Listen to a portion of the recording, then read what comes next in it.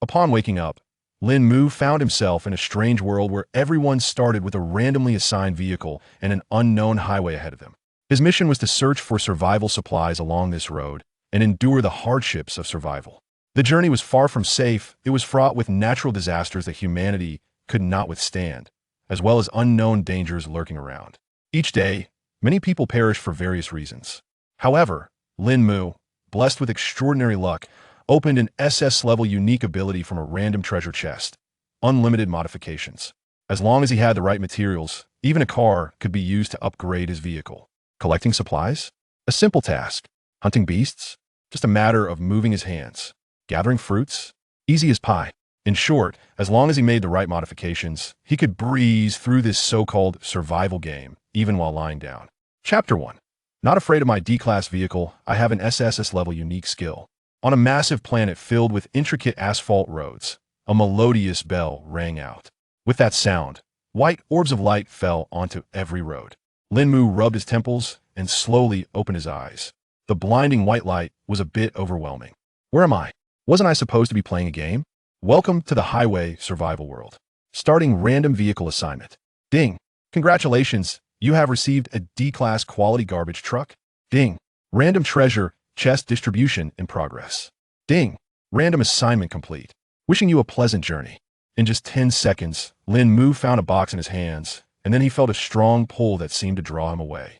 On the asphalt road, the white orbs shattered, revealing vehicles of all kinds, from tricycles to truck tanks. Lín Mù shielded his eyes from the glaring sunlight, and through the windshield, he could see a straight road flanked by grassy fields. Suddenly, a leather case appeared in his hand. What? What's going on? Am I dreaming? He pinched his thigh. Ouch, that hurt. This wasn't a dream. So, he really had entered some survival world?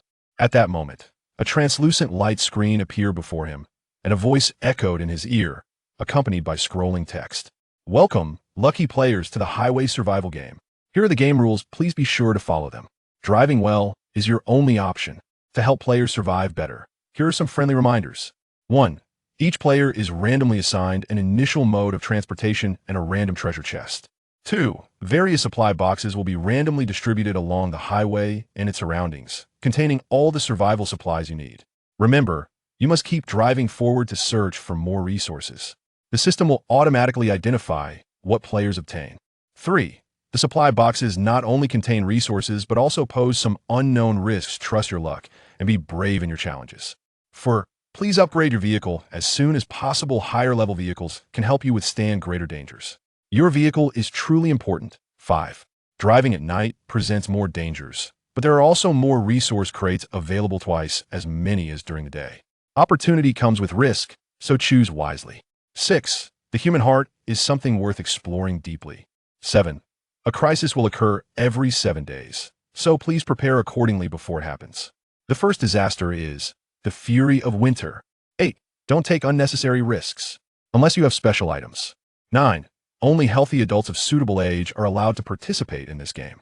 The elderly, children, and others who do not meet the criteria will not be allowed to join. 10. If you encounter a crossroads, please choose carefully. Each path leads to different places. 11. For more information, please silently read the game panel. End of game announcement. Survive. After seriously listening to the system announcement, Lín Mù's eyes focused on the light screen in front of him. As the system's voice faded, a book appeared in his backpack. He tried to open it, and the same voice echoed again on the light screen. So I really have entered a survival world on the road? Though it felt somewhat unreal, it seemed to be true. After closing the backpack, a simple panel appeared before Lín Mù. There were only 7 options: World Channel, Regional Channel, Workbench, Mailbox, Trading, Hull, Vehicle, Information, Backpack. The first thing he opened was the vehicle information, and the image that appeared was somewhat different from what Lín Mù had imagined. Vehicle, garbage collection truck, quality, D-grade, level, LV1, fuel tank, 100L, fuel consumption, 1L 15 km. This was not the large garbage truck Lín Mù expected, but rather a modified garbage truck. The front resembled a wooling van, pulling a small garbage storage compartment behind it. Overall, it was about the size of a small delivery truck. Lín Mù was not very satisfied with this vehicle. He would have preferred a tank or a large truck. If what the voice said was true, only large vehicles could withstand the so-called dangers. Lín Mù shook his head. There was no point in thinking too much. He closed the vehicle information and opened the other options. Workbench, fuel, tank, trading hall were all empty. Then he opened the world channel, where the text was flashing at an invisible speed. Lín Mù couldn't make out a single message. He shook his head and closed it, deciding to come back later. Next, he opened the regional channel. The text moved quickly here as well, but compared to the world channel, it was already much slower. Wow, is this real? I woke up in a luxurious RV, with air conditioning and a sofa. Even in a survival situation, I'm comfortable. Huh, I'm stuck with a tricycle, what a joke. Who are you people? Don't play this boring game with me. I swear, if I find out who's behind this, they'll deal with you. Dude upstairs, can't handle a little challenge? Guys, stop arguing. Can someone take me under their wing? I can keep you warm at night. Lín Mù glanced over the messages above. Everyone had different vehicles. Is the difference in vehicles merely functional? It shouldn't be that simple, right? By the way, doesn't anyone pay attention to fuel consumption? The messages in the regional channel suddenly decreased significantly. After about 10 seconds, information began to pour in like a spring. I can only get 1 kilometer per liter from my RV. That's unreasonable. Haha, my tricycle can go 100 kilometers on just 1 liter. Lín Mù took a few glances and lost interest. There was too little useful information, and everyone seemed to be in an exploratory phase.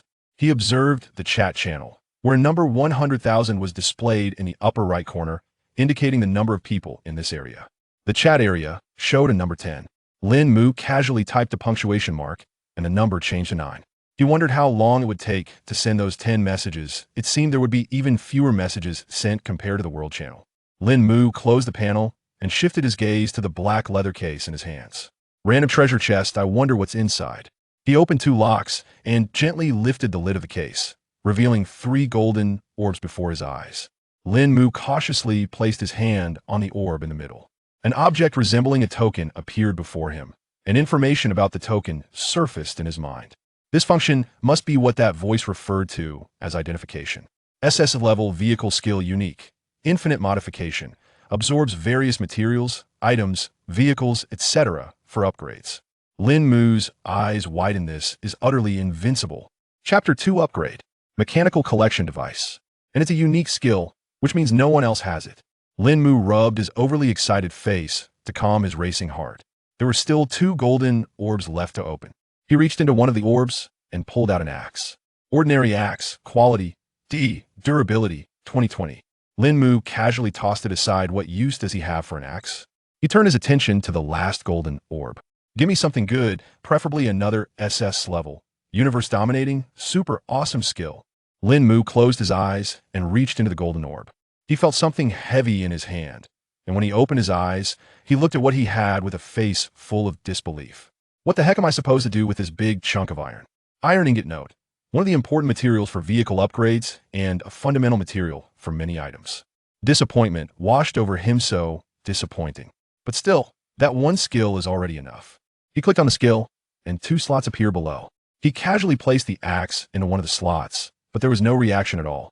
After thinking for a moment, he placed the iron ingot into the other slot. A glowing ring appeared, slowly rotating. It works. After about 4 or 5 seconds, 3 options appear below. Option 1. Offensive weapon, extended iron axe. Attack range is about 1 meter near the front of the vehicle. Option 2. A rudimentary mechanical arm collection device. Effective within 5 meters near the front of the vehicle. Option 3. Axe decoration. The first 2 options are relatively normal, but what the heck is the third one? Who in their right mind would choose that? Lín Mù directly ignored the third option and focused on the first 2. He quickly calculated in his mind and chose the second option without hesitation. There was no need to think. That unknown entity had already indicated what the best choice was. Resources. To survive, resources are the most important, and the second option was precisely the best choice. Once Lín Mù made his selection, the vehicle emitted a buzzing sound. After 10 seconds, it returned to silence. Is that it? Suddenly, it felt like something in his mind was connected to something else. With a thought, a slender mechanical arm appeared in front of the windshield, holding an axe. Is this the modified thing? It seems quite interesting.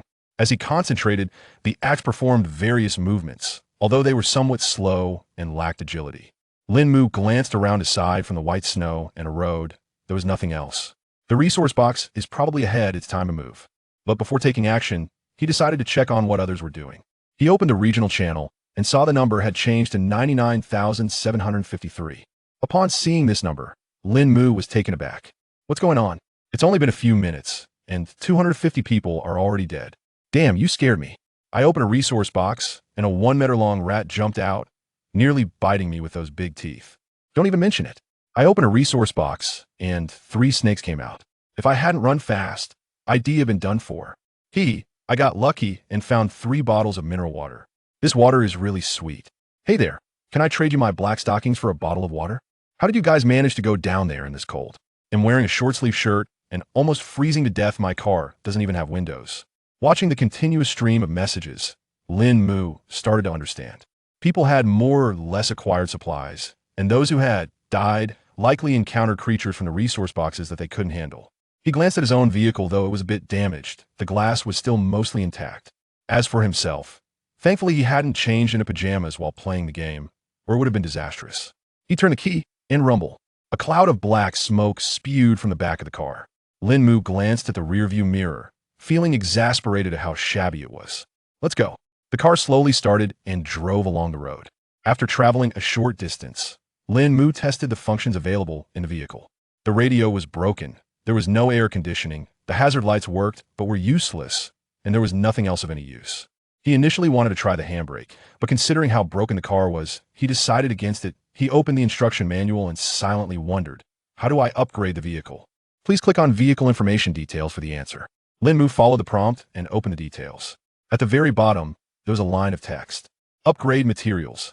Iron ingots X10, wood X20, glass X4. That's quite a lot of materials needed. Lín Mù intended to close the interface, but paused when he noticed a very small line of text at the bottom that could easily be overlooked. Devouring a core from a vehicle of the same level can also upgrade it. Hiss. Does this mean they're encouraging each other to fight? No wonder, no wonder. Human nature is a complex thing, a notion he didn't quite grasp at first, but now he understood. Without this line, the chances of everyone banding together would be very high. One shouldn't underestimate the solidarity of people from his country. But with this line, things could change drastically. Finding materials is such a hassle. Vehicles are so much simpler.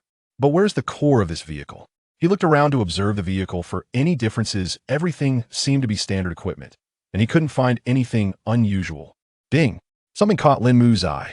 Hanging from the rearview mirror was a round, white object resembling a crystal. Could it be this?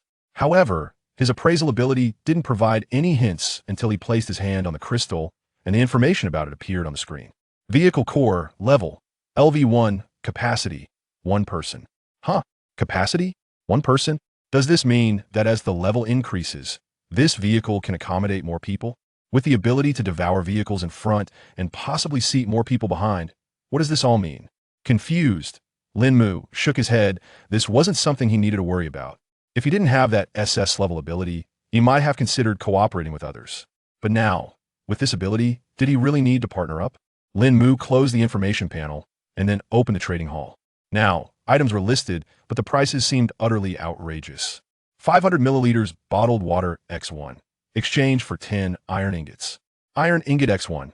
Exchange for a 500 milliliters bottle of water. Burnt rat meat. Exchange for a 500 milliliters bottle of water. It was chaotic, too chaotic. Chapter 3, you call this thing a remedy for nighttime driving? Lín Mù shook his head in disappointment. It had no reference value at all. Everyone was just pricing according to their own preferences, and if this actually sold, it would be a miracle. He turned off the panel and focused on driving. He wasn't going fast, only 60 kilometers per hour. Of course, that was the vehicle's maximum speed, but he didn't mind. Speed or slowness had no impact on him right now, and he figured others probably weren't moving much faster either. Just gathering resources was enough to keep them busy. The numbers on the odometer kept changing, and soon Lín Mù had driven 10 kilometers. A box appeared in front of him, just sitting across the road. He parked the car 4 meters away from it, and as a thought crossed his mind, the collection device extended from the front of the vehicle. Lín Mù controlled the axe at the front to smash down on the box. Crack! With a crisp sound, the box opened. Before he could even see what was inside, it was gone. Huh? The box was empty, just like that. He didn't even have to get out of the car. What a stroke of luck. He had thought he would have to open the box with the collection device and then get out to collect the contents. Instead, it all went straight into his space backpack. Lín Mù looked at the box on the ground, wondering if he could collect it too. Was it useless? He nudged the box with the collection device, but there was no response. He stared at the wooden box, and after a moment of contemplation, He moved his car closer to it. After checking his surroundings to ensure it was safe, he quickly opened the car door, reached out to grab the box, and closed the door in one smooth motion. He tried to place the box into his backpack, but the wooden box remained in his arms. Lín Mù shook his head and tossed it onto the passenger seat. He would try to deal with it later. He opened the panel, and the action information appeared in the blank space. Congratulations! You opened a wooden resource box and received 100G of bread X1. Lín Mù stared blankly at the information displayed above. Just one? He glanced at the wooden box beside him. This was pretty disappointing. He opened the book and asked in his mind, how many types of resource boxes are there? Resource boxes are divided into 6 types: wooden, black iron, bronze, silver, gold, and diamond. In addition, there is a blind box type. The higher the level, the better the resources obtained, but the dangers encountered will also be greater. The blind box resource box can contain anything. Alright, so the lowest level box is this pathetic? He started the vehicle and continued driving. Every so often, Lín Mù would come across another box. Sometimes it was on the road, sometimes on the sides, but clearly they were not very far apart. Even if it was far away, he could still drive the car down and use the device to open the boxes. From the moment he encountered the first box until now, he had traveled a total of 15 kilometers and come across 6 boxes. For wooden boxes, 1 black iron box, and 1 silver box. Lín Mù was quite lucky, having encountered no dangers at all. He wondered how others had faced dangers. It didn't seem risky at all. He glanced at his backpack, which contained 3 500 milliliters bottles of mineral water, 2 100G loaves of bread, 3 iron ingots, 5 pieces of wood, and 1 electronic component. It could be said that he had gained quite a lot. However, he didn't know how to use the boxes beside him. He tried to apply the modification skill, but there was no response. It seemed that these resource boxes were not considered materials. After driving a bit further, he spotted a golden box on the right side of the road. He parked, deployed the collector, and controlled the axe to smash it open. Obtaining supplies was just that simple. Whoa, what a huge saber-toothed tiger. A message appeared before Lín Mù's eyes. Saber-toothed tiger, danger level. Hey, suggestion, run away. Whoa, a saber-toothed tiger? Are you kidding me? ISNT, this thing extinct. Alright, I guess everything seems normal in this world. The warning prompted him to flee, so he decided to run. Hey, wait for me. Don't come over here. In his excitement, Lín Mù accidentally tapped the saber-toothed tiger with a somewhat clumsy collector. The axe blade made a 4 to 5 centimeter gash on the tiger's skin, and blood began to flow from the wound. Wait a minute. ISNT, this a collecting device? It can actually inflict damage? Looking at the sharp axe blade, a sinister smile crept across Lín Mù's face. Little tiger, let us play a game. He put the car in reverse, slowly backing up while keeping the front of the car aimed at the tiger. He swung the axe at the tiger again and again. But most of the strikes were dodged, and the wounds he inflicted weren't very severe. Seeing this outcome, Lín Mù's smile froze on his face. Warning, collector durability decreasing. Please repair.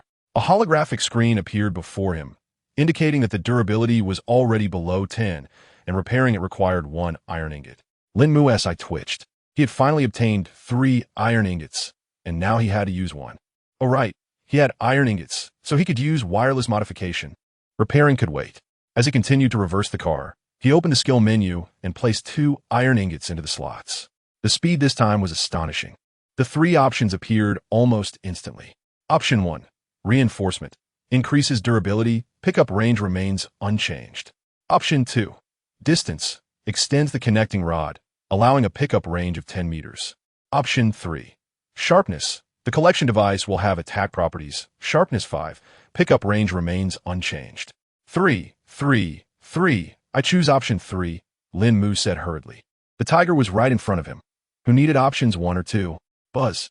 3 seconds later, the vehicle returned to normal.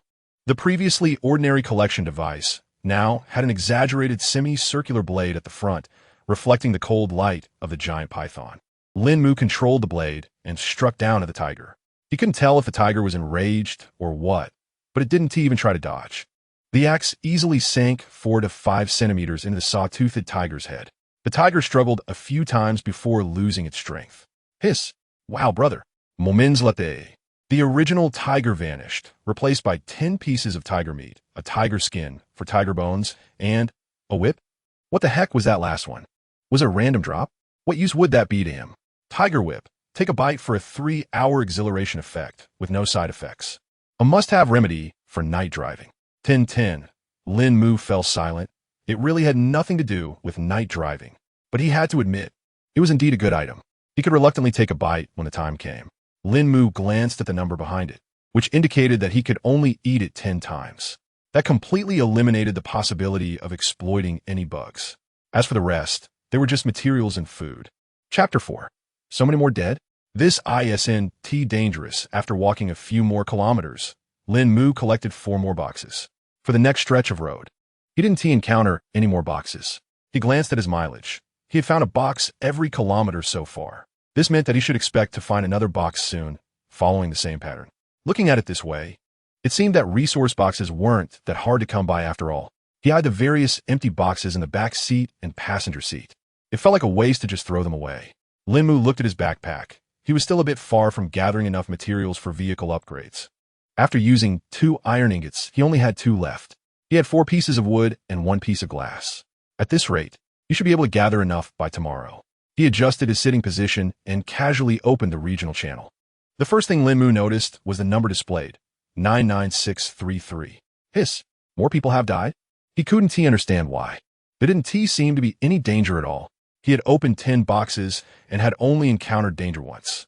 And if you just got in the car and drove away, how could you possibly die? He clearly forgot that he hadn't left the car at any point. He had only opened 1 car door to pick up boxes. Can someone give me some water? I'll send you stockings. Get lost, you freak. Don't believe him. He asked just some toe-picking brute. Ha, I just shot a wolf with my handgun and got a bunch of wolf meat. Upon reading this, Lín Mu's pupils contracted. A handgun? Is that even reasonable? Upstairs is impressive, unlike me, who only managed to get a KFC bucket. By the way, how much fuel do you all have left? I just drove 100 kilometers and burned through 20 liters. There is not a drop of gasoline in the boxes, and if I can't find any soon, I'll have to stop.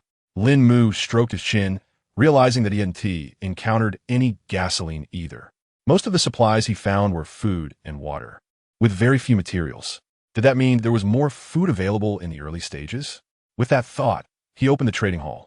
Compared to before, there were many more items available now. Just as he had suspected, most of the items for sale were food and water, with an abysmally small quantity of materials. It seemed impossible to get materials from here. Lín Mù closed the interface and focused his gaze ahead. In fact, whether he looked or not didn't really matter. The car's speed was capped at this level. No matter how hard he pressed the accelerator, it wouldn't go faster than 60. Just as Lín Mù was feeling bored, a flash of light caught his eye in the middle of the road. Here it comes. He quickly glanced at the mileage, 99 kilometers. So, that means a resource box appears every 100 kilometers. Every kilometer? It seemed to be the case for now. As he got closer, Lín Mu's smile widened. It was indeed as he had thought. With a sharp axe in hand, Lín Mù controlled it to strike the resource box directly. Crack! He quickly opened the panel. Congratulations! You have opened a wooden resource box and gained 10 liters of gasoline X1. Lín Mù raised his eyebrows in surprise. Gasoline? What good luck! He hadn't expected to find gasoline in the first box. It seemed he didn't need to worry about running out of fuel. Glancing at the remaining fuel in his vehicle, he saw that he had plenty left. Hopefully, his luck would continue. Rubbing his hands together, he knew he couldn't leave the box behind and stored it in the vehicle. Looking at the pile of boxes, Lín Mù hesitated. Should he throw them away? They couldn't even fit in his backpack, and would they even be useful? But the silver and gold boxes were ones he had personally checked. They felt real enough, not fake at all. He took another look at the boxes behind him. He decided to take them for now. If it became necessary, he could always toss the wooden and iron boxes later. As Lín Mù had anticipated, there was a box every kilometer. However, the contents were different from what he expected. There were still bread and water, and even canned goods. He also managed to collect quite a bit of iron ingots and wood. About a kilometer ahead, Lín Mù encountered the 7th box. But this one was a bit different. It had a question mark drawn on it. Lín Mù stared at the box and didn't drive forward. A message appeared before his eyes. Blind box. A resource box that relies on luck. Was he really this lucky? He had stumbled upon a blind box. Lín Mù was excited. I hope it gives me a Gatling gun. If not, an AWM would do, and if that doesn't work, I wouldn't mind an M718. He clasped his hands together and moved the axe closer. Bam! Crack! 3 glowing orbs appeared before Lín Mù. He was momentarily at a loss for what this meant. He quickly opened the book to inquire. Anything can appear in a blind box resource box. At least 1 glowing orb will appear, and at most 5. Each orb represents a different item, which could be resources or dangers, so please be prepared. Lín Mù swallowed hard. There could be dangers involved. Should he really open it? Couldn't they just stay outside and not be cooped up in the vehicle? Will this orb of light appear inside the car or outside? Lín Mù found the question a bit strange, as he took a while to process the words in the book. It will appear within a meter of the blind box outside the car. Upon reading this, Lín Mù felt relieved. As long as it didn't enter the car, he would be safe. Please let it be something useful, not something dangerous. I beg you. He reached into the first orb of light. The orb flickered and returned to the vicinity of the blind box, dropping a piece of parchment on the ground. With a touch of his axe, the parchment appeared in his backpack. Blueprint for a small pure water collector. Collects 100 milliliters of water per hour. This is great. Although it's only 100 milliliters, it's enough for just him. Seeing something good made Lín Mù even happier. He quickly reached into the middle orb of light, and, as it landed near the blind box, items spilled out. Wow, who has such luck? He hurriedly used his axe to collect the items into his space backpack. A whole box of soda. He quickly pulled it out from his backpack. A full, unopened box. He fished out a bottle. The fizzy sensation burst in his mouth, and that crisp texture felt so good. Refreshing. Compared to the previous blueprint, this was indeed a bit less impressive, but for Lín Mù, it was still a good find. Moreover, it was a full 24 bottles, both satisfying thirst and cravings. Lín Mu's eyes sparkled as he looked at the last orb of light. He was ready to face any danger. With the first 2 finds, he was already ahead. As he popped the orb, Lín Mu's eyes widened in amazement. Good stuff, really good stuff. Chapter 5, Vehicle Upgrade. I 1T trade in my SSS-rated car. Vehicle Upgrade card. Increases vehicle level by 1. What a surprise. Does this mean I don't need materials anymore? Without a second thought, Lín Mù used it immediately. Ding! Vehicle level has reached level 2, unlocking vehicle traits. Traits?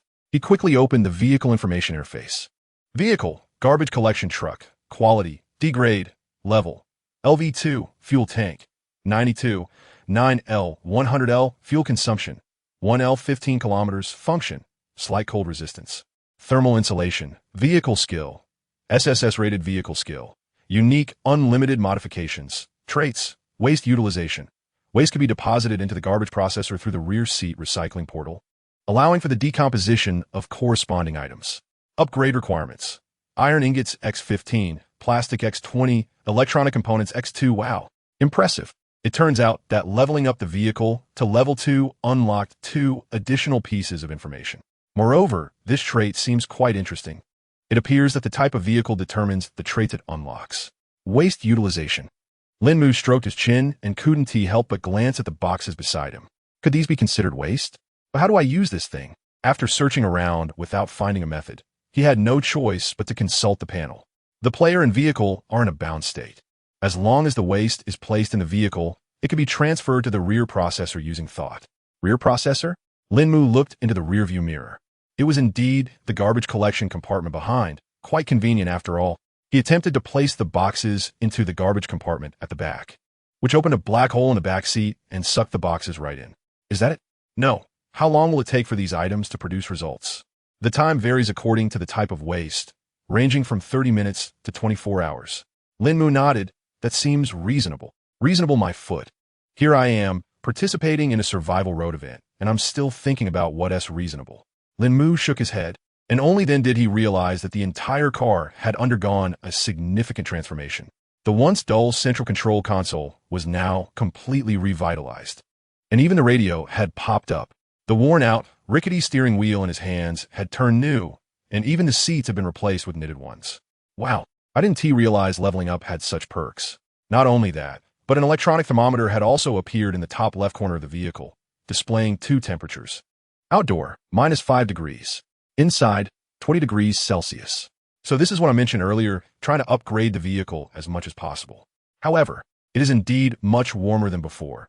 After the upgrade, I can clearly feel the temperature inside the car rising significantly.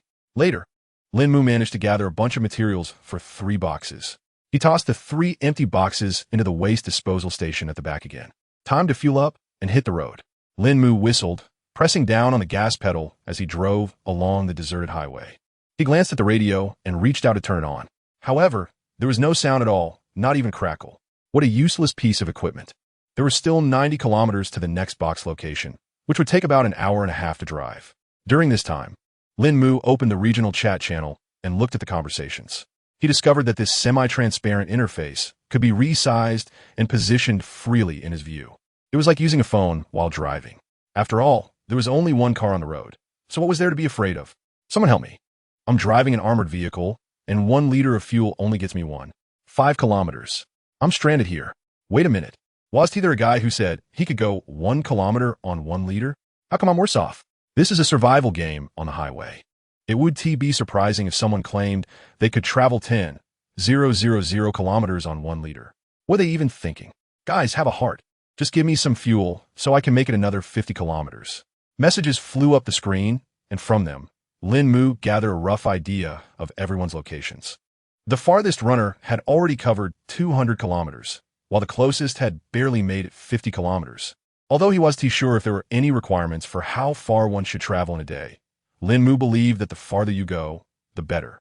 He glanced at the number 99,218. Based on the current pace, it seemed that about 2,000 people would die today. Wouldn't that be 20,000 in a week? That's truly brutal. A crisp sound rang out from the car's speakers. What was that?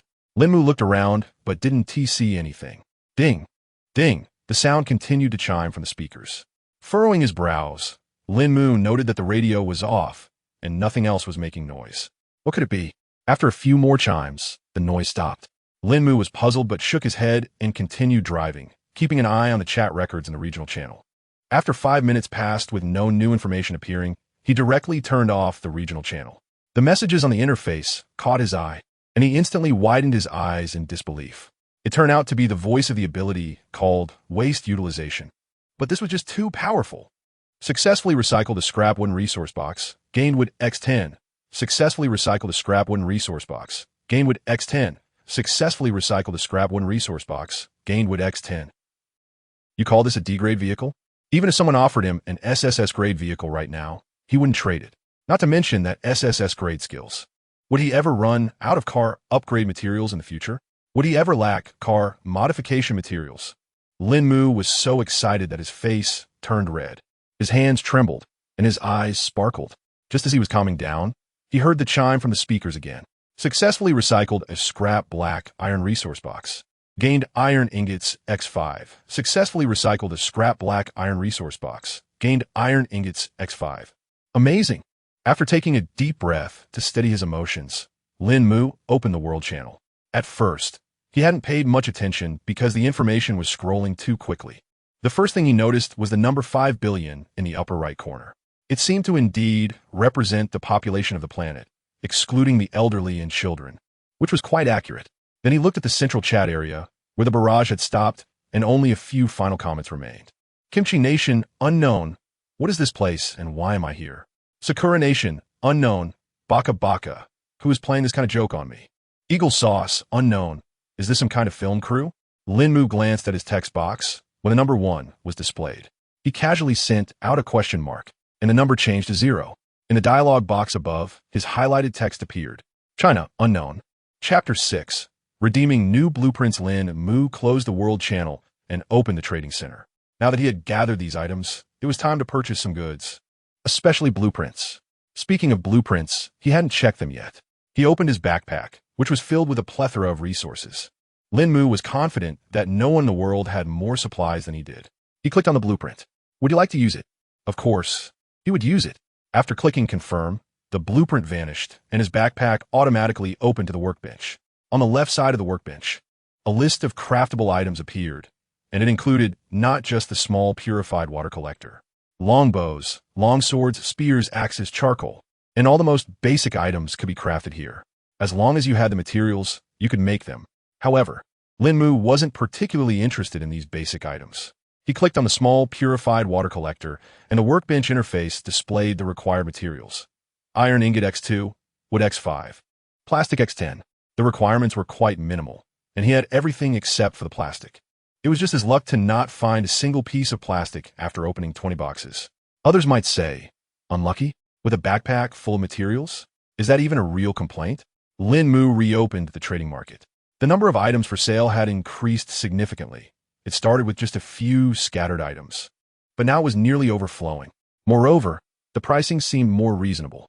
Iron ingot X1, exchange for wood X5, 100g bread, exchange for 500 milliliters bottled water, 100g rat meat, exchange for 250 milliliters bottled water. Most of the exchanges were reasonable, except for a few that were downright absurd. For example, this one, girls' original flavor black stockings, exchange for 100g bread plus 500 milliliters water. At that price, only a fool would trade for it. Yet, someone did redeem it right before his eyes. 3 words appeared instantly. Already redeemed. What on earth were they thinking? You trade for a damaged pair of stockings and not worry about your little buddy getting athlete's foot? Lín Mù couldn't fathom the thought process of the person who made that exchange. Not far from Lín Mù, a chubby boy was driving a wooling van down the street. He pushed up his glasses, a lewd smile spreading across his face. In his hand, he held a pair of stockings that had been slightly worn and smelled faintly sour. He brought the stockings to his nose and took a deep breath. Ah, what a fragrant smell. A satisfied expression appeared on the boy's face. Then he let the stockings drop down, and the vehicle sped up and slowed down intermittently. 3 minutes later, the chubby guy had a satisfied look on his face and hung the stockings back up at the trading center. Used girls' original flavor black stockings, exchanged for 100g of bread and 500 milliliters of water. Only a fool would keep them for himself. The chubby guy's eyes sparkled. Lín Mù had already exchanged for 10 pieces of plastic and 4 pieces of glass, all obtained through wood. He hadn't used any iron ingots. Even though there was now a perfect way to acquire iron ingots, the quantity of black iron resource boxes was still somewhat limited. On the other hand, there were plenty of wooden boxes, and exchanging them didn't hurt at all. However, he still spent 40 pieces of wood for this. For him, it was a fair trade. He continued to search. Where are the blueprints? Why haven't I found a single one? Lín Mù furrowed his brows. He had been flipping through for 2 minutes and had lost track of how many pages he had gone through. Not a single blueprint in sight. This is a zone with people. Even if luck was against him, there should be at least 1 or 2 for sale. The main issue was that there were just too many items for sale, and he couldn't keep up with the browsing. He exited the interface and re-entered. The first exchange item completely confused him. Is this not the one from before? What on earth is used? No doubt. Lín Mù recognized it as the one posted by the chubby guy. He shook his head and stopped paying attention. He carefully examined the interface, certain there must be a filtering or search function. He enlarged the tablet-sized screen, and the vehicle slowed down. After zooming in, Lín Mù spotted a magnifying glass icon in the upper right corner. Haha, found it. Clicking on it, there was indeed a search box.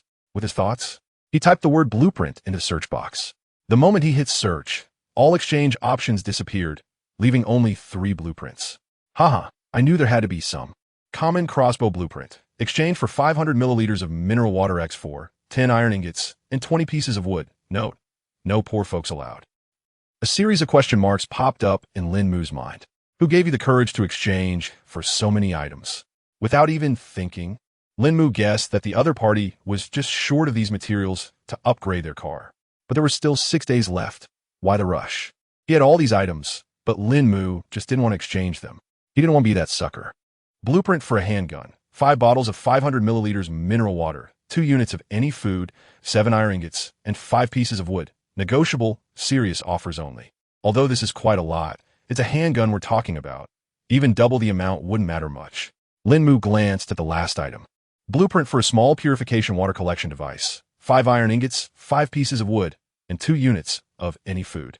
After pondering for a moment, Lín Mù decided to exchange for the collection device. Even though he already had one, he could use this to trade for other items, so it was a win-win situation. After all, he already possessed all the materials needed for the exchange. He chose 2 loaves of bread as his food items, just under 10 seconds after submitting. The other party agreed, and a blueprint appeared directly in his backpack. However, he didn't pay it much attention, as he still had the handgun blueprint to exchange. He opened the other party's message, but unfortunately, due to the game's protection, he couldn't see anything. He opened a chat. Hello, your price is a bit high. No one has that much stuff at the start. If you're serious about selling, just quote a reasonable price. Let's negotiate a bit. You never know.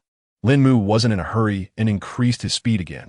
He glanced at the odometer. He had already traveled 150 kilometers, and there were still 50 kilometers to the next treasure chest location. This meant he would soon have another batch of income. Ding. A message came through. You can reduce the water by 2 bottles but the other items can't change. You need to understand this is a handgun, not just anything else. Lín Mù pondered for a moment, clicked on the blueprint's details, and saw that he had all the materials, and he wasn't asking for much. Buy. The parties confirmed the deal. The handgun blueprint was in his hands. He quickly opened the crafting interface. He didn't choose to craft the handgun, but opted for the purification water collection device. Better to make it early and use it sooner. Ding. Consumed 2 iron ingots, 5 pieces of wood, and 10 pieces of plastic. Crafting successful. A metal device, only half a meter tall, appeared in his backpack. Just as Lín Mù was about to take it out, a message flashed in his mind. A 3-dimensional spatial diagram of a vehicle appeared in his mind. Please select a placement location. Chapter 7. The Forest Python. Snake guts are a good thing. Lín Mù stared at the 3D diagram in disbelief.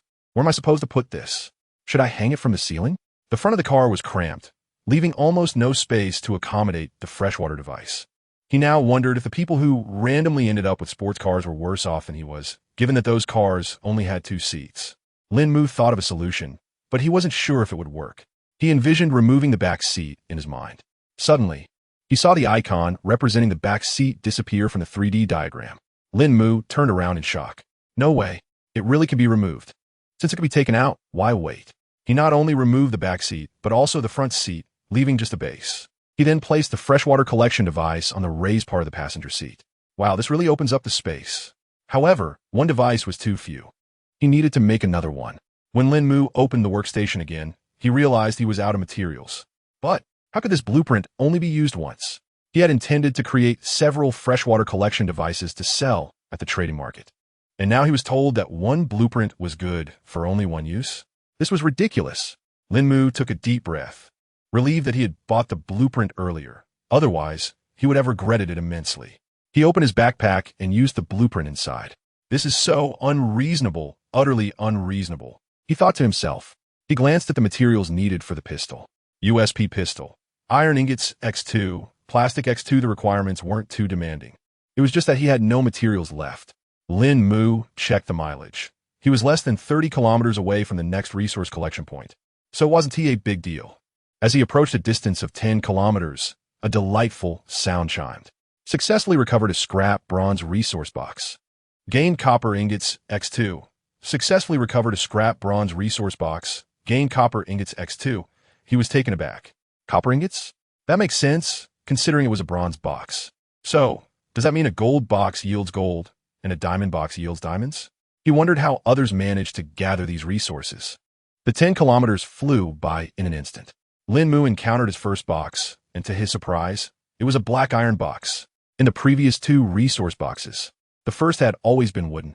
This time, however, it was black iron. Could it be that the grade of the boxes improves with the number of encounters? Lín Mù mused to himself.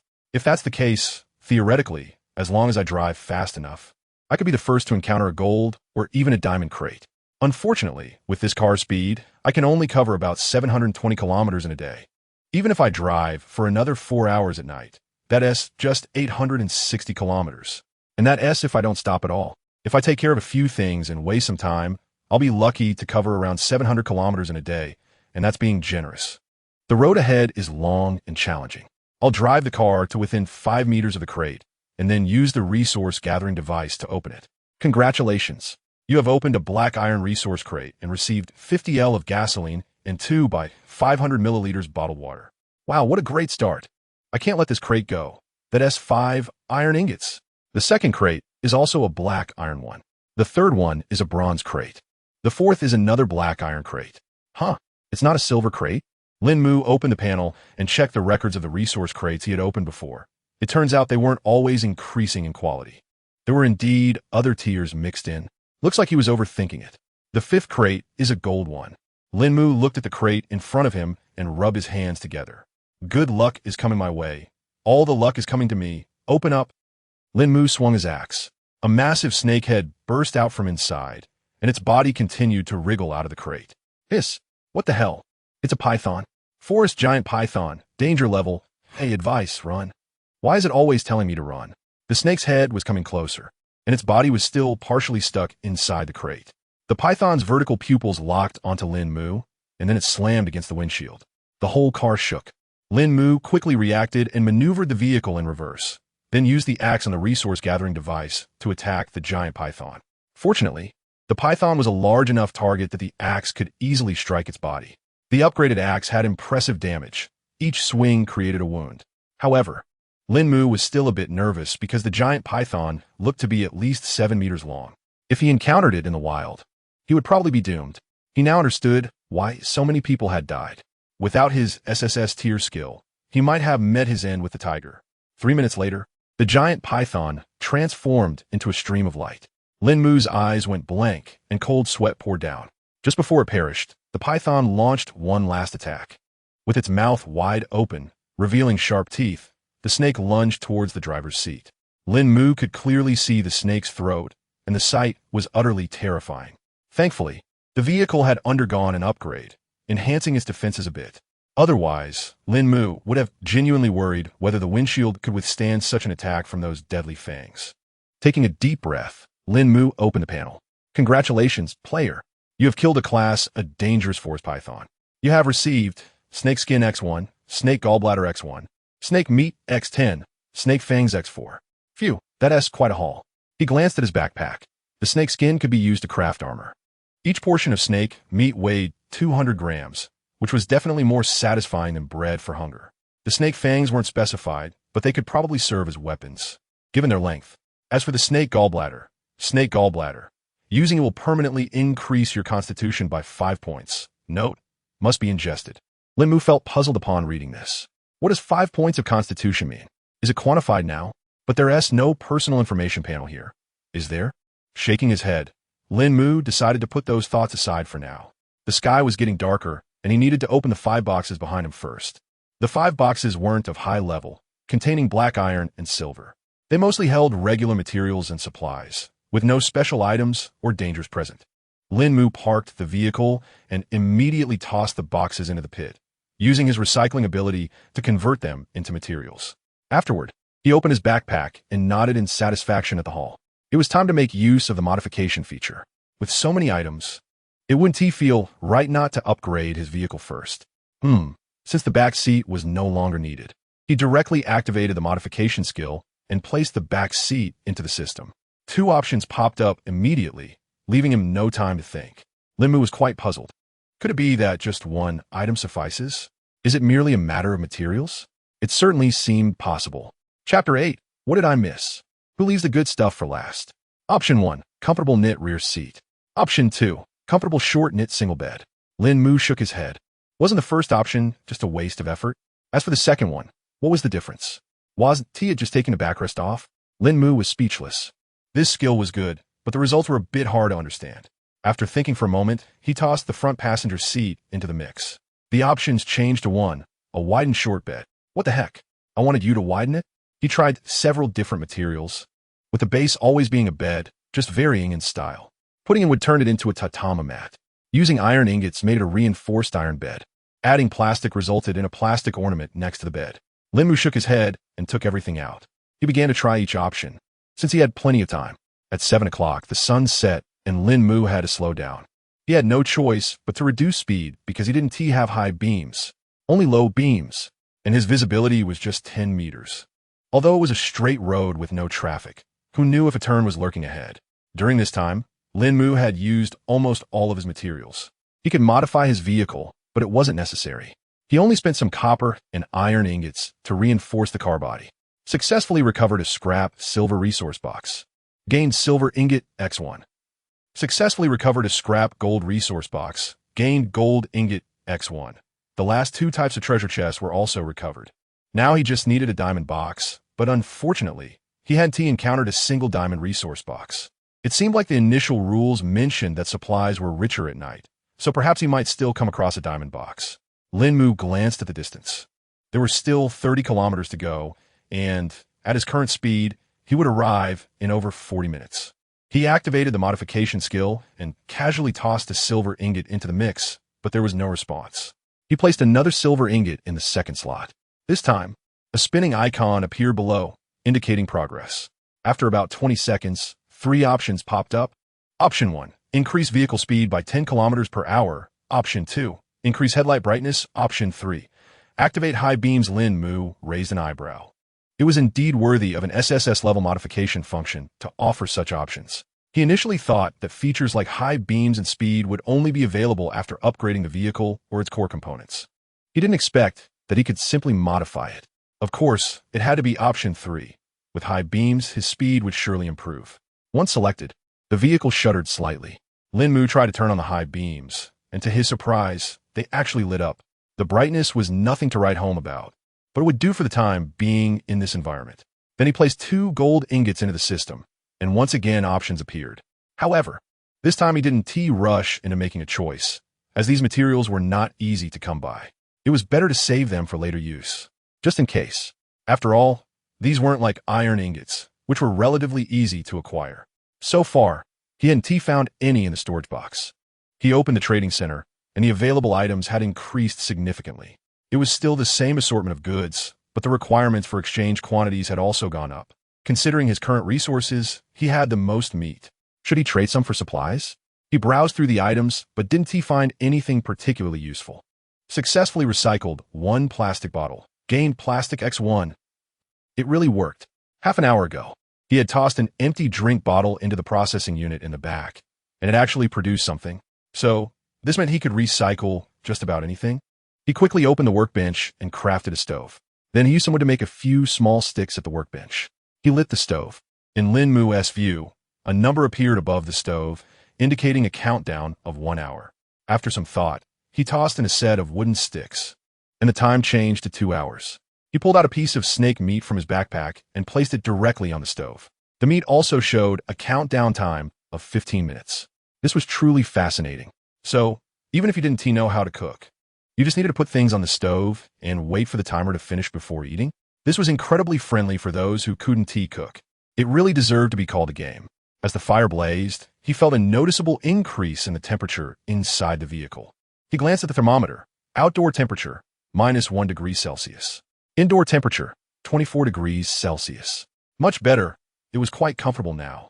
If he had known the stove could raise the temperature inside the vehicle, he would have made one much earlier. 15 minutes later, he took the piece of snake meat off the stove. Cooked snake meat 100 g.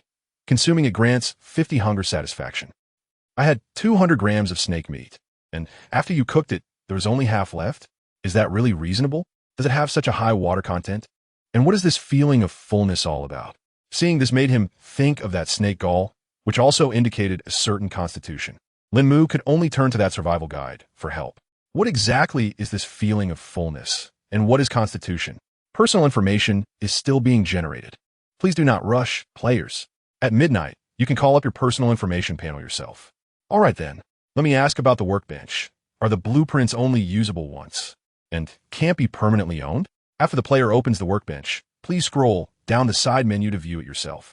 Following this method, Lín Mù opened the workbench and kept scrolling down the side menu. Only then did he realize there were so many things in the menu. When he finally reached the bottom, there was indeed a category for blueprints. Upon seeing the information displayed on the blueprint, he was completely stunned. Small purified water collector permanently unlocked. Small purified water collector blueprint. 1-2, WTF. Permanently unlocked? It only requires 2. He actually used 1. Damn it. Beep beep. The honking of car horns sounded urgently, and Lín Mù didn't know how many times he slammed the steering wheel. He actually missed the permanent unlock. Who would have thought of that? With such a hidden menu, who would guess there was a blueprint option down below? You have a bunch of axes and knives up top. Who would know the blueprints are underneath? Lín Mù always thought that the blueprint was just for use, and then you could go to the workbench to craft it. But it turns out the blueprints could be used this way. He then felt relieved that he hadn't used the other blueprint. Otherwise, who knows when he would be able to unlock this permanent feature. Just then, Lín Mù noticed a black iron box on the road ahead. 200 kilometers to go. Chapter 9. Isn't this material easy to obtain? A survival game? Is this it? Lín Mù glanced at Li Cheng and saw that they had indeed reached 200 kilometers. As for the blueprints, what else could he do? He might as well forget about them. What other choice did he have? As for everything else, he decided to deal with the current situation first. Arriving at the box, he used the collection device to open it directly. Congratulations! You have opened a black iron resource box and received 100 g of bread X2, braised beef noodles X2. What a great find! Lín Mù swallowed. This was definitely tastier than bread. He couldn't forget about the box. After all, It contained iron ingots. He quickly tossed the box into the processing unit behind him. Congratulations! You have opened a black iron resource box and received electronic components X2, glass X4. Congratulations! You have opened a silver resource box and received 100L of gasoline. Blueprint for a small purification water collector X1, steel knife X1. Whoa! A blueprint for a purification water collector. No wonder they say resources are better at night. Not only did he get plenty of supplies, but he also received another blueprint. But what is up with the steel knife? Do they expect me to fight a 10-meter-long snake or a 2-meter-high tiger with it? Are you crazy, or am I? Lín Mù shook his head and continued driving forward. Upon reaching his destination, he spotted a golden box by the roadside, and his heart skipped a beat. Surely, there wouldn't be another monster here, right? He placed his hand on the gear shift, ready to throw it in reverse at any moment. Thud! Congratulations! You have opened a golden resource box and received mustard seed X1, fabric X5, cotton 100G X5, KFC bucket X3. So much stuff in a golden box. Damn that tiger and damn that giant python. Well, I can't complain. They provided quite a lot of materials. Even though he didn't know what the first 3 materials were for, he could make a rough guess based on their names. Forget about instant noodles with meat for dinner. He wanted KFC. He was really starting to love the boxes that appeared at night. They were just so full of good stuff. Moving on to the next one, he found a black iron box and opened it without hesitation. Ghost Face Mountain Demon. Danger level. Advice. You can fight it, but if you can't, run away. A large monkey burst out of the box, its patterned face glowing strangely in the headlights. Roar. The mountain demon let out a furious roar, and Lín Mù could clearly see its sharp teeth, which were just as intimidating as that giant python's. What kind of creature is this called a mountain demon? This thing must be at least 4 meters tall. He's seen mountain demons before, but he had never encountered one like this. The mountain demon leaped onto the front of the car, causing the hood to slowly lift off the ground. What the? Lín Mù was startled by this sudden attack and quickly gripped the steering wheel. Looking at the ghastly face so close to him, he couldn't help but swallow hard. It was truly fierce. He hurriedly aimed the collector at its neck and took a shot. Blood sprayed from the wound onto the glass, trickling down as the mountain demon clutched its neck and jumped around wildly, collapsing to the ground in less than 10 seconds. Lín Mù was still in shock, staring at the scene before him, completely dumbfounded.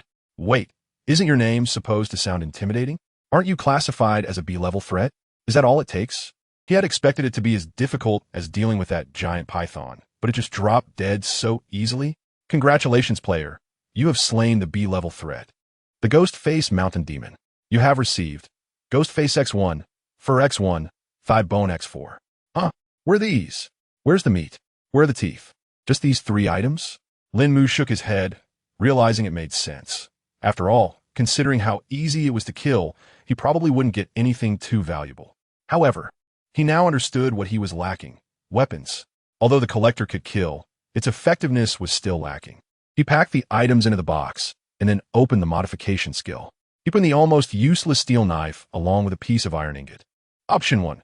Offensive weapon, extended steel knife, attack range of 1 meter around the front of the car. Option 2. Fixed weapon for the front of the car. Option 3. Steel knife decoration. What the hell, a decoration? Couldn't this modification skill be a bit smarter? He could even tolerate it if it suggested mounting the steel knife on the wheel hub, but giving him a steel knife decoration? Lín Mù was too exhausted to complain any further. Without a second thought, he chose option 1. Now came the crucial part. He dragged the crafted steel knife weapon into the skill bar beneath the modification skill.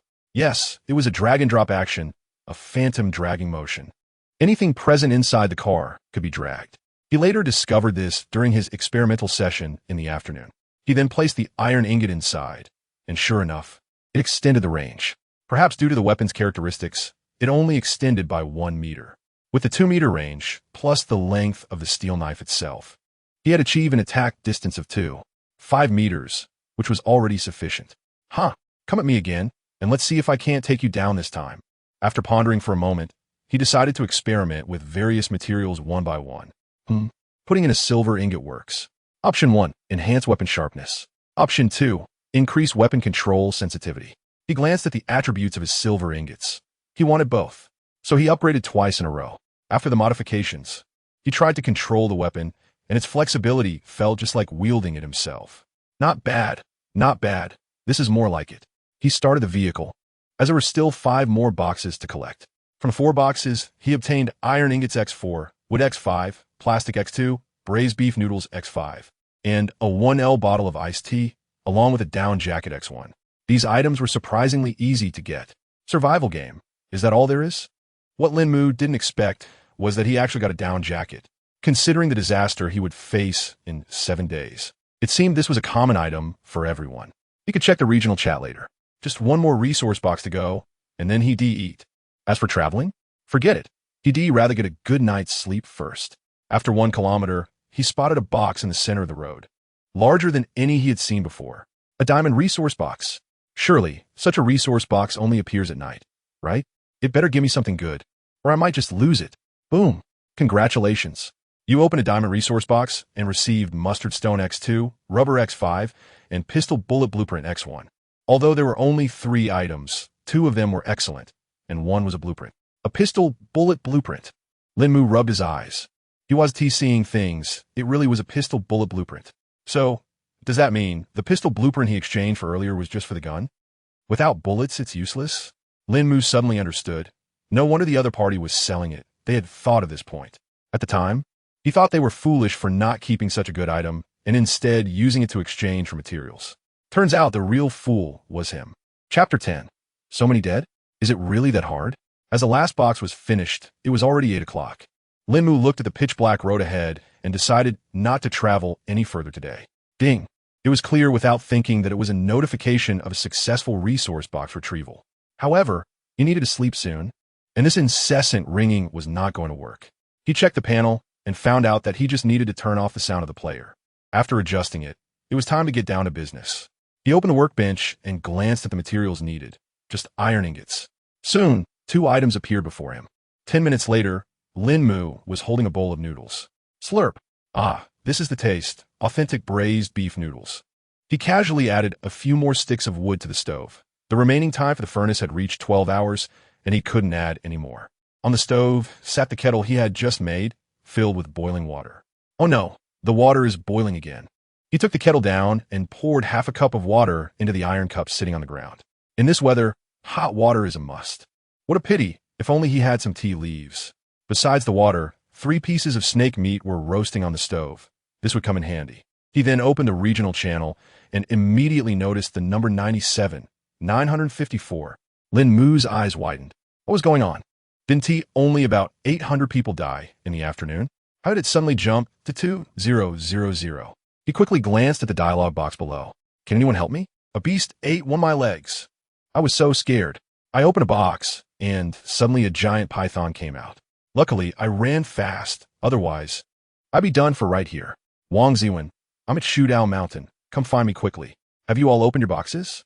Ever since I opened one and found a wolf, I haven't dared to open another. We are all Chinese. Can someone rescue me?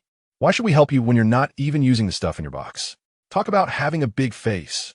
As Lín Mù read the messages, he continued to eat his noodles. Most people chose to evade danger and rely on others for help. Seeking benefits and avoiding harm is understandable. However, it was indeed a bit shameless.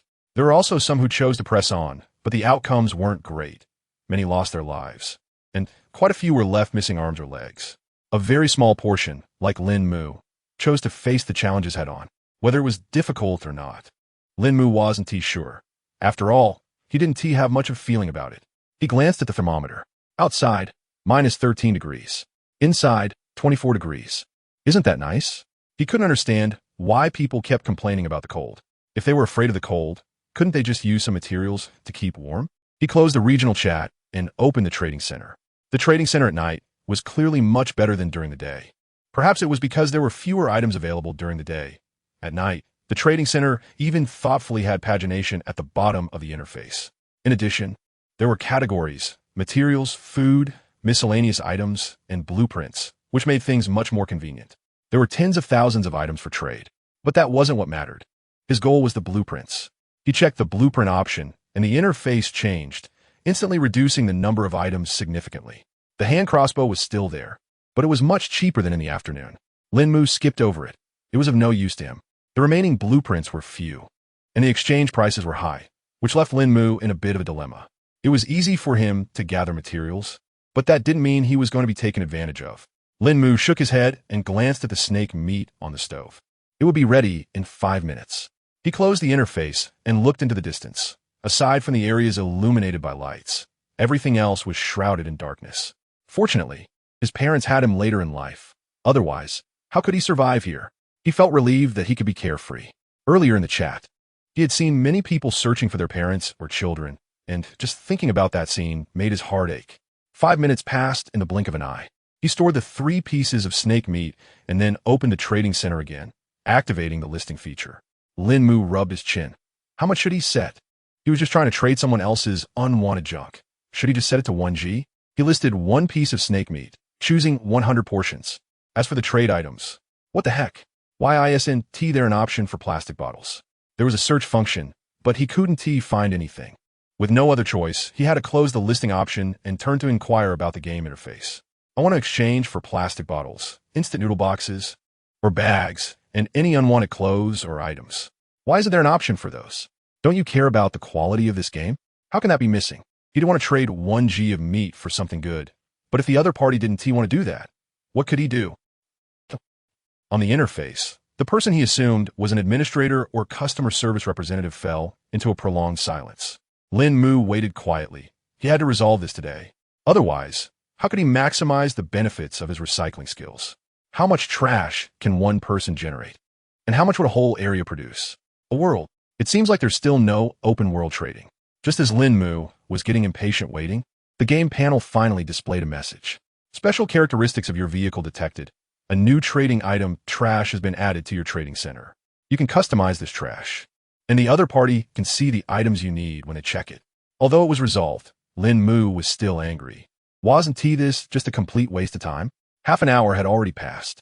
This is a mistake on your part, wasting half an hour of my time. Shouldn't I be compensated? Lín Mu's mouth twitched. Was he being a bit too much? Why did that person run away again? But seeing this, Lín Mù couldn't help but wonder if this was really a game. A true death game. And the person answering questions on the panel. Are they real? Otherwise, why would they need to think? This time, the response was quick, taking less than 2 minutes. We sincerely apologize for your poor gaming experience. You can choose one of the following compensation options. Option 1, Vehicle Core X1. Option 2, Vehicle Upgrade Card X1. Option 3, Replace B-Class Vehicle. Lín Mù looked at these 3 options. On one hand, they seemed decent, but on the other, not so much. However, something for free is better than nothing. He immediately passed on the vehicle replacement option. That was of no use to him at all. Utilizing waste was far too important for him. As for the remaining 2, Chapter 11, Unexpected Upgrade Effects. Personal panel activation. To be honest, both of these things feel quite good. Upgrading the vehicle means an increase in disaster resistance and a significant boost in survival capabilities.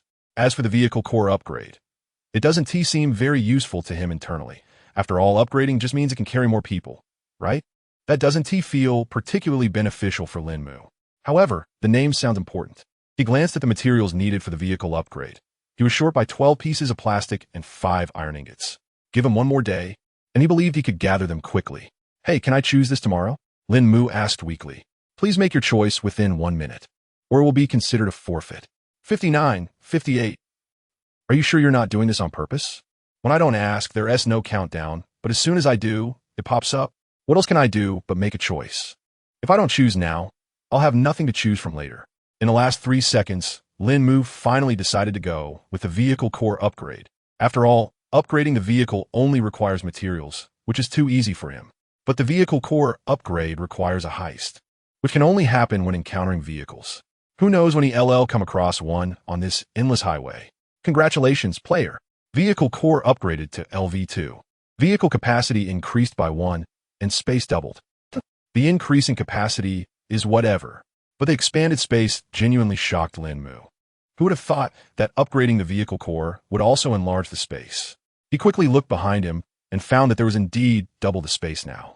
Although it was just over a meter in size, combined with the original backseat position, fitting a 1.6-meter bed should be no problem. It might be a bit cramped, but it's definitely better than before. He just didn't know if the vehicle had been lengthened or if it was just the internal space that had increased. Unfortunately, it was too dark outside to see. Lín Mù glanced at the time. How was it already 10 o'clock? He hadn't even taken care of his main business yet. He quickly opened the trading center and placed the first piece of snake meat, dividing it into 100 portions. That's right. Each portion was only 1 G. Just a tiny bit. He checked the option for trash in the exchange, and then began adding items. Bottles of mineral water, packaging from ham sausages, instant noodle boxes. He added all the packaging from items he had obtained, even torn clothes, just in case he could recycle something from them. He set it to save, so next time he could use it directly. The second piece of snake meat was divided into 20 portions, but it only required 4 pieces of trash to exchange for 1. The last piece was divided into 10 portions, and it required 7 pieces of trash. To be honest, Lín Mù never expected the first piece of snake meat to be successfully exchanged, or rather, he never thought it would be fully exchanged in just 1 day. As long as they could exchange the snake meat within 2 days, he wouldn't believe these people could resist the temptation of snake meat. To anyone, trading trash for food was definitely a good deal. Just 10 seconds after he put it on the market, someone exchanged 4 pieces of trash for a 5G piece of snake meat. He casually tossed it into the processing device behind him. Lín Mù glanced at the time and opened the regional chat again. Ha ha ha, just now some idiot actually exchanged meat for trash. Without a second thought, I traded my leftover plastic bag and a sock for 5G of meat. It cracked me up. I exchanged a broken wooden box for 10G of meat. What a steal. Enough said, I'm quickly picking up the box to trade for more meat. 10G is still meat. Lín Mù smirked, thinking you guys are profiting, but I'm profiting even more. He closed the chat and reclined his chair, lying down to rest. As for the bed, he would deal with it tomorrow. At midnight, Lín Mù was groggily awakened by the sound of the game panel. Ding! Personal information has been activated. Please check it. Lín Mù quickly opened his eyes. He was very curious about this personal information. The snake gallbladder he hadn't eaten yet wasn't tea because he needed to swallow it whole. It was simply because he didn't know what the so-called physique was. He opened the panel, and sure enough, a new section appeared at the bottom. Player personal information, name, Lín Mù, ID, 9527L, LM002837, attributes, strength, 9, physique, 10, agility, 8, note, ID 9527L, planet. Average for male humans is 10, female is 8, health status, health, 100, energy, 99, hydration, 80, note, health status is capped at 100. If health drops below 30, it will irreversibly drop to 0 and result in death. If energy drops below 30 and is not replenished for 3 consecutive days, health will continue to decrease. If hydration drops below 30 and is not replenished for 2 consecutive days, health will continue to decrease. Hey, this is unreasonable. This is faster than dying in reality. But thinking that this was a game, he felt relieved. However, for Lín Mù, these issues weren't a big deal. With his stats, he was definitely not going to die. If this had changed, did that mean the food would also have changes? He opened his backpack and took a quick glance. 500 milliliters mineral water. Hydration 50 braised beef noodles. Energy 50 100G bread. Energy 30 200G snake meat. Energy 60 hydration -10. Health value has a chance to decrease. Is this reasonable? I can only say it's partially reasonable. But that's not the main issue. What is really concerning is that he doesn't have anything that increases health. If something goes wrong, wouldn't he be in serious trouble? This is a big deal. So he quickly checked the panel. In 3 days, the player will find out. So during these 3 days, the player needs to take each day seriously. Lín Mù. 3 days is 3 days. Anyway, I'm not stepping out of the vehicle, so it shouldn't affect me much. He turned off the vehicle and leaned back in his seat, and before long, Lín Mù drifted off to sleep. In such warmth, it would be hard not to. Compared to Lín Mu's comfortable situation, others were not so fortunate. I can finally talk again. You all saw that personal information, right? I haven't done anything. And my health is down to 80. What's going on? Does anyone have anything that increases health? Please let me borrow it. Boo-hoo. My energy is down to 20. I just lost 2 points of health. Save some strength. I'm freezing to death here. The temperature inside the vehicle is barely above 0. I'm going to sleep now. Hope to see you all tomorrow. The number displayed above the regional chat shows the current population is 97,011. They arrived around 9 o'clock, which means 3,000 people have died in just over 15 hours. The survival game has just begun. Chapter 12. The place has arrived, but what about the box? Day 2 of survival. Lín Mù stretched lazily as the blinding sunlight streamed into his eyes, making him uncomfortable. If only there were curtains, he thought, reluctant to get out of bed. but the light had forced him awake. He immediately checked the temperature. Outside, -15 degrees. Inside, 24 degrees. Wait a minute.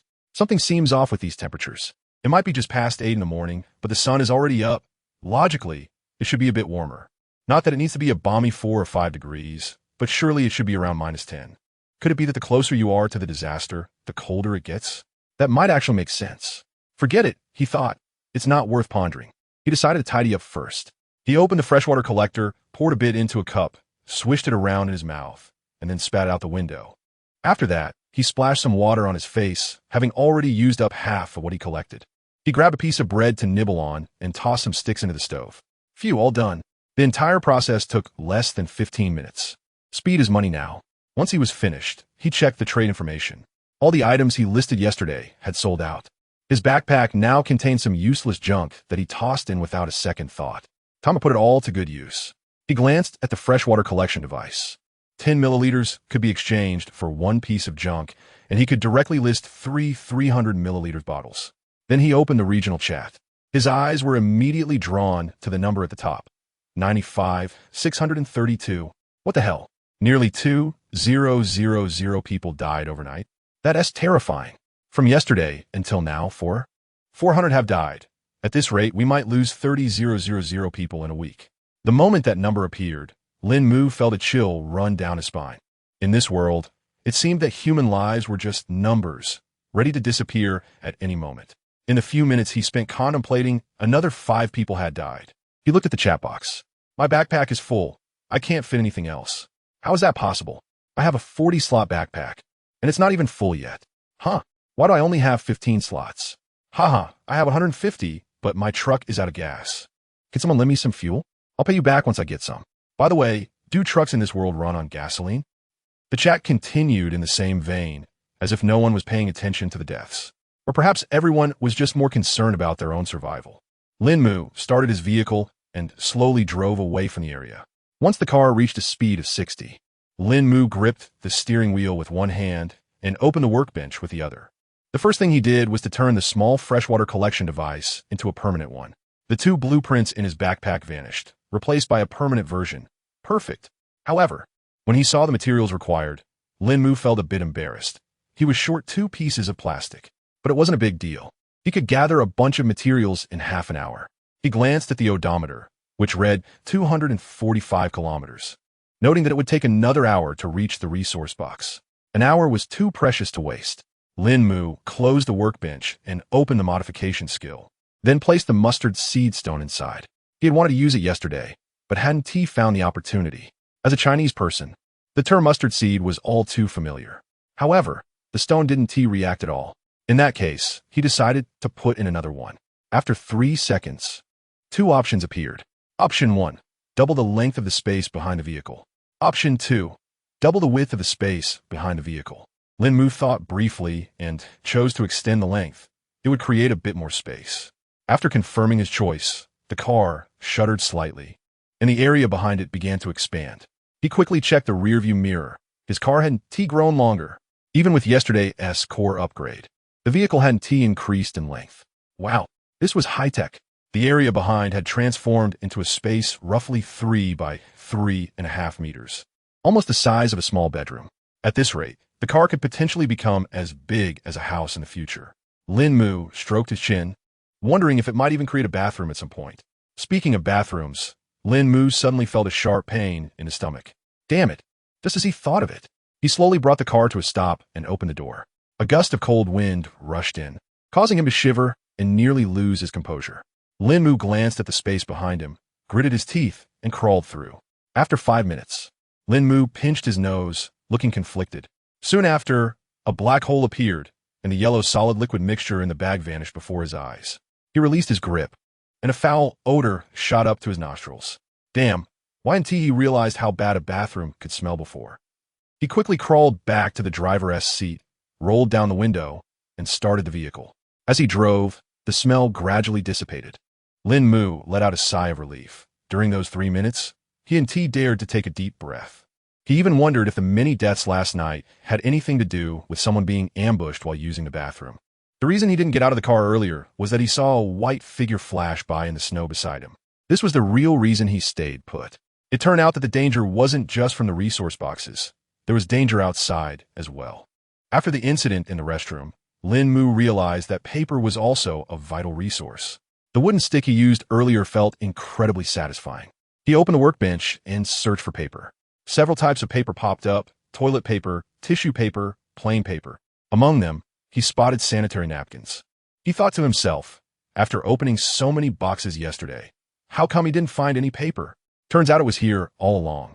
He placed a template in, and soon he received 2 rolls of toilet paper, which seemed quite fair in terms of production. He also installed the bed, and since the space had increased, the bed lengthened to 2 meters, although it became thinner. Lín Mù didn't mind that. As long as he had a place to sleep, it was fine. 400 kilometers in. But where are all the boxes? Lín Mù slowed down and scanned the surroundings. He didn't see a single box, neither in the middle of the road nor in the snow around him. Could it be that the interval for the boxes on the second day was 2 kilometers? But the first box should have appeared by now. Half an hour later, as he reached 420 kilometers, Lín Mù still hadn't spotted a single box. This shouldn't be happening. No boxes on the second day? He asked the panel, but it only replied that he would encounter one soon. The problem was, how long is soon? This was a critical moment, and it was letting him down. He had asked the panel several questions yesterday, and most of them received answers, while some just didn't. Like the question he had now. As he reached 450 kilometers, still no boxes in sight. Lín Mù shook his head helplessly. He was sure there were none around, so he could only speed up. Then he opened the regional chat to find out if it was just him who hadn't encountered a box, or if nobody had seen one at all. Chapter 13. Encountering a resource box at 200 kilometers. Vehicle level up. Haha, some idiot traded water for trash. Probably the same person as yesterday. I exchanged 100 milliliters. And I really hope that kind-hearted person keeps putting water up. They even asked, has anyone found a box? I've driven 140 kilometers without encountering a single one. Don't say that. I haven't found one either. Surely there are boxes today. I'm too scared to go on. If anyone is kind enough. Do you have anything to stop the bleeding? I'm about to die. Lín Mù twitched his mouth, thinking you guys are the real idiots. It was infuriating to see that trading is trading. Why insult others? Yet his hands acted honestly, directly putting the water from the freshwater collection device back up for trade. What could he do? The materials were just too abundant. Ding. Recycled mineral water bottle X1. Obtained plastic X1. Ding. Recycled mineral water bottle X1. Obtained plastic X1. Ding. Recycled tattered clothes X4. Obtained fabric X20. A wave of materials flooded into Lín Mù's backpack. Look at that. How could he not trade? If it didn't wouldn't he be a fool? Ding. Recycled junk. Obtained gasoline 1L. A question mark popped up in Lín Mù's mind. Gasoline too? This is incredible. But what is junk? When in doubt, check the panel. Junk. Items that cannot be broken down into raw materials. That's as good as saying nothing. Who can understand that? Lín Mù shook his head and casually tossed the junk he just received into the black hole for decomposition. Closing the panel, he looked at the odometer. It had reached 470 kilometers. It seemed that everyone had not encountered resource boxes, not just him. So, no worries. When the distance reached 500 kilometers, a wooden resource box appeared in the middle of the road. Lín Mù rubbed his eyes. It was indeed a resource box. Wow. The first box appeared after 200 kilometers, and he had been driving for over 3 hours. At this rate, he would end up with the same 30 boxes today as he did yesterday, even though he started driving much earlier. Lín Mù shook his head. What could he do? His speed was limited, and even if he wanted to go faster, he couldn't. He had tried all the upgrade materials, and none could improve his speed. Sigh. The road ahead is long and arduous.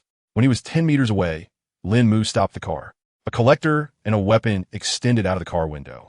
Who said you can only control one at a time? At first, he thought he could only use one at a time, but when he tried it just now, both appeared together. Lín Mù wasn't in a hurry to open the box. Instead, he was controlling the weapon and the collector, with a flick of the long knife. The collector moved, both operating in sync. Lín Mù nodded, completely unfazed. This time, he didn't use the collector to open the box, but instead chopped it with a long knife. Thud! The resource box opened. However, the supplies didn't flow into Lín Mù's backpack along the blade. It seemed he had to use the collector to gather them. He extended the axe collector, and as soon as it touched the box, the contents transformed into glowing orbs and entered his backpack. Just as he thought. Congratulations on opening the wooden resource box. You have received half a hen X1. Lín Mù took out the newly acquired item from his backpack. Indeed, it was half a hen, and it was quite fresh. Lín Mù scratched his head and looked at the empty box on the ground. Wasn't this a bit strange? Just yesterday, he had bread and ham, and today he got half a hen. Was he going to end up with a whole cow tomorrow?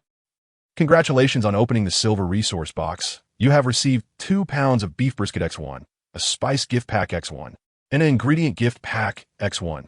Lín Mù rubbed his chin and glanced at his backpack. This was the 4th box he encountered today. As for the previous boxes, 12 bottles of 500 milliliters beer, 1 roast chicken, a complete kitchen knife set, and some assorted materials. What was going on?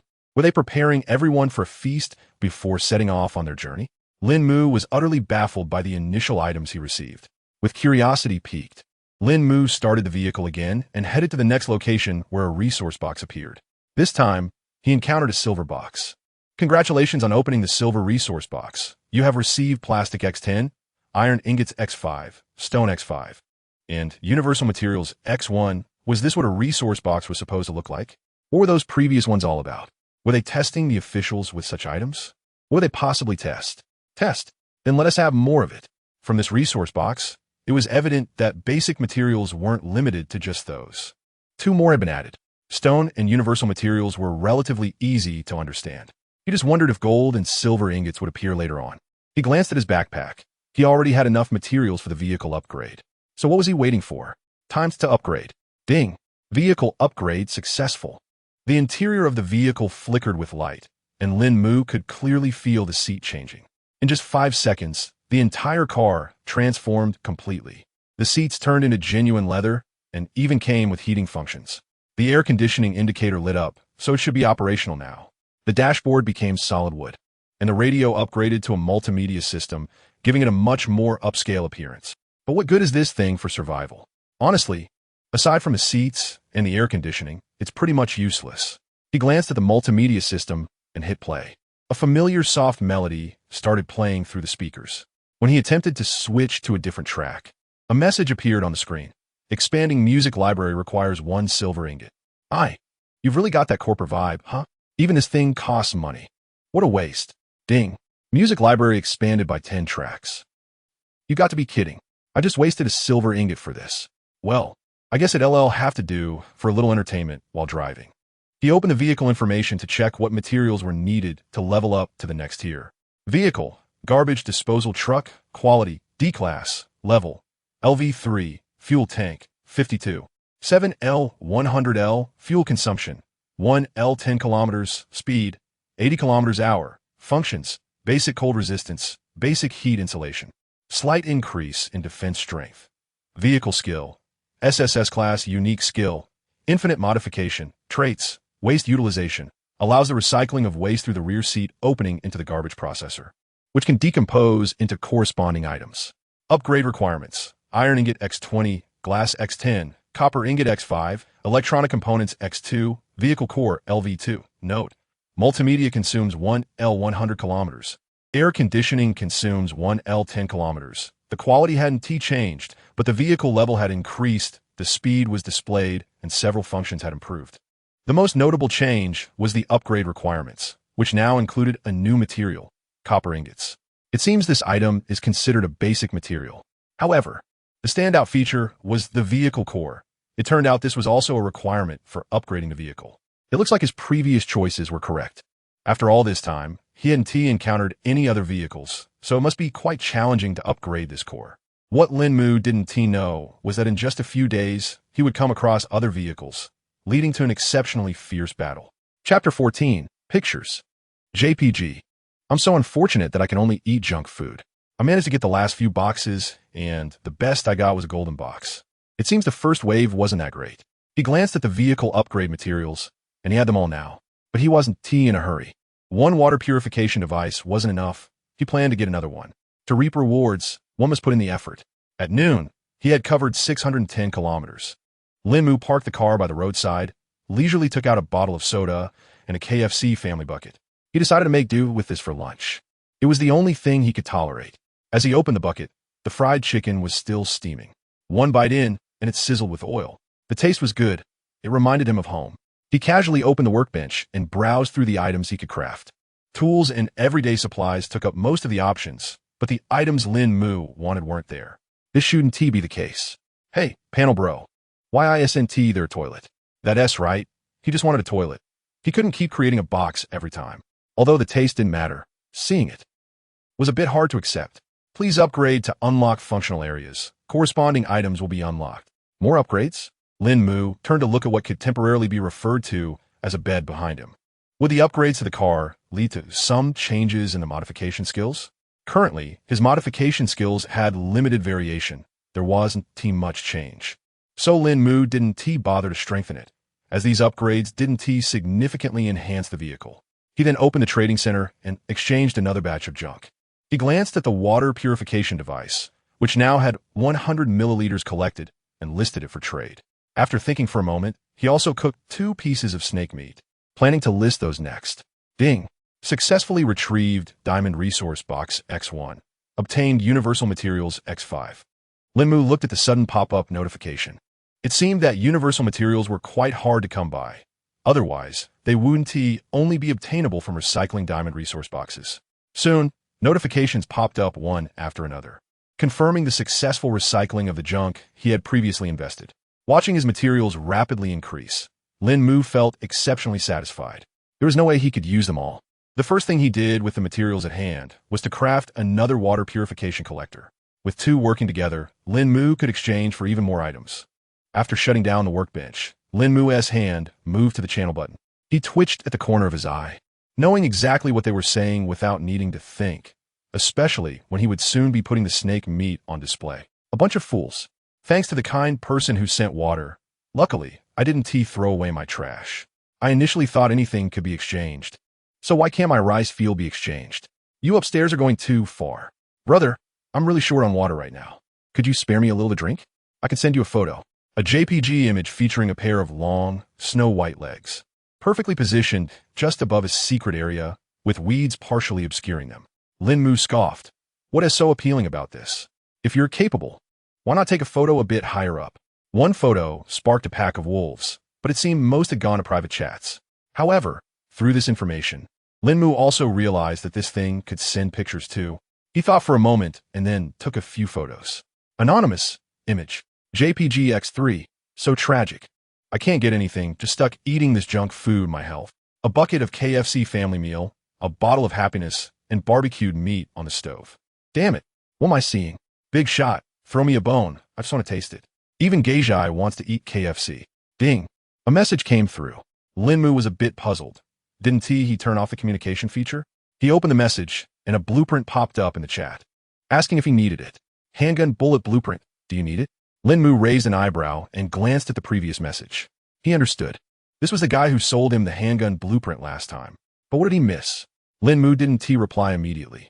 Instead, he opened the trading center to check the blueprints. The blueprints hadn't increased as he imagined. Only 7 in total, one of which was the bullet blueprint. The remaining 6 were mostly for his purified water device, which was of no use to him. However, crossbow trap blueprint. For iron ingots 5 with 500 milliliters purified water 2 by 500 milliliters mineral water. Standard crossbow arrow blueprint. 2 glass 2 electronic components 3 by 500 milliliters purified water 500 milliliters mineral water. He swapped them out. Just this little bit of material was nothing to him. He now understood that the chances of blueprints appearing were incredibly low. While they hadn't discovered the permanent blueprints, hoarding supplies was the way to go. Even if he didn't use them later, selling them at a high price would still be profitable. The price is quite reasonable, and useful blueprints can be exchanged directly. Finally, open the previous chat. How do you intend to trade? In less than 3 seconds, Lín Mù received a reply. 10 iron ingots, 10 pieces of wood, 1 liter of drinking water, and 5 loaves of bread. Lín Mù frowned. That quantity is a bit excessive, isn't it? You're asking for too much. This price is too high. The other party replied immediately. You need 2 blueprints for bullets to use them permanently. It seems like haggling won't work this time. I didn't expect the other party to know that. Keep the items for me. I'll trade with you tonight. Right now, I only have 1 bottle of water and 1 loaf of bread. If I can swap the bread for meat, I can give you that now. But the water can only be 500 milliliters. I can only give you 2 raw meat pieces. This time, there was a longer gap before the other party's message came through. Just as Lín Mù finished all his food and was about to drive, The materials and water cannot be less. We need 2 loaves of bread and 1 piece of raw meat. Deal. Lín Mù couldn't be bothered to fuss over such minor gains and losses. After all, he wouldn't finish the items anyway, so it was better to exchange the blueprint sooner. Closing the chat window, he immediately opened the workbench and transformed the bullets into a permanent state. Pistol bullets, 10 copper ingots, 20 charcoal, 1 silver ingot, 1 universal material. 50 bullets at a time. Reasonable, very reasonable. So this is how the universal material is used, but must be quite challenging for others to use bullets. Acquiring that universal material isn't easy at all. Lín Mù stroked his chin. Does this mean, while others use cold weapons, he uses firearms? Chapter 15. I don't want to level up either, but there are just too many materials in the afternoon. Lín Mù gathered another pile of materials, and during this time, 2 of the boxes contained wild beasts. However, this was no big deal for him. He planned to tackle another wave in the evening. The materials were simply overwhelming. He had 340 liters of gasoline, which included the gasoline obtained from his waste utilization ability. This amount was enough for him to travel 3,000 kilometers. As he finished with the last diamond box, his work for the day came to an end. Lín Mù parked his vehicle and stretched. Having driven for a full 10 hours today, he was really worn out. He had initially planned to stew that half chicken, but after some thought, he decided it wasn't worth the time. A quick fix would do. He prepared a bowl of instant noodles, added 2 sausages, and a bag of bread. That was his main meal for the day. Afterward, he opened the regional chat channel to check on how everyone else was doing. 90,652. WTF. 5,000 people, just like that. Although opening boxes did carry some risks, surely they couldn't have gotten 0 weapons, right? Just the knives, spears, and iron axes didn't require blueprints. Lín Mù still couldn't figure out what was going on. He glanced at the chat box. I concluded that the first batch of boxes each day should be safe. I agree, the first batch is safe, but the likelihood of encountering danger increases with subsequent batches, especially the further you go. No way. I remember someone encountering danger in the first round. That must have been because they set off late. In the last 2 days, I set off at the earliest and didn't encounter any. Lín Mù rubbed his chin, pondering whether the first wave was truly without danger. He had opened many boxes yesterday and today, and he had certainly encountered some risks. However, it hadn't affected him much since he was in the vehicle and felt no real danger. Moreover, his vehicle had been upgraded to level 3, making him even less aware of any threats. Yet, what he wanted to understand was what had actually happened. How could so many people have died? He scrolled up, not knowing how far he had gone, until he finally found some relevant information. Help! I opened a box, and there were 12 wolves inside. I'm hiding in my car, but my windows are about to shatter. Damn, my window just broke. Everyone be careful. Today's dangers are stronger than yesterday's. I'm out of gas, my car has completely stopped, and I feel like I'm going to freeze to death. Some people just have bad luck. They encounter too many dangers when opening boxes, while others simply run out of gas and freeze to death. After dinner, Lín Mù began to work on his renovation plans. The first thing he decided to do was upgrade his vehicle. He didn't really want to upgrade it, but he had an overwhelming amount of materials, so he had no choice. There was no need for such waste.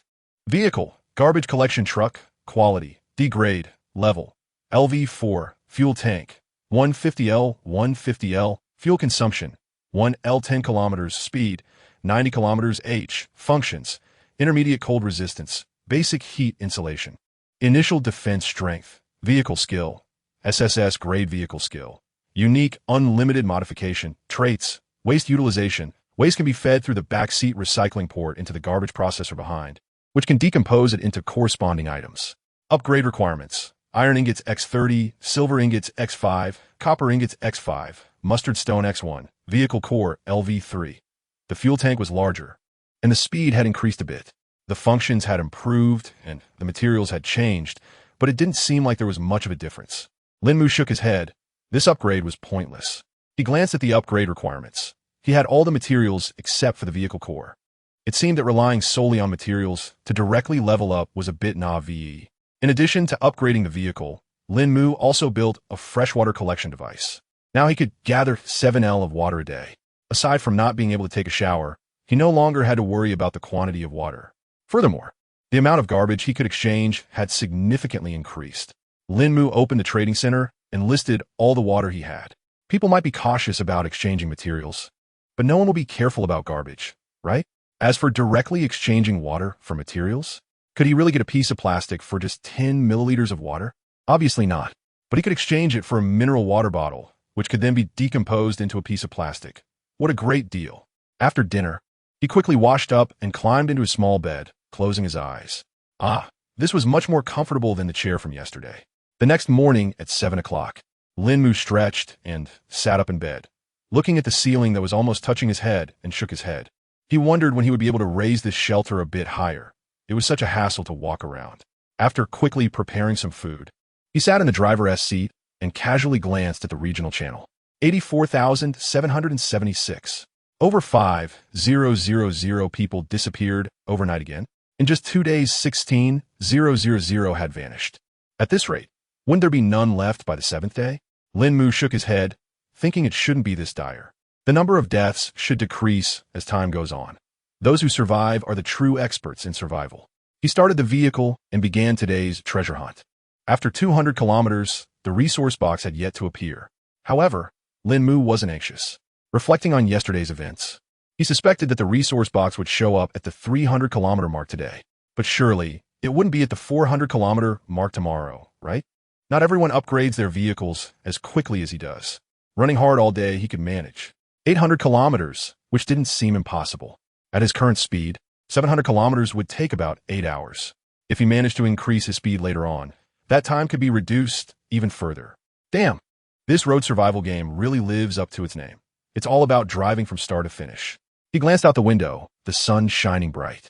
Yet, the temperature remained frigid. Outside, minus 17 degrees Celsius. Inside, 24 degrees Celsius. If the current cooling trend continues, by the 7th day, the outside temperature would reach around minus 25 degrees. After that, it would be the fury of winter.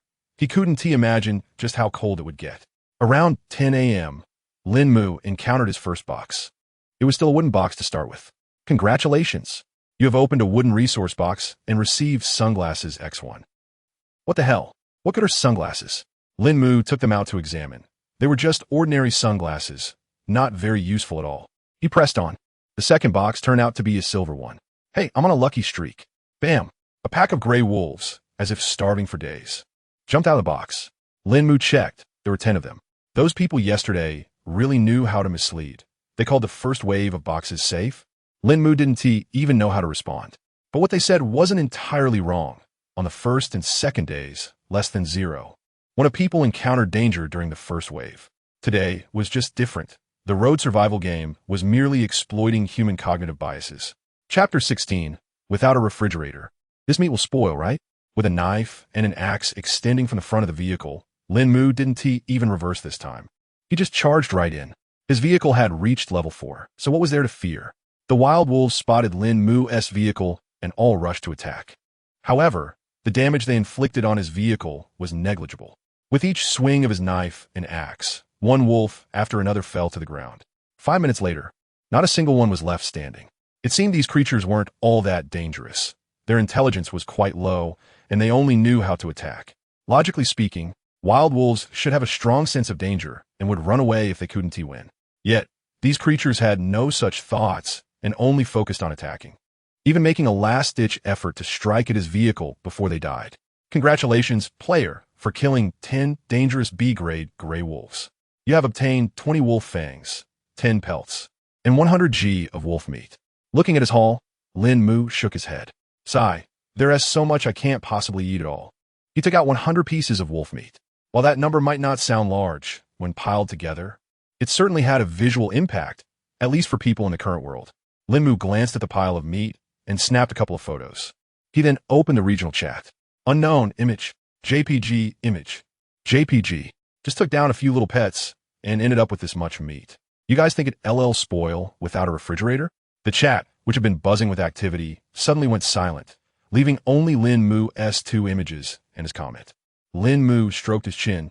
Did I hit a nerve? That shouldn't be the case. How am I supposed to announce information like this now? In less than 10 seconds, the chat exploded with reactions. Oh wow, how much meat is that? I don't know how much meat it is, but I know this guy's a big deal. Killing a beast usually nets about 10 pieces of meat in this pile. Big shot, take me in. I can do anything. I can also dress in all sorts of clothes. Lín Mù observed that, Facing such a visual shock, most people were overwhelmed. Of course, some didn't seem to care and didn't know whether the other party was genuinely strong or just boasting. Seeing that the moment was right, Lín Mù decided it was time to make an announcement. He couldn't eat all this meat, and leaving it aside was just a waste. Later, I'll be putting this meat up for sale. This is raw meat, and each 10G portion can be exchanged for just 3 pieces of trash. This time, it's definitely a great deal. Today marks the 3rd day, and more or less, some people have managed to exchange for food. As for trash, unless someone sees Lín Mù putting items up for exchange, others either have no trash to trade or are too late to exchange. This is a loss for Lín Mù. After all, it takes a long time to exchange all the items, and that's not good for him. Hiss, there's such a good thing? No way. I can't throw away my trash. I need to keep it. Damn it, bro, you should have said that earlier. If I had known, I wouldn't have thrown away that trash. Boo-hoo, I always miss out, and by the time I catch up, the trash is gone. Lín Mù nodded in satisfaction. You better save some items for me. Just wait and see. He opened the trading center and directly listed 10 pieces of meat, which would be enough to exchange for 200 pieces of trash. After the exchanges were done, he would continue. After all, it takes time for them to collect trash too. As soon as it was listed, the items flew off the shelves. Whether it was water or meat, they were disappearing quickly. Although the exchange amounts were small, it didn't matter since they were traded for trash, so there was no hesitation involved. At this rate, it looked like they could last for a few more hours. Closing the interface, Lín Mù started his vehicle and continued on his way. Today was packed with tasks, and he didn't have time to pay attention to these things. Congratulations! You open a bronze resource chest and receive general materials X1, iron ingots X5, apples X5. Congratulations! You open a bronze resource chest and receive glass X5, cotton X2, gold ingots X1. Congratulations! You opened a bronze resource chest and released S-class dangerous creature, wild boar X5. Lín Mù's eye twitched. So you managed to bring out wild boars, huh? But why are their tusks so thick and long? And that mud armor on them seems a bit too sturdy, doesn't it? Bam! The wild boar crashed into the car, causing it to sway. Lín Mù swung his long knife at the creature, leaving only a shallow wound. To the wild boar, that was like a mere scratch. Sigh. Lín Mù reluctantly shifted into reverse. It seemed he was going to waste quite a bit of time. He quickly opened the modification skill, placing a silver ingot and the long knife inside. Option 1. Slightly increase weapon sharpness. Option 2. Slightly increase weapon agility. Lín Mù frowned. This was different from before. Previously, it only mentioned increasing sharpness without the slightly qualifier. If it were the old version, he wouldn't have cared about these details. After upgrading the vehicle, Lín Mù was well aware that the so-called slight adjustments were just tiny increments. Never mind. He decided to enhance his gear a bit more before figuring things out later. He would take some time to study it this evening. Once he finished sharpening his weapon, Lín Mù added an iron ingot to strengthen the connection arm of his weapon. Although the enhancement wasn't significant, it was definitely an improvement over before. Now, a single strike could cut through skin, inflicting deeper wounds. Half an hour later, all 5 thick-skinned wild boars were finally dead. But Lín Mù had been forced to retreat nearly 20 kilometers in the process. Damn it, what a bunch of troublesome creatures. If he wanted to collect 3 crates, he couldn't afford any delays. Congratulations!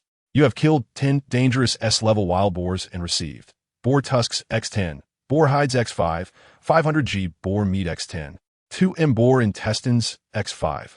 What S with the last item? The boar intestines? Everything else makes sense, but why intestines? They could have given him some boar heart or liver instead. Intestines are just weird. Lín Mù took one out from his inventory, and a foul smell filled the space. He quickly put it back. Although it might be delicious, dealing with it was just too much hassle. Forget it. He de-exchange it later. Whoever wants to eat it can have it. An hour later, a fox that could spit fire fell to the ground. Although it only emitted small fireballs, the impact on Lín Mù was anything but minor. So this danger also includes creatures like that? Looking at the black marks on the glass, he felt a wave of fear. When that fireball hit the glass, the explosion sound nearly gave him a heart attack. Congratulations! You have killed 1 dangerous S-level fire-spitting fox and received fire-spitting fox fur X1. Level 1 fire attribute crystal core X1. He wasn't even interested in the rewards at this point. All he wanted to know was what that sound in the sky had been. Chapter 17. The fog? Let me modify my ride first. Congratulations to the anonymous player for triggering the global fog for 12 hours. During this fog, players may encounter beast attacks and unforeseen disasters. Please exercise caution. The familiar voice echoed in the sky. However, the message it brought was far from pleasant. Fog? Lín Mù was puzzled. What was going on? Can players actually activate something like this? He looked outside, and the world beyond was suddenly shrouded in fog, appearing without any warning. On the bright side, there was no fog surrounding his vehicle, extending about 7 to 8 meters around him. When he turned on the headlights, the fog in front of the car was partially dispelled, revealing a distance of about 10 meters. So, turning on the lights can disperse the fog? But it seemed like there was no difference between the low beam and high beam. Click, click, click. He switched back and forth a few times, but there was still no noticeable effect. Lín Mù opened the interface and inquired directly. What does this fog dispersal depend on? Each level of the vehicle can disperse 1 meter of fog, while the core of the vehicle can disperse 2 meters per level. Basic headlights can disperse 5 meters. Lín Mù rubbed his chin. If that's the case, the base distance is 3 meters, since there were no headlights at the start. That's not too bad. Some vehicles do come with headlights. So, does that mean it's either 3 meters or 8 meters? However, the back and sides of the vehicle are 3 meters, while the front is 8 meters, making it 13 meters in total. It seems acceptable. But wait, is it really? Lín Mù hurriedly opened the modification skills page to see if he could modify the headlights separately. Previously, he had only modified the entire vehicle or enhanced weapons and collectors individually. He had never tried to modify individual components of the car, and he wasn't sure if it was even possible. To Lín Mu's surprise, he could indeed select the headlights. Damn, why hadn't he thought of this before? If he had known he could enhance the car individually, he would have. Wait, wasn't the car seat also upgradable? He smacked his forehead. Ugh, I fell into a mental trap, thinking only disassembly could lead to enhancements. What a waste of time. Without hesitation, he began experimenting with various materials. Iron ingots, copper ingots. Wood, none of them worked. Then he tried silver ingots. Option 1, slightly increase the illumination distance, dispersing fog by 3 meters. Option 2, slightly increase brightness for clearer illumination. Option 1 was a no-brainer. He immediately chose it. Then he continued to experiment with other materials. Electronic components could also increase the fog dispersal by 3 meters. Naturally, he had to modify those as well. Lín Mù thought for a moment and decided to put the iron ingot in. Option 1, add an iron mesh in front of the headlights to increase their defense. Option 2, install 2 electrodes in front of the headlights that can release current. Each use will consume a certain amount of gasoline. He opted for the iron mesh for now and didn't consider the electrodes for the time being. After the modifications, Lín Mù looked ahead at the area illuminated by the headlights, which cleared a space of a full 19 meters. It might not seem like much, but compared to others, it was already quite impressive. Bang! Bang! A series of heavy footsteps echoed from the side, and a shadow over 3 meters tall emerged from the mist. Lín Mù was momentarily stunned, then quickly started the engine, shifted gears, and pressed the accelerator in one smooth motion. As for fighting with that thing, what a joke. Even if his vehicle was of a higher level, he wasn't stupid. What if the opponent was incredibly strong? That would be a death wish. Due to the mist, Lín Mù wasn't driving very fast, maintaining a speed of less than 40 kilometers per hour. At this rate, encountering a second resource box by 8 p.m. would be a stroke of luck, and he didn't dare to stop. Initially, he thought the beast attacks and unknown disasters mentioned by the voice would occur when the resource box is opened. But after seeing that shadow, it was clear that these threats were lurking in the mist. It seemed that encountering resource boxes at night required quick decisions. He couldn't afford to stop until the mist cleared. Ding. Recycled mineral water bottle X1. Gained plastic X1. Ding. Recycled wooden resource box, X1. Gained wood X5, ding. Recycled miscellaneous items. Gained gasoline 11. 8L. Lín Mù chuckled with delight. Another wave of materials had come in, and it felt fantastic. He drove leisurely, with the sounds of footsteps, roars, and fighting occasionally breaking through the mist. But none of it concerned him. He opened the regional channel to check on the situation today. The numbers on the screen truly shocked him. 85, 112. Over 4,000 people had died in just the morning. Those people from yesterday really caused a lot of trouble. Just the beasts he encountered today would likely spell death for anyone else. Luckily, he was smart and didn't rush to open any boxes. Otherwise, he probably would have died early on. What about those people who were talking yesterday? Didn't they say the first wave was safe? Look at how many more have died. While Lín Mù was reading the messages, the number of survivors dropped by another dozen. It was clear that people were dying every second. Some might not have died today, but many were injured and faced death with no healing options available. So, it's best to know one's limits. I agree with this statement. Just yesterday, I broke an arm, and now I look pale. I estimate that by tomorrow, I might be dead. The upstairs is impressive. While everyone was still discussing, someone shared a screenshot of a backpack. Inside were a bunch of food supplies, including quite a bit of meat. I believe we're all fellow countrymen, and we should help each other out. Let me share a good strategy. Drive your vehicle close to the box, don't get out, and simply use an axe to break open the box. If a beast comes out, quickly close the car door. This is how I managed to gather so many supplies. If I get the chance, I'll establish a guild and welcome anyone who is interested to join. I'll share more methods, so let us all do our best. Once that image was shared, everyone erupted with excitement. How did I not think of that? No one said you had to get out of the car. Wow, I really am quite foolish. If this method exists, why didn't anyone mention earlier? I doubt it would have been as effective then. Lín Mù stroked his chin, looking at the other person's backpack. They had quite a bit of stuff, but it still paled in comparison to his own. That said, I must admit this person's method is indeed clever, as staying inside the car keeps you safe. However, this method does have its drawbacks, primarily that you end up with much less meat. After all, fighting from inside a vehicle can be tricky, since everyone's car is different. Some methods work for some people, while others may not find them suitable, which is just how it goes. Lín Mù shook his head. This person still has their own agenda. It seems that last statement was their main point. But what exactly is a guild? Did he miss something there? He closed the regional chat and checked his panel interface. Chapter 18 Team Score 900? That is not too much. In the personal information panel, there is indeed an option called Team. Upon opening it, there are two sections, Team Members and Team Rankings.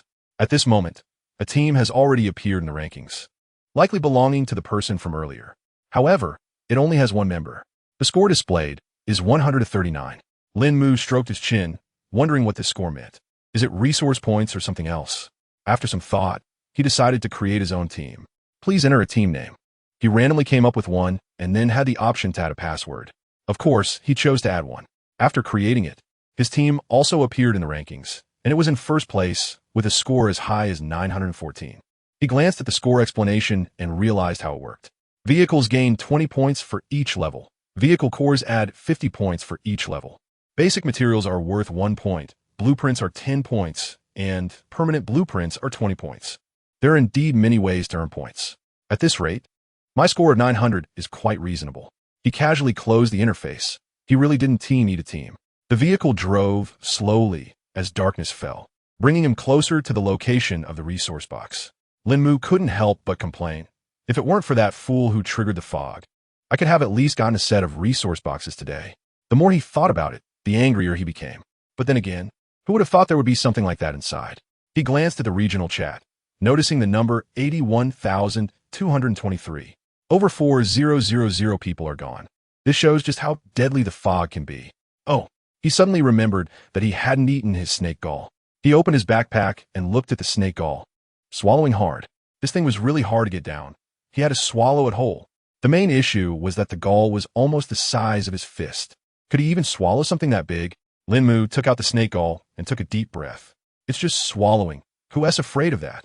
He opened his mouth wide and placed the entire snake gall inside, sucking in hard. It broke. The juice flowed down his throat, and a warm sensation filled his body. However, he was too scared to move. If it touched his tongue, he would surely cry. Once all the bile was gone, he carefully took out the snake gall skin, but still managed to get some on him. Instantly, Lín Mu's expression twisted in agony, tears streaming down his face. He quickly pulled out a bottle of soda and started chugging it down. Phew, that feels better. How can this thing be more bitter than bittergourd?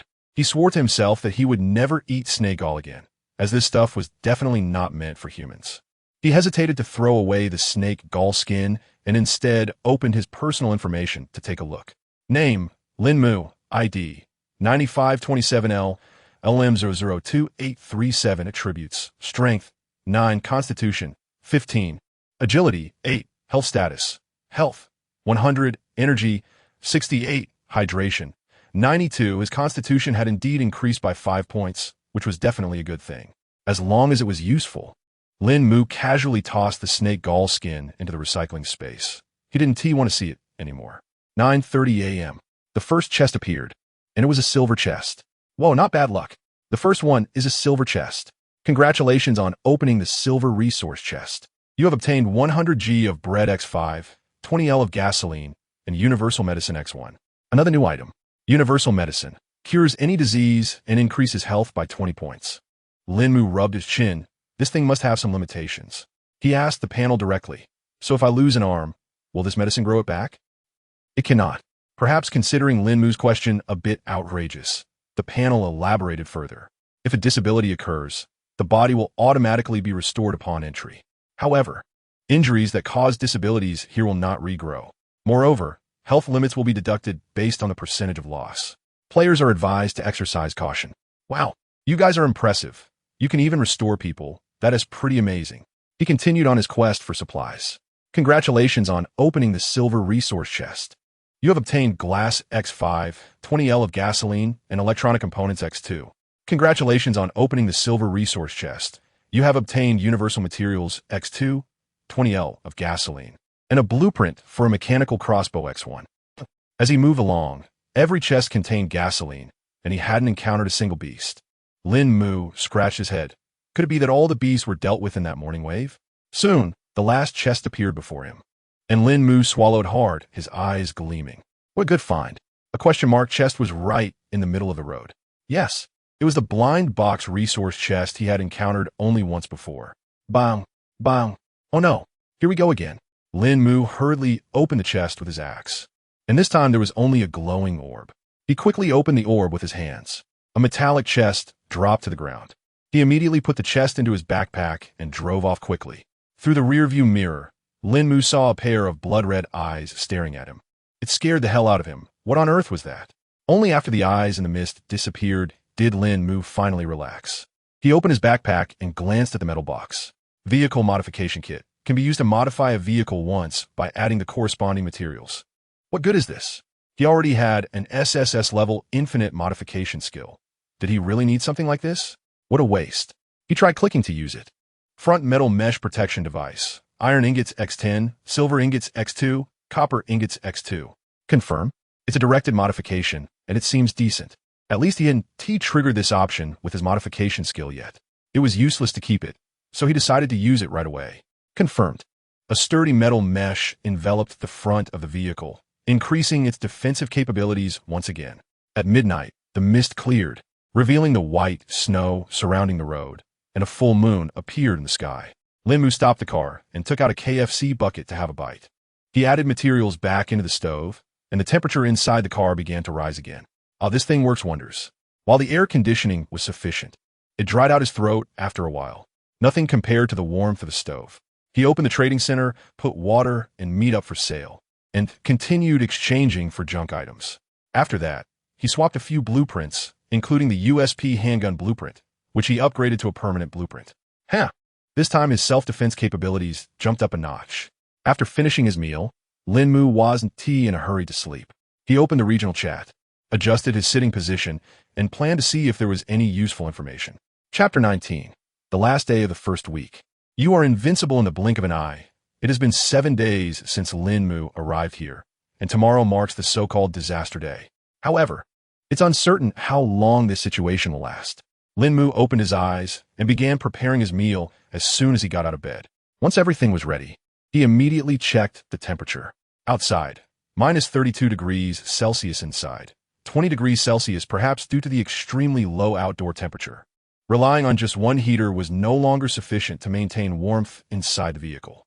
Nonetheless, Lín Mù found this temperature still bearable. With some time to spare, he opened the regional channel. 24,312. An astonishing number. 60,000 people have died in just 3 days. That's an 80 mortality rate. However, since yesterday, the death toll has started to decline significantly. From 9 p.m. last night to now, in just 10 hours, only a few hundred people have died.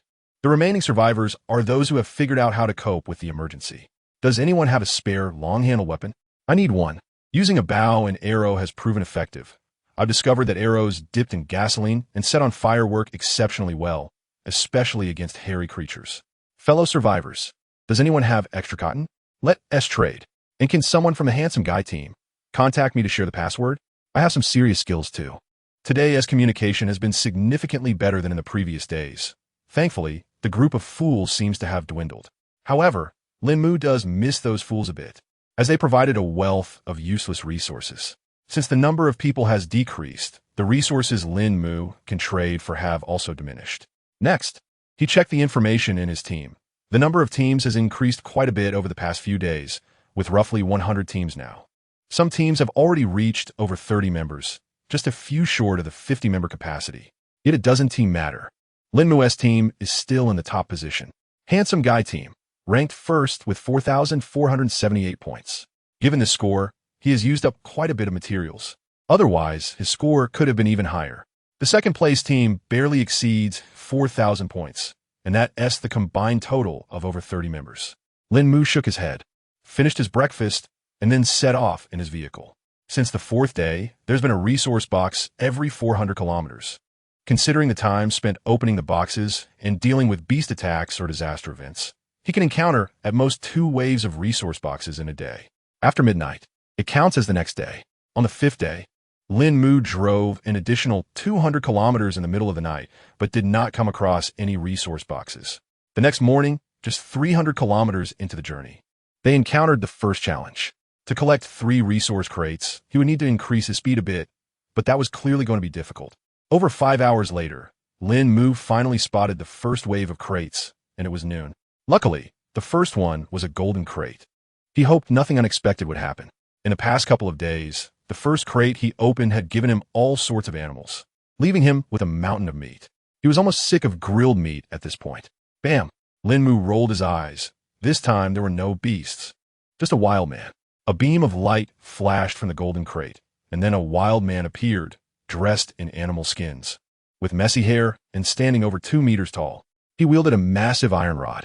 If anyone else in a vehicle had encountered this, it would have likely been game over for them. After obtaining the front protective grille for his vehicle a few days ago, Lín Mù had been modifying it. Now, the grille covered the entire front, with everything except the wheels wrapped up for protection. He had even attached the weapons he had acquired recently to the front of the car. Wild man, danger level. Suggestion. You're already invincible, hey. You really understand me. Lín Mù slammed the accelerator and charged straight at the wild man. He then swerved the steering wheel, and the weapons at the front of the vehicle knocked the wild man to the ground. The wild man's legs were covered in wounds, blood oozing from them. Lín Mù quickly drew a knife and an axe, attacking the wild man mercilessly.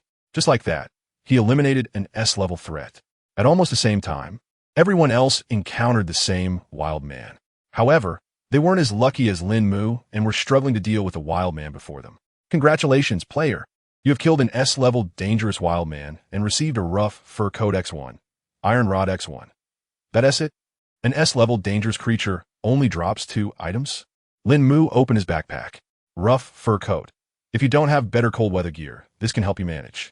Seeing this line of text, Lín Mù suddenly realized, was this wild man just here to deliver clothes?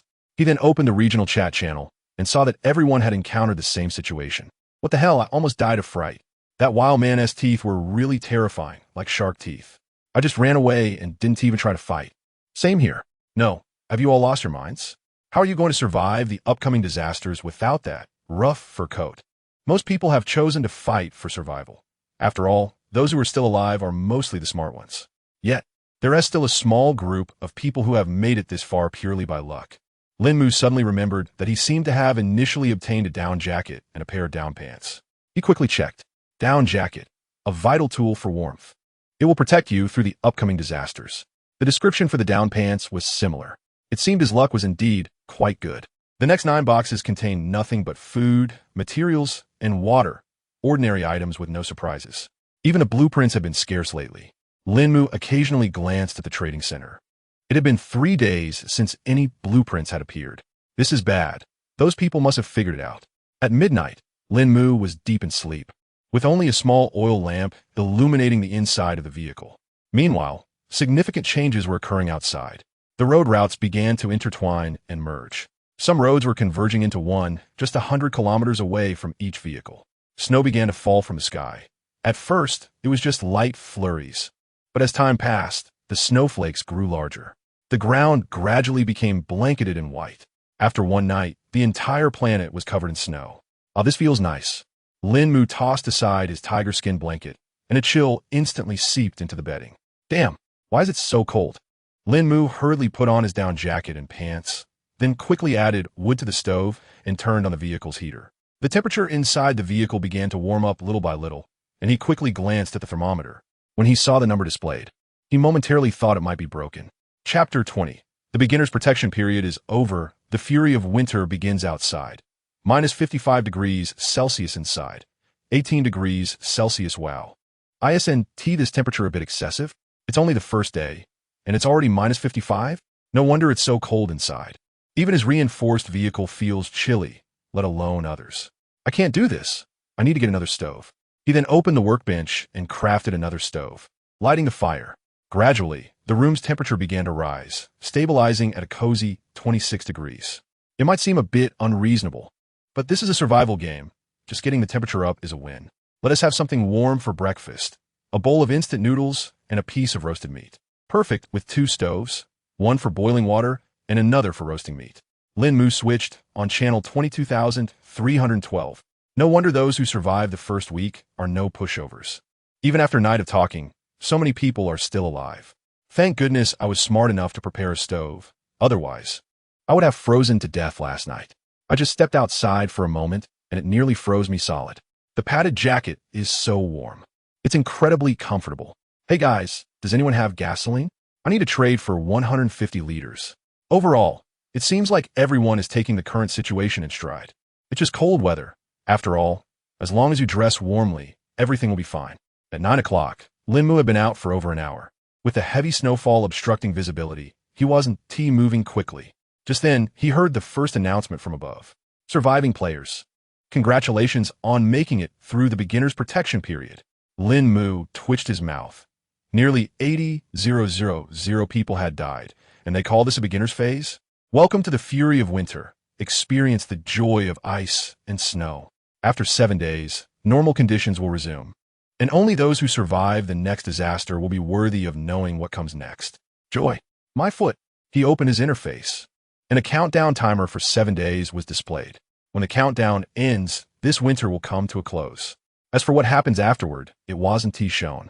Lín Mù opened the regional channel, where everyone was engaged in heated discussions. But he wasn't paying attention to that. Instead, he switched to the world channel. At this point, out of 8 billion, only 1 billion remained. It seems some regions have a lot of survivors. However, it's only been a week. Wouldn't that mean there would only be 200 to 300 million left after this week? Thinking back, it makes sense. If this were a zombie apocalypse, it would probably be similar to what is happening now. Shutting off the interface, Lín Mù continued on his journey. Perhaps it's the start of a new week. But after driving for 100 kilometers, I encountered my first resource crate. The initial one turned out to be a black iron resource crate, and I must say, my luck seems to be holding up. Congratulations on opening the black iron resource crate. You've received 100G of bread X2 and braised beef noodles X2. Congratulations on opening the black iron resource crate. You've received ginger tea X1 and a universal medicine X1. Lín Mù raised an eyebrow. Yet another new item. He pulled the ginger tea from his backpack, and a paper box appeared in his hand, containing 10 tea bags. It looked pretty good. Lín Mù took a cup and brewed a cup of tea, taking a sip that instantly warmed him up. Ginger tea.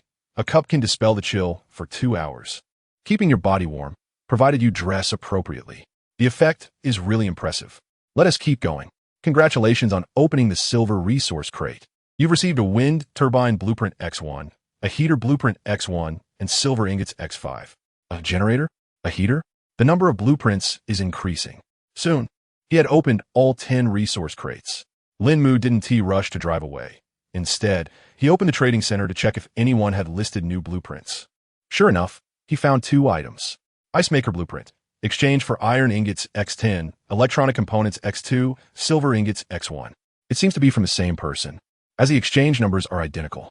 Without hesitation, Lín Mù exchanged for it. Based on last week's situation, the next disaster might be related to the heat.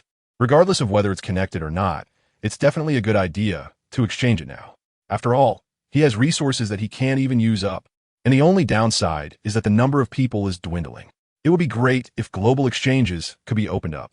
Currently, The trading center is still limited to the local area. At 1 p.m., Lín Mù had already collected his second batch of crates. Oddly enough, he and T encountered a single beast today, and one crate seemed to be missing. Of the last batch, he had only opened 9 crates instead of 10. He even turned back to look, but there was no sign of that crate, neither on the roadside nor in the middle of the road. Ultimately, he had to give up searching for the crate and continue on his way. Not long after he started driving again, the vehicle suddenly skidded a bit. It seemed that driving on snow required some anti-skid measures.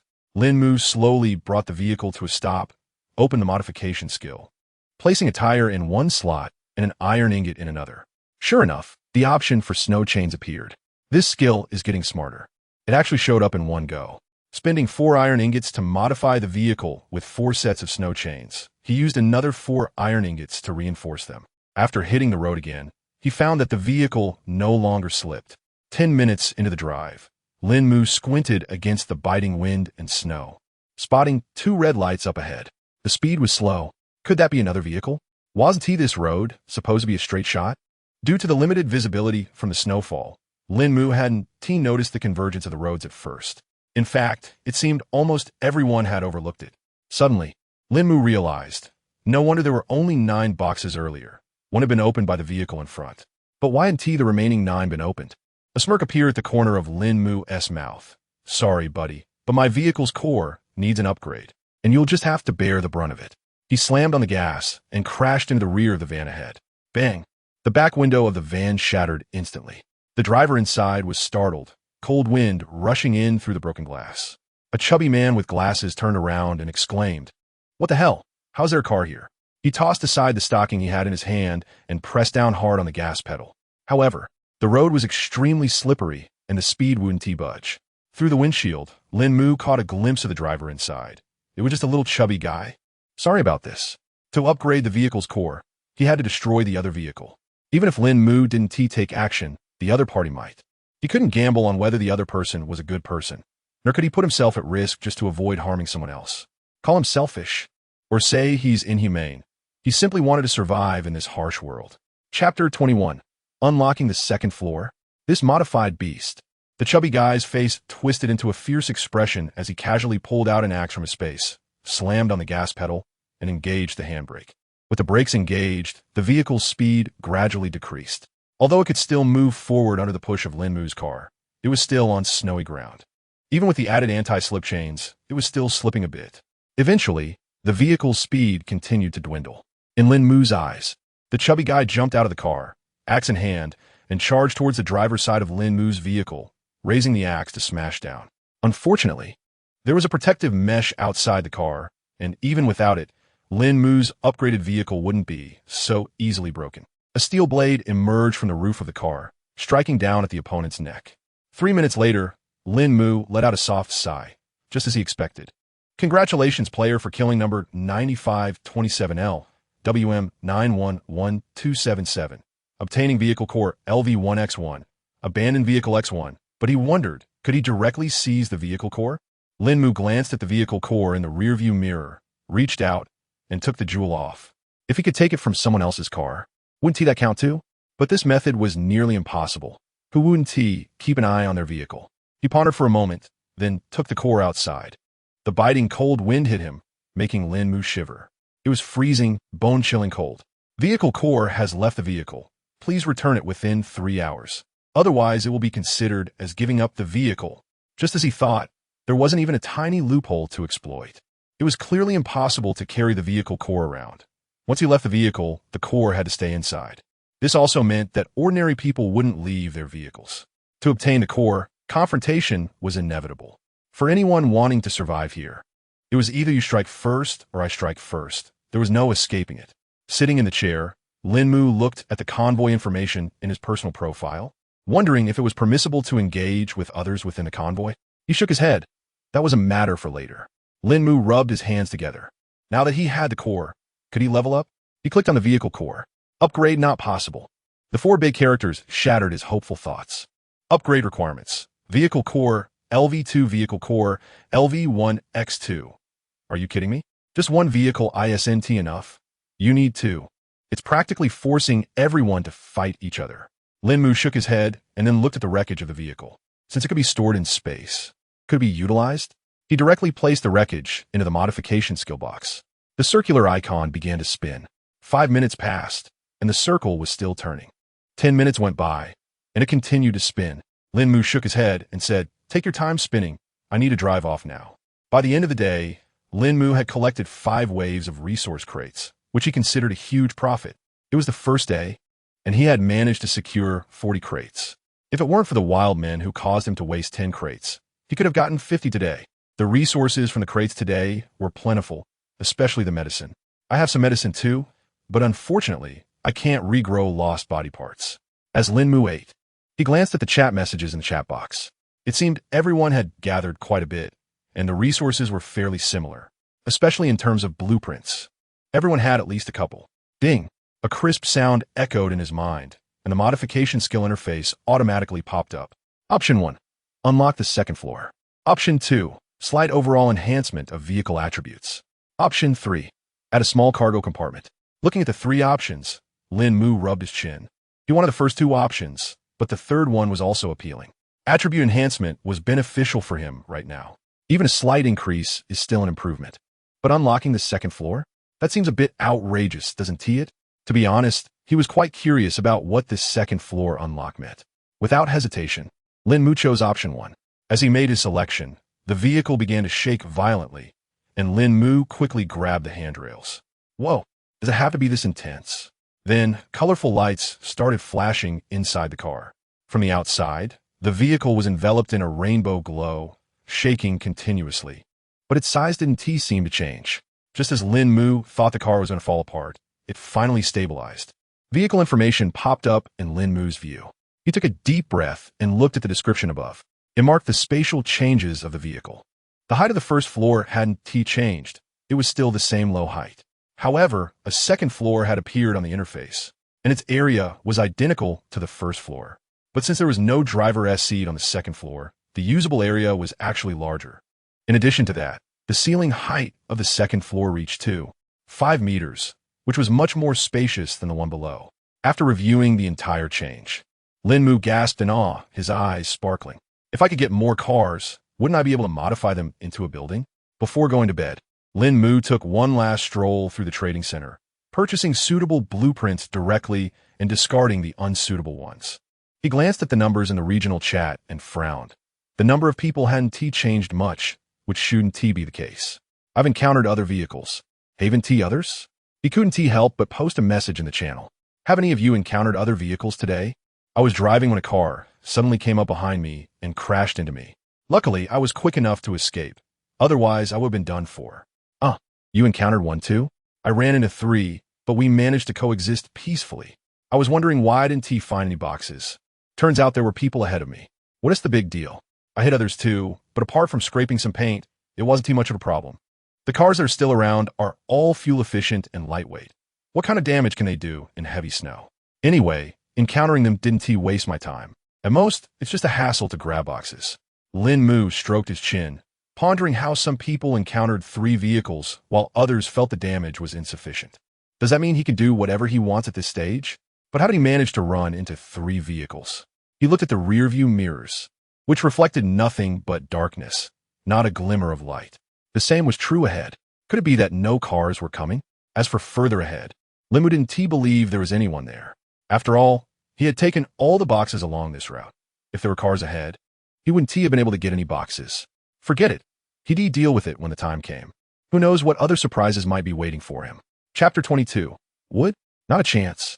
Instant clear out. In the end, Lín Mù decided to go back upstairs to sleep. With such a spacious place available, who would want to stay in a cramped area? The next day of the winter fury arrived. Lín Mù comfortably crawled down from upstairs. Looking at the staircase in front of him, he thought this staircase is quite something. It was just a simple iron ladder, as basic as it gets. Oh well, I'll make do with it. Lín Mù shivered as he glanced at the thermometer. Outside, minus 60 degrees Celsius. Inside, 8 degrees Celsius. No wonder it was so cold. It was already 8 degrees inside. He couldn't imagine how those vehicles with only level 2 survival kits were managing, probably freezing inside. His first order of business was to add some firewood and quickly turn on a heater. After 10 minutes, the temperature gradually rose to 15 degrees. That is better. If he waited a bit longer, It should reach around 27 degrees. For breakfast, he prepared a steaming bowl of instant noodles and a KFC family bucket. That would do. Eating too much isn't good for him. He leaned back in the driver's seat, munching on his food while opening the regional chat. The number of people hadn't changed much. The time of drastic decreases in participants had passed. Can you believe it? It's south 60 degrees outside. How are we supposed to get the resource boxes? Just dress warmly and you'll be fine. It's not that hard. Don't say that. Vehicles at level 2 can't handle it at all. Does anyone have spare materials? I'll trade food for them. The convoy is recruiting. Together we are strong.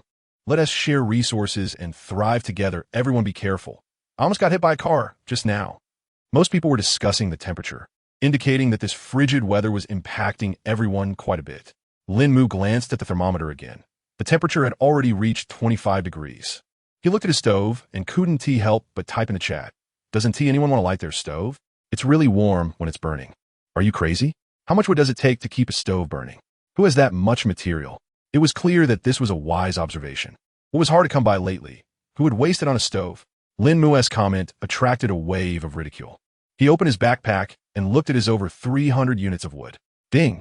Successfully recycled a wooden chair, gained 10 wood. Huh. Is it really that hard to gather materials? Should I take advantage of this? He glanced at his supplies and ultimately decided to list 100 units of wood for trade. Wood X5 can be exchanged for universal materials X1, with a total of 20 sets. Lín Mù wasn't sure if this price would actually work. After all, it's universal material. After about 5 minutes, the regional channel was filled with criticism directed at Lín Mù. Who is this? Are they crazy for money? Is this exchange rate reasonable? Only a fool would exchange. Universal materials are so rare and definitely valuable.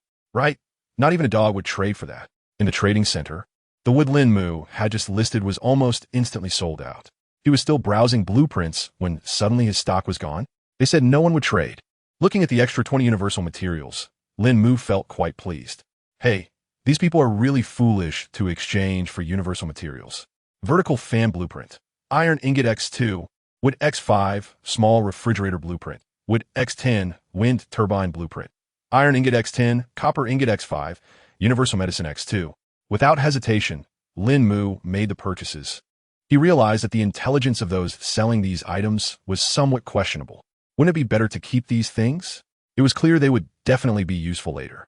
Others were struggling to survive, so why should he hold on to blueprints?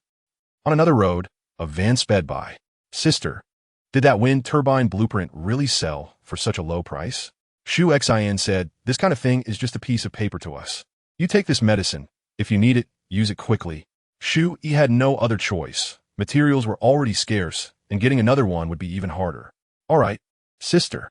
Shu Xin put the medicine into her backpack. Hey, look at that person. Aren't they the one who bought our blueprints? Why do they have so much stuff? Shu Yi opened the transaction records to check, and it was indeed the same person. Maybe they're really powerful. It would be great if we could team up with them. Sister, why not ask? Your luck is so good, you might actually get a positive response. In Shu Xion's eyes, her sister was simply blessed with fortune. On the first day, she found a player search tool that led her right to her. The next day, she managed to get a teleporter and brought her over. Unfortunately, good luck is great, but the consumption of items is no joke. The two of them had very little left, especially since there was only one road's worth of boxes. Buzz, a car slowly approached from behind. Shu Yi was driving and moved to the side of the road. However, the other vehicle pulled up behind her again. Sister, be careful. That car might be trying to attack us. Driving has always been Shu Yi's responsibility, while Shu Xin has long been immersed in the regional channels, gathering various information.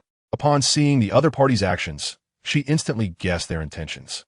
Why are we so unlucky? Just yesterday, they hadn't encountered a single vehicle, and now here they are. Moreover, the other vehicle is clearly moving faster than theirs. It's not that their vehicle isn't fast enough. It's just that you can't drive too quickly on snow. Sis, it seems like our weapons aren't quite enough to deal with vehicles, Shu Xin remarked, glancing at the long sword, spear, longbow, and crossbow packed in her bag. These weapons wouldn't cause any damage to a vehicle at all. Bang! The car jolted suddenly. Shu Yi's face turned pale through the rearview mirror. She could see the ugly face of the person in the driver's seat of the other vehicle. They clearly intended to kill them to seize the vehicle's core. Can you ask that person if we can rent their weapons? Sure. Lín Mù whistled as he drove, occasionally glancing in the rearview mirror. He had just collected the first batch of supply crates, indicating that there were no vehicles ahead. Could it really be just one vehicle? At that moment, Lín Mù gradually reduced his speed and came to a slow stop. On the other side of the road, a path marked with tire tracks appeared on his left. It seemed that a vehicle had just passed through, given the depth of the tracks and the snowfall. Luck is something you can't avoid. He pressed the accelerator to the floor and sped ahead. Suddenly, Lín Mù realized a serious issue and quickly opened the panel. Hey, panel bro. The materials from that vehicle I got yesterday. Why haven't I seen them yet? It dawned on him that even a mosquito is still a piece of meat, right? They couldn't have just swallowed that, could they? Chapter 23. Leasing function? Then I want half of the materials. The other party's materials are always stored in the vehicle's core. Players can extract them directly after selection. Hearing this, Lín Mù let out a sigh of relief. As long as the items were there, it would be manageable. After extraction, the vehicle's core would still be intact, right? Players can rest assured, it will definitely still be there. That put him at ease.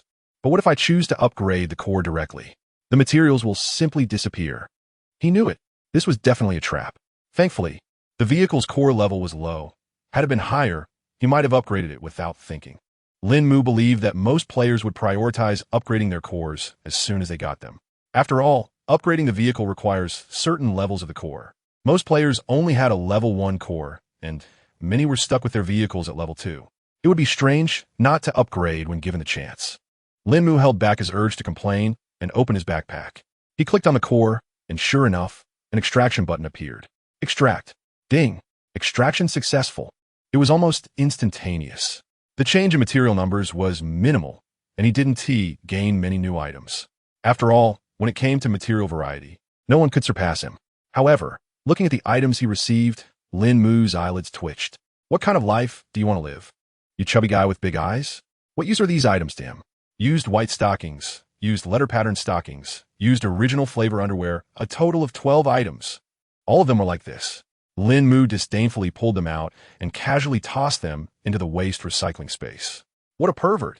Ding!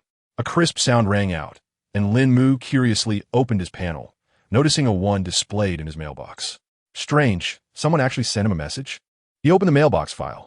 It was from someone he had traded with earlier. Bro, can I borrow a weapon? I'll return it to you soon. Lín Mù scoffed. You think I'm stupid? You want to borrow something, and you'll actually return it? Come on. Just because we've traded a couple of times doesn't mean you could trick me. No chance of borrowing a weapon here. On the other side, Shu Xin blinked at the chat message, confused. She just wanted to lease it. What kind of trickery is this? What does he mean? Shu glanced over and said, you need to clarify with him that it's a lease. He probably doesn't even know there's a leasing function. Such minor features were likely overlooked by most people. Not everyone is like Shu Xin, who studies the use of this panel in detail.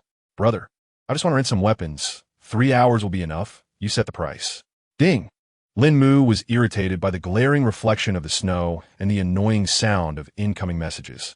But when he saw the text, he was taken aback. There's a rental feature? It seems there really is. What kind of weapon do you want? Anything that can deal with vehicles will do. It looks like the other party has encountered a vehicle and wants their core. Probably can't give that up. Lín Mu's mind raced. I can rent you weapons, but I want half of the materials from the other party. If you agree, we can arrange the rental right now. Lín Mù wasn't worried about them refusing. This was a win-win situation. Since you don't have weapons, I can provide them for you, but asking for half is quite reasonable, right? After all, without my weapons, you don't even have half. After 2 minutes, the other party agreed. The collateral was simple, 20 units of ordinary materials, just in case they changed their minds later. Lín Mù would still profit, but he would block this person directly afterward. Sis, this is the handgun and bullets we traded back then. I wish we had kept them. Shu Xin's heart ached. These 2 items belonged to them. It was too painful. Shuyi's lips twitched. The key is that we didn't know we could get the bullet design back then. Well, it's all in the past now. Shuyi was lucky, but not all the time. Most of the items were useless blueprints and materials, while food and water were alarmingly scarce. They had no choice but to sell what they had to support the 2 of them. There might be a collision soon, so be careful. You go to the back, and when the car window shatters, shoot at them directly. Shu Xin swallowed hard. Are we really going to shoot them? Her hand trembled slightly. It didn't feel right. After all, she had never even killed a chicken. Shu Xin, remember, we've entered an unknown world. Look at the decreasing numbers every day, and think of the 2 of us sisters. You have to take action. Shuyi's expression was serious. Look back at that man's expression. Do you think he will let us go? Shu Xin turned to look. The man's smile was disturbingly sinister. I understand now. Shu Xin climbed to the back, gripping the handgun tightly and taking deep breaths. I'm ready. They're coming. In the moment of impact, Shu Yi slammed on the brakes. Bang! Crash! The rear glass shattered after several collisions. The man in the back wasn't doing well either. The sudden impact had sent him crashing into the steering wheel, leaving him dazed. Shu Xin quickly stood up, bracing herself against the biting cold wind as she pulled the trigger of her weapon. Bang! Bang! Bang! Several shots rang out, and the man fell back into his seat, terror etched on his face. Shu Xin gasped for breath, her hands trembling, the icy wind snapping her back to reality. I've killed someone. I've killed someone. Shu Yi shook her head and hurriedly opened the car door, making her way to the back. She jumped into the man's SUV and began searching through it, frowning at the abundance of items. Can you check the dashboard? Can we switch to this vehicle? And where's that warehouse? 10 minutes later, the two women drove off in the SUV, leaving the man's body and their previous vehicle behind. If Lín Mù found out about this, he would definitely accuse them of being wasteful. Just look at the size difference between the area behind the SUV and that of the van. They've just taken a huge loss. Wow, this guy has so much stuff. Are we really going to give him half? Shu Xin glanced at the extra supplies and food, feeling a pang of reluctance. Since they had promised, they might as well follow through. It's all about give and take, even though they would eventually acquire their own weapons. What if they needed something else in the meantime? Shu Yi looked at the shotgun in her backpack, a wave of fear washing over her. If they hadn't team managed to borrow a weapon, they might have ended up in serious trouble. All right, I'll send them what we can. After deducting the materials they had previously pledged to Lín Mù, Shu Xin sent him some food and 3 blueprints. Her heart ached at the thought of giving away so much all at once. What's done is done. Let us just focus on upgrading the vehicle quickly. We need to set up a stove soon, too. This cold is unbearable. Chapter 24. Comfortable cotton clothing? Exploring the trading center's bottom line, Lín Mù raised an eyebrow as she looked at the items that had been traded. They were indeed quite lucky to have encountered a big spender. Shortly after, a video was sent over, showing the extraction of supplies. This person was meticulous in their work, leaving no room for criticism.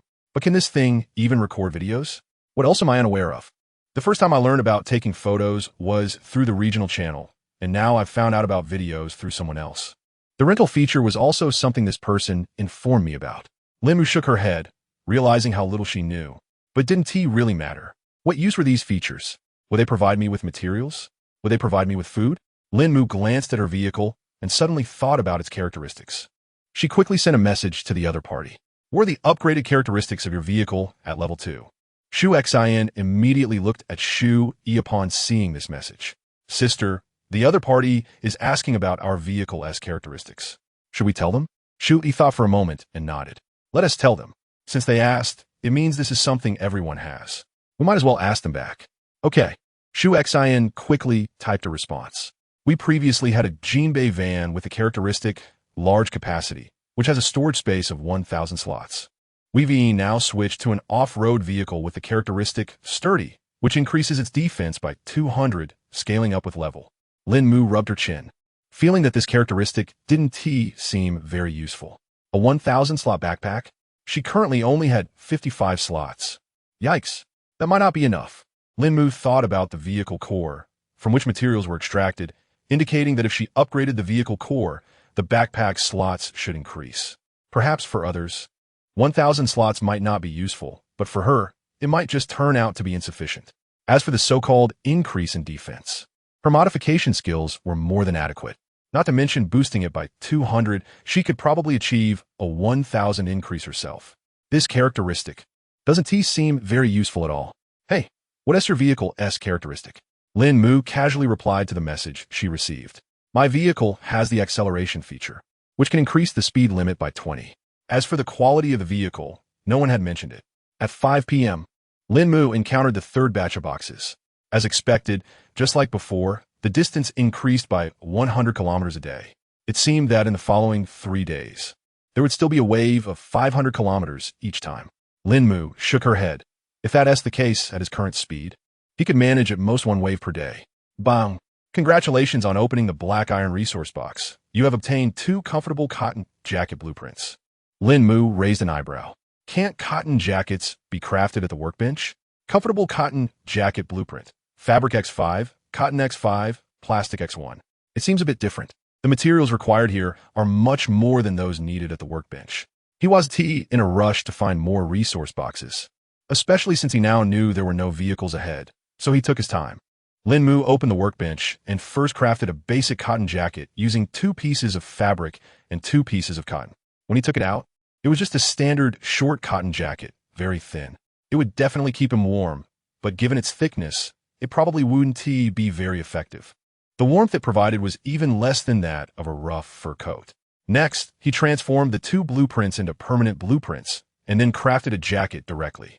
The jacket made from the blueprints was mid-length, reaching about his knees, and overall it was much thicker. However, compared to his down jacket set, its insulation was still lacking. Comfortable cotton jacket provides a certain level of warmth. Pairing it with an outer layer will enhance its effectiveness. Lín Mù nodded. This was indeed much better than the basic jacket he had. It at least mentioned that it provided some warmth, while the basic one didn't mention warmth at all. Lín Mù stroked his chin, pondering how much to price this item if he were to sell it. After thinking for a moment, he listed the comfortable cotton jacket to see if anyone would buy it. Comfortable cotton jacket, exchanged for cotton X7 plus 1 undamaged clothing item and any 3 pieces of junk. The clothing can provide fabric, and the junk can provide other materials. No matter how you look at it, this is a profit. I'm truly a genius. Lín Mù believed that once the cold spell ended, this jacket would likely be useless, and he could buy it back at a low price and convert it back into materials. Perfect. Once it was listed, Lín Mù ignored it and continued opening resource boxes. Congratulations on opening the black iron resource box. You have obtained stone X5, gasoline 10L. Congratulations on opening the silver resource box. You have obtained a small refrigerator blueprint X1, universal material X1, antidote X1. A new resource has appeared. An antidote? Does this mean the next threat will be toxic fog instead of high temperatures? Lín Mù shook his head, not wanting to think too much about it. After all, regardless of what it was, he wouldn't be going out anyway. Today was quite lucky, until the last batch of boxes was collected at night. Lín Mù hadn't encountered any beasts. Lín Mù stretched. Time for a meal. Ding! Successfully recycled ordinary clothing X1, obtained fabric X5. Just as I thought. My intuition was right. This item can indeed be sold, and he didn't lose anything at all. Without hesitation, Lín Mù directly crafted 20 cotton jackets and placed them in the trading center to test the trading speed. Take your time swapping them out. After this snowstorm ends, that's when I'll start making money. Lín Mù hummed a little tune while placing a pot on the stove, tossing in some chicken and a packet of seasonings. He wasn't in a hurry to sleep tonight. He wanted to make a nice chicken stew. While waiting, Lín Mù opened the regional channel. 20,881. Less than 2,000 deaths. Most of today's fatalities were due to the weather, since some people didn't even encounter any wildlings. To be honest, as long as you deal with the wildlings, you can withstand the cold. It's just uncomfortable at most. Of course, some people are dying because they didn't use a stove. Who can they blame for that? At this rate, isn't the last day going to be minus 100 degrees? Oh my, how will anyone survive? The temperature outside is already minus 10 degrees in my vehicle. Are you really not using stoves? No air conditioning either? Wait, where would the air conditioning come from? Lín Mù was surprised to see the information above, astonished that there were still people without air conditioning. Didn't that mean some vehicles hadn't even reached level 3? But how could those without level 3 vehicles make it this far? Lín Mù wasn't the only one puzzled. Others who had obtained vehicle cores were also confused. Most people could upgrade successfully as long as they opened boxes normally, unless they were exceptionally unlucky. Buzzing. Lín Mù looked up and saw a glimmer of light in the right side rearview mirror, and it was getting closer. Chapter 25. Since you're not making a move, Lín Mù ignored the chicken simmering on the stove and started the vehicle, driving away slowly. Although his car had undergone several modifications and was quite sturdy, a collision would still be unpleasant. The vehicle behind him was getting closer, but due to the darkness, he could only tell it was a car. He couldn't see anything else. 5 minutes later. Why don't you just move ahead? Why are you tailing me? Lín Mù exclaimed. Come on, it's just a garbage truck. Are you really that scared of me? He was truly baffled. Judging by the height of the headlights behind him, the vehicle was definitely taller than his own. This indicated that the other car must be larger, at the very least an SUV. Yet, the car showed no sign of overtaking. He had reduced his speed to 40 kilometers per hour, but the vehicle behind him still refused to pass.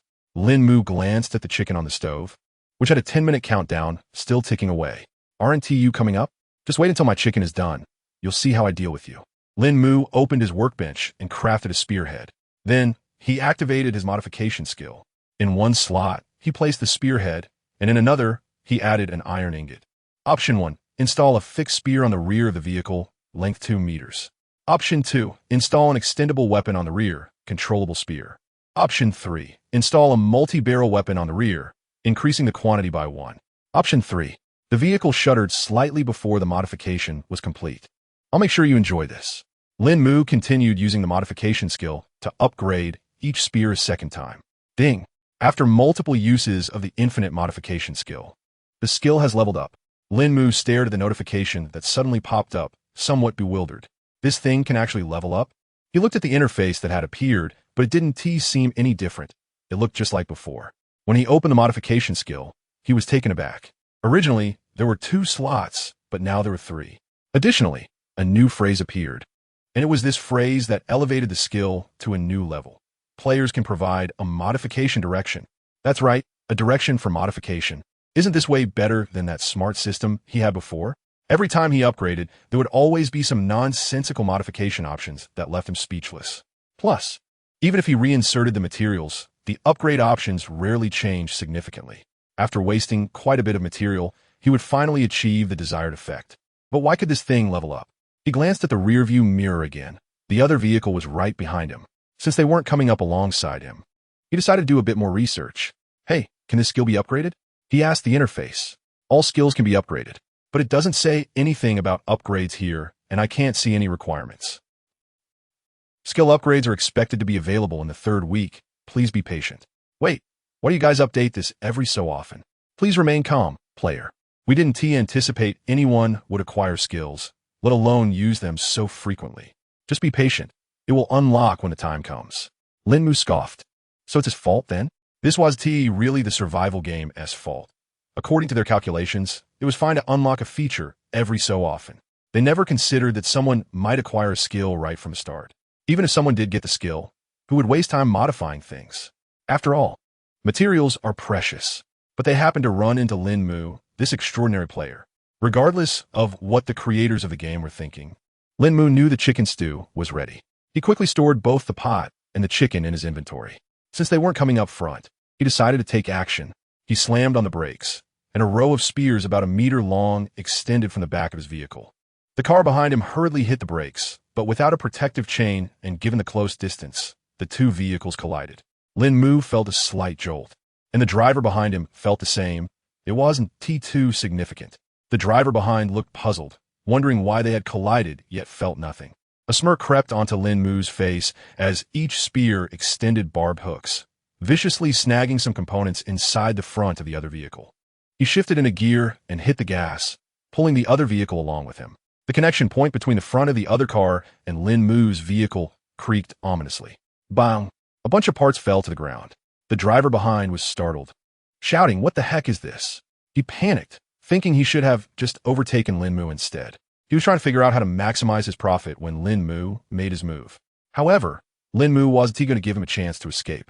Just as the driver behind was about to swerve to run away, Lín Mù reversed. Bang! The spear pierced into the car, and the barbs rose. The driver in the back stared at the spear with a barbed tip protruding from the passenger seat and swallowed hard. "What the hell is that?" Thud, thud, thud. The driver stiffly turned his head, only to see Lín Mù grinning at him. The man screamed in terror. Lín Mù scratched his head. What else with the screaming? He raised his right hand and brought it down with an axe, shattering the glass. Then, he pulled out a handgun and shot the man right in the head. He opened the car door and tossed the body outside. As he jumped into the car, he immediately grabbed the vehicle's core. Vehicle core LV2. Lín Mù raised an eyebrow. It was a level 2 core. That meant this must be a merged route from several paths. It seemed the deceased weren't just frozen to death. Lín Mù stashed the core in his backpack, then inspected the vehicle, finding no special items. He jumped out of the car and stored it in his backpack. He planned to ask that person later if they had tried to store the car in their backpack to see if it was something everyone could do or just him. Before leaving, he glanced at the body on the ground. After a moment of thought, Lín Mù went over and stripped the man's jacket and pants off. leaving him only in thermal underwear. After all, he had to let the guy maintain some dignity. He returned to the car and casually tossed the clothes into the recycling space. Half an hour later, Lín Mù wiped the grease from the corner of his mouth.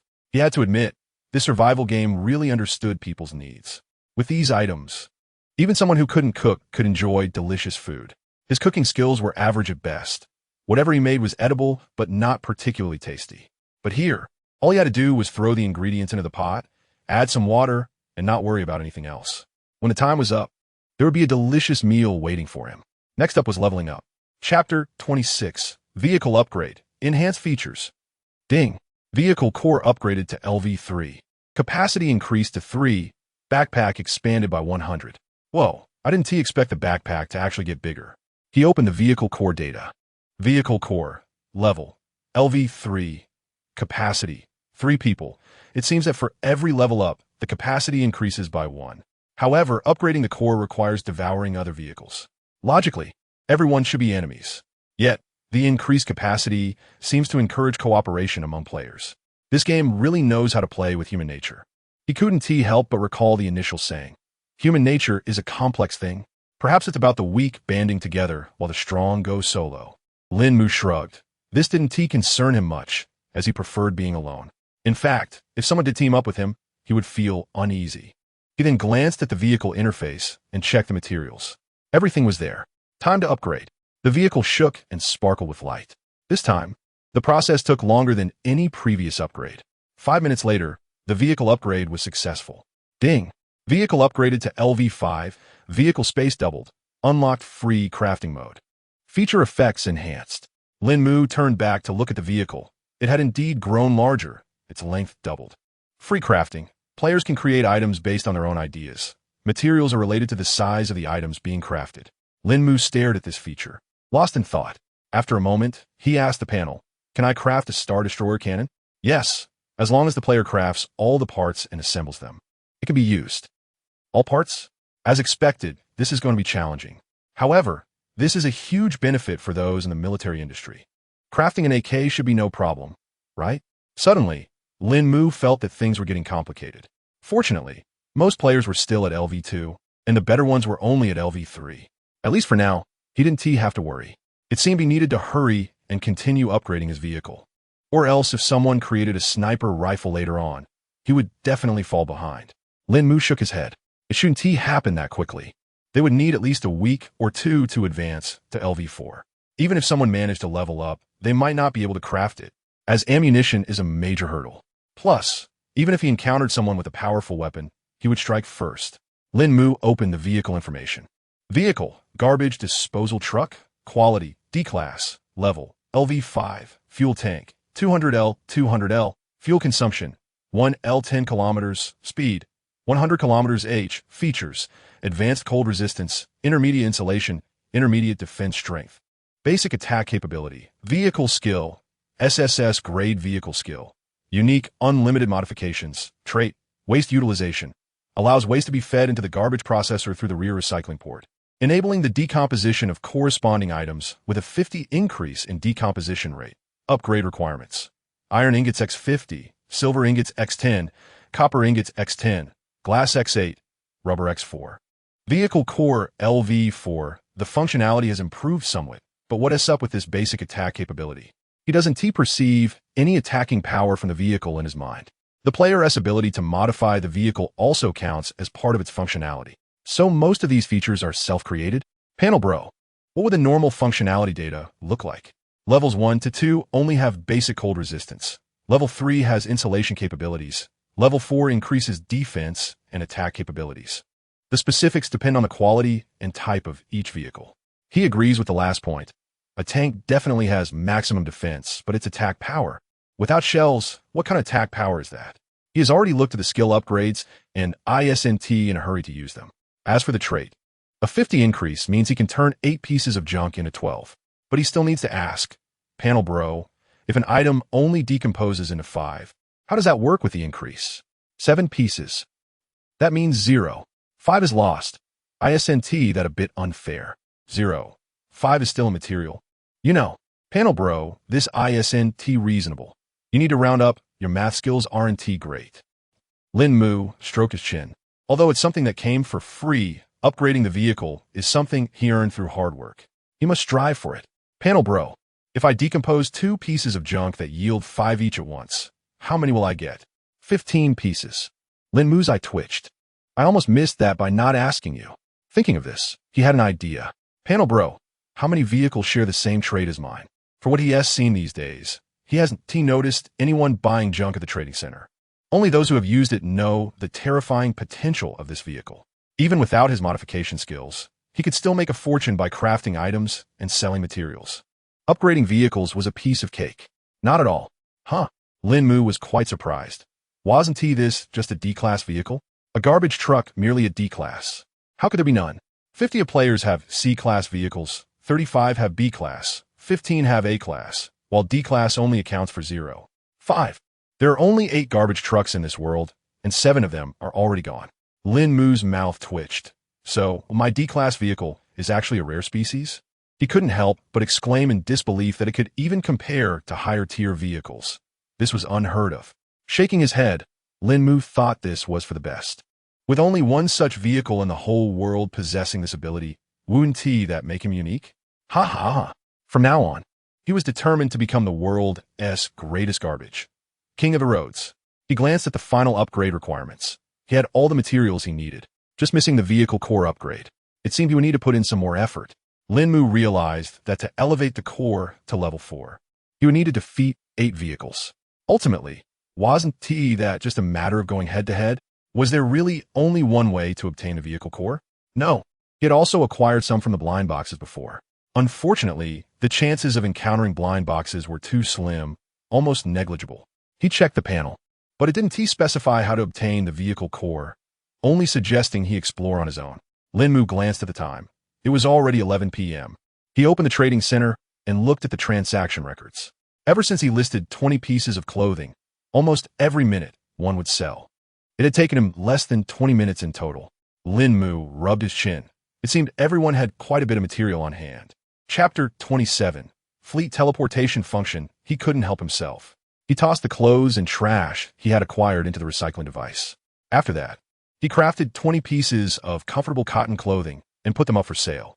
Comfortable cotton clothing. Exchange 10 cotton, 2 fabric, 1 undamaged piece of clothing, and any 3 pieces of trash. He had already set a very reasonable price. He only raised it a little.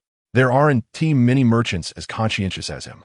Of course, he wouldn't admit that it was because the material requirements for the clothing at the crafting station were too low. Lín Mù stretched and climbed up the ladder to the 2nd floor.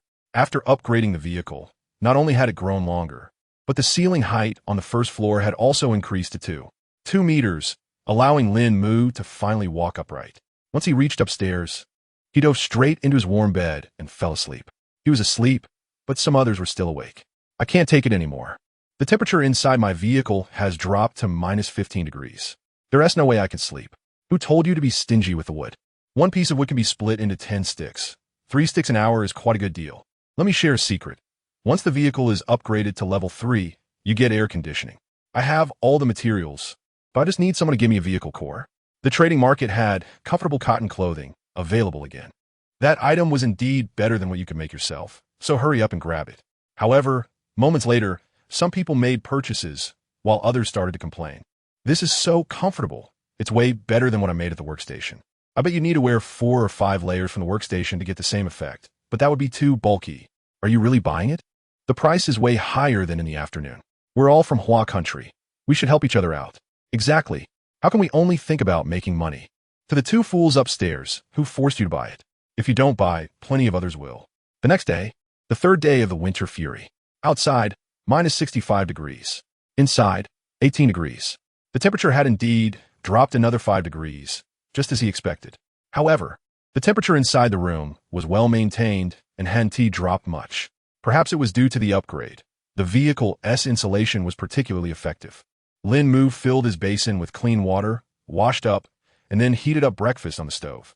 If others saw him, they would probably call him extravagant. While others would save their urine, he simply washed his face with purified water. While waiting for breakfast, Lín Mù opened the trading center. It seemed that the price was still a bit low. However, this price isn't suitable for adding more. Let's add 2 more pieces of fabric and 3 more pieces of trash. They should be able to accept that. This time, he directly listed 50 items. There's no choice. The more he sells, the more materials he can acquire, and he can't possibly use them all. After all, last night's clothing collection yielded him 110 pieces of fabric and 20 cotton, and that was from those old clothes. The trash also brought him plenty of plastic, glass, and gasoline. In short, he can't possibly use everything up. Of course, he doesn't lack materials entirely. For example, he has no more than 15 pieces of rubber and electronic components, and general materials are less than 30. Besides, it's still too little. He opened the regional channel 19,923. Some people died again yesterday.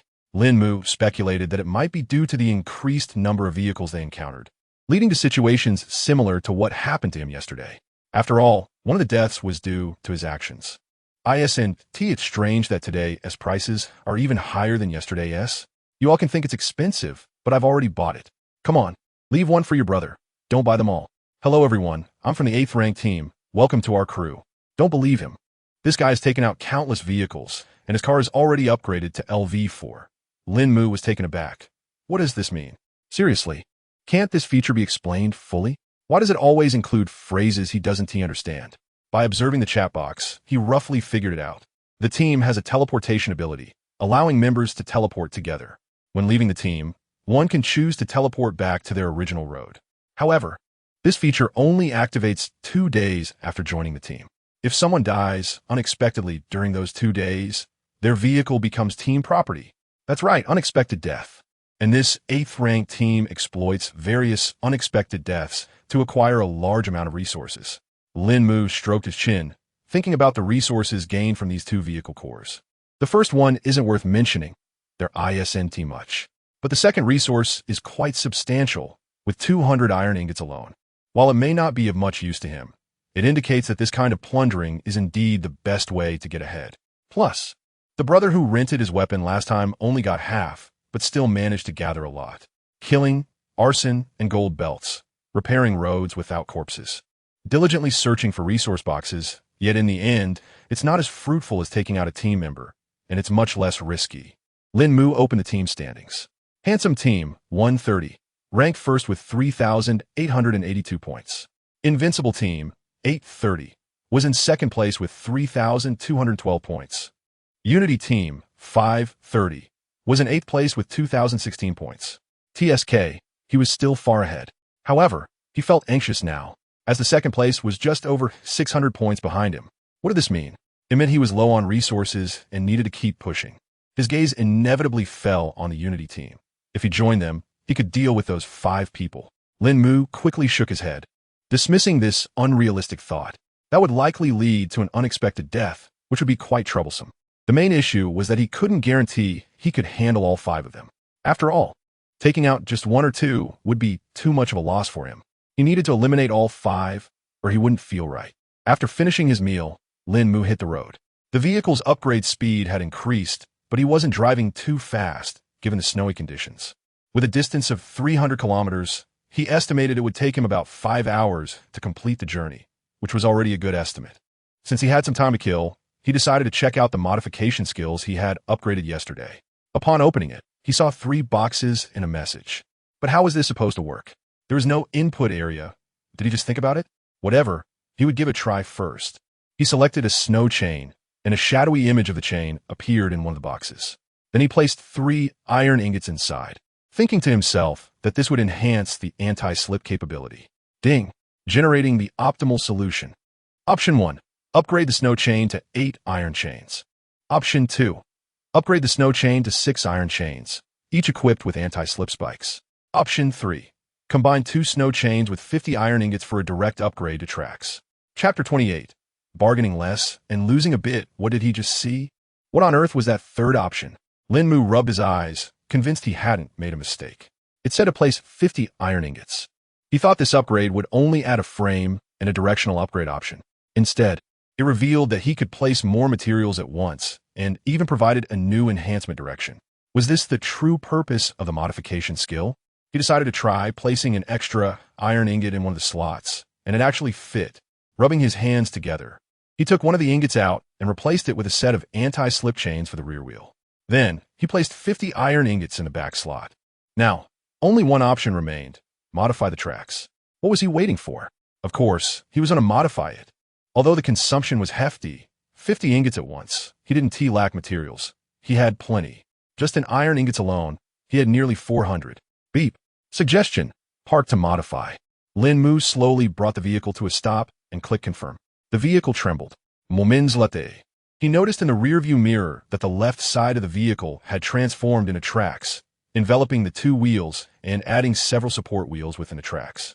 He then modified the right side as well. Gently accelerating, the vehicle's speed gradually increased, but once it hit 50, it wouldn't go any faster. Lín Mù Lipstvichet. Could this be the maximum speed? In icy and snowy conditions, it was understandable since the ground was already slippery. Even in its original state, the highest speed he could achieve was only around 60 to 70 kilometers per hour. But what about afterwards? No, he had to check the panel. Hey, panel buddy, can I revert the wheels back? Please check the vehicle information. Lín Mù clicked his tongue. Those two exclamation marks. Was the panel throwing a tantrum? Was it really that serious, just because he had a few questions? He dared only to complain internally. Voicing it out might provoke the game creator. He opened the vehicle information and noticed a new entry: transformation mode. The wheels could switch between tires and tracks. Lín Mù stroked his chin, contemplating the vehicle information. Transformation mode? Would others be able to access this too in the future? Although his modification skill was unique, it didn't mean others couldn't modify their vehicles. Or perhaps, similar car parts might appear in resource boxes. After all, this was a bizarre world where anything could happen. It seemed wise to gather more materials. Just in case something unexpected occurred, he would be prepared. With that thought in mind, Lín Mù opened the trading center to check on the cotton jackets he had put up for sale. This time, the selling speed had slowed significantly. It took a full 2 hours to sell out. Considering this was a server with nearly 20,000 players. The fact that it took so long to sell indicated that the price had reached its limit. Luckily, there was no rating system for this item. Otherwise, he would have suspected he might get criticized. He had hoped to make a bit more profit, but it seemed he would have to stick to the original price. However, no matter how he looked at it, at least he wasn't losing money.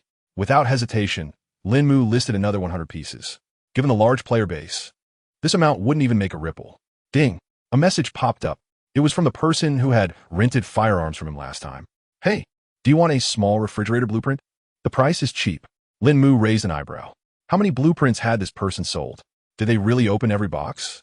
Their luck seemed too good to be true. Sure, what's the price? Iron ingots X10, copper ingots X2, electronic components X2, purified water 1L. To be honest, this price was quite low, considering it was a blueprint. But it was still necessary to negotiate. Bro, this price is a bit high. What do I need a refrigerator for in the middle of winter? Shu Xin, who was reading the messages, frowned. This price was already very reasonable. As time went by, the importance of blueprints was becoming more apparent. Sis, what should we do? They want to lower the price. Add a bag of salt and ask if they want to trade. But sis, we only have 2 bags of salt. It's hard to come by. Don't worry. This should be a new resource. We'll encounter it sooner or later. Su sin not that. All right, I'll ask. If they have it, we might have to lower the price. She then added the salt to the offer. Lín Mù was taken aback when he saw the word salt.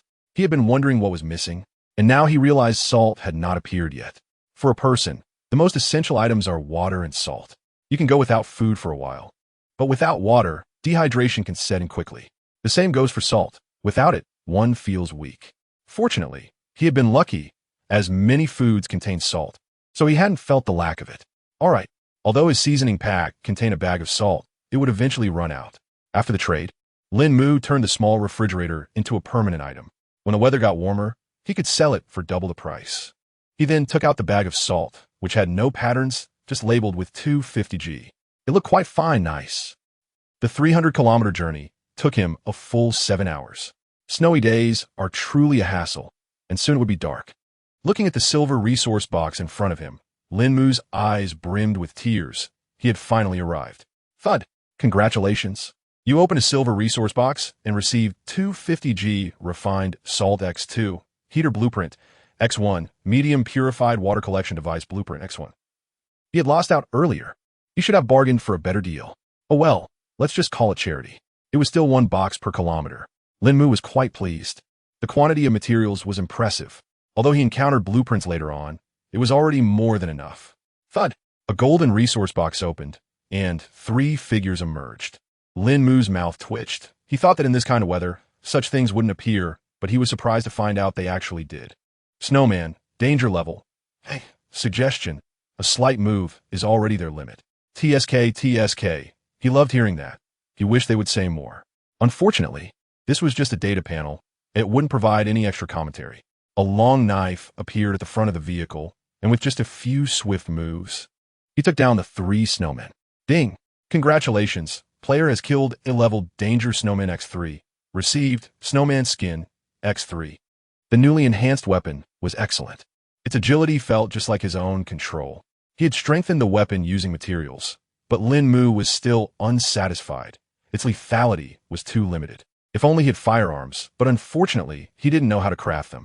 Lín Mù stroked his chin. If he could make a steel pipe and install on the vehicle, and then use his modification skills, it didn't seem impossible. Chapter 29. Good stuff. Life assistance robot. He glanced at the notification he had just received. Lín Mù rubbed his eyes. It really was 3 snowman skins. What on earth are these for? He already had warm clothing. Who needs something like this? He had quite a bit of fur on hand, but hadn't used any of it yet. It wasn't that he didn't want to. He just didn't know where to use it. For warmth, he had his down jacket. Although fur is warmer, he hardly ever gets out of the vehicle. Even if he did, it would only be for a short while, so he didn't really need better thermal gear. As for making leather armor, it was the same issue. He hardly ever gets out. This was why he hadn't used any of it so far. He closed his backpack and continued on. There were still 2 resource boxes ahead, waiting for him to open. After a kilometer, he spotted a diamond sitting in the middle of the road. Thud! Congratulations. You've opened a diamond resource box and received wood X50, gold ingots X20, universal materials X5. Looking at the contents of the treasure chest, Lín Mù frowned in disdain. He had plenty of this stuff. It would have been better if they had given him some blueprints instead. He stashed the box away and moved on. The last treasure chest appeared, a blind box. Now, this was the real deal. He gently opened it, and 2 glowing orbs popped out. 2 this time. He wondered what they would give him. Lín Mù tapped the first orb, and a parchment rolled onto the ground. He looked down in surprise. This was yet another new item. He quickly picked it up and placed it in his backpack. Low-level treasure hunt field teleportation scroll. Allows you to stay in the treasure hunt field for 3 hours. Although he didn't know exactly what this was, he recognized the words treasure hunt. It seemed like a good item. He could check it out tomorrow. After all, tomorrow he would encounter another treasure box for 400 kilometers, so no matter how hard he tried, he would only get 1 wave of treasure boxes. It didn't matter if he set out early or late, unless he started his journey in the early hours, which wasn't necessary. He turned to the last glowing orb and tapped it. A golden piece of paper fell to the ground. Lín Mù swallowed hard.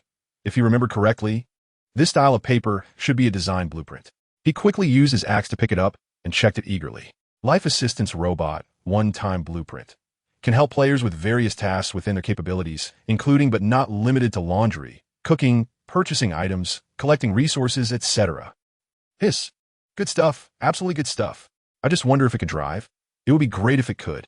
He quickly checked the materials needed.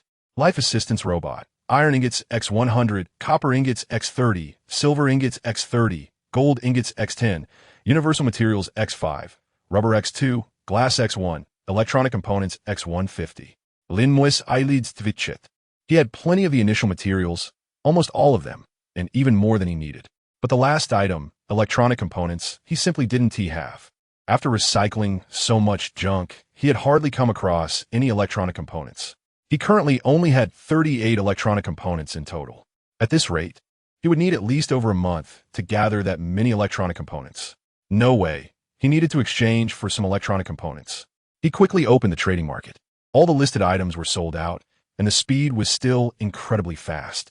Time to remake 100 pieces of cotton clothes.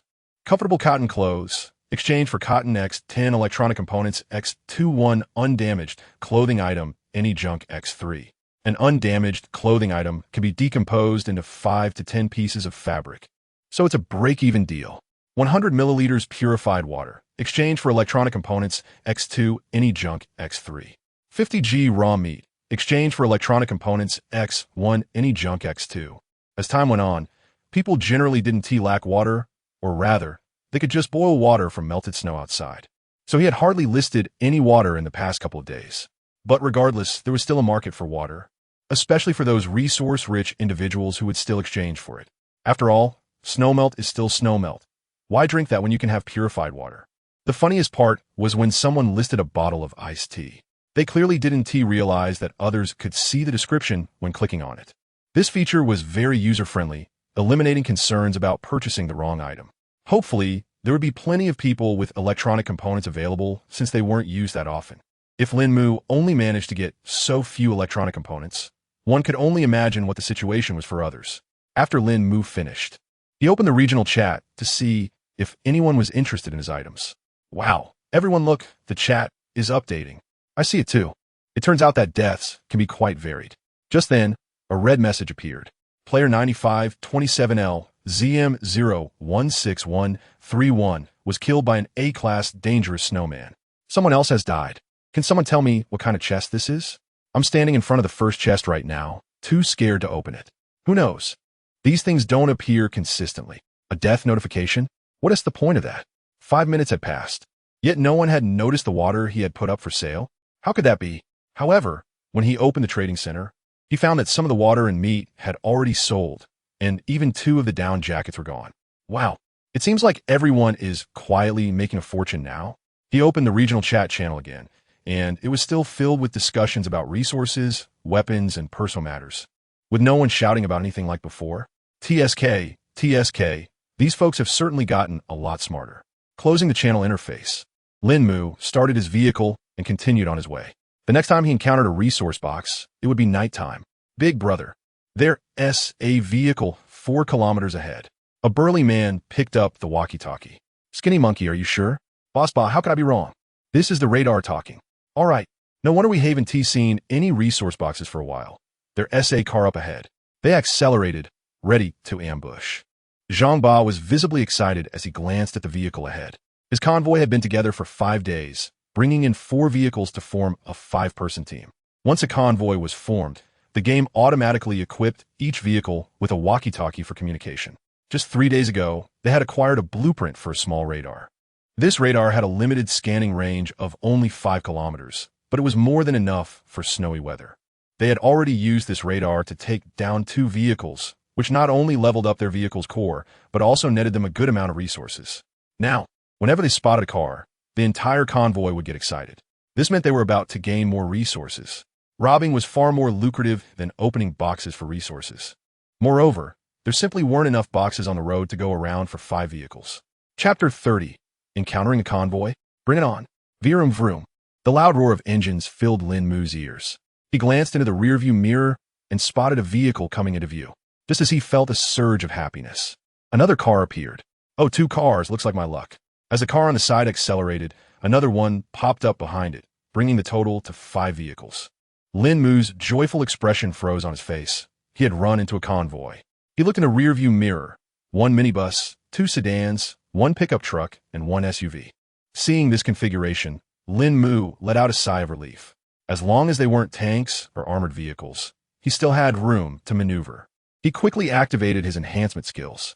Side weaponry. Unable to comprehend. Lín Mù felt a headache coming on. He thought it had become much smarter, but it seemed he had overestimated it. He glanced back at the cars, which were getting closer. Lín Mù hurriedly opened the workbench. He remembered that a couple of days ago, he had unlocked free forging. Sure enough, he selected free forging, which didn't have fixed blueprints. This meant he could forge whatever he imagined. Without hesitation, he envisioned a 1-meter diameter saw blade. Unnamed 1. Iron ingot X2. Lín Mù forged 3 of them right away. He then placed these 3 into the enhancement slot, realizing he didn't have time to think about whether they were suitable.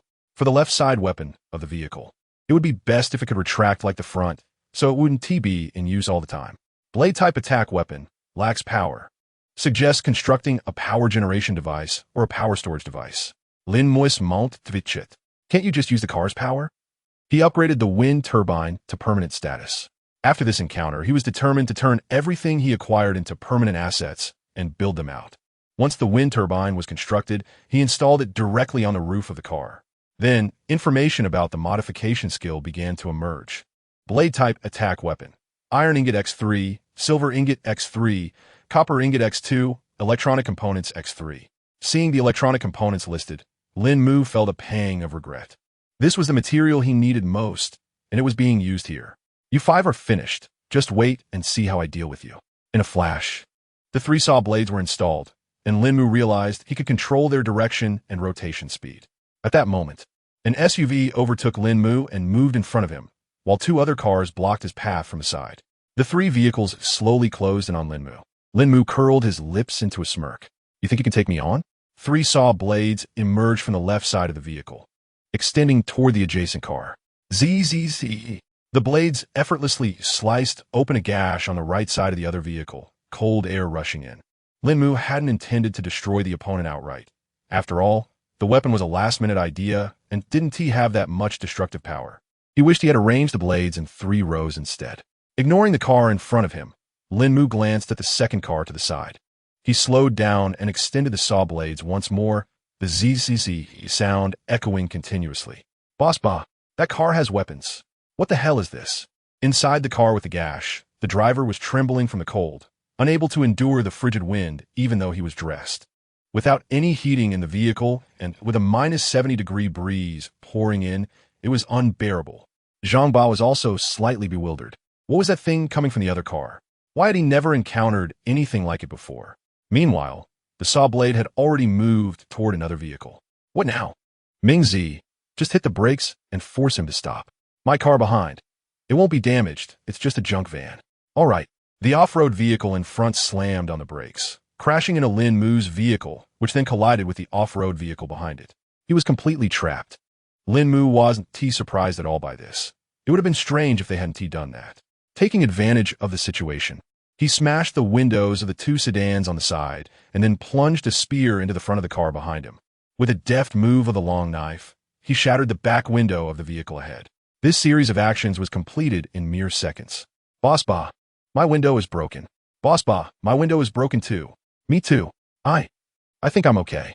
At this moment, Zhang Ba looked at Lín Mu's vehicle with eyes full of greed. Although he didn't understand why this car had so many weapons. Wasn't this exactly the kind of vehicle he wanted? If that was the case, then it was his for the taking.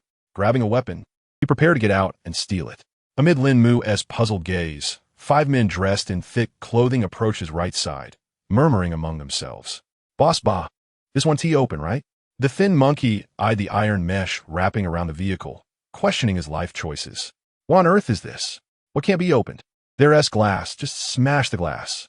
Without a second thought, the thin monkey grabbed a metal rod and aimed it at the window. Lín Mu's eyes twitched slightly. His glass was not only upgraded for the vehicle, but also reinforced by himself. It wasn't just a matter of using an iron rod. Even a gun wouldn't be able to break it. Lín Mù walked over to the passenger seat and waved at the person outside. Boss, is he about to surrender? Zhang Ba nodded at Lín Mù. It seems like a surrender. You should step aside. The thin monkey obediently retreated. Lín Mù raised an eyebrow, wondering what they were doing standing in a row like that. It made him feel awkward. The car window slowly rolled down. Boss, he's definitely begging for mercy. The thin monkey looked up in terror at something protruding from above the window. Bang, bang, bang, bang. Click. A whole magazine was emptied. There was no choice. His aim was off, so he had to rely on volume. Fortunately, all 5 were taken care of. What were you thinking? Trying to lay a hand on me? He surveyed the 5 cars around him, his eyes gleaming. What a big haul, an absolute big haul. Half an hour later, only 5 snowpacks remained on the ground as Lín Mù drove away. As he drove, he examined the resources he had just obtained from the vehicle cores. The quantity was nearly equivalent to a quarter of what he had. This felt great. He had collected 53 electronic components alone, which helped him solve a third of his needs. Seeing this bounty, he now particularly hoped someone would come to rob him, preferably in larger numbers. At that moment, he had 4 level 1 vehicle cores and 2 level 2 vehicle cores in his hands. So, could he upgrade again? Lín Mù opened the vehicle core and indeed, he could upgrade. He consumed 2 level 2 cores for the upgrade. Ding! Vehicle core upgraded to level 4. Capacity for 4 people. Personnel teleportation function activated. Lín Mù stared at the notification in disbelief. Personnel téléportation? What use is that to me? He should have guessed it earlier. When the core displayed the capacity for people, he should have known. Chapter 31. Vehicle core level 4. Resource acquisition doubled? Lín Mù decided to ask about the panel. It couldn't just be a teleportation ability, right? Panel is the only feature of upgrading the vehicle to LV4, just this one ability. Future players will encounter more disasters, and unity and cooperation are essential. Lín Mù curled his lip. He was a one-man army. Thank you very much. After the vehicle core is upgraded to level 4, the number of resources encountered will correspond to the number of people in the vehicle, not exceeding the vehicle's capacity. So, if there are 4 people in my vehicle, I can encounter resources for 4 people at once? That's correct. I have to admit this is somewhat enticing for Lín Mù. Could it be that he really needs to find some people to join him? People? Lín Mu's eyes lit up. Ahem, as long as they're humans, right? Lín Mu's mouth twitched. Was this panel malfunctioning? Why did it keep lagging? They must be living humans. Lín Mù rubbed his chin, thinking that even the disabled should count as living humans, right? What if he turned the second floor into a prison? Then he could just throw 3 people in there? Lín Mù suddenly slapped his thigh. That is definitely feasible. He couldn't help but think of the convoy behind him. Would that convoy also encounter resources for 5 people? No. That hidden feature is only unlocked after the vehicle core is upgraded to level 4. So if that's the case, doesn't it mean the convoy can only encounter 10 boxes, 1 for each person? That means Lín Mù recalled the conversation in the regional channel about the convoy ranked 8th. So, the current formation of convoys was likely focused on robbery. Robbery inevitably means killing. Wow. What a ruthless game. In his backpack were 5 vehicles, 2 of which had merged with his own, providing slight enhancements in various aspects. Additionally, the appearance of his vehicle had changed, transforming into an off-road vehicle with tracks on both sides and a dumpster being towed behind. The vehicle now had a very peculiar shape. It was likely that an average person wouldn't recognize what it originally was. But that wasn't important. He had just asked a brother he traded with multiple times, and he could also store vehicles in a space, but doing so was pointless. Why store vehicles when the parts aren't compatible, and they can't be burned for fuel? Even if the parts were usable, he wouldn't know how to use them. It made sense, after all. He was the only one with this ability. Should he list the vehicle wreckage for exchange? After a moment, Lín Mù quickly shook his head. Wouldn't that expose him to everyone? That was definitely not a good idea. Although information is kept confidential now, who knows when this game will update with new content? He has come to realize that the game's updates are just a way to toy with players. It's possible that someone might meet their demise due to more detailed information. There is definitely that possibility. At 11 p.m., Lín Mù glanced at the trading center. The 3 items he had listed were all sold. It seems he worried for nothing. Apparently, so many people had electronic components. He currently had 322 electronic components in hand. Not to mention building 1 robot. He could even make 2. Lín Mù opened the workbench and selected Life Assistance Robot. Craft. Ding. Life Assistance Robot crafted successfully. A humanoid robot suddenly appeared in the empty space behind him. Hello, Master. I am Life Assistance Robot number 001. It looked human, with skin that was identical to a person's. No wonder they used rubber for this. Plus, it was a female robot. Lín Mù quickly took out a set of clothes he didn't wear and tossed them to her. Please put on the clothes. Yes, Master. Lín Mù watched the robot and noticed that every movement was smooth. If it weren't for the slight electronic tone in her voice, who would know this was a robot? I am hungry. Please make me a meal. Yes, Master. Please provide the ingredients. Lín Mù took out 2 pieces of pork and some seasonings from his backpack. No. 001 skillfully used the knife, chopping, boiling water, blanching. Lín Mù nodded in satisfaction. Life would be much easier from now on. The next morning, Lín Mù climbed down from upstairs. The temperature downstairs was quite warm. Would you like me to prepare breakfast, Master? Just boil some water and make a bowl of noodles. Yes, Master. Lín Mù went to the driver's seat and glanced at the thermometer. Outdoor, -75 degrees. Indoor, 27 degrees. As expected, the temperature had dropped by 5 degrees in one day. He took out the treasure hunting teleportation scroll. Today he planned to go treasure hunting. He wondered how big the treasure hunting area was. 3 hours should be enough for him. After all, he had 200 slots of storage space. After finishing his meal, Lín Mù directly used the treasure hunting teleportation scroll. A milky white light enveloped the vehicle, and Lín Mù quickly put on his sunglasses. The dazzling light instantly dimmed significantly. After a minute, the light gradually faded. Am I almost there? Lín Mu's hand rested on the keys, ready to start the vehicle at any moment, not wanting to miss any opportunity. The light gradually faded, and the scenes outside slowly came into view for Lín Mù. A blue sky, white clouds, and grassy fields. There was no snow. The temperature outside had even risen from -75 degrees to a comfortable 23 degrees Celsius. Lín Mù was panting, his eyes wide open, clearly showing his excitement. Even his tone of voice was filled with enthusiasm. Is this the treasure hunting ground? He opened his panel. Big brother, are you sure I didn't teleport to the wrong place? Player, calm down. I know you're excited. This is indeed a treasure hunting ground. What am I excited about? Isn't that a garbage dump over there? No, wait, it's a whole area of garbage. Player, this is a survival game. For players, a dump is a treasure trove, and there are various materials and resource boxes among the garbage.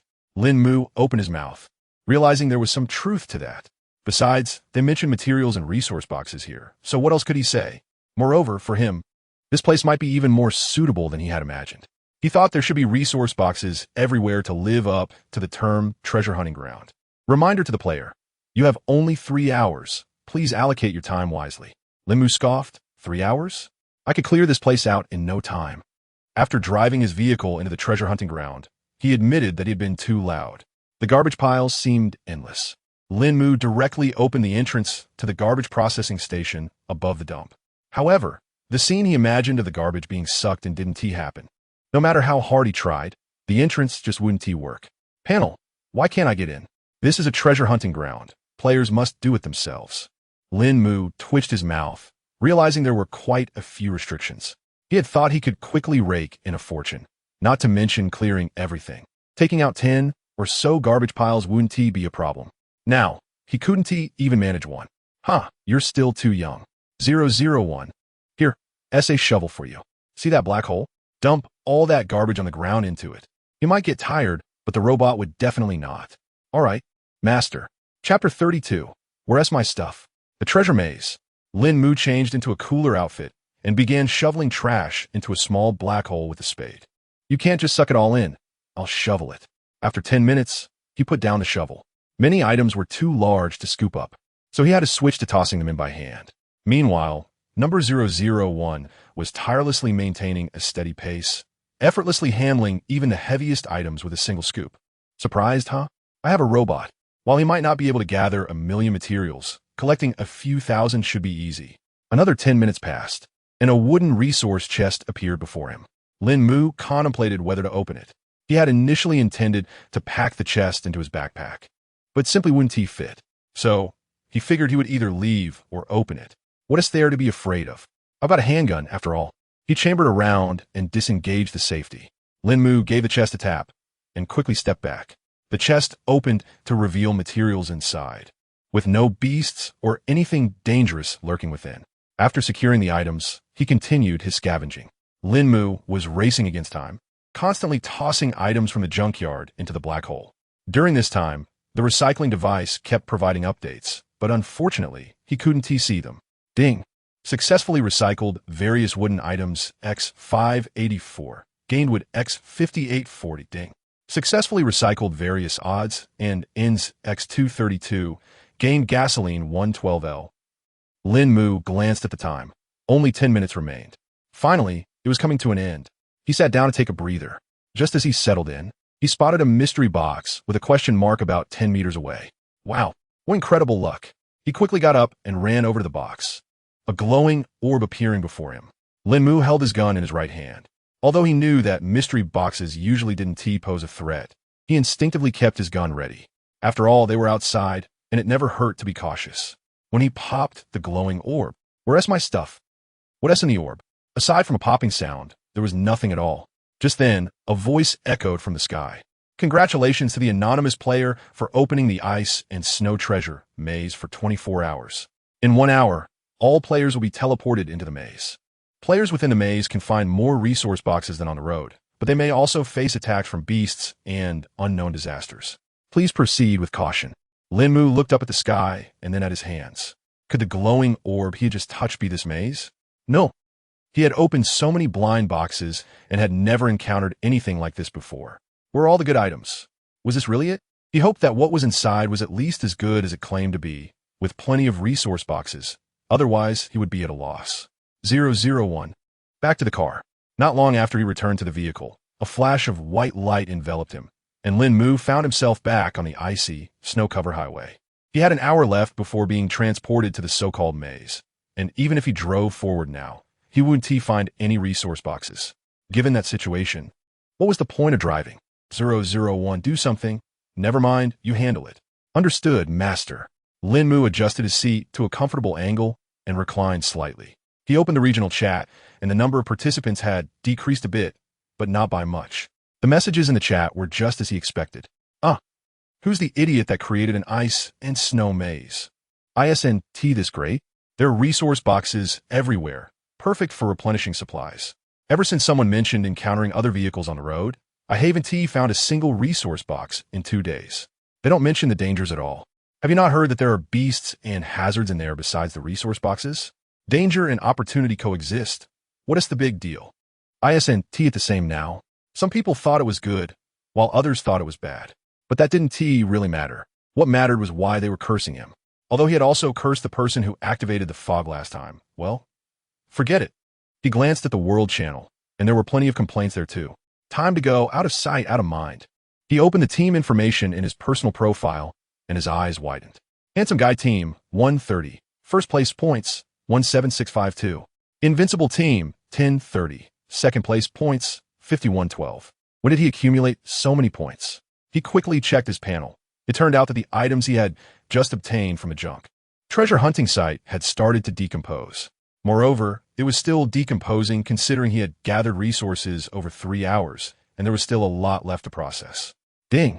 Successfully recycled electronic products X121, gained plastic X55, iron ingots X23, silver ingots X2, gold ingots X1, electronic components X344. Lín Mù raised his eyebrows. The results were much better than he had imagined. Truly, the 50 increase was impressive. Ding! Successfully recycled worn-out clothing X98, obtaining fabric X765, cotton X213, and plastic X5. Notifications of successful recycling kept popping up. Looking at the ever-increasing materials in his backpack, Lín Mù felt he wouldn't be able to use them all. Among them, the wood quantity was the largest, with over 6,000 pieces occupying 7 slots.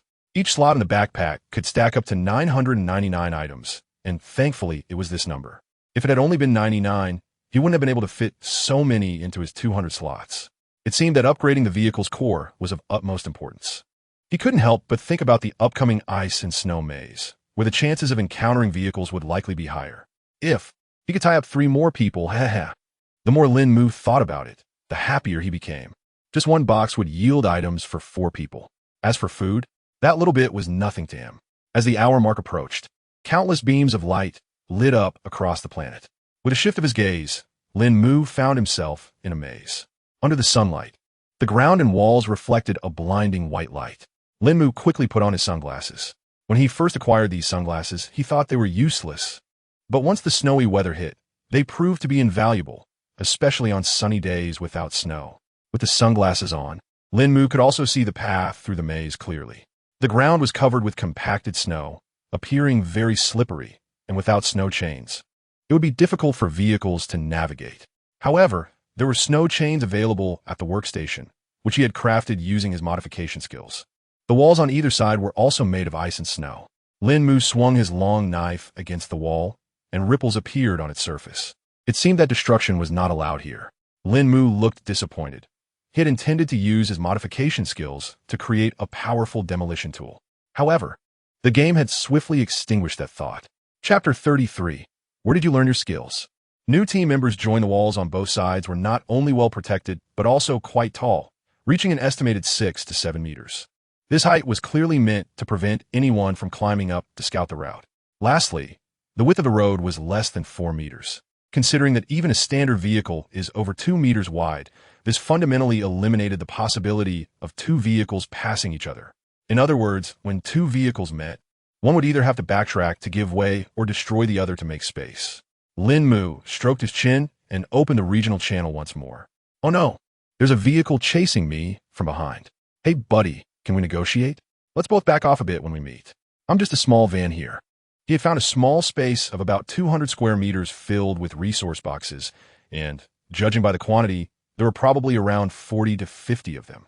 The encounter between the vehicles had already taken place, and it was evident that one of them would not survive. The resource boxes had also been found, located in a separate space rather than on the road, as Lín Mù had initially thought. Lín Mù nodded, having grasped the general situation. It was time to take action. However, he did not drive away. Instead, he opened the trading center. Iron ingots X50, exchange for any vehicle wreck. Glass X4, exchange for any vehicle wreck. Cloth X10, exchange for any vehicle wreck. He listed 10 items for trade. Lín Mù looked at his offerings with satisfaction, knowing that the 3 vehicle wrecks he had before had provided him with quite a few valuable items. Just from iron ingots alone, one vehicle had given him 700, along with a series of materials like cloth, rubber, and gold ingots. However, items like cloth only yielded about 20 per vehicle. Starting the vehicle, the tracks moved smoothly over the terrain. 001. Do you have any detection functions? Will I be able to find someone? Master, what kind of detection function do you need? Resource box detection or vehicle detection? Both, I want both. Lín Mù nodded eagerly. The robot's eyes projected an image resembling a radar onto the windshield. Although the colors were somewhat faded due to the sunlight, it was just enough for Lín Mù. According to the display, there was a vehicle approaching from his side. He glanced at the snow wall beside him. It was indeed a hindrance. However, there was an intersection ahead, and he would be able to encounter the other vehicle by turning. He slammed on the accelerator, and the vehicle's speed increased. At the intersection, he turned left, only to find himself facing a wall. Lín Mù's twitched. Did it have to be this miserable? He watched as the red dot slowly disappeared into the circle. 001. What is your detection range? Reporting to the master. It's only 1 kilometer. Lín Mù smacked his lips. That area was a bit small, but it was sufficient in a place like this. 10 minutes later, a yellow box appeared on the map. 001. What does this marker mean? It indicates the location of a resource box. Is it that close? He hurried towards the target, only to find the box was in the next room. However, he had no idea how to get there. At that moment, he realized that 001's ability seemed useless here. 001. Can you plan a route? Sorry, Master, I don't have that capability. Lín Mù felt disappointed. Knowing the location of the resource box, but being unable to reach it was frustrating. He could only keep moving forward. Just then, a pickup truck approached him. The vehicle was clean and looked brand new, clearly at least a level 2 vehicle. Upon seeing Lín Mù's vehicle, the driver immediately slowed down and began to back away in a panic. However, on the icy road, even with snow chains, their speed was not very fast. Lín Mù pressed down on the accelerator and charged forward. As he got closer, he raised an eyebrow. It was a woman, and she looked pretty decent. But she was facing Lín Mù. A row of long spears extended from the front of his vehicle, and Lín Mù drove straight into her truck, the spikes embedding themselves into the front of her vehicle. He slammed on the brakes, forcefully stopping her vehicle. Lín Mù jumped out of his car, holding a handgun and wearing an iron helmet, clad in leather armor. The woman looked panicked as she watched Lín Mù approach, muttering to herself, "What should I do? Is he going to kill me? I don't want to die yet." Lín Mù had no idea what she was thinking. He pulled out his handgun and pointed it at her windshield, gesturing for her to get out of the car. The woman opened the door and trembled. "Big guy, don't shoot. I'm 170 centimeters tall, weigh 108 pounds, and my measurements are. I have 2 terabytes of learning materials. I've watched 1,000 hours of films, and I'm a professional yoga instructor. Please spare my life." The woman blurted out her information like a machine gun. Lín Mù's mouth twitched. What kind of nonsense was that? Who cared about her movie-watching habits or whether she was a yoga instructor? Just stand there and don't move. If you dare to move. Lín Mù touched her forehead with the gun. The cold sensation sent a chill down her spine. No way. She made it so obvious. And he still doesn't get it? This guy must be a real, steel-hearted man. Lín Mù was pointing a gun at the woman while absorbing the core of the vehicle into his space, and then he stored the entire vehicle as well. He glanced at the woman's clothes. They could yield at least 20 pieces of fabric. But thinking about keeping this woman around for a while, he decided to let it slide for now. "Come with me to the car." The woman walked ahead while Lín Mù followed behind. Once inside Lín Mù's car, the woman was astonished by the spacious interior. She couldn't believe a car could be this big. Just as her curiosity peaked, a length of rope appeared around her. 001, tie her up. Huh? Wait, what? Yes, master. The woman didn't dare to resist, especially with the gun still aimed at her. 10 seconds later, Lín Mù's eye twitched. Is your tying technique a bit too professional? It's built into the system. Lín Mù's lips twitched. He started to suspect that the game's creator must have looked up some tutorials. The woman's face turned bright red. The ropes were incredibly embarrassing. Ahem. What's your name? And where are you from? I'm Jiang Ying, from Fongjing City in Huagua. Lín Mù nodded. She was indeed from the same region. It seemed that this area channel was mostly filled with people from Fongjing. Based on the population, Fongjing City should be divided into over 200 areas. Are you carrying any weapons? Jiang Ying hesitated, but nodded. I have a dagger on my waist. 001. Check it thoroughly. There is indeed only a dagger. Don't even think about escaping. I'll provide you with food and water. In other words, I'll take care of your meals. So you don't need to worry about resources or safety. So, don't even think about running. I want to care if you're a woman. Jiang Ying's cheeks twitched. You've tied me up. How can I not worry about my safety? But in her situation, worrying was pointless. She could only nod helplessly. Lín Mù was quite satisfied. He had found his first vehicle personnel, and now he just needed to find 2 more. Chapter 34. Ice Crystal Creature? Give me a flamethrower. Unlocking the 3rd floor. Mustard Stone X10, Iron Ingot X200, Copper Ingot X10, Silver Ingot X10. The previous hesitation to upgrade was due to a lack of necessity, and also because the materials were scarce at the time. Now that materials are abundant, there's no need to continue breaking down items. Upgrade. The vehicle glowed brightly, and the 3rd floor was unlocked. Lín Mù glanced back at Jiang Ying, deciding to hold off on placing her for now. He would wait until this maze was over. With only 24 hours on the clock, he couldn't afford to waste any time. He continued driving in search of resource boxes. Half an hour later, Lín Mù finally stumbled upon a treasure trove of resource boxes. It was incredibly difficult to find, but he had finally done it. He quickly took control of the axe and began opening the boxes. Congratulations! You opened a wooden resource box and obtained glass X10. Congratulations! You opened a silver resource box and obtained mustard stone X4, gasoline 40L, refined salt X4. Congratulations! You opened a gold resource box and obtained blueprints for medium purified water collection device X2, stone X40, KFC family bucket X4. The resources were simply abundant. He glanced at Jiang Ying through the rearview mirror.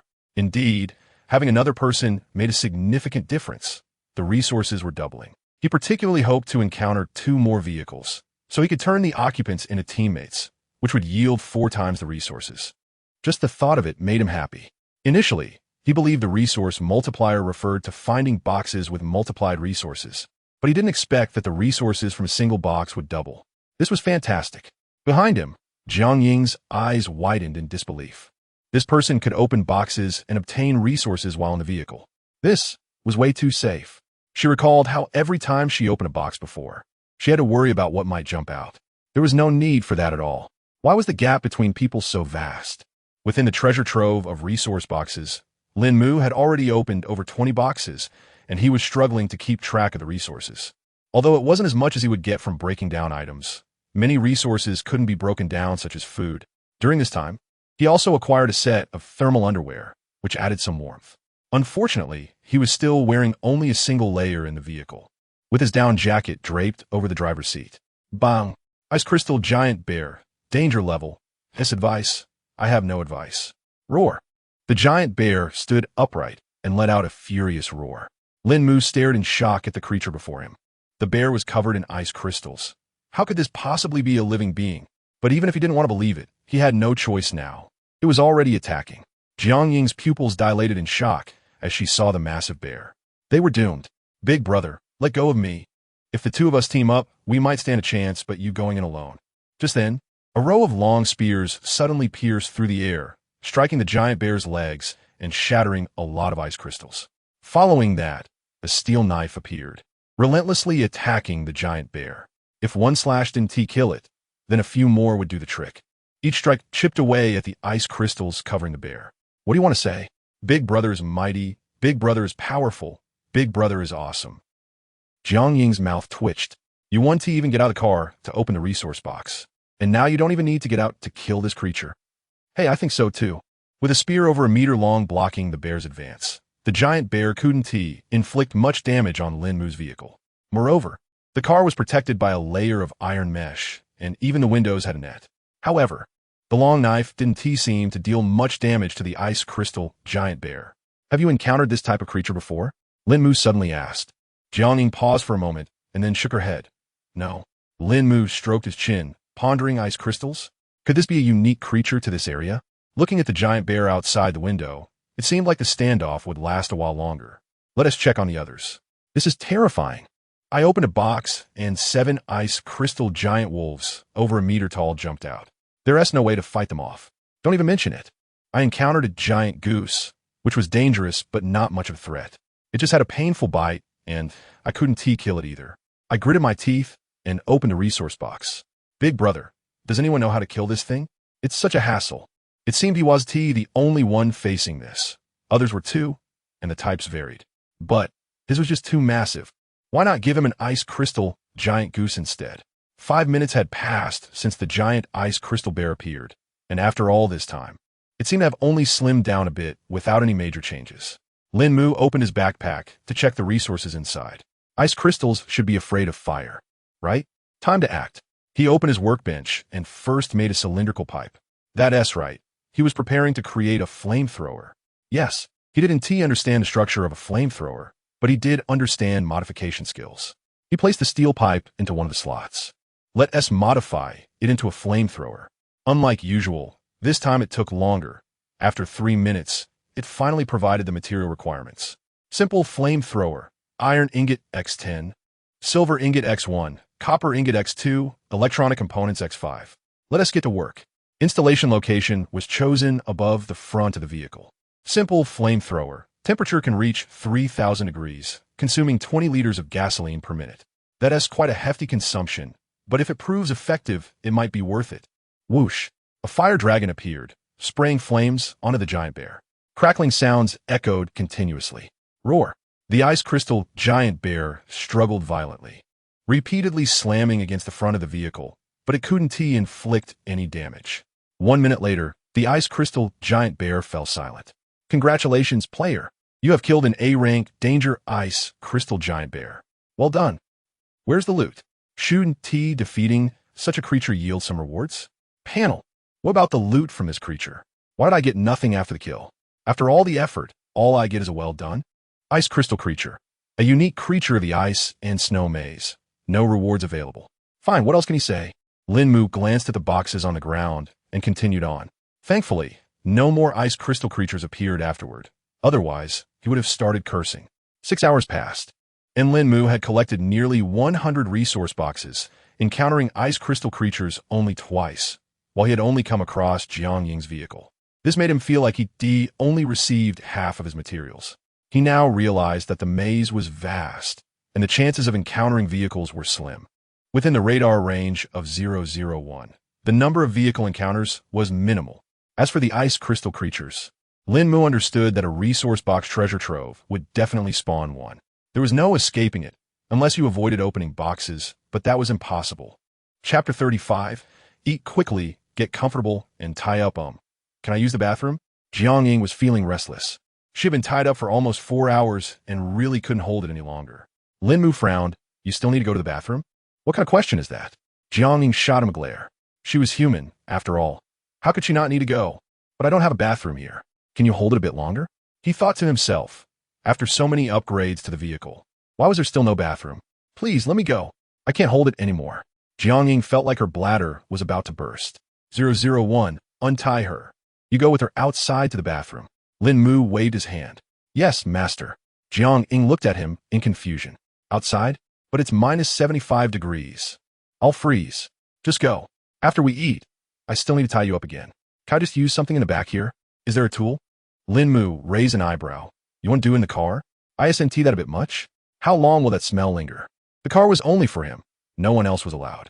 Jiang Ying sighed. Fine, I'll go outside. I'll just be quick about it. She took some paper from Lín Mù and followed 001 outside, finding a spot to crouch down. She had thought about escaping, but without a vehicle, where could she run? 3 minutes later, she hurried back into the car, her face red from the cold. Minus 75 degrees was no place for a human to be. Once inside, Lín Mù didn't immediately tie her up. Instead, he pulled out 2 buckets of chicken and handed one to her. Hurry up and eat. After you finish, choose a comfortable position, and then I'll tie you up again. Jiang Ying twitched her mouth. Can't you show a little mercy for a beautiful woman like me? I don't even have any weapons. Do you have to be so vigilant? She had already given up on escaping, Yet this man still wanted to tie her up? That was just too much.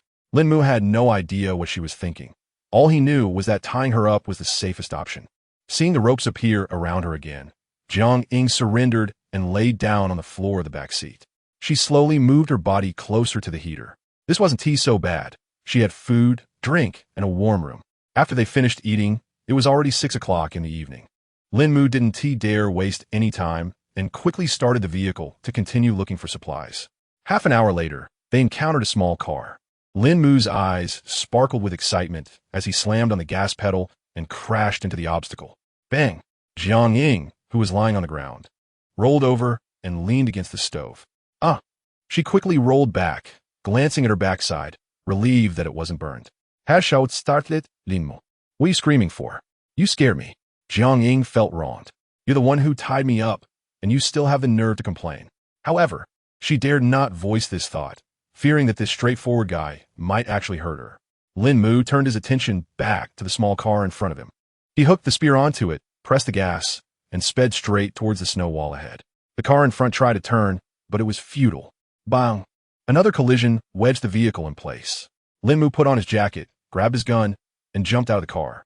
Jiang Ying looked up, wondering who the unfortunate soul was this time, and whether Lín Mù would kill him or bring him along. Outside, Lín Mù aimed his gun at the man's head. Get out of the car. The man in gold-rimmed glasses flashed a friendly smile. Brother, we're all from Hua country. There's no need for this. Hold on. Even though we're all from Hua country, this is a survival game. Right now, getting out of the car will make things easier. But if you shiver in the cold and accidentally pull the trigger, don't blame me. The man's lips twitched. Was this guy for real? He didn't dare take the risk and quickly got out of the car, stepping aside. Lín Mù secured the situation and brought the man back into the vehicle. 001. Tie him up too. This time, he tossed 001 a metal chain instead of the usual rope. Zhao Mingwei? Jiang Ying asked uncertainly, her suspicion heightened by the guy's unkempt hair. Zhao Mingwei looked up and noticed there was another bound person. Jiang Ying? You got caught too?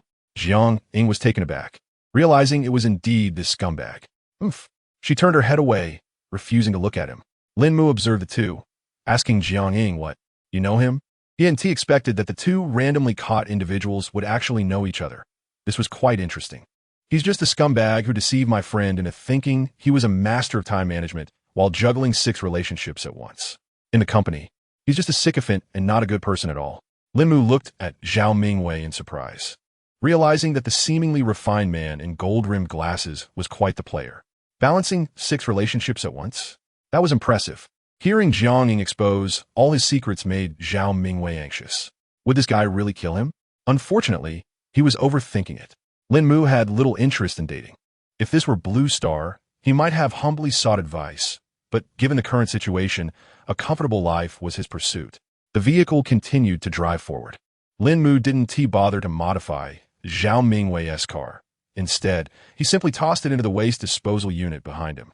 The sedan would significantly enhance his own vehicle, and using it for modifications would be a waste. Better to exchange it for some materials. At this moment, he had 4 level 1 vehicle cores and 2 level 2 cores, just enough to upgrade his vehicle core. He opened the vehicle core interface and clicked to upgrade. Ding! Vehicle core upgraded to level 5, capacity for 5 passengers. Backpack space increased to 200. Vehicle core level LV5, capacity 5 people. Upgrade requirements. 1 level 5 vehicle core or equivalent vehicle core, not bad. He unexpectedly received an additional 200 backpack slots. With the increase in capacity, didn't that mean he could find 2 more people? Just then, a resource box appeared right in front of him. Wow, his luck was really good this time. It was right there. Lín Mù quickly drove the car inside. A chime sounded from the speakers. Ding! Recycled wooden resource box X21. Obtained wood X157. Lín Mù glanced at the panel. The second batch of wooden treasure boxes had also been recycled. Today was bound to yield a significant harvest. As for the notifications below, he didn't have time to look at them. His main task now was to find people and resource boxes. Boom!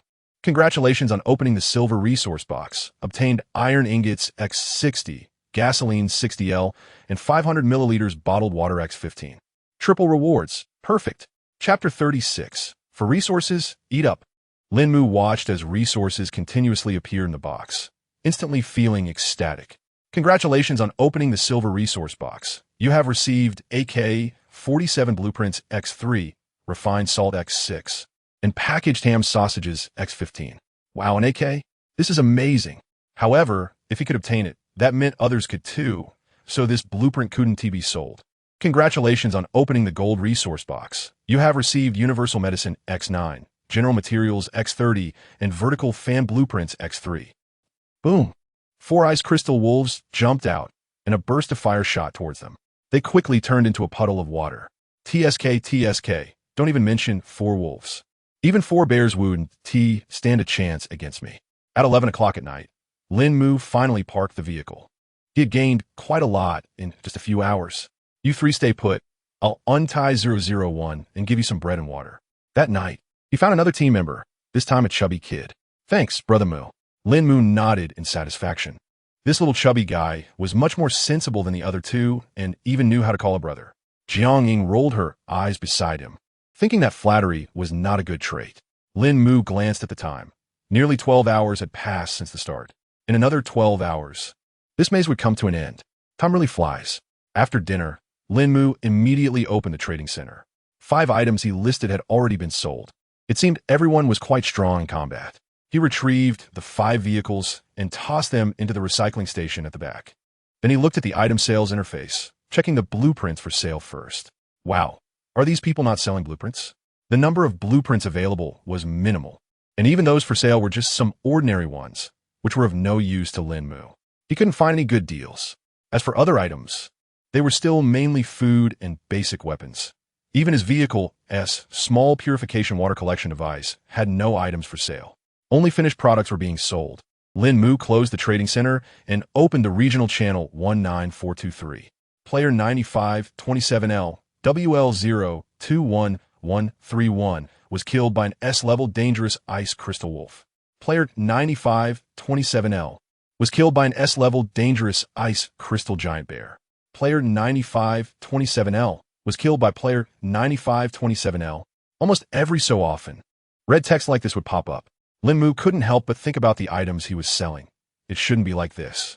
He had just seen over a dozen players being killed. What use would their vehicles be left behind? Just to be a decoration in his backpack? Come on, guys. We already have so few people as it is. Why don't we just coexist peacefully? I mean, fighting is such a waste of time. This is a treasure maze. Wouldn't it be better if we all searched for treasure together? Seriously, fighting each other is pointless. Finding chests is much faster than robbing them. Lín Mù glanced at the chat briefly and then closed the channel. He then opened his inbox. Wow, a pile of messages. No wonder the inbox showed 99 unread messages.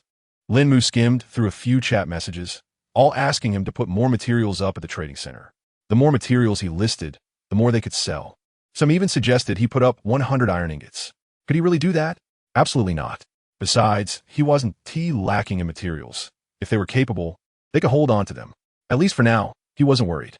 When others had the ability to recycle materials, he would consider increasing his stock. Lín Mù turned to look at the 3001. Tie them up properly and don't let them loose. Yes, master. The 3 weren't surprised by this and obediently allowed 001 to bind them. Resistance was pointless. Who could outrun a bullet? Moreover, Zhao Mingwei's face, swollen like a pig's head, said it all. The robot next to them was no ordinary threat.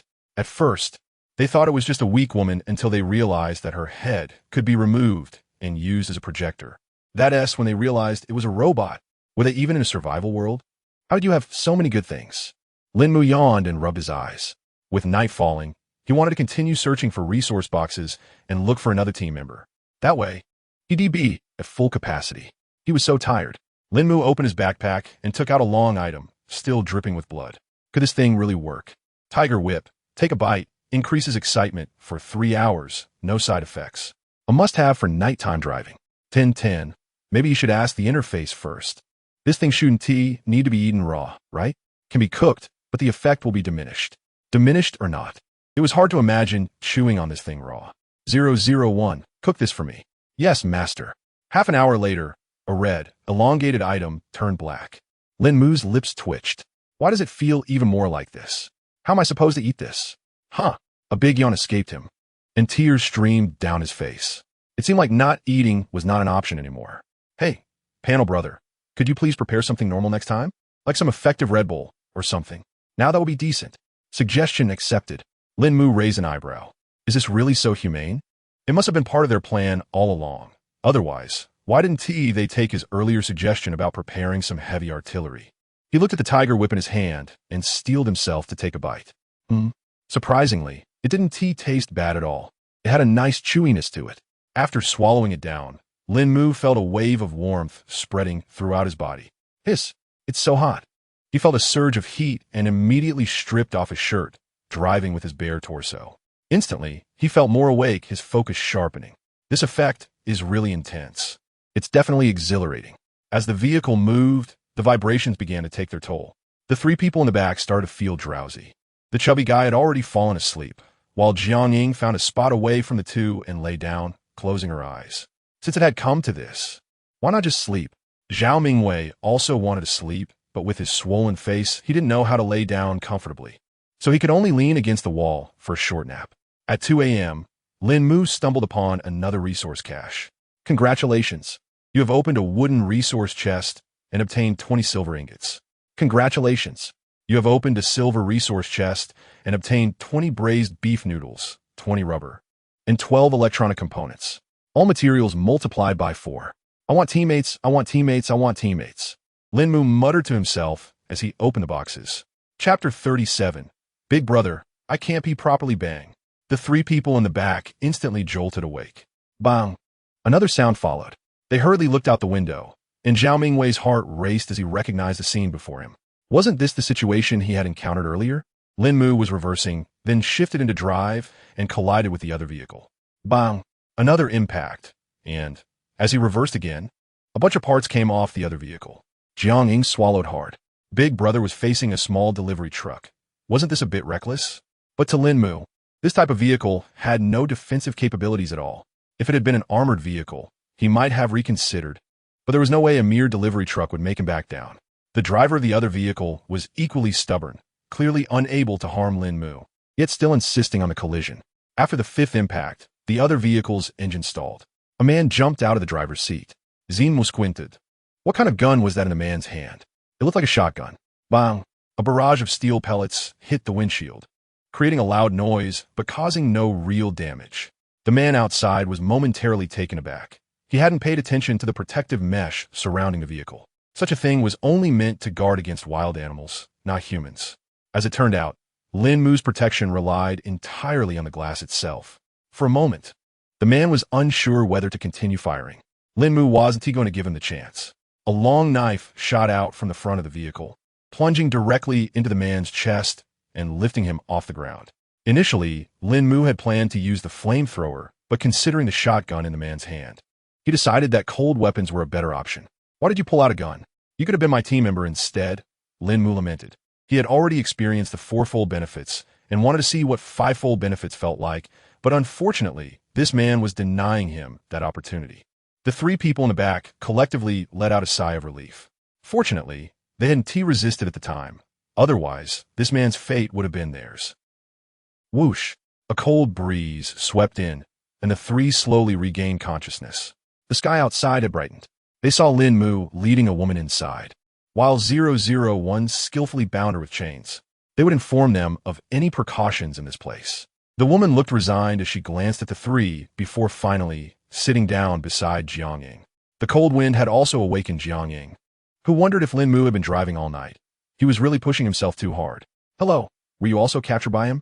Yeah, I drove away, and he kept chasing me from behind. He followed me for over 10 kilometers and finally cornered me in a dead end. The woman sighed softly. She had tried her best to escape, but the other party was relentless. What could she do? The three of us were in a similar situation, not understanding why he had captured us. If it was for lust, he hadn't touched me. If it was for money, he could have easily killed us. Yet, he even provided us with water and food. How strange. Finally, a woman spoke up, venting her pent-up feelings. Is that so? It really is odd, she replied. I'm Gu Wanqing. And you? Jiang.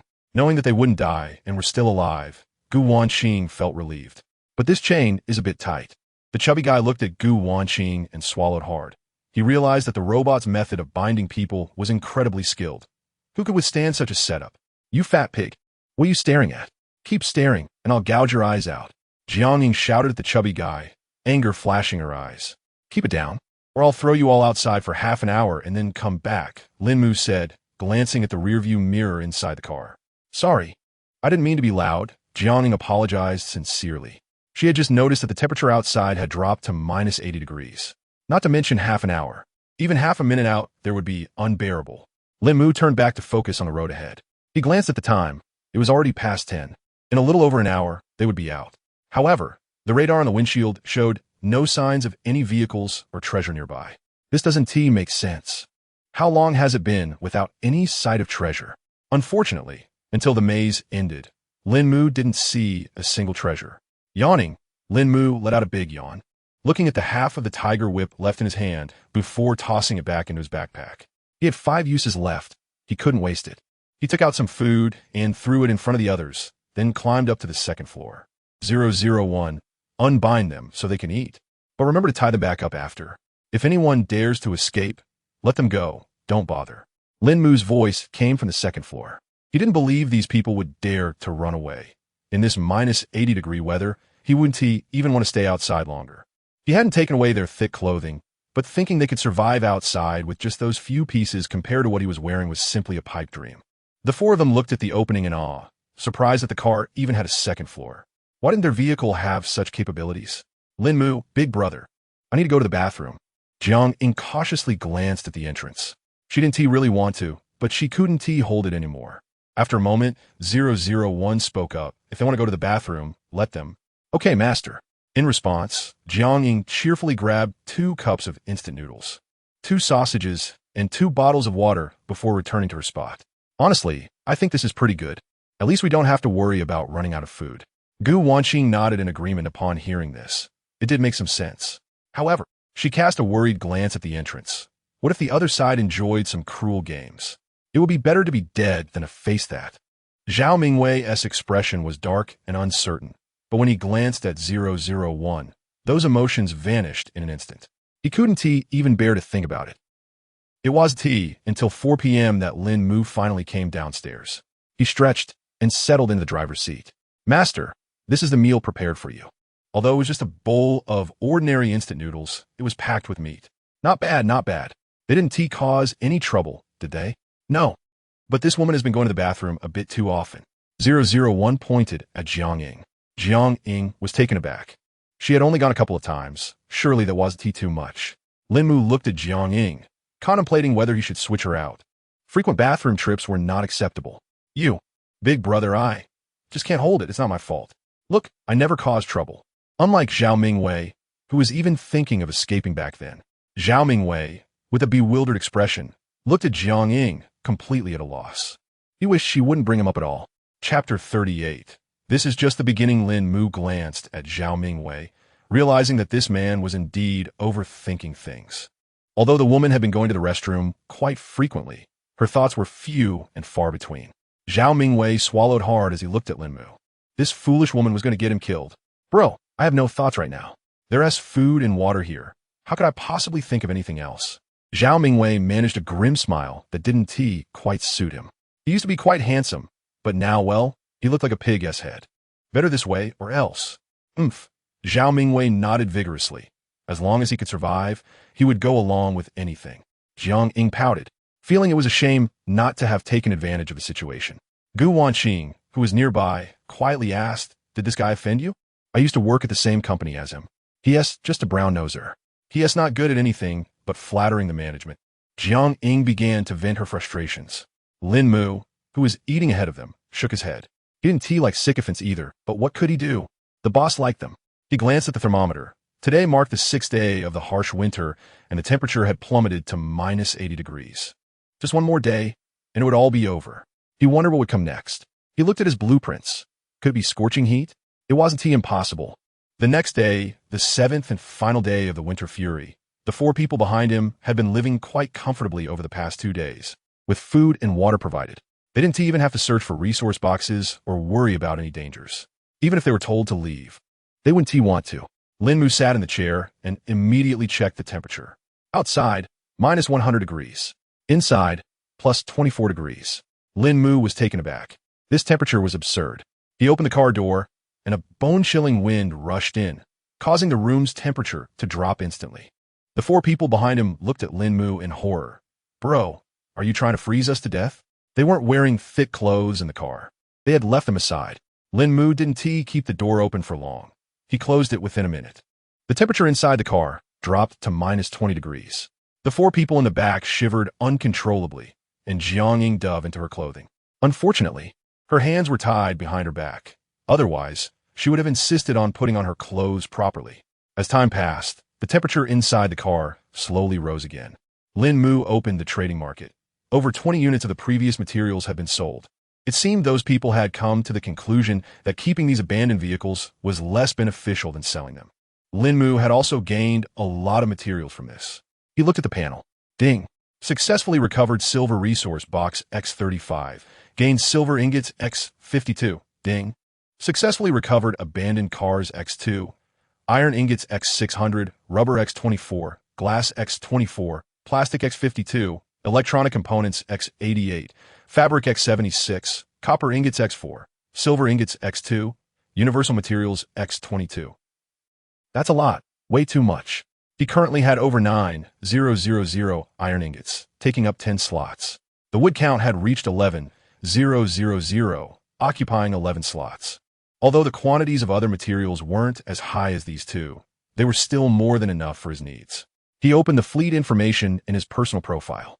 Handsome Squad, 130. First place points, 52, 114. Invincible Squad, 1530. Second place points, 9, 212. He had single-handedly claimed the top spot, pulling ahead of second place by over 40,000 points. That was just ridiculous. Then he opened the regional channel 18762. Sure enough, the death rate had slowed down significantly. Most of the deaths were now caused by other players, and the number of deaths from those creatures had decreased a lot. Others weren't foolish. If they couldn't fight back, they could at least run. Finally, it was the last day. Would everything end after today? You're thinking too much.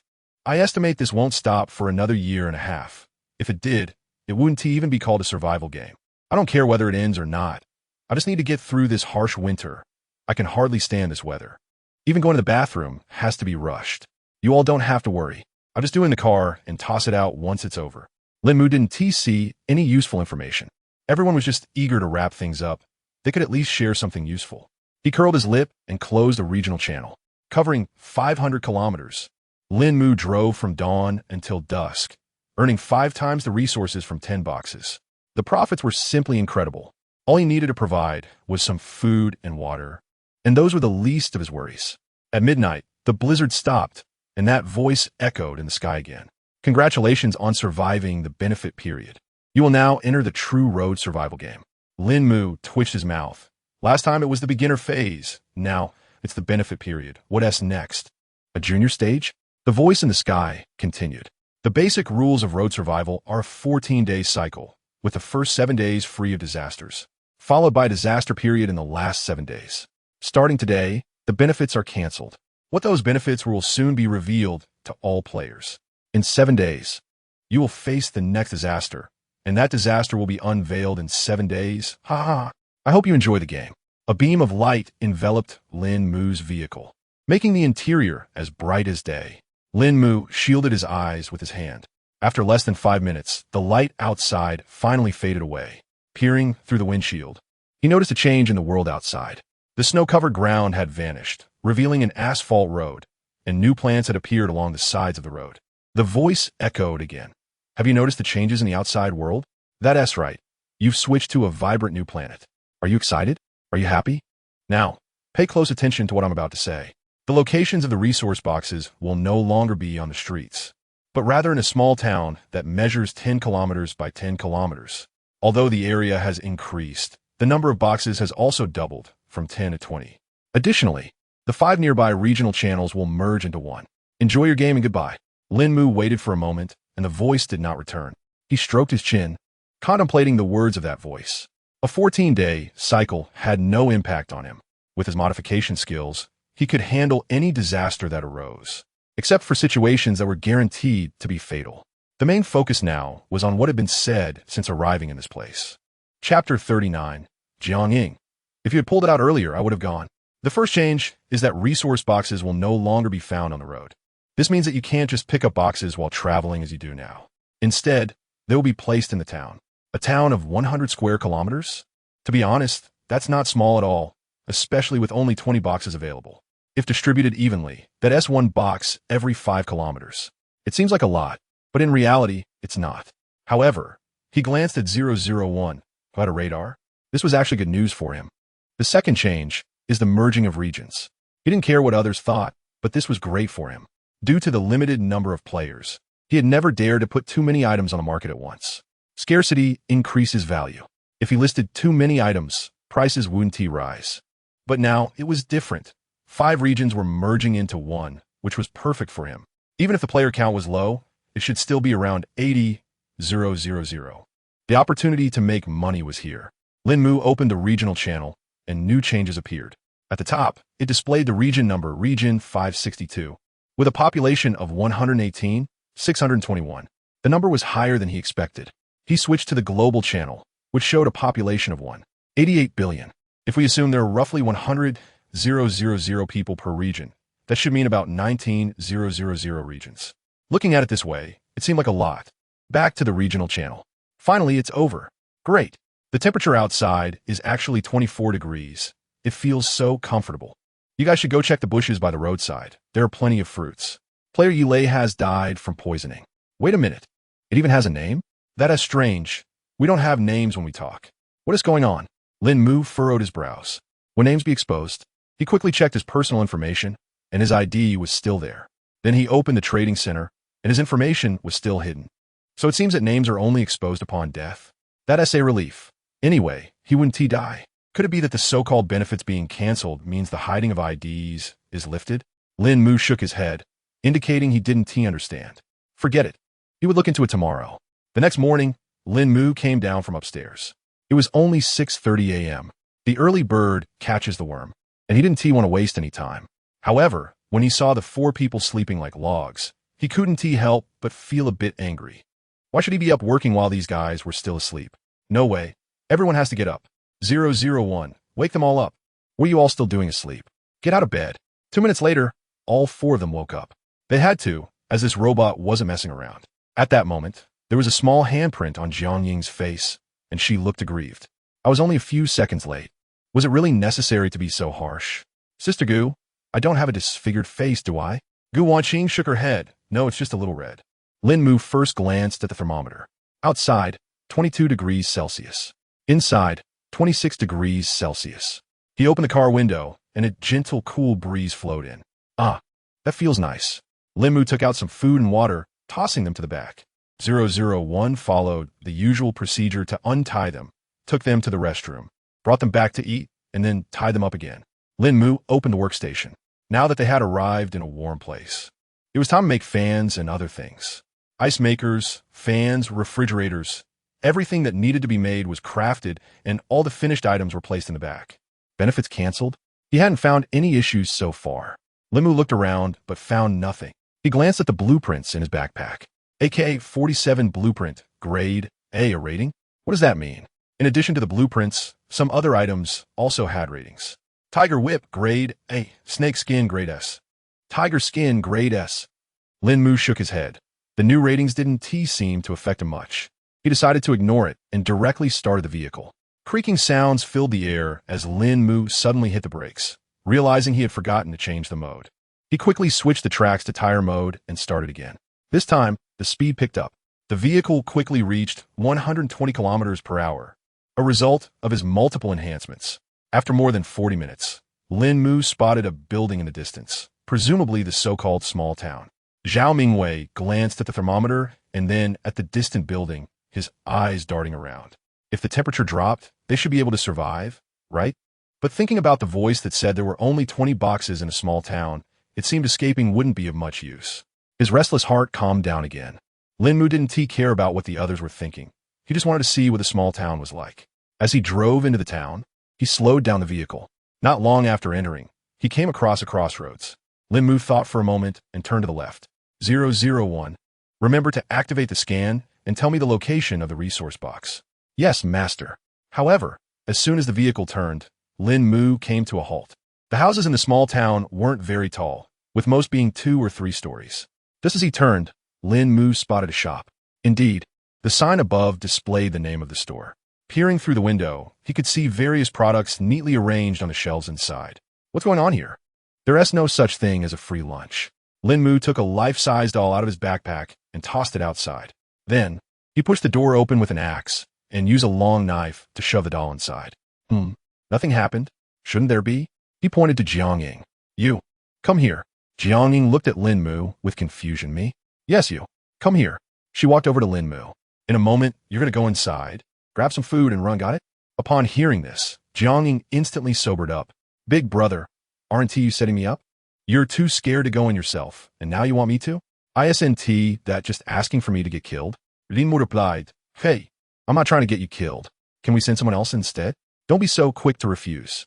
I can tie a rope around you for safety, so you don't have to worry.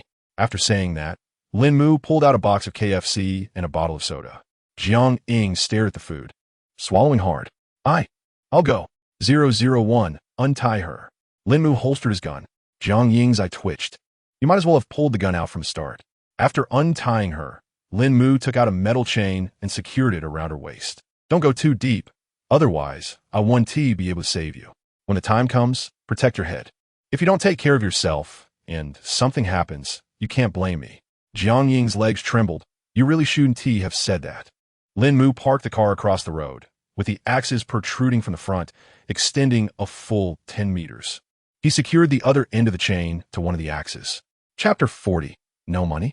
Just take off something of equal value. Jiang stood at the door, frozen in place for a long moment. What are you waiting for? Go in. She turned her head, forcing a stiff smile. Do you really want me to go in? If you don't go in, are you expecting me to go in instead? Don't worry, we have a rope, Lín Mù said before running straight into the car and closing the window tightly. The 3 people behind him swallowed hard, realizing that safety wasn't guaranteed here either. Jiang looked at the shop ahead and slowly pushed the door open. There were indeed many food items displayed on the shelves. She dared to step inside, but only picked up a bag of chips at the entrance. After inspecting it, she saw that it was labeled simply chips with no other information. Not noticing any immediate changes, she grabbed 2 more bags of cookies and slowly backed away. Bang! The door slammed shut. However, due to the presence of a chain, it didn't close completely. A figure dressed in a black cloak appeared at the cash register, their face completely obscured. Welcome to the highway supermarket. If you take any items, please pay. Jiang asked quietly, what can I use to pay? Any items of equal value will do.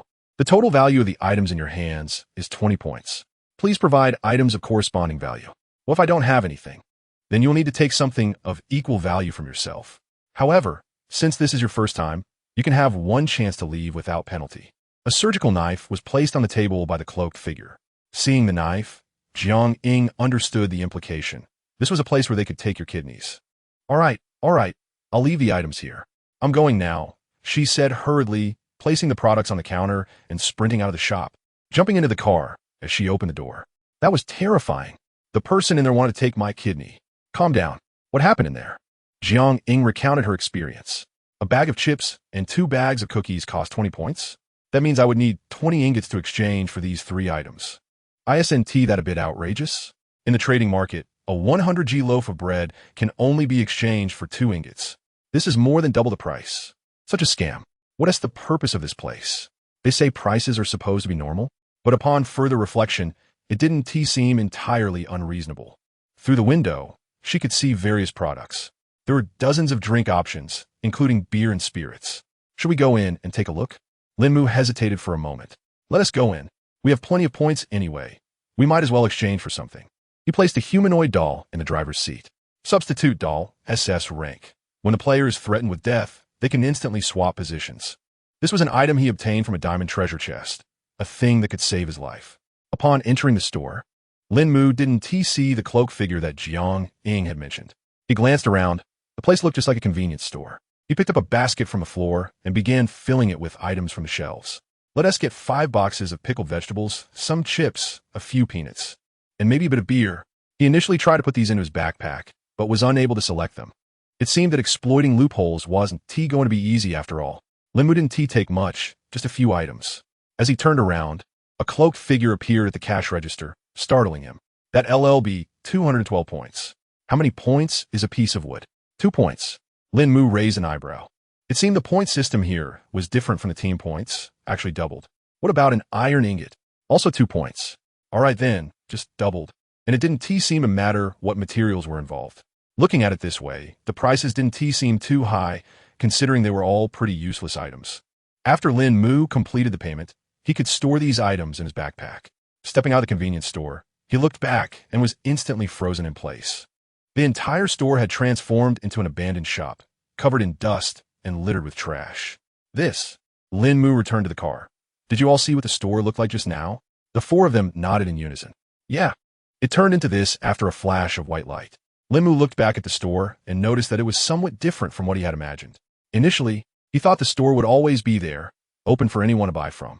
But now it seemed that once items were sold, the store would vanish. Almost like a mysterious merchant. Could this also be a change in the game? Never mind that. Let us find a chest first. But before that, Lín Mù got out of the car and walked into the now-ruined convenience store. With a casual gesture, a black hole appeared, sucking everything from the building inside. As expected, it worked. The first floor was cleared in just over 10 seconds. He moved to the second floor, which was completely empty. Lín Mù expressed his dissatisfaction. Did you hire a cleaning crew? This place is way too clean. There's nothing left. Next, 001 was responsible for driving the car, while Lín Mù went from room to room collecting trash. If it weren't for the fact that the houses couldn't be sent to the recycling station, he would have cleaned out the entire town. Although it was an area of 100 square kilometers, there weren't many houses. The places were scattered and divided into plots. Report to the owner. There are 3 boxes in this building. Lín Mù looked at the 3-story standalone building in front of him. Boxes? Do you know where they are? The radar projected onto the windshield instantly formed a 3D model of the structure. Wow, it has that feature too? It seemed there were still many functions yet to be developed. Owner, they're located on the rooftop, but there's no way to get up there. The rooftop? Lín Mù gazed at the 3-story building, estimating the height to be over 11 meters. He returned to the car and activated his enhancement skills, selecting the resource collection device and extending its length. Plan generated. 20-meter range flexible collection device. 50 iron ingots, 5 silver ingots, 5 copper ingots, 1 rubber. The materials were significantly more than before. It seemed that the longer the device, the more resources it required. If it weren't for the fact that this skill didn't provide answers, he would have asked a couple of questions. After the modifications were complete, Lín Mù controlled the axe to search for the boxes on the rooftop. It would have been great to install a camera up there. Unfortunately, he had tried before, and the modification skill couldn't produce one. The 3 boxes were pulled down from the roof to the ground. Congratulations. You opened a silver resource box and received 5 energy drinks, 25 silver ingots, and 10 packs of 500g beef jerky. Congratulations. You opened a gold resource box and received 15 universal medicines, 50 glass, and 5 packs of 10 kilograms rice. He had encountered quite a few new items today. As for the quantities, Lín Mù had already gotten used to it. After all, this was enough for 5 people. Chapter 41. Freedom? Can freedom be eaten? In a last platinum chest, 5 geese popped out. Lín Mù stared blankly at the geese. What kind of danger is this? Aren't they just delivering goods? Controlling his steel knife, he took down 1 goose with a single strike, resolving the situation effortlessly. Lín Mu's backpack now had 5 pieces of 4-kilogram goose meat. They really were delivering goods. Lín Mù turned to the people behind him. Has anyone encountered geese before? Jiang Ying quickly nodded. I have. I found 2 live geese in a silver chest. They can really hurt. One chased me for over 100 meters before I managed to kill it. So there really are geese. Not very dangerous, but quite insulting. Lín Mù set off again, driving into the distance. However, less than 50 kilometers in, he came across an intersection. There were no signs whatsoever. Lín Mù stopped the car at the junction, looked around, and couldn't make heads or tails of it. Neither the trees on either side nor the roads in the distance had any indication. 001. Do you have navigation capabilities? Sorry, master, I don't have that function. All right then. Lín Mù didn't turn, but continued straight. No matter which direction he went, the outcome would ultimately be the same. As he drove, Lín Mù opened the regional chat channel. The number of participants hadn't changed. The remaining players were not too shabby. I've been in this town for 2 hours and have only found 10 chests. You found 10? I only managed to find 5. The entire town is packed with houses. It's impossible to search them all. I'm lucky, my town only has 4 houses. and the chests were just lying around. I finished in 3 minutes. But that goose really hurt when it chased me. It was delicious. But I don't want to encounter it again. You encountered geese too? Me too. Me too. Lín Mù raised an eyebrow. This was quite a lot of information. It turned out that each town was different. Moreover, everyone had encountered geese this time, which seemed to be some sort of benefit. But this benefit wasn't easy to obtain. Also, it was surprising that no one mentioned the roadside convenience stores. Had no one encountered them? Or were they just reluctant to speak up? He thought for a moment. Since no one was mentioning it, he wouldn't either. 20 minutes later, Lín Mù looked to the town ahead. This town had more buildings than the last one. This was both a good and a bad thing for Lín Mù. The good thing is that there's more trash to collect, which means he has more materials to recycle. The downside is that it will take longer here. I estimate it will take at least 3 to 4 hours to get out of this town. Lín Mù glanced at the time. It was already noon. Does anyone need to use the restroom? I do. Jiang quickly stood up and raised her hand. Lín Mù was taken aback. Why aren't you tied up? Isn't this tied up? Jiang pointed to the iron chain around her waist. Lín Mù twitched his lips and looked at 001. What is going on with her? Master, you didn't say to tie her up just now. Didn't I say everyone should be tied up? Master, you were talking about after using the restroom. She was just helping you out. She wasn't going to the bathroom. What happened to the intelligent robot? Can't you be a bit more flexible? Lín Mù took a deep breath, reminding himself not to get angry. It's just a robot. No need to overreact. Next time, remember to tie them up as long as they're here. Got it? Understood, Master. I really can't hold it anymore. Can I use the restroom first? Jiang said, her legs fidgeting as she reached her limit. Go. The other 3 also chimed in, wanting to use the restroom. Lín Mù waved his hand irritably. 001, untie them. After the 4 got out of the car, they hurriedly found a corner to take care of their needs. Lín Mù took out a bag of rice. How do you eat this? Should I just start a fire and cook it? Since they've given rice. There should be a rice cooker nearby, right? 001 you? Forget it. Let us cook it here for 5 people. Let us stew this goose. That should be enough. Lín Mù lowered all 4 windows. With a stove in the car, the temperature would definitely go up. After getting out of the car, Jiang walked toward a nearby house. Jiang, wait for me. Wanqing, hurry up. I can't hold it anymore. Jiang clutched her stomach. She didn't want it to be this way, but she had been living like this for years, with no other options. The 2 women entered a room. Wanqing, you go first. Be careful of those 2 coming over. I'll switch with you soon. Okay. Meanwhile, the chubby guy and Zhao Mingwei went between 2 houses. Chubby, have you ever thought about running away? Zhao Mingwei glanced sideways. TSK, it's really short-sighted. The chubby guy was taken aback. Why would I run? There's food and drink here, and I don't have to look for resources myself. That's great. Zhao Mingwei paused slightly and said, but we're tied up every day. Have you never thought about freedom? Freedom? Can freedom put food on the table? I just want to survive, he replied, dismissing the idea. Let's just forget that you said anything like that. Next time, don't bring it up. Lín Mù was indeed ruthless, so be careful. The chubby guy shot Zhao Mingwei a disdainful glance. To him, Zhao Mingwei was just a typical case of someone biting the hand that feeds them. Shameless. Zhao Mingwei's mouth twitched as he sighed. He really wanted to escape, but where could he go? Forget it. He might as well accept his fate. Whether he ran away or not didn't really matter to Lín Mù. It would just mean one less person to share supplies with. They could always find someone else later. 2 minutes later, 2 men returned, and 5 minutes after that, 2 women came back. Make sure everyone is done. Let us eat quickly. I might need to make another trip later, Jiang said, raising her hand and speaking softly. Lín Mù glanced at her. Maybe you should just get rid of her. Her bladder was definitely giving out. How can you be so bad off after just a few years? Let us talk about that later. Hurry up and eat. Looking at the freshly cooked rice and duck. The 4 of them swallowed hard, finally about to enjoy a decent meal. This rice is delicious, and the duck is amazing, so fragrant. Jiang was ravenously grabbing food. Like a starving ghost. Lín Mù rolled his eyes. You're making me lose face here. Don't you have any awareness of being caught? Jiang didn't care about that.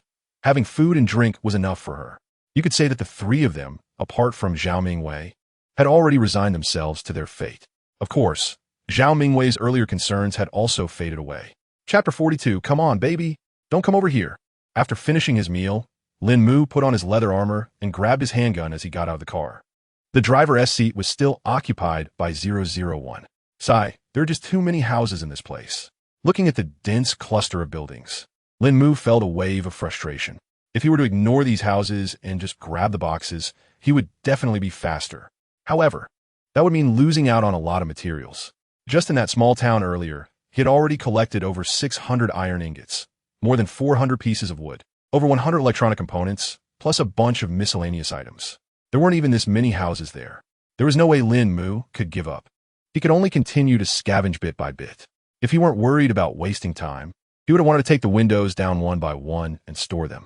Luckily, the absorption speed was fast enough.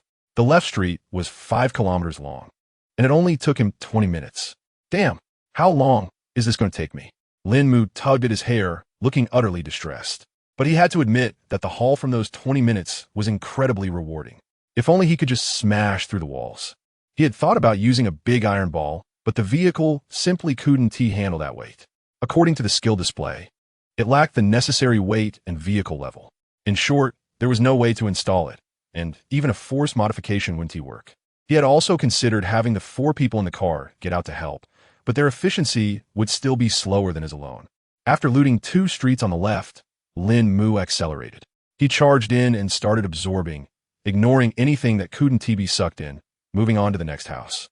If there was little to collect, he wouldn't even bother entering. The goal was to be as fast as possible. Small gains weren't worth it. In this way, it took him over 3 hours to finish clearing the left side.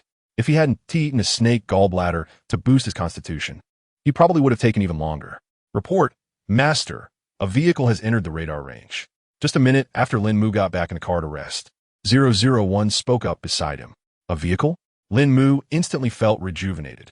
1 car was worth 2 or even 3 streets. He started the vehicle and headed towards the light on the radar. Jiangning leaned closer to Gu Wanqing and asked, "Do you think he might have caught someone else?" "Probably not, right? His vehicle core can't possibly be level 6. That would be just too overpowered. Although level 5 is already quite impressive. Level 6 would be pushing it too far. Even though they didn't know what the other party was doing with so many people, if he continued to capture more, he would surely run out of food and water. Lín Mù certainly wasn't going to capture anyone else. There was only so much capacity in the vehicle. And even if he brought more people in, it wouldn't be of much use. It seemed impossible to fit everything into the car. As Lín Mù stepped onto the main street, he spotted the other party's vehicle. A ridiculously oversized pickup truck caught his eye. The wheels were probably over a meter tall. Wasn't this vehicle a bit too big? Not only was the other vehicle larger, but it was also wider and taller than his own. The driver noticed Lín Mù and charged straight at him, clearly underestimating him. Inside the pickup truck, a man with a tattoo of an eye on his forehead and a shrimp tattoo on his neck grinned wickedly. "Come on, sweetheart, let me take you down." His truck hadn't always looked this way. It had undergone 3 upgrades, all thanks to several successful robberies that funded the changes. He had grown fond of the thrill of seizing resources. The 2 vehicles closed the distance quickly. Boom! The fronts of both vehicles collided violently. Lín Mù's car only suffered a little paint damage, while the pickup truck's front sustained a slight dent. Dazed, the tattooed man shook his head and looked ahead in disbelief. This can't be. How is that car unscathed? He had recently crumpled the fronts of other vehicles, but this time it was his own truck that was damaged. He couldn't accept this. He shifted into reverse, preparing to hit Lín Mù again. However, Lín Mù wasn't about to give him that chance. A spear had already pierced the body of the pickup truck, its barbs locking it in place, making escape impossible. Thanks to Lín Mù's enhancements, the spear had grown an additional 15 centimeters in length and sharpened considerably, capable of easily piercing through the truck's body. Lín Mù swung a steel knife at the pickup's windshield. Clang, clang, clang, crash. The tattooed man stared in terror at the steel knife. What on earth am I facing? Don't come any closer. He could never comprehend why a flexible steel knife had appeared on the front of his truck. Lín Mù's companions behind him swallowed hard.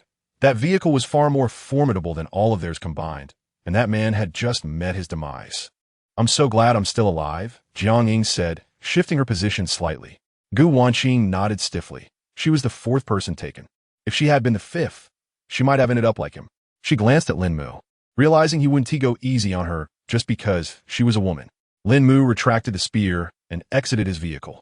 He immediately removed the core from the other vehicle, only to be surprised to discover it was a level 3 vehicle core. It seems like he has quite a few vehicles. Not only are their core levels high, but even the vehicle levels have reached LV4. After seeing this level, Lín Mù decided not to recycle the vehicles. After putting away his things, he continued to explore the town. By 7 p.m., he had cleared most of the trash from the entire town. Fortunately, most of it was only 1 story high. If there were 2 or 3 stories, Lín Mù estimated it would have taken much longer. And he hadn't even opened the resource crates yet. 001, get some food ready. Yes, master. There's no rush with the crates. Let's take a break first. Lín Mù had just opened the regional channel to check for information when someone piped up, can I go to the bathroom first? Lín Mù rolled his eyes. If it weren't for the fact that she was being considerate, he would have switched to someone else without hesitation. Go on, hurry up. Is there anyone else who needs to go? With that question, all 4 of them said they needed to use the restroom.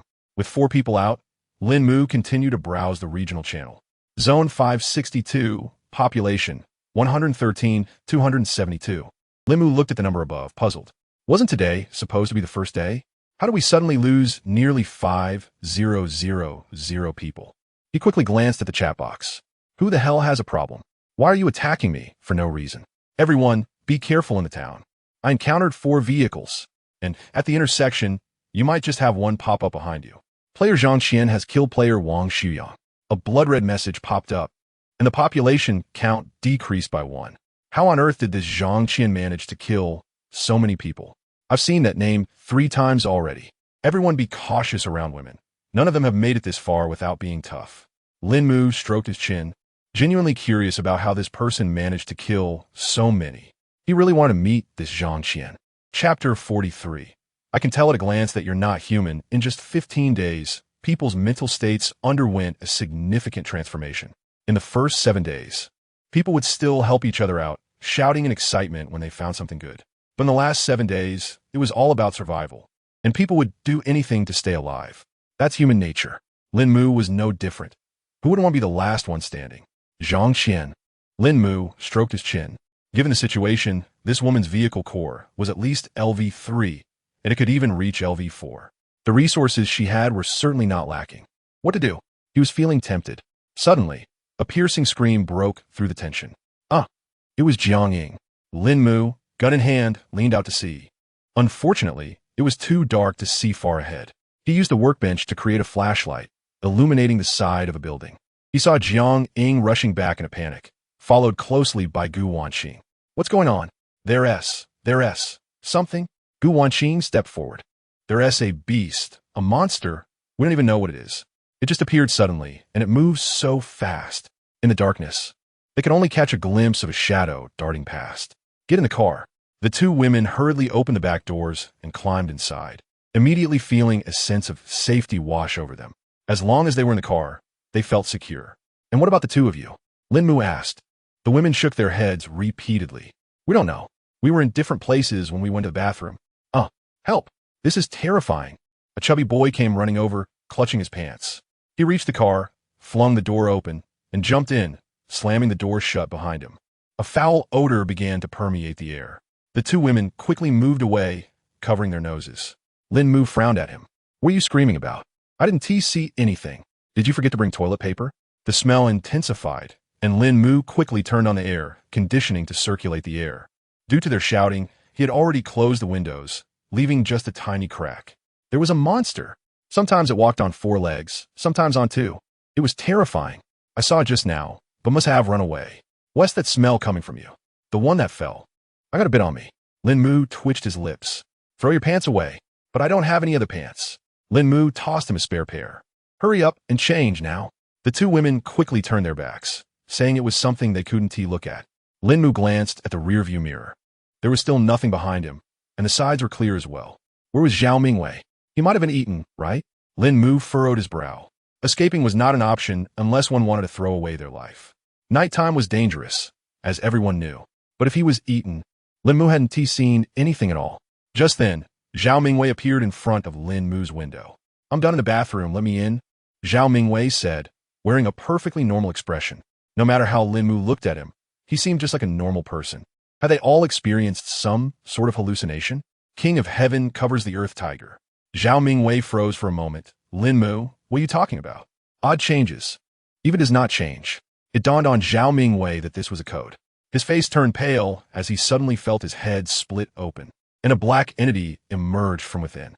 with a loud buzzing, for chainsaws extended out, slicing it in half as the black creature let out a desperate wail. "You little brat, I could tell you weren't human from a glance. How dare you eat my teammate?" "Teammate?" The three behind him looked at Lín Mù in confusion. "Are your teammates tied up with chains?" Lín Mù looked down at the creature on the ground.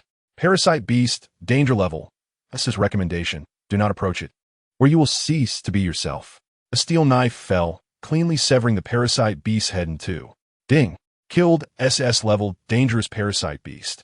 Rewarded with physical enhancement potion, X3, physical, S. 1 bottle increases physical strength by 5. A person can consume a maximum of 5 bottles. Why did this thing drop such items? It's truly strange. You all saw that, right? It's safe enough in my car, so don't even think about escaping. This is what awaits you. The three of them twitched at the corners of their mouths. It seemed like E&T thought about running away either. Losing a teammate was a loss for Lín Mù, as it meant one less person to gather resources. "Let us hurry up and eat." Half an hour later. "Hey, didn't you just say we were your teammates? How about we not keep this iron chain on for too long? It gets uncomfortable after a while." Jiang cautiously glanced at Lín Mù. "Once it's secured, it really is hard to bear." Smack. "Is it uncomfortable?" Jiang looked at the handgun lying there and shook her head repeatedly. "Not at all. Actually, it's quite nice. Just tie it tighter. I'm fine." Once the three of them were secured, they sat quietly in the back. Lín Mù drove straight towards the resource boxes, having already noted down the locations of 20 boxes. They just needed to reach the corresponding spots. "Congratulations! You've opened a black iron resource box and received energy drinks X4, iron ingots X40. As expected, it turned into supplies for 4 people. What a loss. Congratulations! You've opened a silver resource box and received surveillance camera blueprint X4, shotgun shell blueprint X4, and refined sugar 500 GX4. Lín Mù's eyes widened at the sight of the shotgun shells. He had gotten a shotgun several days ago, but hadn't used it yet, as he only had a total of 20 bullets. Of course, the main reason was the lack of opportunity. But this was different. Not being able to use it and not having the chance to use it are two different concepts. No rush, no rush. Let us finish gathering all the boxes first. As he collected the boxes, they all contained supplies for 4 people. Lín Mù couldn't help but exclaim how much he was losing out. One of the boxes released 4 wild boars, providing him with some meat. Ding! A message came through. When Ryu opened it to find it was from the same person she had exchanged with last time. "Bro, do you have any food? I'd like to exchange for some." Lín Mù looked at the 16 pounds of pork he had just received. "What are you offering for it?" "This. 5-kilometer range, small radar blueprint A. For 2 people's worth of food for 3 days.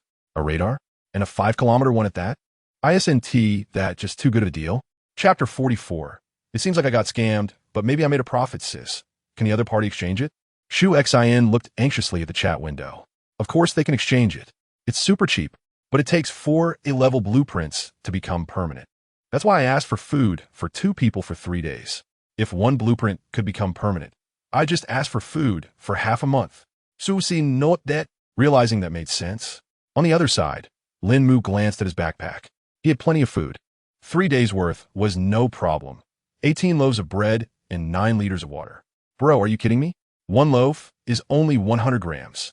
This is way too little for a meal. He felt he needed to add more, especially to the water supply. I'm only selling it to you first because I know you well.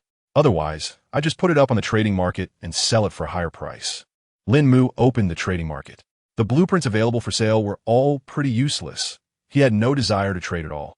He couldn't help but wonder if he would buy this item if it were on the trading market. Most likely he would. After thinking it over, he decided, I'll add a portion of 500 G pork and 2 L of water. If it works, great. If not, no big deal. Moments later, he received a response. Okay, but you need to add 2 universal potions. Sure. Since he had a few more team members now, he had over 50 universal potions on hand. So giving away 2 wasn't a big deal at all. After the trade, Lín Mù quickly opened the workstation. He couldn't wait to make this item permanent and started crafting it. Cannot craft? 4 big words appeared on the workstation. He looked closely and saw displayed 1-4. Lín Mù hurriedly checked his other blueprints. The ones that had already been turned permanent remained unchanged. However, the newly acquired items showed the same situation. Surveillance camera blueprint A, 4-4, universal shotgun shell blueprint, 4-4. Gosh, this is a bit of a scam.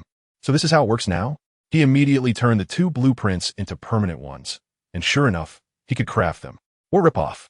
It was initially 2 blueprints that could become permanent, but now it required so many more. No wonder there are so few blueprints for sale now. This was a reason. Lín Mù had been so focused on gathering resources that he hadn't paid attention to other things. Oh well, he'd study it later.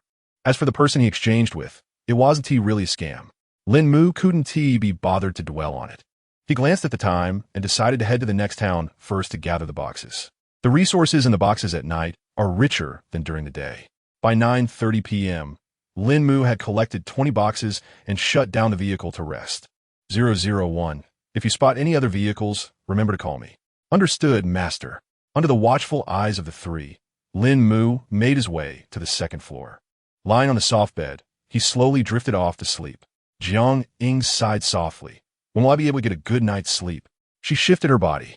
The chains were indeed uncomfortable, and lying on the ground was too rough, leaving her with no choice but to lean against the wall. It seemed unlikely. In fact, Lín Mù had considered tossing them onto the 3rd floor, where he could set up 4 single rooms, which wouldn't have been impossible. But without a bathroom, it wasn't very convenient, so he dropped the idea. The next morning, while the 3 were still groggy, the vehicle began to move. So early today, Jiang Ying noticed that the sky outside was just beginning to brighten, probably around 6 or 7. He seems to get up early every day, Gu Wanqing remarked. Sigh. I used to get up around 9 and only started looking for supplies by 10. No wonder they're so strong. It turns out I've just been too lazy, Jiang Ying replied, her lips twitching a bit. That time is indeed a bit late. This time, the town was relatively easy to scavenge. There weren't many buildings, and they were all single-story houses. It took less than 3 hours to finish. Lín Mù glanced at his 400-slot backpack, noticing there were only about 80 slots left. The backpack was running out of space. Whether it was materials or various kinds of food, Lín Mù felt he couldn't possibly use it all. However, it was good that he wouldn't have to search for junk at the next place. At least until his backpack expanded, he couldn't gather more materials. Can I use the bathroom? Go, hurry up. Lín Mù felt that the bathroom situation was urgent.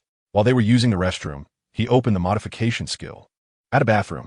Modification not possible. Lín Mù directly threw a toilet into the enhancement bar. Give me a bathroom. Option 1, simple toilet. Wood X20, stone X5. Let us modify it first. A bathroom appeared in the back. Hey, don't you think it's a bit odd to have a bathroom here where we eat and sleep? However, the modification skill was just a skill and couldn't comprehend Lín Mu's other words at all. Lín Mù could only make adjustments himself. In the end, he decided to place the bathroom on the 3rd floor. When they come back later, he would have them wait there while he prepares some food. All right, master. Lín Mù went up to the 3rd floor, and the room was dark and uninviting. He quickly used his modification skill to install a few lights. After that, he opened the bathroom door. The bathroom was quite small, only about 4 square meters, and there was hardly anything to do in there besides using the toilet. Sigh. It had been more than half a month since he last took a shower. He felt so grimy. He really wanted to convert the bathroom into a full-fledged shower room. But unfortunately, he didn't have enough water for that. He modified the bathroom again, turning it from a standard restroom into one equipped with a mirror and lighting. True, there wasn't much of a significant change. After breakfast, Lín Mù opened his backpack and looked at the pickup truck that had reached LV4. He tossed it directly into the skill box. Beep. LV4 vehicle detected. Would you like to use it to enhance your vehicle? Enhance. Sure enough.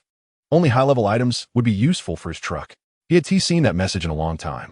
Generating plan. Options. Vehicle enhancement. Iron ingots X200. Mustard seed stone X2, only one option. Then let S go for it. The vehicle began to vibrate and emitted a glow. The 3 people behind him looked on in terror at the scene unfolding. Big brother Lín, is that truck going to explode? Should we get out? The chubby one yelled as he hid in a corner. Lín Mù rolled his eyes. Your truck is the one that is going to explode. Once the glow dissipated, he noticed that the overall visibility of the vehicle had increased significantly. Lín Mù got out to inspect it. The tires had grown taller, the body had lengthened, and the frame felt much sturdier. There were also 4 additional lights on the roof. This time, the changes were quite substantial. He just wondered how the stats had improved. Chapter 45. The vehicle exceeds current level. Back in the vehicle, he opened the vehicle information panel. Vehicle, garbage disposal truck, quality, D-grade, level, LV5, fuel tank, 120L 400L, fuel consumption, 1L 5 kilometers, speed, 130 kilometers h, features, super cold resistance, advanced insulation, high defense strength, Intermediate attack capability, vehicle skill, SSS-Grade vehicle skill, unique infinite modification, traits, waste utilization. Waste can be fed into the garbage processor through the rear recycling port, allowing for decomposition of corresponding items, with a 50 increase in decomposition rate. Upgrade requirements: iron ingots X50, silver ingots X10, copper ingots X10, glass X8, rubber X4. Vehicle core LV4. Wait a minute. My vehicle can be upgraded? Lín Mù suddenly realized that he could have upgraded it long ago. Damn, how much have I missed out on? He had plenty of materials. Upgrading was just a matter of clicking a button. Ding. Vehicle upgraded to LV6. Vehicle space expanded by 1x. Continue. Ding. Vehicle upgraded to LV7. RV attributes unlocked, functional area activated, and workbench-related crafting enabled. Oh wow, it was here all along. He had wanted to renovate the second floor, but the modification skill always told him it wasn't possible. The only thing he managed to modify comfortably was the bed. The bathroom was only created after he obtained a toilet. He thought, with the vehicle space expanded so much, there should be a way to modify it. Vehicle, garbage disposal truck, quality, C-grade, level, LV7, fuel tank, 120L 700L, fuel consumption, 1L 10 kilometers, speed, 160 kilometers h, features, super cold resistance, super insulation, high defense strength, intermediate attack capability, heat weapon component, sealed, vehicle skill, SSS-Grade vehicle skill, unique infinite modification, traits, waste utilization. Waste can be fed into the garbage processor through the rear recycling port, allowing for decomposition of corresponding items, with a 50 increase in decomposition rate. Upgrade requirements: iron ingots X200, silver ingots X100, copper ingots X100, glass X80, rubber X12.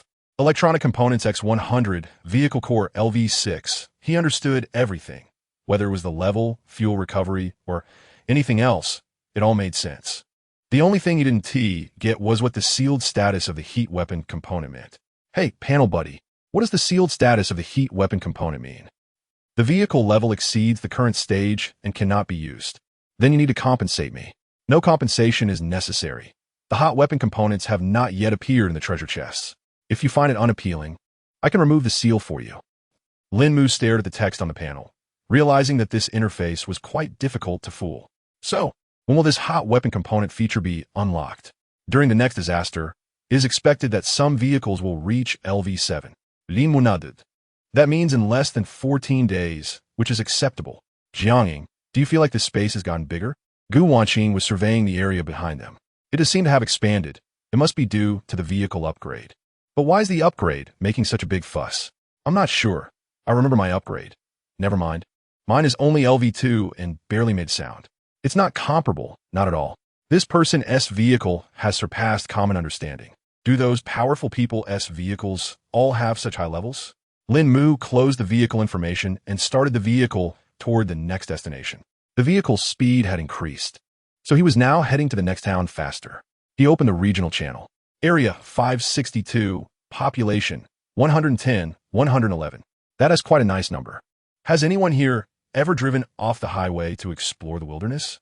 Huh, you can actually drive out there? Hey, I guessed right. None of you have gone. I found an abandoned factory in the wild, and inside, I discovered a materials warehouse. Talk about a jackpot. Image. JPG Lín Mù clicked on the photo and saw various basic materials piled together. He even spotted 2 vehicle cores on the table. Wow, are there really such places in the wild? Lín Mù turned to look outside. All he saw was grassland, nothing else. You must be incredibly lucky. I've been out to the wild and found nothing. Don't listen to him. I've been there too and nearly died in the wilderness. Besides wild beasts, there are unknown dangers. Upon reading that, Lín Mù instantly dismissed the thought. He wasn't afraid of wild animals. What he feared were the unknown dangers. What if he accidentally encountered something? That would be disastrous. He now possessed a high-level vehicle and high-level vehicle cores, so there was no need to take risks. The only thing that attracted him was those vehicle cores. Lín Mù shook his head. It was better to stick to the plan. He glanced at the thermometer. Outdoors, 25 degrees Celsius. Indoors, 26 degrees Celsius. The outdoor temperature has risen. However, it's not noticeable yet. If the temperature continues to increase over the next 2 days, it will indicate that hot weather is on the way. Later, Wanqing, I need to use the restroom again. Jiangying was on the verge of tears. She had already taken one of the miracle pills, but it didn't help at all. Gu Wanqing glanced at Lín Mù, who was driving ahead, and said, "Why don't you try to hold it a bit longer? Normally, the next stop is about 200 kilometers away, and at this speed, it should take just over an hour." Just over an hour? Jiang Ying squirmed in her seat, struggling to hold on. Along the way, she had wanted to ask to stop several times, but she managed to hold it in. Through the front windshield, she spotted buildings in the distance, and tears welled up in her eyes. Finally, they were nearing their destination. God knows how long she had been holding it in. Now, she didn't dare move at all, fearing she might not be able to hold it any longer. Lín Mù frowned as he looked at the buildings ahead. They were all 7 stories tall. He wasn't too bothered about the trash, as there wasn't much room left in his backpack. But he needed the box. With such tall buildings, if the box was on the roof, that would be a real hassle. 001. Keep an eye out for the box and other vehicles. Understood, Master. This time, he didn't start from the left, but drove all the way to the right side before turning the car around. He was systematically scanning each street. Fortune was on his side. He encountered a box on the very first street. It's worth noting that in this small town, the distance between streets is generally only 100 to 200 meters, making it very densely built. Over a length of 10 kilometers, there are about 70 streets. Even if 001 had a range of 1 kilometer, Lín Mù would still need to drive over to check. At that moment, 2 convoys entered from 2 different roads, one behind the other. Chapter 46. Inferior Tactics, the bloodshed caused by the Diamond Box. Brother Qin, I didn't expect there to be a small town around the bend. One of the team members said, "Isn't that just stating the obvious? There will definitely be a box every 200 kilometers the next day," Qin Xiangyang replied, looking at the walkie-talkie in disbelief. What were his team members thinking? "Brother Qin, a convoy is approaching us. What should we do now?" Qin Xiangyang maneuvered the vehicle to the side and spotted the oncoming convoy. "Jinli, can you see how many vehicles they have?" In the lead vehicle, a bald man squinted and replied, "Brother Qin, it looks like their lead vehicle is a large one, so I can't see what's behind it, but I can make out 4 vehicles." Qin Xiangyang drummed his fingers on the steering wheel. His convoy consisted of 6 vehicles, so logically, the opposing team shouldn't have too many vehicles if they wanted to expand. But there was also a chance they had more, like a secondary convoy. He was puzzled about how that convoy managed to survive with so many people. "Slow down, wait for them to turn. If they come towards us," Qin Xiangyang instructed. Jinli ram into them. Understood. Qin Xiangyang's convoy gradually reduced its speed, and the opposing convoy did the same. Both teams coming to a halt at the largest intersection. "Master, we've spotted 13 vehicles." Lín Mù quickly glanced at the radar projected in front of him. In a long line formation, Lín Mù was confused as he looked at the row of red dots. Why were they just sitting there? Was there a convenience store nearby? That shouldn't be the case. Lín Mù found a side road and slipped through to the back of the convoy. Instead of driving out, he got out of the car and peeked around the corner of a nearby building. What are they doing? Why aren't either of the 2 teams moving? At that moment, the 2 convoys were locked in a standoff, neither side making a move. Lín Mu's mouth watered at the sight of the 13 vehicles. The core of 13 vehicles meant his core level would increase, and he'd gain more team members. How exciting. But looking at those 13 vehicles, he realized he couldn't handle them alone. Lín Mu's eyes lit up, and he pulled a bottle of beer from his backpack, along with a piece of clothing. He quickly fashioned a Molotov cocktail and lit it with his lighter before throwing it with all his might. The makeshift bomb flew through the air in a perfect arc and smashed into one of the vehicles. Seeing this, Lín Mù hurried back to his car and maneuvered it onto the side road. Qin Xiangyang was still communicating with his team via the walkie-talkie when suddenly a fire erupted on his vehicle. What the hell? Where did that fire come from? Brother Qin, it seems to be a Molotov cocktail. Qinge, do you think it could have been thrown by the other side? Qin Xiangyang couldn't help but feel a bit doubtful. But weren't there people who didn't get out of the car? Jinli, did you see anyone from the other side throwing a Molotov cocktail? No, I didn't see anything, Jinli replied. He then asked others in the vehicles, but none of them had seen where the Molotov came from. Qin Xiangyang scratched his head. Is this place haunted? He glanced at the houses nearby. It didn't seem like anyone lived there. Even if there were, he couldn't be that unlucky, right? On the other side of the street, Lín Mù was looking at the projection radar in front of him. Wow, didn't he make a move? This person actually held back? In his opinion, the 2 teams should have clashed by now, but they were still in a standoff. This was becoming a bit tricky. Besides being able to create this kind of gadget, he only had his gun. But using a gun raised another concern. If the 2 teams suddenly teamed up against him, he would have to make a run for it. If only I had a grenade launcher, I'd just go right in and deal with them. Master, there's a box in that room. Should we take it? 001 pointed to a nearby shop. We can deal with the box later. Wait, is that a diamond box? Lín Mù licked his lips. He seemed to have an idea of what to do. Meanwhile, in another vehicle, Baldy, should we just let it go? They have at least 4 cars on their side. It's a waste of time. We should go look for a box instead. How can we just let it go? We're just a few cores short of upgrading our vehicles. If we take out this convoy, it'll definitely be enough. Baldy didn't want to give up. Vehicle cores were valuable. So when do we make our move? If we get out of the car, they'll definitely crash into us, but if we stay in, it could take over an hour to finish this. In real life, a few crashes would be enough to damage a vehicle. But here, you had no idea about the defensive capabilities of their cars. With this time, it would be better to look for boxes instead. They could always take action when they found a lone vehicle later. Why bother with the convoy? Boom! A box fell from the sky. Baldy, guess what I just saw? A diamond box just fell from the sky. A diamond box? Falling from the sky? Are you sure? I'm sure. It just appeared out of nowhere. It must have blown off from the building above. If it were just a black iron resource box, they wouldn't care. Even a silver resource box wouldn't make them this excited. But a diamond box was different. It either contained valuable materials or a large amount of basic materials. In short, this box is incredibly important for the team. The bald man gripped the steering wheel tightly. Everyone grab your weapons and get ready to seize the box. Then we'll clash with the opposing team. At that moment, Lín Mù was behind a window on the 6th floor, observing the situation below. As he watched members of both teams emerge one after another, he finally breathed a sigh of relief. Of course, how could they not come out when there is a diamond box? After all, Lín Mù hadn't encountered a diamond box every day over the past few days. It's worth noting that on his best days, he could find up to 60 boxes. And even then, he might not come across a diamond box. This illustrates just how rare diamond boxes are. Naturally, the hardest to find are the blind boxes. Before long, a bloody conflict erupted over a diamond box. Hey, don't kill them all. Leave some for me. Lín Mù hurriedly ran down from the upper floor, only to find that the ground was already littered with corpses. No, there was one survivor, a man with a long knife embedded in him. But he was close to death. The universal medicine, yes, the universal medicine should work.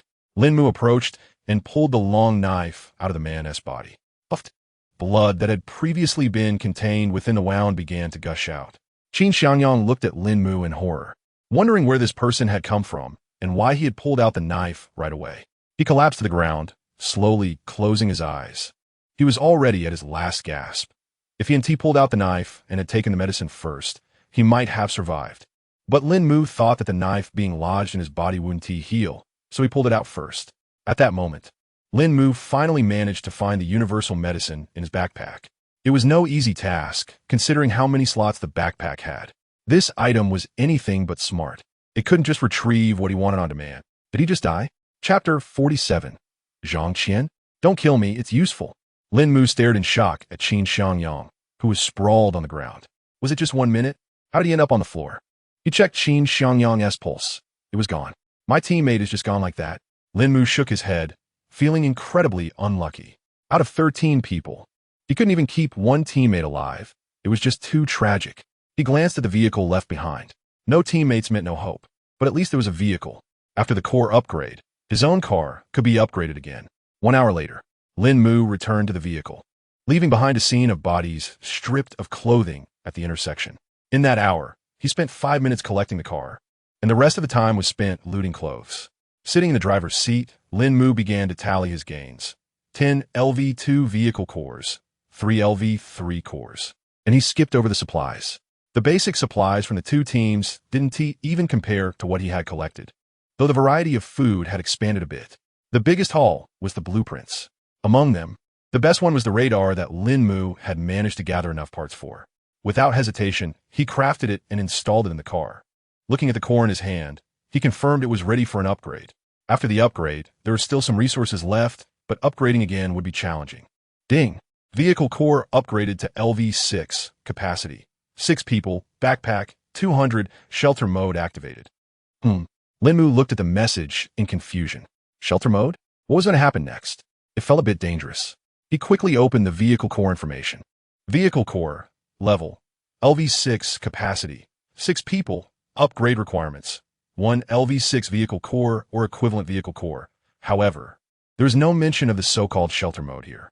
He then opened the vehicle information, and there he found a description of shelter mode. Shelter mode. The vehicle will transform into a shelter to withstand dangers, with defense increased by 100, covering an area equal to the vehicle's internal space. Lín Mù rubbed his chin thoughtfully. When the vehicle reached LV-7, it would gain the hot weapon component. With the vehicle core at LV-6, the shelter mode was now available. Logically, LV-7 should have appeared only after 3 more weeks, which suggested that the shelter mode would be used during the 4th disaster. So, the 4th disaster might not be about road survival. Perhaps it would be a different scenario, but that didn't make sense.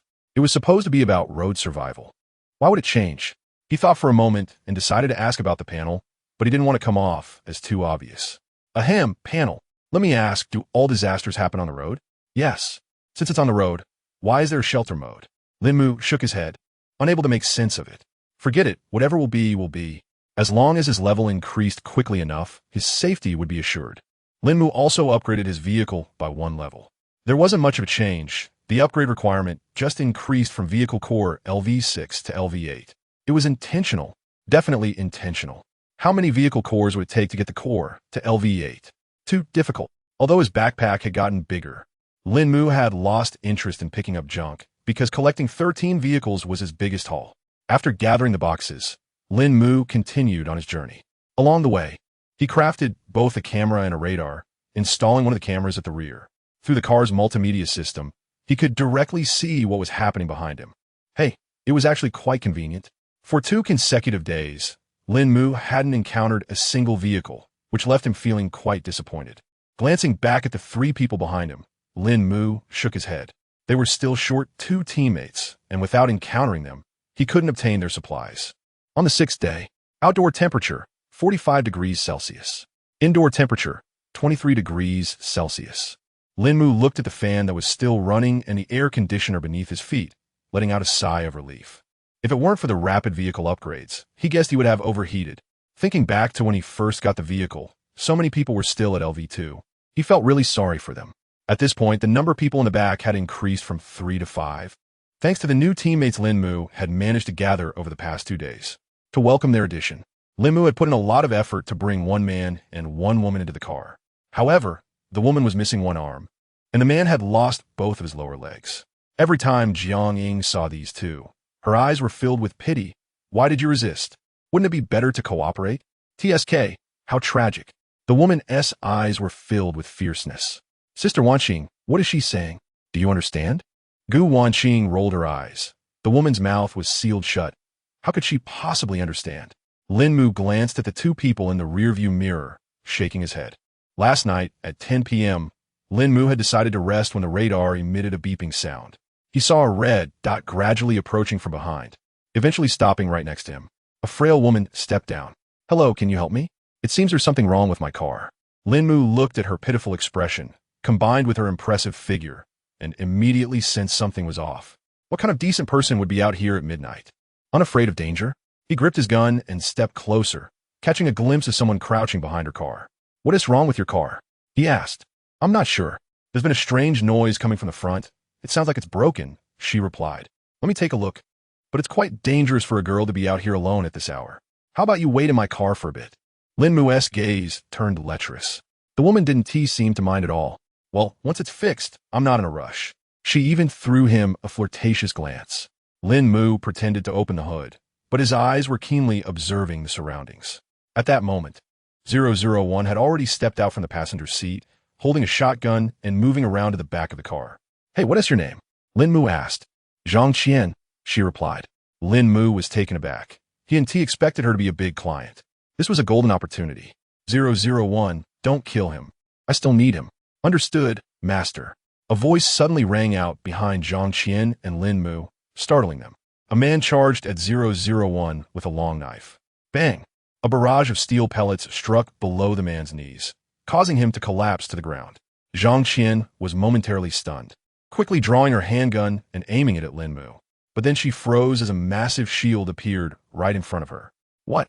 A shield? 001 drew his long knife and struck the back of Zhang Qian's arm with the hilt, disarming her. Threat neutralized. As for why I didn't use the blade, it's to conserve resources. Welcome to the team, ladies. Let us get along harmoniously from now on. Dream on. I'd rather die than join your team. Zhang Qian shot back fiercely. She never expected her usual tactics would fail. Was this even a man? Chapter 48. Good stuff. Just put it on. And you won't need chains on the 6th day. Lín Mù was 500 kilometers away from small town. No matter how early he set off, it would take him at least 3 hours to reach his destination. The first town looked promising, but it was nothing but ruins, with debris scattered everywhere. He glanced at the time. It was already 10:30, almost 11. 001, start cooking, he commanded. Yes, master, 001 replied, picking up the rice cooker and induction stove nearby to prepare today's meal.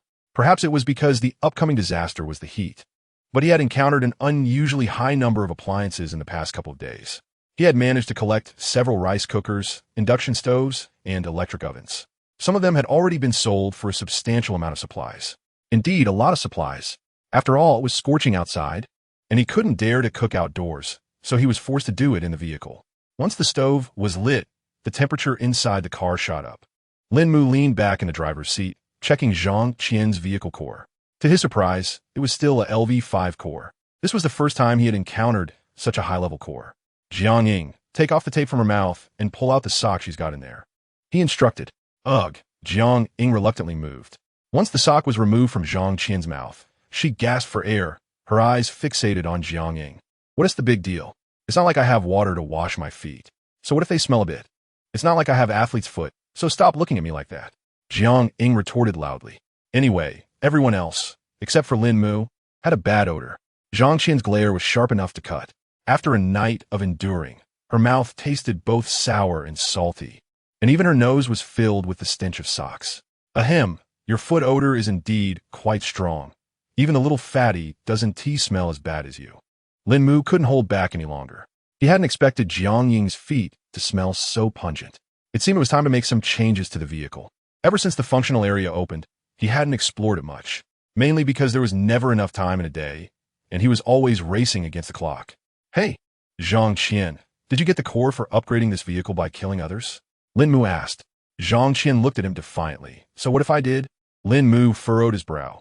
Isn't there any other way to obtain vehicle cores? Even if there is, I want to tell you. Zhang Qian turned her head away, refusing to speak further. Lín Mù couldn't help but laugh in frustration. It was hard to tell who was more stubborn. If it weren't for her usefulness, he would have buried her long ago. Jiang Ying, stuff both of your socks in her mouth. Okay. Jiang Ying helplessly took off her other sock. Zhang Qian struggled desperately, while the chubby guy and Gu Wanqing rushed over to help. It was just that breathing was a bit uncomfortable. Zhang Qian, sealed with tape, had tears in her eyes. It was hard to tell if it was from humiliation or the smell of the socks. Looking at the eyes still filled with hatred, Lín Mù planned to kill this person as soon as he encountered the new team members. No, he would also take care of that guy. 001. These two won't have food soon. Understood, master. After all, they were going to die in a few days anyway, so there was no need to waste food. While waiting for their meal, Lín Mù opened a regional channel. Area 562, population 92. For 152, it could be said that in the last 2 or 3 days, the population had dropped significantly. However, compared to the initial situation, it wasn't too bad. The most common cause of death was still the fighting between people, while deaths caused by beasts and strange creatures accounted for only a small portion. Have you all noticed?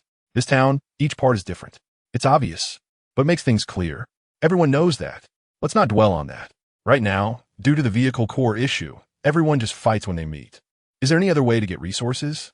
By the way, what disaster is coming next week? Heat wave? Lín Mù stroked his chin, watching the constantly jumping text above. Although there was a lot of nonsense, there were still valuable insights. At least he knew how to communicate effectively now. Everyone was really tight-lipped lately, not sharing any information at all. He missed the initial days when information was shared freely. It was simply exhilarating. Lín Mù glanced back at the few people behind him. It seemed that everyone he encountered was from the regional channel. Did that mean people from the same regional channel were on the same planet? How many planets would that be? But if it weren't like this, how could he not meet anyone else? He was quite eager to encounter people from the global channel. Then he wouldn't hesitate for those few seconds when it came time to fight.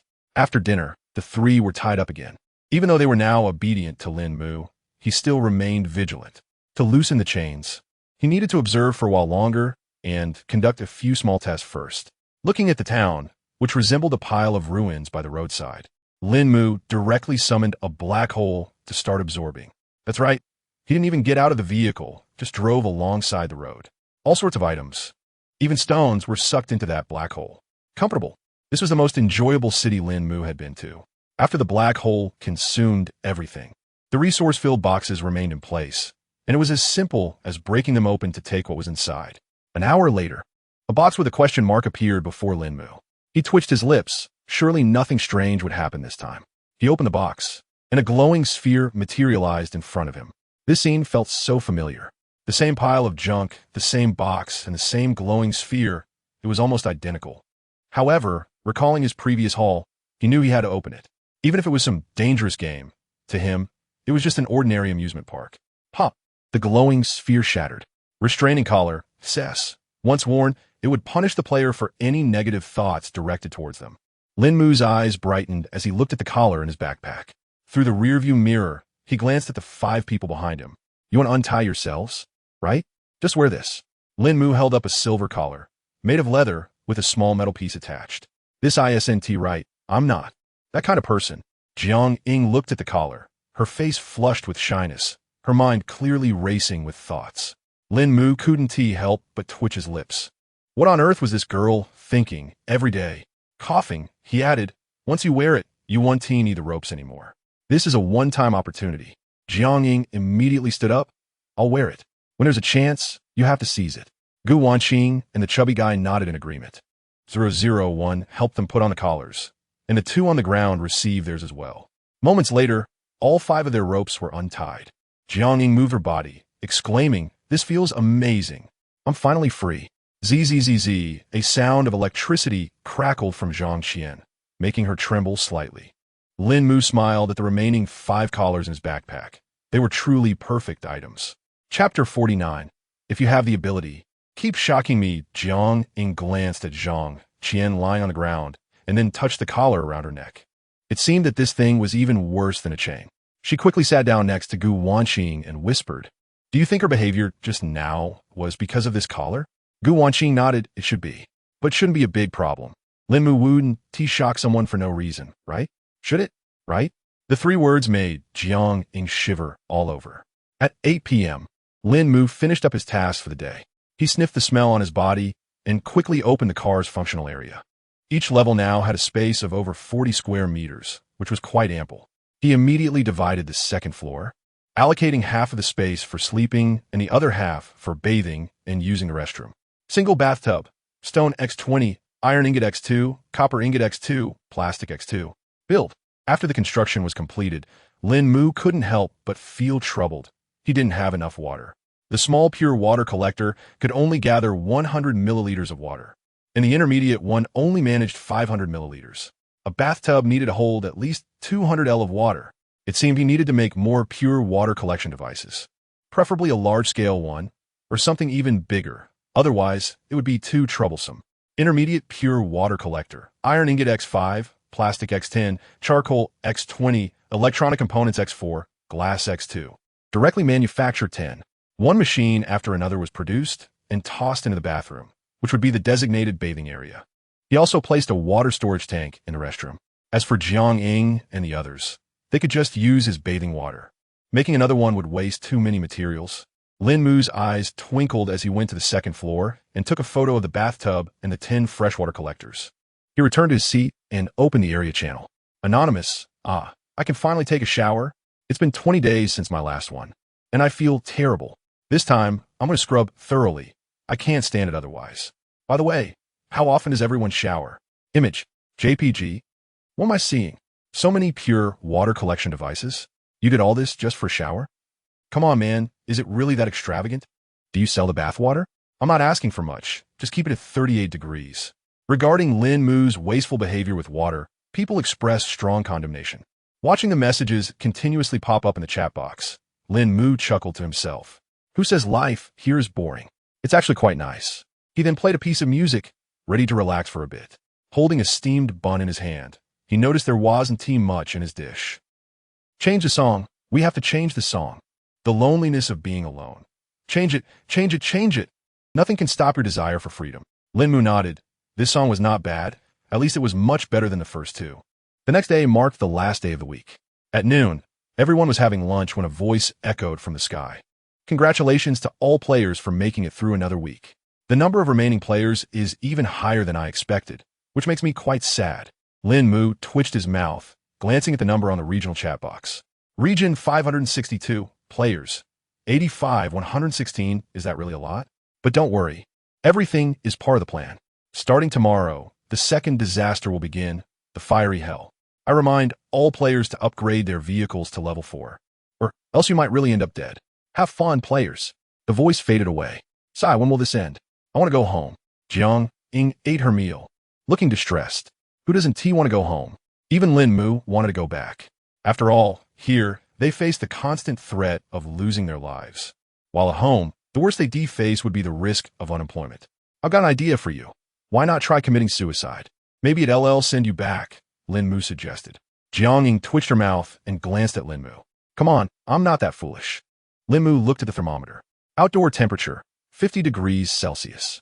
Indoor temperature, 24 degrees Celsius. Not too bad, he said. Jiang Ying, let us get out and take a look.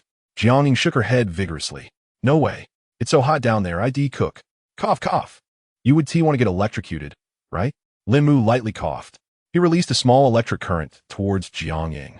She instantly jolted with electricity, letting out a soft whimper as her face turned bright red, eyes shimmering with tears as she looked at Lín Mù. Lín Mù twitched his mouth. Why did it seem like she was enjoying this? So, are you going or not? I want to go. If you have the guts, keep electrocuting me. Wow, so you're a masochist, huh? Lín Mù cranked up the voltage. Okay, I'll go now. Jiang Ying shivered, quickly standing up to open the car door.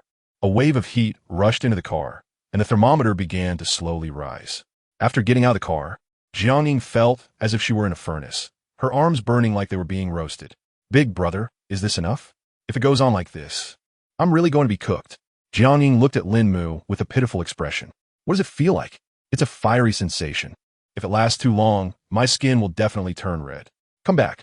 Upon hearing this, Jiang Ying quickly turned around, but her shoes got stuck. She stumbled and fell straight to the ground. Thud! Ouch! That hurts! She quickly got up from the ground and dashed back into the car, slamming the door behind her. Then she looked at her arms and legs, noticing that the parts that had touched the ground were starting to redden, even feeling a bit like sunburn. A gentle touch sent a sharp pain shooting through her, far worse than sun exposure. Here, Lín Mù handed her a universal remedy. Jiang Ying quickly swallowed it, and the injured areas began to heal slowly. Seeing this, she sighed in relief, almost thinking she was going to turn into a mature woman. Lín Mù drove while searching for treasure chests. Since it was so hot outside, he was too lazy to get out. It was impossible for him not to reach the treasure chests. At this point, his collection device had extended to 40 meters, equipped with a monitor. He could adjust the device's position through the screen. It was simply delightful.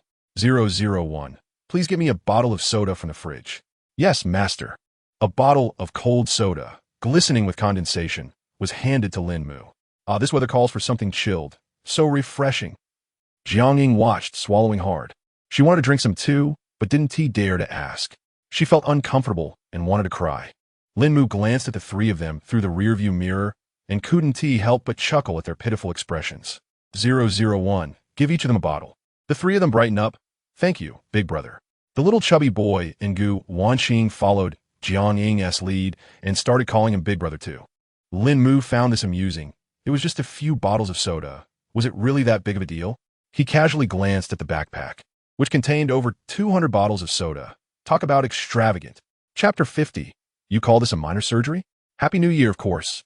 Only Jiang Ying and the other two had this opportunity. The other two could only dream about it. On this last day, Lín Mù wasn't in a hurry. He drove leisurely to the town, taking his time without a hint of urgency. Meanwhile, other vehicles were racing against the clock to find resource boxes. After all, they didn't have a helper like the 001 robot to assist in locating treasure chests. Ding! Congratulations! You have opened a silver resource box and received Sun Protection Suit Blueprint, X6, Mithril Ingots, X18, Energy Drinks, X30. Lín Mù raised an eyebrow at the unusual supplies. He could understand the sun protection suit. At this time, it was likely intended for opening boxes outdoors. But what was this mithril ingot? In his mind, wasn't that something out of fantasy novel? He clicked on the mithril. Mithril ingot, light as a feather, tough as dragon scales. It has remarkable effects on special creatures. Special creatures? Did that mean he would encounter beings that required mithril next week? Since that was the case, it was time to start enhancing his gear. The first thing he did was modify his vehicle with mithril ingots. Reinforced anti-magic chassis. Option, mithril ingot X10. That was a definite upgrade. He also enhanced his long knife. Now it shimmered with a silver glow. The exact effects would have to be tested in combat. However, he found he was running low on mithril. After a few enhancements, he was down to just 7 ingots left. In the subsequent boxes, he didn't find any more mithril.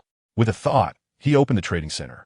100 G fresh pork. Exchange for mithril ingot X1, 500 milliliters chilled happy drink. Exchange for mithril ingot X3, 500 milliliters chilled mineral water. Exchange for mithril ingot X2, everyone had water. But not everyone had chilled drinks. Lín Mù wasn't greedy. He would be satisfied if he could exchange for 10 ingots. Next, he opened a workstation and turned the sun protection suit into a permanent item. He was worried that something unexpected might happen with it later, which would be counterproductive. Sun protection suit A, fabric X7, mithril ingot X1? Wait a minute, why was there an extra mithril ingot? Lín Mù found it hard to understand how a piece of clothing could be connected to metal. Although confused, he still crafted set.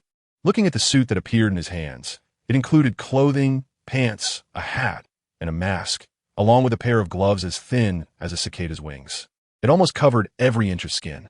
On the clothes, there were silver silk threads, which must be the silk made from mithril. Lín Mù went up to the second floor to change his outfit and instantly felt much cooler. He figured that even without the air conditioning on in the car, he would feel hot. When he opened the car door, a wave of heat rushed in, but he didn't mind it much. He glanced at the asphalt ground outside, and the thought of stepping out was immediately dismissed. The sun protection suit didn't come with shoes, and if he wore his sneakers, they'd probably get ruined. Since the testing went well, it was time to set off. As for selling, Lín Mù wasn't thinking about that for now, though some items did need to be recycled. He drove the car and reopened the trading center. 5 of the items he had just listed had sold, indicating there was still a market for them. He pondered for a moment. Ice cubes 100G, exchange for any cotton padded jacket X1. He had made a profit with the cotton padded jacket before, and now he was set to cash in again. 001. Get the ice maker running and keep an eye on the shop. Once it sells out, list more. Oh, and just the cotton padded jacket, nothing else. Lín Mù reminded with a hint of concern. 001. You might be smart, but sometimes your thinking is a bit rigid. Not flexible at all. Understood, master. At 10 o'clock at night, during the last 2 hours of the week, Lín Mù finished clearing the last town. He glanced back at Zhang Qian and the others, whose faces had begun to look pale. 001. Keep an eye on them. Don't let them die. Understood, master. After a moment of thought, 001 replied, Master, I can perform a minor surgical procedure. Should I make an incision in their stomachs and pour food and water directly in? As he spoke, one of his fingers morphed into a surgical knife. Lín Mù twitched at the corners of his mouth. You called it a minor procedure? You're even more ruthless than I am, suggesting surgery on someone's stomach. Jiang Ying and the others looked at 001 in horror. This robot seemed a bit off. They were relieved they had been obedient earlier, or who knew what kind of crazy idea 001 might come up with. Lín Mù waved his hand repeatedly. Not necessary for now. Just keep them alive. Understood, master. Lín Mù took a closer look at 001. This was indeed a robot, but why did its thoughts seem so peculiar? He shook his head and opened a regional channel. With only 2 hours left, he wanted to see what everyone else was up to. After midnight, it would be a fresh start. Hey guys, where did you get your cores? I just need a level 2 core to reach level 4. Stop whining. Just encountering a few more cars is enough. I almost died when I ran into one. A whole convoy of them. I really don't understand how these convoys survive. With so many resources available now, a convoy can manage just fine if they ration a bit. My car is so hot. Running the air conditioning is burning through fuel. It's not a fixed consumption. The hotter it gets outside, the more fuel it guzzles. Lín Mù was taken aback when he saw this message and quickly checked his vehicle's information. In the notes section, he noticed the air conditioning consumption. Sure enough, it was 1 liter per 10 kilometers. Not much, right? He sent the information out. Just click on those 2 words air conditioning, huh? Can I really click that? Lín Mù tentatively tapped it, and a note popped up. Air conditioning. Basic consumption is 1 L 10 kilometers for temperatures between -30 to 30 degrees Celsius. For every 10-degree difference, consumption increases by 0.5 L. Current consumption, 2 L 10 kilometers. Lín Mù's mouth twitched. It seemed like a small amount, but he had driven nearly 1,700 kilometers today. Doing the math, just the air conditioning alone consumed 340 L. The driving consumption was 170 L. That meant he used a total of 510 L of gasoline in one day. However, looking at the 8,000 L of gasoline in his backpack, it didn't seem like a big deal. He gets around 600 L every time he encounters gasoline, and he recovers about 500 L a day. He could hardly use it all up. As for others, they might use a bit less. But as long as they don't run the air conditioning, it shouldn't be a problem. Sure enough, many people in the chat opted not to use the air conditioning. As long as they were driving, it wasn't too hot, and they could manage. But after noon, that might not hold true. Thinking of this, Lín Mù glanced at the fan. Wasn't this a chance to earn some materials? Standing fan. Exchange for mithril ingots X5 and electronic components X10, standing fan. Exchange for any junk X40, standing fan. Exchange for vehicle core LV1X1. Whether he could sell it was another matter. But he should list it first. Wishing everyone a happy spring festival, good health, all the best, and abundant wealth. May the year of the dragon bring great fortune. A new year, a new atmosphere, let's all get rich. Chapter 51. New catastrophe. New resources just after midnight. A new wave of disaster began. Lín Mù noticed that the outdoor temperature on the thermometer was starting to change. In just 10 minutes, the temperature had risen by 10 degrees. He wondered how high it would reach tomorrow. Based on previous experiences, the temperature during winter had only dropped to around -100 degrees. However, one could still endure that for a few minutes with proper clothing. High temperatures were a different story. Not everyone had protective gear like his sun-shielding suit. Lín Mù shook his head, deciding to wait until morning to see. After Lín Mù went to bed, the others also drifted off to sleep. Meanwhile, the changes in the outside world were just beginning. The rising temperature was only the beginning. All the plants along the roadside had vanished, replaced by an endless expanse of lava. Surprisingly, the temperature of this lava wasn't extremely hot, and amidst it, some creatures could be seen writhing. These were the special magma-based creatures they were about to encounter. The next morning, Lín Mù came downstairs. Upon seeing the scene outside, he instinctively rubbed his eyes. What the heck? What's going on? Bubbling lava? And the temperature hasn't increased? This defies science, he thought to himself, but here, there was no such thing as science. His exclamation startled the others, waking them up. When they looked through the side window at the outside world, they too were speechless in shock. At the same time, they felt grateful to have gotten on Lín Mù's vehicle. Otherwise, they wouldn't have known how to cope. Isn't it just a collar? No big deal, one of them shrugged. After they finished breakfast, Lín Mù drove into town. The small town had changed its appearance. The dilapidated buildings had vanished, replaced entirely by lava pools. Boxes floated at the edges of these pools. Lín Mù parked the car and looked at the boxes floating in the lava pool, feeling somewhat puzzled. Is this it? It doesn't seem like a problem. He extended the collection device towards a box, and, as soon as he tapped it open, a dog engulfed in flames leaped out of the lava pool, biting down on his axe. Under Lín Mù's watchful gaze, he saw the axe slowly turn red and begin to deform, though it didn't melt away. He quickly drew his long knife and swung it at the lava dog. Ding! You have killed an S-rank dangerous magma hound and obtained Magma Stone X1. Congratulations!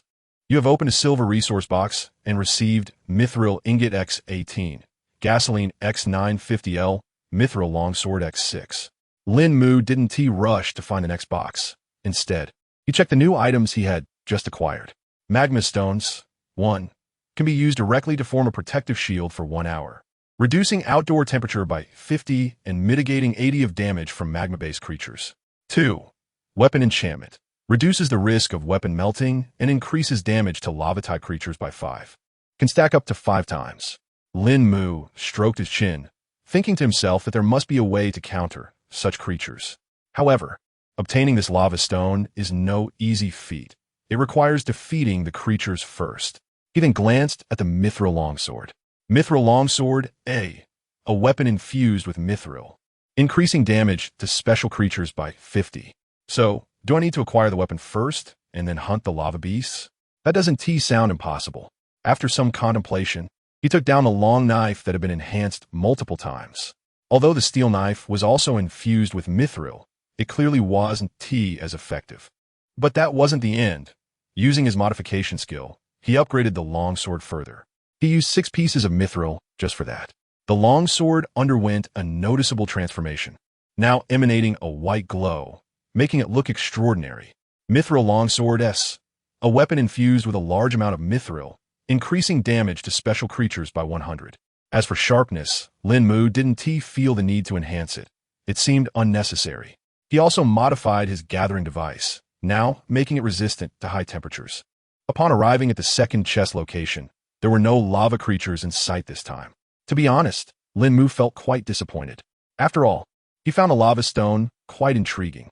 He opened 12 chests in a row, encountering neither danger nor new items. Until the 14th chest, another lava creature leaped out from the lava pool, a python. Hiss! Thud! With the snake's head hitting the ground, he obtained another lava stone, letting you stick out your tongue. I'll just chop it off. Congratulations on opening the golden resource chest. You have received Mithril Leather Armor X6, Freezing Potion X6, Chilled Mineral Water X30, Roasted Meat X, 200G X30. The new items obtained from this new area were quite plentiful. Mithril Leather Armor reduces outdoor temperature by 20 and decreases damage from lava-type creatures by 30. This item is quite similar to the Lava Stone S effect. However, while the Lava Stone provides a temporary effect, this one is permanent once worn. Freezing Potion. When applied to a weapon, it deals freezing damage to all creatures for 30 seconds. It reduces the target's speed by 50. With a 5 chance to freeze them for 3 seconds, and increases damage to lava creatures by 200. Lín Mù raised an eyebrow. From these items, it was clear that the current resources were mostly related to the current temperature and lava creatures. It seems the creators of this game understood that humans cannot directly combat lava creatures. Otherwise, this is a guaranteed dead end. The remaining boxes are mostly similar in content. Basic supplies, fuel, food, and various weapons and potions for dealing with lava creatures. After Lín Mù parked the vehicle in a safe spot, he immediately opened the regional channel to check on the situation of others. He had managed to achieve his current status thanks to the vehicle. My car is toast. I accidentally drove into the lava, but luckily I got out fast. I'm not trying to bring you down, but at this temperature, you're probably going to die soon too. How are you dealing with those lava creatures?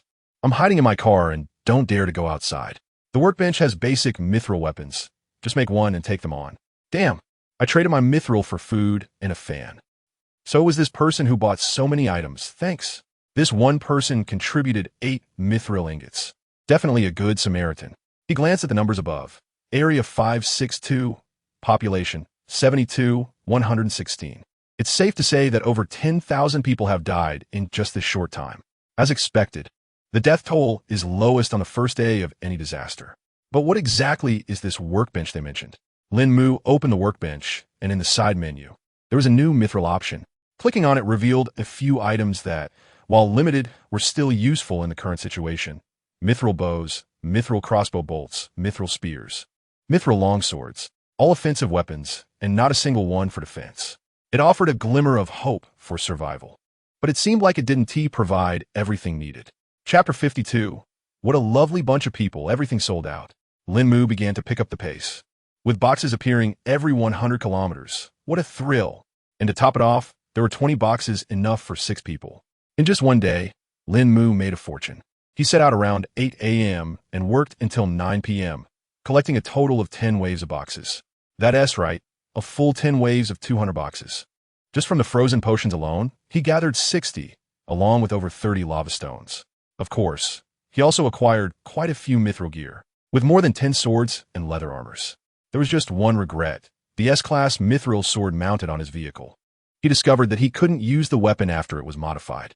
He had planned to sell it for a high price, but that thought was quickly dashed. Brother Mù, what is that noise? Lín Mù felt a shiver run down his spine. He turned around to see Jiang Ying looking at him awkwardly. What? Do you need to go to the bathroom again? Jiang Ying froze, feeling utterly defeated. Was that the only thing he remembered about her? Well, Gu Wanqing and I want to take a shower. You know how it is with girls. If we get sick, it costs you a potion, right? Gu Wanqing widened her eyes. Wait, what did I say? I wanted to take a shower. Although she did want to, she didn't dare to say it out loud. Lín Mù thought about it and realized she had a point. He couldn't use all that water himself. Plus, the smell coming from the group was indeed not pleasant. All right, you two go ahead and wash up. The bathtub may be for one person, but still quite spacious. You can squeeze in together. Jiang Ying's eyes lit up. She had been bracing herself for a scolding, and instead, it turned out well. Thank you, Brother Mu. Love you, moi. Lín Mù felt goosebumps all over. He just couldn't handle this kind of affection. The two girls followed the guidance of 001 to the second floor, and when they saw the setup, they were completely stunned. This is too luxurious. Wooden floors, a double soft bed, and a carpet. Wow, this bathroom is huge. I can't believe the vehicle can be upgraded to look like this. Jiang Ying looked at everything in disbelief. If it weren't for the fact that the outside world felt real, she would have suspected she had returned to Blue Star. You may use the items in the bathroom, but do not touch anything outside. Otherwise, 001 raised its middle finger, transforming it into a surgical knife. Both girls nodded in unison. They knew better than to mess with this robot. Boiling water with this stove, they are connected, and I went down first. The two of them stood at the door like obedient children, watching 001 walk downstairs. After 001 went down, Lín Mù handed the cooking task over to her. He then opened the regional channel to see how things were going. Area 562, population 66,013. I have to say, the days when disaster strikes are the days of human suffering. The previous 7 days could be described as harmonious, with most of the deaths caused by humans killing each other. But this was inevitable, as everyone had to level up. The only thing Lín Mù couldn't understand was how so many cores had disappeared, yet the vehicles could still upgrade. By the end of today, the population had dropped by more than 10,000. Even the fury of winter wasn't this devastating. In just one day, I went to 4 places and collected over 20 boxes, yet I didn't dare to open any of them. And don't get me started. I can't even turn on the air conditioning now. I went through over 200 liters of gas in a day. The temperature can't rise any higher, can it? If it does, the car won't be able to handle it. It's already at 40 degrees Celsius. If it weren't for the water I would have died of thirst by now. You're a guy or a girl, but you sure have a lot of water. It can be said that the vast majority of people only took a small portion of the boxes. Whenever they encountered danger, they immediately retreated without a moment's hesitation. Even if they held silver ingots in their hands, they didn't dare to craft many weapons. The main issue was still the lack of armor. Lín Mù glanced at the silver leather armor in his backpack, thinking it might fetch a good price.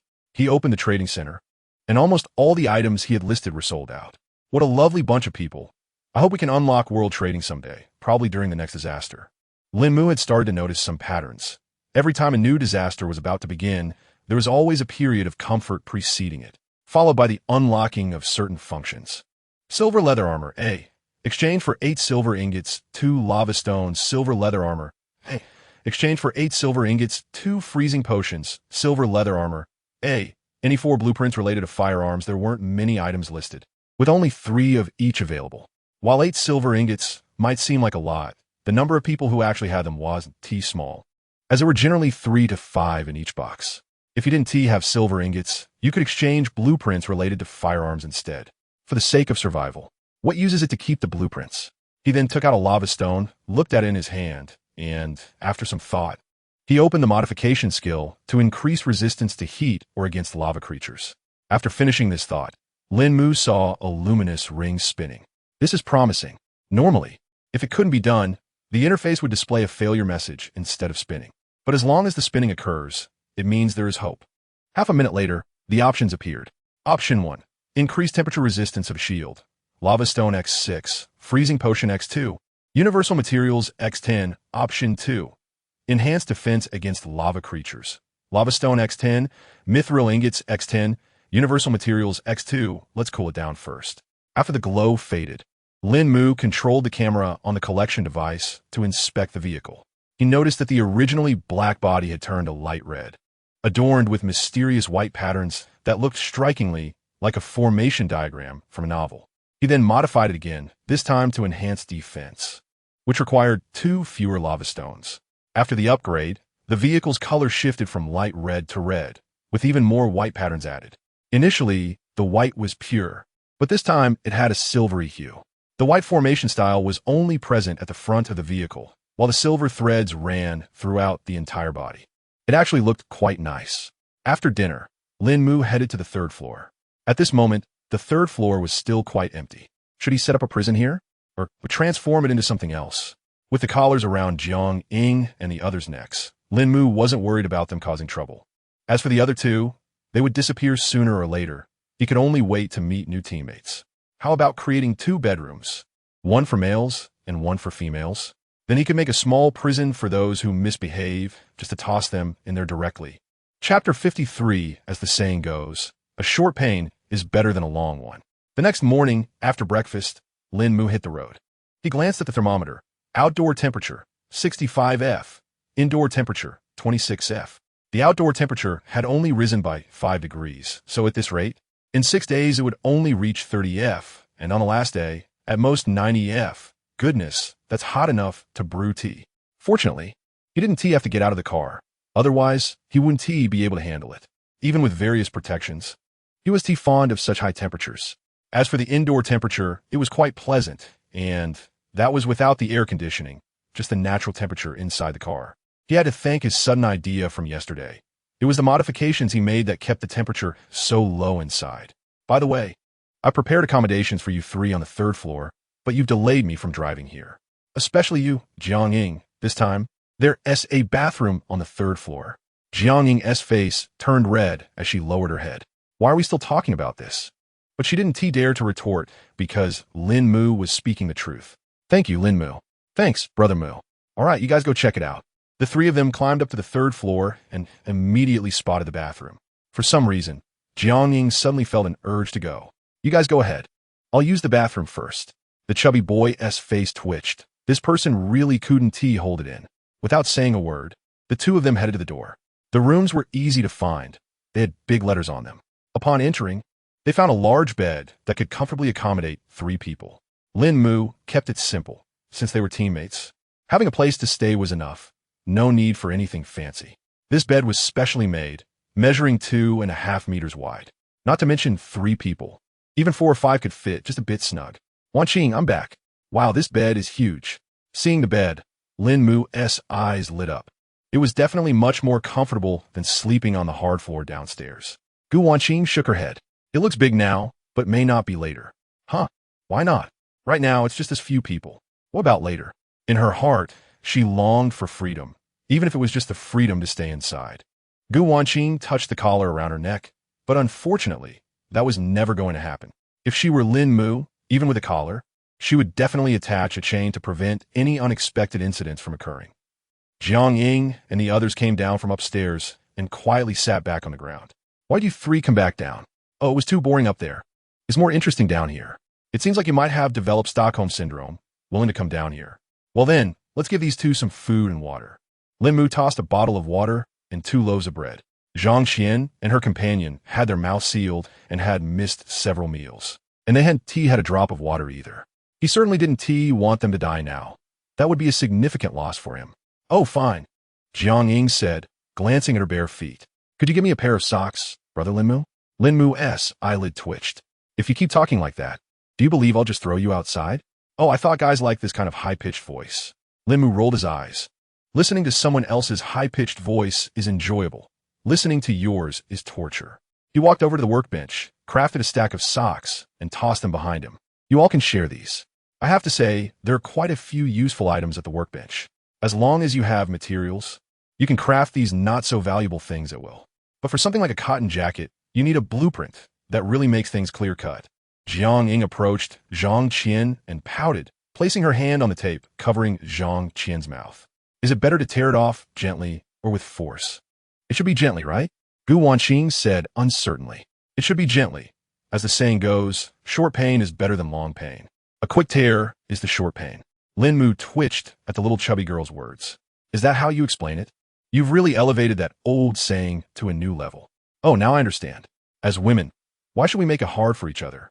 Lín Mù didn't mind. As long as they didn't die, it was all good. However, what they didn't realize was that the items from this game didn't follow common sense. Jiang Ying slowly began to tear the tape, the sound of ripping filling the air. Zhang Qian, already a bit dazed, was suddenly jolted awake by a sharp pain. Woo woo woo. Tears welled up in Zhang Qian's eyes. Okay, no need to shout. I'm taking it off for you. I'm being extra slow just to avoid hurting you. You'll be able to drink water soon. Jiang Ying said, her movement slow, her mouth never stopping. Zhang Qian's eyes widened in shock. She wanted to pull away herself, but couldn't muster the strength. It hurts. It hurts too much. Why is this tape coming off so slowly and hurting so much? This doesn't make sense. The tape was covered in tiny hairs, but neither Jiang Ying nor Zhang Qian noticed. A minute later, the entire tape was finally ripped off Zhang Qian's mouth. Zhang Qian took a deep breath, finally relieved that it was over. As for the smell of the socks in her mouth, she had long since gotten used to it. I pulled it off so slowly. Why is there still so much hair? She wondered. Maybe it's just shedding, the chubby guy speculated. Jiang Ying rolled her eyes. Does your family even shed? She glanced at the red mark on Zhang Qian's mouth, which was the same width as tape. Ouch, that's rough. Looking at the socks in Zhang Qian's mouth, Jiang Ying felt a bit disgusted. It was precisely because they were her own that she felt even more repulsed. After all, she had worn those socks for over a week, and the smell was unimaginable. But she had to take action. Otherwise, how could she feed the bread and water? Lín Mù wasn't paying much attention to what was happening behind him, because not far ahead was the location of the first treasure chest for the day. A smile crept onto his lips. Let us see how the modifications worked. Arriving at the first treasure chest, Lín Mù extended his collection device. But there were no lava creatures. Boring. On to the next one. He moved to the next chest, and the next, until he finally encountered his first lava creature at the sixth chest. This time, it was 3 fire-breathing turtles. However, the flames extinguished instantly upon touching the vehicle. Now that's effective. With a swift swipe of his mithril sword, the 3 turtles vanished, leaving 3 lava stones in his backpack. Congratulations! You have opened a bronze resource chest and received copper ingots X120, gasoline 300L, nut gift pack X6, 500G each. Another strange assortment of supplies added to his collection. Ever since yesterday, odd supplies have been appearing more frequently. He had even received 30 portions of fried stinky tofu. Master, a vehicle is approaching. Chapter 54, Acquaintances? That collar needs to be worn too. Lín Mù's eyes lit up. A vehicle was approaching.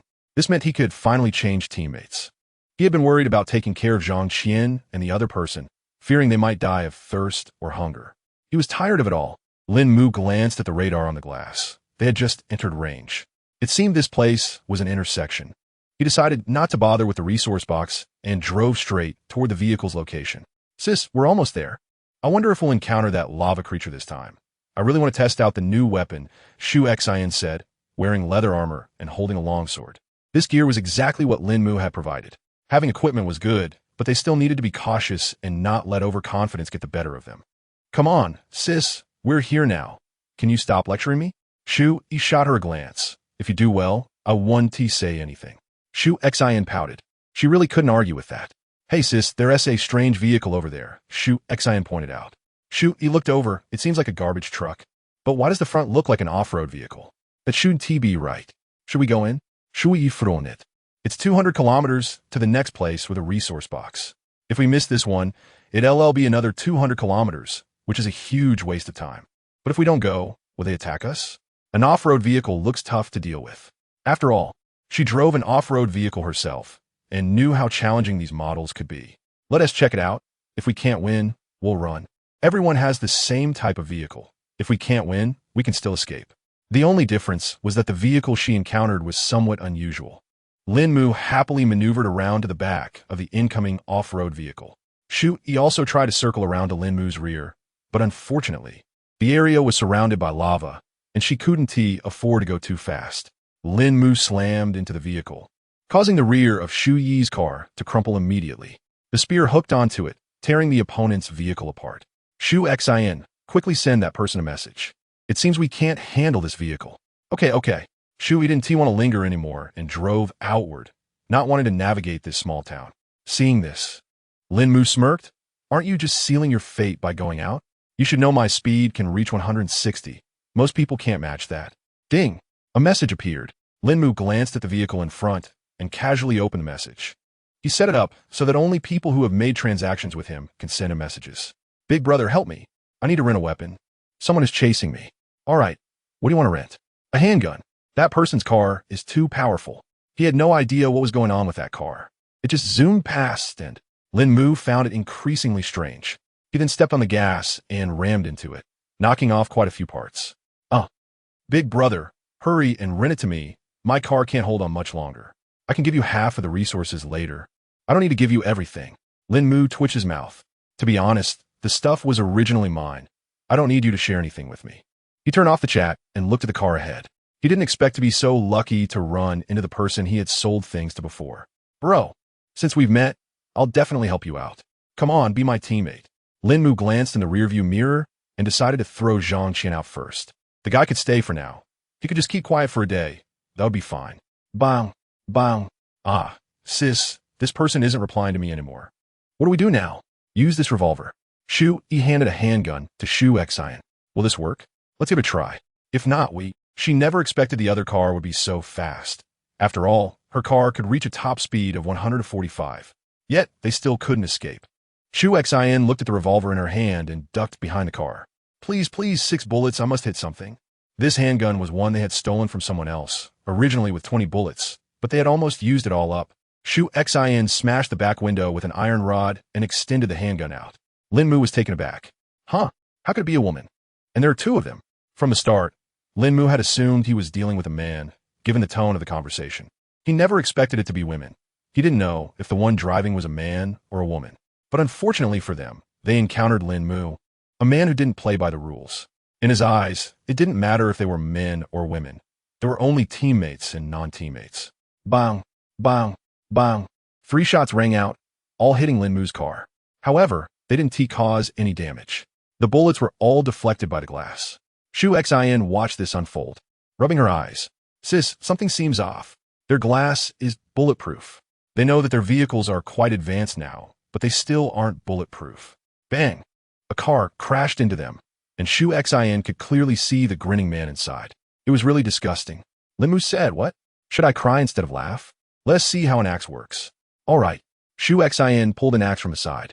However, just as she was about to throw it, she saw an iron mesh instantly cover the entire vehicle. She glanced at the axe in her hand, then at the iron mesh. Was it even worth throwing? Sis, it seems impossible. They've deployed an iron mesh. We can't hit anything. He looked through the rearview mirror and noticed the vehicles behind them were momentarily stunned. Was everyone's vehicle upgrade different? But the other cars didn't look like this at all. Lín Mù didn't care what they thought. His next move was to force the other party to stop. A long blade emerged from the front of their car, then appeared in the center of the opposing vehicle, stabbing down. In the face of this weapon, Shu Xian and the other's car defenses were practically useless. With a gentle push, Lín Mù sliced through the top of the car, then moved step by step to the side. Sis, we're done for. I don't know what kind of crazy thing that is, but just cut our car open. At that moment, the blade had already sliced down to the lower part of the vehicle. He could only gradually slow down, bringing the car to a stop. If they kept going, even a 2-wheeled vehicle wouldn't escape. Cough, cough. Put your guns on the ground, both of you. Hands on your heads and squat down. Shu Xian and he looked at the long blade in front of them and helplessly complied. As for running, forget it. That blade was way too long. They couldn't outrun it. Lín Mù looked at the 2 squatting on the ground with satisfaction and nodded. 001, put those collars on them. Understood, master. Lín Mù held a pistol in his left hand, thinking that if the 2 dared to resist, he could always choose not to switch with his teammates. Chapter 55, Wrong Person, Not Them. Shu Xian and he huddled on the ground with their heads together. Sister, why isn't he getting out of the car? How are we supposed to make a move? The handgun was right in front of them. As soon as the person in the car stepped out, she could grab it and fight back. But why was he just sitting there in the driver's seat? Calm down. I have a feeling this person might not be easy to deal with, Shu said, peering through the windshield. The person seemed way too calm, not in a hurry at all. Normally, he should have gotten out by now. Suddenly, the door opened with a whoosh. Number 001 stepped out. Shu Xian was taken aback. It was a woman who got out. Sister, what do we do now? He shook her head. Let us just accept our fate. But if it was a man? And Shu Xian's face turned pale with worry. The possibility was huge. After all, there were no police in this world. Then, let us just kill ourselves. At least we won't give in, Shu declared defiantly. Number 001 approached the 2 women. Put on this collar if you want to get in the car. If not, you die right here. With that, 001's middle finger transformed into a sharp scalpel. Shu Xian glanced at the collar and then at the scalpel in 001's hand. Sister, what are we dealing with? This woman's hand can change shape. And is that guy a freak? Using a collar. What's next? Chaining us up once we get in the car? Shu Xian's mind raced with terrifying images from movies she had seen, and she shuddered at the thought. Shu, he looked at the scalpel. Maybe she's a robot. Should we just kill ourselves? All right, let us do it, Shu Xian said, reaching for the gun, only to have 001 step on it. Looks like you've chosen death. Let us see how many cuts you can endure. The scalpel got closer and closer to Shu Xian's face. Just when it was about to slice her cheek. Shu, he shouted urgently, we'll wear it. She had thought about pulling a weapon from her backpack, but there was a long sword hanging above her head, ready to sever her hand with ease. Even if she managed to get something out, it wouldn't help much. The two women reluctantly took the collars and put them around their necks. With a click, the locks snapped shut. Only Lín Mù could open them. No one else would be able to. Creak. Lín Mù stepped out of the car, ready to welcome his new team members. Ahem, welcome to my team. Shu Xian and Shu exchanged glances, their eyes twitching. Are you sure your team needs to wear collars like this? Just a reminder, don't think of anything bad about me in your mind, or else. Your sister has set a great example for you. Over by the side, Shu Xian trembled and collapsed to the ground, her face turning an unusual shade of red. Lín Mù twitched his lips. If it weren't for Zhang Qian's example, he might have doubted whether this thing had the right name. Ahem, 001, take them to the car first. As for those two, bring them out. The numbers in 001's eyes kept flickering, then it responded and led the two to the car. Lín Mù immediately went to the driver's seat and took down the vehicle's core. It was just a level 4 core, which was somewhat disappointing. He then stored the vehicle in his backpack. Master, I brought the people down. Lín Mù turned around and was taken aback. Brother Mù, if you want us to get down, just let us down. Why are you still holding us? Jiang Ying asked, try to endure the heat. The chubby guy next to her was trembling as he looked at the nearby magma. Was this person going to throw them into the magma to destroy the evidence? Lín Mù looked at 001 exasperated. Not those two, but Zhang Qian and that man. Understood, master. Jiang Ying instantly understood, and cold sweat broke out. Oh no, I almost got killed by this 001 just now. The two were quickly brought down by 001, and the scorching air made it hard for them to breathe. Those who hadn't drunk much water felt their throats crack. Especially Zhang Qian, who still had the taste of a dirty sock in her mouth, was on the verge of fainting. Just throw them into the magma. Yes, master. Zhang Qian's pupils widened as she struggled desperately. Unfortunately, her strength was nothing to 001. The two fell into the magma, and a series of screams erupted. Ugh! It seemed that the temperature of this magma was indeed quite high. Back in the car, Lín Mù looked at the two sitting in the corner. Does this thing look familiar? Lín Mù took out the black USP handgun. Shu Xian increasingly felt it was familiar, and a light bulb went off in her head. Ah, you're the person I exchanged with. At that moment, Shu Xian finally understood. Aside from renting the handgun the first time, they had traded several times afterward, all quite pleasantly. By rights, this rental should have gone smoothly as well. She thought something must have come up for Lín Mù that made him unable to proceed. But what they encountered was Lín Mù himself. Big brother, since we know each other now, just let us go, Shu Xian quickly said. You say that. But I'm not restricting your freedom at all, Shu Xian replied, looking at her collar. How can you even say that with a straight face? Come on, don't joke around.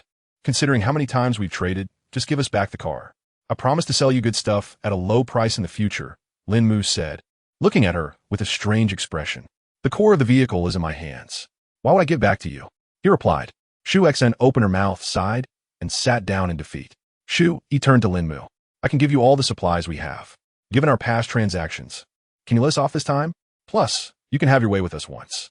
After saying this, she bit her lip, her face slightly flushed. Lín Mù looked at her in disbelief. I earned what I have through my own strength. Why would I need you to give me anything? Besides, look at those two. They're wearing collars too. Why should I give you anything? During the online trading, he thought they were quite clever. How did they become so foolish now, resorting to seduction? You could try all your tricks, be it seduction, binding, or anything else, but it won't work. Let us not bring this up again. If you want to stay alive, just be my team members. You'll have food and shelter, and it's not dangerous. If you want to die, there's lava right nearby. Just jump in. Both of them shook their heads repeatedly. Who would want to die if they could live? Moreover, it seemed he wasn't interested in that at all. Ignoring the two of them, Lín Mù turned around. He still had boxes to finish dealing with from the previous location. Shu Xian and Shu Yi glanced back at the situation, bypassing 001 and the chubby guy, and approached Jiang Ying and Gu Wanqing. How long have you been here? Over 10 days. I was captured in the maze, Jiang Ying sighed. I can't believe it's already been 10 days. Were you subjected to anything unusual by him? Jiang Ying and Gu Wanqing shook their heads. Then is he incapable in that regard? As soon as Shu Xian said this, Jiang Ying and Gu Wanqing fell into deep thought. Maybe he. Chapter 56, what a loss. So much loss, Jiang Ying said oddly. Maybe it's not that he can't, it's just his orientation. Her gaze shifted to the chubby boy. If she remembered correctly, every time I took a shower, Lín Mù would call the chubby boy away. Hiss. Could it be true? After hearing Jiang Ying's words, Shu Xian and Shu Yi felt relieved. Whether it was an orientation issue didn't matter to them. As long as the two of them hadn't gone through that kind of experience, that was enough. Lín Mù was driving ahead, and didn't he hear what was being discussed behind him? Through the rearview mirror, he noticed how familiar the four women seemed with each other, which puzzled him. Was the pace at which friendships formed between women really that fast? Shaking his head, he focused on the core of Shu Xian and the other's vehicle to extract the contents. The increase in food and materials wasn't significant, but there were a staggering number of blueprints, over 100 sheets. However, it still wasn't enough to exchange for a permanent one. Even if only a third of them could be converted into permanents, they would have plenty of supplies. What on earth was going on? He knew that with so many people in his vehicle, he had only managed to get out around 100 blueprints, even with several six-fold blueprints. Could it be that one of the two women was a blueprint saint? Lín Mù glanced at the two. If they were the ones opening the boxes, could he get even more blueprints? Have you used all your blueprints? He asked. Yes, Shu, he nodded. Then how come you don't have any weapons? Lín Mù had seen weapon blueprints among the gear. Shu, he looked helpless. But we don't have the materials. Bullets require universal materials, and the difficulty in obtaining those is just too high. If we get 10 in a day, that's considered lucky. Lín Mù clicked his tongue. All right. It seems materials are the key issue. By the way, do you know how the convoy has survived? Lín Mù still didn't understand how so many convoys managed to get by with just one box. They could just collect resource boxes. Of course I know, Shu Xian said. What I mean is, doesn't a convoy only have one wave of boxes? So would that mean there's only enough for one person? Shu Xian pondered for a moment. No way. I remember that once the core of the team leader's vehicle reaches level 4, they can get twice the amount of supplies based on the number of vehicles. So if the convoy has 5 vehicles, they can get 10 portions of supplies. If that's the case, doesn't that mean he's at a loss? Lín Mù quickly directed his question to the panel. Correct. Why didn't you tell me that last time? You only mentioned that there were supplies in the vehicle for my teammates. According to the records, you only asked about the vehicle's functions and did not inquire about the team functions. Lín Mù really wanted to curse, but the other party didn't seem to be wrong. Closing the chat window, Lín Mù gazed at the distant road, pondering over Shu Xian's words. Double the number of vehicles, but that doesn't seem right either. He is the team himself, so it should be multiplied by 2 again, meaning he should receive 12 portions. Here he opened the chat window to express his thoughts. Perhaps taken aback by Lín Mu's words, the interface took a long time to respond. A minute later, Lín Mù silently stared at the chat window. What are you thinking? It actually insulted him. How can you even curse? I'm going to file a complaint. However, the interface ignored him completely. To it, Lín Mù was just one of those shameless types. In order for the team to obtain more double supplies, there must be at least 2 vehicles. Additionally, personnel and supplies carried by core LV4 vehicles do not participate in the accumulation. For certain reasons regarding your intelligence, let me explain. If you have 2 vehicles, you will receive double the vehicle supplies, plus the supplies equal to the number of people inside, excluding the vehicle owner. Do you understand now? Lín Mu's mouth twitched. What do you mean by reasons regarding intelligence? I just want to get some benefits. Is that too much to ask? By this calculation, if you were to get another vehicle, fully loaded, he could obtain 45 portions, which is 9 portions of supplies. Wow, that's 3 extra portions. He quickly opened the team information. Handsome team, 130. First place points, 108, 321. Invincible team, 2030. Second place points, 78, 231. Red hair team, 1530. Third place points, 52, 642. Wow, the points for these teams. What a loss. With 20 vehicles, that means 40 times the supplies. What a loss. Absolutely a loss. Screech. Lín Mù slammed the gas pedal and hit the brakes hard. Then he let Shu, E, and the others out of their vehicle. Your name is Shu, E, right? Go drive this car. Huh? Shu, E looked at the dilapidated vehicle. How am I supposed to drive this? Lín Mù handed a LV-1 core to Shu. Use this to fix the car, then drive it, and follow me. He needed to test if what came out would be 8 portions. If so, it would mean he was right. At that point, he could arrange cars for 10 people, while the remaining 5 would be tossed into his vehicle. If only this confinement collar could be a bit more effective. It would be even better if it could be made independently. Shu, E groggily made her way to the car outside and placed the core of the vehicle on the rearview mirror. Unclaimed core detected. Would you like to bind it? After losing her core, Shu, E couldn't even open the dialog box. Once she got back to the car, the dialog box appeared again. But this time it required rebinding. Binding. Ding. All functions have been reactivated. The next time you lose your vehicle core, there will be a 7-day ban period. Please take care to protect the vehicle core. Shu, E helplessly looked at the message in front of her. She didn't want to lose it either, but her opponent was just too powerful. Soon after, Lín Mù added Shu, E to his team, and a black control panel appeared in front of the car, complete with a walkie-talkie. Lín Mù picked up the walkie-talkie. The vehicle repairs are done, so follow me closely when we set off. Understood. Starting the vehicle and moving forward. Ahem. How about my sister and I share a car? After all, we have a collar on, right? No way. If you keep talking, I'll toss you straight into the lava. Shu Exen twitched her lips. If he didn't allow it, then so be it. But why was he so quick to threaten to throw people into lava? Is there even any law or justice here? Sorry, but there really isn't, came the reply. Shu Xin returned to the 2 girls with a face full of melancholy. He won't let me. Good, that is how it should be. If you did allow it, you'd better watch out. You'd probably be close to death then. Jiangning shrugged. An hour later, they arrived at the new lava pool town. Shu, E, come back for a moment. Shu, E obediently parked the car and approached Lín Mù's vehicle. Lín Mù tossed her set of equipment. Chapter 57. Becoming my team member doesn't conflict with wearing a collar. This is a sun protection suit, worn underneath to provide heat insulation. Here is the mithril leather armor and mithril longsword. You'll be opening the chest soon. Don't worry about safety. I'll handle any magma creatures that show up. Lín Mù wanted to see if the materials for the 8-person team could be opened by anyone or if it was exclusive to him. Shu, E looked at the clothes in her hands and realized this was what she had bought for her sister. So it was sold by Lín Mù. Without a second thought, she asked, where can I change? She intended to put it on, but there were still 2 men around. Let us go to the 2nd floor to change, 001 said as he led her up. The 2nd floor? The vehicle actually has a 2nd floor? Why doesn't their vehicle have one?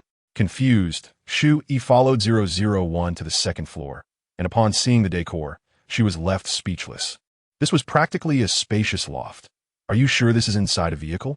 Shu, E thought to herself that perhaps being captured wasn't such a bad thing after all. She quickly changed her clothes and followed 001 back downstairs. Go ahead without worry.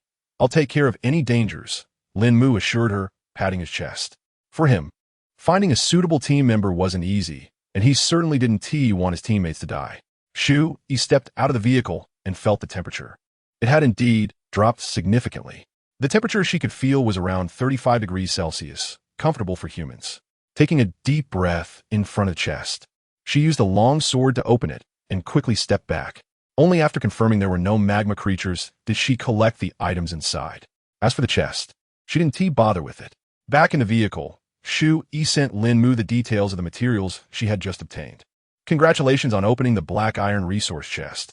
Obtained spicy braised beef noodles X40, gasoline X400L, 8 portions.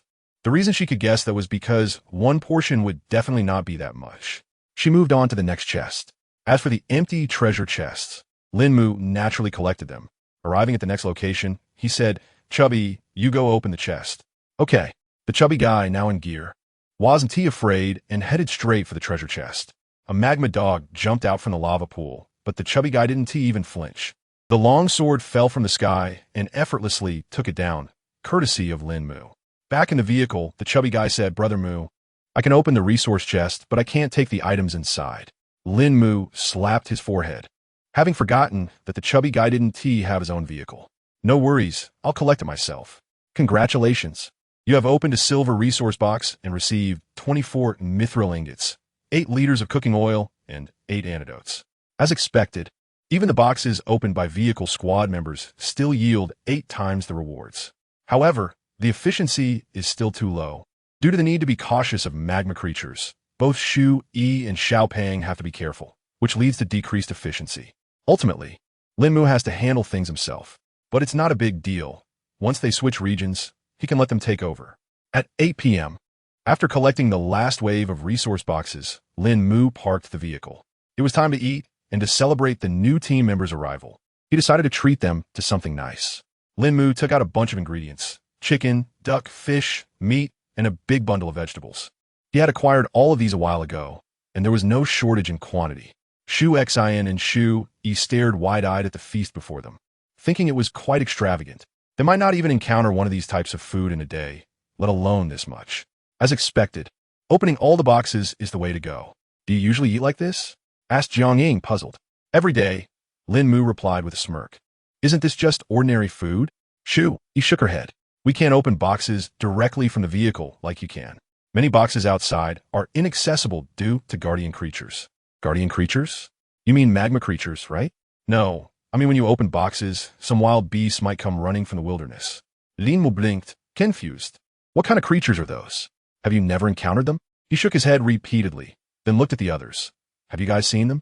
Jiang Ying and her companions nodded vigorously. We've seen them, and they nearly scared me to death. But not every box has them. At least once a day, you'll encounter one.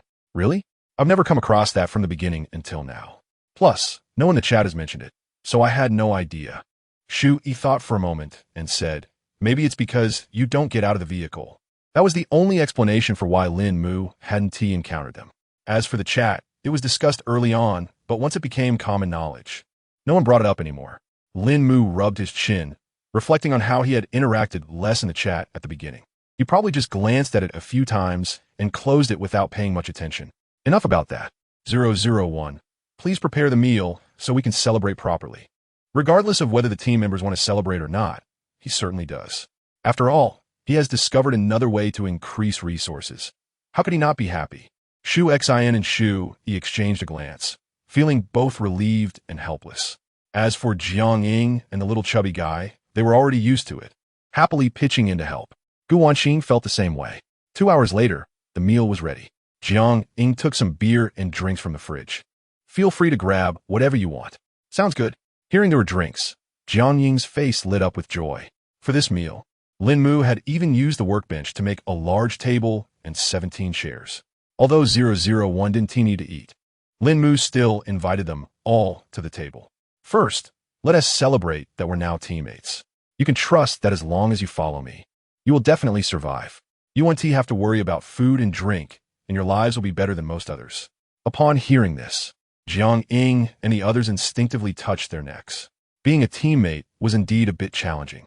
Noticing their reactions, Lín Mù didn't mind. The collar is just my form of self-protection. It doesn't affect your movements, does it? The few of them nodded subconsciously. However, if I find out that anyone has bad thoughts in their heart, you know what happened to Qian and the others. Lín Mù didn't want to frequently change teammates. It was hard to find suitable people. Don't worry, Brother Mu, I really enjoy this kind of life, the little chubby guy said with a big smile. Jiang Ying nodded in agreement. For them, this kind of life was already quite good. What more could they ask for? They didn't have any other thoughts. Just surviving was enough. Shu Yi and Shu Xin exchanged wry smiles. Even if they had their own thoughts, they wouldn't dare to express them. If life continued like this, it wouldn't be bad. Though they couldn't help but wonder. They glanced at Lín Mù, unsure if he was pretending or genuinely uninterested. Chapter 58. The Battle for Vehicle Cores. What a great place. 3 days passed in a dull routine, just opening boxes one after another. As for vehicles, he hadn't encountered a single one. Saturday, the penultimate day, Lín Mù woke up early and settled into the driver's seat. He just needed to endure these last 2 days, and this so-called hellish heat would be behind him. He opened the dashboard, and a message popped up. Vehicle tires need repair. Checking the vehicle information, he saw a cross-sectional diagram of the vehicle, with all 4 tires highlighted in red, indicating they were on the verge of breaking down. Using 4 rubber pieces, Lín Mù repaired the tires. He couldn't help but complain. Seriously? You can upgrade the vehicle, but not the tires? Are you just trying to make me spend more materials? Then he glanced at the nearly 500 mithril ingots in his backpack. That seemed like quite a lot.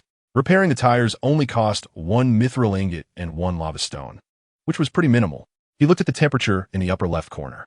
Outside, 85°F inside, 23°F. The car's air conditioning had never stopped running. In truth, it wouldn't be a big deal if it did. The temperature would only rise to around 30°C, which is still manageable. But with so much gasoline, why not use it? At this point, he had over 10,000 liters of gasoline, occupying 11 slots in his inventory. After tossing some food to 001, Lín Mù opened the regional channel. Area, 562, population, 832. Meanwhile, the world channel showed just over 1 billion people left. Another half of the population had vanished. In less than a month, if this continued, Lín Mù suspected that there might only be 10,000 people left. The death rate was alarmingly high. Recently, most deaths were due to dehydration. I can't take it anymore. The temperature inside my car has reached 42°C. I think I'm going to die. It's okay. You're not alone. My car's temperature is already at 38°C. Your vehicle levels are too low. Once your vehicle reaches LV4, even without air conditioning, the temperature won't exceed 36°C. Just hang in there. It's not that I don't want to upgrade. The vehicle cores are just too hard to find. I've been at it for 19 days and haven't seen a single car. Looking at the messages in the chat box, Lín Mù shook his head. For someone who hasn't encountered any other vehicles, you could say they were lucky for not facing external dangers. But on the flip side, their situation was indeed unfortunate, as they couldn't even upgrade their vehicle core. All he needed was a LV1 core, yet he hadn't come across a single vehicle. How ridiculous was that? After breakfast was ready, everyone came downstairs. 2 days had passed, and Shu Xin and Shu Yi had adapted to their current life. It's the last 2 days, and I have no idea what will happen next, Jiang Ying said, her mouth stuffed with food, mumbling as she spoke. Talking is one thing, but why are you spraying food everywhere? Lín Mù frowned, glancing at a piece of steamed bun on the table. Jiang Ying quickly apologized. Sorry. She hurriedly picked up the bun and put it in her mouth. Brother Mu, what do you think next week will be? The chubby boy asked in confusion. What will it be? Of course, it's a break. Do we even need to think about it? Everyone's eyes twitched. That made sense. But that wasn't what they wanted to ask. Brother Mu, don't you have any thoughts? Lín Mù glanced at the antidotes, gas masks, and protective suits, these newly acquired items. They were likely related to toxins, but whether it was toxic mist, gas, or rain, he wasn't sure.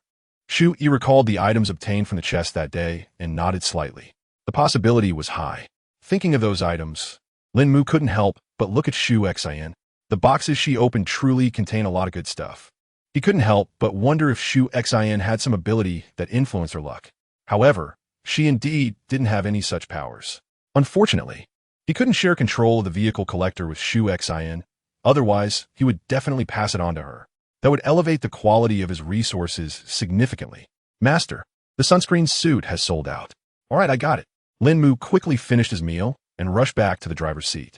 He swiftly used the workbench to produce 100 sets and listed them for direct exchange for basic materials plus antidotes. Both oxygen tanks and gas masks required the antidote as a material. He had always thought the antidote was just for injections, but he didn't expect it to also be a type of raw material. Once everything was ready, Lín Mù started the vehicle. It was the 6th day, and the first resource box was 500 kilometers away. Time was of the essence. As for Shu Yi, she could take over driving once they reached the location. This was something he had discovered yesterday. The convoy didn't need to keep moving. As long as there were vehicles before opening the boxes, they were fine. For this reason, Lín Mù had been wanting to gather more vehicles and people, but he hadn't been given the opportunity. The few people in the back sat together, chatting, though the chubby boy had no part in the conversation. The little chubby guy didn't mind being with a group of women, though he didn't know what to talk about. He just sat there, gazing out the window. Unfortunately, all he could see outside was lava, and after a while, it lost its novelty. Soon, Lín Mù arrived at the first lava pool town. Now that they were here, Shu Yi was getting ready. Buzz, congratulations, anonymous player. You have activated the vehicle core capture battle for 24 hours. During the battle, there is no danger, so players can participate with confidence. A reminder, watch out for your teammates. Lín Mù looked at the town right in front of him, momentarily at a loss for words. Can't you just wait until I finish gathering resources before saying anything? He didn't believe for a second that there was no danger, as the voice claimed. If there was no danger, that would be quite strange. As the white light enveloped the vehicle, Lín Mù leaned back in his seat and calmly put on his sunglasses. He was already quite accustomed to this kind of scene. The 5 people behind him closed their eyes. A few minutes later, the light faded, and Lín Mù surveyed the surroundings. Could it be that there really was no danger? The vehicle had stopped in a forest, and the asphalt road had vanished. All that remained was a barely discernible path worn into the ground. He glanced at the thermometer. Outside, 22 degrees Celsius. Inside, 23 degrees Celsius. Lín Mù promptly turned off the air conditioning. Wow, look over there. Are those wild boars? If we kill one, can we get some pork? They had already eaten most of the meat, and their recent meals had been far less sumptuous. If you want to eat, go get it, Lín Mù said, looking out the window and stroking his chin. Xu Xian thought for a moment and agreed, then opened the car door. Jiang Ying immediately jumped out of the car.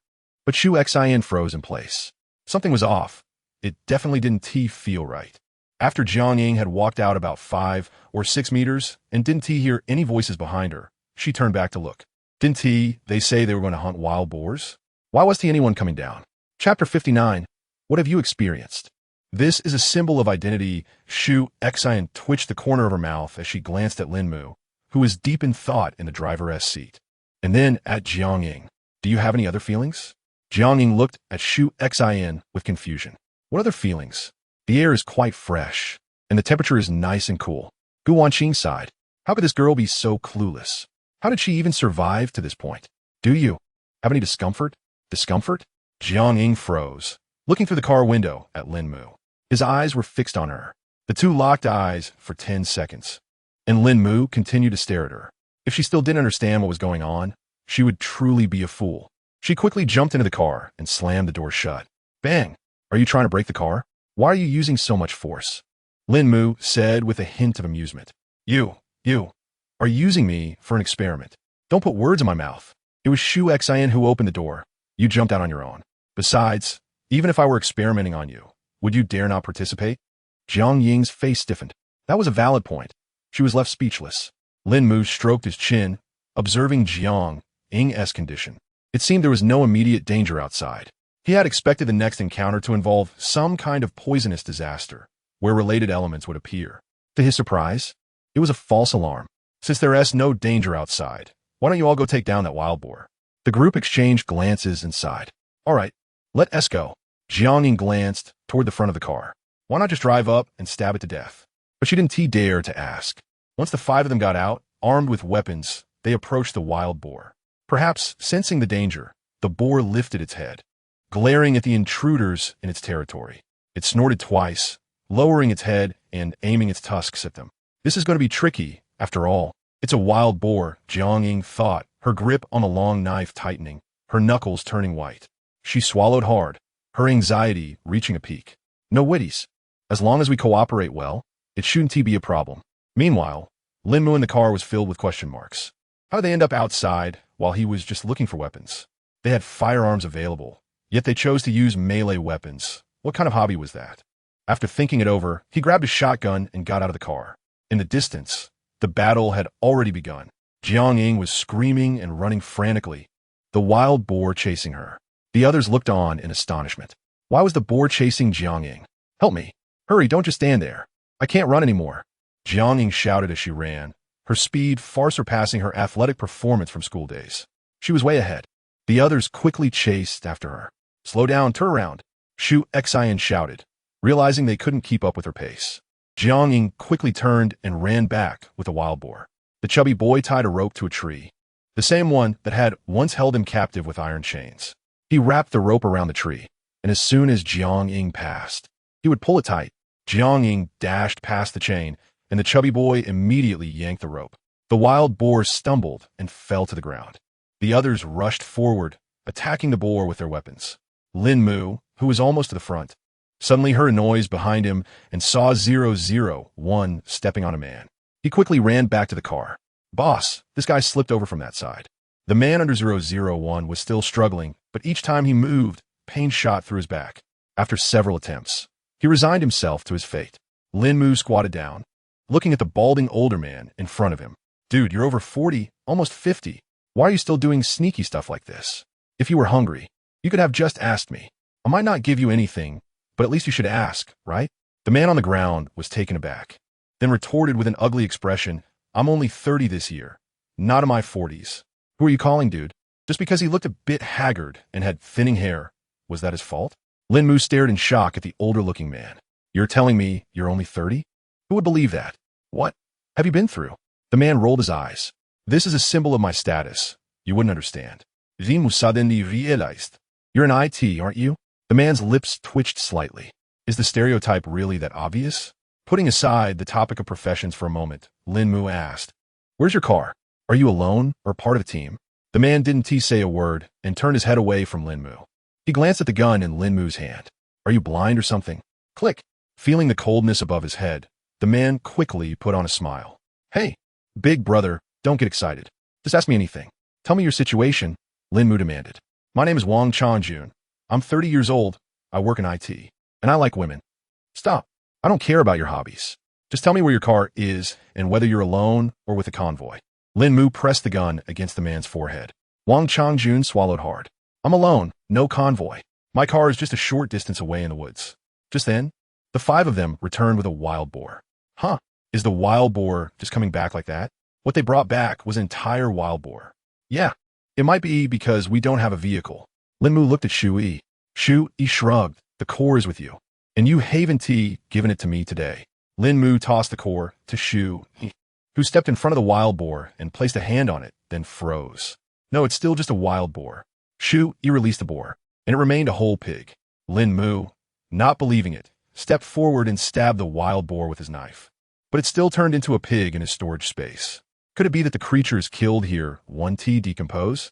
If that's the case, that would be quite troublesome. Wang Changjun winced. Big brother, can you let me out? My back really hurts.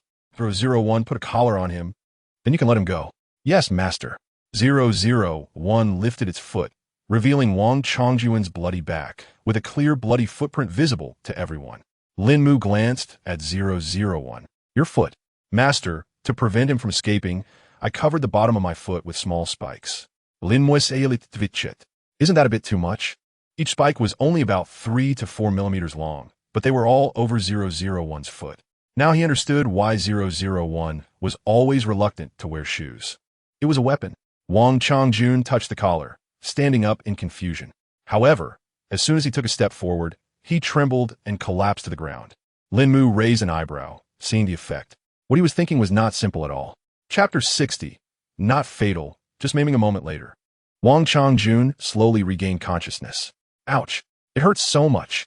He felt as if his entire body was being pricked by needles. Wang Changjun tried to reach into his backpack for a chilled bottle of mineral water. Where's my backpack? Where did my big backpack go? He quickly turned his head to the side and saw Lín Mù fiddling with a vehicle core. Lín Mù was surprised. The bald man in front of him had a level 4 core, which was quite impressive. He looked at Wang Changjun and said, That was just a little punishment for you. Just don't sizzle. A wisp of blue smoke began to rise from Wang Changjun's body. Lín Mu's lips twitched. Please don't let him die. He is a teammate I have high hopes for. Cough, cough. Let us get him inside the vehicle. As for this wild boar 001, handle it. Understood, master. Lín Mù certainly wouldn't deal with it himself, and the others didn't seem capable of handling it either. Back inside the vehicle, Lín Mù quickly opened the control panel. Hey, will this restraint collar kill him? Players, please rest assured, the restraint collar will not be fatal. It may just cause permanent disability. Lín Mù smacked his lips. A disability wouldn't work for him. He still needed this guy. It was so hard to find someone useful. He glanced at Wang Changjun, hoping that his earlier thoughts weren't too outrageous. 10 minutes later, 001 returned to the vehicle with neatly packaged meat. Let us make this into lunch. We'll set off after we eat. Although Lín Mù didn't know what the so-called robbery battle entailed, he did know one thing. There would definitely be casualties. As for the vehicle core, Lín Mù had reasonable doubts that was provided by them. 2 hours later, Lín Mù was driving the vehicle across what appeared to be a grassy road. The others looked out the window, taking in the rare scenery. 001. Can the vehicle core detect anything? Master, a standard vehicle core cannot perform any detection. Lín Mù furrowed his brow. This was becoming a bit problematic. But he didn't have any better options. All around him were just trees or wild beasts, none of which were his targets. After aimlessly driving for half an hour, an open area appeared before him. At the edge of this clearing stood a wooden house. Although Lín Mù didn't know what it was used for, its presence here surely had its significance. He made a right turn and drove up to the front of the wooden house. From the outside, the house looked quite dilapidated and seemed to have been around for quite some time. The door was tightly shut, showing no signs of a lock. Lín Mù rhythmically tapped the steering wheel, carefully observing the house. After a moment, he decided to use his camera function to take a picture of it. Then, he summoned an axe from the front of the car and brought it down on the house. Boom! The house was instantly split in half, and 4 small black bears emerged from the wreckage. He knew it. Lín Mù had suspected that this house was similar to a treasure chest, and he was right. The 4 little black bears dared to be so audacious. Take this. A long sword descended from the sky, slicing one of the bears in half. The other bears didn't last long either, all of them perishing in the onslaught. Ding! Killed 4 S-rank dangerous black bears. Received 8 bear paws, 80g bear meat, 2 bear pelts. Wait a minute. Shouldn't that be 4 items? This number seems off, panel. Damage too severe. Repair requires a fee. 2 items is reasonable. You're the panel. Aren't you impressive? Wang Chongjun, who had been sitting in the back, was already awake and now looked pale, swallowing hard. Cold sweat trickled down his temples, and his hands instinctively clenched. Seeing the tragic state of the 4 bears made him think of himself. If he had actually attempted to fight, would he have ended up like them? Terrifying. He had encountered many people, but none were as ruthless as Lín Mù. You're awake. You really are something. Among all of us wearing collars, only that woman has been lightly shocked. No one else has. No, there was one other who got shocked like you, but he was thrown into a lava pit within days and turned to smoke. You, eat something. Try to lighten your mood. The chubby guy patted Wang Chongjun's shoulder, shaking his head with a sigh. After finally calming down, Wang Chongjun felt even more fearful. Was he really going to die? His gaze towards Lín Mù grew increasingly terrified. At that moment, Lín Mù was busy using the axe to clear the debris of the cabin, checking to see if there was anything inside. 3 minutes later, he found a level 2 vehicle core among the rubble. So, was the core inside the house? If that were the case, weren't there too many casualties? For black bears are not something just anyone could handle. He continued to sift through the remains of the house. Inside, he saw parts of a table, a bed, a wardrobe, and other items. Could it be that someone lived here? Lín Mù shook his head. This made him ponder a bit too much. A black hole appeared and directly absorbed the scrap materials into it. No matter how small a mosquito is, it's still a piece of meat, right? 3 hours later, Lín Mù encountered 7 houses, which wasn't a very high probability.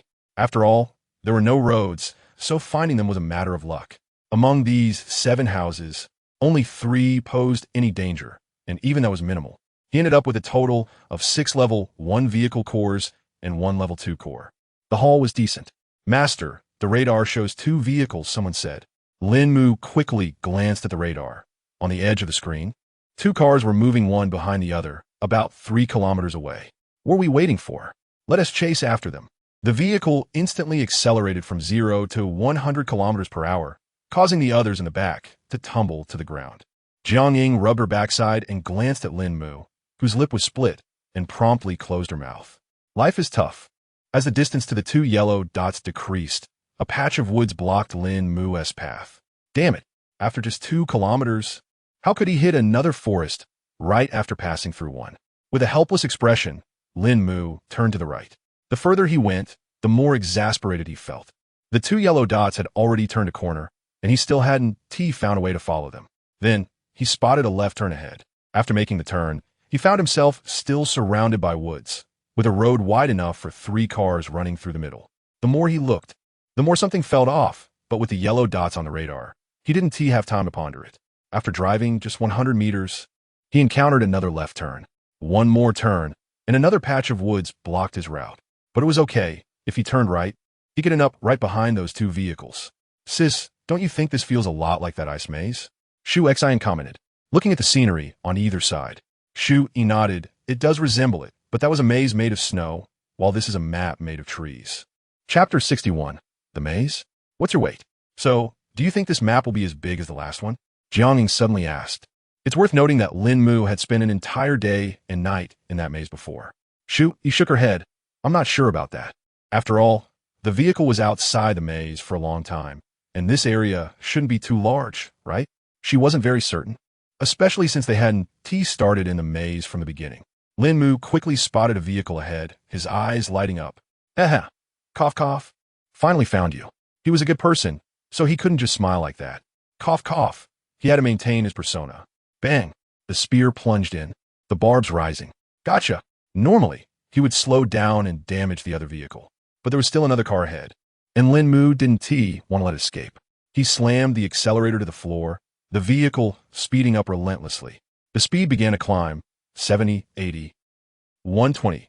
Lín Mù looked through the other vehicle's window at the one in front and crashed into it hard. Fortunately, this road was straight. Otherwise, he would have had trouble. However, the vehicle in front suddenly turned, escaping through a newly appeared intersection. Lín Mù could only watch as his car collided with the trees. In his mind, hitting the trees wouldn't be a big deal. But suddenly, a bright light flared up on the surface of the trees.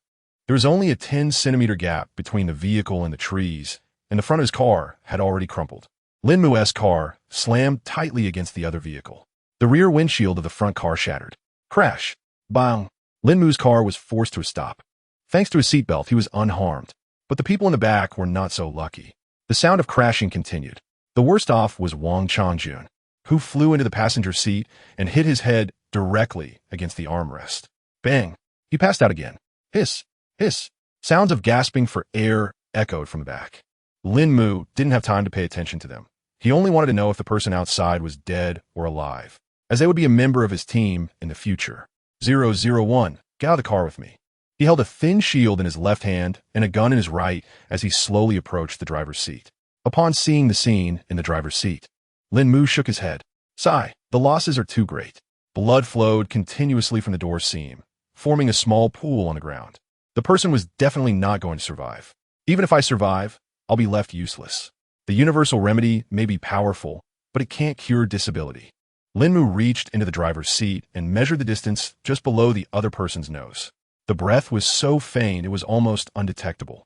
He reached inside and retrieved the vehicle's core from the rearview mirror. Luck was on his side. It was a level 4 core. Now he could confidently upgrade his vehicle's core. He tugged at the car door, which felt quite sturdy. 001, open this door. Yes, master. 001 jumped down from above the car and casually grabbed the door handle of the driver's seat. With a pop, the door was ripped off, revealing the driver inside. To his surprise, it was a woman. Lín Mù thought for a moment, yanked her out of the car, and placed her on the ground, then casually stored her vehicle in his backpack. Since you're a woman, I'll leave your clothes for you. Look at how generous I am. He glanced at his own car, then at the woman on the ground. He grabbed her feet and dragged her to the right side, placing her there. Okay, this distance won't block the road. He returned to the car to make some repairs and continue on his way. A bit of time had passed, and that car had long since disappeared from the radar. After driving for 2 minutes through the dense forest, Lín Mù came to a stop. Is this a maze? Looking at the 3 identical trees, it didn't seem like they were growing normally. And the spot where he had crashed, how could the car possibly stop there? Brother Mu, you noticed too, right? This looks like a maze. The white light during your crash was very similar to the one in the ice maze, Jiang Ying quickly said. Lín Mù nodded instinctively. It really did look like a maze. But he wasn't afraid. It's just a maze. Let me show you what high-tech means. In front of the camera, no maze can. As the camera fixed behind the axe rose into the air, the multimedia display inside the car didn't show the maze Lín Mù had expected, but rather a layer of fog covering the area above. Looking through the windshield at the sky, it was indeed blue. He could see outside. But why couldn't he see it through the camera? He controlled the collection device to return above the car and pointed the camera at the sky. The previous white fog disappeared, revealing the blue sky. After trying several times, Lín Mù discovered that as long as he was over 10 meters high, the camera showed fog below. The corner of Lín Mu's mouth twitched. This is an amaze world. Do you really have to be this ruthless?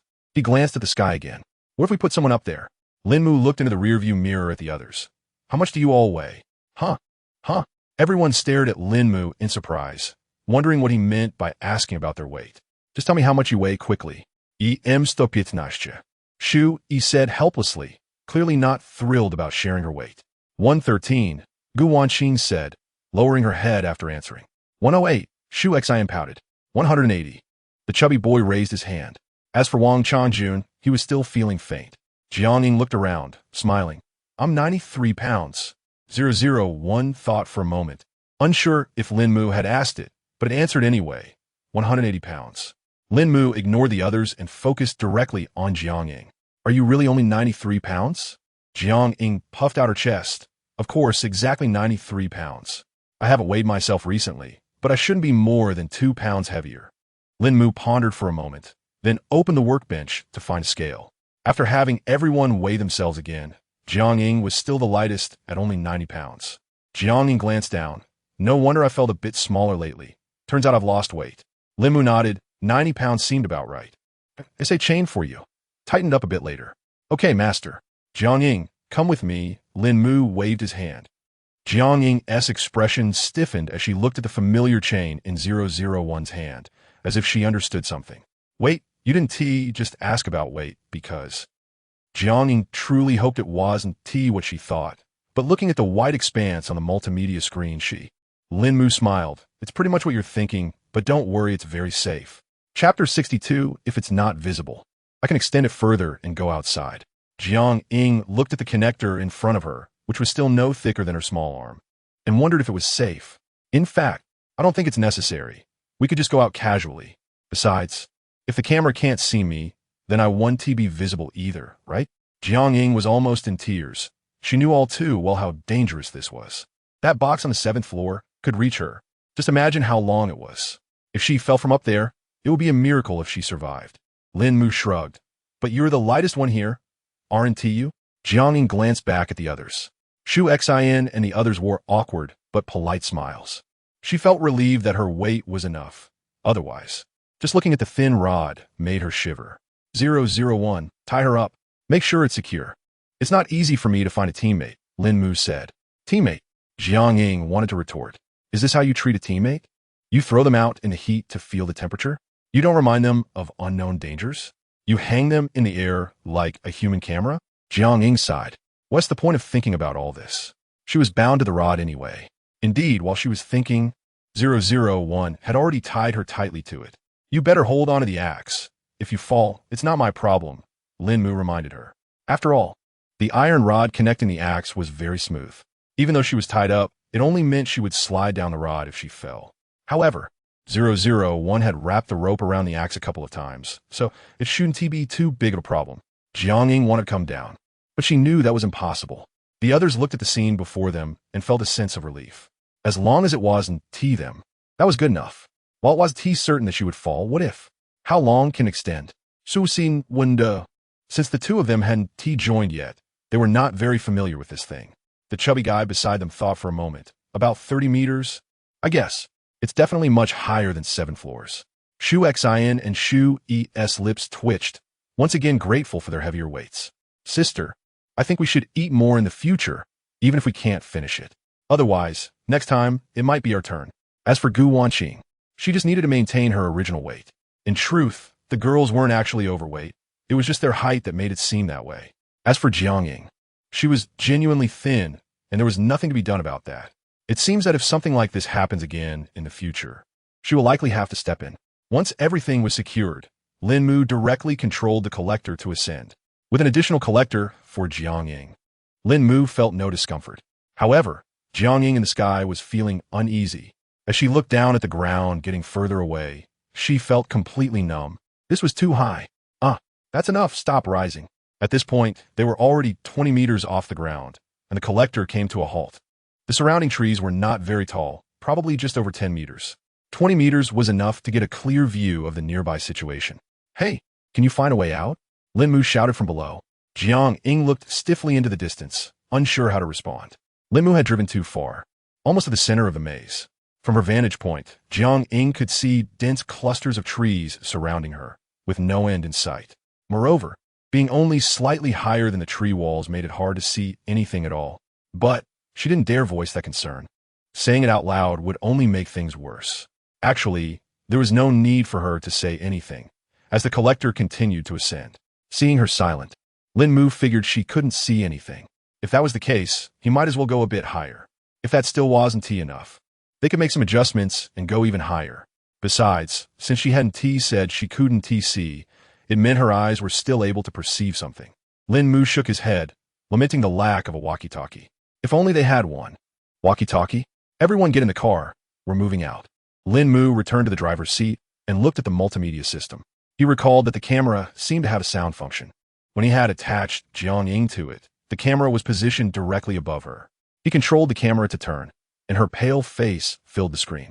In the sky, Jiang Ying clung tightly to the metal rod, not daring to let go. She saw the camera pointing towards her and was unsure whether to cry or laugh. Can you see a way out? If the distance isn't sufficient, I can extend it further. Jiang Ying's pupils constricted. Extend it. I might as well die. I can see. I can see. I can see. Jiang Ying shouted frantically. Even if she couldn't see clearly, she had to try her best. The maze itself wasn't that big. Although it looked blurry from a distance, she could at least see the boundaries. Since she could see, it was time to direct them. Direct? I need to know how to navigate first. I just started to get a look. Jiang Ying felt exhausted. Give me 10 minutes. Let me see which way leads out. An hour later. It seems like a dead end, but that's okay, we'll turn around. Another half hour. I found it. This time it must be right. Another half hour. Trust me, I can definitely find it. Lín Mù's expression grew darker. For a full 2 hours, they had yet to escape this small maze. He was increasingly doubting whether Jiang Ying's intelligence was up to par. In the sky above, Jiang Ying's face was flushed with embarrassment. How could she not find her way out of such a small maze for so long? This was really damaging to her reputation. However, at this moment, she had spotted the exit. She just needed to find the correct path. Jiang Ying quietly mapped out her route in her mind. First go straight, then turn left, then right again, left, and left again. Finally, after half an hour, the car drove out of the maze. Looking at the open grassy field outside, Lín Mù let out a sigh of relief. Just this maze had wasted nearly 3 hours of his time. He glanced at the clock. It was already 4 p.m. Sigh. What happened to the vehicle core capture battle? They hadn't acquired much of the core, but they had wasted a ton of gas. But it was his fault for losing control of the vehicle so quickly. Jiang Ying blinked, wondering why the car still wouldn't stop. They were out now, right? Muga, let me down. It's so windy up here. Wait. There's a house ahead. Let us talk when we get there. Jiang Ying looked ahead. Fine. She could endure a few more kilometers. Since that was the case, she might as well enjoy the scenery. No wonder they say standing high gives you a broader view. The sights from up here were definitely not comparable to what she could see inside the car. Although, this seat wasn't very comfortable. She was bound by a bunch of chains underneath, and after a while, it really started to hurt. Huh. Oh my gosh. Chapter 63. Vehicle Combat? It seems acceptable. Lín Mù glanced at the multimedia display and adjusted the camera to align with Jiang Ying's perspective. What's going on? The screen was too small for him to notice anything unusual. What happened? In the left foreground, a chaotic battle among a cluster of vehicles unfolded. It was hard to tell how many cars were involved, but there were definitely a lot. After all, Jiang Ying was too far away to distinguish them, but she could still make out their shapes. Besides, they were all in motion, so it would be strange not to recognize the cars. Lín Mù took a look at the house and decided to head over first. Suddenly, the vehicle accelerated, reaching 120 kilometers h. The sudden speed made Jiang Ying jump, and just as she opened her mouth to scream, a gust of wind rushed into her mouth. She quickly shut her mouth and closed her eyes, cursing silently. She didn't dare to actually curse, and just as this thought crossed her mind, a jolt of electricity surged through the collar around her neck. If she really did curse, it would probably be quite shocking. Just then, a vehicle with a flagpole sped toward the cluster of cars. Although it appeared to be a mass of vehicles, there were only about 7 or 8 cars actually engaged in the melee. As they got closer, Lín Mù quickly lowered the collector from the air. He didn't want to be seen if they took off. However, he forgot that Jiang Ying was still up there. Jiang Ying felt herself descending, and a smirk appeared on her face. But when she saw what was happening below, her delight vanished, replaced by sheer terror. Oh my gosh! Crackle. The branches kept whipping against her body, and helpless, she could only shield her face. The pain on her body was bearable, but if her face got scarred, that would be absolutely intolerable. Enduring the pain, she continued her descent until she landed on the car roof. Lín Mù furrowed his brow. Why couldn't he retracted? Bang! A pair of long legs landed on the windshield. Lín Mù paused, realizing, alright, Jiang Ying was still hanging on up there. He glanced at the radar, where 8 light spots were still pursuing, but their speed was slow. 001. Get out of the vehicle and bring Jiang Ying down. Understood, master. 5 minutes later, Jiang Ying lay on the ground in the back, not wanting to move at all. It hurt. Her whole body ached. Sister Wanqing, please check my body. Jiang Ying looked at Gu Wanqing with tears in her eyes, feeling utterly speechless. Gu Wanqing suppressed a laugh and lifted Jiang Ying's collar. revealing a series of red marks on her back. It was clearly swollen. It's already swollen. Wow, I'm so miserable, Jiang cried, tears streaming down her cheeks. Lín Mù glanced at the rearview mirror, looking back and twitching the corners of his mouth. This time, she really cried, but it's his fault for forgetting her. Ahem, this miracle drug will fix everything. Lín Mù handed a pill to 001, instructing it to give it to Jiang. She quickly swallowed the medication, and the pain in her body vanished almost instantly. She sneakily lifted her shirt to take a glance, and everything was fine. Phew, as long as there are no scars. She hugged her knees and leaned against Gu Wanqing, vowing that next time she would definitely not let her guard down. 10 minutes later, Lín Mù drove out of the forest and arrived at the back of several vehicles. Looking at the distant cars, he was puzzled about how they all ended up together.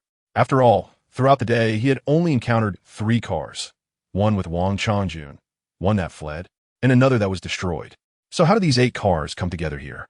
The sound of vehicles rolling over the sandy ground created a variety of noises, but Lín Mù paid little attention to it. However, just as he approached one of the cars, preparing to attack, the ground began to tremble. In his line of sight, a massive stone wall rose from the distance, leaving no exit. Behind them, Shu Xin poked her head out to look behind and exclaimed, "Not good. A wall is rising behind us too. It seems we're surrounded." Based on her recent experiences, Shu Xin felt that this was not a good sign. Welcome to the car combat arena. A flash of light enveloped Lín Mù, and he was instantly teleported to beneath the wall, trapped inside a metal cage. Lín Mù was a bit bewildered. He was just about to make his move, and then they teleported him here? Was this some kind of joke? A car combat arena? Why not a beast combat arena? But the changes didn't stop there. In the center of the previously sandy ground, a space enclosed by iron mesh began to rise. A passage connected Lín Mù to the central arena. Next, vehicle battles will commence. The winner will not only receive the vehicle cores from the other 9 cars, but will also gain an additional 10 level 1 vehicle cores. Lín Mu's eyes lit up. This wasn't something he could overlook. You heard right. There can only be one winner. Each round, you can choose one vehicle part for the battle. Just a reminder, only death counts as a failure. At that moment, a large screen appeared in the sky, displaying Match 1, Contestant 1 versus Contestant 10, please prepare. A number 8 appeared in front of Lín Mù. That meant he was Contestant number 8. Lín Mù stroked his chin, feeling that this could actually be quite interesting. The others behind him gathered curiously, looking up at the screen in the sky. Before long, 2 cars appeared on the screen, each marked with the numbers 1 and 10. Car 1 had a front grille made up of a dozen steel blades, while Car 10 had 3 steel blades mounted on each side. One chose to crash head-on, and the other opted for a side swipe. The spectators in the back were thoroughly entertained, while Lín Mù wore a puzzled expression. This resembled his modification skills, but theirs were temporary, while his were permanent and could be enhanced. So, was this considered bullying? Wow, you could do it this way? I finally understand that saying, death counts as failure. Lín Mù composed himself. The outcome was already clear. Looking at the condition of the cars, Car 1 had clearly lost, its body severely damaged. However, according to the rules, death was the only true failure. The owner of Car 10 was already dead. The front windshield was shattered, and he had been shot in the chest. There was no coming back from that. Lín Mù suddenly realized that weapons could actually be used. The other vehicles were in similar situations. They had thought it was just a straightforward vehicle battle, not realizing that weapons were allowed. Car 1 wins. Now, Cars 2 and 9, please prepare. Lín Mù tapped the steering wheel, feeling like there was no challenge at all. 10 minutes later, Car 8, please select from the following options. His panel automatically popped up, displaying a series of choices, the vehicle's position, modified parts, and their quantities. The parts included both long and short blades, and the quantity depended on the selected position. But for Lín Mù, this was irrelevant. His modifications far exceeded those of others. He casually made a selection and clicked confirm. Below the number 8 on the front of the vehicle, a countdown timer appeared. The moment the countdown reached 0, the gates opened. Lín Mù smirked. Come on, brothers, your cores are all mine. Chapter 64. A relaxed victory, plenty of rewards. Lín Mù pressed the accelerator, and the car sped up. In just 3 seconds, the speed reached 70. As he entered the middle area, an opposing car had just emerged from the tunnel. Lín Mù didn't give them a chance and charged straight at them. Bang! The luxury car that had just come out was slammed back into the tunnel by Lín Mù. Its front crumpled, and the driver was knocked unconscious. A spear-like hook extended out, and a long knife came crashing down, piercing through the windshield. The entire process took no more than 10 seconds. The surroundings fell into silence. How are we supposed to play now? A smile crept onto Lín Mù's lips. Winning had been too easy. Car number 8 wins. Next, cars number 4 and 7, please prepare. 10 minutes later, 5 car owners were dead. In the second round, one contestant will have a bye. The lucky wheel begins. The screen above displayed 5 numbers that kept changing, while the other 4 car owners anxiously watched the screen, each hoping to be the one with a bye. Lín Mù, on the other hand, wore an indifferent expression. With the level of modifications on his vehicle, not even the cars from 2 weeks later would be his match. Congratulations to contestant number 8. You have a bye this round. The other 4, please prepare. Lín Mù glanced at the message above and shook his head. Just consider a break. The others swallowed hard. This was incredibly dangerous, especially Wang Changjun, who had just regained consciousness as he had driven in himself. If he were to join such a game, he would probably be dead for sure. Wang Changjun swallowed again.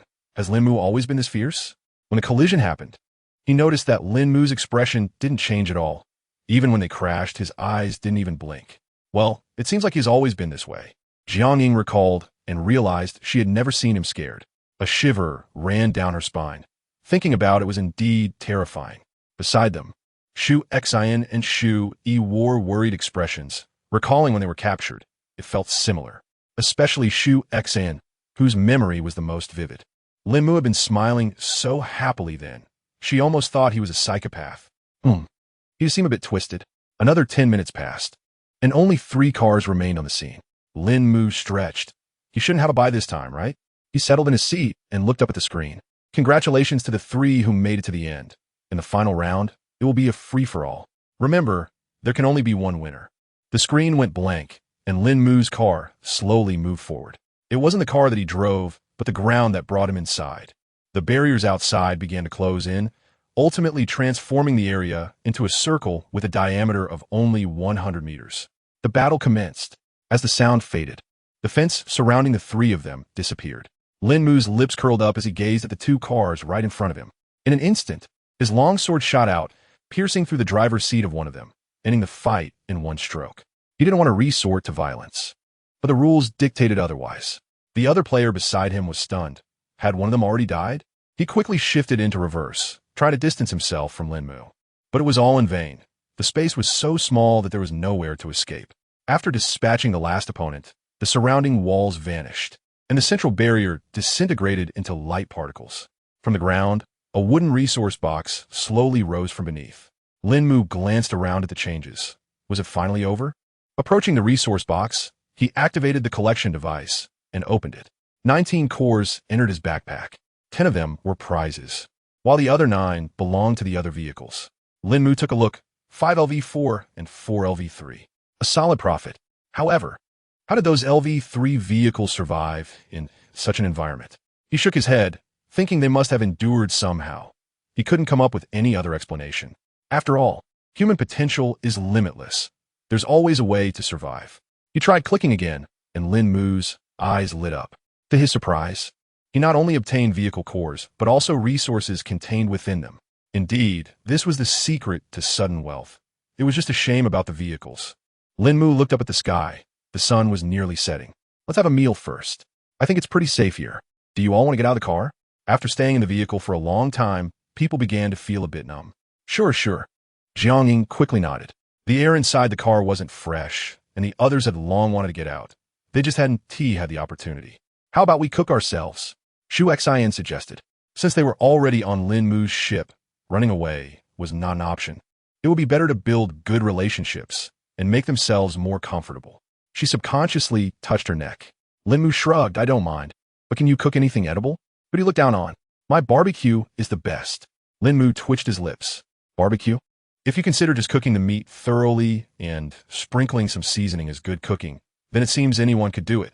Seeing the excitement on their faces, Lín Mù didn't want to dampen their spirits. Of course, this didn't include Wang Changjun, who had been caught today. Lín Mù took some materials out of his backpack and handed them to them, saying, "You figure it out. Just wait and see." One by one, they unloaded tools from the vehicle, filling the table with ingredients. The girls grabbed knives and began chopping the food. As for any dangers, They hadn't given it a second thought. With Lín Mù around, they believed there was no threat to their safety. Lín Mù leaned back in his chair and opened the vehicle's core interface. It was time to upgrade. Ding! Vehicle core upgraded to LV7. Capacity increased to 7. Backpack capacity, 200. That's it? Just an increase in backpack capacity? Isn't that a bit stingy? Lín Mù looked at the text in disbelief. But what could he do? He had to upgrade. Continue. Ding! Vehicle core upgraded to LV8. Capacity increased to 8. Mobility panel activated. Suddenly, Lín Mù found a watch on his wrist. The interface of the watch resembled a typical digital watch. He tried to summon the panel, and a transparent display emerged from the watch, about 10 inches in size, looking quite decent. So it seems he could use the panel even after leaving the vehicle. But upon further reflection, it seemed this feature was of no use to him. After all, he never got out of the car. That's right. Lín Mù was the type who wouldn't step out unless absolutely necessary. Anything he could do in the car was done there. Safety always came first. This upgrade had nearly depleted all the high-level vehicle core resources Lín Mù had, and in return, he ended up with 2 worthless items. Just thinking about it made him feel frustrated. Chapter 65. No leftovers today. Finish everything. He did some calculations to upgrade the vehicle core to level 9. Assuming he encountered only level 4 cores, he would need 16 vehicles. That's quite a lot. 16 vehicles. How many had he even encountered today? If he hadn't come to this so-called racing arena, he probably wouldn't have been able to collect that many cores. Plus, it was already 7 p.m., and there were only about 13 or 14 hours left until the end. Gaining 16 cores was indeed going to be a bit challenging. Looking at it this way, it made sense that some vehicles were only level 3. Upgrading the core required not just strength, but also a bit of luck. He closed the vehicle core interface and opened the vehicle interface. Since the vehicle core had reached level 8, it was time to upgrade the vehicle as well. Lín Mù rubbed his hands together. Such a rare upgrade should yield something good. Ding! Vehicle upgraded to level 9. Overall vehicle space doubled. Second form function unlocked. Vehicle, garbage disposal truck. Quality, C-grade. Level, 9. Fuel tank, 652L, 1000L. Fuel consumption, 1L 20 km. Speed, 180 km H. Functions, super cold resistance.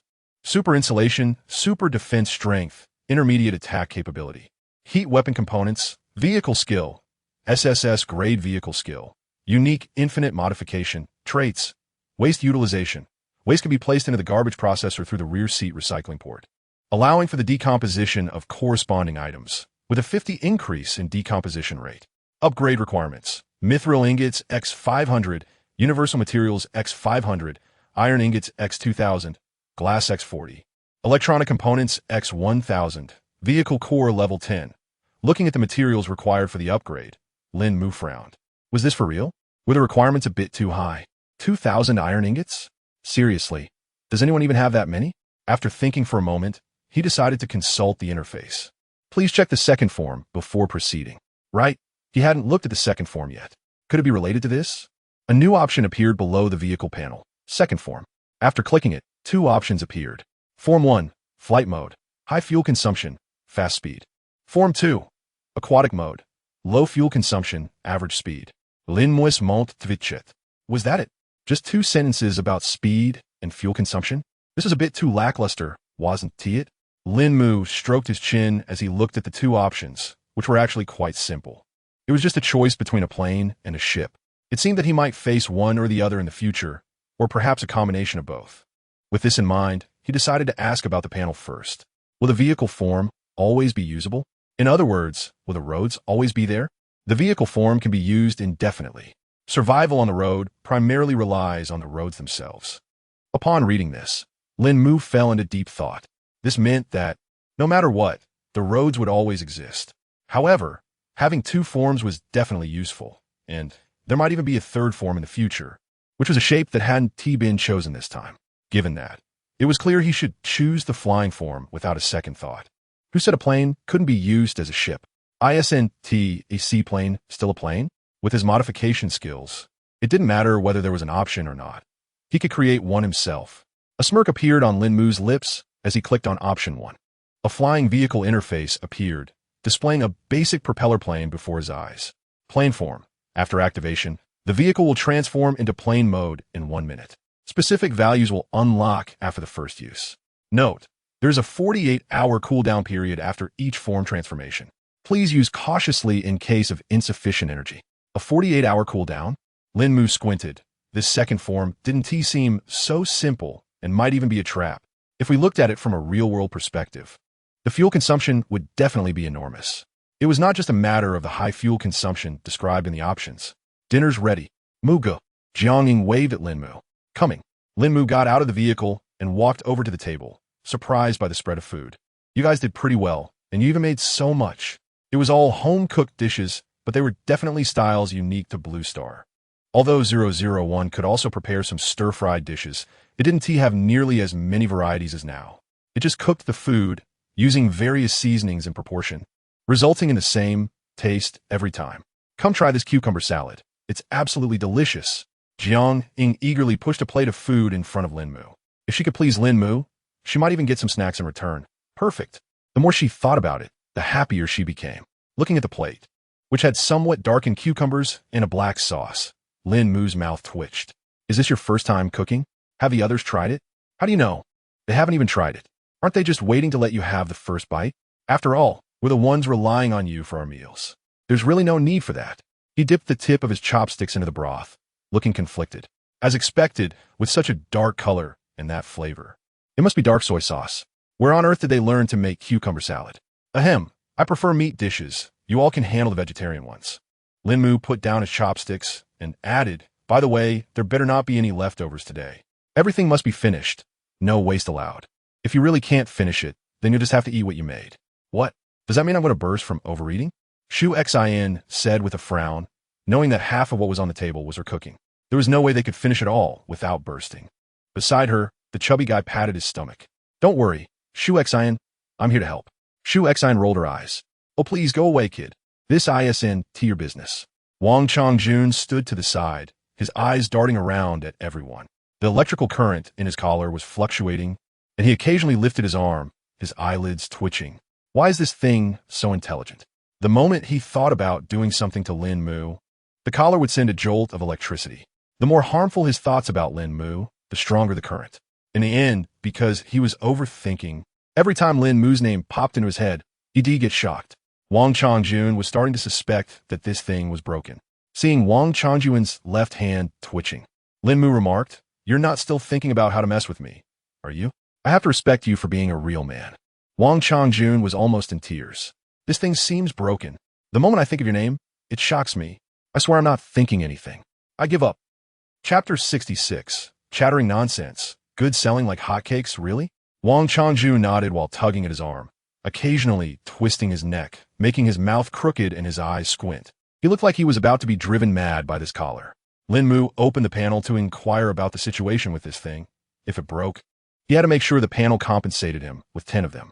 If the owner has more than 5 negative thoughts within a day, it will continue to shock them. Please rest assured, this is a normal phenomenon and will return to normal after 24 hours. Lín Mù twitched his mouth. Just how persistent are you? Trying to harm me so many times. He glanced at Wang Chongjun discreetly. This guy needed to be replaced at the first opportunity. He was not someone to keep around. Cough, cough. It will be fine after 24 hours. Just hang in there for now. Wang Chongjun's eyes widened. What the heck? 24 hours? How am I supposed to sleep? Why don't you just take this thing off me? You can chain me up with iron, as long as it doesn't shock me. I can accept anything. Lín Mù shrugged. This thing can only be taken off when you're on the brink of death. If you really want it off, I can help with that. He suddenly produced a dagger in his hand. I can let you bleed a bit to reach a near-death state. Seeing the dagger in Lín Mu's hand, Wang Chongjun quickly shook his head. No, that's not necessary. This current situation is acceptable too. This guy is out of his mind. Who does that? After dinner, everyone returned to the car, and Lín Mù drove aimlessly. However, by 10 p.m., he had encountered neither cars nor buildings. What does this mean? Is everyone off work at night? Creak. Lín Mù stopped the car and opened the regional channel. Area 562. Population 18,856. Gasp. So many people have died? But thinking about it, it makes sense. The battle car arena he encountered had directly resulted in 9 deaths. So in this light, the number of deaths isn't actually that high. This is insane. The vehicle cores rely purely on snatching. That's just bad luck for you guys. I've come across 20 buildings and obtained a total of 26 cores. It only cost me an arm. By the way, have any of you encountered foreigners? Why is it that everyone I've met is from our country? Now that you mention it, it does seem like it. Could it be that different regions correspond to different areas? It doesn't seem to be the case, though. Today I met someone from Area 432. Lín Mù stroked his chin, subconsciously nodding. Indeed, he hadn't encountered anyone from other countries. Could it be that people from other countries are not here? He turned to Wang Changjun behind him and asked, "Which district are you from?" "District 544, Wang replied. Lín Mù nodded. Indeed, he was from a different district. Could it be that those between 400 and 600 are all Chinese? It's not impossible, considering the large population of Chinese people. With this thought, he opened the global chat. The number of players displayed 710 million. It seemed everyone around the world was having a rough time. But what exactly is the purpose of this game? At this rate, there won't be any players left. Anonymous Eagle Sauce. Damn. When will this end? Anonymous Sakura. I'm already at level 6 vehicles. I really want to meet people from other countries. Anonymous China. The guy above, you're trash. Lín Mù shook his head. The global chat was useless. Not a single piece of helpful information to be found. The only useful detail was that player count. Sighing, he closed the panel and looked outside, shaking his head. Time to sleep. He'd wake up early tomorrow and check again. The next morning, Lín Mù was at the driver's seat by 5 o'clock. Others were still fast asleep. He started the vehicle and drove off into the distance. He couldn't believe that others encountered so many houses while he couldn't find any. It was still about 5 hours until this place would be over. He didn't ask for much, just hoped to find 10 houses. However, an hour passed, and he was still empty-handed. Lín Mù began to question his luck. Was he really that unlucky? But that shouldn't be the case. How could an unlucky person end up with such a good vehicle? He opened a regional chat to see how others were faring. Hey, is anyone selling gasoline? I'm running low. Man, don't even talk to me. I've been stranded for over an hour. I knew something was off. I haven't encountered a single resource box all day. Lín Mù was taken aback. They were out of gas? What was going on? He glanced at his backpack. There were tens of thousands of liters of gasoline. There was no way he could run out. An idea struck him. He quickly opened the trading center. 100L gasoline. Exchange for vehicle core LV1, 150L gasoline. Exchange for vehicle core LV2, 300L gasoline. Exchange for vehicle core LV3 greedy? No. That's not greedy at all. It's about mutual benefit. If you run out of gasoline, you can't move, right? What if someone dangerous appears next to you? He thought for a moment. 10L of gasoline. Exchange for antidote X1. Lín Mù nodded, feeling that this was even better. As Lín Mù listed his products, the regional channel was filled with curses. Who the hell is this? Has he gone crazy thinking about money? How dare he ask for 100L of gasoline for a LV1 core? What is this? Look at how much a LV3 core costs. This guy must be a fool. Who doesn't know how many LV1 cores equal a LV3? Can't you just use the antidote for the exchange? Are you stupid? I think you're the one who's foolish. After these two incidents, who doesn't know that newly released resources are always linked to the next disaster? While people were ranting and cursing, the items Lín Mù had listed were quickly diminishing. There weren't many items available, only 10 of each. The antidote had a larger stock, with a full 100 available. With nearly 20,000 people, this small amount was hardly enough to go around. Most people indeed felt that the exchange was unreasonable, but there was a portion who thought it made sense. After all, resources are only useful if you survive. Having a backpack full of resources means nothing if you can't make it. Are you going to act like a delivery person and hand these resources over to someone else? Lín Mu's inbox was flooded with private messages, but unfortunately, the message board wouldn't alert him to these non-conversational messages. Even if it did, Lín Mù wouldn't pay much attention. It didn't hold much significance. At 8 o'clock, Lín Mù finally spotted the first house on the radar projected by 001. It finally appeared. Lín Mù was almost in tears. He had driven quite a distance without seeing a single house. After a full 3 hours, he finally encountered the first one. It was a relief. Arriving in front of the house, he swung his axe down and split it open. No beasts. Very good. As he pried the house open, Lín Mù was surprised. There was no core inside. Instead, there was a mystery box. It's actually a mystery box. What a great find. He quickly pried it open with his axe. Bang. Chapter 67. Design blueprint for the restraint collar. 2 glowing orbs appeared before him, and he poked the first one with his hand. A golden blueprint fell to the ground. Lín Mù's eyes lit up. Could it be another robot design blueprint? He was quite adept with the 001 model he currently had. If he could get another one, it would be incredible. He quickly stashed the blueprint in his backpack and began to examine it. Restraint collar blueprint, SS. Lín Mù's pupils constricted in surprise. This was exactly what he needed. He had been pondering how to manage a team if he were to form one. This was just perfect. What shocked Lín Mù even more was that the resources from the blind box would also double. What if he got a maze? Lín Mù quickly shook his head. That shouldn't happen. It definitely wouldn't. He then opened the second glowing orb, which contained 14 vehicle core LV1 items. Not bad at all. This was much better than getting a core directly from a house, as that didn't count as a multiplier. He opened the workbench to check the materials needed for the restraint collar. Restraint collar, mithril ingots X1, universal materials X2, electronic components X2, rubber X1. Lín Mù raised an eyebrow, surprised at how simple the materials were. The effects and consumption didn't quite match. Without hesitation, he crafted 30 spare collars. Catch one, put on. No problem at all. As he continued on his journey, the number of houses he encountered gradually increased. Perhaps it was about time, or maybe he was just heading in the right direction. By 10:30, Lín Mù had encountered 6 houses and obtained 8 LV1 cores. Checking the time, he decided to pull over. There was probably half an hour to an hour left before they would be out. So it didn't matter whether he continued searching or not. Lín Mù took out the cooking ingredients and tossed them to the back. You all can figure it out. If you need help, ask 001. Got it. Jiang Ying and the others had come down around 9. They hadn't slept this comfortably in a long time.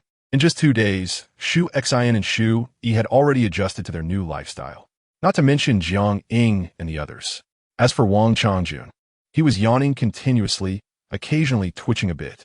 Even in this state, he found it hard to get a good rest. Lín Mù opened the trading center and raised an eyebrow. It seemed there were quite a few people with cores. He had obtained 10 LV1 cores, 6 LV2 cores, and only 1 LV3 core. As for the antidotes, he exchanged all of them. Everything was perfect. He then switched to the regional channel, his expression darkening. Damn, there are really idiots buying that fool's goods. You're just enabling them. What do you know if I don't buy now? I want to even be able to drive a kilometer once we're out of here. ISNT, that shady vendor, the one who always sells stuff? I feel like he has a ton of goods. Did he strike a deal with the game? You are the fool. You are the shady vendor. Lín Mù immediately blocked these people, deciding he would never sell them anything. How can you call him a shady vendor? This is clearly just a legitimate market fluctuation. Looking at the surrounding lava, this game was finally coming to an end. Today was also the 7th day, which meant this disaster was about to conclude. Lín Mù stretched and turned to look behind him. Same as before, once we reach Lava Town, you'll drive a car. Shui nodded. With the gear Lín Mù provided, the external temperature was no big deal. As for the other car, Lín Mù glanced at the still twitching Wang Changjun. We'll swap him out later. He turned to the chubby guy. Hey, you'll drive a car too. Here, SA core for you. Lín Mù tossed a level 1 core to the chubby guy, who looked delighted.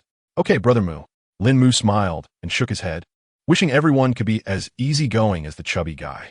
At 3:30 p.m., they arrived at the first town of the day. He actually thought he'd return to where he left off, but the first place still required another 500 kilometers to reach. That was quite a hassle. Bang bang. 2 cars appeared on the highway, one of which was Wang Changjun's. I prepared the materials and gasoline for you. Just fix the car first. While doing that, Lín Mù pulled the chubby guy into the convoy, making it 3 vehicles. Once everything was ready, Lín Mù drove to the first crate and opened it. Congratulations! Opened a black iron resource box, gained 500 L of gasoline, antidote X20. 10 times the resources. He glanced at the vehicle core. The passenger capacity had now reached 8 people. The more people he filled, the more resources he would gain. But it's hard to find people. The current squad only had 7 members. He regretted not sparing Zhang Qian. Lín Mù felt a twinge of regret. Now he just hoped to encounter more vehicles ahead, preferably a convoy. He chuckled to himself. He glanced at the confinement collar in his backpack, a grin spreading across his face. Soon, he would have everyone in the convoy wearing silver collars. He chuckled softly, then coughed to compose himself. He was the one with absolute authority. After clearing out the resource boxes in the neighborhood, the chubby guy and Shu Yi returned to the car, which Lín Mù had also put away. Though he had plenty of resources, it was best to use as little as possible. After all, the fuel consumption of that flying mode was still an unknown. If it burned a lot of fuel, That would be a real headache. By 7 p.m., they had arrived at a small town, and by the time they finished, it was already past 8 p.m. There were less than 4 hours left until the end of the week. Lín Mù glanced at the resources in his hand, pulling out a good amount of vegetables and meat. The last day of the disaster deserved a proper celebration. He handed the items over to the women, letting them prepare the meal. Lín Mu's gaze inadvertently fell on Wang Chongjun. He couldn't just throw this person away for now, which was quite a pity.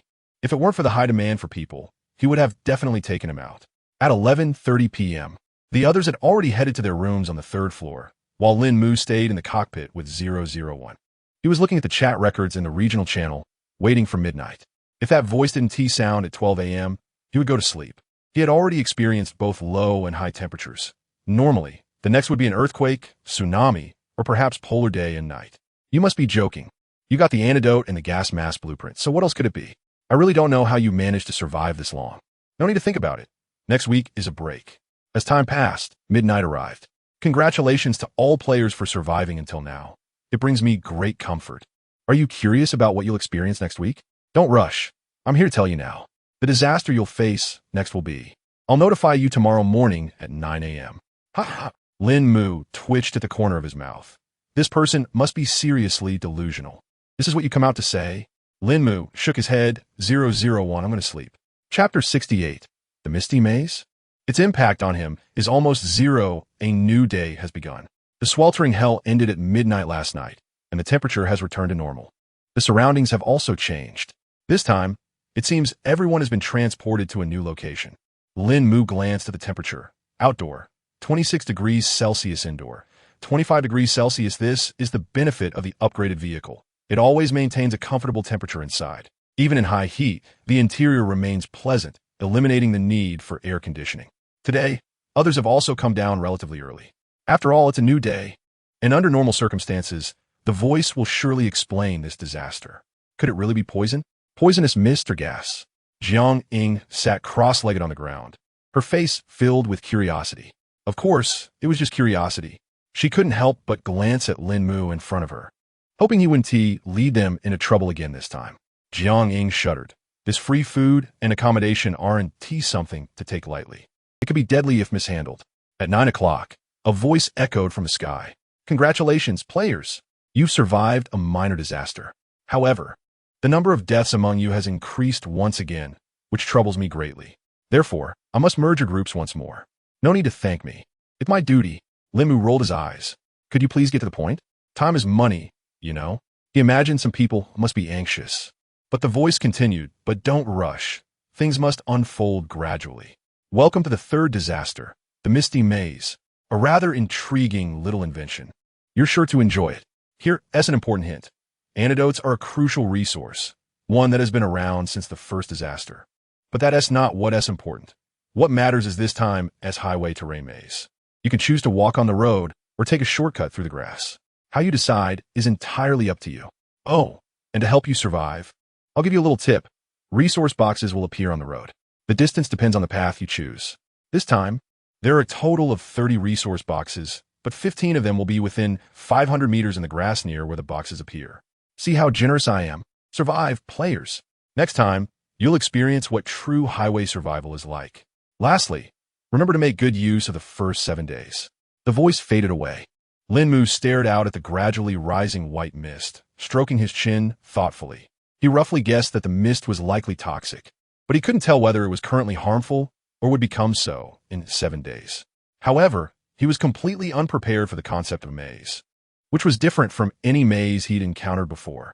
According to what it said, it was probably just a case of having more branching paths, which didn't seem like a big issue. After filtering out the unnecessary details, he summed it up. He could take any route, but there was a high chance of danger. There were 10 more resource boxes than last time, but 15 of them were on the grassy ground, shrouded in mist. As for the so-called 500-meter range, it had no impact on him at all. After all, 001 could scout nearby resource boxes. Overall, the effect on him was nearly zero. The only problem was the highway maze. Finding resources would be a challenge. Lín Mù stretched lazily. This was truly a boring disaster. The people behind him looked out the window. Why was the mist staying away? Shu Xen wondered aloud, gazing at the fog outside. After some thought, Shu replied, Maybe it's because this vehicle is of a higher level. The mist was at least 10 meters away from Lín Mù's vehicle, and the grass by the roadside was clearly visible. Lín Mù didn't pay much attention to this. Based on the sudden mist they encountered before, it was purely due to the high level of his vehicle and core. Each level of the vehicle could disperse 1 meter, and each level of the vehicle core could disperse 2 meters. Given his current level, he could disperse a total of 25 meters. Meanwhile, everyone else had their cores at LV4 and vehicles generally at LV5, which meant they could disperse about 13 meters. The difference wasn't significant. However, Lín Mù knew that things were definitely not that simple. The only way to find out was to drive in. He started the vehicle, which slowly moved away from its original position, as the mist filled the space behind it. In the distance, a large mass of green fog was slowly advancing. Lín Mù had only driven for 10 kilometers when he encountered the first intersection. Without hesitation, he continued straight ahead. Almost every 10 kilometers, another intersection appeared. Lín Mù didn't take any of the side paths, but kept going forward. After 100 kilometers, 15 boxes were neatly placed in the center of the road. Blocking the way, Lín Mù couldn't help but grimace. Was it really this convenient now, with no gaps in between? Report, Master. There are 15 boxes scattered around in the grassy area at various distances. A radar map was projected onto the windshield. Lín Mù glanced at the yellow dots on the display, and it really was quite a chaotic arrangement. Right in the center is a massive yellow dot, representing the 15 boxes ahead. In that case, let's tackle the boxes in the grass first. Lín Mù turned left and drove straight into the lawn, his eyes fixed intently on the mist. Upon reaching the spot, Lín Mù was taken aback. Was it really that simple? It shouldn't be. They should have prepared some strange creatures, right? Shaking his head, he thought, well, if they don't have any, that's their problem, not mine. Congratulations. You opened a wooden resource box and obtained Antidote X7. How stingy can you be? This is already the third disaster. Do they really need to be this frugal? There's even a wooden resource box? That's just ridiculous. In the next batch of resource boxes, he didn't encounter any strange creatures, and there weren't even any beasts inside the boxes. Once everything was sorted out, Lín Mù suddenly slapped his forehead at the notification message. How could he forget to send them to drive the car? He quickly opened the workbench and crafted a gas mask and a protective suit. The gas mask was just a standard one, nothing special about it.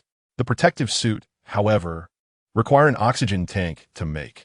He handed over 2 sets of gear to Shu, E, and the chubby guy, saying, "You two put these on and go drive outside." Shui glanced out and thought, well, okay. She was genuinely worried about whether these 2 items could protect them properly. The 2 of them changed into the outfits, and a chubby and a skinny figure emerged before the people. The entire protective suit was silver, shimmering with silver sparkles. On their backs was a glass bottle containing a bright green liquid. Shu Xian looked at the glass bottle behind her sister with a worried expression, asking, is that thing sturdy? Chapter 69. The Vehicle-Mounted Machine Gun Component. ISNT, this invincible? It should be sturdy enough, right? Lín Mù wasn't entirely sure. He continued, there's no need to worry about this. The inside of the vehicle is safe. This is just to ensure that you can walk safely outside. It's merely about the distance between this vehicle and another one. They want to have to engage in combat with wild creatures. So what's the issue with sturdiness? Shu, E, and the chubby guy nodded in agreement. Lín Mù then glanced at Wang Chongjun. Get out and take a couple of laps. Wang Chongjun looked around, pointing at himself. Me? Lín Mù nodded. Yes, you. Here, we're very fair. We switch it up each time. Last time it was Jiang Ying, so this time it's your turn. Gu Wanqing, who was next to Jiang Ying, looked surprised. She had thought it would be her this time, not this newcomer. It seemed that this man might end up being the one to take the hit. Wang Chongjun hesitated. Can I get a set of equipment? Lín Mù scoffed. Are you trying to bargain with me? If I say go, you go. Don't worry, you won't die. Sigh. When you're under someone else's roof, you have to bow your head. Wang Chongjun opened the vehicle and stepped out. He quickly ran 2 laps around the vehicle, then hurried back inside. The first thing he did upon getting back in was check his body for any issues. 10 minutes later, Wang Chongjun still seemed fine, and Lín Mù nodded. It appeared that it was quite safe near the vehicle. Lín Mù called Shu, E, and the chubby guy to come down from the car. They pulled out the 2 vehicles. Remember, stay right behind me and don't wander off. If I go into the grass to look for resource crates, you stay put and don't move. I'll come back for you. The 2 nodded seriously. This was a matter of their safety, and they couldn't be careless. Lín Mù assessed his own condition and felt fine. Could it really be that the toxins only existed in the fog? If that's the case, it shouldn't be too dangerous. Even with the worst vehicle, there is still a distance of over 10 meters around it. What is the point of the antidote, then? What is the use of their equipment? Lín Mù shook his head, unable to understand. It couldn't be that the voice was just playing tricks on everyone, could it? Lín Mù returned to the vehicle and started up. The two vehicles behind promptly followed, not daring to slacken their pace. After 10 kilometers, the first intersection appeared. This time, Lín Mù stopped the vehicle. This is ridiculous. Was it intentional? Ahead was not a crossroad, but a three-way intersection. You can either go left ahead or right ahead. If the previous resource box wasn't entirely placed on the road, Lín Mù would insist on continuing straight. However, if he goes straight now, the resource box will be gone. Lín Mù sighed. This damn game really isn't easy to fool, as it forces you to make choices. With no other option, he could only randomly choose a path. An hour passed. Lín Mù looked skeptically at the empty road and then checked the odometer. He had indeed traveled 100 kilometers, yet there was nothing. As expected, the locations of the resource boxes were becoming uncertain. After driving a bit further, another intersection appeared. Looking at the super large intersection ahead, Lín Mu's eye twitched. This can't be a five-way intersection, can it? From the last resource box to here, he had encountered T-junctions, Y-junctions, and crossroads. He considered those to be normal, but this five-way split was a first for him. Maybe he was just ignorant, but this intersection felt a bit excessive. Lín Mù scratched his head and decided to pick a random road. He couldn't help but complain that if it was this hard to find the resource boxes, many people would probably struggle to locate them. Report, Master, the resource box is on the road to the other side. Lín Mù glanced at the radar projected by 001. His mouth twitching. Seriously? Is it that tricky? He looked at the fog on the side. He chuckled. Those poor souls were in for a tough time. He picked up his walkie-talkie. You two, stick close behind me. We're cutting through the grass. Roger. Roger. Lín Mù turned the steering wheel and headed to the right, driving about 200 meters until he reached the other side of the road. Maybe this was what they called a shortcut. After getting on this road, he drove another 200 meters, and a stack of resource boxes appeared before him. This time, he had driven over 200 kilometers to find them. It was indeed quite a challenge. Lín Mù reiterated to the two behind him before heading to search for the boxes on grass. Congratulations! You opened a silver resource box and received 30 mithril ingots, 10 liters of cooking oil, and 30 detox potions. Congratulations! You opened a black iron resource box and received 30 copper ingots and 10 loaves of bread, 500 G each. Congratulations! You opened a bronze resource box and received 20 portions of beef, 100 G each, 10 portions of tea leaves, 100 G each, and 10 designs for the vehicle-mounted heavy machine gun component, S. Wait a minute. What did you just see? Heavy machine gun component. Lín Mù had a sudden flash of inspiration. He remembered that the last time the panel mentioned unlocking a component in 14 days. He had always thought it meant to endure the next 14 days, but it turned out to be the 14 days of hellish heat. Great. He finally had some serious tools for weapon modifications. He had considered modifying an AK or a shotgun, but the issue of how to load the bullets after the modification was a problem. Even if he had mustard gas, modifying it would only increase the magazine capacity. As for automatic loading, that was simply impossible. So, he had taken those two weapons apart. In the end, he couldn't use either of them anymore. Ultimately, the two weapons had to be tossed into the recycling bin. Fortunately, they were just spare weapons. Otherwise, it would have been quite a hassle. He hoped this weapon component would have an automatic loading feature. Otherwise, it would just be another useless weapon. Half an hour later, Lín Mù collected all the resource boxes and parked the vehicle in the middle of the road. He hurriedly opened the workbench. Vehicle-mounted heavy machine gun component. Iron ingots, X100. Copper ingots, X10. Silver ingots, X1. Universal materials, X50. Mustard gas, X5. Electronic components, X5. Quite a variety of materials needed. Lín Mù raised an eyebrow. To him, metal was usually enough, but he didn't expect mustard gas to be required. This amount of materials was nothing to him. Let us craft it directly. Once the item was crafted, Lín Mù immediately opened the vehicle information. The previously sealed vehicle components were now unlocked, but when Lín Mù took a look, he frowned. It turned out he could only add 3 components? That seemed a bit stingy. Moreover, the positions of these 3 components were fixed. At the front, the roof, and the rear of the vehicle. Lín Mù gazed at the vehicle diagram and installed the heavy machine gun on the roof. Closing the interface, Lín Mu's face lit up with excitement. Suddenly, he saw a black hole open up on the roof, and a vehicle-mounted heavy machine gun rose up from it. Let us get started. Chapter 70. That car component is really useless. It's worse than a gas mask. Click, click. Lín Mù's expression froze. He couldn't possibly be expected to craft the bullets himself. But there was no crafting information for component weapon bullets on the workbench. Surely they wouldn't expect him to create a separate blueprint for that. Lín Mù twitched the corner of his mouth and opened the panel interface. Hey, panel buddy.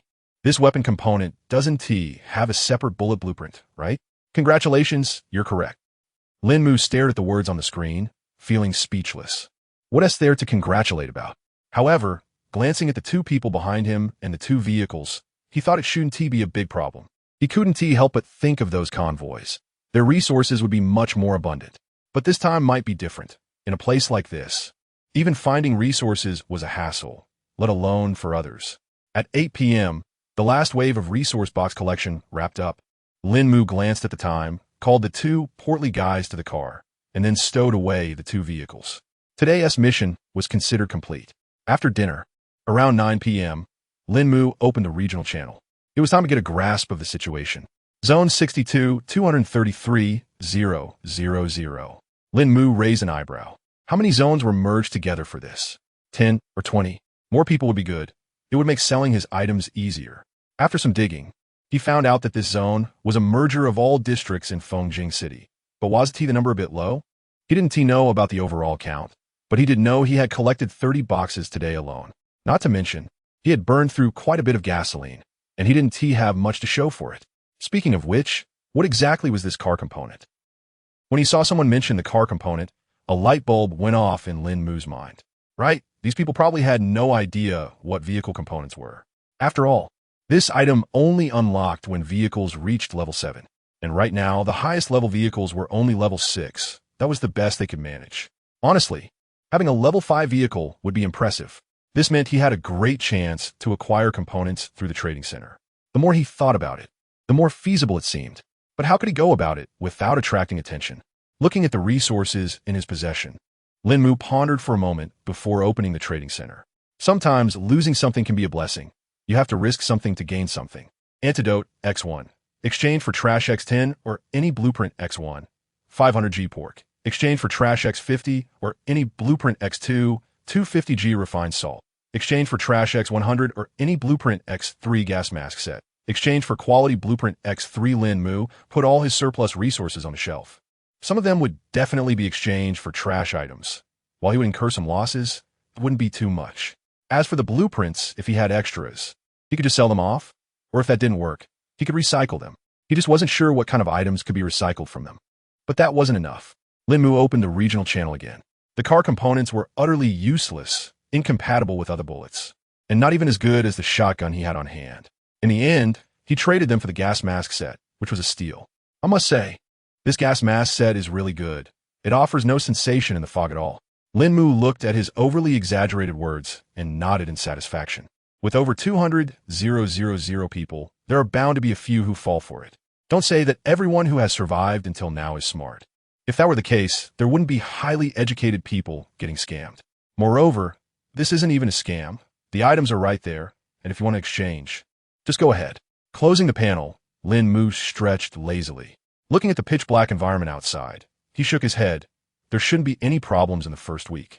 If there are issues, we'll see next week. It was calm, too calm, even quieter than the first global fog. The next day, Lín Mù looked outside, waiting for the people upstairs to come down. He wanted to see if there were any dangers this week.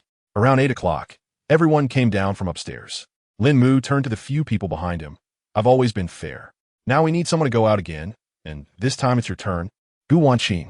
Gu Wanqing had anticipated this day, so she said nothing and stood up directly. Looking at Gu Wanqing's calm expression, Lín Mù took out a set of armor and weapons. You wear this, and 001 will secure you with chains shortly. Don't worry. As long as you come back alive, I will grant you one wish that I deem reasonable. To let the horse run, you need to give it some grass. Gu Wanqing's mouth twitched slightly. What do you consider a reasonable wish? What if it's not reasonable at all? She took a deep breath and nodded, I understand. The others exchanged glances, unsure of what Lín Mù was planning, and could only silently stay in place. A few minutes later, Gu Wanqing came down from upstairs. After getting in the vehicle, 001 secured the chain to her waist, while the other end was attached to the collector. I will have the tracker follow you closely. If you encounter any danger, just smash this monitor. Gu Wanqing nodded, feeling a sense of reassurance from the iron chains wrapped around her waist. With each step she took forward, her anxiety grew as she approached the mist, switching from holding her sword with one hand to using both hands. Her expression gradually filled with vigilance. The people in the vehicle held their breath at the sight, entering the mist without any protective gear. Wouldn't this be deadly? Outside, Gu Wanqing was already at the edge of the mist, just a hand's reach away from stepping into it. No one knew exactly what this mist was. Would it poison her if she inhaled it, or would mere contact be enough? Right now, she was the one being tested. You can definitely survive this. Gu Wanqing took a deep breath, closed her eyes, and stepped forward. After a moment's pause, she felt no discomfort. She opened her eyes in astonishment. There was no mist around her. Instead, there was a clear space of about 2 meters. This mist is harmless? Gu Wanqing continued to walk forward, and the mist automatically parted, maintaining a 2-meter gap around her. Inside the vehicle, Lín Mù looked at the monitor with a helpless expression. All he could see was white, nothing else. Under these circumstances, the surveillance was completely useless. He glanced at the spot where Gu Wanqing had disappeared, realizing that her survival now depended solely on her. At first, he could control the tracker to follow Gu Wanqing, but now that she had entered the mist, the tracker could no longer accompany her. Lín Mù rubbed his chin, pondering. I wonder if she realizes that if she dies, we lose a valuable resource. Jiang Ying looked outside with deep concern. Gu Wanqing's situation was far more serious than her own. Wang Changjun was sweating coldly. He had come to see Lín Mù for what he really was, a person who merely used them as tools. 10 minutes later, a figure emerged from the mist, completely unharmed. But Lín Mu's eyes were filled with caution. The memory of Zhao Mingwei's incident was still fresh in his mind. Chapter 71. How to choose the path. Of course, it's up to you. After exchanging a few signals, Lín Mù confirmed that the person in front of him, Gu Wanqing, was indeed herself and not a substitute. What's it like in there? He asked. Gu Wanqing shook her head. Nothing, just fog. There probably aren't any beasts or other creatures around here. However, there's one thing. When you're in the fog, there's no fog within a 2-meter radius around you. Lín Mù nodded and gestured for her to get in the car. When he heard that voice yesterday, he thought the disaster had come early, or perhaps this disaster would last for 14 days. After all, the last time the voice was heard was just a day before the disaster began. But this time it was only at the beginning, which raised suspicions. It seemed that the timing of the notifications had no inevitable connection to when disasters occurred. Lín Mù couldn't help but twitch his mouth. It turned out he was just scaring himself. If you have any wishes, you can tell me, he offered. Gu Wanqing hesitated for a moment. I haven't thought it through yet. Can I save it for later? Lín Mù considered for a moment and nodded. Sure. After finishing their meal, Lín Mù took out the car, and the chubby guy and Shu got in to drive. However, today, they weren't wearing protective gear. Since Gu Wanqing confirmed that there were no toxic substances outside, there was no need to waste resources on gear. 200 kilometers behind them, a patch of green fog was moving in their direction, with the grasslands it passed over wilting and the surrounding fog turning green. Compared to yesterday, the speed of the fog's movement had increased significantly. Yet, no one seemed to notice this situation. 001, give me a bottle of cold soda. Yes, master. Lín Mù held the steering wheel with one hand, while the other hand idly tapped on it. They had been driving for 2 hours and still hadn't encountered the first resource box. That was over 300 kilometers, almost 400 kilometers. Under normal circumstances, they should have reached the second resource point by now. But nothing was there. Could it be that he really was unlucky? Taking the soda that 001 handed him, he took a big gulp, calming his restless heart. He slowed down the car. Shu, you lead the way. Huh, what about choosing the path? You choose. Maybe switching positions will change our luck. It could work here too. Lín Mù opened the regional channel. There were quite a few people in the same situation as him, but very few had found resource boxes. Are we being scammed? The resources here are pitifully scarce. Don't even mention it. I've been driving since 6 this morning and haven't seen a single resource box. Over 500 kilometers and not one. I found a resource box. But then I encountered a giant. What did I say? A giant?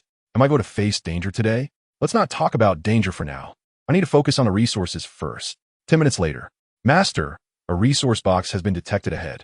001 projected the radar onto the windshield. Hearing this, Lín Mù finally let out a sigh of relief. It had been quite a journey, but they had finally made it. After collecting this batch, they would continue on their way. In less than an hour, they struck gold again with a second resource box. After lunch, they resumed their journey. 2 hours later, they encountered a third wave of resource boxes. Lín Mù looked at the boxes on the ground and then glanced at Shu Yi, who was leading the way. Could it really be all about luck? After collecting the third batch of boxes, Lín Mù approached Shu Yi's vehicle. How did you choose the route? Huh? I just picked normally, Shu Yi replied, looking puzzled at Lín Mù. There is nothing special about it. Just go wherever. Lín Mù couldn't help but twitch his mouth. Was he really that unlucky? From 2:30 p.m. to 8 p.m., in just 5.5 hours, they encountered resource boxes 3 more times. 6 waves in one day, totaling 180 resource boxes, left Lín Mù reaping the rewards. It was so comfortable, truly too comfortable. On the third day, he was still at the front. They set off early at 6:30 a.m. and, after 5 hours, only found 2 batches of boxes, which they stumbled upon while crossing the grass to a side road. Lín Mu's eyelid twitched. This was unreasonable. But no matter how unreasonable it seemed, it became reasonable in the afternoon. After switching to Shu Yi in the afternoon, they gathered much more resources in the same amount of time. Lín Mù had to admit, it really was about luck. On the 4th day, after the group finished eating, they hit the road, as usual, with Shu Yi still leading. Lín Mù opened the trading center. It sold quite a bit, but most of it was junk. However, they also acquired several component blueprints, indicating that some people were indeed willing to trade. He also had 3 blueprints for bullets. Universal Bullet Blueprint for Firearm Components, SS, suitable for basic weapon ammunition, with customizable specifications during production. It was even better than Lín Mù had imagined. He thought each component would require a different blueprint, but it turned out one blueprint could cover it all, saving him a lot of hassle. Creak. Shu Yi stopped the vehicle ahead, and Lín Mù quickly followed suit. Brother Mù, a giant over 5 meters tall suddenly appeared, standing right in the middle of the road. What should we do? Shu Yi's voice trembled slightly. If it charged at her, she'd probably be flattened. Wow, we actually encountered a giant. We need to check it out. I'll go take a look. You and the chubby guy stay here. Lín Mù turned left and saw a 5-meter-tall giant standing still, holding a stick made of either metal or stone, staring at them.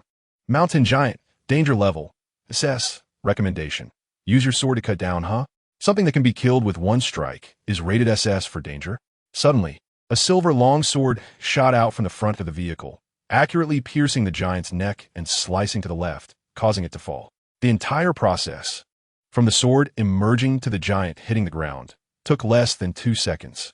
Seeing this, Lín Mù felt no ripple of emotion. What good is its size? Can it withstand my 40-meter long sword? Although the blade itself is only half a meter long, you can't deny that it's effectively a 40-meter sword. Congratulations!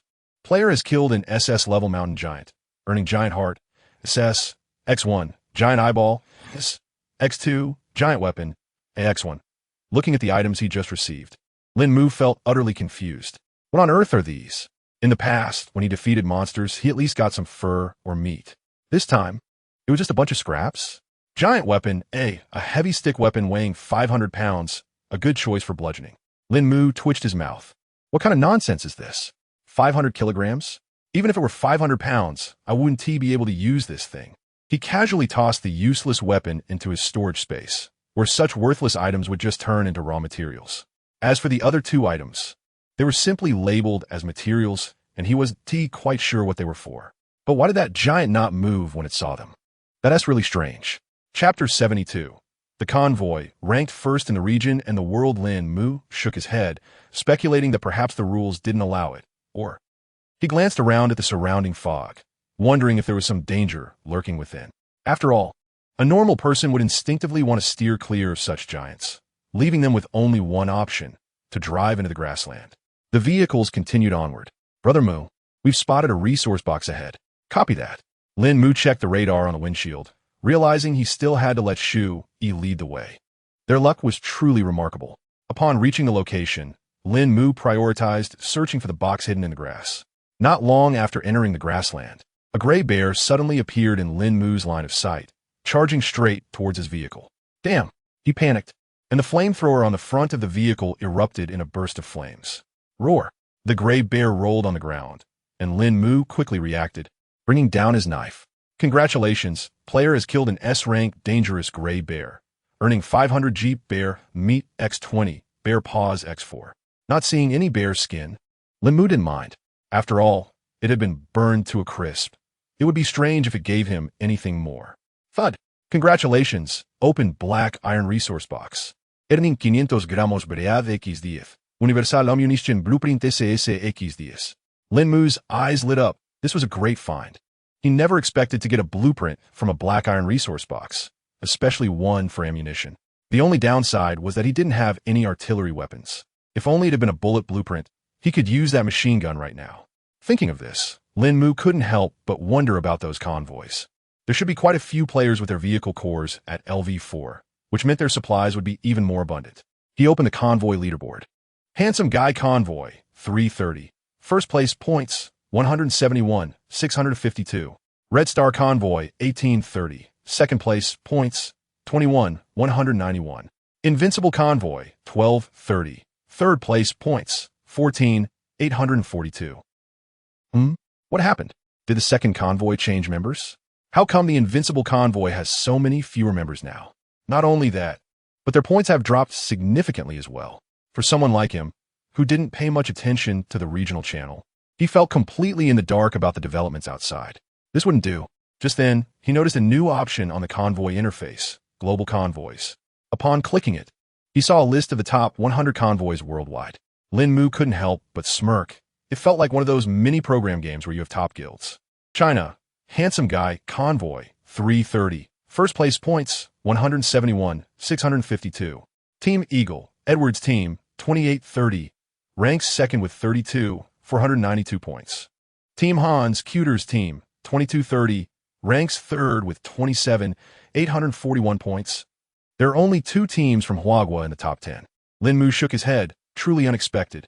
If it weren't for that invincible team encountering an accident, Huagua could have secured 3 spots in the top 10. But he wonders if this ranking even matters. The team rankings have been out for a while now, and there hasn't been any mention of rewards. As for this global ranking, it seems to have just appeared. Whatever, it doesn't really concern him, as long as he can survive. What does it matter if he ends up at the bottom? After collecting all the resource boxes, Lín Mù turned to Shu Xin behind him. How did you and your sister manage to talk to me when you were together? I remember there was only one core in your vehicle at that time. However, it wasn't the vehicle owner, Shu E, who was speaking to him. It was Shu Xin instead. You just need to grant permissions. When the vehicle core reaches LV2, you could distribute permissions. Lín Mù felt awkward. LV2 has this feature? How did I not know? But thinking about it, it made sense since he didn't have anyone in his vehicle, so it didn't matter if he knew. Where do I grant these permissions? From your personal information. You can set permissions there. Lín Mù opened his personal information and indeed found a permission center at the bottom. After clicking on it, he realized he could directly set 3 administrators and he could freely assign their permissions. However, he didn't want to set that many. He only assigned Shu Xin as an administrator and gave her access to the regional and global channels. As for everything else, she wouldn't be able to see it. I have a task for you. Keep an eye on the chat content above every day and let me know what happens in a timely manner. Shu Xin looked at the constantly jumping messages and twitched her lips. You mean all the information? With over 200,000 people, how can anyone possibly keep track of everything? Just do your best. Focus on the major events. For example, if new resources or wild creatures are encountered, or any situations regarding teams. You don't need to tell me the gossip. Lín Mù had previously assigned this task to 001, but the results were not very satisfactory. The information was gathered quickly, but processing it was still lacking. He could only say he had overestimated 001's intelligence level. Indeed, the things obtained at the beginning always come with some drawbacks. All right, I understand. Shu Xin sat on the ground at the back, looking troubled as she stared at the barrage of comments in front of her. How am I supposed to read this? Can you guys slow down a bit? Could someone pass me a notebook? I'm afraid I'll forget everything. It's just too much. If I don't write it down, there's no way I'll remember. Lín Mù opened the workbench and created 10 notebooks along with 10 pencils. He wanted to get some gel pens, but the workbench didn't have any. Here you go. Looking at the thick notebook in front of her, Shu Xin sighed, resigning herself to the situation. Congratulations. You've opened a golden resource chest and received Antidote X40, Gasoline 1000L, Mithril Ingot X50, Universal Bullet Blueprint for Firearms, SS, X to good news, bullets can now be produced.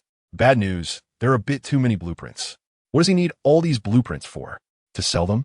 There's no way he would sell something that he was about to use. That would be aiding the enemy. Lín Mù shook his head and tossed them straight into the recycling bin. Ding! Recycled S-Class blueprints X2. Received mysterious element X6. Lín Mù looked at the golden text that just appeared, astonished. Mysterious element? Is this what I get for recycling the blueprints?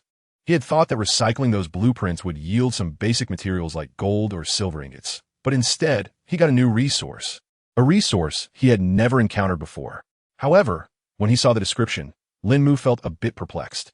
It made him feel like his intelligence was lacking. Chapter 73. The last day. The fog approaches. Mystical element, SSS. A magical material that can replace any other material without any limitations on quantity. He understands its significance. But right now, there are enough resources to craft any item. There is simply no need for a replacement. Even if he doesn't have it, there should be a trading center where it exists. So what is the use of this thing? Forget it. Let it be. Existence is reason enough. Since it can appear, it will eventually be useful. Soon, only one day remained in the week. There were still no changes in the outside world, just the same thick fog and countless crossroads.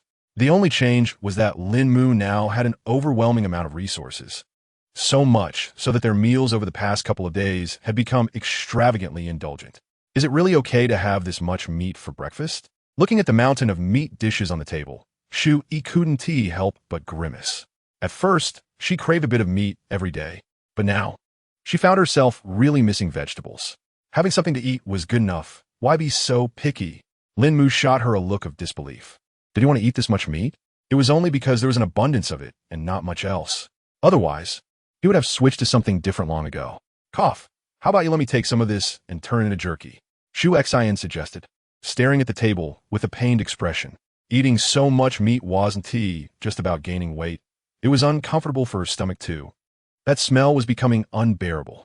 Lín Mù glanced at the hundreds of pounds of meat in his backpack and agreed without a second thought. He pulled out a core and tossed it to Shu Xian, saying, "Go ahead and make it. I doubt there will be much left after that. That's for sure. If we can save even 10 pounds, that would be impressive." However, when Shu Xian saw the quantity of meat inside, she froze in place. How can there be so much? Lín Mù had put in a solid 300 pounds of meat, and there was still plenty left in his backpack. Now she understood why they had to eat so much meat. The sheer amount was overwhelming. In the past couple of days, they had encountered an excessive number of beasts, each yielding around 50 pounds of meat. How could they not have a surplus? Every time they stumbled upon a resource box, they would inevitably encounter beasts in the fog. Recently, the number of deaths among people had started to rise, but it was still much better than the previous 2 times. Wan Qing, Jiangying, you guys need to help me out. And little Fatty, come over and lend a hand too. As for Wang Changjun, he was there convulsing and couldn't be of any assistance at all. Lín Mù felt helpless. He wanted to switch to someone else as well, but they hadn't encountered anyone else at all. The radar on the vehicle can cover an area within a 5-kilometer radius, much farther than the radar of 001. Yet, despite this, they haven't encountered a single car. Logically, on a maze-like road like this, coming across other vehicles should be easy, unless there's one possibility. This place is vast enough that over 700 million people never cross paths. But that's hardly conceivable. Or maybe it is. After finishing their meal, Lín Mù took the driver's seat and turned on the regional channel. Zone 62, 199, 000 people. There's still quite a few left. This is bad. This is bad. There are only 500 liters of gasoline left, which is definitely not enough. 500 liters should be enough for a 5,000 kilometer journey. But what good is 5,000 kilometers when I haven't refueled in 3 consecutive days? By the way, haven't any of you noticed the green mist behind us? Green mist? Poisonous fog? Lín Mù looked in the rearview mirror. Wasn't that white mist? Shu Xian, do you know anything about the green mist? Shu Xian pulled out a notebook. Someone mentioned the green mist yesterday, but very few people talked about it, so I didn't pay much attention. The most likely explanation is that it's toxic gas. Lín Mù rubbed his chin. Not many people mention it, but given how this game works, it's likely that by tomorrow, it will be everywhere. You should still keep an eye on the channel updates. But I need to prepare this jerky today. I've got the stove all set up. I can dry it slowly on the 3rd floor. Lín Mù took a deep breath and looked at the others. Then go ahead and make the jerky. We can afford to miss a few days of information. This time, when they got out of the car, the little chubby guy and Shu donned their full protective gear. Who knows what unexpected surprises might await. It's better to be safe and fully protected. Let us go. Meanwhile, a considerable distance behind them, the green mist continued to move slowly, but had picked up speed compared to before. From the sky, some vehicles were alarmingly close to the green mist, with the nearest one being less than 100 meters away. On the third floor of Lín Mù's vehicle, Shu Xian and the others were each wielding a kitchen knife, slicing the meat. They then used tools to skewer the pieces and hung them in an empty room that housed 4 stoves. I've noticed that Lín Mù has an abundance of resources. Although one can get tired of eating meat, Jiangying genuinely envied him. If only she had that much supply back then, it would have been fantastic. Well, just look at how impressive his vehicle is. He doesn't even need to get out to solve everything. Gu Wanqing shook her head. It's not something just anyone can manage to gather so many supplies. Everyone sighed in unison, feeling inadequate.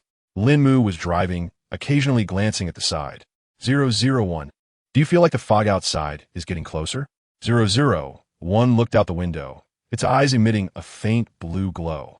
At this moment, the fog is 19 meters away from the vehicle. Huh? 19 meters? Lín Mù frowned. If it was 19 meters here, 001, keep an eye on a regional channel and see if anyone has mentioned the distance of the fog. Lín Mù silently calculated. It's been 7 days in total, with the first day being 25 meters. Today is the 7th day, meaning the distance has decreased by 1 meter each day. If this trend continues into the next week, he would still have over 10 meters of distance, which would be sufficient. Moreover, turning on the lights would disperse the fog ahead, so it wouldn't affect him much. With that thought, he felt relieved. It wasn't a big problem. However, he still needed to modify the car. Recently, he had only made minor enhancements and hadn't changed any significant details. Lín Mù opened the modification skill. It showed that he could place the detoxifier into the frame, enhancing the vehicle's ability to purify toxic gas. The modification skill began to display a rotating circle, indicating that it was possible. After about 3 minutes, the options appeared. Option 1. Detoxification filter device. Detoxifier X20, Mitril lingote X10, Plastic X2, Universal Material X2. Option 2. Full vehicle purification defense. Detoxifier X100, Mithril Ingot X50, Universal Material X20. There was no need to think twice. Of course, it had to be the full vehicle purification defense. Even a fool would know how to choose. It seems I inadvertently insulted myself. Chapter 74. Don't want to know? Then don't stick around this time. The vehicle modifications showed no obvious changes. If it weren't for a string of new text on the vehicle information, he would have doubted whether this skill had consumed his materials. At 11 in the morning, Shu Xian and the others came down from upstairs. Lín Mù asked while driving, "Are those meats done?" "Almost finished, just need to dry them out now," came the reply. Lín Mù nodded. "If feasible, let's get all the meats done, otherwise they just take up space." "Congratulations. You have opened a silver resource box and received 1L cooking oil X10, detox potion X30, and 1000L gasoline." Looking at these resources, he felt no excitement at all. 10 times? That is hardly impressive. If he filled the convoy, but didn't he have enough personnel inside, and also upgraded the core of other vehicles to level 4? That wouldn't be 10 times, but 100 times. What a pity. This week, there were no signs of life, not even a corpse in sight. Who knows when he would reach this goal? Forget about 100 times. Even achieving 20 times would be good enough. Lín Mù glanced at the collars in his backpack, feeling a bit regretful about having so many useless ones. After lunch, the vehicles continued on their journey. According to that voice, this week was supposed to be the safest. Thinking back, it had always been the same. The week leading up to every disaster was relatively safe, at least in terms of casualties, which were indeed much lower than the following week. Taking advantage of this time to gather more valuable resources was the way to go.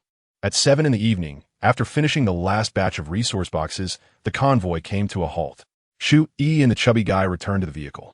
Lín Mù stood still, observing the nearby fog, sensing that something was off. 001. How far is the fog? 15 meters. Huh? It's decreased by 4 meters? What kind of calculation is this? Lín Mù was speechless. At this rate, the fog would be right next to the vehicle. And what was the point of having such a high level? Returning to the vehicle, he rolled up the windows. Lín Mù opened the panel. Will the fog distance keep decreasing? Time not yet up. No comment available. Hey. I'm a player. Shouldn't you tell me? The final interpretation, rights belong to the game. All right, fine. Lín Mù looked out the window. If they wouldn't say anything, then so be it. He'd find out eventually. Worst case, he could just ask again tomorrow. They cooked and ate, while everyone rested in the back. It was still early, so there was no rush to sleep. Lín Mù leaned back in his chair, waiting for midnight to arrive. If that voice appeared, he would listen to what the other person had to say. Even if they said nothing, they would still notify him of the time for tomorrow's briefing. Given the situation, it was definitely toxic fog. Everything was so well prepared. What else could be done anyway? After all, Jiang Ying shrugged. She didn't care about any disasters happening outside. As long as there was food and drink, that was enough for her. Having too high expectations would only lead to disappointment. Jiang Ying, you're really lacking ambition. Don't you want to drive outside? No, it's too dangerous out there. Shu Xian paused, realizing the logic in her words. The only one who seemed out of place was Wang Changjun, who was still twitching. Even after being there for a few days, he still hadn't blended into the group. And of course, he didn't want to. He spent every day studying the collar around his neck. Lín Mù glanced at Wang Changjun through the rearview mirror and shook his head. People really were never satisfied. He opened the regional channel to check the messages. Zone 62, 194, 000 people. I'm done for. They really leave no way out. Do you know the fog is less than 10 meters away from me? What does that compare to me? I'm less than 8 meters away. Who knows what's going on? Is there anyone with spare defensive gear? Sell me some. Who has a vehicle core? Can anyone sell me some? It seemed that the fog was closing in on everyone, with lower-level players having the mist come closer to them. In that case, he still had a bit of an advantage. Lín Mù turned on the headlights, and the fog in front of him instantly vanished, revealing a distance of about 50 meters. So he didn't pay much attention to it. Moreover, the 4 lights on the roof lit up in an instant, and part of the fog dissipated in front of the car, about 10 meters worth. He didn't know about others, but he could have as many lights as he wanted. He activated the modification skill. I want lights in every direction around the car. If he didn't know what to place, he would just make a wish. Option 1. 4 ordinary spotlights on each side. Iron ingot X8, silver ingot X2, copper ingot X4, glass X8, plastic X4. Option 2. 4 ordinary fog-dispersing spotlights on each side. Iron ingot X4, mithril ingot X10, glass X4, plastic X4. Perfect. I choose option 2. After Lín Mù made his choice, a ripple appeared above the car's roof, and the remaining 3 directions slowly revealed 12 spotlights. Bang! The 12 lights lit up, illuminating a 30-meter radius around him. Dispelling the fog, he boldly declared, "Who else is there?" The crowd was suddenly captivated by the bright lights that flickered to life on both sides. As they gazed out the window, their eyes widened in shock. What was happening? They instinctively turned to Lín Mù, wondering if he had acquired some new equipment. If this kind of effect could be maintained for the next week, wouldn't that make them invincible? They hoped nothing would go wrong. It was 11:59 p.m. Aside from Wang Changjun, who had returned to his room, everyone else remained there, curious whether next week would simply bring more toxic fog. As the clock struck midnight, the familiar voice echoed precisely on cue. Let me see, is everyone waiting for my voice? It seems some people are not interested in understanding the new disaster. In that case, there's no need for them to stick around. Lín Mu's pupils constricted in shock. What was going on? He quickly opened the area channel. Area 62, 167, 000 people. Over 20,000 had just vanished. Player Zhang Lei has died from unknown reasons. Player Chen Duxing has died from unknown reasons. Player Wang Chanhua has died from unknown reasons. Blood-red text filled the entire screen. He closed the area channel and opened the global channel. Global channel, 630 million people, still flooded with blood-red text. Lín Mù was grateful he had stayed here, otherwise. His expression changed. Little fatty, go check on Wang Changjun on the 3rd floor. That's a valuable resource. He can't afford to die. Little fatty hurriedly rushed upstairs. All right, some useless people have been cleaned out. Now we can get back to the main topic. Looking at everyone's situation, it seems you've all been diligent and well prepared with supplies. So congratulations, you have qualified to survive. Are you all ready to face the fog maze? Then let us begin. Buzz. Chapter 75. A new beginning first, let's modify the vehicle. A beep sounded, and the color of the surrounding mist changed at a visible speed, quickly turning a light green. As all players can see, the mist has changed color, which some of you probably guessed early on. Of course, if you didn't guess, it just means your intelligence might be a bit lacking. Surviving until now is nothing short of a miracle. But that's not the main point. The focus is on the dark green mist that is advancing behind you. If it catches up, I imagine that scene would be quite interesting. But don't worry. The dark green mist will only move 200 kilometers on the first day, and by the last day, it will cover 1,000 kilometers. As long as you keep moving forward, you'll be fine. Lín Mù twitched his lips. This is what they call mist, although the color seems a bit off. But I suppose the mist behind is even more formidable. All right, enjoy your gaming life. One last reminder. There has been a slight change in the maze. Ha ha ha. The voice vanished, and everything returned to calm. Lín Mù wiped the cold sweat from his forehead, which had been caused by the recent deaths of a large group of people. Damn, why does this thing keep throwing surprises at us? The chubby guy behind him whispered as the voice faded. Brother Mu, Wang Chongjun is completely fine, sleeping like a log. Lín Mù was taken aback.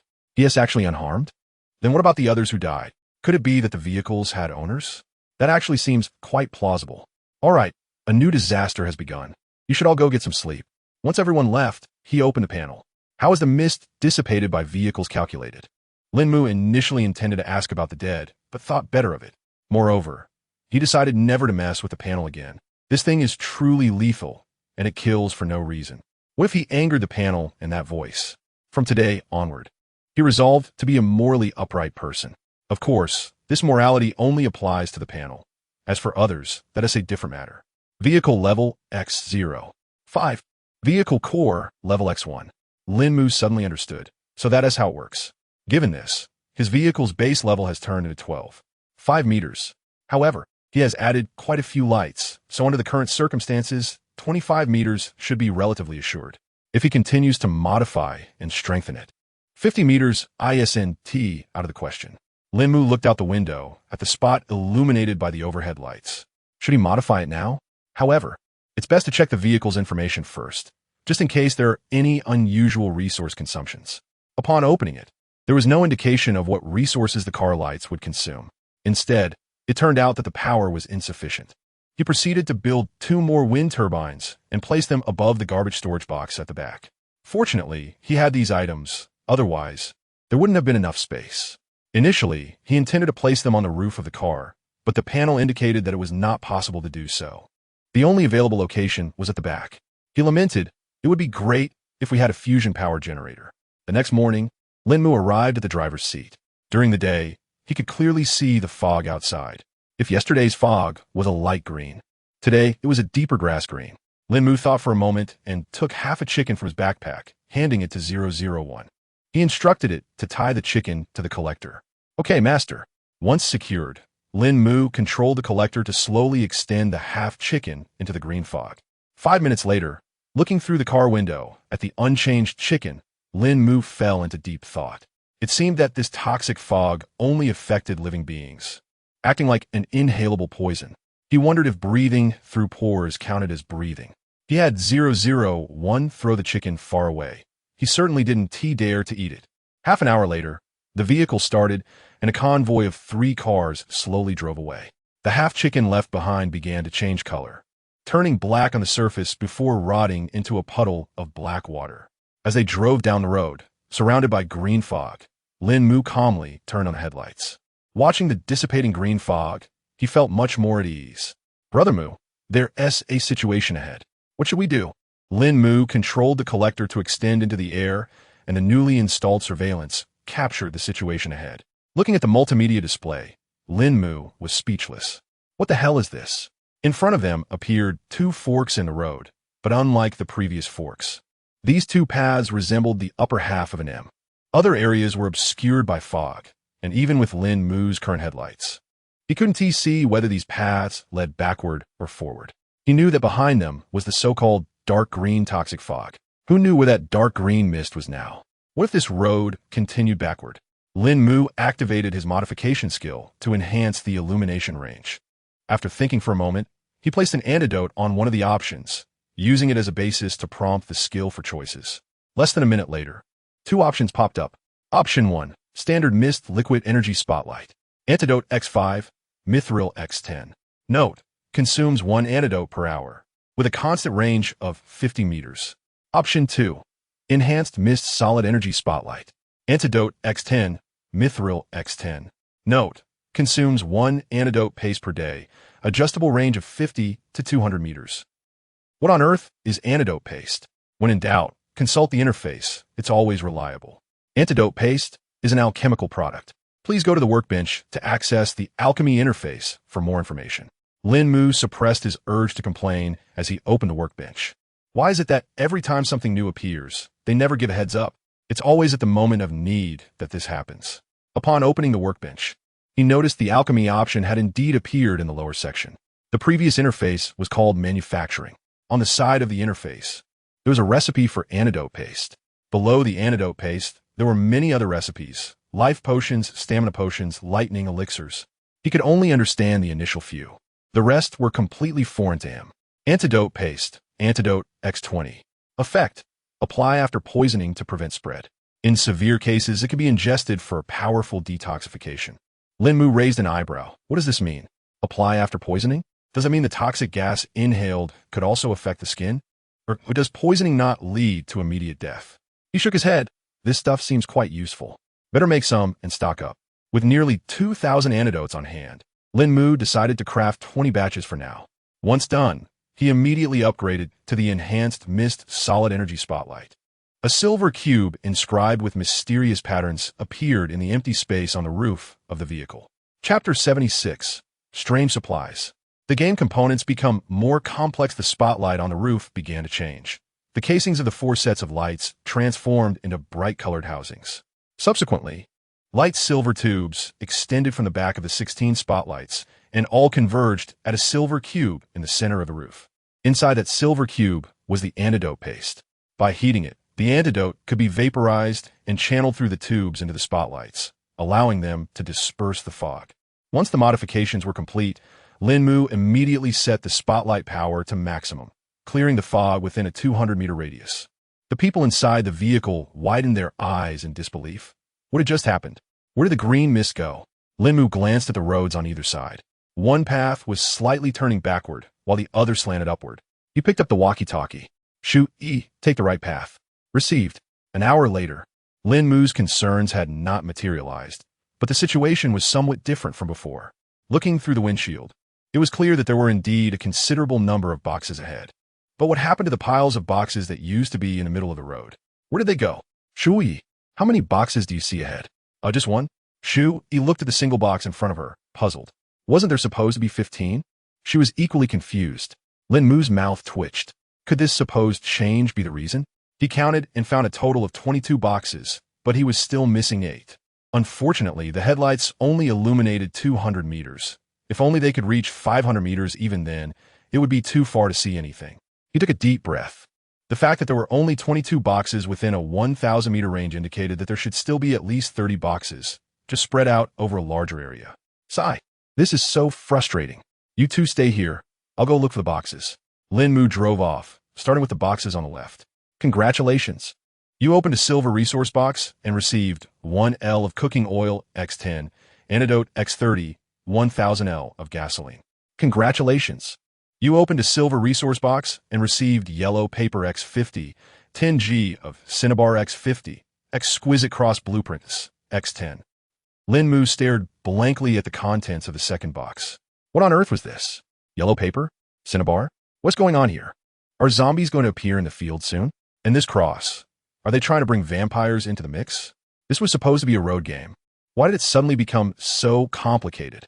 Lín Mù looked at the items in the second box with a blank expression. However, he knew that since these things had appeared in the box, they must be useful. He just didn't know if they were for immediate use or for the next time. Shaking his head, Lín Mù moved on to the next box. From time to time, yellow paper and cinnabar appeared. It seemed that these items were quite important resources. A total of 12 boxes had been collected on the left side. Lín Mù glanced at the radar on the windshield. The chubby guy and his companion had already reached the edge of the radar, having driven out 1 kilometer. On the other side, there were still 4 boxes. All in all, that made 26. This meant there should also be 4 boxes located a kilometer away on the right side. Or perhaps there was a road on the other side, with a cluster of boxes connected together. But clearly, that possibility was slim. Lín Mù turned around and headed back to the road. He picked up the walkie-talkie and said, Chubby, follow me. Shu, you stay here. Received. The chubby guy drove his car, trailing behind Lín Mù, and at the 1-kilometer mark, Lín Mù instructed him to stay put. Just stop here, don't go anywhere. If you lose something, don't blame me. The chubby guy swallowed hard and replied through the walkie-talkie. Got it, Mo. As Lín Mù's car disappeared, green mist began to gather around the chubby guy's vehicle. Feeling uneasy in the face of the looming green mist, he couldn't shake off the fear of being alone. Just moments ago, there had been 2 cars, and now he was all by himself. 20 minutes later, Lín Mù returned and brought the chubby guy to the right side. In total, there were 33 resource boxes combined from both sides. Lín Mù stroked his chin, thinking that there might still be more boxes in the vicinity. Hitting 40 seemed possible, but was too time-consuming. However, it wasn't entirely out of the question. If they connected all 3 vehicles together, searching later wouldn't be too difficult. They could give it a try next round. Back on the road, the 3 vehicles continued forward. Lín Mù looked at the workstation. Exorcism, suppress evil, eliminate evil. These were the only 3 items related to the yellow paper. In the alchemy interface, there were no items associated with yellow paper or cinnabar. As for the cross, it might just be a standalone item. Lín Mù took out an exorcism talisman from his backpack. Exorcism can dispel abnormalities when used on a target. Such a simple and straightforward sentence. He hoped they wouldn't later throw anything like black donkey hooves or black dog blood at him. That would really make him want to curse. A perfectly good survival game has turned into a supernatural horror game. Who are they trying to scare to death? But then I think about that voice that can just kill so many people in an instant, and I feel a bit more at ease. Sigh. I hope it doesn't get too. Lín Mù suddenly paused. Since the antidote can be made into a spotlight, can he use the so-called talismans to enchant his vehicle? It might not be a bad idea after all. He could try it tonight. Regardless of whether it works or not, he should just modify it first. He doesn't want to be caught off guard later. With Shu leading the way, Lín Mù can relax and take it easy. He opened the regional chat.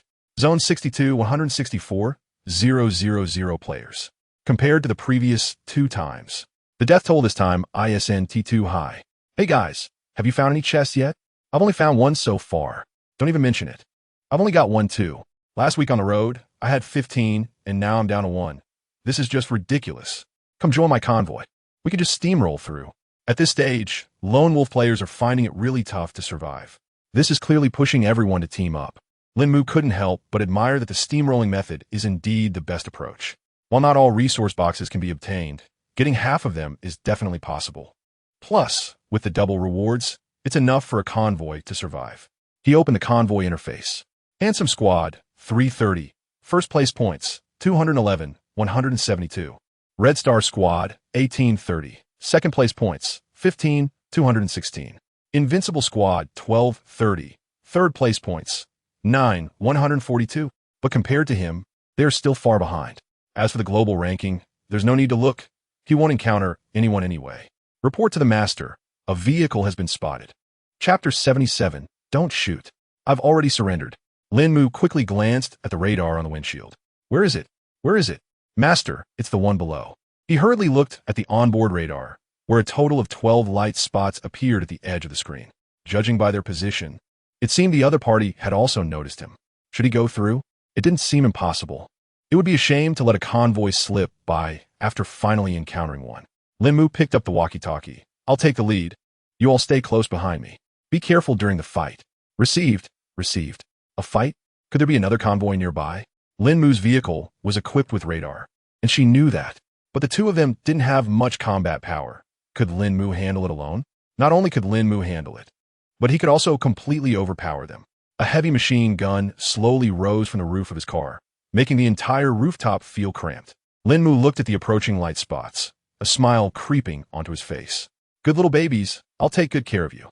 Just don't resist or... Oops, that essay slip. All vehicles, pay attention, the cars over there are coming. There are only 3 of them. Take them down. Among the middle vehicles, a young man wearing gold-rimmed glasses wore a smiling expression. Just 3 cars? Wasn't that like delivering groceries? Don't worry, Qiangu. We have 12 vehicles. Lín Mù's convoy didn't seem to register in their eyes. To them, it was purely a delivery. As for why this convoy was coming over, it was likely they had some hot weapons. But at this stage, who didn't have hot weapons? Virum. The sound of vehicles grew closer, and the entire convoy slowed down, waiting for Lín Mù's arrival. Zhang Qian looked at the radar and saw it was on the side. Suddenly, The fog before his eyes dissipated, and a blinding light shone into his eyes. Zhang Qian instinctively shut his eyes. Huh, they're actually trying this trick. In the face of absolute power, all schemes are. As he peeked through a narrow gap, seeing the vehicle before him, his eyes widened in shock. The stinging pain from the bright light was quickly forgotten. This is a war vehicle from Conflict Zone? What is that heavy machine gun doing up there? Soon, he experienced firsthand what absolute power meant. It wasn't his absolute power. It was Lín Mù's absolute power. Tot. Bullets flew out as if they were free. Puffed. Lín Mù didn't shoot at the car body. He aimed for the tires. That's right. His initial target was the tires. As the tires burst, the wheels revealed their hubs. Sparks flew everywhere. Qingge, what do we do? This firepower. I said they were asking for it, but even if 10 more convoys came, it wouldn't matter. This isn't just a hot weapon. It's practically a strategic weapon. They're all proudly holding handguns, while the other side pulls out a heavy machine gun. How can we compete with that? The two chubby guys behind Lín Mù stared in shock at the heavy machine gun mounted on his vehicle. When did he get that? This is a bit outrageous, right? If they had one of those on their vehicle, wouldn't they be invincible? Just then, Lín Mù's voice came through. Hey, can you hear me? He fiddled with the walkie-talkie, trying out its communication function for the first time. Hello. He fired 3 bullets randomly at a car. Can you hear me? Respond. With so many people around, he wasn't about to get out of the vehicle. If they still couldn't hear him in a bit, he'd have 001 go down. Zhang Qian swallowed hard as he looked at the 3 bullet holes in his seat. What was he supposed to say? He did respond. If you can't hear, just shoot. What kind of logic is that?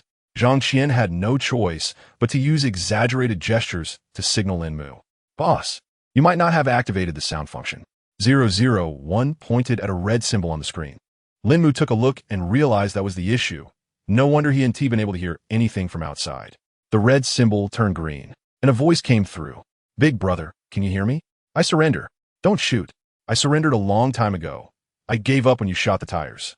Please don't shoot. Lín Mù cleared his throat, trying to hide his embarrassment as he watched the bespectacled man in the car, waving his arms frantically. How was he supposed to know there was a button for that? No one had mentioned it. He couldn't really blame himself. Thankfully, the guy wasn't dead. Otherwise, they would have been in big trouble. Ahem. How many people are in your convoy? 12. Zhang Qian wiped the sweat from his forehead, relieved to finally hear a response. He was genuinely worried that the guy might not hear him and fire a few more rounds. Everyone get out and line up. Just as Lín Mù pulled out the collar, trouble struck. Boss, 3 cars are backing up to escape. The chubby guy's voice crackled through the walkie-talkie. Escape? No way. You've only got rims left. You still want to run? The heavy machine gun quickly pivoted, and a tongue of fire shot out in an instant. Tot. The bullets pierced through the vehicle's body. Boom. 3 cars exploded in an instant, and as for the people inside, those who dared to run must die. He glanced at Wang Chongjun in the rearview mirror and aimed the heavy machine gun at the other vehicles. Do you see that? Anyone who dares to run will end up like this. Lín Mù was furious. Each car represented 2 supplies, and he couldn't believe they were wasted like this. 001. Put these collars on them. Anyone who refuses, kill them on the spot. Lín Mù spoke the harshest words in the calmest tone. In the back, Wang Chongjun lowered his head. That earlier gaze was simply terrifying. Maybe it was best not to think about anything chaotic. His hand twitched involuntarily. Outside, Zhang Qian watched the flames behind him and couldn't help but swallow hard.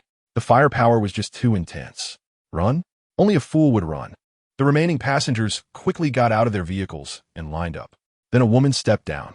The man in shorts next to Zhang Qian's eyes lit up, and he whispered to Zhang Qian, if we capture that woman, we might be able to threaten the people in the car and get this vehicle. Zhang Qian gave him a look, thinking he must be an idiot. Did the other side not have confidence to send someone down? Did you let a zombie eat your brain to come up with such an idea? Although he thought that in his heart, he outwardly agreed with him. You do have a point. Just remember to act decisively and accurately, and don't fail. Don't worry, Qingge. Zhang Qian sneered inwardly, thinking it would be strange if he actually succeeded. Don't blame me. You always want to take my position. In Zhang Qian's mind, this woman was definitely not ordinary. 001 stepped forward, extending his hand. Each of you. Come here, little darling. Chapter 78. The effect is great.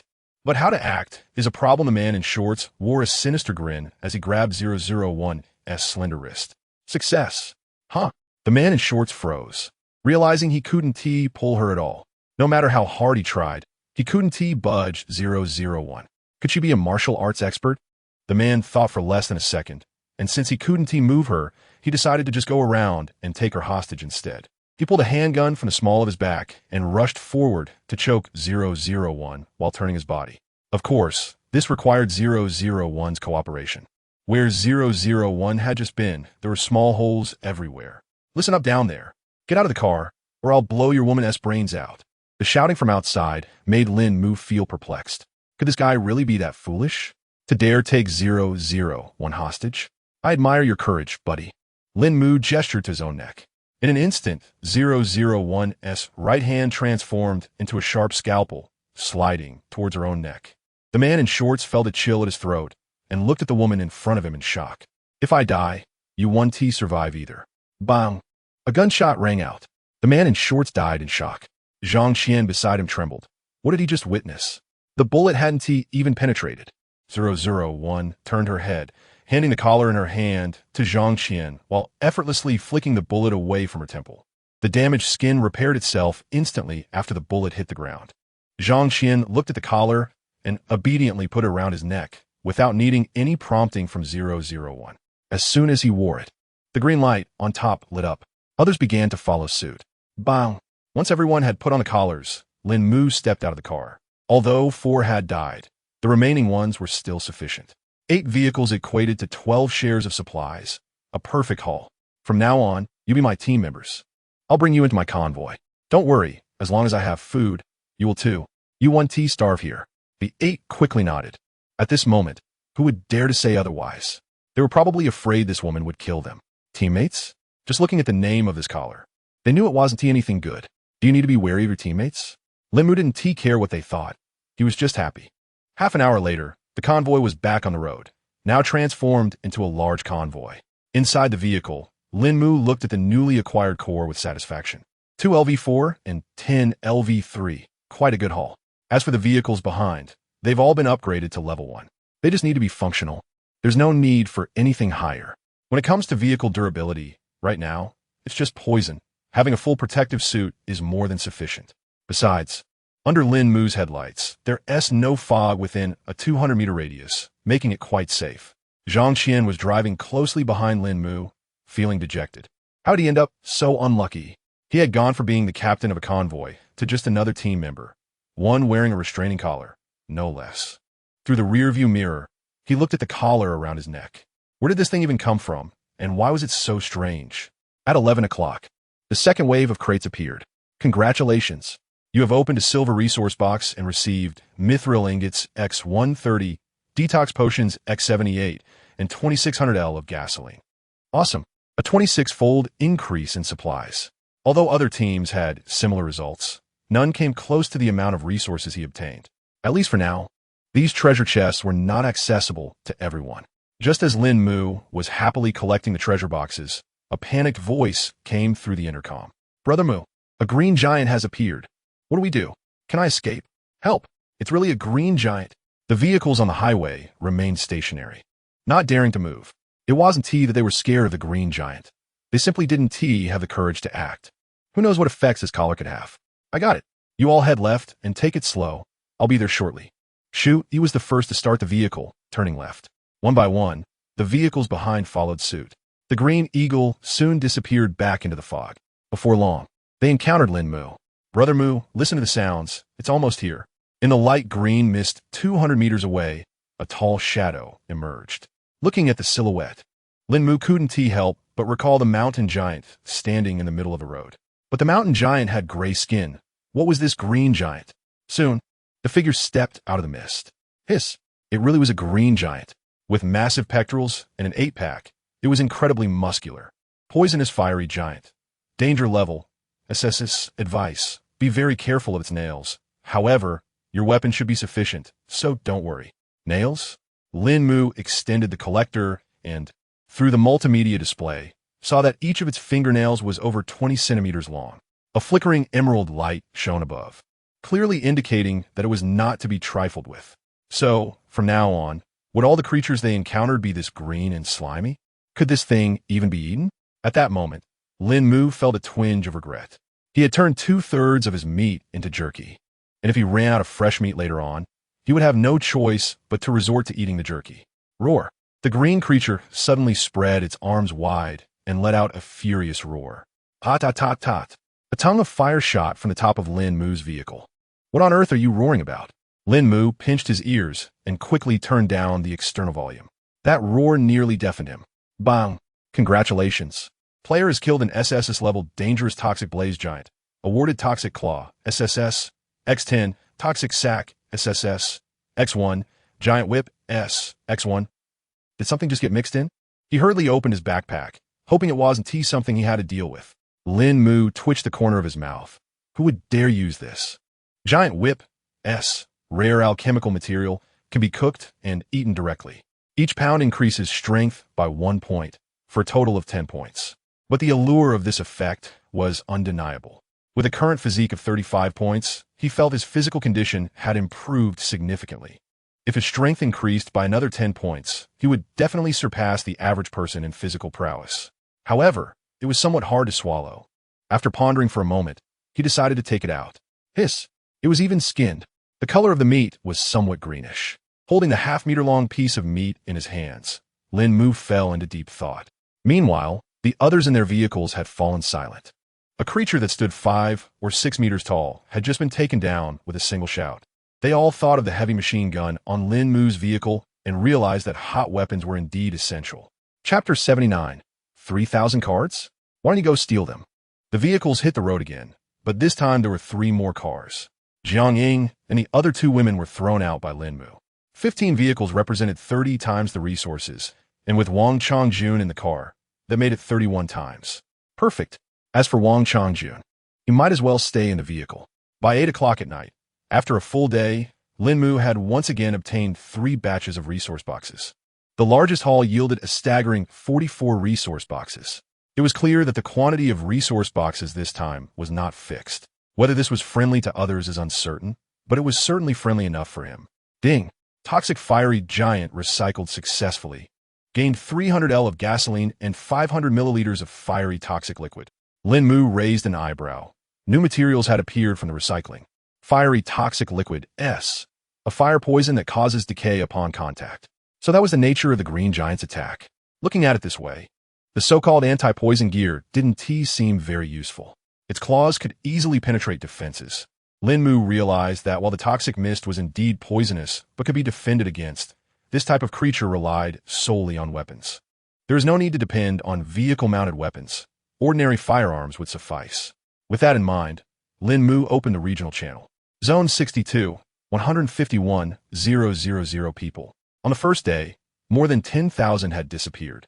This was within Lín Mù's expectations, as the danger this time was far greater than before. Wow, has anyone seen that green giant? It's terrifying. Are you stupid?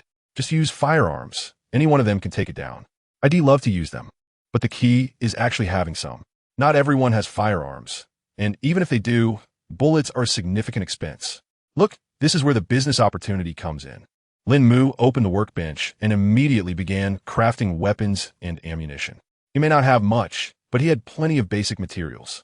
USP pistol, exchange for vehicle component blueprint X1. Universal pistol ammunition X50, exchange for vehicle component blueprint X1, AK-47. Exchange for vehicle component blueprint X2, universal rifle ammunition X30. Exchange for vehicle component blueprint X1, just a pile of weapons made from basic materials. Time to sell. Wherever you go, there are always smart people. When they saw these exchanged items appear, many quickly realized that this so-called vehicle component must be useful, although they weren't sure how. But that didn't stop them from accumulating component blueprints. Although Lín Mù was somewhat affected, it didn't have a significant impact. After finishing this, he planned to start enchanting the vehicle. He intended to prepare 10 talismans for exorcism, pacification, and extermination, and even made a few crosses. He contemplated reasonable modification options based on the materials available. Soon, a spinning circle appeared. After about 5 minutes, 2 options popped up. Option 1, simplified version of all evils avoid for permanent use. 1,000 exorcism, pacification, and extermination talismans each. Effect, creatures of this type automatically avoid the vehicle. Option 2, talisman launcher. Requires 10 mithril ingots, 100 sheets of yellow paper, 200 G of cinnabar, and 2 electronic components. Effect: foolproof operation. Automatically generates corresponding talismans. Lín Mù couldn't help but twitch his mouth. Asking for 3,000 talismans was quite bold. He only had a little over 300 sheets of yellow paper on hand. Was this a joke? What use was such an option? Even if it were feasible, he wasn't interested. The moment he saw the phrase, automatically avoid, he lost all desire. Unless he had no gain for defeating such creatures, he wouldn't consider installation. However, based on his recent experiences, that seemed unlikely. Lín Mù stretched and directly chose option 2. A launcher that was foolproof was very considerate. A 3D image of the vehicle appeared before him. There was no space left on the roof, but other areas were available. After some thought, Lín Mù decided to install it at the front of the vehicle. As for the previous flamethrower, he removed it entirely. It probably wouldn't be needed anymore. Closing the panel, Lín Mù glanced at the rear-view mirror. The vehicles behind were within the range of the spotlight, so there shouldn't be any safety issues. How is Wang Changjun doing? Report. Master, there are no abnormalities. If you're worried, I can break his hands and feet. Lín Mu's mouth twitched. That idea was quite dangerous. Ahem, no need for that. Just keep an eye on the surroundings tonight, and if there's a problem, come find me on the 2nd floor. Understood, Master. Currently, the vehicle only had Lín Mù 001 and Wang Changjun. Once it was crowded, they could do away with Wang Changjun. Unfortunately, the chances of encountering people were too low.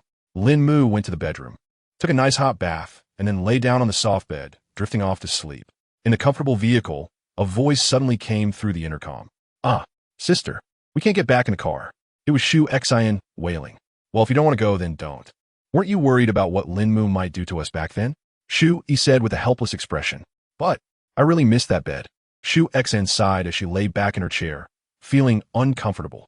A chair is just a chair, no matter how many upgrades it has. It can never compare to a bed. What can we do about it? Why don't you just talk to Lín Mù yourself tomorrow? Forget it, Shu Xian replied, now concerned that they might not get to enjoy such delicious meals in the future. Jiang Ying and Gu Wanqing felt the same way, reminiscing about life in Lín Mu's vehicle. After all, they didn't have to do anything. They just had to sit there. Now, having to sleep in chairs and drive. Their quality of life had plummeted. As for the chubby guy, he didn't have such concerns. As long as he could survive, he was okay with anything. The group chatted in their respective channels, while 001 kept an eye on their surroundings through multimedia, listening to the sounds coming from the walkie-talkie. She would report these matters to Lín Mù tomorrow. Of course, Zhang Qian's voice was rarely heard. As the team leader, he knew the function of the walkie-talkie well. At 11 o'clock at night, everyone fell into a deep sleep, and the convoy settled into silence. Only the 16 floodlights illuminated the area, dispersing the green mist. Even the conversations in the regional and global channels dwindled, gradually fading into quiet. At midnight, at 12 o'clock and 1 minute, the green mist began to churn. 001 looked out at the green mist, a glint flashing in her eyes. The mist moved, coming within 180 meters of the vehicle. Suspicious targets detected. Analyzing. From the right side of the mist, several short figures emerged, wielding various weapons. They muttered to themselves, their eyes occasionally glancing toward the vehicle, filled with greed as drool dripped to the ground, releasing puffs of black smoke. Chapter 80. So close yet so far, unable to rescue suspicious targets detected. 001 stood up and headed straight for the 2nd floor. Meanwhile, the short creatures outside rushed towards the vehicles with incredible speed. Bang! A muffled sound startled the people inside the car. They looked outside in confusion, seeing nothing. Just then, an aged, green face appeared on the passenger side window. What the hell? The man inside the car exclaimed as the glass slowly melted under the strange creature's saliva. In the vehicle ahead, Gu Wanqing watched in terror as the creature was about to squeeze in. She quickly grabbed a silver sword from her backpack and swung it, severing the creature's hand. Blood sprayed out, landing inside the car and emitting puffs of black smoke. Green poison dwarf, danger level. Tip. Avoid any liquid on its body. However, the driver's side door behind her suddenly swung open, and Gu Wanqing fell backwards. A green figure loomed in her vision. The green poison dwarf bit into her shoulder, causing black smoke to rise as it began to corrode her flesh. Another dwarf crawled into the car, yanking out the vehicle's core and tossing it into its mouth, instantly glowing with a green light. Lín Mù was deep in sleep when 001 shook him awake. Master, An unknown creature has appeared. Lín Mù snapped awake, quickly dressing and rushing to the driver's seat. Through the camera, he saw the little dwarfs attacking the vehicles. Out of 15 cars, 5 remained stationary while the others circled frantically around the area. What the hell are these things? A heavy machine gun rose from the top of the car as Lín Mù turned the vehicle around and charged backwards. Tot. A stream of fire swept towards the dwarfs. 3 of them were shot down, causing an explosion. A cloud of black smoke rose within a 3-meter radius. Lín Mù was taken aback. Can they really explode? But he had no choice but to take action. What would happen to the others otherwise? Tot. A minute later, the ground was littered with several smoking black craters. Lín Mù looked grimly at the abandoned vehicles. The cars could be repaired, but the people couldn't be brought back. He had thought that even if they encountered wild beasts, they would be able to react in time, but these creatures were far more dangerous than he had anticipated. Isn't this supposed to be a level S threat? How is it even more dangerous than an SSS level? If he had known, he would have let everyone stay in his vehicle, and this wouldn't have happened. With his 15 cars accounted for, only 10 remain, and resources have suddenly dwindled by 10. What nightmare! Lín Mù picked up the walkie-talkie. How's it going over there? The vehicles are damaged and need repairs. I'm fine here. Out of 10 survivors, all had managed to escape in their vehicles at the first opportunity. 3 minutes later, everyone gathered at Lín Mu's vehicle. Brother Mu, Gu Wanqing, and Shu Xin. Jiang Ying's eyes were red, choked with emotion and unable to speak.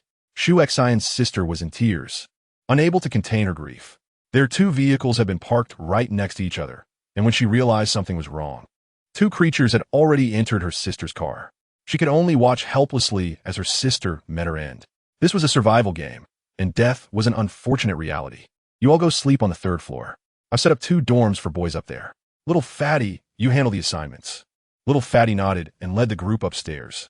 Lín Mù returned to the driver's seat, gazing at the damaged vehicles outside, feeling the weight of his losses. He had only dozed off for a little while, and the damage was severe. He switched on the regional channel, his eyes widening in shock. Zone 62, 143,000 people. Over 4 hours, and 8,000 have just vanished? What kind of speed is this? Player Li Chunyang was killed by green poison dwarf. Player Zhao Wuyo was killed by green poison dwarf. Player Li Taidan was killed by green poison dwarf.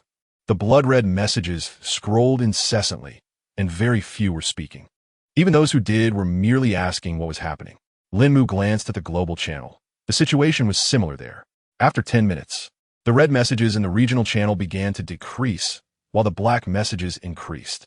The count of players had dropped to 129,000. This meant that in just 10 short minutes, another 14,000 had died. And this was just the first night. What on earth is going on? Why are so many people dying? What is this green poison dwarf? It's a creature that appeared tonight. How did I not notice it? Was I really sleeping that soundly? Didn't anyone encounter a scrawny old man about 2 meters tall, dressed in green shorts? Lín Mù stroked his chin, deep in thought as he read the messages. It was clear that many were unaware of the creatures they had encountered that night. As more and more people began to speak up, the situation gradually became clearer. Tonight, the convoy was attacked, with some vehicles losing more than 50, while others lost a dozen or so. Although Lín Mù didn't investigate in detail, there were nearly 20 black pits on the ground. A few had managed to escape, so the total number likely hovered around 25. Lín Mù recalled the vehicles he had put away earlier. It seemed like the cores inside were missing. In other words, the creatures that came this time were after the vehicle cores. Would they encounter such creatures again in the future? It was a headache. It seemed these people would have to stay here for a while longer. Lín Mù opened the panel to check his information. Congratulations. Player has killed an S-class dangerous green poison dwarf, obtaining poison sac, SSS-X18. Better than nothing, I suppose. It was unexpected for an S-class creature to yield SSS-class materials. The next day, the Mist Labyrinth, or rather, it should be called the Poison Mist Labyrinth. Today marked the 2nd day in the Poison Mist Labyrinth. The first thing upon waking up was to check the player count on the regional channel. 128,000 people. Nothing significant had happened since last night. The numbers hadn't changed much. The global count had dwindled to 540 million, with nearly 100 million people perishing overnight. Lín Mù took a deep breath. Would there really be less than 100 million left in the end? What does this road survival game even mean? Are they really just going to keep dying like this? After breakfast, 10 vehicles set off one after another. Shu Yi led the way, biting her lip, tears streaming down from the corners of her eyes. Driving reminded her of her sister. She glanced at the passenger seat, where her sister, Shu Xin, used to sit. Shu Xin had once sat there, chatting and laughing with her. Taking a deep breath, she wiped her tears away. One must look forward. She had to survive. If the road survival game wanted to kill them, she would fight to live. In the car behind her, Jiang Ying wore a sorrowful expression. Thinking about her sister Wan Qing, who had just died, Jiang Ying felt a deep sadness. The deaths of others didn't matter much to her, but when someone close to her died, she realized just how close death really was. Chapter 81. Blueprint for the Toad, 120mm Artillery Component Master. The green mist is 180 meters away. Lín Mù was taken aback. What did you say? Aren't we supposed to have our lights on? It was supposed to be 200 meters. How did it drop to only 180 meters? The intensity of the green mist has increased. Hiss, isn't that just ridiculous? Lín Mù exclaimed. On the first day, it was already down by 20 meters. If this continues for 7 days, won't it be 140 meters? That leaves us with only 70 meters of safety zone. He pounded the steering wheel, feeling the safety margin was alarmingly low. He quickly opened the control panel. Hey panel, I clearly have dispelling tools. Why is the mist still closing in? Players, please rest assured, this is normal. To encourage players to level up more effectively, we have intentionally increased the intensity of the green mist. Please enjoy the game. Normal? Level up? Enjoy? Are you sure you're not using the wrong words? Who could possibly enjoy this? Lín Mù opened the regional chat and pondered for a moment. Have you all noticed that the mist is getting closer? Heck, closer? It's practically right in front of us. It's only 2 meters away from either side of my car. 2 meters? You're lucky. I'm less than 1 meter away. The headlights can only disperse about 3 to 4 meters ahead, and I'm afraid to speed up. The farthest distance is about 4 to 5 meters, and the closest is only around half a meter. Just yesterday, we still had a distance of over 10 meters. At this rate, we'll likely be stuck in the toxic gas by tomorrow. The toxic gas itself wasn't too frightening. As long as he wore a gas mask, he wouldn't face any issues. But he knew that within that green mist lurked hostile creatures. Their attacks were what could be deadly. Sigh, if only he could use his modification skills on other vehicles. Unfortunately, there was a 7-day cooldown for binding new cars. Otherwise, he would definitely rebind a vehicle for modifications. Compared to others who were inching along at a snail's pace, his speed could only be described as rapid. Throughout the journey, the convoy's speed never dropped below 80. The only time they slowed down was when they encountered a fork in the road. 2 hours later, they came across the first wave of resource boxes. Congratulations! You have opened a silver resource box and received braised beef noodles X105, detoxification agent X63, gasoline 2100L. Lín Mù shook his head. Losing so much was a real shame. Congratulations! You have opened a gold resource box and received energy shield X21, early warning equipment blueprint A, X21, gasoline 2100L, mithril ingot X210. Another new item, energy shield. Once activated, it provides a defense of 1000. Early warning equipment blueprint, a simple early warning device that can detect anomalies within a 10-kilometer radius. It seems useful, yet somewhat pointless. His vehicle doesn't really need a shield, but other vehicles definitely do. At least, in light of last night's situation, it could offer them some protection. I hope to find more of these. As for the early warning device, it's of no use in this disaster. As Lín Mù drove away, the other vehicles became enveloped in fog. The sight of the thick mist filled everyone with fear, dreading the possibility of unknown creatures emerging from it. Lín Mù continued driving while collecting resources, and he found plenty. Among them, yellow paper, red cinnabar, and energy shields became the main resources.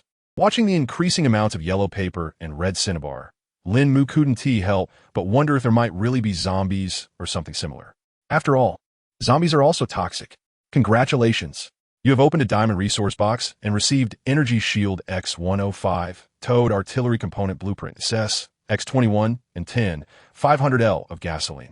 Wait, what is this? Lín Mù knew that diamond resource boxes contained good items, but this was a bit too generous. Towed artillery has come out. Gasp.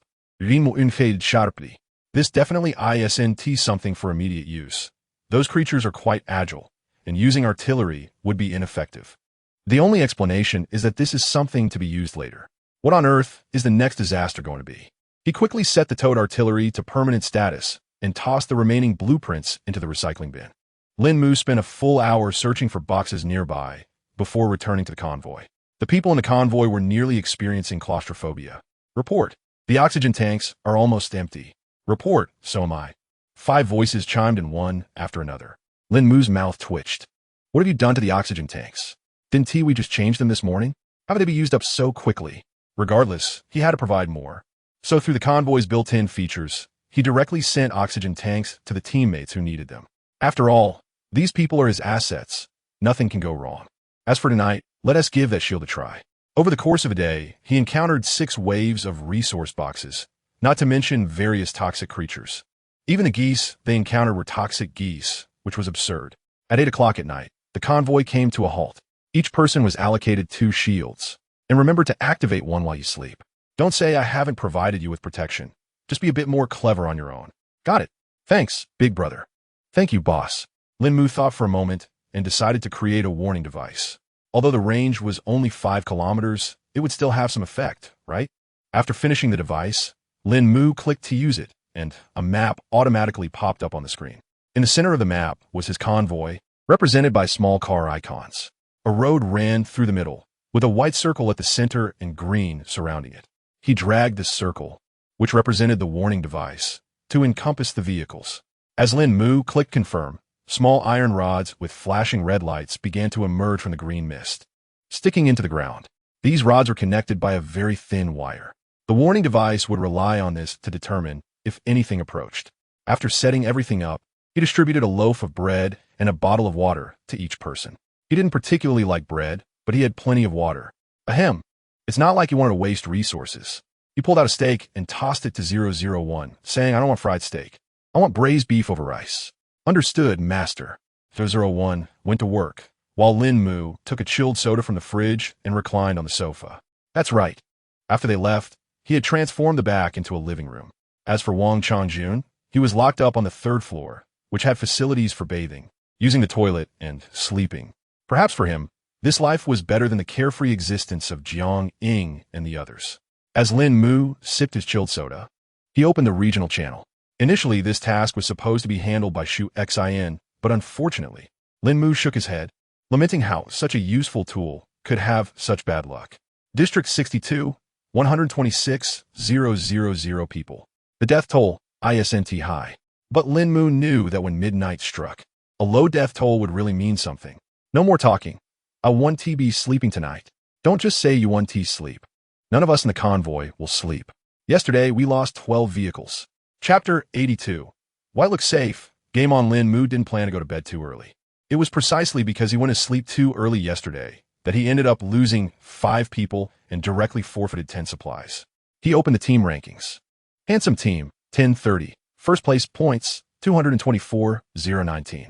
Red Star team, 1030. Second place points, 621. Invincible team, 630. Third place points, 112.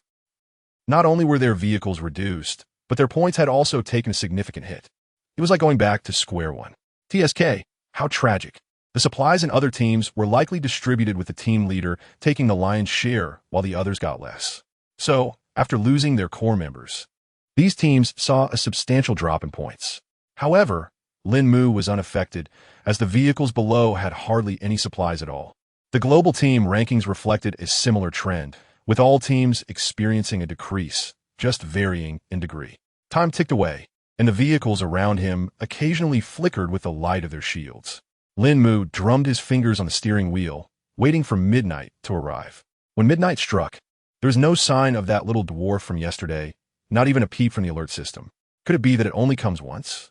Lín Mù pondered for a moment before opening the regional channel, and blood-red text flooded the screen once again. The one doing the killing was still the little dwarf. Lín Mù rubbed his chin, unable to figure out the situation at all. At this frequency, there should be quite a few creatures appearing. 5 minutes later, the barrage of messages gradually slowed down, and more people started to comment. Oh man, 2 of those green poisonous dwarfs suddenly appeared and scared the life out of me. Thankfully, my vehicle is fast enough, or I would have been done for. I lagged a bit, and my vehicle almost got wrecked. Wait a minute. Our team didn't encounter any of that. Which team are you from? I'm not in a team. So it turns out that tonight's attacks were from non-team players. What about tomorrow? Would they rest or attack team players? It seemed many people were going to have a restless night. Didn't see anyone kill that little dwarf? I took one down, and it dropped a level 3 vehicle core, though the supplies inside were a bit lacking. Lín Mù raised an eyebrow. The core and supplies were inside? Why didn't he get any? Or was this batch the same one that attacked them yesterday? It wasn't impossible. Lín Mù stretched lazily, deciding to stop thinking about it. He would naturally find out tomorrow night. It was the third day in the poison fog maze. Lín Mù drove off the highway, heading towards the location of the first treasure chest. Master, there's danger ahead. Please stop the stealth mode. Creak. Lín Mù slammed on the brakes, coming to a halt. Looking out at the seemingly normal grassy field, he couldn't see any danger. There's a high marsh ahead. The vehicle could easily get swallowed. A marsh? Not a big deal. Lín Mù quickly switched the tires to tracks and pressed the accelerator to drive in. Through the window, the grass below looked just like any other day. But upon closer inspection, water stains were visible beneath the grass, and the vehicle swayed slightly. TSK, it would indeed be troublesome for anyone to just wander in here. However, it seemed unlikely that anyone would come this way, as it was already 2 kilometers off the highway, and typically, no one would drive this far just for a resource box. Almost every few hundred meters behind him, there would be a patch of marshland. The areas weren't large, ranging from several dozen to a few hundred square meters. One could say that as long as luck was on their side, there generally wouldn't be any major issues. Half an hour later, Lín Mù arrived at the last treasure chest location. Thud! A cloud of smoke wafted away. Here it comes. In this week, even the way dangers like beasts appeared with the chests had changed. Looking at the much greener smoke compared to the mist outside, he didn't need to think twice to know it was definitely toxic. As the green mist dissipated, Lín Mù gazed at the 3 entities before him, his lips twitching. So there really were some. Green zombie, danger level, S, suggestion, shoot it. Good suggestion. This time, he didn't use the heavy machine gun, but opted for the talisman launcher instead. Whoosh, whoosh, whoosh. Beams of yellow light silently struck the 3 green zombies, followed by explosions. Congratulations on killing the S-level danger green zombie, gaining corpse poison S, X3, corpse skin S, X3. It was obvious that these 2 items were alchemical materials. After returning to the highway, Lín Mù continued leading the team onward. Meanwhile, in front of convoy, 3 shimmering gateways appeared. Boss, what exactly did you open? A bald man sat in the vehicle, staring at the 3 light gates in confusion. Did we just encounter a wish bottle? Who's ever seen 3 light gates appear after making a wish? They had no choice but to choose. The man in the lead vehicle swallowed hard. I don't know what is going on either. I just mentioned wanting endless resources, and 3 doors appeared. Now what do we do? It's not like they haven't thought about slipping away from the sides, but it's as if there's an invisible wall. We just can't get out. The white door says basic supplies, the blue one says food, and the last blood red door says blueprints. Maybe we should go for the white one. It looks the safest. That red door seems really dangerous, so let's avoid it. Although the value of the blueprints is far greater than basic supplies, we need to be alive to claim anything. What do you all think? Let us listen to the boss. Wherever the boss says to go, that's where we'll head. For them, it doesn't really matter which choice they make. As long as they can survive, anything goes. All right, then we'll choose the white door. As the convoy drove in, a new game began. Congratulations, players! You have initiated the resource defense battle for a total of 24 hours. During this period, you may use any abilities. Please be cautious. Note that individual players and convoy players will face different challenges. You have 5 minutes to make your choice. Death is real. Options popped up in front of everyone. Individual players had the option to apply to join the convoy, while those in the convoy faced a forced exit option. Some of the convoy's eyes lit up. Exiting the convoy wasn't something that could be done casually. After joining for just 2 days, one could leave freely. But if you stayed for a month without exiting, you would first have to click to withdraw, then wait 48 hours before you could click again to be teleported away. And during those 48 hours, there were plenty of ways to get someone killed. So even if someone was dissatisfied with life in the convoy, they had to endure it in silence. Now, an opportunity lay before them. Just by clicking this button, they could escape their torment. How could they not feel excited? Chapter 83. Tower Defense Game? No match for it. Upon hearing the voice, Lín Mù stopped his vehicle. He couldn't help but wonder if this game occurred every single time. Individuals and teams were different. After all, instead of a withdraw button, he was presented with a 5-minute countdown teleportation button. He had just received a message from the chubby guy, telling him to withdraw. Lín Mù wasn't worried at all about anyone leaving. Once they withdrew, there was no doubt they would meet their end. Zhang Qian stared at the withdrawal button, swallowing hard. If he pressed it, he would be free. But, looking at his empty backpack, what good would that do? With the danger outside, only a fool would choose to leave. As the countdown reached 0, the button in front of Lín Mù lit up. Before he could press it, the button activated on its own. Lín Mù twitched his mouth. So it was a force game, was it? With a flash of light, the surrounding green mist vanished, and the convoy found itself within a walled enclosure. In the center of the walls lay basic supplies: iron ingots, silver ingots, copper ingots, and wood, each in quantities of over 10,000. Lín Mù sighed. What use would these supplies be to him? He looked up at the sky, where a 3-minute countdown was steadily decreasing. So, what exactly was this defense battle? In the final minute, Lín Mù began to understand. The surrounding walls slowly lowered, revealing 4 roads leading to the central circle. "Captain, what should we do?" Zhang Qian asked. "Arm yourselves and defend. Since this is a defense battle, there will likely be biological attacks." Looking at the scene, Lín Mù was reminded of tower defense games on his phone. If the 4 roads all led in the same direction, he would think of it as a 3D real-life version of Plants vs. Zombies.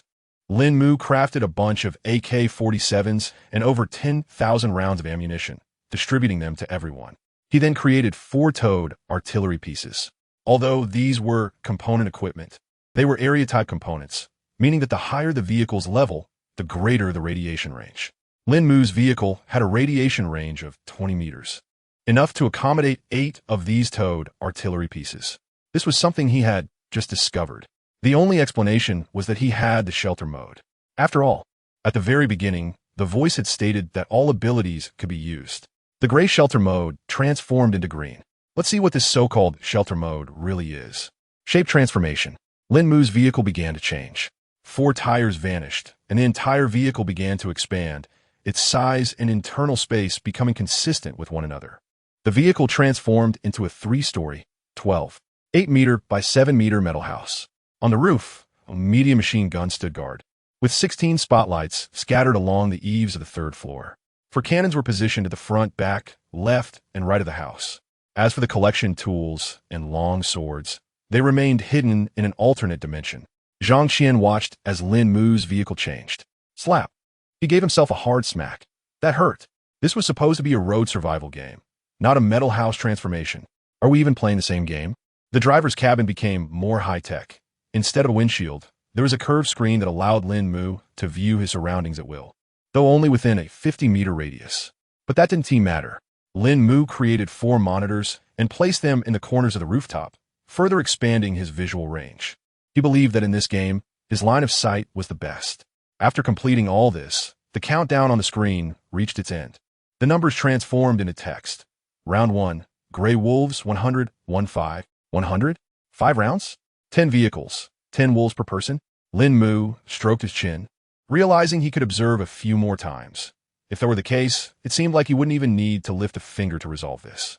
But wasn't that a bit too easy? Lín Mù picked up the intercom. 2 vehicles in 1 lane. The remaining vehicle will move independently. Received. Understood. Who would dare to slack off? They were genuinely intimidated. In the distance on the 4 highways, a deep spatial portal opened, and robust gray wolves began to emerge. Looking at the divided screen, it didn't seem too difficult. Every 2 gray wolves paired up, maintaining a distance of 7 to 8 meters from each other. Was this going to be a walk in the park? As the gray wolves approached, gunfire erupted. Rat-a-tat-tat. In the face of firearms, these gray wolves were hardly a match. Round 1, 9:58, 2-5. The countdown resumed. They even got a break. That was quite humane of them. Report on your ammunition status. Do you need resupply? The first wave had not consumed much, so there was no need for replenishment. Meanwhile, the entire planet was divided into countless small sectors by various barriers. Some areas are filled with entire convoys, while others have just a single vehicle. Next to Lín Mu's area, there's a solitary car. This lone vehicle only faces one road, and there are only 5 creatures in total. The situation is much easier compared to the convoy. Among these individual vehicles, some are eager to gather more supplies, prompting a few team members to leave the convoy early. Unfortunately, The developments that follow turn out to be worse than they anticipated. After the second, third, and fourth waves conclude, Round 1, Grey Wolves 500-5-5. This is the situation Lín Mù finds himself in. Although the numbers have increased, the difficulty remains quite manageable. Even when confronted with 25 creatures on a single road, they still pose no threat to firearms.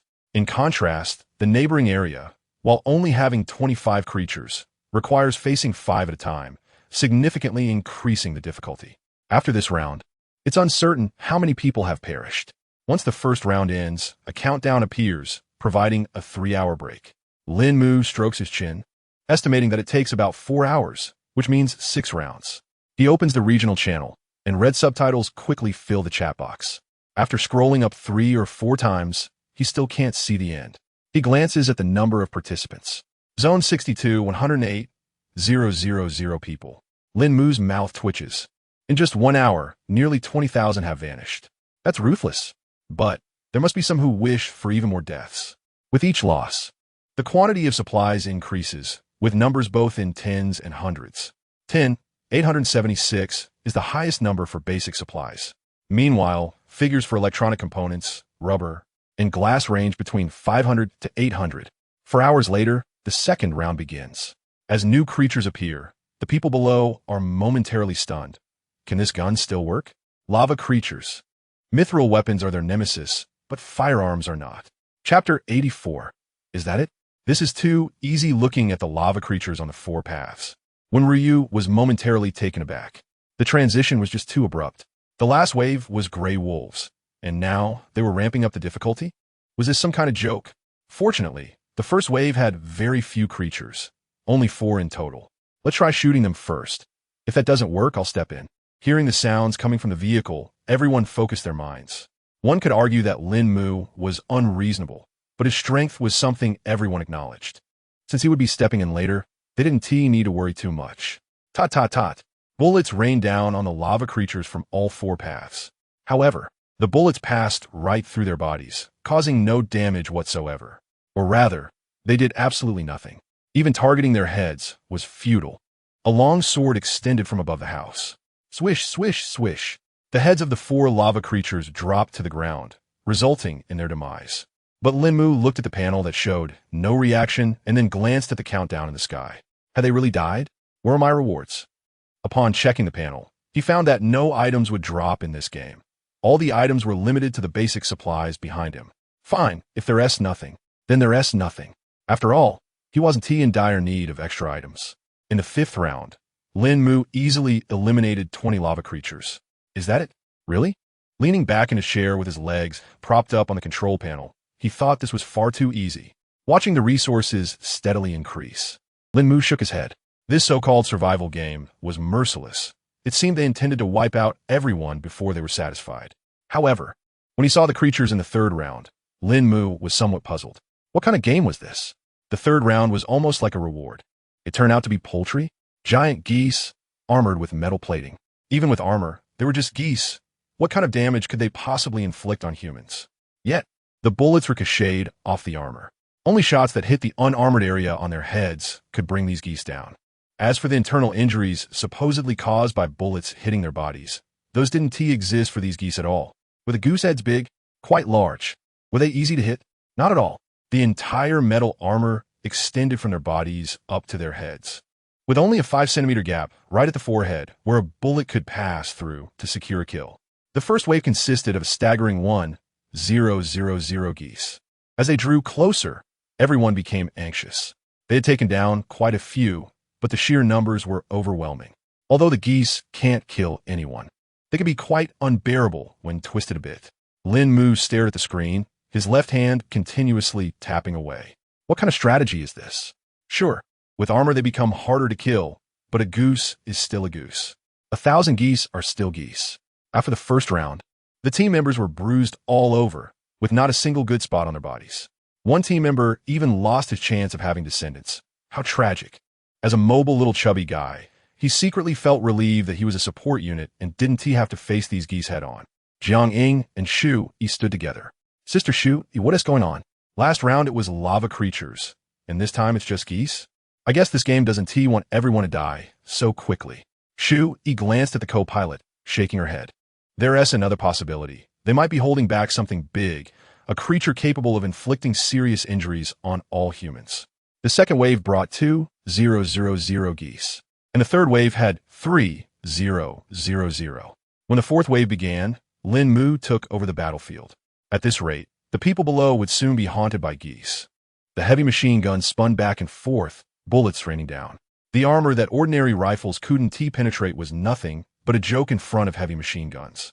In the third round, they faced brown bears. In the fourth round, ice crystal creatures. In the fifth round, humanoid beings. Over 20 hours had passed. Aside from the initial break, when everyone chatted and laughed, the atmosphere had grown almost silent. By the end, whenever there was a pause, people just started dozing off. The dual torment of physical and mental exhaustion was truly unbearable. Looking at the remaining time, Lín Mù shook his head. The timing was indeed precise. As the rounds progressed, the time consumed each time kept increasing. Ultimately, the remaining time was just enough for the final round. Lín Mù opened the regional channel, raising his eyebrows at the number of participants, far more than he had anticipated. Zone 6278, 000 people. He thought it would be good if only 30,000 were left, but there were actually 80,000. Truly, those who had survived until now had strong survival abilities. With an hour and a half left until the end, the final round began. Brother Mu, can we go back to the car? Why yeah, Brother Mu, let us go back. This isn't something we can handle. Captain, I also feel like I'm not cut out for this. Suddenly, the walkie-talkies were in chaos. It was hard to blame them. The creatures they were facing were beyond their coping range. Not to mention guns. Even cannons wouldn't be effective. Everyone returned to the vehicle, gathering around me. Lín Mù opened the side window and looked at the creatures in the distance. So this is what we were up against. Ordinary vengeful spirit. Danger level. Yes. Suggestion. They are merely the souls of players who died in the survival game. There's really nothing to fear. You can deal with them using your talismans, and of course, bullets with red powder are also an option. The corner of Lín Mù's mouth twitched. Vengeful spirits? Souls of players who died in the game? So you pulled in the physical body, but you want to let the soul go, huh? Lín Mù glanced at the text above. Round 6. Vengeful spirits, 444. It even included mental attacks. Clever. A silver box extended from the roof. And then he filled it with some yellow paper and red powder. Just a small task. The silver box emitted yellow light shards that struck the vengeful spirits, causing them to glow faintly. The spirits hit instantly transformed into specks of light and vanished. The entire process went smoothly, far easier than any of the creatures encountered before. All 444 vengeful spirits were eradicated in under 5 minutes. This so-called resource defense battle ended just like that. He glanced at the resource count. The numbers were still rising, albeit at a slower pace than before. However, each increase was substantial. Unfortunately, it didn't do much for him. The personnel outside watched in disbelief as the vengeful spirits were swiftly eliminated. While they knew Lín Mù was strong, they hadn't expected him to be able to take down such creatures. Perhaps wearing his collar isn't such a bad idea after all. At least it ensures safety. Lín Mù opened the regional channel, and the speed of the red subtitles appeared to decrease significantly. Others surely had supplies like yellow paper and red powder. The only difference was that they didn't have a foolproof machine like his. Chapter 85. More teammates. You can remove your collar. Speaking of which, could this vengeful spirit really be as he described? Even if it is, what difference does it make? After we die, we all become something like this. Do you think there might be such vengeful spirits in this toxic mist? You know, it's quite possible. They're probably toxic spirits, considering that all the creatures we've encountered so far have been poisonous. Surprisingly, quite a few people ended the battle. I didn't expect them to be so quick. Soon, the 24-hour defense battle came to an end, and those who died vanished forever. Their souls remained here completely. As for the resource tally, Lín Mù collected over 20,000 units of various metals, with a total score exceeding 100,000 points. It's obvious that his convoy S score was skyrocketing once again. With a flash of light, the familiar green mist world appeared. Today should be the 4th day. Just 3 more days, and it will all be over. Next week, Lín Mù thought about the vehicles that had turned into shelters. Would that convoy also turn into a shelter? Otherwise, what would happen to those vehicles? Would the captain store them away? We'll rest in the morning and depart promptly at 3 in the afternoon. After fighting for 24 hours, it's time for these people to take a break. Lín Mù took this opportunity to reinforce the vehicle. Whether it was body strengthening or modifications, he installed anything useful he could find. He added 2 heavy machine guns at the rear. No matter what they encounter in 3 days, he would definitely be unbeatable. The following days were mostly uneventful. The convoy encountered 2 others. However, the vehicles were few, with only 4 or 5 cars in each convoy. At this point, they had become his teammates. 001. Remove the collar from his neck. It's done. Understood, master. Wang Chongjun looked confused and then realized, Mugo, I've just been eating and sleeping every day, not doing anything at all. Why do I have to? Because I like it. Wang Chongjun wanted to say more, but his mouth was already covered by 001, who pulled him step by step out of the vehicle.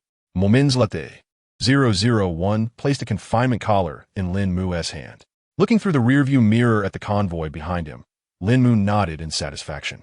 There were now a total of 20 vehicles. He didn't team mine this addition. Now, opening a resource box would yield 40 units of supplies. If the entire convoy was filled, it would mean 60 units of supplies, and with each vehicle filled with people. Lín Mù's eyes were filled with hope. Unfortunately, he couldn't find any people. Especially after so many deaths, it has become increasingly difficult to encounter them, whether in the regional channels or the global channels. Everyone is saying that other vehicles are hardly seen. The numbers are drastically lower than usual. It can be said that many people's vehicles are stuck at level 5 and can't progress, while those who can advance to level 6 are extremely rare. Not to mention Lín Mù's own vehicle, which requires an overwhelming amount of cores to reach level 8. Not encountering anyone is simply a disaster. Although it's unclear what the effects of leveling up will be, it's certain to be stronger than the current state. Captain, are we setting off? Lín Mù glanced at the time. Let us go. Today is the last day. Everyone be careful. The vehicles slowly started moving, and Shu Yi, leading the way. Dare not go too fast, maintaining a speed of only 60. Today is the last day, and the range of Lín Mù's headlights is down to just 100 meters. This is after yesterday's upgrade. Otherwise, today it would only reach 60 meters. 3 hours passed, and they hadn't encountered even the first wave of resource boxes. Shui, are you at the front? Yes. Lín Mù frowned. This isn't right. Usually, they would encounter something within 2 hours at the slowest, but this time nothing had appeared. Lín Mù opened the regional channel. What the hell? Why is the fog behind me turned dark green? There are even black shadows in it. It looks terrifying. You're done for. The last person who said something like that is already dead. Have you encountered any resource boxes? I've been driving for 4 hours and still haven't seen anything. Even with the worst luck, we should have found at least one by now. Don't say that. I haven't found one either.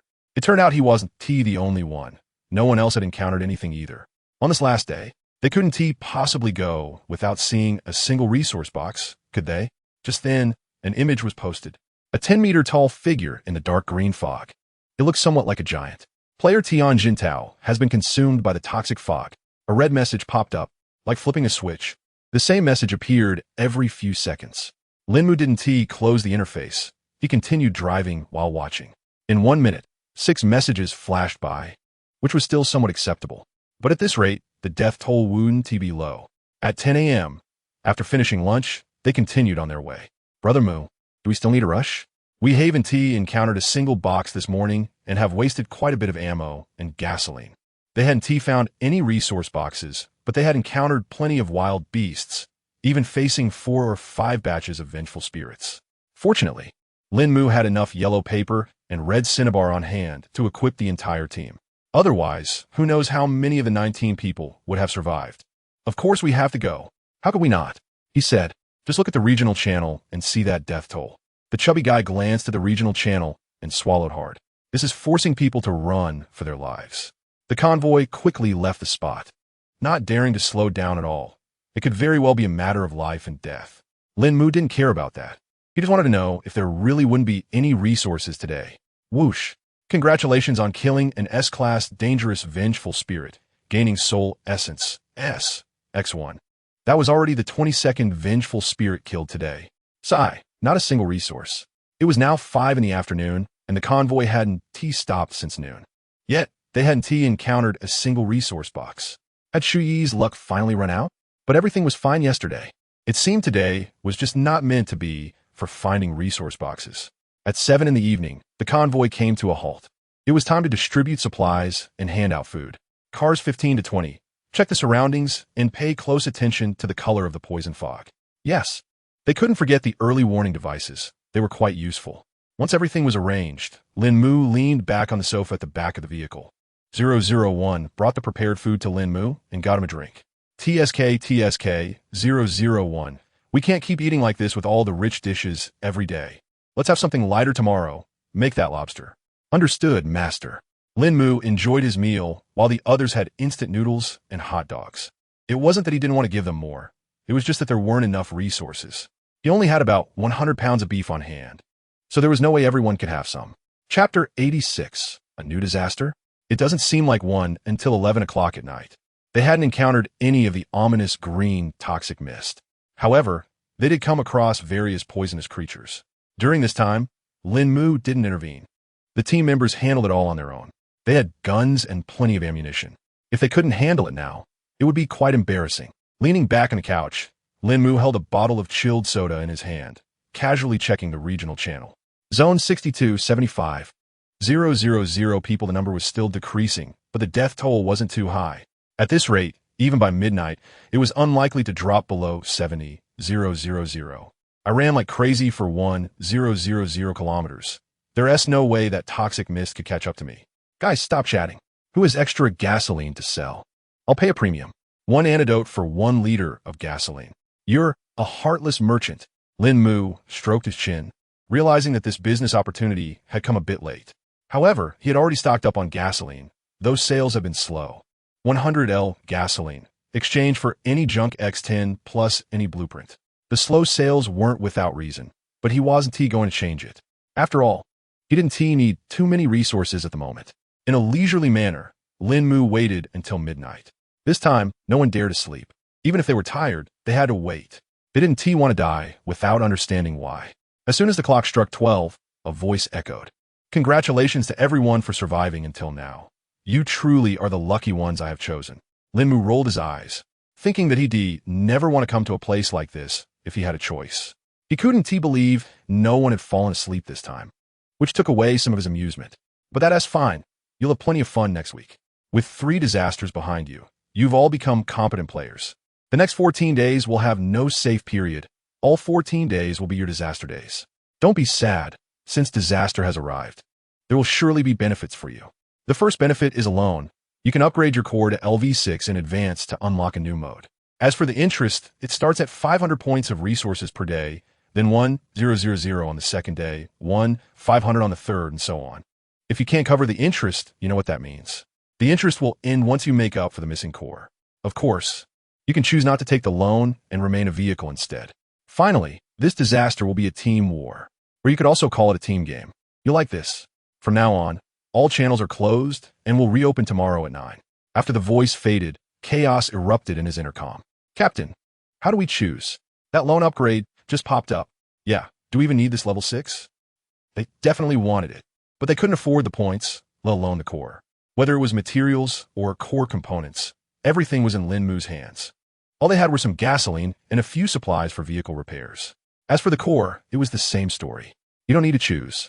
The Team S situation is definitely different from an individual S. Since Lín Mù said so, what else could they do? Although they felt anxious, they could only trust Lín Mù. What other options did they have? Meanwhile, the green mist outside their vehicle dissipated and the highway kept changing. But no one noticed these changes. The next morning, Lín Mù noticed the team members gathered together. He rubbed his eyes and stepped down from the vehicle with 001. What's going on? Lín Mù stretched, still not fully awake. Brother Mù, look at the ground beneath our feet and the roads around us. The chubby guy said hurriedly. Lín Mù looked down. Huh, how'd it turn into this concrete surface? And isn't this area a bit too large? As far as the eye could see, it was all concrete. 001, calculate the size here. 50 by 50 meters. It's square. What does this mean? In the distance, the highway had clearly widened considerably, easily accommodating 10 vehicles side by side. Captain, we just checked. There's a protective shield around us. We can't get out. We can only stay here. Zhang Qian said. At this point, Lín Mù was fully awake. He opened the regional channel, but since it wasn't time yet, nothing appeared on the screen. Is this the change we're experiencing? In a highway survival situation, How do we survive if we can't leave the road? Let us head back to the vehicle for a meal and discuss it at 9, Lín Mù suggested as he made his way back to the vehicle. Activating the shelter mode. Based on the previous voice and what was heard last night, it was clear that the shelter mode was the most important thing in this situation. Otherwise, they wouldn't be considering a core upgrade loan. Lín Mù's vehicle began transforming into a 3-story building. A heavy machine gun was mounted on the roof, while 2 others were positioned on either side. 4 towed artillery pieces were stationed at the 4 corners, just 20 meters away from Lín Mù. At that moment, a new message popped up on the panel. Detected that the player is the team leader. Would you like to connect the vehicles together to create a larger shelter? Lín Mù's eyes lit up. It turned out to be just as he had guessed. The team indeed had additional capabilities.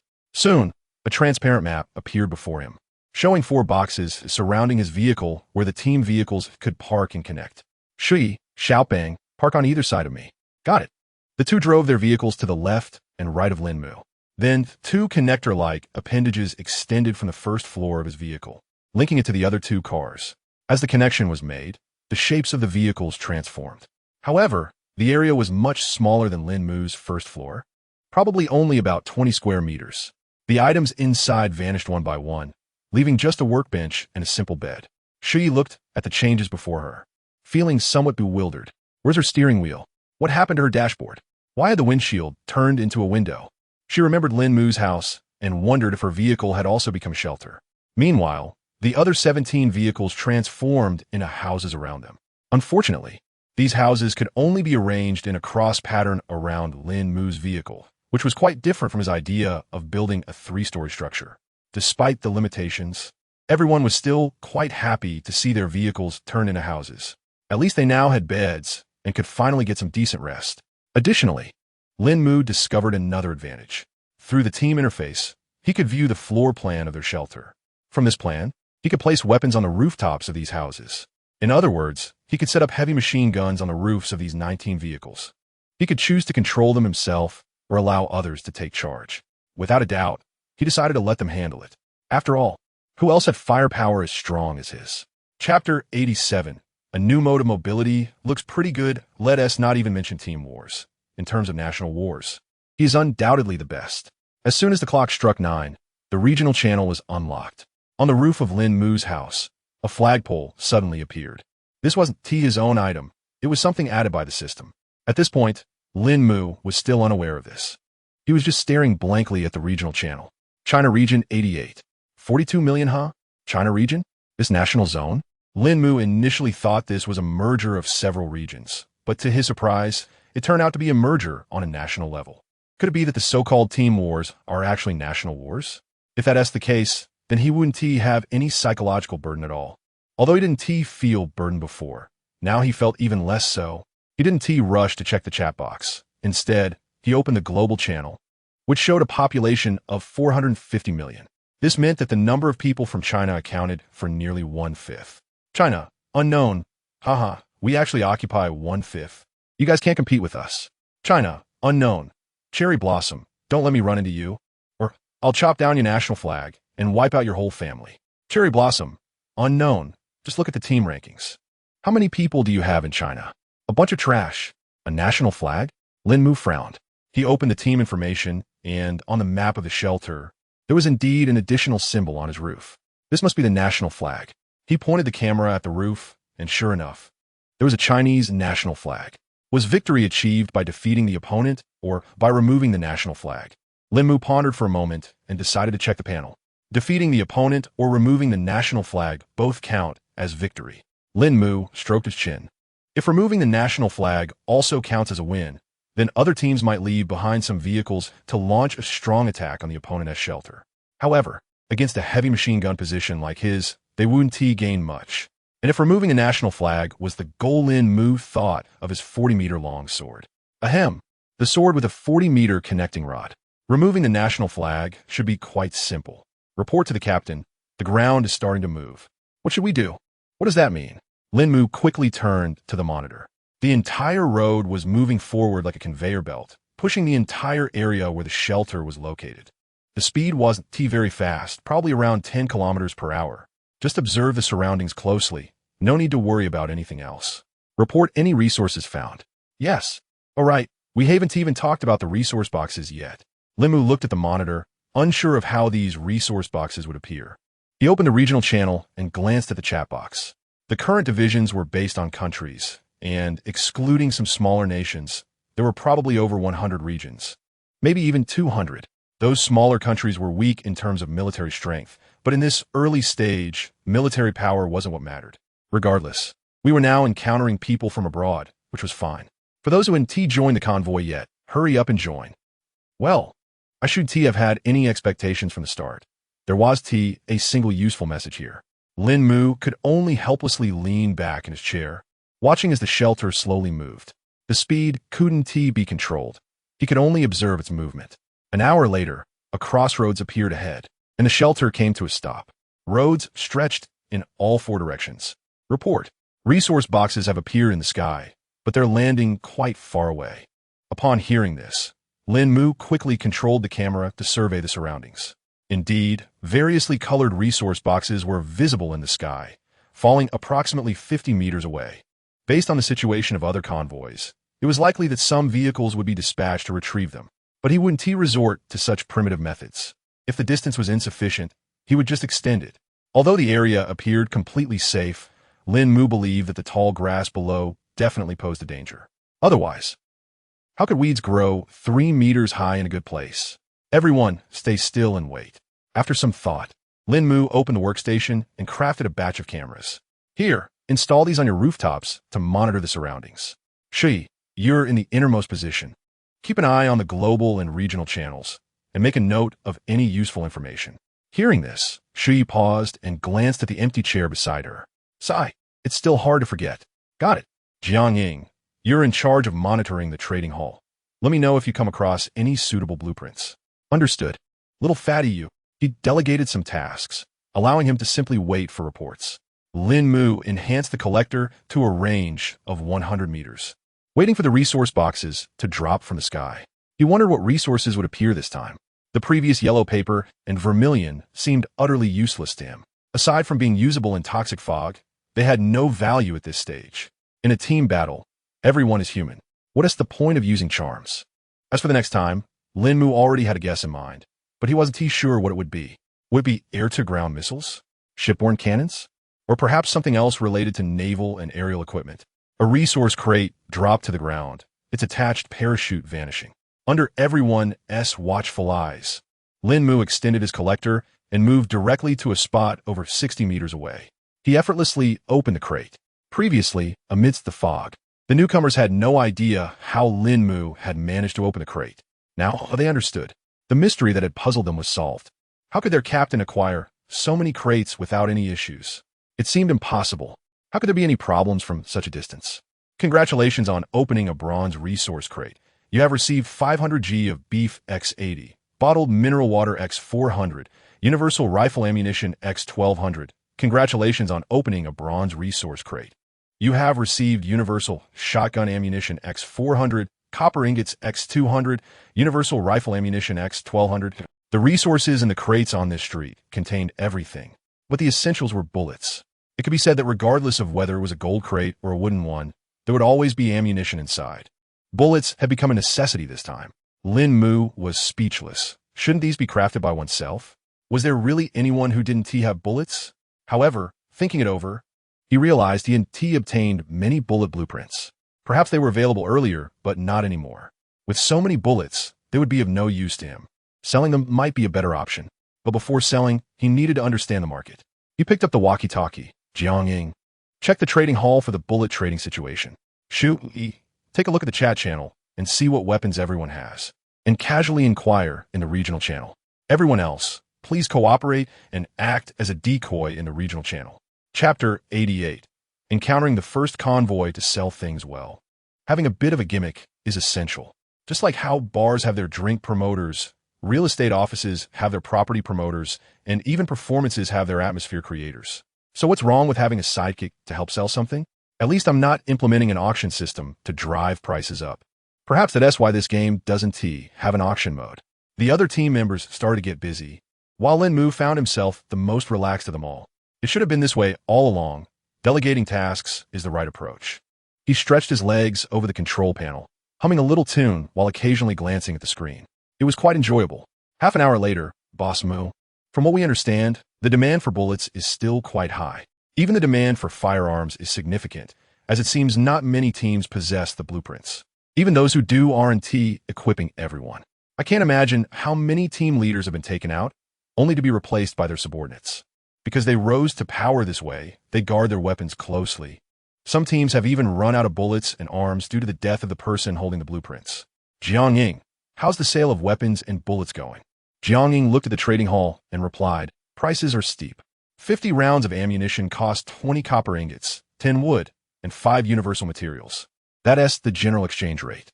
Even the cheaper options aren't that much lower, and weapons are significantly more expensive than before. Lín Mù stroked his chin, pondering if these people were so sure bullets were useful. But the boxes indeed contained bullets, and there was still some yellow paper and red powder, though not in abundance. Put the bullets up for sale, exchanging them for yellow paper, red powder, and various blueprints. Component blueprints, 1-for-1 exchange. As for whether the exchange will succeed, I'm not too worried about that. After a moment of thought, Lín Mù continued, also list these basic materials for sale. They should be exchanged for the same type of materials, but set the prices a bit higher. Don't go too low. I have 5,000 units of gold, silver, copper, and iron. I have plenty of those. As for a higher price, that's not a concern. You have to pay back the loan interest, right? If you don't, just wait for your demise. He had gathered a lot of knowledge about this game by now. Understood. Since Lín Mù requested it, Jiang Ying would follow through. Before long, they arrived at the second intersection. Everyone was prepared, eyes glued to the monitors, ready to report the location of the resource box. However, this time, the arrival of the resource box was a bit strange. Report. The resource box has been spotted, but all of these boxes are guarded by vengeful spirits. Lín Mù looked at the display ahead and gasped. What the hell? That's an awful lot, isn't it? 10 vengeful spirits guarding a single resource box? That's a bit ridiculous, don't you think? But it's fine. PLL take action. A silver cube rises and starts launching spells at the distant spirits. Each spell takes out one spirit without any pressure at all.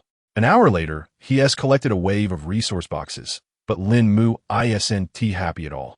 Where's the promised war? Where's the battle? Is this all there is? How is he supposed to expand his team? How will he acquire vehicle cores? Report, we're turning. At an intersection, the ground shifts left, entering a side road instead of stopping like before. Lín Mù quickly straightens up. Personnel in all directions. Pay attention to your orientations and report immediately if you notice anything. If something unexpected happens, it means there's a special situation. Are they finally going to encounter the first shelter? Damn it, why are there so many resource boxes, but we only got 10? A middle-aged man, only one, 6 meters tall, looks dissatisfied. Captain Watanabe, you can't blame us. We simply don't have enough yellow paper and red cinnabar. Plus, the game deducted 500 points of materials from us right at 9 a.m. Even if we wanted to exchange, we couldn't. Report. The ground is changing direction. It's not going straight ahead. Through the drone's feed, there's another shelter approaching us from a distance. Hearing the voice over the intercom, Watanabe's eyes light up. Since they don't have enough materials, they just have to steal. Based on the area's situation, it's likely a shelter from another country. Let us see what flag they're flying. China. Watanabe is momentarily stunned. Then a sinister smile spreads across his face. Now I can relax. Everyone, prepare for a big fight. Motor vehicles, get ready to flank from both sides. China, huh? That means he can be even more ruthless this time. Watanabe licks his lips. Before, he had hesitated to use overly brutal methods against his fellow countrymen. But this time, he is ready to unleash himself. He hopes he can keep playing for a while longer. Otherwise, it would be a shame. Lín Mù watches the screen as a small black dot slowly enlarges, about 2 or 3 kilometers away. Ugh, this camera is terrible. It can't even get a clear view. He knows they're encountering a shelter, but he can't tell which country it belongs to. Oh well, whichever country it is, it all in the same way in the end. Please note, everyone secure all the machine guns. No one is allowed to act without my orders. It's not easy to encounter this situation, so we must keep everything intact. What if we need to retreat during the battle? Although that voice stated that only death counts as failure, it did not mention success. It's still necessary to be cautious. Displaying weakness is the best strategy he can think of right now. After all, no one can resist a seemingly weak convoy. Lín Mù rubbed his hands together.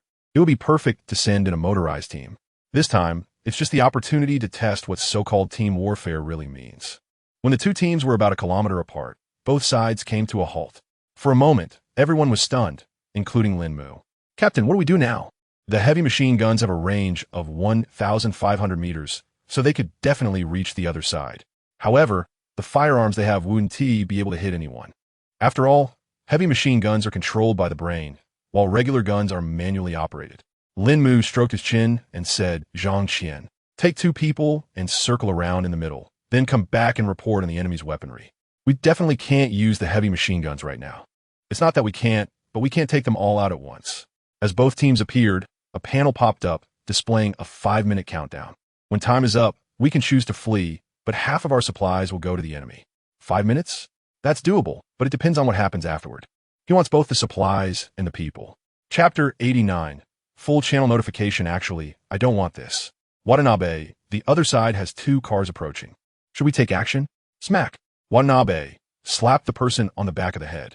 Are you stupid? Our guns have a limited range. Wait until they get closer. Then let the vehicles in the back attack. The cars on both sides are ready to charge at any moment. Even if we can't kill them, we need to force them to surrender. Defeating the enemy is just talk. Watanabe knows very well what kind of weapons they have. He believes the other side thinks the same way, so let us see who can hold out until the end. If it weren't for the number of rooms on the other side, he would have already sent people to charge in. But what is up with that 3-story building in the middle? Zhang Qian and his little brothers had been hovering in the middle for about 3 minutes. Yet the other side still hadn't made a move. He thought for a moment and leaned forward again, but the other side remained unresponsive. Brother Qian, what should we do? We're already about 350 meters away. Zhang Qian scratched his head. Getting any closer would really mean getting hit. Come back, slow down a bit. Yes. The 2 cars turned around and slowly made their way back. Seeing this, Watanabe frowned. What does the other side mean by this? Why aren't they getting closer? Should we pursue? Smack. Another slap. Are you stupid? With their speed, it's obvious they're trying to bait us. You really want to fall for that? Everyone, stay put. I want to see what tricks they're up to. Surrender means giving them half our supplies. Failure ends in death. In other words, as long as we don't engage, both sides can only face off like this. It's either death or retreat. You have to choose one. Otherwise, this won't end. It can be said that both sides have similar thoughts, except Lín Mù has a backup plan. Lín Mù shook his head.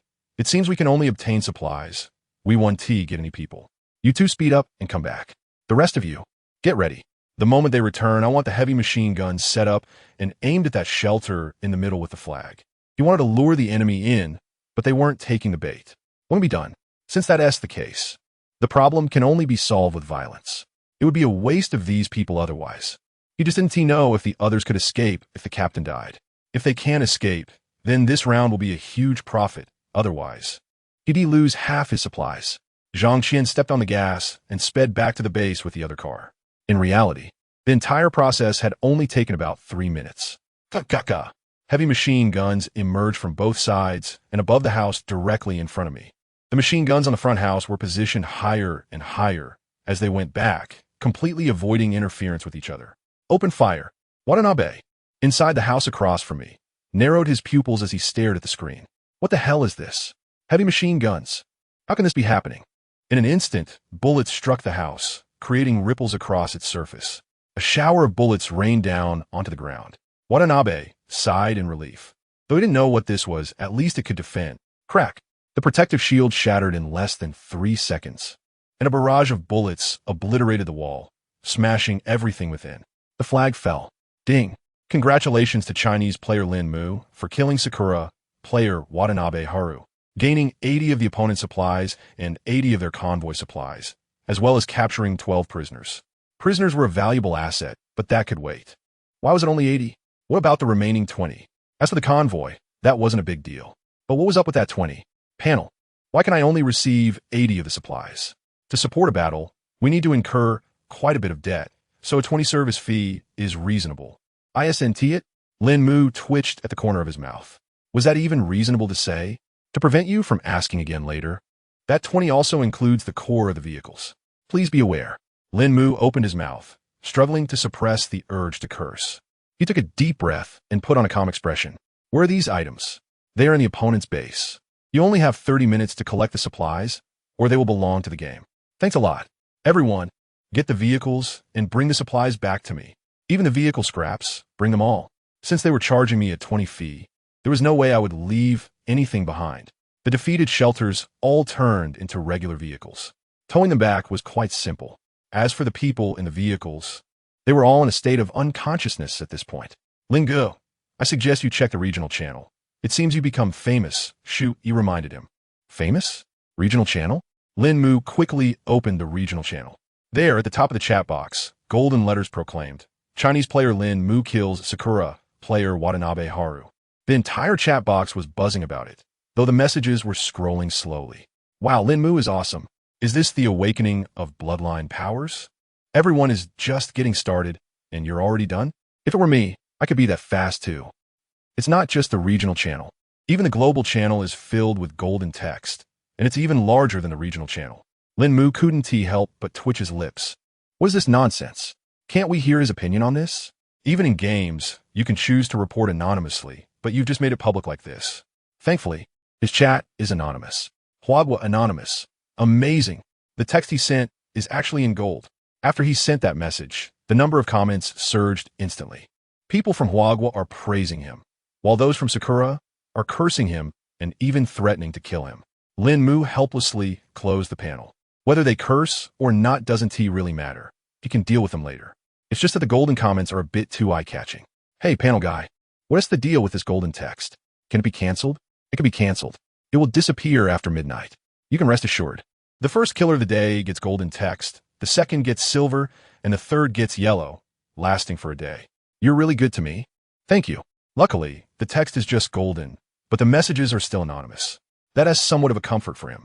The team members returned one by one with a vehicle, and the base began to advance again. Lín Mù looked at the vehicles and felt a sense of satisfaction. Which one is the command vehicle? Jiangying pointed to the dilapidated vehicle behind her. It's this one. It's a bit worn out, but it has a LV-6 vehicle core inside. Lín Mù yanked the door open and took out the core. I got LV-6. Chapter 90. The disaster begins and ends on time. The core in the vehicle is just a LV-4 core. Lín Mù was furious. People are dead, and you're just going to reclaim the loans, right? Charging a 20 service fee is one thing, but now you want to take back the loans you issued? Sigh, what can be done? After all, this is the biggest game in town. Take out all the cores from the other vehicles. In the end, 12 vehicles captured 12 prisoners and obtained 9 vehicle cores. That's right, 9 cores. I thought we were rounding up. You just tossed everything aside? It's 9. 6, and you just discarded it outright. That's ridiculous. Lín Mu's lips twitched. This was simply too much. Out of the 9 vehicle cores, 8 were LV-3 and 1 was LV-4. He was highly suspicious that the 3 cores they lost were all LV-4s. As for the materials in the cores, he wasn't sure how much was missing. Whatever, why bother nitpicking over free stuff? After all, there's still so many vehicles. They can still gather more supplies. You can replace these vehicles yourselves. The crowd's faces lit up. Some of them had low-quality vehicles, and being able to swap for something better was a good deal. Thank you, Captain. You're amazing. 10 minutes later, Lín Mù had all the abandoned vehicles dumped into the recycling station. This battle had come to a close, with some deaths and some surrenders. Overall, the death toll was relatively low, and there weren't too many casualties. However, those who surrendered might not survive the next 3 days. After dealing with everything, the shelter continued its journey. Every couple of hours, they would encounter a batch of resource boxes, and each time, they faced wild beasts. Today, the vengeful spirits had encountered them once. Comparatively, the beasts were easier to handle and could be killed directly. This also provided them with quite a bit of food. At 6 in the evening, the shelter stopped moving and remained in place. Looking at the halted ground, Lín Mù was speechless. Wow, your working hours are quite fixed. Huh? 9 to 6, is it? Do you need a weekend off too? Feeling exasperated, Lín Mù stepped out of the shelter, and others also emerged from their quarters. Captain, are we done for today? Yeah, it looks like today is over. Once we stop, how can we not be finished? By the way, what about those Sakura people? Don't worry, Captain. They're all tied up tightly. Just as you said, they're all bound with chains, Zhang Qian replied with a grin. These are all resources. According to Lín Mù, as long as someone is inside the convoy, they're considered part of the team. 12 people mean 12 portions of supplies. As long as they stay alive. That's what matters. If it weren't for the resources, he would have definitely eliminated these people. Shui, please tally the current core levels of the vehicles and their overall grades, then arrange dinner for today. We have quite a lot of meat to deal with, so let's figure out how to manage it. Even with one battle a day, that still leaves us with 13 encounters, which means nearly 200 people. These vehicles must be reinforced. Otherwise, where will all these people go? With 19 vehicles and 4 people per vehicle, we can only accommodate 76, and with his included, that's just over 80. Ugh, this won't do. Lín Mù glanced at his backpack, feeling a pang of regret. It seems he'll have to wait a bit longer for his vehicle cores. First, he needs to upgrade the cores of these vehicles. Shu, he stood still, not moving at all. Why aren't you going? Lín Mù frowned. It seemed he'd been too lenient with them. They'd stopped working. Shu, he whispered. Don't forget, we all have LV1 cores, and you've taken all the high-level cores. Lín Mu's mouth twitched. Cough, he had forgotten about that. No wonder the supply count seemed off. It turned out those people didn't even count towards the core capacity.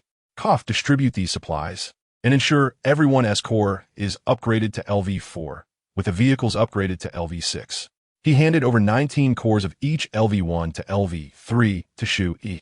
She took the cores and distributed them, and everyone hurried back to the vehicles to upgrade their core levels. This was just too embarrassing. Lín Mù rubbed his nose, wondering how he could have forgotten about this.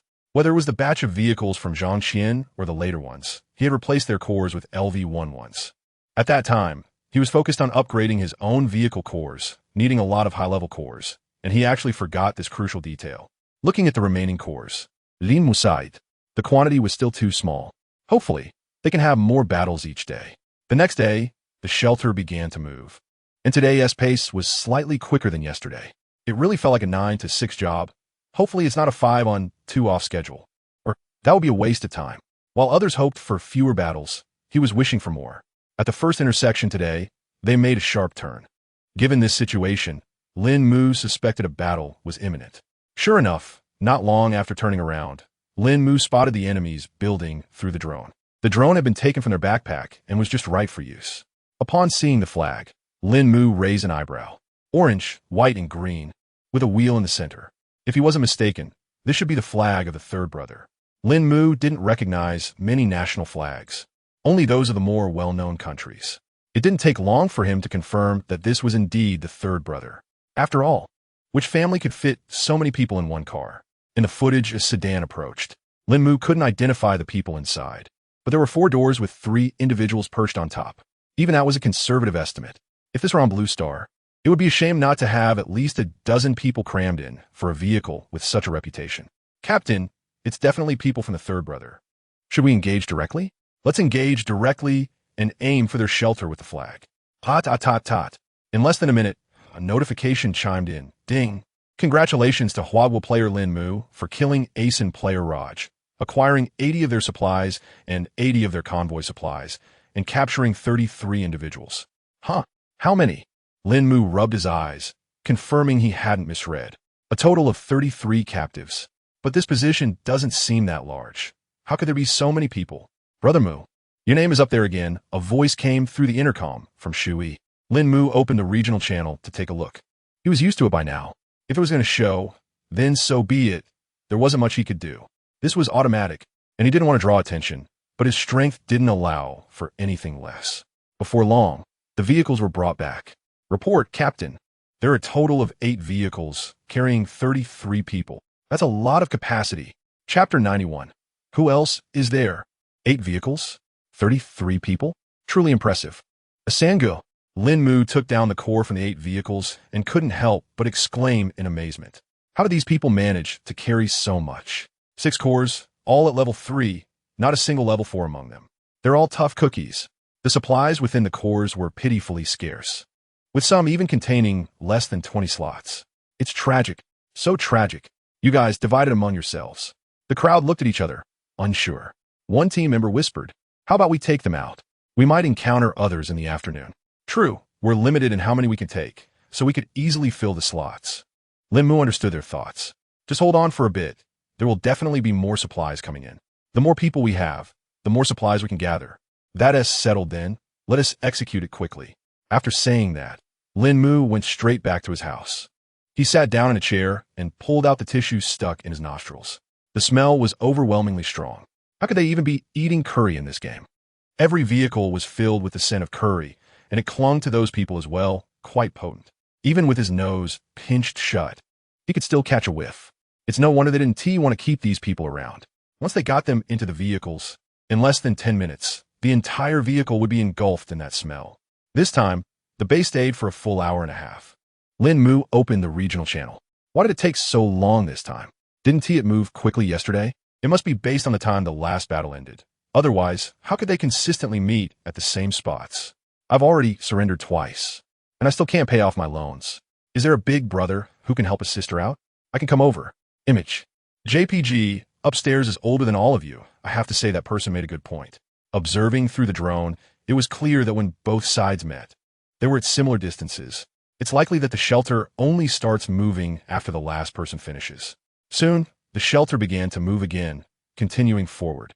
From above, the entire road looked like a giant chessboard, with each shelter acting as a chess piece moving along the roads. Every encounter was a battle. At the next intersection, a supply crate appeared. This time, there were no beasts or vengeful spirits, just the supply crate sitting alone in the surroundings. Congratulations! You've opened a silver resource chest and received 8,500 L of gasoline, 850 yellow paper, and 170 mustard seeds. 85 times. So, are you feeling good about it? He believes that no other team can have more resources than his. Even if a single supply only gives 1 point, he still has nearly 10,000 points from just one chest. And with 50 chests nearby, that adds up to 500,000 points. So who else can top that? Who can score more than him? Even though he supports so many people, his consumption is really low. As for those captives, they barely cost anything. After all, as long as they don't starve, what can they possibly consume? An hour later, he finished with all 50 chests. Lín Mù curiously checked the vehicle information. Handsome Squad 2030. First place points 1, 821. 716. Rose Squad 3030. Second place points 989, 621. Cheen People Squad 2830. Third place points 71, 112. In the regional channel, Lín Mù, with his 20 vehicles, is far ahead with 8 million points. But to be fair, if it weren't for his cheat skills and the special attributes of his vehicles, he might not have been able to outperform others. Just look at the second place team. They have nearly 1 million points. There are indeed formidable teams out there. It's just that he encountered them before. But what can you do? It's just his luck. He curiously opened the planetary leaderboard. China, Handsome Squad 2030. First place points 1, 821, 716. China, Rose Squad 3030. Second place points 989, 621. Hans Cuter Squad 2930. Third place points 892, 841. China Cheen People Squad 2830. Eighth place points 71, 112 in the top 10. China occupies 3 slots. Before this, Lín Mù was the only one from China in the top 10. You could say this war was all about opportunity. No wonder so many people are eager to profit from war. It really is easy to make gains. Just win a battle, and you can get 80 of the opponent's supplies. How could points not accumulate quickly? Time flies, and in the blink of an eye, 5 days have passed. These 7 days have been quite routine. 1 battle in the morning, 1 battle in the afternoon. 4 waves of resource chests each day. Lín Mù's captives are now at full capacity, and he changes out some of the less useful captives each time. His daily routine is quite fixed as well, working from 9 to 5 with 1 day off. Yes, he even takes a day off. On that day, the shelter doesn't move at all. At that moment, their vehicle came to a stop near the lakeside. It was Lín Mù's first encounter with water during their journey, which inevitably reminded him of the second form. By the lake, they had set up a bunch of tables and a barbecue grill nearby. Enjoying the scenery while munching on delicious food and sipping on some drinks made for a truly pleasant life. If only this wasn't a survival game, it would be even better. Brother Mù, how much longer do you think this will last? The chubby guy asked, looking troubled as he held a bottle of chilled soda. It's been a week already, and we're down to less than 60 million people in China. Nearly 100 million have died worldwide. When will it all end? Though he felt safe with Lín Mù, the deaths of Su Xian and Gu Wanqing still haunted him, leaving a lingering fear. Even after all this time, their faces were still vivid in his mind. Lín Mù gazed at the shimmering surface of the water in the distance, momentarily lost in thought. The end? It would probably be over once everyone was dead. From an initial population of 5 billion to just over 300 million now, all in less than 2 months. He shook his head and said, "Live in the moment, don't dwell on the past. Fear not the future, and make the most of the present. If we can enjoy it, let us enjoy it. Who knows what tomorrow will bring?" It was a rare moment of respite as everyone sat together, embracing the tranquility. As dusk fell, 3 moons rose in the sky, 2 large and 1 small, 2 yellow and 1 green. This was Lín Mù's first time seeing the moons. He had never paid attention before. He wondered if they were always on the same planet or if they changed planets each time. At midnight, Lín Mù sat in a chair, staring blankly at the screen when a voice suddenly broke the silence. "A week has passed. How is everyone doing? I don't know how you are, but I'm doing quite well. I'm sure you've all noticed the rankings of the convoy by now, and it's time to distribute rewards. Are you excited?" A flash of light appeared in Lín Mù's hand, and information about the items he possessed materialized before his eyes. Whoa, no way. Chapter 92, Come Back to Life. My Sister Revival Card, Effect 1. When placed in the backpack, it activates automatically. After death, you can choose to revive at the original location or at a random place, and the vehicle will be transported along with you. Effect 2. When used directly, it can revive someone who has died, but all memories of their death will be erased. Note, souls of those killed by others cannot be revived. Incredible, truly incredible. With the Death Substitute doll, he essentially has 2 lives at his disposal. He has kept the Death Substitute doll on the bed on the 2nd floor. If something were to happen to him, he would instantly return to the 2nd floor. Now with this, he can escape with his vehicle as well. However, it's best not to have to use it at all. He then glanced at another card. Duel. After initiating a duel with a target, the initiator can choose from 3 options: individual battle, team battle, or positional battle. The winner will take all the resources of a loser. Only the living can claim victory. The initiator may also die, so use it with caution. Resources, huh? That's somewhat average. He doesn't lack resources, even without resource boxes. He could live for 3 months without any issues, especially with so many people living with him. Lín Mù toyed with the card in his hand. Do all members of a convoy have one? Brother Mù, can I discuss something with you? A somewhat excited voice came through the intercom. It seemed his suspicions were confirmed. What is it? I have a revival card, and I want to bring my sister back to life. As expected, each member of the team must have one. Others likely have this card too, but he wondered if the captives had any. Think it over carefully. Once the card is used, it's gone, and if your sister's soul is destroyed. I believe our team can maintain the first place. The rewards will definitely be greater. Lín Mù shook his head. There's no way they could keep getting such cards. The reason they were given one now was mainly due to Effect 1. Getting another one later wouldn't be so simple. You decide what to do, but by the way, do the captives in your vehicle have any cards? No. It seems only the vehicle's owner can obtain the cards. There is clearly no way to exploit a bug here. 2 minutes later, the voice echoed from above again. Are you excited? The rewards aren't over yet. What you just received were the ranking rewards for each region. And now comes the main event, the overall convoy rankings. ISNT, that thrilling?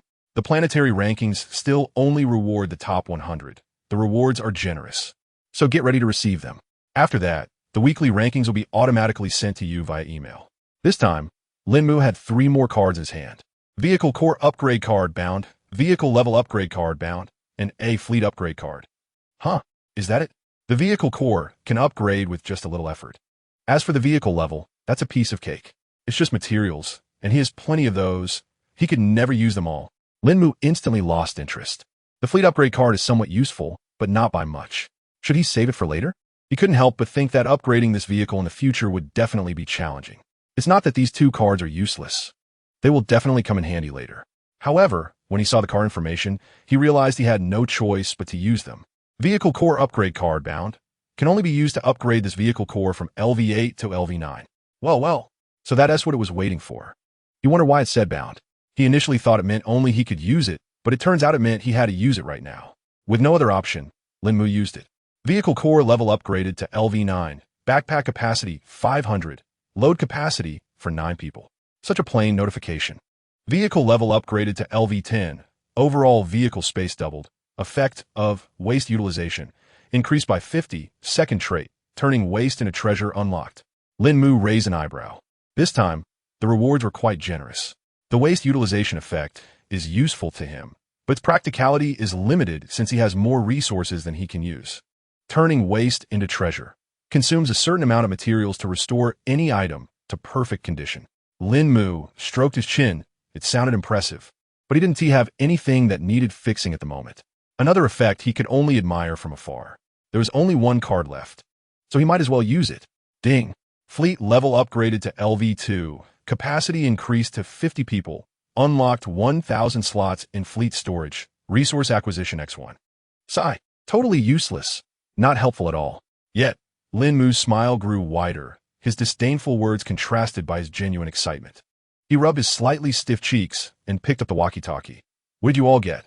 Vehicle Core Upgrade Card and Vehicle Level Upgrade Card. Vehicle Core Upgrade Card and Vehicle Level Upgrade Card. It seems that only the team leader has the fleet upgrade card. In that case, you can use it yourselves. Sis, Lín Mù is still the same. His way of speaking is really amusing. Shu Xian said with a smile as she looked at her sister. At that moment, Shu Yi's face was streaked with tears. She had truly resurrected her sister. He really hasn't changed at all. In a bit, let him give you a car, but this time you must stay right behind me. Last time was an accident. Who knew something would happen at night? Shu Xian still vividly remembered her last death. After all, she had no memories after dying. To her, it felt like she was killed, closed her eyes, and when she opened them again, she was in her sister's car. From Shu Yi's explanation earlier, she had a rough idea of the situation. Shu Xian felt incredibly lucky to have actually come back to life. The next morning, Lín Mù finished his meal and stepped outside to stretch his body. He immediately spotted Shu Xian and Shu Yi taking a stroll.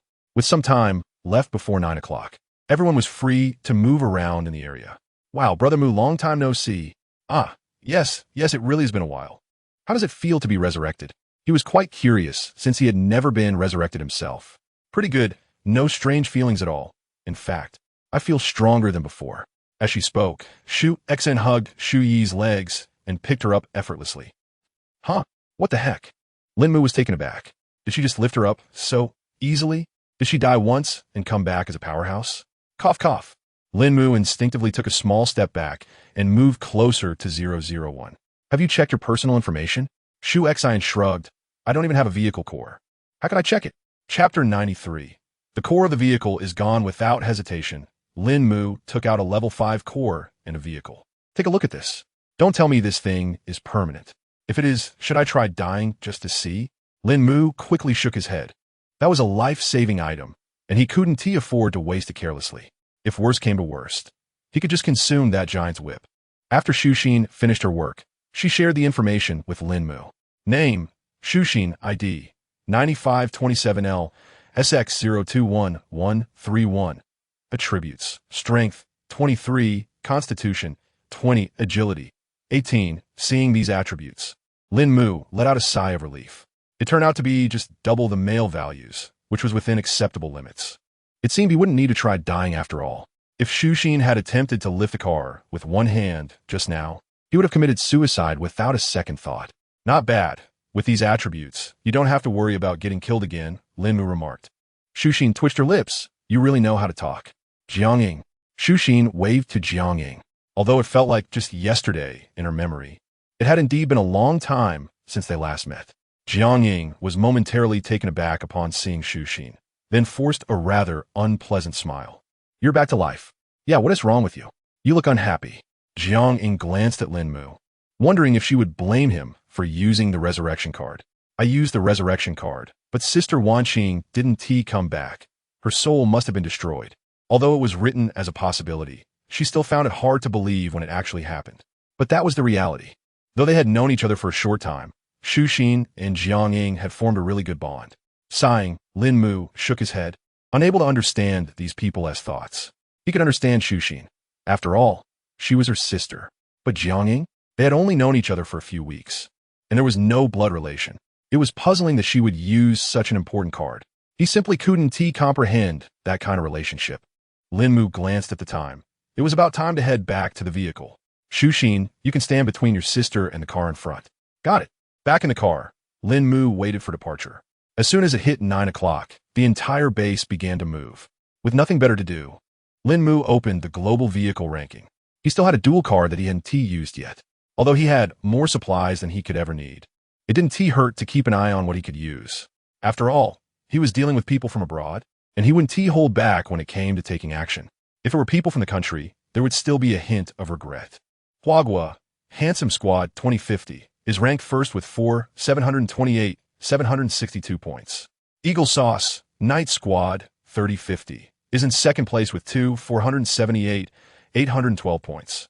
Huagua, Rose Squad 2850, is third with 621 points. Huagua, Chinrin Squad 2830, is in eighth place with 511 points. All top 10 teams have over 8 million points, which shows just how abundant resources are in this disaster. Of course, many have also perished. It can only be said that the strong are getting stronger, while the weak simply vanish. They either get taken out by other teams or dissipate because they can't pay off their debts. Isn't the goal clear? That amounts to all the resources. With that, his points would directly exceed 7 million. Just as he was about to use his dual card, the base began to turn. Is it about to start? He released drones to transmit images from the other side. Oh, the Stars and Stripes? There seem to be quite a few vehicles. Lín Mù didn't expect to be so lucky as to encounter so many cars. This could be a chance to gather some captives. Sigh. I hope to come across a vehicle from my own country. It would be great to have them drive with collars on. He didn't let any of the captives drive. Not because he looked down on them, but because this game doesn't allow it. Isn't that unfair? According to the game's own words. Cross-region functionality is temporarily unavailable. It's frustrating, which caused him to waste 30 slots for nothing. What if I send out a recruitment message directly? Surprisingly, that could actually work. It's people from Huagua with only 20 houses, but the middle one is 3 stories tall for some unknown reason. A blond man picked up the intercom. Don't worry about it. Just bombard the enemy with heavy machine guns. A full 30 heavy machine guns aimed in Lín Mù's direction, and bullets rained down instantly. Lín Mù's position quickly activated an energy shield, blocking the bullets outside. Lín Mù raised an eyebrow. There were indeed a lot of guns. But unfortunately, the shield level was tied to the level of the captain's vehicle. Moreover, he had so many charged shields that it wouldn't be easy to break through. Aim and fire from all 3 directions with the heavy machine guns. He wasn't afraid of bullets. As both sides exchanged fire, Lín Mù pointed the barrels of 3-toed artillery pieces at the enemy. Boom! Boom! Boom! Boom! Boom! With a rapid fire of 3 rounds, coupled with heavy machine gun bullets. The enemy's shield was shattered, leading to a swift victory. Lín Mù leaned back in his chair, hands behind his head, reflecting on how difficult the win had been. Nearly 20 seconds of intense fighting. He picked up the intercom on the table and said, "Go collect the spoils. Leave 1 prisoner with each person and eliminate the rest. Captain, you haven't put any prisoners in your vehicle yet. Should we keep a few? I'm not keen on the smell. We'll see if we encounter suitable ones later." Hearing this, the team members couldn't help but glance back. They had to admit, the smell was indeed overwhelming. They were hesitant to close the windows, fearing they wouldn't be able to sleep at night. Especially those whose vehicles were filled with the bodies of the enemy. The stench was unbearable. 10 minutes later, a total of 30 vehicles were brought back. Brother Mu, this one seems to be a big one. I just checked the core, and it's completely full. Susin et glim et siten li. Well, had she ever seen such a haul of supplies in one go? Lín Mù's eyes lit up. Is it the captain's vehicle? Shu Exine shook her head. No. That captain's vehicle didn't have a vehicle core. Lín Mù's expression stiffened. What? The captain's vehicle had no supplies, so that vehicle core must be a level 7. Especially after enduring 3 rounds of bombardment along with all those bullets. Did it just vanish? There were 24 vehicle cores in total, 18 level 5s and 6 level 4s. Lín Mù felt a pang of regret. That level 7 had definitely been taken away. Come on, can't you take something else? Why did you have to take that one? No wonder there was a core full of supplies. It turns out they had transferred items from a core. You really know how to play this game. But I have to say, the core levels of this convoy are impressively high, with so many level 5 cores. Looking at the core in his hand and imagining the supplies inside, he wondered, could it be from that convoy? Chapter 94. It's all passive, is this fair? Lín Mù quickly opened the global team rankings. China, Handsome Team, 2050. First place with 716, 511 points. China, Rose Team, 2750. Second place with 114, 721 points. Sakura, Yatagarasu Team, 2730. Third place with 111, 437 points. China, Qin People Team, 2830, 7th place with 851 points. Sure enough, the Eagle Sauce team had disappeared, and he had received 80 of the resources. Just when he finally found a dual target, he ended up taking them out. Now, the Sakura team, you will be my next target. However, the team upgrade card ISNT exclusive. The top 3 teams all have one. It seems the exclusive cards for first place are 2 others. If that is the case, the only likely candidates are the vehicle core upgrade cards. Lín Mù. They're all rewards for a single team. What about his personal rewards?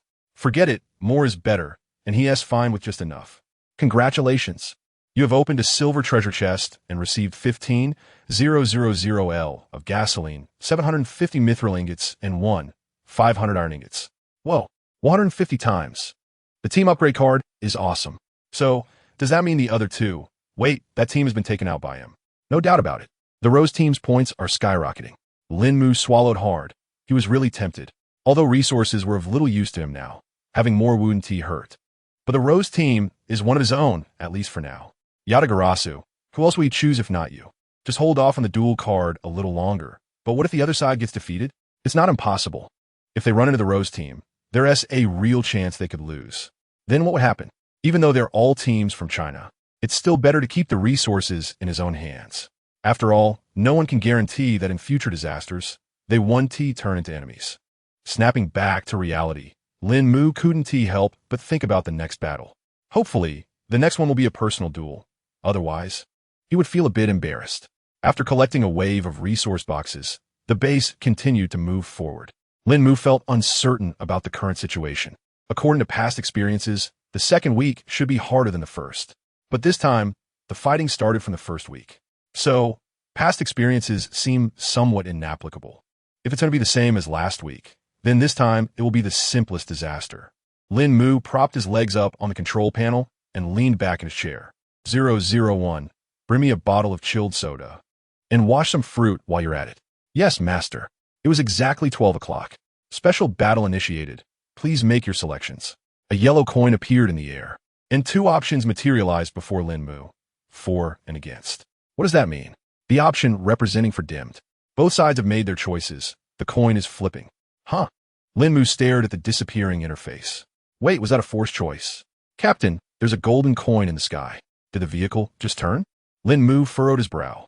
Although he had been resting, he had been keeping an eye on the screen. The vehicle had been moving straight all along. There hadn't been any intersections or turns.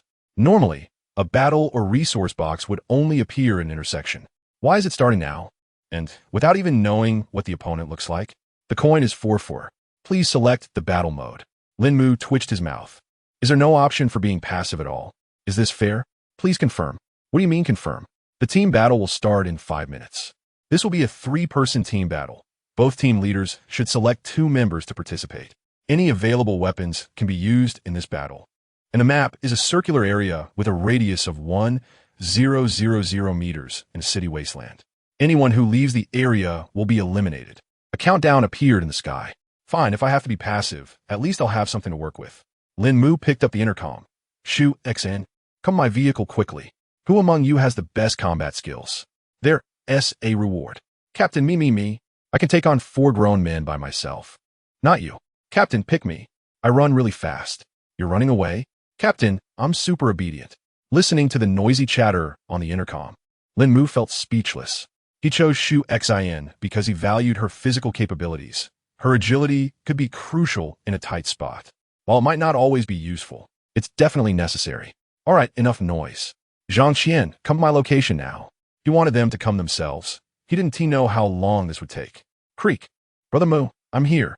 It was just Shu Xin who arrived. Shu E was with her. Shu E's eyes were filled with worry. But she couldn't argue with Lín Mu's orders. Don't worry, it's just a 3-person team battle. Lín Mù said as he pulled out a pile of gear. A USB handgun, an AK-47, a crossbow, a mithril longsword, a dagger, mithril armor, and a bulletproof vest. He laid out various protective gear and weapons. At that moment, Zhang Qian arrived. Just in time. Put on whatever you can, Lín Mù instructed. The other side definitely has weapons, no doubt about that. And make sure to wear these 2 bulletproof helmets as well. In short, they gathered everything they could to arm themselves. With 3 minutes left, everyone quickly changed into their gear. After donning their outfits and preparing their weapons, the three of them vanished from Shu Yi's sight. Her eyes were filled with concern. In a flash, the three of them appeared in the midst of a ruin.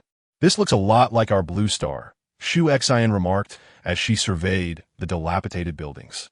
The architectural style was indeed quite similar, and even the writing was the same. "Captain, do you think this could be what Blue Star looks like after we left?" she asked, glancing at a calendar hanging on the wall. Lín Mù shook his head. "This can't be it. That's a calendar from 2402. Let's find the people on the other side first. A kilometer isn't too big or too small. If it weren't for all these ruins, it would actually be quite small. But these ruins were all skyscrapers, each around 20 to 30 stories tall, which would make searching a real hassle. Captain, can you open your backpack?" Lín Mù tried and confirmed, "Yes, it can be opened."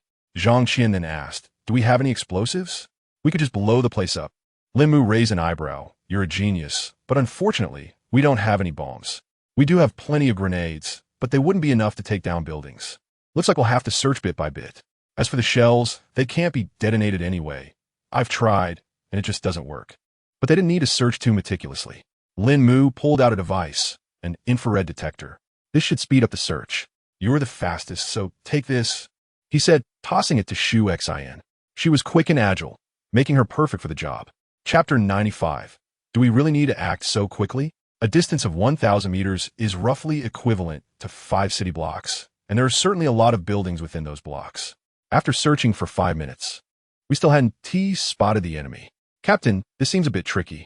Do you think they know our capabilities and chose to hide like this? If we were outside, it would only take 10 seconds. How could it take so long to find them now?" At that moment, Shu Xian returned. "It's no use. They're just not here. They can't be hiding on the rooftops, can they?" As it turns out, that's a real possibility. While infrared detectors can help, they do have their limitations. What is wrong with these people? Why are they hiding? If they have the guts, they should just face us head on. This hiding tactic is pathetic.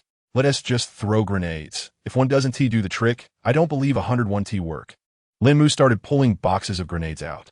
Meanwhile, inside a distant building, James said, "We can't just keep hiding. We need to confront them. Jack, you need to use your brain. We have a high ground for shooting. Why should we go looking for them?" James shrugged. "Yeah, Jack, we don't have heavy firepower. Just this rifle in hand. Waiting is the best strategy." What the hell did those guys use? Suddenly, a building collapsed in front of them with a loud rumble. Jack gulped. "Are you sure? Are we really going to wait for them here?" "Of course we are. Even if they blow up our building, they'll have to get closer. They can't just bomb us from 100 meters away. Look, they're coming. Hurry, shoot." Through the window, they spotted Lín Mù and his team. They aimed and fired, completely ignoring the defensive gear the opponents were wearing. "As long as we hit their arms or legs, we win." Hot, hot, hot, hot. Hearing the gunfire, Lín Mù quickly ducked behind a large rock. The other two reacted swiftly as well. "Brother Mù, what should we do?" "Blow them up." Lín Mù yelled. "Even if we have to throw them one by one, we need to take this place down. After all, these are high explosive grenades." Boom, boom. The sound of grenades exploding echoed, knocking down plenty of debris. But the damage to the building was minimal. Seeing that they were unharmed, Jack and the others managed to trap Lín Mù and his team in those two spots. With her high agility, Shu Xian quickly made her way to Lín Mù. "What if I just place these boxes in the lobby and detonate them all at once? Throwing them one by one isn't effective at all. Just be careful." There were a total of 4 boxes that Shushin kept placing in the hall. "Oh damn, they're moving grenades. James, we should run. This building is definitely going to collapse. One by one, they're not afraid of them blowing up. But if they all go off at once, they can't guarantee the safety of this building." However, Lín Mù and the others weren't going to give them a chance to react. One by one, grenades were thrown into the hall. Boom! A massive explosion échoué. The walls of the first-floor hall shattered, and a crack began to extend little by little. Seeing this, Lín Mù let out a sigh of relief. "No way. From now on, we definitely need to get some explosives. If we encounter this kind of terrain again, we could just blow it up." 2 minutes later, the building slowly tilted and then collapsed to the ground. "You two be careful. If you encounter anyone, shoot to kill." This time, a total of 2,000 grenades were used. This was because they were high explosive grenades. If they were regular grenades, it might not have been effective at all. The most important thing is that these buildings were already dangerous structures. If it were a normal building, it probably wouldn't collapse without at least 3,000 grenades. It was all about luck. 10 minutes later. Muga Captain, we found them, they're right here. Kill them. If it weren't for them choosing this mode, we wouldn't be wasting so much time. Tot tot tot tot. The last living person was dead. Ding. Congratulations to the Chinese player Lín Mù for killing the player James from Jiang, gaining 80 of their supplies and 80 of the supplies from their convoy, capturing 11 hostages. The battle was over, and the 3 were teleported back to Lín Mù's vehicle. Are you all okay? We're fine, how could we not be? We just went on a killing spree, Shuxin said with a smile. A flash of light appeared, and a wooden treasure chest appeared in the empty space of the room. No way. Those people and vehicles can't be here, can they? Lín Mù picked up the chest and placed it in the open area outside, casually opening it. Boom! A cloud of smoke rose. There were a total of 11 vehicles. Mugu, are you sure you don't want to keep the hostages on the 3rd floor? Shuxin recalled that he used to like keeping them around. No, they stink. Even if I put them on the 3rd floor, I don't want to. He was now somewhat regretting it. If he had known those Sakura people would be left behind, it would have been better. Who knew they wouldn't be encountered again? The previous Sakura people had long been replaced by people from other countries. As for those individuals, they were all sent to the west. All of them were killed. Lín Mù pointed at the unconscious people and said, "My convoy has no more space. Keeping them is pointless. Can we sell them at the trading center?" Shui asked, gesturing toward the incapacitated individuals. Huh? Lín Mù rubbed his chin. I don't think that's possible. After pondering for a moment, he decided to consult the panel. Perhaps Lín Mù's question was a bit outrageous, as the panel took a moment to respond. Currently, biological entities cannot be sold. Lín Mù shrugged. Can't sell them. Go get them and deal with it. Yes. You two, come with me. The 3 returned to the room, and Lín Mù instructed 001 to give each of them a bottle to drink. Now, tell me what you two want. As long as it's reasonable, I can fulfill it. Can I ask for a female captive? Zhang Qian said softly. Huh? Lín Mù looked at him in confusion. I'm giving you a chance to make a wish, and you want a woman? Are you kidding me? If it's too difficult, just forget it. Lín Mù waved his hand. It seems there's one outside. If you like her, take her to your vehicle. But let me tell you, don't waste time. Don't worry, I absolutely, Brother Mù. It's all been taken care of. Zhang Qian's smile froze on his face. That was fast. Lín Mù stifled a laugh. Well, you can either wait for the next opportunity or choose something else. Zhang Qian thought for a moment. The truth was, he didn't really want anything right now. I'll wait for the next opportunity, I guess. As for the 3 women here, I wouldn't dare to ask for them. Lín Mù shook his head in exasperation. This guy was clearly being ridiculous. He then turned to Shu Xian. What do you want? Seeing Zhang Qian hesitate, Shu Xian cleared her throat. My sister, and I want to remove this collar. My sister has an opportunity she hasn't used yet. Lín Mù shook his head. That's not possible. It's unreasonable. I can fulfill anything except for that. Chapter 96. Requests must be reasonable. Although Lín Mù wasn't afraid of anyone now, there was always the possibility of unexpected events. Both of these women were indeed focused on the matter at hand. But what if? It's important to note that if they decided to leave the convoy now, they could simply teleport away, and he couldn't take that risk. The 2 women weren't surprised by this outcome. Shu Xian was merely testing the waters and didn't expect to succeed. Even though she hadn't known Lín Mù for long, she felt she understood him quite well. Trying to extract significant benefits from him was nothing short of a pipe dream, especially when it involved something that could potentially cause him a loss. He would never agree to that. Think carefully about what you want, but it has to be reasonable. Lín Mù emphasized the word reasonable. Shu Yi and Shu Xian exchanged glances. Reasonable? Whether something was reasonable wasn't up to him to decide. How could it possibly be reasonable? They each had one opportunity, which seemed generous, but they truly didn't have anything they wanted. Why don't we just hold on to our chances for now? It seems wasteful to use them up, one suggested. Lín Mù shook his head. Use them now. I'm afraid I'll forget later. Who has the time to keep track of whether someone has made a request or not? That would be too troublesome. Sighing, Shu Xian looked troubled. It was sudden and left her wondering what she could even ask for. Could you give us some materials?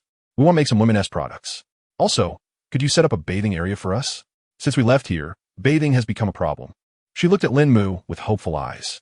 She had heard her sister mention that since they had split from their vehicle, they hadn't been able to bathe properly. They had only managed to wash themselves with water, which, while it kept them somewhat clean, was nowhere near as convenient as a proper shower. Lín Mù stroked his chin. That shouldn't be a problem. As for the size of the space, you can figure that out yourselves. No worries. I'll set it up for you. How you arrange it is up to you. The space will be quite ample. After upgrading the vehicle, there's a lot more room than before. While it may not compare to what I have here, it should be sufficient for you. Lín Mù then turned to Shu Yi. She is done with her requests. What about you? Can we keep her equipment along with some snacks? Shu Yi asked. Lín Mù looked at the two of them. What Shu Xian asked for is fine. It's just a bunch of materials, so it's not a big deal. However, what you're asking for should count as two requests. You need to choose between the equipment or the snacks. But that Zhang Qian just took the gear away. I just wanted to confirm with you. If that's the case, then we'll need snacks for a month. Shu Yi shuruk. Lín Mù raised an eyebrow, surprised that you could think of that.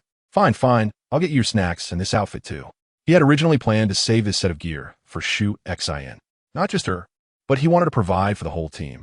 He was worried that this kind of combat style might occur again in the future.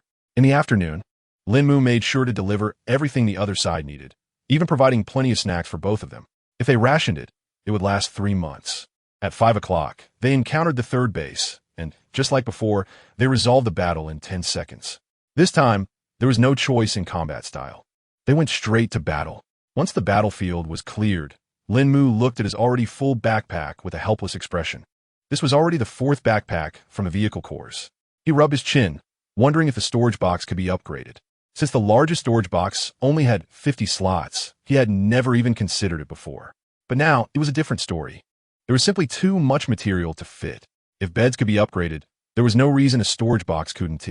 With that thought, he opened the panel to check. Can tools like storage boxes be upgraded with skills? Yes. That is good to know. His gaze was drawn to the radar next. Can that be upgraded? Yes. Any item related to the vehicle can be upgraded. Lín Mù raised an eyebrow. If it could be upgraded, then what was the point of leaving it as is? He first crafted a large storage box. Then he opened the skills menu. Increase storage box slots. Option 1. Increased by 50 slots. Requires 5 mustard stones and 50 universal materials. There was only one option. After selecting it, the available options still remained the same. It wasn't until he reached 500 slots that the mustard stones increased to 10 and the universal materials to 100. But the number of slots to be added didn't change. Lín Mù kept going until he reached 1,000 slots before stopping. He then made 5 more storage boxes, totaling 5,000 slots. He emptied all the materials from the filled vehicle cores. Fortunately, these slots could also stack up to 999. Otherwise, those boxes might not have been enough. After sorting that out, Lín Mù turned his attention to the radar. He only reinforced it once, and the range increased to 10 kilometers.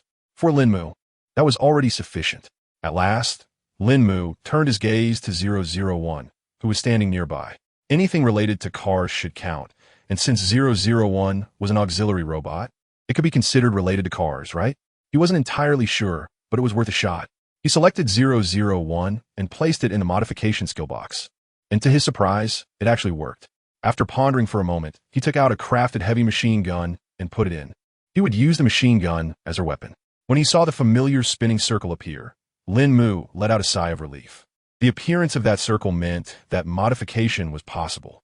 Lín Mù looked at 001 and couldn't help but lick his lips. If there was anyone he trusted in this world, it was undoubtedly this robot that belonged to him. As for whether there was a backdoor in the game through 001, he couldn't concern himself with that anymore. If the game really wanted to eliminate him, it wouldn't need 001. One thought, and he would be done for. So, worrying was pointless. He might as well go all out with the modifications. Lín Mù licked his lips again and swallowed hard. Come on, little treasure, I can hardly wait.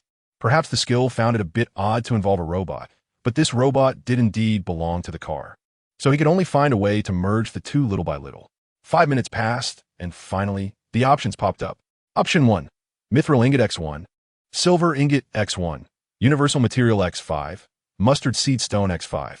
There were no explanations, just the numbers of materials. This didn't matter much to Lín Mù. As long as he could modify, everything else was negotiable. To his astonishment, it really worked. He hadn't had any high expectations. He just wanted to give it a try. Chapter 97. Too weak, a flash of light enveloped 001, and the modification began. 1 minute later, 001 emerged from the glow. At first glance, there seemed to be no changes. I failed, but that shouldn't be the case. With options available, success was inevitable. 001, do you feel anything new in your body? 001 blinked and then extended her right hand, revealing a black circular portal. She reached into the black hole and pulled out a medium-sized machine gun. Master, is this what you meant? Lín Mù's eyelid twitched.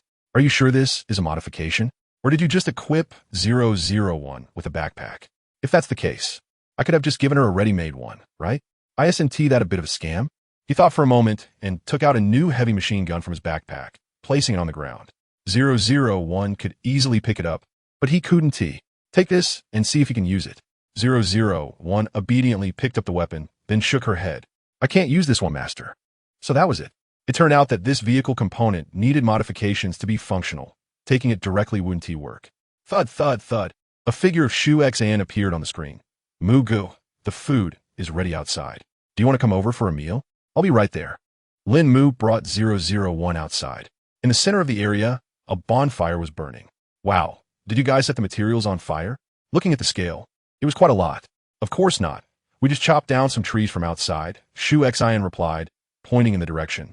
A few tree stumps were left behind, and the trees had vanished. Nearby the bonfire, several cut logs were laid out. You guys really know how to have fun, huh? But our food is limited. There's not much to eat. Lín Mù's mouth twitched.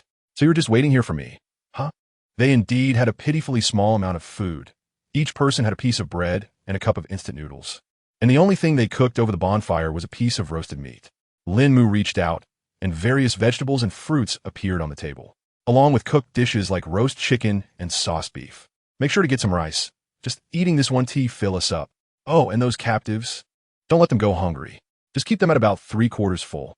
Getting full is impossible. As long as they don't starve to death, it'll be fine. The next day marked the 9th day of this disaster. Once again, at 9 o'clock, there was a battle, the same as before, a fight between bases. The key point was still the battle at noon. Lín Mù put on his gear and picked up the walkie-talkie. Everyone, make sure you're fully equipped, just in case. Yes, he received in response. If it's like this morning, it's no big deal. We can just take it off again. But if it's like yesterday afternoon, then things could get interesting. This means every afternoon might turn into a battle like this.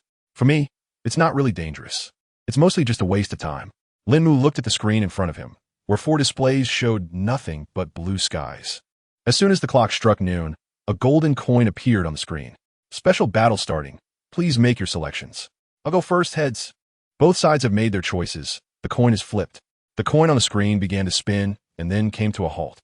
Staring at the coin standing still, Lín Mù was speechless. Is this really flipping? It looks more like spinning to me. The coin is tails. Please select your battle method. Damn it. Is my luck really this bad? It should have landed on heads at least once after 2 tries. 001. Do you think I'm just unlucky? Master, it's just that the probability is a bit low. It doesn't mean you're unlucky. At least 001 knows how to talk. Please note, this group battle is a 5-vehicle team battle. Both team captains should select 4 members to participate. Any available weapons can be used for this battle. The map is a desert, covering a circular area with a radius of 10 kilometers. Anyone who leaves the area will be eliminated. The content was pretty much the same as before, still a 5-minute wait time. However, this time it was a 5-vehicle team battle with only 4 members. Lín Mù rubbed his chin, pondering if there were many different types of team battles. Was the number of participants random? He had too many questions, but no one was giving him answers. Tomorrow I'll definitely get chosen. Tomorrow I'll pick tails. He couldn't believe he'd be left out 3 days in a row. However, this time it was somewhat advantageous for him. Lín Mù picked up the walkie-talkie again. Are all your vehicles at level 7? Reporting in, I'm level 7. I'm only level 5. I'm level 6. Lín Mù glanced at the walkie-talkie. Hadn't he told them to level up? How could some still be so low? He had placed 10,000 of each material directly in the warehouse. Those who haven't leveled up, hurry and upgrade your vehicles. Yes, Lín Mù thought for a moment about the 4 people. Shu Xin, and Zhang Qian. Get your vehicles ready. As for the 4th person, Lín Mù frowned. Who should I choose for the 4th? Pick me, Brother Mu. I'm really strong now. Seeing Shu Yi and Shu Xin participating in the battle, Jiang Ying felt envious and immediately volunteered herself without a second thought. As long as we win, I can fulfill a wish when we return. You? Forget it. You're too weak. This isn't a game. Just stick to being a support for me. In his eyes, even the chubby guy was just a minor player. Shu Yi was lucky to be included. He definitely wanted her on the team. Shu Xion's combat ability was average, but her physical condition was much better than the others. Who knows, she might come in handy. As for Zhang Qian, he had solid combat skills. But the 4th member, He wasn't too familiar with these teammates. To him, they were just tools. Strength didn't matter much. But things are different now. Captain, I recommended Wang. He is a 10-year veteran and can handle combat driving pretty well. All right, let us give it a try. Guang, bring out your vehicle. The 5 cars parked together, while the captives were left behind under the watch of others. Lín Mù looked at the countdown in the sky, thinking that next time, he would choose a battle that didn't require him to step up. Why did it always have to be him? It wasted his time enjoying life. When the time was up, the 5 cars arrived at a desert area. Just then, Guang's voice came through the radio. Captain, there's quicksand in this desert. Everyone needs to be careful while driving. Quicksand was a terrifying thing. It could swallow a whole vehicle. Lín Mù immediately widened the tires into tracks. Quicksand wasn't a big issue for him. A smile crept onto his lips. If your vehicle isn't affected by the quicksand, just stay where you are and don't move. I've already located them. The radar had a range of 10 kilometers, and the enemy was about 7 kilometers away from him at that moment. 4 towed artillery pieces appeared in front of his vehicle. He said anything could be used. So how about those artillery pieces with a range of nearly 10 kilometers? Chapter 98. As long as you're ruthless enough, there's nothing you can't eat. Boom. Boom. Boom. Shells fired from the cannons one after another. Lín Mù's eyes were glued to the radar, watching the blinking dots. 1 round, 2 rounds, 3 rounds. A total of 12 shells, taking out 3 of the enemies. It wasn't really his fault. After all, this kind of equipment required manual targeting, and the original accuracy was just too low. Luckily, he had the radar and a drone at his disposal. Otherwise, hitting such distant targets would have been nearly impossible. Moreover, those vehicles were constantly on the move. The other 4 watched Lín Mù's operation in speechless awe. With skills like that, it seemed no one could outdo him. They felt like mere spectators, just sitting quietly on the sidelines and watching Lín Mù's performance. In the distance, one man shouted, "Boss, what the hell is this?" As explosions erupted around him, he was stunned. "Don't stop. Keep driving forward. I refuse to believe they have that many shells." Yet, the barrage continued unabated. 20 shells, 30 shells. One by one, the vehicles around him blew up, leaving him all alone. He grinned. "Haha, I'm lucky. I'm still alive." 5 vehicles appeared ahead. "Found you. I'm going to take you all on." He ignored the 4 cannons, convinced that the enemy wouldn't be able to use them at such close range. Even if they did, he could easily maneuver away. However, a heavy machine gun popped up from the top of one vehicle. Bullets rained down. Not good. Boom. The gas tank exploded, turning the entire car into a fireball. "See? I told you it was easy." The corners of the mouths of the 4 twitched. It was indeed simple, but not something an average person could pull off. There were plenty of bullets in the box, but rifles and heavy machine guns still had their limitations, especially against high-level vehicles. Penetrating a vehicle with a rifle would take quite some time. This tactic was something only top-tier teams like Lín Mù's could employ. Even artillery was something not everyone had access to. Back at the base, a wooden crate appeared. This time, it was the people from the pickled vegetable country. "You handle it. If you want to exchange prisoners, go ahead. If not, just deal with them." "Exchange. We have to exchange." They insisted. "Those smelly ones must go." "Captain, this woman." Zhang Qian pointed at one of the female captives, looking hopefully at Lín Mù. Lín Mù waved his hand dismissively. "You take her away. Over 20 men, and just 1 woman, and you can still make a move. You must really be hungry." Shu Yi and Shu Xn swallowed nervously. Thankfully, Lín Mù didn't have those kinds of thoughts, or else they didn't even dare to imagine it. After gathering all the supplies, Lín Mù returned to the vehicle. He immediately checked the global team rankings. China, Handsome Team, 2050. First place, 7, 526, 113 points. Sakura, Yagami Team, 2730. Second place, 3, 412, 197 points.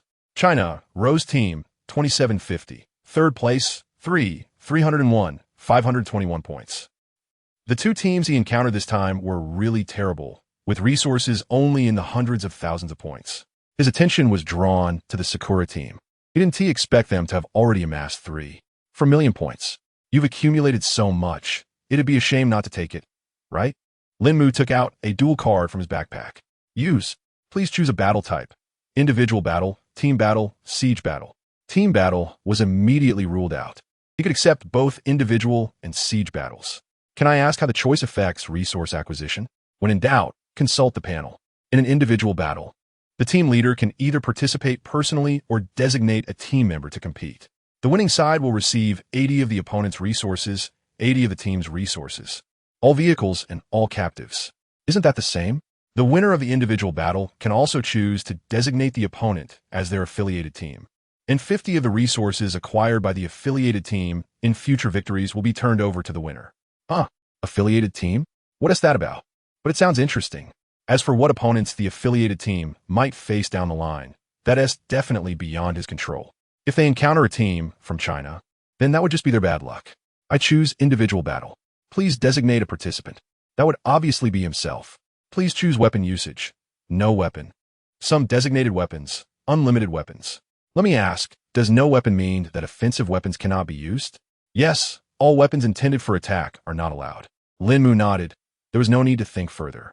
It had to be no weapon. With his current physical condition, that was more than enough. Besides, if it were against an American team, he wouldn't even choose individual battle. Please choose a battlefield. There were a total of 16 options. After scrolling through, Lín Mù ultimately chose the arena. The small size of the place alleviated his worries about the other party running amok. Please select a start time. Lín Mù glanced at his backpack, steeling himself, and chose 2 hours later. A countdown appeared on the panel, and it also showed up on the panel of the captain of the 8-headed serpent team. 001, get this done for me. He took out the giant's whip, ready to unleash his fury on little Sakura. He had inquired in the regional channel before, and most male attributes range from 8 to 12, with very few exceeding 12. However, the attributes of soldiers were between 12 and 16, which was different from what he had imagined. He thought soldiers' attributes should be at least 20, but it turned out to be completely wrong. Looking at it this way, with the giant's whip, his attributes could reach 22. Half an hour later, a shriveled strip of something was placed in front of Lín Mù. He twitched his mouth. Couldn't it be more versatile? Why not cut it into pieces?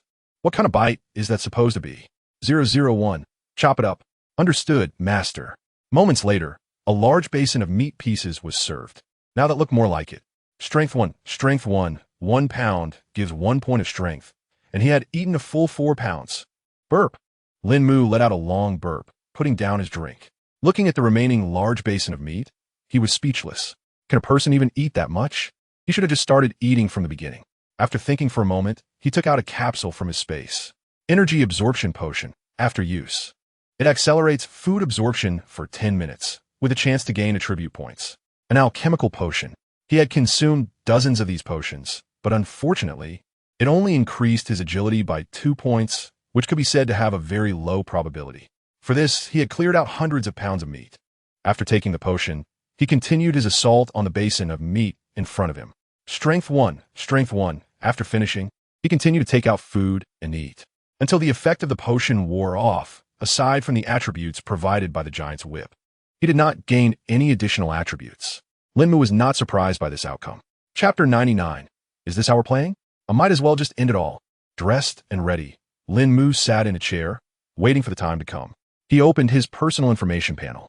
Name, Lín Mù, ID, 9527L, LM002837, attributes, strength, 23, constitution, 35, agility, 14, health status, health, 100, energy, 100, hydration, 99. With these physical stats, who could possibly take him on in a one-on-one fight?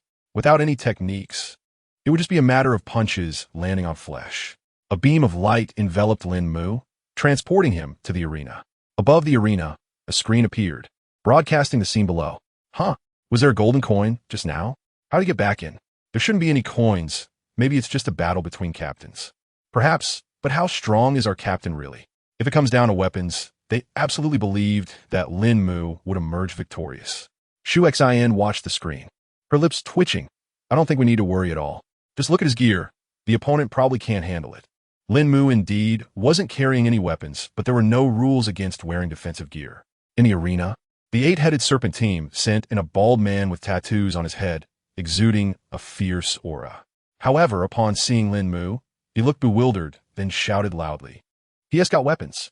He has cheating. After inspection, the opponent is wearing defensive gear, which does not violate the rules. The bald man trembled as he pointed at Lín Mù. He is covered in spikes. ISNT that a weapon? Lín Mù was wearing a bulletproof helmet, which was fine. But on his upper body, he wore chain mail, which was covered in densely packed spikes about 3 centimeters long, modified using his crafting abilities. As for his lower body, he wore leather armor, with 3 thin metal plates layered on his thighs, calves, and knees. The plates had spikes of about 3 centimeters, and the knee spikes even had barbs. These barbs are not only on his knees, but also installed at the elbows, measuring just 3 centimeters in length. The opponent is wearing armor-type clothing, in compliance with the rules. The countdown for the match begins. Cunning Chinese, I'll show you that having armor doesn't help. I'll snap your neck and drink your blood. So what if he has spikes? Just bear with it and push through. Lín Mù extended his hand and waved. I'm looking forward to it. I hope you can hold on. San Tian Wan, twitching at the corner of his mouth, yelled out. Those gloves he's wearing must be weapons, right? After inspection, the opponent's gloves are defensive gear and do not qualify as weapons. But it has spikes on it.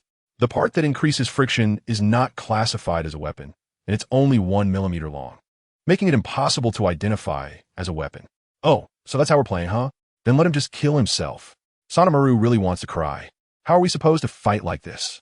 At Lín Mù's base. Can we really do it this way? I just want to know, has our captain always been like this? Is this considered exploiting a loophole in the game? The other members looked at Lín Mù as if they were meeting him for the first time. This tactic is just too inhumane. Lín Mù didn't care about being humane. He had prepared this set of equipment long ago. It was originally just for fun, as a decorative piece. He had even set up a display rack on the second floor. He never expected to use it directly this time. Lín Mù grinned menacingly at his opponent, then attached a mask to his bulletproof helmet, sealing it tightly. As the time came, Lín Mù stepped closer to his opponent, one slow step at a time. Sonamaru trembled, unable to find a way to counterattack.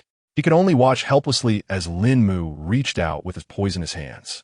Lín Mù grabbed his opponent's arm and pulled him into an embrace. The spikes dug into his opponent's back. It felt like being torn apart. A glove covered in small spikes pressed against his face. The slight stinging sensation diverted his gaze. Ripping sound. Lín Mù's glove brushed past his opponent's face, stained with bits of flesh and blood. Lín Mù raised an eyebrow. The effect was indeed impressive. The battle unfolded in a one-sided manner, showcasing the disparity to both teams. In the Yada team, Baka, that Chinese guy is really malicious. As the captain of this team, Yamamoto Bridge was furious. That outfit is clearly a weapon. So how can it not be counted? This is covering up. This is condoning. But what good is his anger? He didn't dare to continue complaining. Looking at the words on the panel, he felt a wave of helplessness. They actually said he was being unreasonable. Which team's defensive gear can cause such severe damage? He had already envisioned the team's outcome and hoped that the other side would spare his life. It was hard enough for him to survive this long. And he didn't want to die yet. The battle ended, and Lín Mù emerged victorious. Everyone had already anticipated this outcome. After all, with such an almost cheating outfit, it would be truly strange if he lost. The projection didn't end. All members of the Yada team were teleported over. The winner has 2 choices. First, make the opponent your captive. Second, make them an affiliated team. Your Excellency, we are willing to become your auxiliary fleet, helping you secure more resources.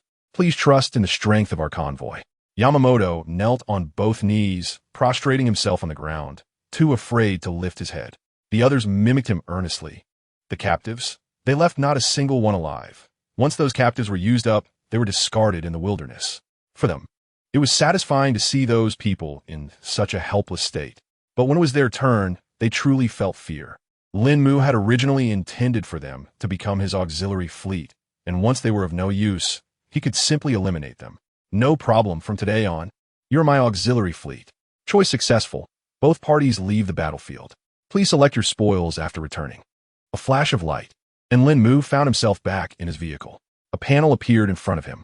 Resource quantity, 0-180. Vehicle quantity, 0 to 21. Hiss. Wait, isn't this a bit excessive? Now that we've become an auxiliary fleet, you're still taking a cut? Absurd, utterly absurd. Why not take 20 from those people? But he couldn't change that. The only thing he could adjust was how much he would take for himself. He definitely didn't want the vehicles. Those would be left for these people to use. As for the resources, he had to leave more for them since they still needed to survive. So he decided to take only 70. He clicked confirm, and a wooden treasure chest appeared before him. Lín Mù placed his hand on the chest, ready to open it, but then hesitated. Speaking of which, the resources were previously stored in the vehicle's core. So now, 001, place this chest in the open area outside. Chapter 100. Absolute Advantage takes the lead. Bang. A heap of materials filled the ground. Lín Mù's mouth twitched. Fortunately, he reacted quickly, or these items would have buried him. More than 2 million points worth of goods is no small number. Unbeknownst to him, a week had passed. In the middle of Lín Mù's base, a table was set up, laden with various ingredients. The 14 days of battle had tightened the bonds between these people. After all, they all shared one common factor. Each person had a collar. Lín Mù lounged in a deck chair, a makeshift large umbrella standing beside him. It was comfortable. 001 stood quietly next to him, always ready for a call. Today marked the last day of the 14-day ordeal, the final day of this catastrophe. Just like last week, their base was on leave, not working. For Lín Mù, the entire disaster felt like a vacation. The extreme cold and heat had caused him some discomfort, but that was due to the weather, which was unavoidable. However, this time, it truly didn't affect him. After all, it was just a matter of who was stronger. A simple affair. Brother Mù, here, that's the fruit platter we prepared for you. Jiang Ying came over holding an iron tray filled with colorful fruits. Just put it there. Okay. Lín Mù opened the regional frequency channel. China region, 43. 47 million, a perfectly round number. Over 40 million people. Meanwhile, the global population was only 150 million. To Lín Mù, it seemed this game was nearing its end. But that was clearly not the case. Kill and burn for those golden belts. I've racked up 700,000 points in 14 days. That's nothing. I directly earned 2 million points. I still think that Lín Mù is amazing. He is always at the top. I wonder if he is from the Rose team or the handsome team people in the China region were filled with curiosity about him. Yet, Lín Mù never considered revealing his identity. If he got too familiar with them, how could he act later? This time they were all on the same side. But what about next time? He then opened the global channel, where the atmosphere was more intense, filled with provocations and mutual disdain. Yet, they all found themselves powerless against each other. There were only a few dual cards, and many had already been used. It was uncertain if there were any left. He glanced at his mailbox, which showed a count of 99, feeling speechless. Ever since his name turned golden and hung at the top, messages flooded in every day. Most were requests for collaboration or purchases, but he didn't lack anything at all. He picked a few people to join him, and then suddenly fell silent. Most of the people here have their own small teams. Isn't it better to hold power within your own team? As long as you're alive, being the boss is great. In the end, he opened the team rankings, and, as expected, he was still in first place. What would he do? His points were ridiculously high, at 15 million. I just want to know who could be that impressive. Sunshine, beach, such beautiful scenery. But there was no water. At this moment, they had stopped in a desert, surrounded by nothing but sand. There were no plants at all. Brother Mù, it's time for lunch. Coming. At midnight, everyone awaited that familiar voice. When the time came, the voice appeared. Congratulations, everyone. You successfully made it to this point. You are the group with the highest survival rate I've ever seen. But don't celebrate too early. Tomorrow is when the real road survival begins. You heard me right. Tomorrow is the real beginning. Lín Mù twitched his lips. That sounded so familiar. First, we will distribute rewards. Not the team rewards you were expecting. Those have already been sent to your inbox. Now we will announce the regional rankings. A leaderboard appeared in the sky. Huagua, first place, population 43. 47 million, points 1. 64 billion. Asin country, second place, population 23. 32 million, points 660 million. Eagle sauce, third place, population 8. 72 million, points 350 million. Luo, Chalugwo, 49th place, population 232.71. 22 million. Huagua was leading by an absolute margin. Lín Mù looked at the leaderboard. It seemed many people were keeping their strength hidden. The average points were 300,000. But that was just the average. The top 10 combined had nearly 80 million points. The third place received 10,000 in basic supplies for each member.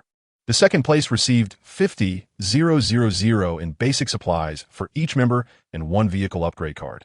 The first place received 200,000 in basic supplies for each member, one vehicle upgrade card, and one vehicle core upgrade card. These rewards, Lín Mù shook his head. They weren't that great. But then again, it made sense. These were supplies that everyone in the area would receive. 10,000 per person was indeed a lot, especially since some might not even have that much in total. Tomorrow at 9 a.m., you will leave this place and start a new journey. This time, it's the real beginning. As for what you will encounter, you'll have to explore slowly. I wish you all a good time. This time, he didn't say anything more. Lín Mù shook his head and opened his email, where two shimmering golden messages popped up before his eyes. One was for regional ranking rewards, and the other for global ranking rewards. The regional rewards contained only 2 items, a vehicle tier development card and an invitation letter. The global rewards also featured 2 items, a resurrection doll and a team promotion card. Lín Mù couldn't help but grimace. What on earth were these things? What cards do you all have? He asked.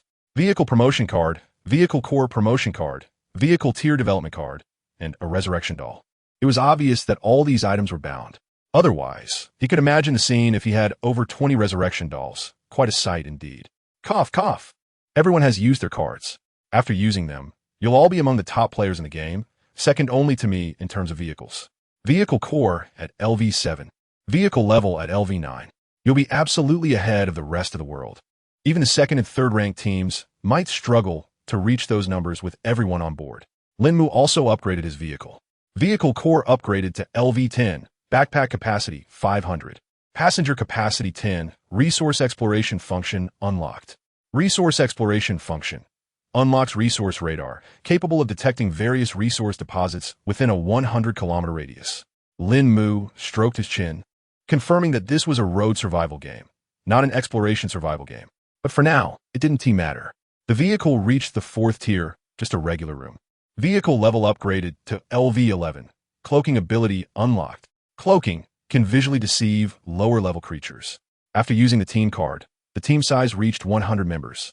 The warehouse increased by 100 slots, and a fixed-point teleportation function was added, though it wasn't particularly useful at the moment. At this point, he was left with just 1 golden invitation letter. Chapter 101. Excuse me, it's my professional habit. Invitation. This is an exclusive reward for the top-ranking team in the region, intended for discussions about merging teams. Both parties must not breach the agreement. Each time, one team leader can be invited to the exclusive office for communication, and the other party cannot refuse. 3-3, wow, this is impressive. He currently has only 20 vehicles and 80 more available, so 3 opportunities will definitely be enough. However, getting the other party to agree is another challenge. If a merger is to happen, it has to be with a strong team. It must be one of the top 5 teams. Anything below that would be pointless for him. Thinking this, he opened the regional team rankings. Handsome Team, 2100. First place with a score of 15, 213, 000. Rose Team, 2150. Second place with a score of 6, 489, 000. Cheen People Team, 2230. Third place with a score of 6, 328, 000. Rose Team, it's you. Second place. The golden invitation transformed into a beam of light, enveloping Lín Mù, and he soon found himself in an office. Looking around, Lín Mù felt a moment of nostalgia. The sofa, coffee table, and desk. This was just an ordinary office on Blue Star, and it truly brought back memories. The office that once felt so detestable now felt so nostalgic. A beam of golden light appeared on the sofa, and a woman in combat attire emerged. Looking at Lín Mù with caution. Who are you? How'd I end up here? She reached behind her, only to find nothing. No need to look for a weapon. You can't bring weapons here. Let me introduce myself. I'm Lín Mù, the captain of the Handsome Team. Lín Mù, the captain of the first team. In the regional channel, Lín Mù had been displayed above her head. Hello, I'm Zhao Jin, the captain of the Rose Team. Please sit down. There is no need to be nervous. I mean you no harm. This place is a result of the invitation. Zhao Jin was aware of the invitation, as it had been announced globally, and everyone knew about it. She just didn't expect it to be able to pull her in like this. An invitation? So this is where we discuss matters? Lín Mù clapped his hands, and suddenly a tea set with tea leaves and hot water appeared on the coffee table. This was another function he discovered after arriving. Aside from living creatures, anything he could think of was available here. As he brewed the tea, he said, I believe you've noticed by now that the danger has been constantly increasing. Compared to before, this time the methods of death are more direct. And starting tomorrow, we will be heading to a new place. I believe that the dangers tomorrow may be even greater than today, and there could be mass casualties right from the first day. Zhao Ji nodded. She was well aware of this. I invited you here to form a strong alliance in search of a glimmer of hope for the future. during these 14 days. Not a single person has died in our group, while other teams have experienced casualties to varying degrees. I won't claim to be invincible, but I can confidently say that my strength surpasses that of any one of you. So, how about considering a merger? Lín Mù pushed a cup of tea toward Zhao Jin and took a sip from his own. Indeed, it had a distinct tea flavor. To be honest, Zhao Jin felt quite tempted. She had been closely monitoring Lín Mu's team, which consistently had the fastest kill rates and the most resources. This demonstrated their strength. As for her own team, it wouldn't be fair to say they were weak, but they might struggle to cope with unknown dangers in the future. Merging with Lín Mu's team would be ideal. However, merging is acceptable, but I must have the final say. There's no room for negotiation on that point. Zhao Jin's expression darkened. That's not a merger, it's a takeover. After all, I am the second in command. Can you guarantee that every decision you make will be the right one? Zhao Jin was exasperated. And can you guarantee that? Lín Mù shook his head. I can't guarantee that either, but I can turn mistakes into successes. As long as no one dies, that's what matters. It's that simple. Zhao Jin's lips twitched. He did have a point. This team had indeed made it through by being reckless. I can guarantee your resources and your safety. Isn't that enough? You would only be sacrificing your voice in decision-making. Lín Mù silently added in his mind, and your personal freedom as well. No one is getting out of this collar. Zhao Jin looked conflicted, but Lín Mù remained patient. He didn't believe she would refuse when it came to preserving lives. As for Gu Wanqing and Shu Xian from before, that had been purely an accident. After that incident, they hadn't encountered any further issues. 10 minutes later, Zhao Jin took a deep breath. I can agree to this, but you must agree to one condition. Go ahead. You cannot have any inappropriate thoughts about my members unless they consent. Not a problem. Lín Mù thought to himself. Is that all? Women would only slow him down in battle. 2 contracts appeared on the coffee table. If you're sure there are no issues, then sign. The contracts were around 20 pages long, with small text and a lot of content. A slight smile crept onto Lín Mu's face. This was a contract generated by the system, and he had merely added some appropriate clauses. However, Zhao Jin watched calmly, showing no signs of impatience. Lín Mu's smile gradually faded. Ahem, there's really no need to go into detail. It's just some mutual agreements, he said. Zhao Jin flipped through the pages and replied, sorry, but when I was on Blue Star, I was a lawyer. It's just my work habit. Then, Zhao Jin turned to a small clause that caught his attention. Can you explain this? Why we have to wear this confinement collar? Lín Mu's lips twitched. This was the downside of the documents provided by the game. Everything you wrote had to be true. Even something like a collar had to be clearly stated. Otherwise, after signing the contract, you wouldn't be able to use the collar on the other party. Using it would be a breach of contract. This is a headache. Ahem. It's just a form of protection for me. But it doesn't affect anything. The conditions you've mentioned are also written there, Lín Mù said. Zhao Jin smirked slightly. But this clearly imposes greater restrictions on us. Once we wear the collar, we have to obey you. However, all my team members are wearing this collar. If you can't guarantee my safety, why should I ensure yours? Lín Mù leaned back in his chair, indifferent. If it succeeds, that's great. If it doesn't matter. Even with the current number of people, I believe I can get through safely. Having more people is just an extra layer of insurance. Thinking of this, he continued. You can take your time to consider it. Which do you choose? Life or freedom? Let me know your answer in 10 minutes. I can't waste time with you indefinitely. Chapter 102. The dilemma of life and freedom. If the Rose team refuses, his next target will be the Qin team. Even if he fails 3 times, it won't cost him anything. But for them, the stakes are much higher. Wanting both life and freedom is nothing short of a pipe dream. 10 minutes quickly passed. Zhao Jin still looked troubled. I can't agree to you right now. I need to go back and discuss it with my teammates. If your target is one of the top 10 teams, I believe they share my thoughts. They will also need to consult with their members. Unless you choose a team ranked outside the top 100. Zhao Jin was merely stating a fact. After all, freedom is incredibly precious to these people. Being forced to participate in this game is akin to losing their freedom in a disguised way. If they were to wear a collar around their necks. Lín Mù raised an eyebrow. He was well aware of this. This card only has 3 chances. I've already used one on you, and I can offer you another. Tomorrow at noon, I will come find you again, and I hope you can give me an answer. With a flash of light, Lín Mù vanished from the office. Zhao Jin opened her mouth, looking worried. Soon, she too was enveloped in golden light and returned to her house. As Zhao Jin stepped outside, a patrolling team member holding a weapon rushed over upon seeing her. Captain, why are you still awake? It's nothing. I can't seem to sleep.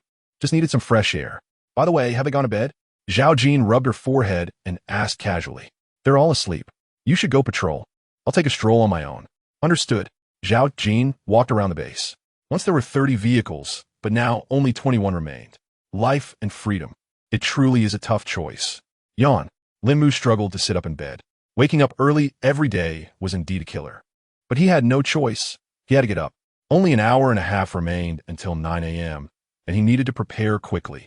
After eating breakfast prepared by 001, Lín Mù sat in a chair with his feet propped up on the control panel. He picked up the walkie-talkie. Have you all finished eating? Captain, we finished ages ago. We're just waiting for your orders. Yeah, Captain, what is our next move? Lín Mù glanced at the time. Less than an hour remained. Everyone, convert the house back into vehicles, and then come here to collect the chains. We'll link all the vehicles together. He had considered letting everyone come into his vehicle, but with so many captives still around and the issue of capacity, he couldn't take that risk. After everything was arranged, Lín Mù began to work on making the chains. Outside, cars were gradually returning to their original state, each one undergoing some changes after multiple upgrades. Look at my wheels, they're almost half my height. One commented. And the thickness of my windows? I bet they could withstand bullets. Come on. With a row of heavy machine guns, no glass would hold up. What about the captain's vehicle? You're just being contrary. All the cars made their way to Lín Mù, and 001 distributed the chains one by one, ensuring every vehicle was properly equipped. Then, he linked the first car to Lín Mu's vehicle. This was all he could do. If it didn't work, they would have to find alternatives, but he believed that wouldn't be necessary. At precisely 9 o'clock, a beam of light enveloped the convoy. Such beams dotted the entire planet. Planet number 9527L was ready and poised for transport. The transfer began. Buzz. One by one, the beams of light vanished. Moments later, new beams of light descended, and a new convoy appeared where Lín Mu's had just disappeared. Hope you all enjoy this disaster team war. Another group from a different planet materialized here. As the light faded, a forest came into view before Lín Mù. He quickly glanced at the rearview mirror and saw that the convoy still maintained its previous formation. Did all the cars make it here? Are we missing anyone? Report. The prisoners are gone. WTF. His prisoners were missing. All the prisoners from your vehicles are gone? Yes, they're all gone. Lín Mu's mouth twitched in frustration. This was really a disaster. Not only were the prisoners missing, but even his auxiliary convoy had vanished. What a nightmare. Captain, should we get out and check the surroundings or? Let us not get out just yet. I'll use a drone to survey the area. Launching the drone, Lín Mù looked at the multimedia display. They were on a dirt road within a forest, with an ocean to their left and mountains to their right. At the end of the road lay a meadow, while the asphalt road had disappeared, replaced by the dirt path beneath them. As for wild beasts, the tall grass obscured their view. But he was certain the danger here was no less than before. Everyone, get out, remove the chains, and let's drive away from here. 10 minutes later, the vehicle started up and slowly pulled away. The road is indeed quite difficult to navigate. Even Lín Mu's vehicle is constantly bouncing up and down. What a terrible road. Lín Mù is a loss for words. The car can only manage a speed of 40 km/h.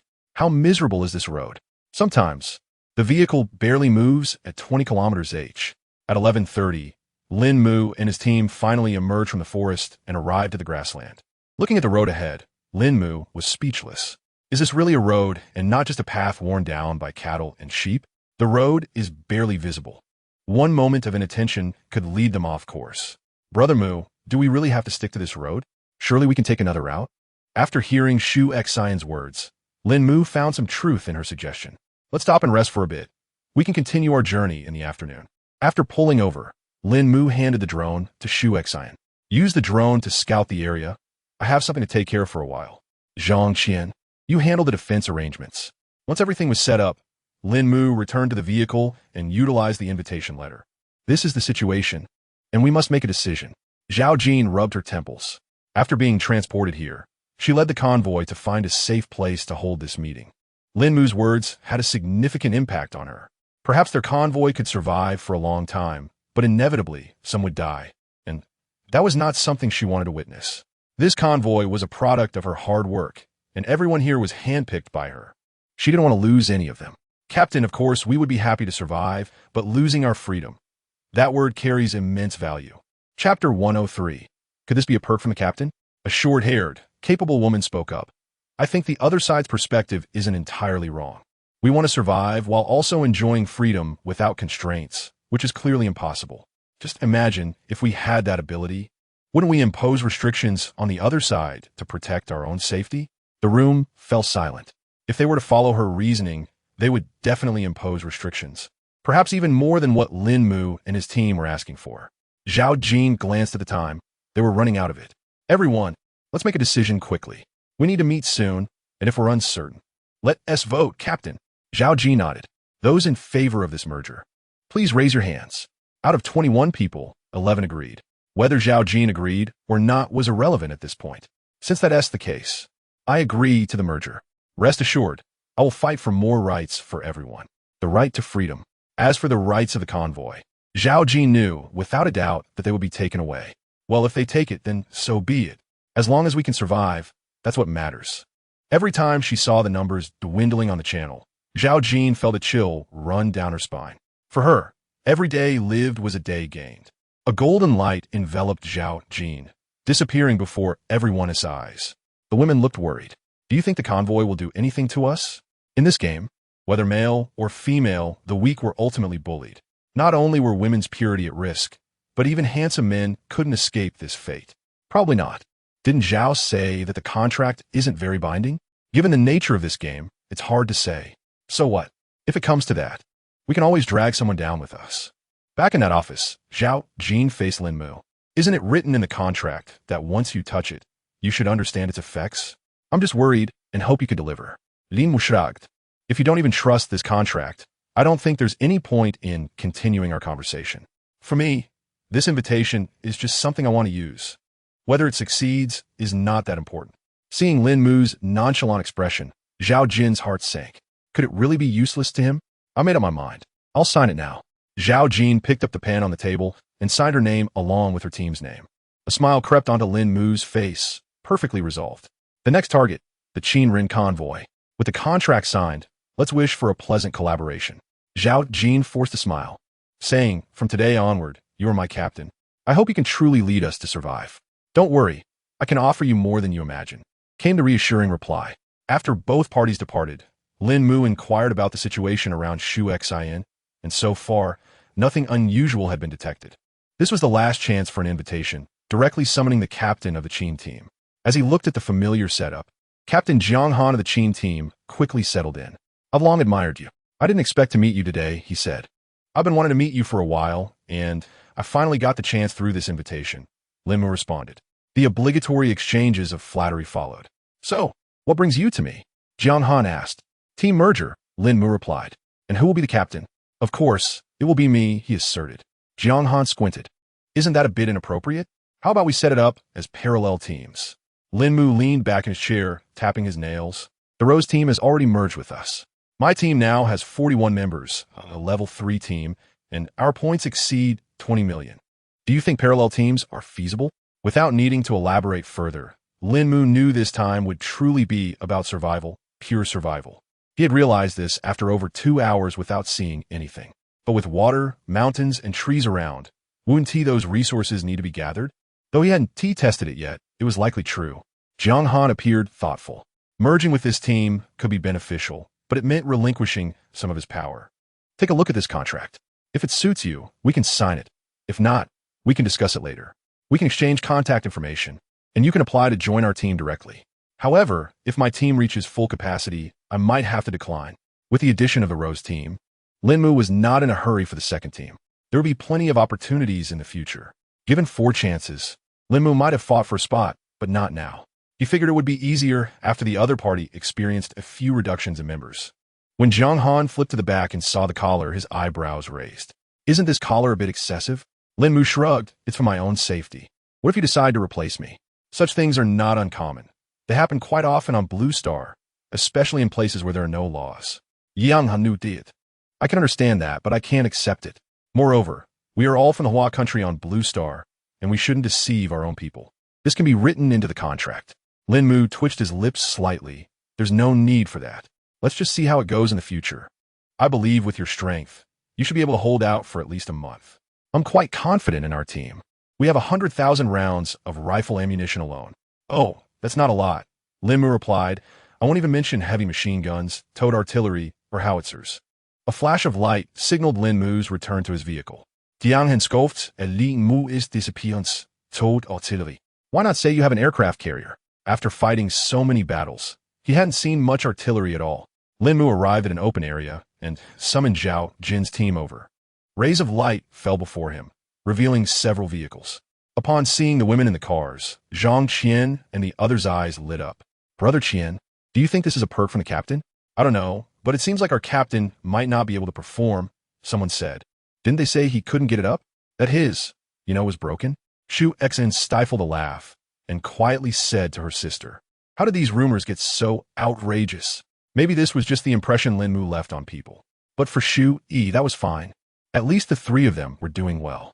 Lín Mù approached with the Rose team, looking a bit reserved. From today onward, the Rose squad will merge with us. I want to emphasize one point. Anyone who tries to use force, don't blame the gun in my hand. But for those who volunteer, I won't interfere. Su Xin, prepare a welcome party for tonight. Let me know if you need anything. Chapter 104. Expanding Power? Isn't this just being a senior worker? Lín Mù brought Zhao Jin back to his car and shut the door. The three women, Shu Xin and her friends, stood nearby, their eyes filled with curiosity. Do you think Lín Mù doesn't feel anything for us because we're not mature enough? I mean, Shu Yi is pretty mature, one of them said. All right, we still need to prepare dinner for tonight. Let us go meet them. Inside the car, Lín Mù looked at the number of people who showed up and was at a loss for words.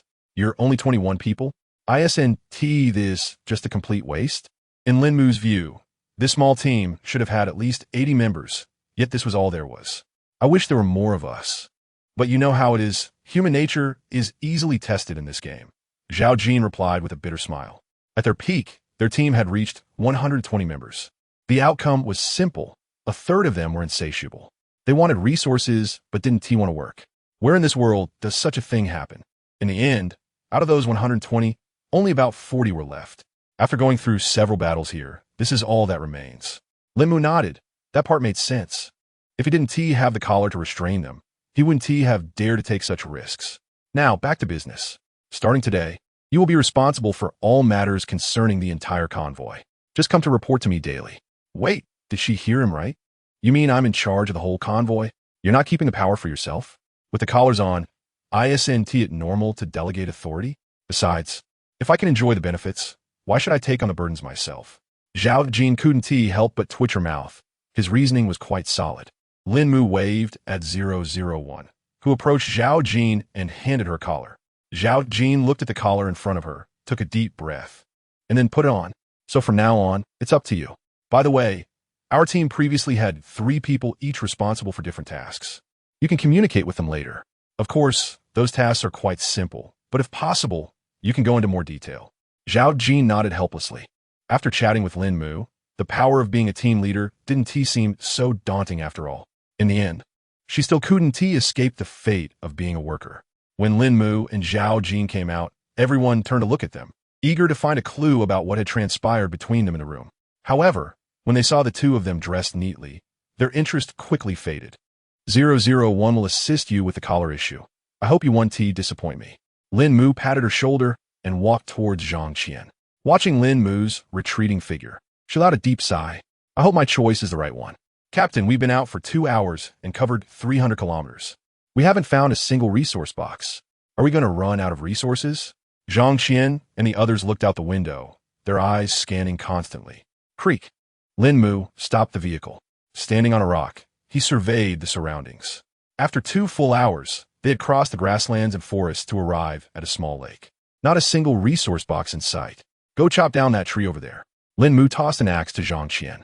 He wanted to see if this would count as resources. Zhang Qian picked up the axe and started chopping.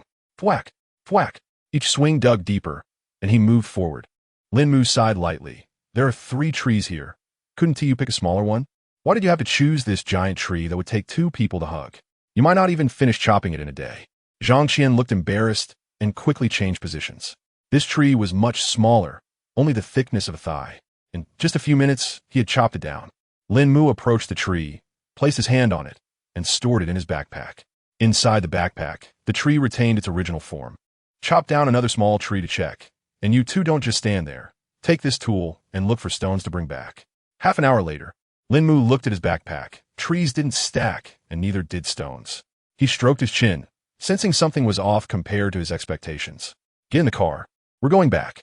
After 2 hours, they returned to the camp. After sending everyone off, Lín Mù opened the workbench. This is useless. Wait a minute. It can't be that I have to make everything myself, right? Hey, panel, we didn't find any resource boxes this time. How are we supposed to gather materials? He had done everything he could think of, but it just didn't make sense. Please unlock the factory function at the workbench. Collect materials and input them into the corresponding factory to obtain the respective resources. It is recommended to craft a resource detector as the first item. Following the panel's instructions, Lín Mù found the factory button, which was quite well hidden. Would you like to unlock the processing factory? Of course. We need to unlock it. Unlocking factory requires iron ingots x500, wood x200, silver ingots x10, glass x5, mustard stone x100. Wait, isn't this just one function? Why does it require so many materials? Regardless of whether Lín Mù understood or not, he had to put in the resources. I'm curious to see what you really are. Click Confirm, and the factory function will be activated. Please establish a resource drop-off channel. A 3D image of a vehicle appears, with a 1 meter square appearing on its surface, which Lín Mù can drag in place. After thinking for a moment, Lín Mù decides to place the drop-off channel in the rear garbage storage compartment. Behind the vehicle's trailer, a 1 meter-sized metal door appears. Lín Mù doesn't rush to check it out. Instead, he looks at the factory interface. An icon for a resource detector is flashing. So this must be what the panel was referring to. The required materials are minimal. Iron ingots, copper ingots, and electronic components, all basic materials. However, he can only manufacture 10 of them. So, let us make all 10. Better to have too much than too little. Stepping outside, Lín Mù tosses in the stones and what he just obtained. Ding. Obtained wood x20 ding. Obtained stone x10. Iron ingot x1. Insufficient quantities of remaining gold, silver, and copper. Please continue to add. Looking at the information popping up on his watch, Lín Mù can't help but feel speechless. Isn't this just a reflection of his vehicle's characteristic, waste utilization? However, compared to his ability, this is indeed lacking. Although those 2 trees were a bit small, they shouldn't only yield 20 units. If he had thrown them into a recycling station, he would have gotten at least 50, especially with the enhancement from his characteristic. 100 should be achievable. How much material has been consumed? Lín Mù opens the chat channel and raises an eyebrow. Is there only one channel left? Everyone is chatting in this single channel. He glances at the previous chat history. Wow, these people have been cursing each other out all day. They really have too much time on their hands. Chapter 105, are you sure it's among them? He glanced to the latest news. That factory is simply a giant pit. A tree big enough for one person to hug only yields 100 wood. I could get more on my own, but if you do it yourself, they won't recognize your efforts. In the end, you still have to rely on them. Haven't you considered anything? Where does the gasoline come from? Damn it. If you hadn't mentioned it, I would have forgotten about that. Metal and wood are easy to come by. But what about gasoline? Lín Mù stroked his chin. This was indeed a problem. Where does gasoline come from? He looked at the resource detector in his backpack. Could it be that he had to find mineral resources himself? Hiss. Now that I think about it, that is a possibility. If that's the case, the factory's function is unnecessary. Its effectiveness isn't even as good as my own abilities. He accessed the viewpoint panel and walked over to an empty space. Everything was almost ready here. Brother Mù, you're here. We've prepared everything, and we can start anytime. Lín Mù looked around. Everyone was wearing collars, which was perfect. The only pity was that the Qin team had not unified. Let us get started then. 2 hours later, 3 tables were filled with people. I'd like to say a few words. Welcome to the Rose team. From now on, we are one family. As long as you work hard, there won't be a shortage of resources and food for you. He then turned to them. As for you, if Zhao Jin comes to complain to me, don't blame me for being rude. What happens between you is your business. This is what I promised Zhao Jin. Now, let us eat. There was no such thing as getting along for the 2 teams. After all, one side had mostly men while the other was all women. These people were eager to perform well in front of them, and the women didn't mind at all. The only one who didn't show off was Zhao Jin. To everyone else, Zhao Jin was already considered one of Lín Mu's people. That night, several shadows gathered together. Are you crazy? Can this work? What's wrong with it? Didn't Lín Mù say today that it would be fine? But if we get caught, we're dead. I took a look. There are a few blind spots in the cameras. The next day began anew, and the convoy was set to move out. They had wasted half a day yesterday. Otherwise, they could have already covered 1,000 kilometers. Knock, knock, knock. Lín Mù opened the door to find Zhao Jin looking pale as she stared at him. My people. She couldn't bring herself to say the words. Lín Mù frowned. He had just said it yesterday. And someone dare to do this? Are they out of their minds? The problem with the restraining collar is that it won't react unless there's a thought or action that is detrimental to Lín Mù. Don't worry, if someone really does something, I'll leave it to you to handle. Can't these people get to know each other better? Don't they know that feelings can develop over time? Everyone, get out here now. Moments later, a group of people gathered, their expressions revealing confusion. Come on, step forward and tell me who did it. A long-haired woman with red eyes walked up behind Zhao Jin. I can't remember. I only recall that the height was about the same as mine. Everyone come over here. One by one, let me compare. 16 men stepped forward to compare their heights with the woman, leaving 10 men remaining. They were all slender. For more, step back, right? He has a lot of facial hair. Lín Mù frowned as he looked at the 2 remaining men. Are you sure about this? The 2 men exchanged glances, somewhat puzzled. At this moment, everyone realized that someone had attacked this woman yesterday. But that shouldn't be possible. I remember clearly, I saw it right. I noted the height and build. As for the facial hair, that was just my impression, the woman hurriedly explained. Zhao Jin, I need to say this up front. If it involves my people, I'll handle it. But if it's your people lying, then that's on you. Zhao Jin's expression changed, and he looked at the woman. Huang Yao, did anything happen to you last night? Huang Yao looked anxious. How could I joke about something like this? Would I joke about my own innocence? Lín Mù scoffed. Innocence. You're talking about innocence in this survival game? He turned to the 2 men. Come on, tell them what your relationship is. One of the men with a beard raised his pinky finger. Come on, Brother Mu. How can we spread this around? Lín Mù twitched his mouth. Just say it when I ask. Don't give me that attitude. You should have been swapped out then. I don't know what your captain was thinking, putting you 2 together. You don't understand, Captain. We have a lot in common. The 2 men with beards shared a smile in front of everyone, their fingers intertwined. Lín Mù waved his hand. You 2 can leave now. At this moment, Huang Yao was sweating profusely. This is not what I expected. So, what exactly did they do to you? Tell me. Zhao Jin's expression darkened. This Huang Yao is a huge liability. I can't possibly be mistaken. What if they also like women? Lín Mù shook his head. 001. Deploy all surveillance cameras and find out the situation of this woman at that time. Yes. 001's right hand transformed into a cable and extended into Lín Mu's car. And then a projection appeared on the vehicle's surface in the distance. A total of 80 images flickered continuously. One by one, the images were reduced, removing all those without Huang Yao's figure. In the end, only 2 cameras remained. Oh, I forgot to mention, each of our cars is equipped with 4 cameras. Besides these, there are also some hidden cameras. As the surveillance played to the end, the video revealed not only Huang Yao, but also 2 other women.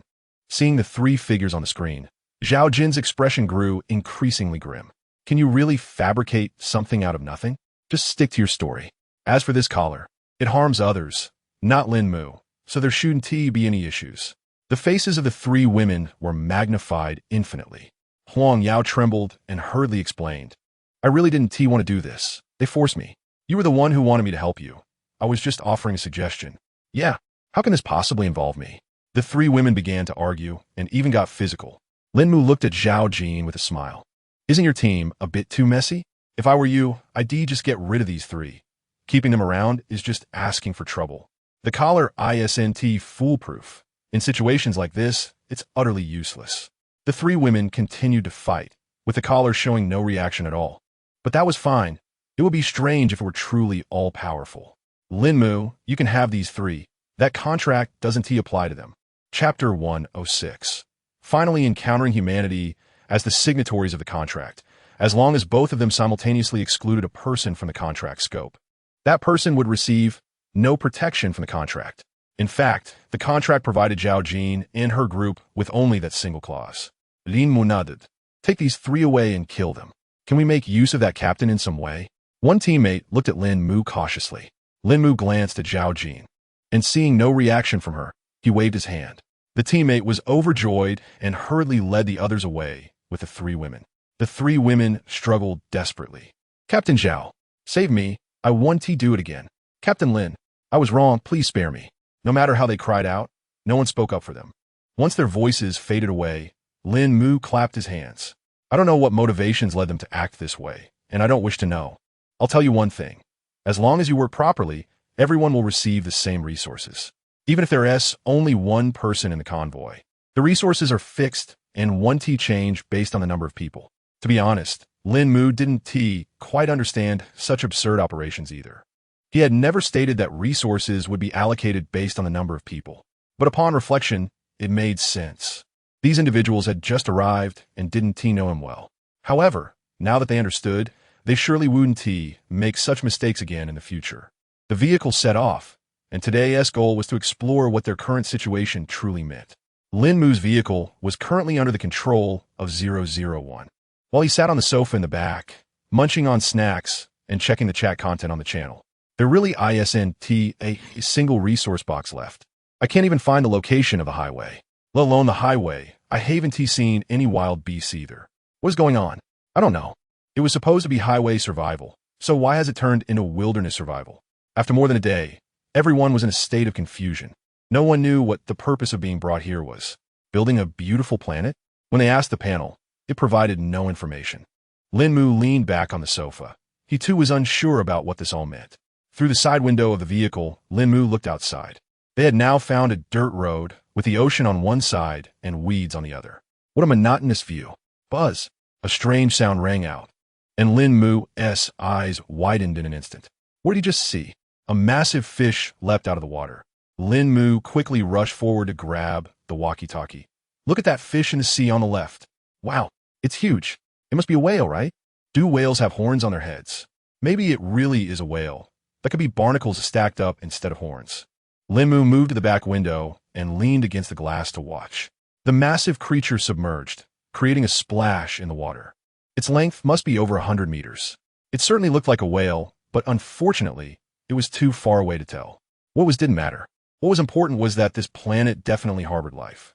After traveling all day yesterday, without encountering a single life form, he thought he had arrived on a lifeless planet, believing it was merely a battle between convoys. Report. There are 2 forks in the road ahead. Which one should we take? The convoy came to a halt. Lín Mù approached the driver's seat to look at the multimedia display.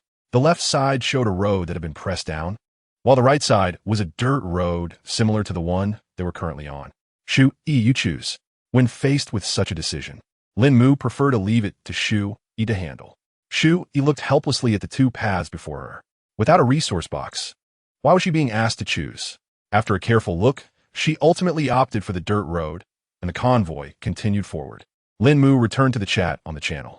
Whoa, you guys want to believe what I found? Image. JPG. Is this another convoy? ISNT that was supposed to break with a single hit? Dude, aren't you missing the point? What's that strange creature up ahead? A giant lizard covered in scales. Bullets are useless against this convoy. Only bullets infused with mithril work.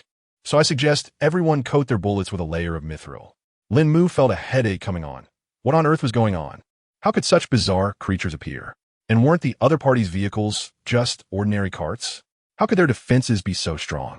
The person didn't post any more messages, but he was definitely not dead. After all, the red bullet screen hadn't appeared. Lín Mù stroked his chin, wondering if that vehicle belonged to the planet's natives, or if they were survivors like them. They seemed to be more formidable. They could withstand bullets, but mithril would penetrate their defenses. It seemed that the effect of mithril still needed to be explored. Meanwhile, more and more convoys were encountering danger, and Lín Mù found himself in a similar situation.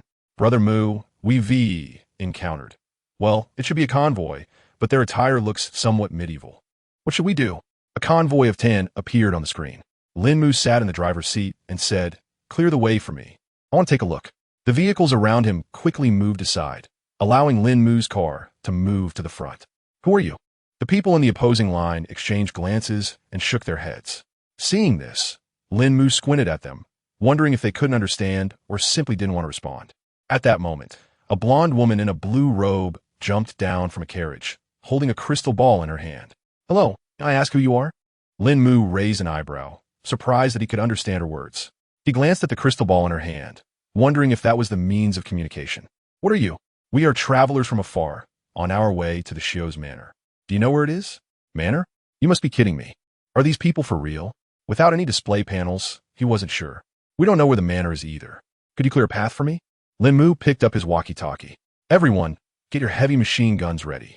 When I fire, don't hold back on the bullets. Whether the other party were local natives or people from another planet, taking them down would surely be no problem. Good looks meant nothing. They all had to die.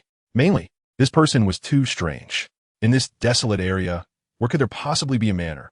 The blonde woman's brows furrowed as her gaze involuntarily shifted to the side of the carriage. She then instructed her companions to clear the road. Lín Mù remained in place as the other vehicles swiftly passed by him. Watching their calm demeanor, he began to wonder if he had misjudged the situation. Chapter 107. Sister, do you want to come up and sit for a while? Just then, a cannon barrel suddenly appeared from the wooden cart. Without a second thought, Lín Mù opened fire.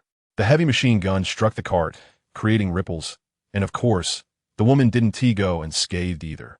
However, a yellow shell appeared around her as well. Bang! Bang! Shells pounded the vehicle, and a semi-transparent shield lit up. Soon, the opposing convoy was completely destroyed under Lín Mù's onslaught, with all personnel dead. However, Lín Mù did not let his guard down. The panel hadn't displayed any kill notifications at all. Captain, do we need these materials? He asked. The enemy's artillery was clearly different from theirs. It seemed to be of a different technology. No rush. Let us wait and see for now. Of course, he wanted the materials, but only under safe conditions. Lín Mù had plenty of defensive equipment, but he was unsure of the enemy's strength, so he didn't dare to go down. After 10 minutes, Lín Mù finally realized something was off. These people had died without any blood. Or rather, there was blood before, but it had vanished. A smirk crept across Lín Mu's face. You're not moving, huh? Then I'll make you move. The mithril sword extended from the front of the cart, hovering above the blonde girl. As it approached her head, the blonde girl suddenly rolled to the right and sprang to her feet. How did you find out? Sister, before you die, why not beg for mercy? Isn't anyone in the entire convoy going to say anything? And if you're hit, shouldn't you at least cry out? Lín Mù was utterly exasperated. Compared to the disappearance of the blood, these 2 points were glaring flaws. I didn't expect you to be so clever, the blonde woman said with a smile. But Lín Mù saw the fear of the mithril weapon reflected in her face. So, these people weren't human. Could they be demons? For heavy machine guns were aimed at the blonde woman. So who exactly are you? At that moment, the previously downed beings and humans began to rise. As for the vehicles, they remained a pile of scrap. One by one, they transformed from ordinary humans into creatures clad in black with horns atop their heads. Hiss! Demons! No wonder they feared mithril equipment. If that's the case, Lín Mù glanced at the crucifix in his backpack. He had always thought it was useless, but now it seemed it might come in handy. I'm giving you a chance. As long as you submit to me, I will spare your lives. Sister, you've already been killed by us once. What gives you the courage to say that? Lín Mù was talking while using his modification skills to attach the cross to the vehicle. Ordinary weapons are useless against us. As for your mithril longsword, it's just a slightly more powerful weapon, posing no significant threat to us. In your vehicle, we can deal with it effortlessly. The blonde woman kept chattering on. Lín Mù ignored her and continued to modify the vehicle. Option 1. Giant mithril cross. Mithril ingots x 500. Option 2. Holy flame cross. Mithril ingots x 100. Holy water 100 milliliters. Lín Mù raised an eyebrow. The holy flame cross sounded impressive. He didn't have any holy water, but he did have a mysterious element. Ding! Holy flame cross, SS. A cross with divine attributes, dealing 500 damage to demonic creatures and an additional 100 damage to evil-aligned beings. It would be like a heavy iron weight to humans, but a powerful weapon against demons. I can allow you to be my close servant. That is my mercy towards you. Lín Mù's mont tvichit. Had it really been 3 minutes already? And she was still talking? Sister, have you ever heard the saying that villains die from talking too much? Suddenly, a silver cross shot out from the front of the vehicle, and the silver flames grew larger as they approached the blonde beauty. Fear flashed across her face as black smoke rose from her skin, and she hurriedly stepped back. Clang! Lín Mù felt frustrated. The reach was just a bit off. But it was fine. He just needed to drive. The blonde woman was running ahead, and Lín Mù was chasing after her. As for the other creatures that had been touched by the holy flame moments ago, they had turned to ashes. They probably weren't real demons, but rather her summoned creatures or servants. This is impossible. How could you have holy water? I've been on this planet for 3 years, and have never seen any holy water. Lín Mù raised an eyebrow. He had changed his mind. He wouldn't kill her. He wanted to ask her what was going on. He glanced at the speedometer, which had already reached 100 kilometers per hour. This woman was fast, but no matter how fast she ran, she couldn't possibly outrun him forever. The blonde woman looked back at Lín Mù and accelerated again. Lín Mù raised an eyebrow. Her speed was astonishing. He had the accelerator pressed to the floor. 001. Can you catch up to her? Master, my speed is quite slow. Lín Mù looked disappointed, but shrugged it off. He would take action. Transformation. As the vehicle sped along, it suddenly transformed into a helicopter, with its rotors spinning furiously. Beneath the helicopter was a dumpster that seemed impossible to shake off. In this state, the maximum speed reached 500 kilometers per hour, which Lín Mù found rather unsatisfactory. It was a helicopter, not a fighter jet. What a pity. He preferred the high-speed flight of a fighter jet over a helicopter any day. In the distance, the convoy fell silent as they watched Lín Mù ascend into the sky. Are we supposed to be in the same survival game, right? I'm not so sure anymore. We were all supposed to be driving. So how did an airplane show up? At that moment, all their vehicles were at level 8, and they had yet to unlock their second forms. Once these individuals unlocked their second forms, Lín Mù could take them on aerial explorations, provided there was enough fuel. Fortunately, with his current reserves, he had more than enough. In the distance, Lín Mù lowered the aircraft's altitude to fly parallel to the blonde woman. Hey, how long are you planning to run? Want to come up and chat for a bit? The blonde woman trembled with anger. What in the world was this thing? And why could it transform? While she could understand people transforming, why was this metallic object able to do so? In a desperate attempt to hide, the blonde woman dashed into the forest, seeking cover among the trees. Why bother? Lín Mù mused. A flamethrower extended from the bottom of the aircraft, unleashing a jet of flames that reached several meters long, engulfing the area where the blonde woman had fled. The trees ignited, and a soft grunt escaped her lips from within the flames. Chapter 108. Encountering the first human town 10 minutes later. The blonde woman was panting heavily as she stared at the flying metal contraption before her. You're even more despicable than the church. She could escape from the church's people. But this man in front of her, there was no way she could get away. 001. Put a collar on her. I have many questions to ask. At this moment, Lín Mù was certain that this woman was definitely not a local native. Like him, she was from another planet, and she had arrived here much earlier than they had. The blonde woman gave up resisting. A crackling sound echoed as electricity surged from the man's body, flushing her cheeks and forcing her to bite her lip. Lín Mù couldn't help but twitch the corners of his mouth. Why does her expression look so pleasurable? The intensity of the current was much stronger than the one that had been used on the previous person, yet it seemed to have little effect on her. After returning to the convoy, Lín Mù discarded the remnants of the vehicle into the recycling station. The convoy continued on its way, albeit at a much slower pace. The main reason for this was Lín Mu's speed. The vehicles had to slow down. Where did you come from? There are no people here. If you ask me, I won't tell you. The blonde woman turned her head, her tail swaying casually behind her. After a few minutes of experience, she realized that as long as she didn't think about doing anything bad to this man, the collar around her neck wouldn't cause her any harm. Lín Mu's eyelids twitched. Are you challenging me? Slap, slap. Lín Mù clapped his hands, sending a powerful jolt of electricity through the blonde woman. It seems like that didn't do much. Why does it feel like she's enjoying it more? 001. Tickle her feet. Yes, master.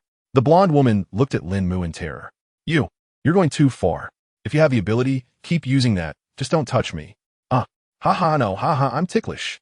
5 minutes later, the blonde woman lay weakly on the ground, her golden hair sticking to her forehead, breathing heavily. I've said everything I can say. This man was too shameless. He actually thought of such a method. Is he really human? If I didn't know better, I would think he is a demon. And I'm a helpless human here. Lín Mù nodded and picked up the walkie-talkie. When we reach the intersection, just turn left. The convoy will proceed at full speed. Received. The convoy began to accelerate. Lín Mù turned to the blonde woman. What is your name? Anna.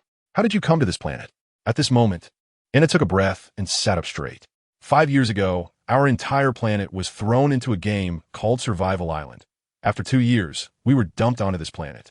It turns out that each planet has a different version of the game. Have you encountered people from other planets? Anna nodded. Yes, I have. The situation on each planet is generally the same. Everyone who survives the game ends up here.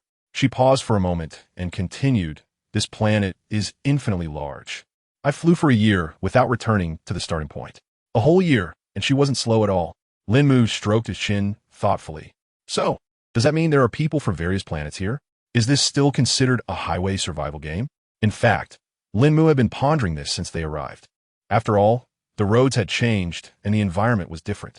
It didn't seem to relate to highway survival at all. Now that Anna had explained it, it made sense that the previous survival games were just a screening process. Those who were selected then participated in this planet's game. Essentially, this planet was just a vast arena serving all the survivors from the survival games. It was merely a transition from a smaller survival game to a larger one. 3 hours later, a small town appeared ahead of the convoy. The captain spotted it first, but Lín Mù had already seen it through the drone. The convoy slowed down and cautiously entered the town, staying alert. Cutting off communication, Lín Mù turned to Anna. What is the situation with the people in this town? They should be survivors of the same survival game, probably arriving here earlier than us. Aren't they indigenous? Anna shook her head. The indigenous people aren't in these marginal areas. They're in more prosperous regions. Lín Mù nodded, realizing that the resources here were indeed scarce. He had used his resource detection ability to scout the area, and various mineral resources were alarmingly limited. Lín Mù couldn't help but shift his gaze back to the screen. This place was ripe for looting. Although he had enough resources to last him 3 to 5 years, seeing Anna still stuck here after 3 years made him think that the more resources, the better. He opened the chat channel. Looking at the banter among the group, he couldn't help but think of finding a target among them. These people had resources readily available. If he could commandeer a couple of convoys, it might significantly boost his supplies for a year. The convoy soon arrived within 50 meters of the town. At the entrance of the small town, various barricades were set up, and behind them stood a group of armored individuals. From their attire, it seemed they were clad in medieval armor, which likely meant they weren't very strong. "Captain, let's move in. We can easily take them down with our heavy machine guns," said Lín Mù. He glanced back at Anna and asked, "Have you ever faced them before?" Anna shook her head. "No, I've been on the move. I only encountered you all because I was hoping to add some followers. I thought it would be an easy task, but it ended up costing me. Then let's take 5 vehicles and open fire with the heavy machine guns. Just be mindful of your safety. While the heavy machine guns are powerful, they aren't infallible." At least Anna's shield did block the bullets, but in the end, it wasn't enough. One thing to keep in mind is that back then, Anna was alone. But this village has many people. If there are a few individuals as capable as Anna, this small town won't be easy to breach. We could even end up getting counterattacked. But in such a remote area, we shouldn't encounter anything too strange. The 5 selected vehicles rolled out of the convoy, and from the opposite side, 10 armored figures stepped forward with determined strides, drawing their long swords in unison. Lín Mù squinted at the scene ahead. Had they never seen anything like this? Were they not afraid? Bang, bang, bang. Regardless of their fear, the 5 vehicles opened fire. A semi-transparent shield appeared, and the bullets clattered harmlessly to the ground. Lín Mù wasn't too surprised by this scene. A group standing so boldly, there would surely have some form of protection. The 10 armored figures raised their long swords and swung them downwards. Chapter 109. Put these on, and your safety is guaranteed. A 3-meter-high white crescent flew towards the convoy's position. Translucent shields rose one after another, with neither side able to harm the other. The battle lasted for half a minute, wasting a lot of bullets, but the enemy's shields remained intact. "You 5 come back. We need to retreat for now. Given the current situation, relying solely on heavy machine guns won't work. We need to equip them with new weapons." However, a pressing question arose: how to obtain these new weapons. After retreating to a hillside 10 kilometers away, the convoy came to a stop. "You guys scout the area and then prepare some food." Once they were settled, Lín Mù had many questions to ask the woman with the tail in front of him. "What were the shields on your vehicle and the ones in the town earlier?" "My shield is just a small magic array. There are many spatial tunnels on this planet. As long as you enter and complete the task, you can obtain corresponding items. Of course, I still recommend that you just rob them instead. Mine were all obtained through robbery. That spatial rift is too difficult. As for the town's shield, it should be a defense array that the town possesses." "Spatial tunnels? Completing tasks? What are those tunnels like?" "You'll be teleported to a planet, and then the panel will issue you tasks. As long as you complete them, you can receive rewards. However, the nature of the tasks varies each time, and those without strength will mostly die inside." Lín Mù nodded. This sounded somewhat similar to starting a game. "So where did the town's array come from?" "It's built into the town itself." Anna shrugged. She knew what Lín Mù was thinking, but it was simply impossible. What do you mean? Towns can't just be built anywhere. You have to find the array first, and then construct the town based on that. But places like that are already occupied. There's no point in even thinking about it. Unless you can take it by force, but that's impossible. The protective shield is very strong. One could say that this town is the safest place on this planet. As long as you're inside, you're invincible. Lín Mù shook his head. He didn't believe that thing was as powerful as it seemed. There's nothing in this world that can't be broken. It just means the damage isn't enough. I'll test the effect of the traction cannon soon. Their vehicle can use 2 cannons simultaneously, and with my 4, that makes 84 cannons. Let's see if 10 rounds of concentrated fire can break through. If that doesn't work, then I'll have to think of another solution. Lín Mù couldn't help but think of the crescent-shaped blade that had just shot out. It must be something akin to sword energy. Looking at it this way, the Blue Star people rely on external forces, while these individuals draw on their own strength. Anna, did you gain your power after coming here? Or were you already this strong back in your world? I already had strength, but it has increased since I got here. I'm much stronger than before, she replied confidently. It's worth noting that before participating in this survival game, she was already considered a powerhouse among her kind. Now, she was even stronger than most. Lín Mù raised an eyebrow. Then your strength seems rather lacking, doesn't it? Anna's expression stiffened, but thinking about her situation, she had to admit that Lín Mu's words were true. Lín Mù glanced outside. The members of the convoy had already begun to get busy. You were just rambling. I've asked all the questions I needed to and gathered the necessary information. It's time to hand you over to someone else. That Jiang, Shui. I'm leaving you in charge of her from now on, Lín Mù said, passing Anna over to Shui. Bro, did you just call for me? Jiang Ying approached from his side. I was going to ask you to come, but then I thought better of it. He was concerned that Jiang Ying might not be able to handle Anna, especially since Anna was a succubus and not someone easy to deal with. The men present were all staring at Anna, their eyes wide. Anna blinked at them, and all the men froze in place as if caught in a spell. Seeing this, Anna couldn't help but laugh out loud. Suddenly, slap. Ouch. That hurts. Anna cradled the back of her head as she squatted on the ground. Why did you hit me so hard? Don't play the victim. I didn't hit you hard, just applied a little pressure. Besides, with your strength, how could it possibly hurt? She stifled a laugh. Then why is your hand so red? You aren't just a succubus, not a muscle-bound hell knight. Anna had never been this speechless before. By your logic, wouldn't that mean that forbidden spellcasters are invulnerable? After Anna was hit, the group of men snapped back to reality. When they looked at Anna again, their eyes were filled with fear. To be controlled with just a glance is terrifying. Anna glanced at the group of men from a distance. Her abilities were still intact. But why didn't they work on Lín Mù? She had used her powers on him several times that afternoon, yet he showed no reaction at all. Could it be because of the collar? But it shouldn't be like this. Unless... Anna approached Lín Mù with a mischievous grin and whispered, "Do you like men?" Slap. The sound of the slap echoed. Anna crouched on the ground, tears streaming from the corners of her eyes. She wanted to speak, but the pain at the back of her head was too intense. You better take care of this one. If she really doesn't listen, just get rid of her. How dare she say he likes men? She must want to end her own life. However, this collar only prevents her from having thoughts about you. If she decides to retaliate against me, I won't be able to stop her. Ever since the incident with those 3 women, they've realized that the collar isn't infallible. Facing such a powerful Anna, even Shui felt a bit worried. Don't be afraid, just wear these. Lín Mù took out a somewhat sparse chainmail. Brother Mù, does this thing really work? There are gaps in it big enough for a fist to fit through. Can it really stop Anna? Anna looked up, shocked, and stared at Lín Mù. How do you have so much mithril? Well, I have a bunch more in my warehouse. It's not that much, just a few tons. Anna bit her lip and eventually managed to utter one word. Damn! Lín Mù ignored her and began to unfold the chainmail, or rather, the chain armor. At each intersection, there was a cross. Anna's eyelids twitched. Shameless. So shameless. Once you wear this, she won't dare to touch you. And wear this cross bracelet too. If she misbehaves, just slap her. Shui looked at the items Lín Mù handed over and felt a wave of sympathy for Anna. This was the most miserable captive she had ever seen. Chapter 110. You know nothing about my resources, ahem. I feel the need to say a few words. I am a civilized and polite succubus, and I wouldn't do something like that, so there's really no need to guard against me with these things. You talk about being civilized and polite? Weren't you trying to kill us back then? Lín Mù scratched his nose. He wasn't blind.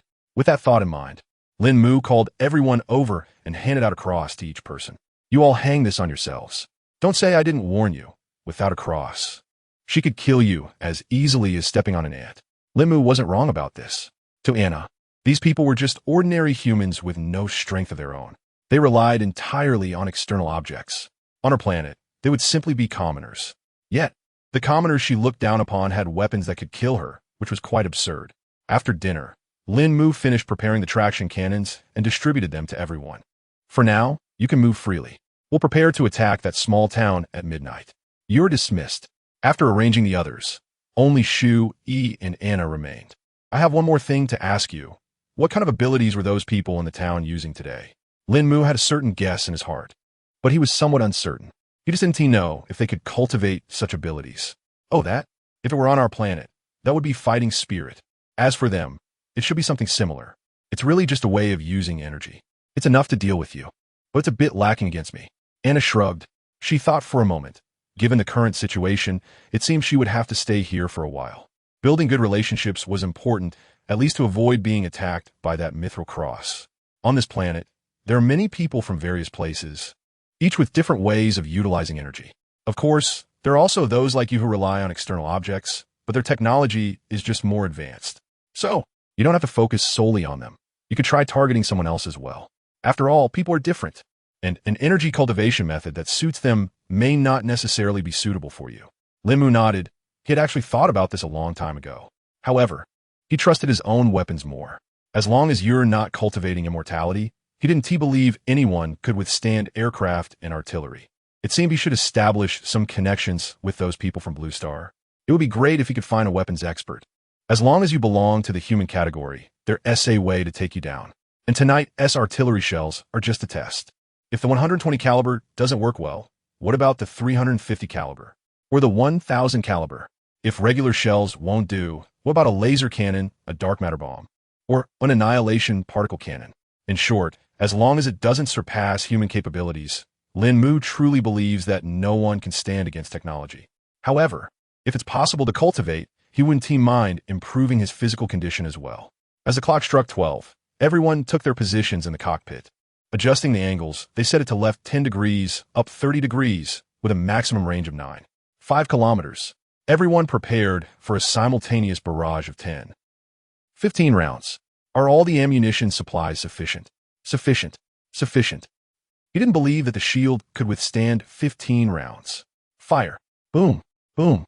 84 shells shot out from the position, heading straight for the distant town.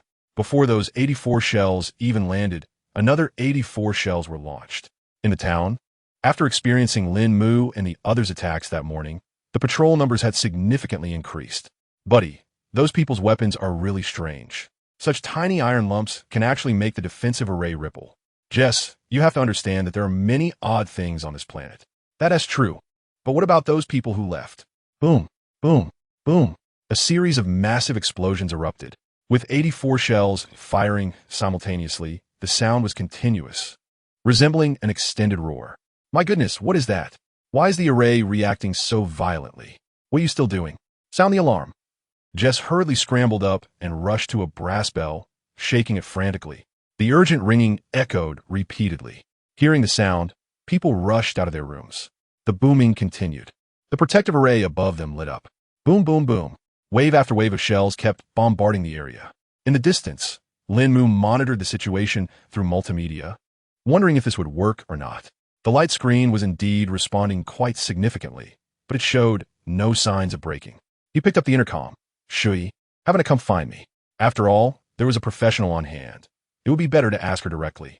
Soon, Anna walked into the vehicle with a helpless expression. If you have something to ask me, please don't make me leave and come back repeatedly. It's exhausting. Although she thought this way, she didn't dare to voice it, fearing that Lín Mù might slap her again. He could be quite ruthless. May I ask why you call me here? Anna flashed an 8-toothed, gentle smile at Lín Mù. Lín Mù shivered all over. No. How did you end up like this? Isn't this the change you asked for, dear? Lín Mu's lips twitched. What on earth had Shu Yi instilled in her? Seeing her like this, Lín Mù silently withdrew his hand.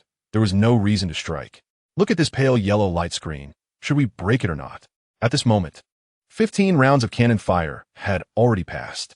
If the formation hadn't changed significantly, he wouldn't waste any more time. But if there was a change, then he couldn't be blamed. It wasn't clear yet. He needed to observe a few more rounds. Anna shook her head. From the screen, it was merely the manifestation of the formation. As for whether it was damaged, that was impossible to tell. This is easy. All vehicles prepare, using the same data as before. Prepare for a 5-round simultaneous launch. A moment later. Ready. Fire. Boom, boom, boom. The two watched the multimedia display in front of them as a round of cannon fire struck, causing ripples in the protective shield. Some areas even showed signs of collapse. Based on this situation, it seemed like they were just consuming a bit too much energy. With your current attacks, it would take at least 30 or 40 strikes to make a difference. However, it wasn't necessary. This must be quite wasteful of materials, right? Only 30 or 40 times. What materials are we wasting? If what's inside is sufficient, it's worth it. You know nothing about my resources. Lín Mù shook his head. How many rounds of ammunition do you have left? 8 rounds. 12 rounds. The quantities were mostly insufficient. Not a problem. We can manufacture more directly. The next scene completely shook Anna to her core. Chapter 111. Unbreakable. Just not enough firepower. Half an hour later, Lín Mù had produced a total of 4,000 shells. The most consumed resource was general materials, which was not a big issue for him. Prepare for a 40-round salvo. Fire. Anna watched the battle unfold, which was far beyond anything on their planet. If those shells were to hit her, she doubted there would even be fragments left. And this was just with the current forces. If a city were equipped with such weaponry, wouldn't they be invincible? If Lín Mù knew what she was thinking, he would definitely laugh at her. This was just the beginning. If he had a Dongfeng Express at his disposal, he could send these people packing in one shot. Boom, boom, boom. As the shells continued to bombard, cracks began to appear in the town's protective shield. This is bad. The shield is about to break. Quick, summon the Great Elder. No need, I'm here. A man clad in armor, with graying hair, stepped forward. He looked seriously at the shield overhead. Things are getting tricky. Everyone prepare to evacuate. The explosions in the sky resembled those from a magic crystal cannon, but the effectiveness was slightly less. Although it was a bit weaker, the sheer quantity was something the magic crystal cannon couldn't compete with. Everyone, move to the back. Hurry up. Take everything with you. All the spatial equipment and supplies. Leave nothing behind. They wished they could, but it was impossible. No way, there's too much stuff. We can't fit it all. There were a total of 8 warehouses filled with supplies they had collected over the years, and it simply couldn't all be packed. The Great Elder glanced at the sky and waved his hand. Forget the supplies. Leave them for these people. As long as we survive, we can gather more later. The protective shield was about to break. Once it shattered, the energy of the protective array would dissipate, and reactivating it would take at least a year to find the necessary energy-providing materials. With that time, they could find new location. 3 minutes later, the bombardment ceased. Pack up the cannons. The convoy moves forward, target the town. Received. Received. The excitement in their voices was palpable over the intercom. They hadn't forgotten about the events of the day. The shield couldn't be breached by heavy machine guns. And those people were incredibly powerful. But now, they had won. Anna stood behind Lín Mù, her face a picture of shock as she watched the scene unfold. A group of ordinary people had actually managed to break the protective shield using external forces. How was that even possible? What kind of planet were they from? Even the mechanical races could only break through because of their own formidable strength. But these people are just ordinary humans. What kind of weapon is this? Lín Mù's discoveries exceeded her understanding. On their planet, common folks only use cold weapons, while powerful weapons like Lín Mù's were typically wielded by mages. Even if the energy source inside was a magic crystal, it still required a mage's power to control it. The convoy rolled into the small town, and it was just 12:30. This meant that from the start to their arrival, only half an hour had passed. After parking the vehicle, Lín Mù, clad in armor, stepped out. His armor was newly forged, a blend of steel and mithril, providing a degree of protection against both magic and martial energy. If he could wield magic or martial energy himself, this gear would enhance his abilities. Unfortunately, he couldn't. He scanned the area, looking for anything useful while keeping safety in mind. Don't worry, those people must have left by now, he reassured his companions. The others dispersed to begin their search. As for Anna, Lín Mù didn't let her and Shu Xian leave.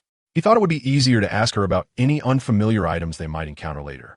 As he walked, Lín Mù came upon a large door that resembled a warehouse. With a swift kick, he pushed the door open. Inside, he found a trove of various ores, timber, and even gold and silver utensils. Among the items, Lín Mù discovered a long sword entirely made of silver, emanating a faint white glow. It looked strikingly similar to the Holy Flame Cross. He picked up the sword and approached Anna, who instinctively took a step back. Big brother, I'm being good. Just don't point that at me, she exclaimed, her face filled with fear as she looked at the sword in Lín Mu's hand. Lín Mù, with a vein popping on his forehead, felt exasperated. I just wanted to ask what this sword is. Is it really that frightening? It seemed to be a holy sword used by the church, but he couldn't understand why it was in the hands of these people. The style and design closely resembled weapons from her planet's church.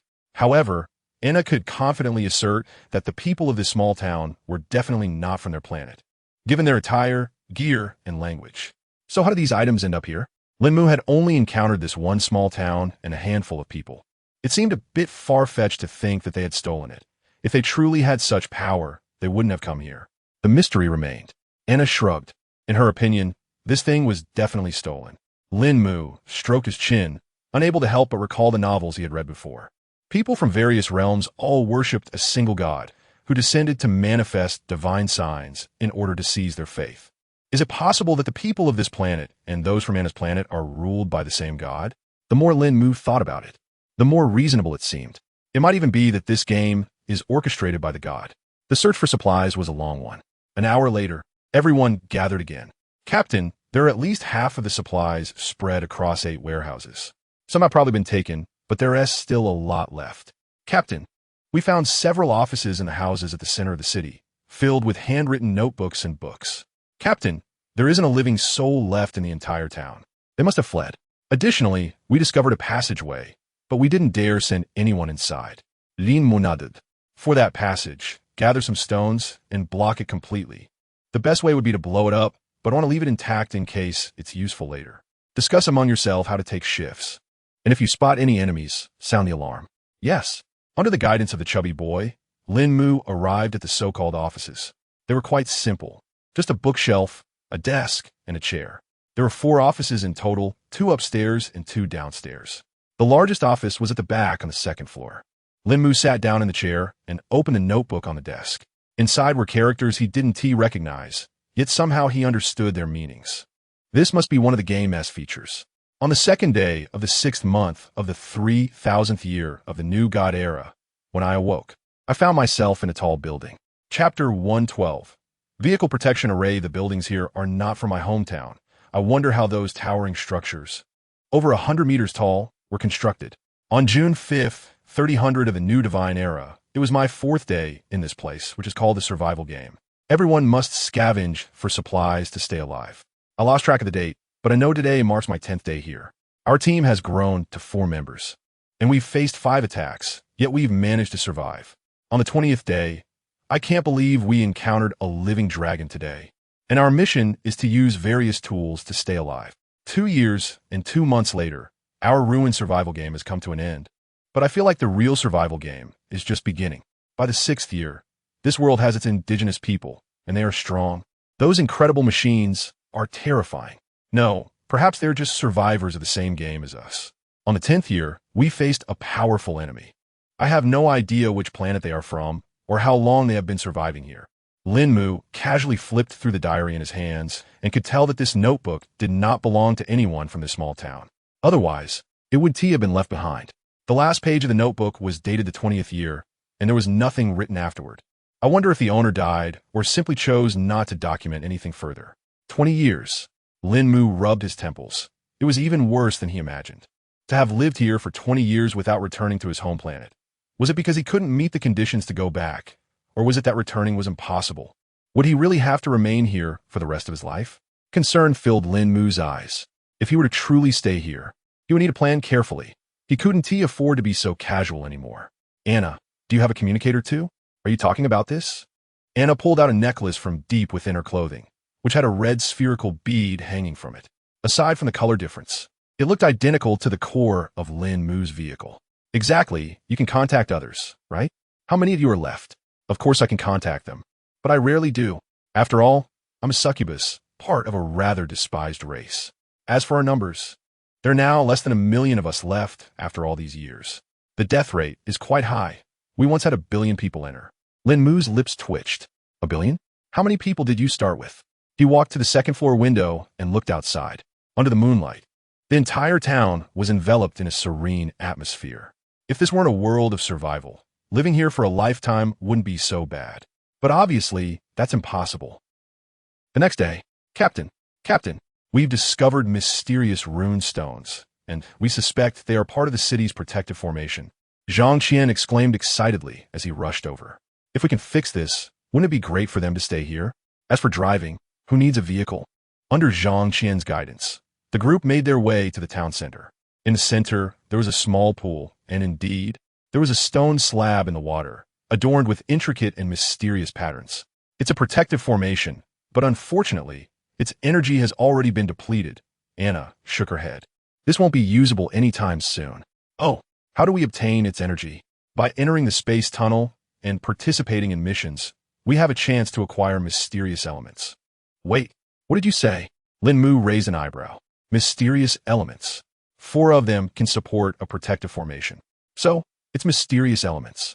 He might not have much, but he certainly has plenty of mysterious elements. After breaking down a blueprint, he could obtain anywhere from 1 to 5 mysterious elements. Right now, he had hundreds of them, and he had even more blueprints. After all, acquiring a blueprint was usually worth hundreds, so it was no surprise he had a lot. Can this formation be taken out?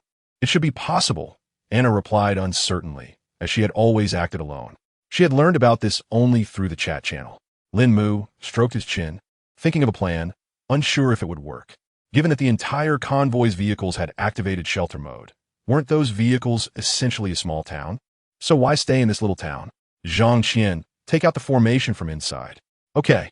Zhang Qian jumped into the pool and reached in. With a gentle tug, he pulled out the stone slab, looking astonished. Isn't this a town's protective formation? It was that easy to retrieve. Captain, this. Lín Mù extended his hand to take the formation, and its attributes appeared before him. Defensive magic formation. Basic protective formation, capable of withstanding energy attacks of up to 10,000 degrees, with a coverage radius of 3 kilometers. 0 for mysterious elements. It's only a basic protective formation. If it were advanced, wouldn't it be unbreakable? As for that 10,000 degrees of energy, it should be a measure of attack strength, right? Keep exploring here, and don't overlook anything. For now, just follow Shu. Lín Mù instructed. Once everything was arranged, he headed towards his vehicle. He wanted to test whether his idea could be realized.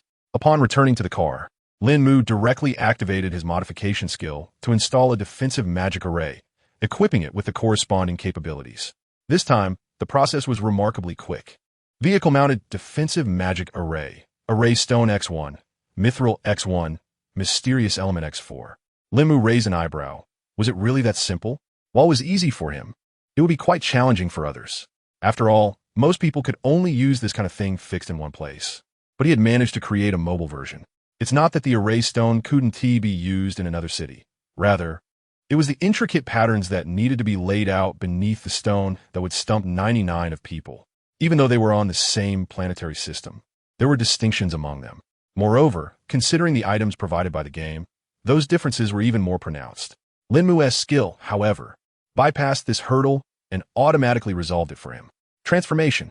A flash of light illuminated the living room floor behind Lín Mù, revealing mysterious patterns and runes. The entire protective array was now integrated with the vehicle. Lín Mù quickly checked the information to ensure nothing was damaged. Vehicle-mounted defensive magic array. Basic vehicle-mounted protective array. Capable of withstanding 10,000 degrees of energy attack, with a coverage radius of 1 kilometer. 04 mysterious elements. It really did change. The coverage radius shrank. But for his convoy, it was sufficient. Even if all the vehicles were deployed, the size would be adequate, albeit a bit denser. Lín Mù stroked his chin, pondering. Let us enhance it a bit more. Chapter 113, let's not mention that for now. We'll talk about it when they arrive. After 3 consecutive enhancements, a significant amount of materials had been used. The 4th enhancement was completely unnecessary, as the various materials had surprisingly exceeded 10,000. At this point, the defensive formation had reached a shield of 100,000 degrees of energy, covering an area of 5 kilometers. The next morning, Lín Mù's convoy departed from the area.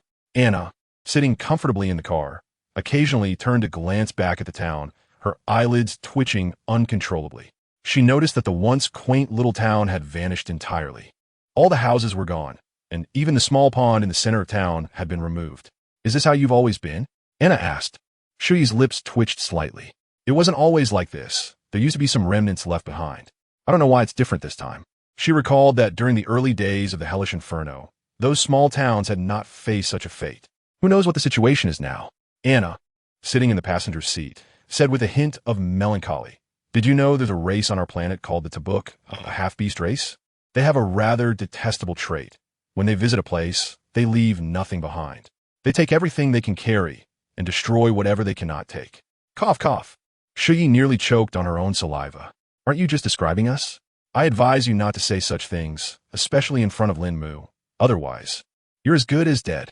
Anna glanced at the collar around her neck and sighed deeply. "Sigh, I'm stuck here for life." "Wait." Anna's eyes lit up. "What is the average lifespan for your kind?"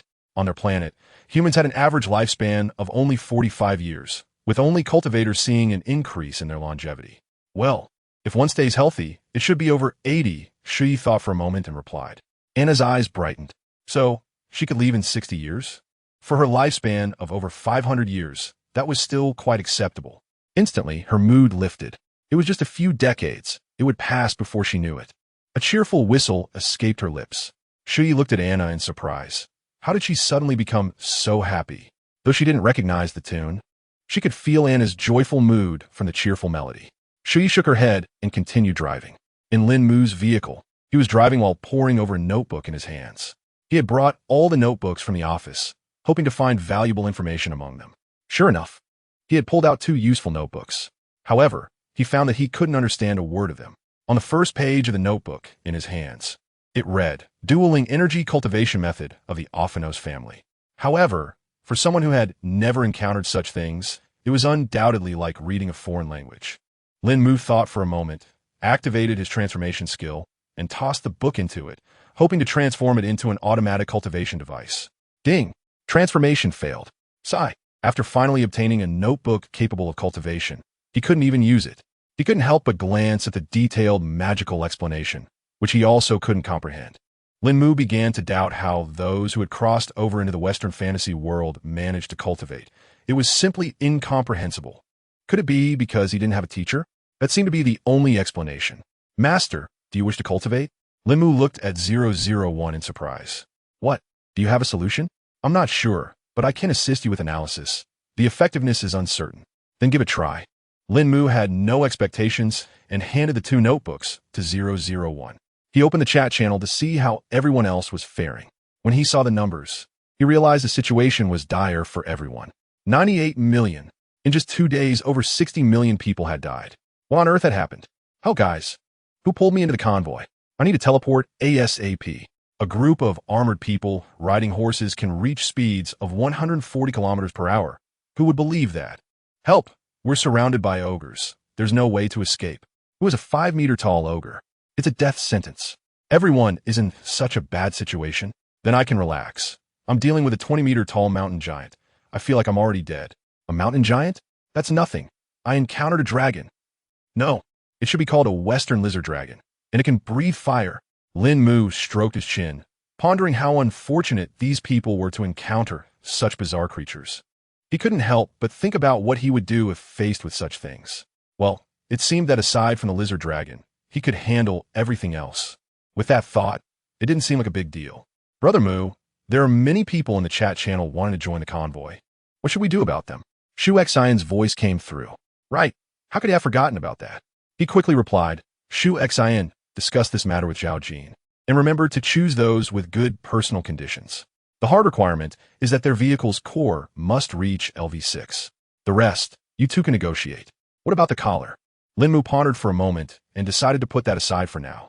He would get someone to come over first. If they obeyed, he would put a collar on them. If they didn't he would just leave them behind. He had no idea how long he would be stuck here. So any resources he could gather would be useful. Was he being ruthless? Well, if they were all going to die anyway, he might as well make their deaths count for something. He then opened his email and noticed that someone had sent him 33 messages. Seeing the sender's name made Lín Mù smile slightly. "Weren't you saying you wouldn't join? Why are you sending me messages now?" He opened the messages and was surprised to see that they were coming in at nearly 2 per hour, along with several voice call requests. The initial messages were just checking if he was available, but they quickly escalated to desperate pleas for help. The most recent message was sent an hour ago. Our convoy is joining. Please contact us. Yang Han. Lín Mù calmly opened the convoy rankings. The Chinran convoy was down to just 12 vehicles, and they had lost a significant amount of resources. The situation looked pretty grim. He took a deep breath and made a voice call. It connected instantly. Hello? Jiang Han's voice came through, sounding urgent. Lín Mù, our Chinran convoy has agreed to join yours. Please let us come over. That's no problem, Lín Mù replied. But there's a waiting period for withdrawing and then joining again. Zhao Jin had been able to join so quickly because of the power of the invitation. Unfortunately, Lín Mù didn't have an invitation on hand. I have a special item, a convoy teleportation scroll. Just give me the coordinates, and I can come over immediately. He had thought about using it during the previous crisis, but hadn't been willing to part with it. There was only one scroll, and he had no idea what coordinates he might input. What if he ended up in water, or a volcano, or somewhere with enemies? Coordinates? We gotta find those. Chapter 114. Freedom? Long gone, this was the first time Lín Mù realized that there were actually coordinates involved. Jiang Han was taken aback. This person didn't even know about coordinates. With such a powerful convoy, you should have radar, right? The coordinates are in the bottom right corner of the radar. Lín Mù glanced at the radar in the vehicle, and indeed, there was a string of numbers, even with 4 decimal places. He picked up the walkie-talkie and said, Convoy, halt! Wait for further instructions. The convoy slowly came to a stop, and Lín Mù informed Jiang Han of their current coordinates. Then, he took out 30 confinement collars from his backpack. There were only a few vehicles, but the number of people could vary. Soon, a flash of light appeared, and another convoy emerged not far from them. 001, go make contact and have them put on the collars. Meeting face-to-face was impossible. He certainly couldn't withstand any hot weapons. They would have to confirm safety first. Understood, Master. 001 took a confinement collar and got out of the car, heading straight for the newly appeared convoy. Jiang Han watched the distant convoy, feeling a sense of relief. They had finally escaped from there. He couldn't understand why his luck was so bad, surrounded by people everywhere. There was simply nowhere to run. Anyone who saw him wanted to stab him. It was utterly ridiculous. Captain, a woman is coming over. What should we do? What do you mean, what should we do? Everyone stay calm. If you want to survive, just listen to me. Jiang Han's eyes were filled with warning. At that moment, if anyone caused him trouble, he wouldn't hesitate to take them out. But once we put that thing on, we lose our freedom? Someone said with an aggrieved expression. Right now, they can do whatever they want. But once that collar is on, the restrictions will increase. Jiang Han scoffed. Freedom? Tell me, what is freedom? Can you even go back now? Let me tell you. Since entering this game, freedom has been a thing of the past. He doubted whether these people even had brains. They were still talking about freedom when it had long been gone. The crowd fell silent, as if realizing the truth in his words. So, wearing the collar wasn't entirely unacceptable after all. Just then, 001 approached Jiang Han. You must be their leader. Would you like to put on the collars yourselves? Or should I help you? Hearing 001's cold voice, Jiang Han felt uncomfortable, but he had no choice but to comply. Sigh, he felt like a dog now, just one chain away from being completely leashed. We'll do it ourselves. There were 22 people in total across the 12 vehicles. Jiang Han took the collars and distributed them one by one. If you want to live, put them on obediently. Anyone who dares to threaten my life will be the first to die. His gaze swept over the former team members, now all part of Lín Mù's group. The crowd fell silent, one by one putting on their collars. Seeing this, Lín Mù also got out of the car and walked slowly to Jiang Han's side. Back then, I invited you when you had so many team members. He didn't need to say more. These people were already his, and there was no point in belittling anyone. Jiang Han pressed his lips together. Those fallen team members had been carefully selected by him. Their deaths weighed heavily on him. But what was done, and there was nothing he could change about it. Let us go. I'll introduce you to your future teammates. In 7 days, I'll integrate you into the squad. After receiving Lín Mù's notice, Zhao Jin and the others also got out of the car. Upon seeing a group of women in the distance, the men from Jiang Han's team lit up with excitement. Captain, this place is like paradise. Jiang Han narrowed his eyes at the blonde-haired guy and said in a low voice, keep those thoughts to yourself, or be prepared to be buried. The blonde guy shuddered. He believed Jiang Han was capable of such things. After all, Many had been buried in the convoy. Through their long-term interaction, he understood that Jiang Han was someone who acted decisively. No matter how long they had been teammates, if you made a mistake, you'd better pray for just a bullet, otherwise. Hearing Jiang Han's words, everyone instantly became obedient. Even Zhao Jin's team members sneaked glances, not daring to look openly. Let me introduce everyone. This is the captain of the Qin Ren team. He'll be joining us from now on. And this is the captain of the Rose team. Make sure to get to know her well. Since Zhao Jin was responsible for the entire team, she would also be overseeing you from now on. Jiang Han looked at Zhao Jin in shock. What? This woman is in charge of the entire team, and you just relinquished your authority? But then he thought about it. With collars around their necks, what was there to fear? Zhao Jin looked helpless. She was indeed in charge, dealing with so many issues daily, and she truly wished she didn't have to. Ahem, Captain Lín Mù, how about this? Jiang Han, as the captain of the Qin Ren team, must be exceptionally capable. Can I delegate half of the responsibilities to him? Zhao Jin looked at Lín Mù with hope, hoping for a nod of approval. Upon hearing this, Jiang Han was even more puzzled. Was this how authority was transferred? If he couldn't be captain, would being a vice captain be just fine? Sure, he'd be a vice captain with a collar, but it was still something, right? Lín Mù shrugged. I'm fine with whatever, as long as the tasks are handled well. Whether Zhao Jin is in charge, or Xu Yi, or even Jiang Han, it's all good. No matter what, it doesn't affect him at all. He just needs someone to follow his orders and belong to his team. Let me be upfront. You are 3 teams, not 4 combined. Zhang Qian, I haven't given you a task, so you want to hold that against me, right? Lín Mù is right. The initial 20 vehicles were formed from 2 teams. As for Xu Xan, Xu Yi, and the others, they were merely captives he captured, who later became his team members. The rest is obvious, the Rose team and the Qin People team. And that's the structure of Lín Mù's impressive team. Lín Mù doesn't care about the small circles within the team. As long as they bring him value, everything else is secondary. Zhang Qian quickly smiled and said, Of course not. I actually find it quite easy. That was his honest feeling. He had seen Zhao Jin's worried expression that day. Previously, when the team was fine, Lín Mù didn't consider a problem. But after Zhao Jin accepted it, things couldn't go on like that. Lín Mù nodded.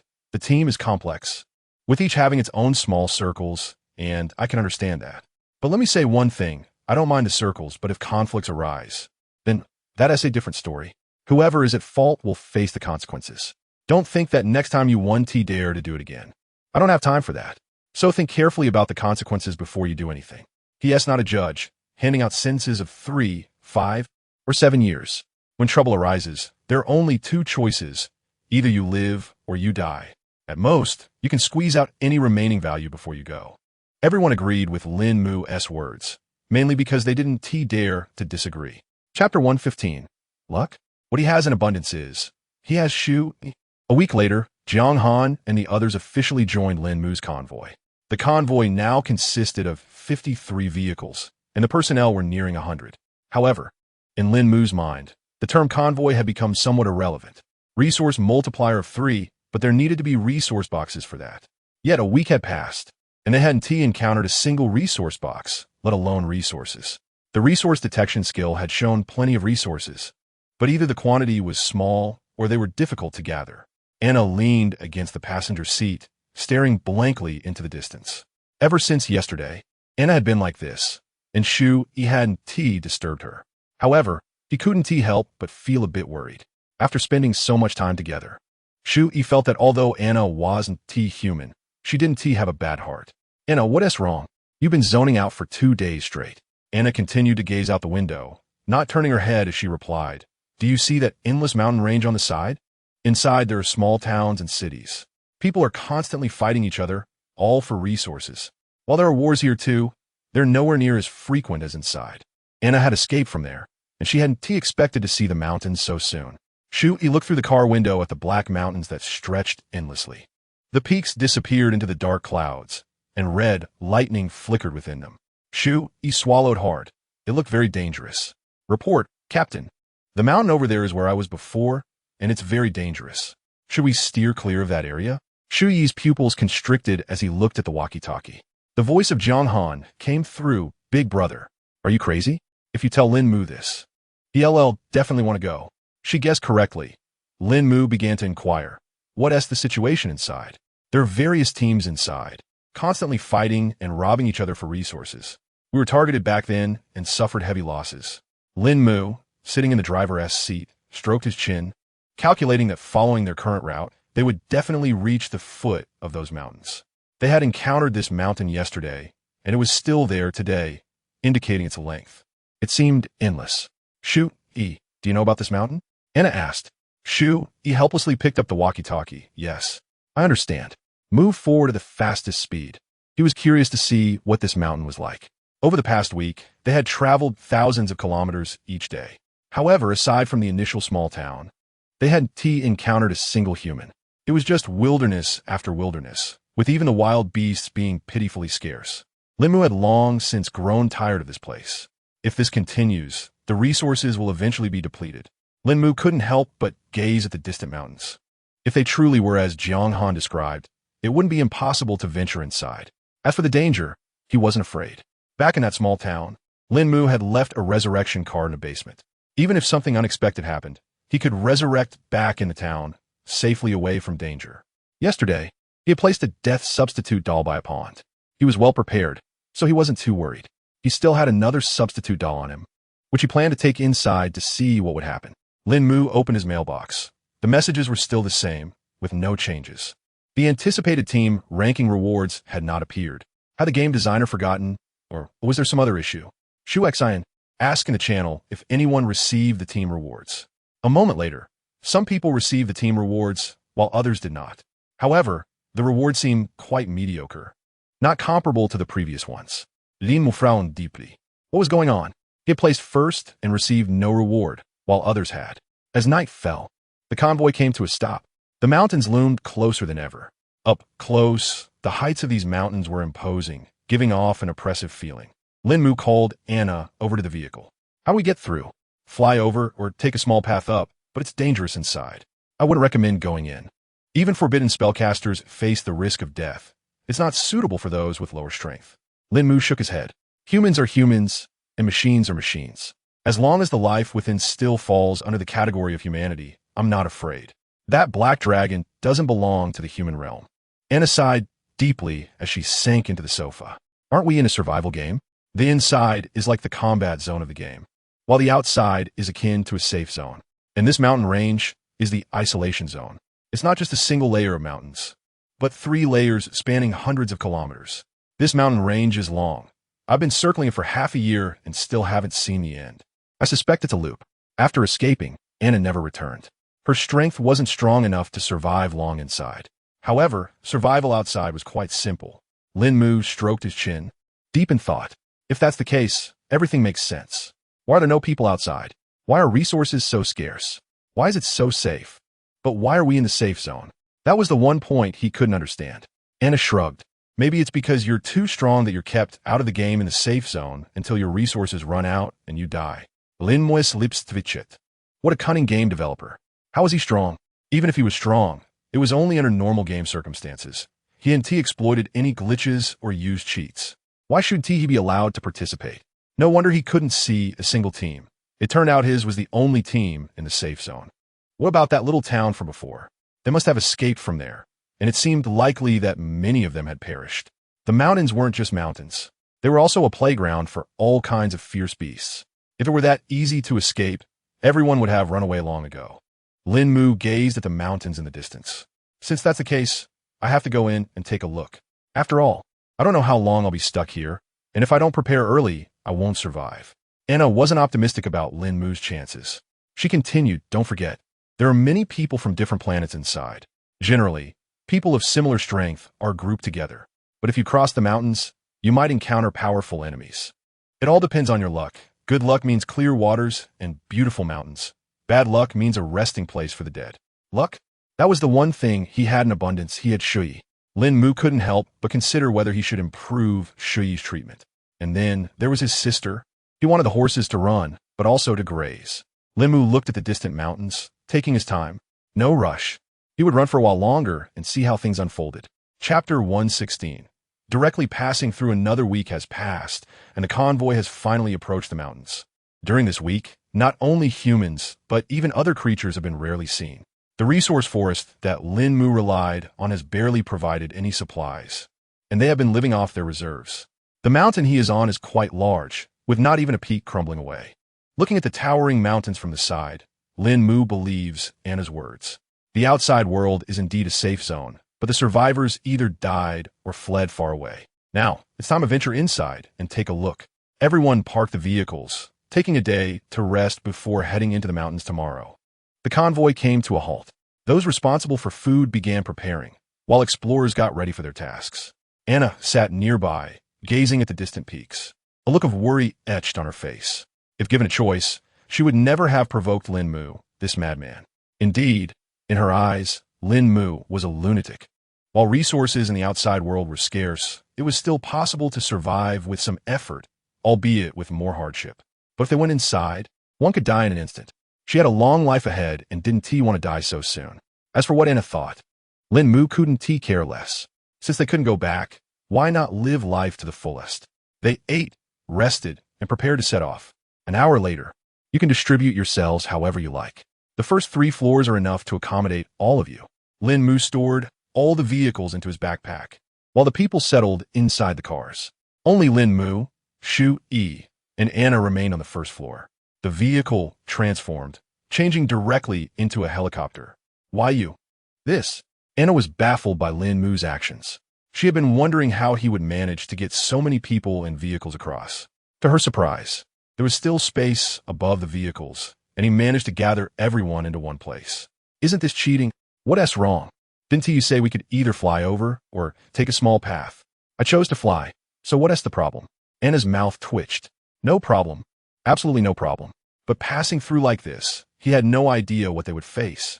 If it were a powerful faction, they would surely die. If the helicopter exploded, everyone would perish. That's easy. Shu Yi, you fly the helicopter. It's just like driving a car. It's simple enough that it doesn't require much skill. Isn't it just about luck? And this is just luck? Isn't it? What is the difference between you flying and me flying? She is our lucky charm. And most of our resources have been gathered under her guidance. Lín Mù can't argue with that. Shu Yi's luck is simply otherworldly. Anna looked at Lín Mù in disbelief, wondering how someone like that could exist. Even while soaring high in the sky, one still has to be wary of lightning. But that's not a problem. We have a mobile protective array. Lín Mù activated the protective array, and a faint yellow shield appeared, then slowly faded away. Anna blinked, as if she truly believed they could pass through. Lín Mù and Anna settled onto the sofa, and 001 came over. What would you like to drink, master? Just some water will do. No need to make it complicated. The plane took off smoothly and headed towards a gap in the distant mountains. Anna was tense, gripping the armrest of the sofa with a pale right hand. No need to be so nervous. It's just lightning. That's nothing to worry about. Anna was almost in tears. It's not that simple. There's also wind and fire. Lín Mù raised an eyebrow. You didn't mention that before. I just remembered. Look down there. Through the front glass, after passing the first mountain range, they saw a sea of flames below. Occasionally, flames would shoot up into the sky. Lín Mu's lips twitched. Luckily, this vehicle had a defensive array where they wouldn't have made it through. It's not a big deal. It's just fire. Boom! A strong gust of wind hit, causing the plane's body to tremble. Shu Yi gripped the steering wheel tightly, her right hand resting on a nearby control. Brother Mu, the wind is pretty strong. What should we do? The plane had already started to veer off course, straying from their original flight path. Lín Mù waved his hand dismissively. Just keep flying. There won't be any problems. I've reinforced the defensive array 3 times. If it can't handle this level of risk, then it's pretty useless. Winds, flames, and lightning continuously attacked the plane. It felt as if the plane was equipped with a targeting system, as each strike landed perfectly. But no matter how intense the assault was, the plane remained unscathed. Seeing this, Anna relaxed a bit. What exactly is this thing? I used up nearly all my resources to escape, yet you're completely fine? Lín Mù took a sip of mineral water from the table, casually replying, people have different strengths. It's just basic skills. Anna didn't understand what he meant by basic skills, but his demeanor was infuriating. Suddenly, a jolt of electricity coursed through Anna, and her face turned bright red. Then, to Lín Mu's astonishment, this electrical surge lasted for half an hour. He couldn't shake the feeling that he saw satisfaction on Anna's face. Lín Mu's eyelids twitched. Shu Yi, how long has this been going on for you? Shu Yi thought for a moment. About every 2 days, I guess. Lín Mù couldn't help but wonder if this was a limitation or a form of enjoyment for Anna. It didn't seem logical.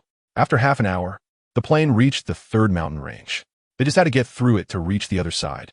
The dark clouds were about to clear, revealing a blue sky beyond. It turned out the clouds only covered the mountains. Lín Mù had always assumed it was cloudy everywhere inside, but it seemed the environment wasn't too bad after all. After an hour, they finally crossed 3 mountain ranges. Although there were some risks, Lín Mù's plane suffered no damage, thanks to the protective enchantment. At that moment, Anna stood up from the ground and calmly returned to the sofa. Ahem, young people should know their limits. Overexerting yourself is not good. But I'm a succubus. If I don't do this, I'll die. Lín Mù was at a loss for words. Was it really necessary for succubi to operate this way? He pondered and asked, so you gain power by. Exactly, but regular people can't withstand the drain. They disappear in half an hour. Disappear? Yeah, they turn into a bag of bones at the end of their lifespan. Anna's eyes lit up. Do you want to give it a try? Your physical condition looks pretty good to me. After saying that, her eyes sparkled even more, and the necklace showed no reaction. Which meant, Chapter 117. They're going to tear down my house, however, Lín Mù didn't give her a chance. No. Don't even think about that, or I won't hold back. Then go ahead and don't hold back, she retorted. Lín Mù, what the hell is this? He turned away and ignored her as Anna moved closer. Lín Mù snapped his fingers, and a powerful electric current surged through Anna's body. Anna screamed and collapsed on the ground, convulsing uncontrollably. So it's not that it can't be done, it's just that the power wasn't set to maximum. For safety reasons, Lín Mù had limited the power of the collar at the time. Otherwise, someone would have been fried to a crisp by now. Why did you stop? Anna's voice came from the ground. Forget it, this really is useless. Even at maximum power, it doesn't work as intended. Truly, a restraining collar. It can only restrain. The plane had now flown out of the area shrouded in dark clouds and into a region with normal weather. In the sky, they could see many villages and towns on the ground, with cities visible in the distance. The farther they moved away from the mountains, the denser the settlements became. The plane slowly descended, and not far from where they landed was a village. 10 minutes later, everyone got out of the vehicle, and Lín Mù retrieved the car from his backpack. Looking around, everyone was filled with curiosity. Is this what's inside? It doesn't seem much different from the outside. Captain, are we just going to walk in like this? Zhang Qian asked, looking puzzled. Aren't we supposed to be in danger? Why haven't we felt anything? We're in now. There's a village up ahead. We'll go over there and see some resources. That's right, seize. Why go looking for resources when we can just take them from a ready-made source? Before long, Anna would witness the rise of a new wave of banditry, while others would typically stick to one area, slowly exploring the surroundings to gather resources and contend with other factions. Lín Mù's approach was like that of a new era of marauders. Everyone returned to their vehicles, maintaining formation and under the guidance of the comfortable vehicle. They left the area. The village was only about 50 kilometers away, but without roads, the terrain was difficult to navigate, severely limiting the convoy's speed. Lín Mù couldn't think of a better solution. They could only drive slowly. He couldn't help but wonder if they should establish a base in the future, starting with building roads and paving the entire planet. He shook his head. It was simply a wild fantasy. Lín Mù opened the chat channel.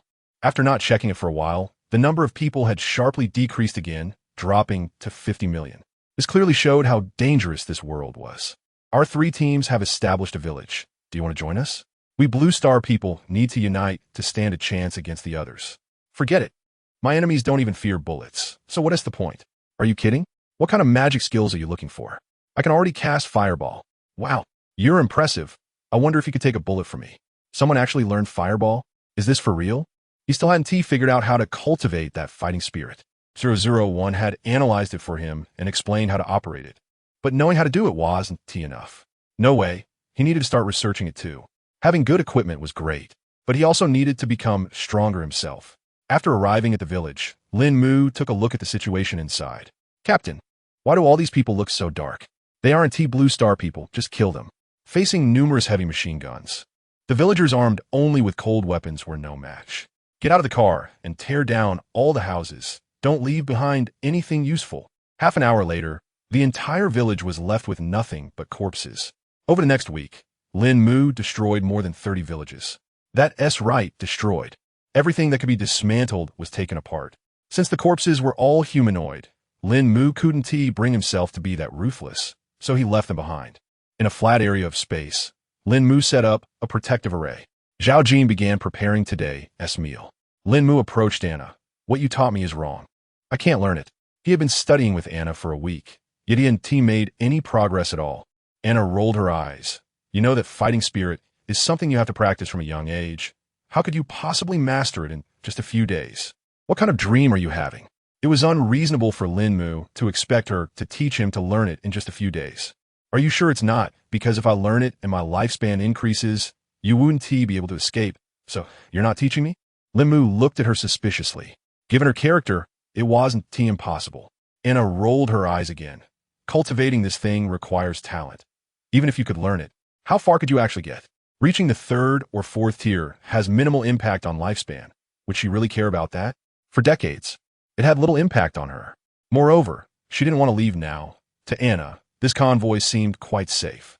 After all, she had never seen a team manage to sweep through 30 villages in just a week. These 30 villages had provided Lín Mù with quite a bit of supplies. But unfortunately, the amount of food was still too little. It merely replenished what had been consumed during this period. His destination was a place with abundant resources to prepare for what was to come next. The team didn't need to be too large. A force of around 10,000 would be sufficient. When the time came to dominate a region, even if they couldn't return, they could at least become local rulers, right? Do you know where the resources are plentiful? Of course, in the cities, but those cities have been around for a long time and are nearly impossible to conquer. I advise you not to think about it. Lín Mù stroked his chin. Just because something had been around for a long time didn't mean its defenses were necessarily strong. Unfortunately, he didn't have any particularly powerful weapons at the moment. He wished he could find that portal soon to complete his mission and acquire resources. It would be great to get hold of some super advanced blueprints. His modification skills only allowed him to upgrade his own vehicle. If only he could modify others' vehicles too. Sigh. It was too difficult. One dish after another was served at the dining table, and a table meant for 10 was filled with 16 dishes. Anna's mouth twitched. If she remembered correctly, they had just been talking about how scarce resources were yesterday. And now, they had managed to prepare 16 dishes? Weren't they supposed to be saving? Yes, they were supposed to save, but today was the weekend, so of course they had to enjoy something nice. Beer and drinks were also served. Everyone was free to eat and drink without worrying about running out of food. There was a town not far from here with enough resources for them. The captain was impressive. Everyone looked excited. Life was much better than before. Anna quietly asked Shu, is your captain a former robber? Chapter 118. Sending photos and videos. They will definitely come according to Lín Mù. The distant town was like his warehouse. However, given the current strength of the convoy, he wasn't wrong. Yet Anna still hadn't adjusted. On her planet, there were indeed people like that, but those bandits only robbed passing merchant caravans. They wouldn't dare touch the towns. Only small villages were at risk. Shu nodded first, then shook her head. I don't know what he did before, but all of us have been robbed by him. Anna was baffled for a moment. Wait, are you saying that all of you were robbed? She had always thought Lín Mù was referring to Zhang Qian and his group, but it turned out Shu had also been a victim? Shu nodded. After a moment of contemplation, Anna continued to ask, you're not saying that he robbed all of you, right? He managed to rob so many people by himself? That's not a bandit. What kind of bandit steals people? Shu helplessly nodded. That's just the way it is. Anna glanced at Lín Mù. Could she really leave from here? If he lived longer, would she have to stay here forever? The next day, the town was attacked by Lín Mù, with artillery being his most powerful method of assault. This town was much larger than the ones they had encountered outside, and its defenses were significantly better. After a full 4 hours of bombardment, they finally broke through the shield. The resources expended were countless. But when Lín Mù saw the items in the warehouse, he couldn't help but smile. They were worth 10 times what he had consumed, a massive profit. Not to mention, there were so many items available for recycling, which enriched their resources considerably. When they dismantled the place before leaving, it would yield even more supplies. It was a win-win situation. However, at this stage, they couldn't leave just yet. Lín Mù stood atop the highest building, the clock tower, surveying the surroundings. This town was the first one they had found, and he intended to use it as a starting point to expand outward. All the nearby villages were his targets. With the current number of people and weaponry in the convoy, they could easily split into 3 teams. With this thought in mind, he went to the office and called Zhao Jin and a few former captains over. Looking at the few people before him, Lín Mù nodded in satisfaction. As two of the captains who had survived from the game until now, he believed they could do well. As for Zhang Qian, while he was a bit weaker, he could handle other tasks. I called you here to assign you some missions.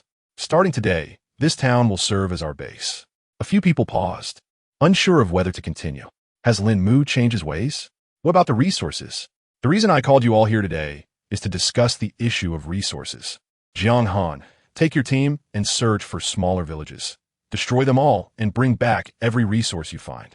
Zhao Jin, you'll do the same, but you'll be looking for larger villages. As for you, Zhang Qian, your task is to find a time gate, or what we call a teleportation portal.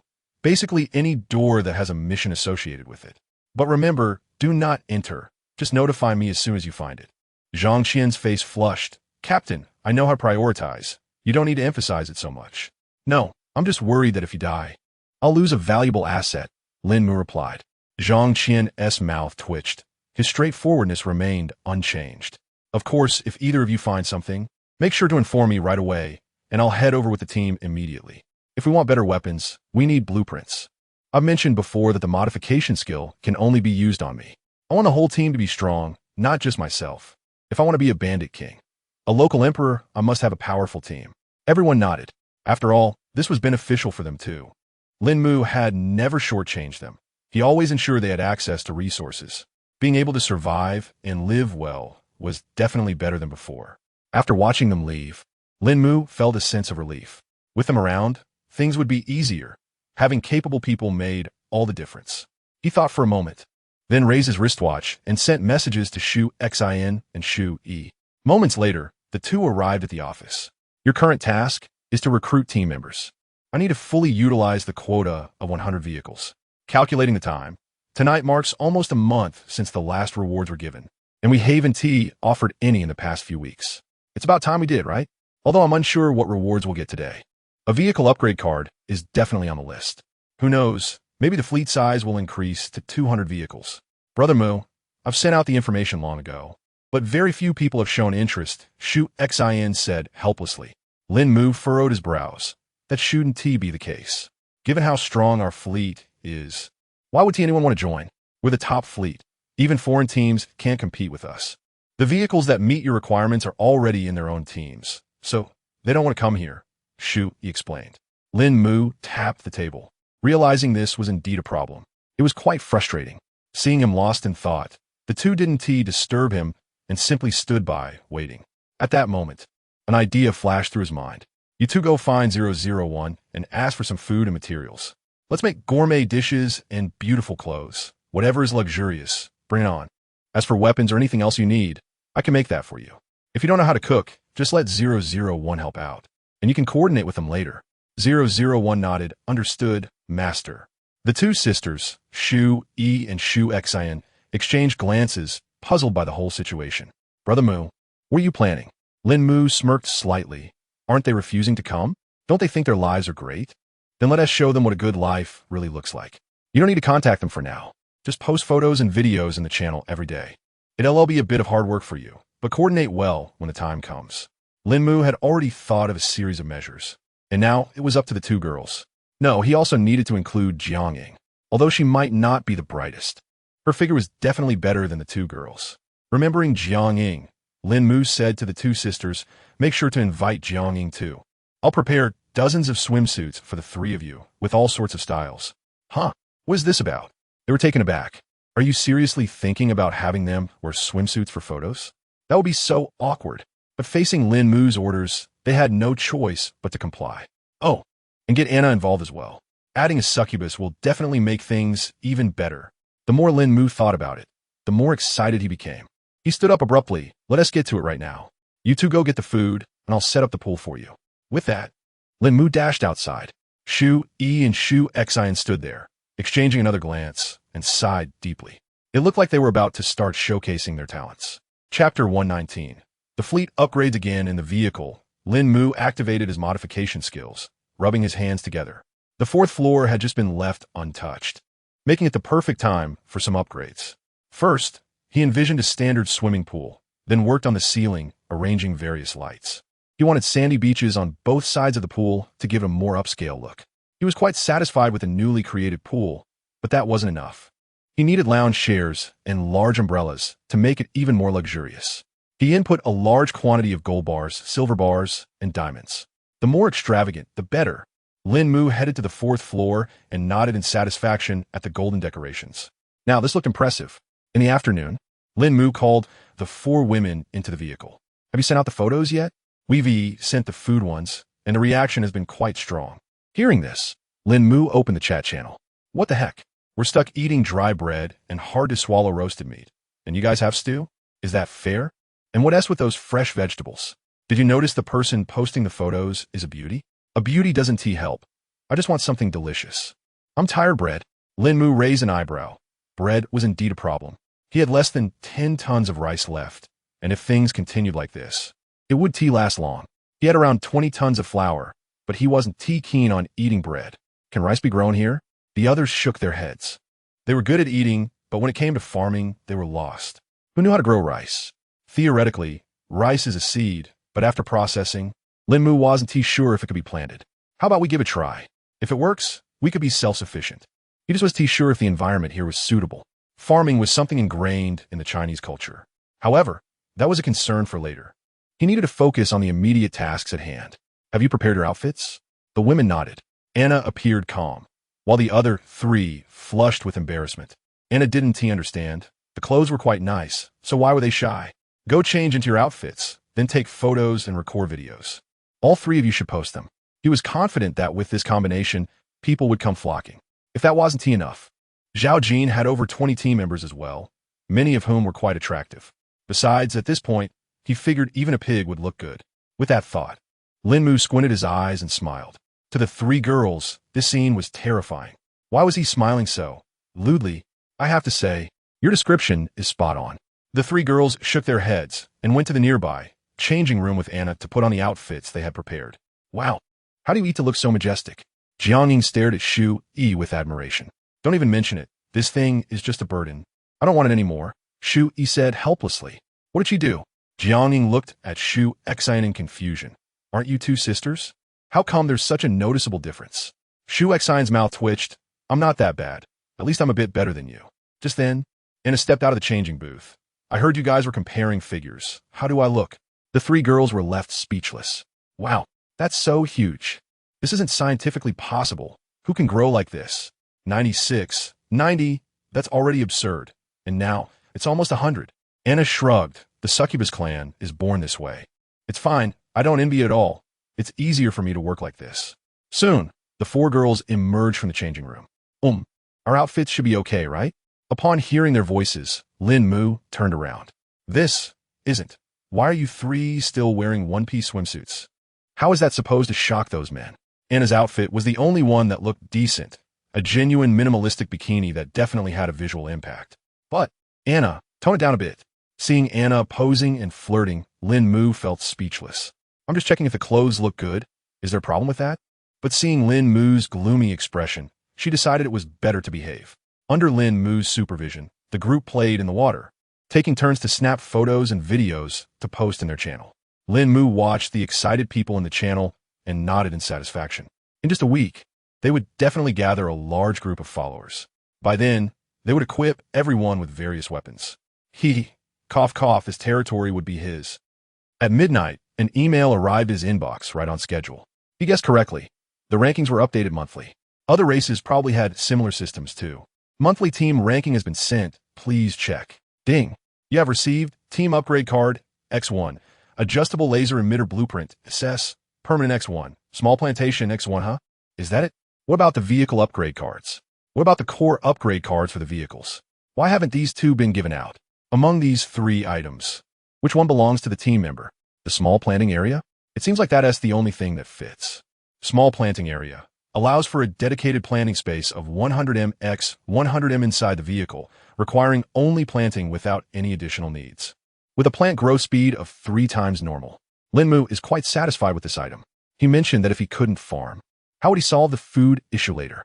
Well, here it is. If all vehicles had this, he would have 520,000 square meters of planting land. Lín Mù feels a bit regretful. If he had filled the convoy from the start, wouldn't he have had 1,000,000 square meters of land? This is the reward for being first. I wonder if others have it too. He then uses the convoy upgrade card. Once the convoy reaches level 3, it can accommodate 200 vehicles, which is indeed a great asset. Additionally, a new feature has been unlocked. War Machine. Based on the captain's vehicle form, it can create a corresponding war machine. Damage is at 100, speed at 20, and all defensive capabilities are at 100. Lín Mù looks at this new feature in shock. ISNT, this going to make them invincible? If he transforms into helicopter mode and combines these vehicles, wouldn't that create a massive airborne fortress? Incredible. You can only imagine how large it would be when 200 vehicles combine. If we estimate the length based on 70 vehicles averaging 5 meters each, that would be 350 meters. For the width, assuming an average of 3 vehicles at 5 meters each, that would be 10 meters. Lín Mù shakes his head. That 1T work, it's too narrow. Never mind. He LL researched that later. He shifts his focus to the only blueprint he has. As a hunking Hivard, the attributes should be pretty good, right? Chapter 120. Not wearing it? Then just take his car. Adjustable Laser Emitter Blueprint, SS, can convert any weapon into a laser weapon. Hiss. ISNT this, just trading a bird gun for a cannon? The overall damage has greatly increased. Lín Mù rubbed his hands together, excited. He quickly opened the crafting table. Adjustable Laser Emitter, Electronic Components X10, Glass X2, Silver Ingots X2, Copper Ingots X3, 10 at a time. Great. He has plenty of these materials. After crafting, the workstation automatically began producing the laser weapon. How considerate. Lín Mù thought he would have to assemble it himself, but it was ready to go. AK, laser version, laser emitter X1, AK rifle X1, any energy source X1. What the? Are you kidding me? I've got the laser emitter, but now there isn't energy source requirement? Should I just install a wind turbine for you? The only energy sources he currently had were gasoline and a wind turbine, and he didn't even have a battery. How was he supposed to manage that? Feeling a bit deflated, Lín Mù wondered if he would be unable to use the laser weapon after all. But wait, he still had the mysterious element. This item could substitute for any material and was a form of energy itself. With that in mind, he figured he should be able to create a laser version of the AK without any issues. He placed one mysterious element into the crafting table. Ding! A laser AK was completed. AK laser version. Each bullet consumes 0.1 energy units, with a magazine total of 10,000 energy units. 0.1 units is the damage of a standard bullet. Lín Mù stroked his chin. If he remembered correctly, when the defensive array was enhanced to the 3rd level, it only reached 100,000 units. And that was after enhancement. Without enhancement, it was just 10,000 units, and that was for 4 of them combined. Either the calculations for attack and defense were different, or this weapon had a different energy efficiency. But the specifics didn't matter much. The fact that this weapon had transformed into a laser weapon was enough. The bullet speed was slow, but a laser is light. It excelled in both speed and distance. After some thought, he crafted another one, then opened the vehicle modification skill to install this weapon on his car. He then connected the weapon to the wind turbine. There wasn't any noticeable change in energy. After pondering for a moment, he drove the car out and began using the laser weapon. Yubu. The sound of the laser was quiet, but the power unleashed by each shot was indeed comparable to a standard bullet. However, its penetrating power is much stronger than that of ordinary bullets. After consuming 100 degrees of energy, Lín Mù observed the changes in the weapon's energy on the vehicle. The energy connected to the wind turbine was slowly increasing. Seeing this, Lín Mù let out a sigh of relief. As long as it wasn't a one-time use weapon, he wouldn't have to worry about running out of mysterious elements too quickly. Although he had plenty of mysterious elements, he hadn't found suitable decomposition materials to replenish them yet. Once he found the right materials, he wouldn't have to worry anymore. The next morning, each team reported on the rewards they had gathered the previous night. A small-scale plantation, just as Lín Mù had expected. By the way, I've arranged new weapons for you all, which are stored in the convoy's warehouse. 1 for each person. From now on, these will serve as our standard weapons. Additionally, the wind turbine has been installed on your vehicles and will be used for charging. Moments later, the intercom nearly exploded with excitement. Oh my god, Captain, we got laser weapons. Where did you get these? We're invincible now. With this weapon, who could stop us? Don't worry, Captain. Today, I'll capture 10 villages for you. Lín Mù couldn't help but twitch his mouth. These people were acting like bandits. Is it really called stealing? It's clearly just borrowing. But once they borrowed and the people left, what could he do? He couldn't even return what he borrowed. Being a person of integrity is so difficult. After acquiring the new weapons, the members of each team went on a rampage, smashing and grabbing, searching for supplies. They visited every nearby village. From above, it looked as if entire towns were vanishing from the surface. The team members inherited Lín Mù's excellent tradition, leaving nothing behind, ensuring every house was completely demolished. If they had tools, they would even uproot the foundations. In the afternoon, Lín Mù leisurely sat on the sofa, listening to music and snacking, enjoying his carefree life. "Brother Mù, a convoy has contacted us and wants to join us," Shu Xin said as she climbed down, still wearing her swimsuit. "Did you tell them about our convoy scale and the collars?" Shu Xin shook her head. "Aren't you the one who said not to tell them? Right? No need to inform them. But can their convoy send people over? Jiang Han and the others could come because they had props. However, that prop must be quite rare. Not everyone has one. I see the coordinates he sent me, and it shouldn't be too far from here. If we go all out, we can reach it in 3 days. In addition, there are some drifters that I haven't responded to yet." At this point, Shu Xin feels quite helpless. She was responsible for this area before, but ended up with no one wanting to join. The few of them have been busy posting photos and have a ton of contacts. It's simply overwhelming. Men understand men, after all. Cook up some good food. Get some nice clothes, tch. Lín Mù stroked his chin.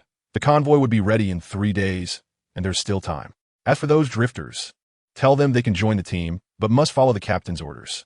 If they can accept that, they can come on board. Afterward, let 001 put a collar on them. What if they refuse to wear it? Then we take their vehicle and dump them in the wilderness, Lín Mù said casually.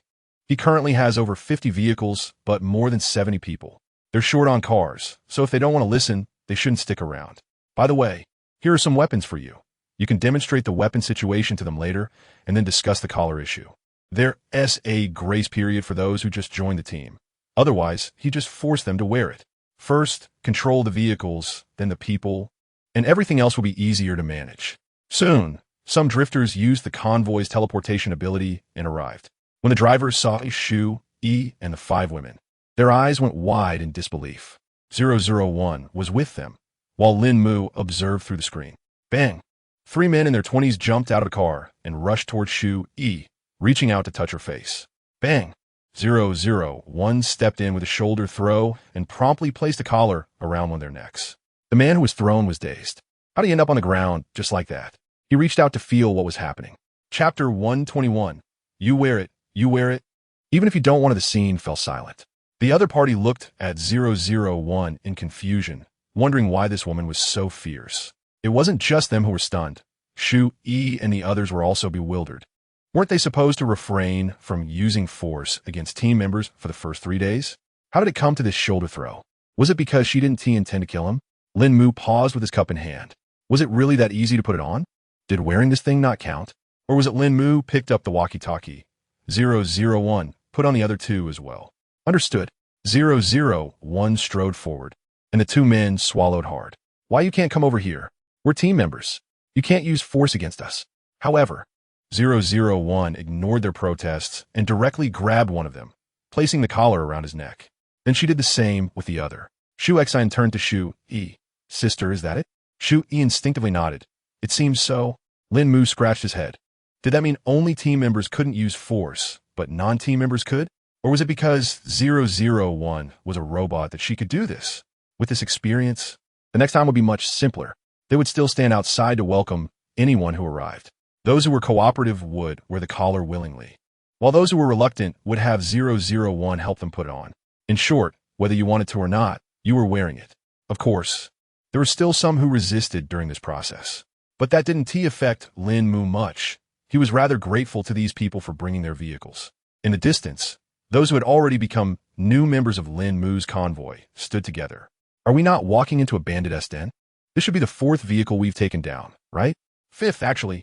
That's 12 people. Whether it was a bandit den didn't matter. What was important was whether their lives could improve. As long as things could get better, they could accept anything. They had been struggling in this world for too long and had lost hope for survival. But seeing the delicious food pictures that Shu, E, and the others had shared made their mouths water. It was just that after arriving, they encountered some situations that were different from their expectations. But that didn't matter. As long as there was good food at night, what were a few hardships worth? If there really was delicious food, they would wear not just one collar, but 10 without hesitation. As for those who had died, they viewed them as simply not knowing when to quit. Living was certainly better than dying.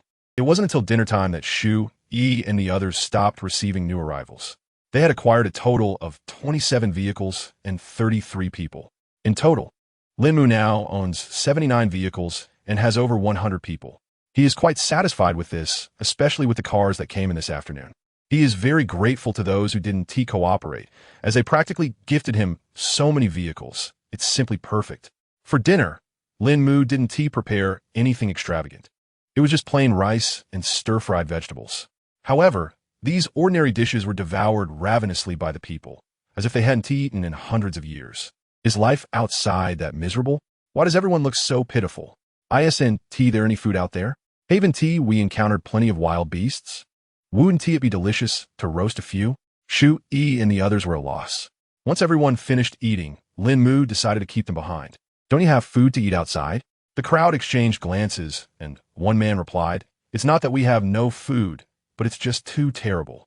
We don't have any seasonings, so the meat we cook has no flavor at all." Of course, that's not the main issue. The main problem is that we might not be able to kill a single beast in a month. We've encountered plenty of them, but whether we can kill them is another story. Yeah. Sometimes you have to look for those breadfruit trees, which bear something like black bread. It's tough and unappetizing, but we have no choice but to eat it. The new members began to vent their frustrations. Listening to their experiences, Lín Mù couldn't help but wonder if he had been too generous. It felt like they could turn instant noodles into a feast at this point. In the next 2 days, Shu Xin and the others repeated their previous operations, with 001 still being the main force. The others just sat and watched, especially when they saw 001 perform shoulder throw. Many couldn't help but grimace.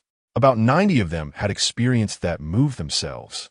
In just 2 days, the convoy expanded to 130 vehicles and over 150 people. They were still 70 vehicles away from reaching 200. However, no one was eager to join anymore. They were just waiting for the last convoy, which only had 10 vehicles. "Brother Mu, there are still quite a few foreigners who want to join us. What should we do?" "What do they say?" "Not much. They just mentioned that we are all Blue Star people and should help each other." Lín Mù stroked his chin, pondering. Which country are they from? From all over, around 40 to 50 people, and their levels are decent. Decent levels, huh? Then let us bring them in. One by one, let 001 handle it. Do we really need foreigners? Lín Mù shook his head. "I don't need the people. What I want is the vehicles."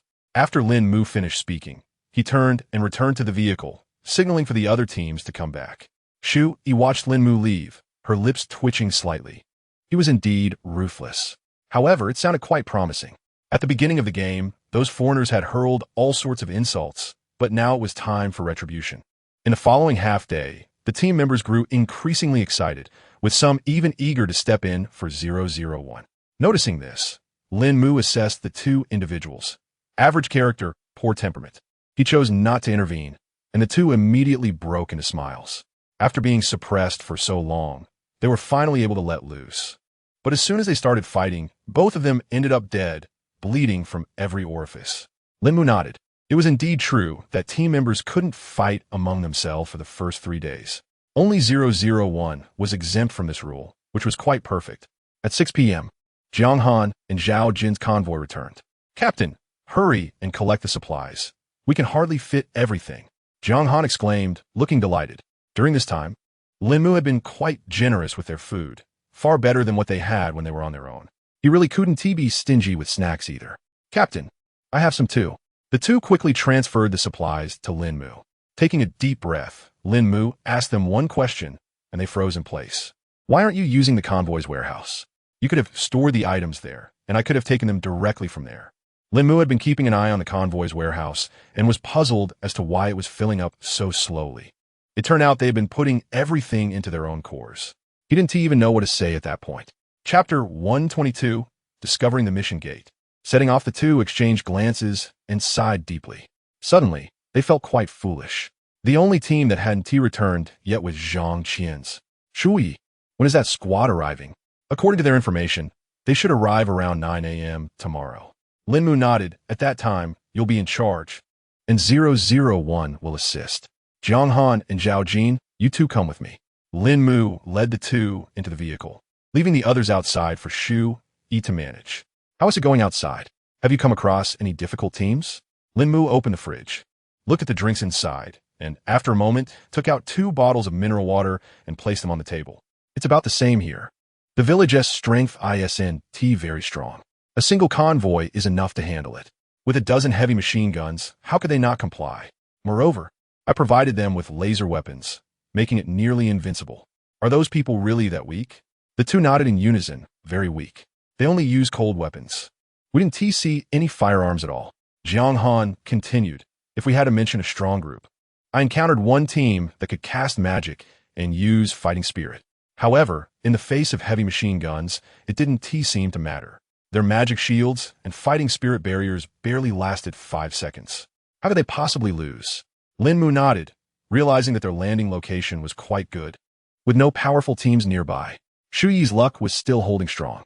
You've seen the people outside, right? We'll divide them up later, each taking a part.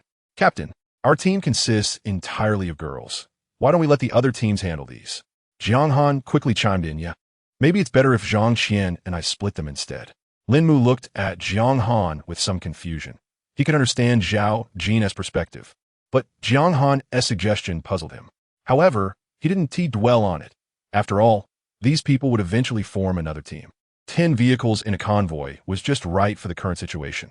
The next day, Lín Mù sat in the driver's seat, watching as 001 disciplined the newly arrived convoy.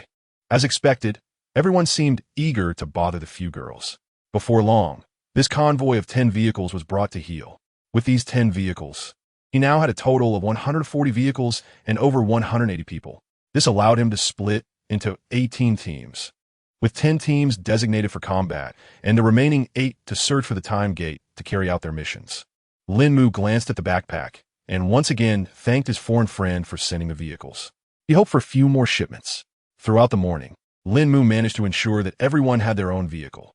It must be said that the survivors here were quite capable. The core of the vehicles and their general quality were both at level 6, which saved him a lot of trouble. From now on, you all just need to follow Jiang Han. He will teach you how to proceed. Those who qualify this time will lead their own teams.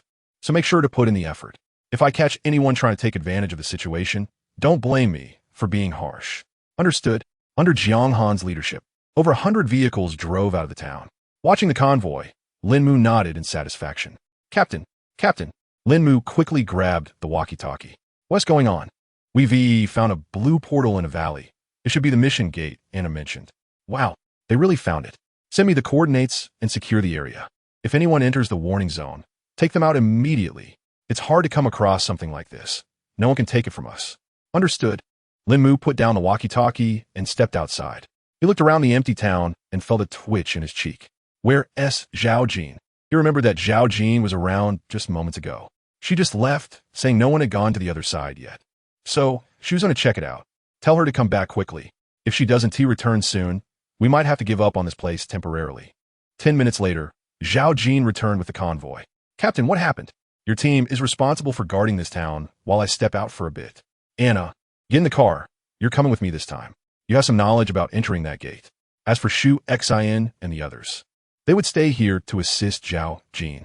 With Anna on board, Lín Mù hurriedly set off, racing towards the address sent by Zhang Qian. Half an hour later, seeing the distance, Lín Mù transformed the vehicle into helicopter mode, significantly increasing speed. By 3 p.m. that afternoon, Lín Mù arrived at the designated location. From the air, he spotted the blue portal. Anna, is this the gate you mentioned? Anna looked worried. Yes, it is. The mission inside is mandatory, so you should proceed with caution. Once accepted, it cannot be cancelled. How could he find it so easily? Anna was increasingly anxious as she looked at the blue portal below. Although she was alone now, she had previously worked with others. At that time, she became part of a grand entrance, and the outcome was that everyone inside perished. Fortunately for her, she stumbled through the task and emerged alive. Since then, she vowed never to return. Yet, unexpectedly, here she was again. As the plane touched down, Zhang Qian hurried over. Captain, the entrance is right ahead. Should we go now or rest for a bit? Let us go now. I want to see what kind of mission awaits us inside. Understood. After Zhang Qian left, Anna approached Lín Mù, looking shy and hesitant. Lín Mù eyed her warily, sensing she was up to something. What do you want? Just spit it out, otherwise don't bother. Well, I noticed that once you guys go in, there's no one to keep watch here. So how about I stay back and guard the entrance instead? Lín Mù looked at her skeptically. You're sure you want to guard the entrance and not just avoid going in? Do you think I don't see through your excuse just because you phrased it differently? Oh, come on. It's too dangerous in there. I'm worried you'll all end up dead inside, and there'll be no one to send a message back.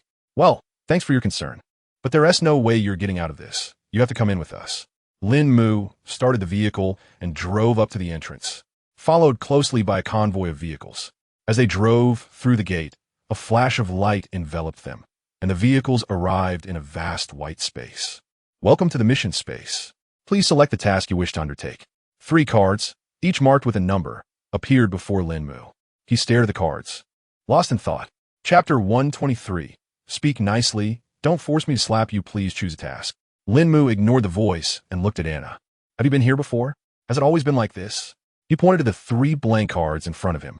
The cards had nothing on the front, but were numbered on the back, leaving him unsure how to choose. Should he pick a lucky number? Anna shrugged. I told you, this place is dangerous. They say choosing a task here has always been like this. It's basically forced buying and selling. Lín Mù chuckled. You think this can stump me? He directly chose the middle card, number 2. Task selection complete. Task description. This is a 24-hour assassination mission. The more targets you eliminate, the greater the rewards. Please note, the opponents will fight back, and during the mission, death is real. Teleportation commencing now. 13 vehicles were enveloped in white light and disappeared once more. Good luck playing with another group of players. What task did you assign them? A mechanical female voice suddenly echoed in the space. Those players are hunting you. As the light faded, the vehicles appeared in a square, surrounded by dense forest ahead.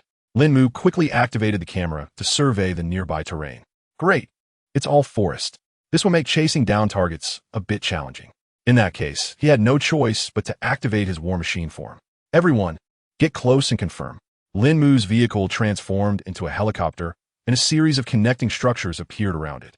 Each vehicle morphed into open components, surrounding Lín Mù's vehicle, and soon a large aircraft measuring 15 meters long and 10 meters wide emerged. Captain, what is this ability? Are we turning into a UFO? Looks a bit like it, doesn't it? The propellers began to spin, and the massive machine slowly ascended, with heavy machine gun barrels extending from below. For cannon barrels also emerged. This form should make it easier to hunt. Lín Mù thought for a moment and opened the modification skill. He realized he hadn't installed laser emitters on those 4 cannons yet. However, when he opened the interface and looked at the cross-section diagram, he was taken aback. He rubbed his eyes in disbelief. What the heck? The diagram displayed isn't just a cross-section of my aircraft, but of the entire war machine. Everyone, release the weapons. Captain, should we deploy from above or below? Below will do. 12 gun barrels extended from the entire machine once again. Lín Mù casually selected one and inserted a laser emitter into it. Modification complete. As Lín Mù felt a mix of anxiety and excitement, a white rotating circle appeared. It actually worked. He was invincible now. He had previously thought that these vehicles would become nearly useless in the later stages, but he never expected they could be upgraded. Who else could compete now? Captain, what do we need to do now? After combining everything, each of their rooms only had a screen and some simple buttons, while the directional controller was located in Lín Mù's vehicle. Each of you is responsible for monitoring your own direction. If you spot any enemies, let me know. Yes. Cameras appeared in every corner, providing 360-degree coverage with no blind spots. Everyone focused intently on their screens. Anna, who was beside Lín Mù, was completely stunned. The transformation of the vehicle into this so-called aircraft was already outrageous enough. What was it turning into now? A war fortress? Lín Mù glanced at the screen and confirmed that there was no one around. Xuantu looked at Anna and asked, how safe do you think I am right now? It should be fine. What if I activate the protective array? Buzz. A pale yellow glow lit up, enveloping the machine. Anna twitched her mouth. This was just a mission, not a life or death situation. What kind of serious person carries such a large protective array with them? The machine moved slowly, flying over the forest while the team members observed their screens. The flight speed of the machine was not fast, just a slow and steady pace. Half an hour later. Captain, we've spotted a moving squad 3 kilometers ahead. They appear to be of a human race. Forget their race. Immediately lock onto them with the laser weapons and fire to eliminate them. The opposing team had noticed Lín Mù as well. but they were only curious about what this thing was. Having survived here for so long, they had never seen such mechanical items before. Before they could think of a way to respond, beams of laser fire shot out, and a squad of dozens was wiped out just like that. Report. Target has been neutralized. Understood. Continue monitoring. Lín Mù piloted the machine above the squad, and then deployed a collector to search through the bodies. The sharp blade of the axe sliced through their clothing, exposing their skin. Lín Mù controlled the operation, gathering all the removable items and storing them in his backpack. However, he couldn't find the imagined storage space. After all, he was someone who had taken necklaces and rings. How could he not have it? Anna watched him curiously as he tore apart the clothes of those people, and suddenly, it dawned on her. So he liked this vibe. Mù, if you want to destroy clothes, why not pick some from the women instead of the men? She suggested, pointing at her own outfit.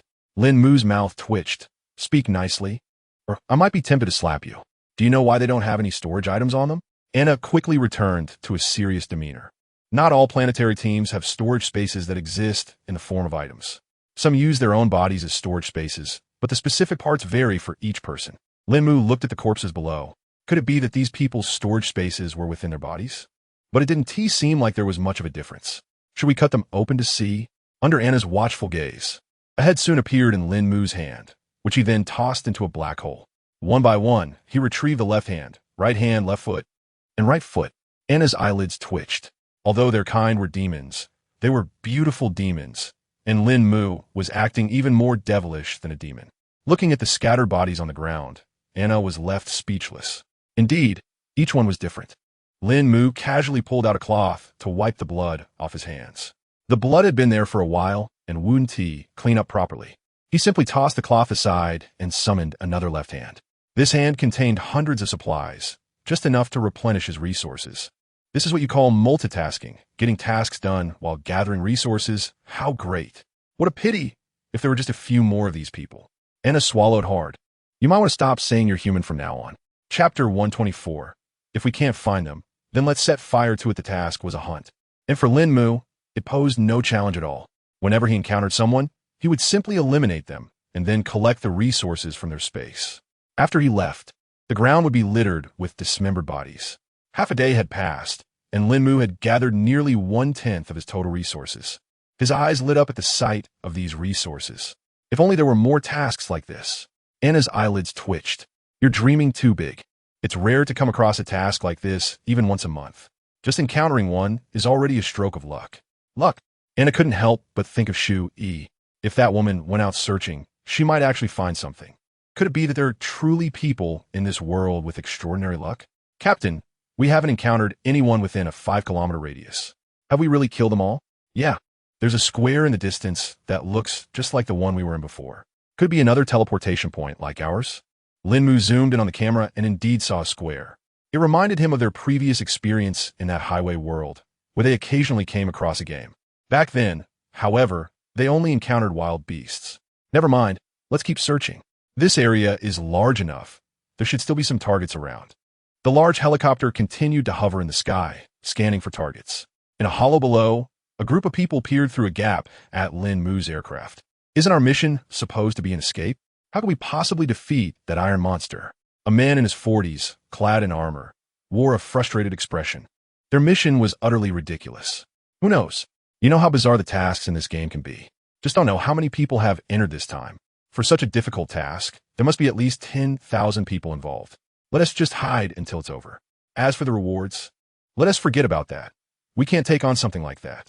Aside from their hiding spot, all other potential hiding places were filled with people. Everyone had the same mission, but they were far from being able to handle Lín Mù. As for why they were so sure it was Lín Mu's ship, it was simply because there was a single red dot on their interface.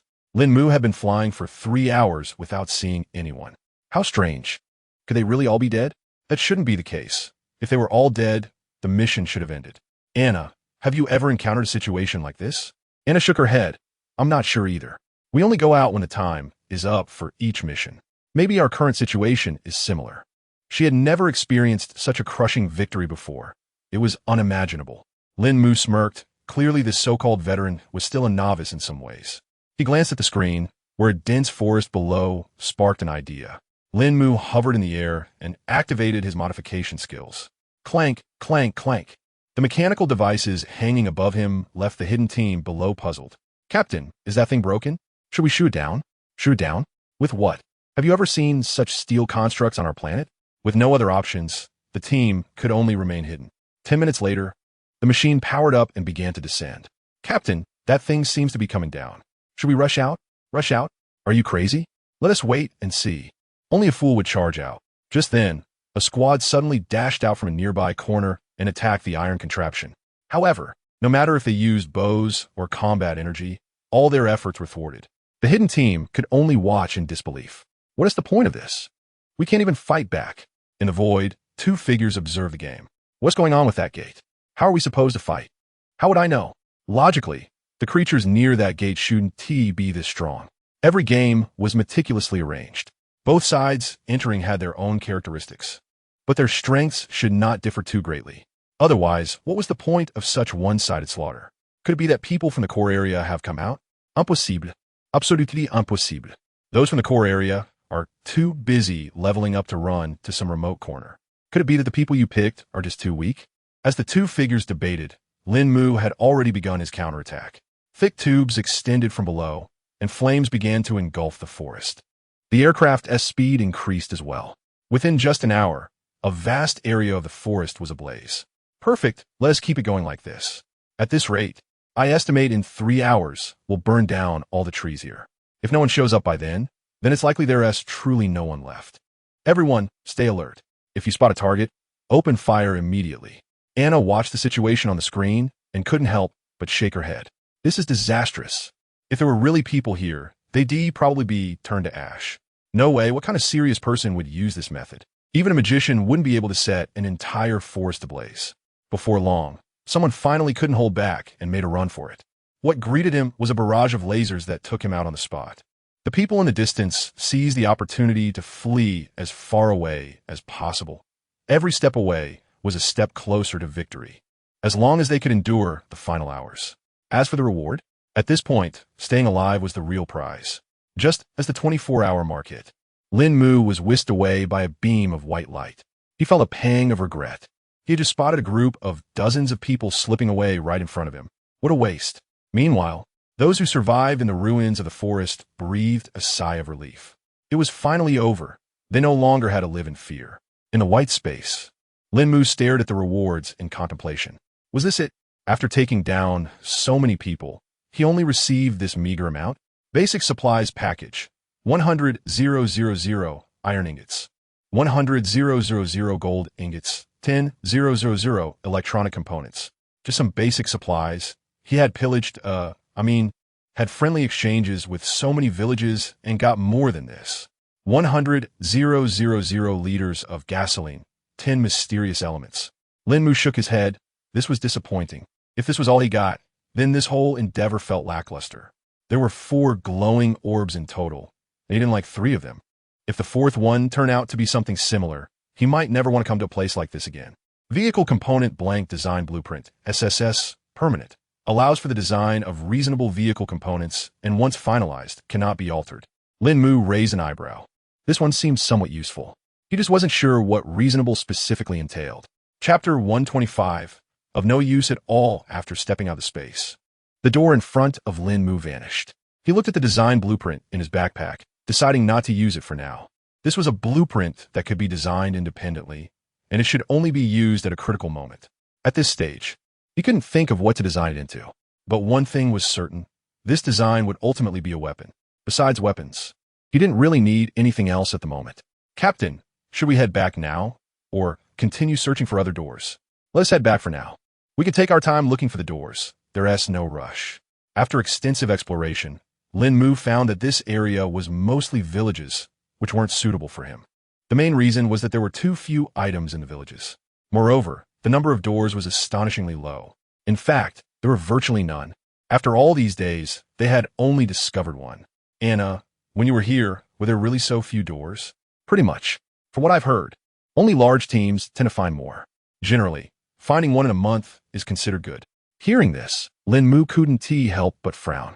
1 in a month? That seems a bit too scarce. How many people are in the large teams you mentioned? Should be around 1,000 at least. Lín Mù lips twitched. 1,000 people? How far away am I from that? Forget it. Let us just go with the flow. If we encounter something, great. If not, it's no big deal. The only reward from this mission that he found appealing was just that one item. Perhaps all missions were the same. Provide some basic resources, and then offer something good later on. Soon, the convoy returned to the town. After parking the vehicles, Lín Mù and his team got out. Zhao Jin walked out from the building. Not long after you left, a small team appeared near the town. We took out 8 of them, but 2 managed to escape. They seemed to be scouts from somewhere. Lín Mù was astonished. Aren't there barely any people left in the nearby villages? How did they show up? Did you send someone to track them? Yeah, someone followed them, but those guys haven't returned yet. They're quite far away. They probably won't get back until tonight. That's really far then. It seems like they're at least several hundred kilometers away, in an area we haven't explored yet. After all, there's nothing left where we've already searched. Make sure they pay attention to safety. Once they reach their location, have them assess the environment. Zhao Jin's lips twitched. What were you thinking, wandering out here for no reason? Now you've attracted attention. Haven't you? All right, Zhang Xian, you're responsible for assisting her. If possible, you can handle it yourselves. After everything was arranged, Lín Mù went straight back to the car. He opened the panel and immediately asked, "Hey, panel buddy, do we have a map?" Lín Mù felt like something was missing, and it dawned on him today that they didn't have a map. Control of a town for 90 days grants access to a map. Is it really that simple? A map can be obtained in 3 months, which means they can get it in just over 2 months of staying here. But where will the map appear? Town center square. Lín Mù nodded. It seems he would have to wait until they got the map before leaving. He had originally planned to leave once the team found a new town, but it looks like that won't be possible for now. That night, the 2 vehicles tracking the group sent back information. "Captain, do you have a moment?" Lín Mù picked up the walkie-talkie. "I'm free, go ahead." The tracker replied. "The other party is in a small town 300 kilometers away from us.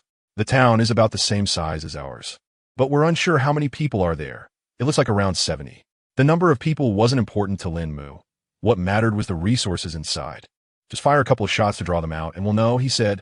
Then it was a matter of waiting for some of them to come back tomorrow to negotiate. He wanted to be a civilized person. The next day, Zhao Jin stayed behind while Lín Mù led the team to the city. Based on last night's observations, the people in this small town seemed to be technologically advanced. Unlike the previous world that relied on magic and martial arts, their technology revolved around creating various machines. Hearing this piqued Lín Mù's interest. Upon arriving at the town, he was taken aback by the various machines inside. The reality was quite different from what he had imagined. He thought there would be high-tech devices, but instead, there were just some gas-powered machines. "Kill them all. Just kill them all. This is useless," he muttered. What good is this? He really couldn't understand how these people had survived until now. Hundreds of cannons began bombarding the protective shield, and within an hour, it shattered. The enemy's machines rushed out of the town. Boom! Boom! Boom! None could withstand a single shell under the onslaught of artillery. Lín Mù could only shake his head. He had expected to encounter a high-tech civilization, but this was it. However, it worked out. These scraps would serve as a resource supplement. Entering the town, he recalled the old routine. "Find me resources." "Yes, sir." Lín Mù arrived at the center of the town. "Hey, brother panel, if I take over this city, I'll have a map, right?" "Yes." "And if I dismantle this protective array, will there still be a map generated?" "Yes." With that reassurance, he felt at ease. 3 hours later, all that remained was the ruins of a city. He believed that in a few months, nature would reclaim this place, and no one would discover it had once been a town. No, it would be more accurate to say that no one would believe that anyone had ever lived here. The villages he had previously visited were now overgrown with weeds. 2 months passed. Lín Mù settled comfortably in this town, while Jiang Han and the others raided every village and town within a 100-kilometer radius, fully embracing Lín Mù's philosophy of leaving no stone unturned. Over these 2 months, they completed only one mission, which yielded a snack vending machine. Yes, a machine that dispensed various snacks. Although it didn't offer any combat advantages, it represented an improvement in their quality of life. By providing the necessary materials, they could earn points to exchange for snacks, and while the exchange rate was a bit on the low side, it didn't matter much when it came to food. Besides, their supplies were plentiful, and they had no worries about running out. Seeing how much everyone enjoyed it, Lín Mù decided to place the vending machine outside. He arranged tables and chairs around it for everyone to use, considering it a nice little perk. "Captain, there's a new light orb at the center of the town. Chapter 126. Can't afford it. Simply can't afford it. Lín Mù hurriedly got out of the car and followed Shu Xin to the center of the town. In the middle of the square, there was indeed a white light sphere. It seemed this was the map that the interface mentioned. With the map, he could start looking for cities, and once he occupied one, he could begin to develop his own influence. That would bring him closer to dominating this place. Lín Mù rubbed his hands together and poked the small sphere. Ding! Congratulations, player. You have obtained a map. The map was in his hands. Lín Mù quickly opened the panel on his watch. Map, found it. There was now an option for the map on the interface. He quickly clicked on it, but his smile froze on his face. Is this really what you call a map? Oh, a map? I know it's a map. But why are some areas black? Black areas represent unexplored regions. Lín Mu's lips twitched. So what does this golden box mean? It indicates the maximum range of the map you've obtained. All right, now he understood. This map could only display such a large area. Based on the scale, this small map should only cover a square with a side length of 200 kilometers. And in the center of this square, obtaining all the maps should look like this. Lín Mù zoomed out a bit and asked, "Are you sure this map can be completed? There must be at least 2,000 pieces." Panel brother, this isn't right. If it takes 3 months to get such a small piece of the map, when will I ever find all the maps? If you go to cities to find maps, those maps will be larger. If you can directly find 4 major cities, and just 4 maps will be enough. Major cities? It seems there are different classifications of cities. Panel brother, how are the cities categorized here? Cities are classified from small to large as small cities, medium cities, large cities, main cities, and major cities.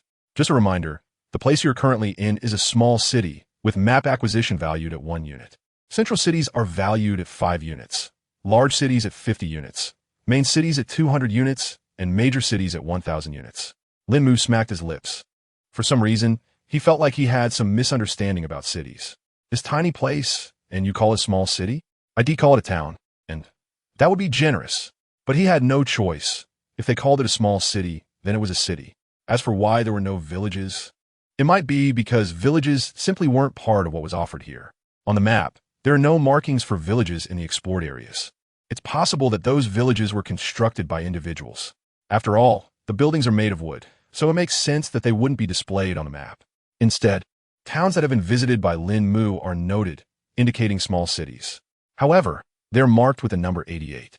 Lín Mù couldn't help but wonder if a city could be rebuilt 180 days after its destruction. What if it was dismantled again after being rebuilt?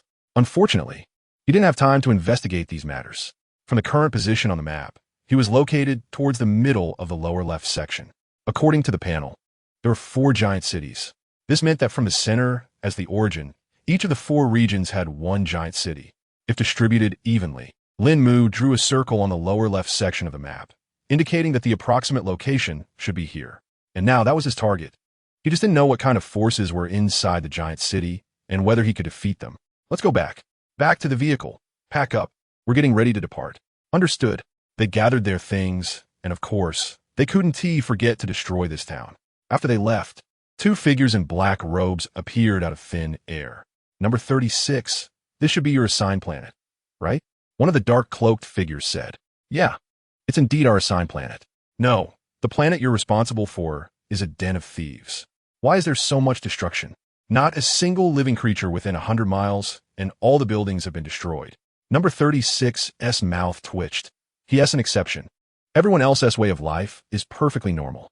Judging by the direction he has headed, he is likely looking for a medium-sized city. He shouldn't be demolishing that too, right? Well, he shouldn't be. Forget it. Let us hurry up and restart the magic formation. This is really ridiculous. There wasn't this much workload before, but ever since this guy showed up, things have gotten more complicated. Lín Mu's convoy traveled for 3 hours, already outside the range of the map he had acquired. Everyone prepare. Lín Mù activated the war machine mode. 1 vehicle after another combined together. Over 130 vehicles formed a war machine measuring 40 meters long, 20 meters wide, and 10 meters high. On top of this war machine, there were a total of 10 propellers, along with 2 rows of jet nozzles underneath to provide propulsion. However, within just 10 minutes of the war machine being activated, Lín Mù ordered everyone to transform back into vehicles. The fuel consumption was overwhelming. They had burned through 1,000 liters of gasoline in such a short time, and that was without pushing at full speed. Lín Mù took out the blank design blueprint for the vehicle components. I want the design blueprint for unlimited energy. Sorry, the blueprint is not reasonable. Then I want the design blueprint for a nuclear fusion reactor. Sorry, that doesn't belong to the vehicle component blueprints. Lín Mù stroked his chin thoughtfully. It only stated that it didn't belong to the vehicle components, but it didn't say it was unreasonable. This meant that as long as he could obtain another blank blueprint, he could create a design for a nuclear fusion reactor. Besides, this was tough. He never expected that as the number of vehicles increased, the consumption would skyrocket. Even with 1,000,000 liters of gasoline, he couldn't sustain such a drain. Wait a minute. He had modification skills. Couldn't he create a new energy source himself? His first thought was to look at the wind turbine. Since electric vehicles existed on Blue Star, there was no reason they couldn't be invented here, right? He needed to improve electricity generation. They couldn't use the war machines, so the convoy could only proceed on the road. And so they traveled for 3 days, leaving a trail of destruction in the villages along the way. A small town appeared before them. Lín Mù glanced at the map, shrouded in darkness. They were almost 1,000 kilometers away from the previous area. They hadn't traveled much, considering the time spent collecting materials from so many villages. Once we take this place, we'll rest for 3 months. This time, they decided not to use artillery, but instead employed laser weapons. However, just as they began, Su Xian's voice came through. It seems like it's our own people. Should we still attack? Chapter 127. Last time, you asked a different question. A number of similar vehicles appeared at the entrance. Lín Mù looked at the screen. Indeed, they were the same type of cars. He didn't expect to run into his own people. Lín Mù drove the car forward and picked up the walkie-talkie. Can you tell where they are from? We can't see any people, just the cars. It seems there's no one inside. A few of them replied while watching the screen. Then let us shoot a few rounds and see. If they're really our people, I don't mind making some more collars. I have plenty of materials. The sound of the laser was faint, but when it hit the shield, it still created ripples. The damage was sufficient. 10 minutes later, someone ran out of the house. Don't shoot. We're all from Blue Star. Don't shoot your own. Lín Mù called for all vehicles to stop and then turned on the speaker. Which country are you from? Cosmic Nation. I'm from Cherry Blossom Nation. I'm from Monkey Nation. Lín Mù raised an eyebrow. No wonder they were all so short. But unfortunately, none of them were from Huagua. Increase the power. Use all weapons attack. Under the bombardment of artillery and large laser cannons, the shield couldn't hold for even half an hour before shattering. The few people who had run out earlier had long since disappeared. Into the city. Find the underground passage first. There are only a dozen cars here. Theirs must have been taken by us. Be careful. If you encounter anyone, kill them immediately. Leave no survivors. Not just anyone can enter my team. It was just an underground passage. There was only one in the entire town. The group opened the door leading to the underground passage and looked down with their tools. It was completely empty. However, they didn't go in.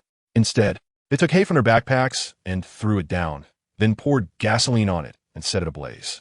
Being with Lín Mù, they hadn't learned much else. But they had certainly picked up the skill of finding people while ensuring their own safety. As the hay burned, they kept adding new hay, along with various fresh leaves they had just retrieved. To create enough smoke, they needed the new grass as well. If only they had some extra chili peppers. They would have thrown those in too. Seeing this, Lín Mù nodded in satisfaction. Jiang Han and Zhao Jin, go find the exit. You should know where it is, right? The two nodded. The design of this small town was the same, so there wouldn't be much deviation. If you know, then go. Remember, kill on sight and bring back whatever you can. He hadn't expected to encounter people from Blue Star in this place. Unfortunately, he's not a Chinese citizen. Otherwise, his team could have recruited more members. At that moment, in the underground passage, a dozen armed individuals leaned against their hiding spot. Jean, are you sure they will come down? They definitely will. All the resources in the town are in our hands. Brother Songjing, something seems off. Damn it, they're releasing smoke. We need to retreat. The group quickly scrambled out of their hiding spot and desperately ran toward the exit. However, as soon as they made it out, they were met with a dozen guns pointed at their heads.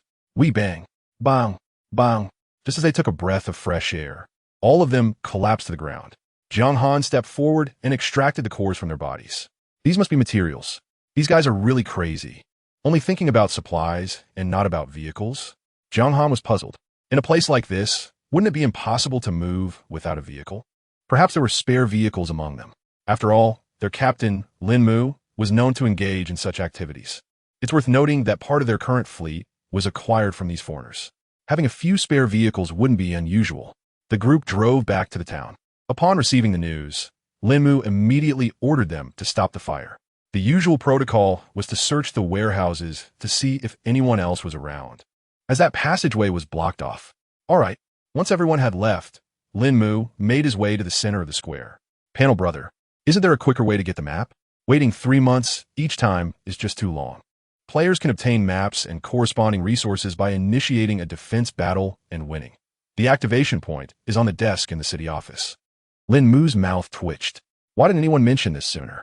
It made him waste 3 months of time. Panel brother, why didn't you tell me last time? Last time, you only asked if there was a map, not how to obtain it quickly. That's a fair point. He couldn't argue with that logic. After getting out of the car, Lín Mù headed straight for the town's central office building. He made his way up to the second floor and opened the office door. The furnishings in each town really are quite similar. Sitting in the chair and looking at the desk in front of him, he wondered, where's the switch? Didn't they say there was a switch? However, after searching for a long time, he still couldn't find any switch. At that moment, he noticed a groove near his position at the table, and its shape resembled that of a watch. No way, right? He took off his watch from his left wrist and placed it in the groove. Click, creak, a notch appeared in the center, and then a faceless stone statue emerged from within. Once the 30-centimeter statue was fully out, a holographic screen appeared before Lín Mù. Do you wish to initiate the small city defense battle? Once activated, there will be a 24-hour preparation period. Yes, it must be done. The sooner it's finished, the sooner it ends. This defense battle will last for 48 hours. Please prepare accordingly. The holographic screen then transformed into a countdown timer. The statue began to emit a faint blue light. Is this really happening? A 24-hour preparation time is more than enough. After heading downstairs, Lín Mù returned to his car and called a few key personnel over via the intercom. I've initiated the city defense battle. As long as we complete it, we can quickly obtain the map and resources. To him, the resources were just the usual items. What he needed now was the map. Once he had the map, everything else would be much easier. The key personnel didn't seem to feel any danger. With their strength, they could easily hold out for not just 48 hours, but even 480 hours if necessary. Anna, however, wore a worried expression. Do you have something to say? Lín Mù asked, curious. Normally, Anna was aware of their strength. So why was she showing such concern? After hesitating for a moment, Anna replied, I'm not sure if my thoughts are right, but I can't shake the feeling that this so-called city defense battle isn't as simple as it seems. Perhaps this city defense battle is connected to that mission gate. Chapter 128. The defense battle officially begins. Anna's message was simple. The enemies they were about to face might be players who had accepted the mission. Lín Mù stroked his chin thoughtfully. The city defense battle allowed for 24 hours of preparation and 48 hours of offense. There was a 24-hour mission in the task gate. To be honest, there was a real possibility of that. The only uncertainty was whether the players accepting the mission were from this planet or another.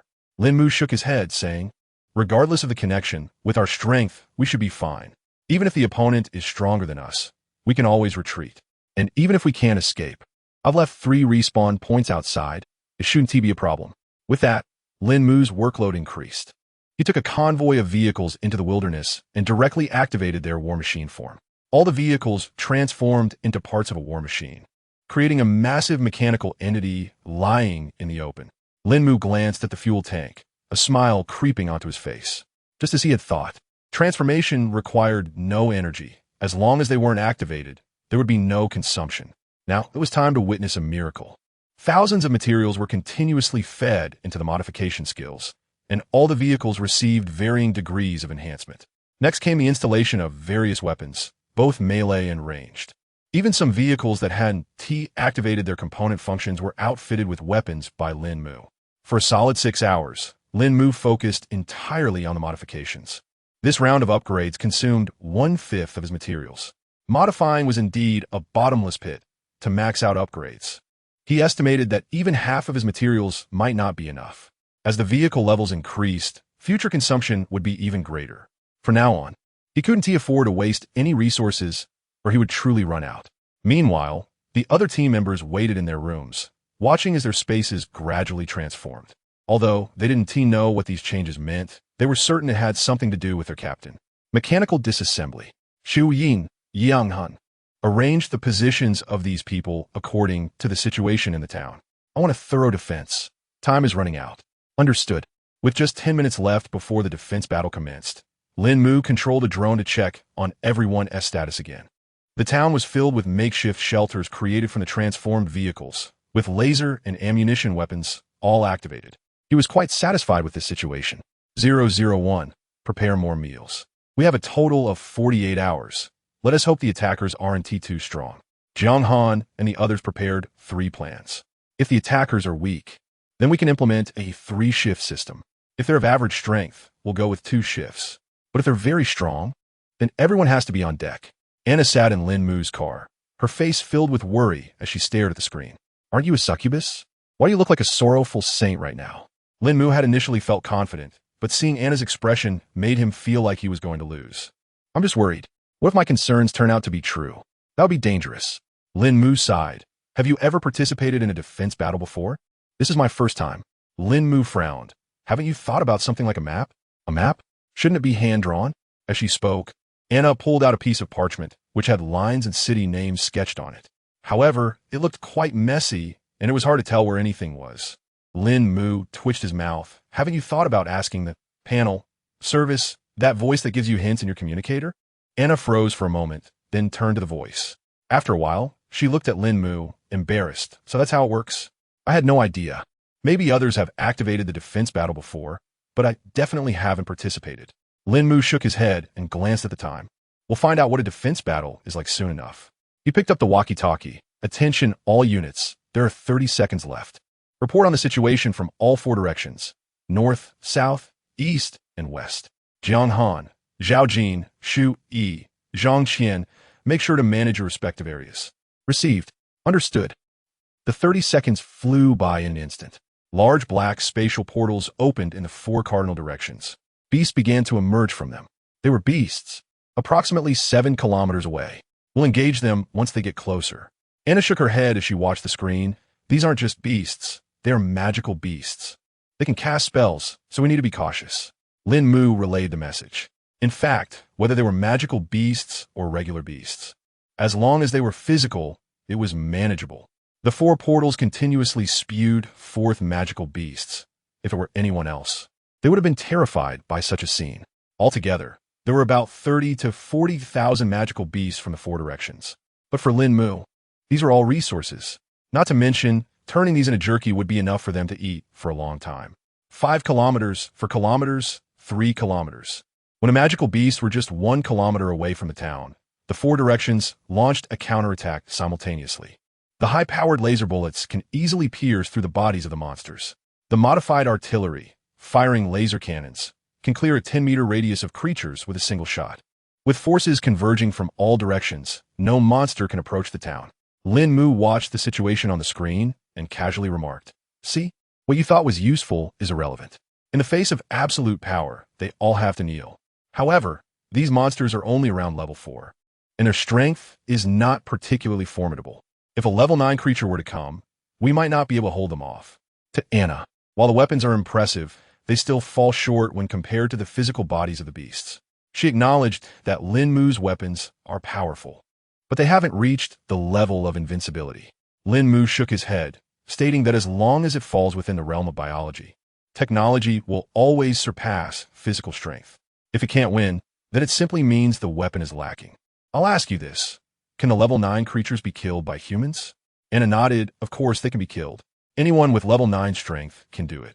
But they're all cultivators, and even a casual move from them would be more powerful than your laser cannon. You still don't understand what technology really means. I'll show you just how terrifying the power of technology can be. With that thought, he took out the blank component. Although Anna's words were somewhat extreme, he still wanted to be prepared. It was a pity about the blank design.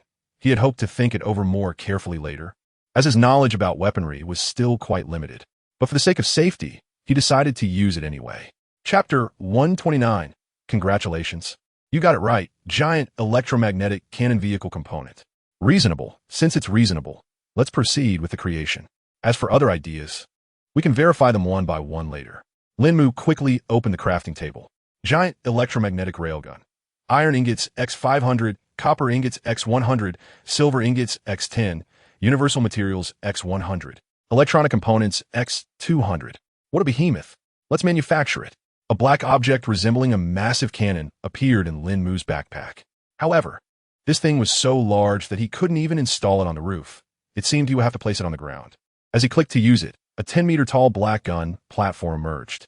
The cannon's body wasn't a traditional round barrel, but was constructed from 4 elongated triangular columns, with gaps visible in between. Once Lín Mù connected the power to the electromagnetic cannon, the entire cannon began to glow with light strips, gradually concentrating on the barrel. The 4 elongated triangular columns started to shine from the bottom up, and the whole machine emitted a faint buzzing sound.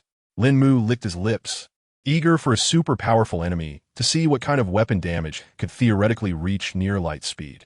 Anna, observing the suddenly appeared giant object, felt curious.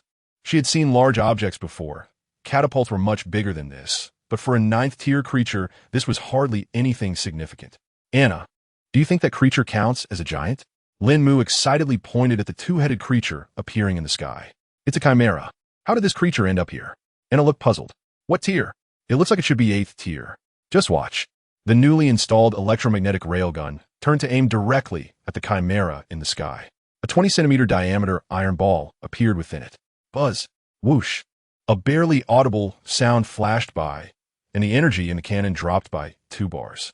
The flying chimera in the sky instantly transformed into a mist of blood and vanished. Anna blinked in disbelief. What just happened? That huge chimera just disappeared like that? She approached the window, looking at the bulky machinery with a puzzled expression.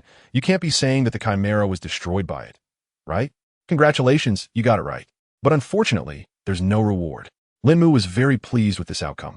In his opinion, a 20-centimeter iron ball was a bit excessive. A 10-centimeter ball would have sufficed. As for whether the speed was near light speed, he wasn't sure.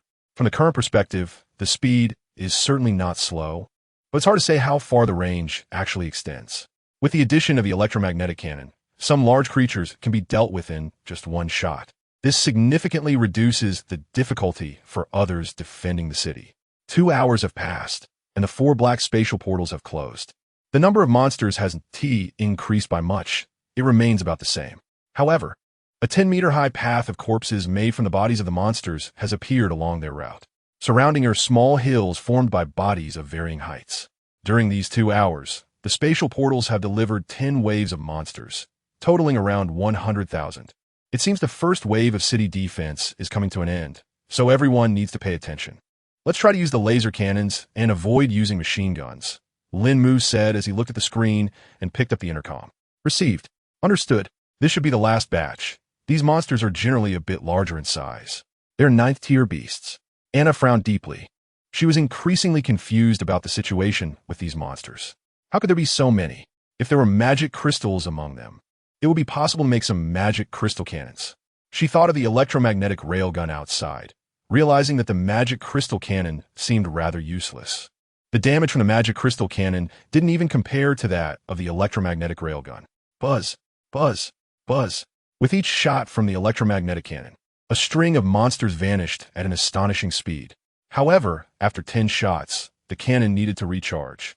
Fortunately, the recharge speed was fairly quick. As for why a vehicle-mounted wind turbine could recharge the electromagnetic cannon so quickly, it could only be attributed to the rules of this place. The battle progressed faster than anticipated. Half an hour later, not a single monster had survived, nor had any approached within 50 meters of the defensive magic array. Captain, can we consider our city defense mission complete? Lín Mù asked, looking through the window at the office, where the countdown was still ongoing. No, but you can start arranging shifts for people to rest, the captain replied. Understood, Captain.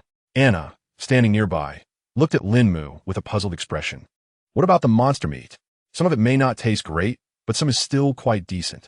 Lín Mù furrowed his brow. Can't we wait until it's completely over? In his view, the outside world remained dangerous for the next 48 hours, and it was momentarily at a loss for words.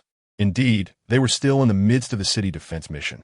However, it wasn't impossible, it's just that if left too long, the energy from the magic crystals would dissipate into the air through the monster's flesh.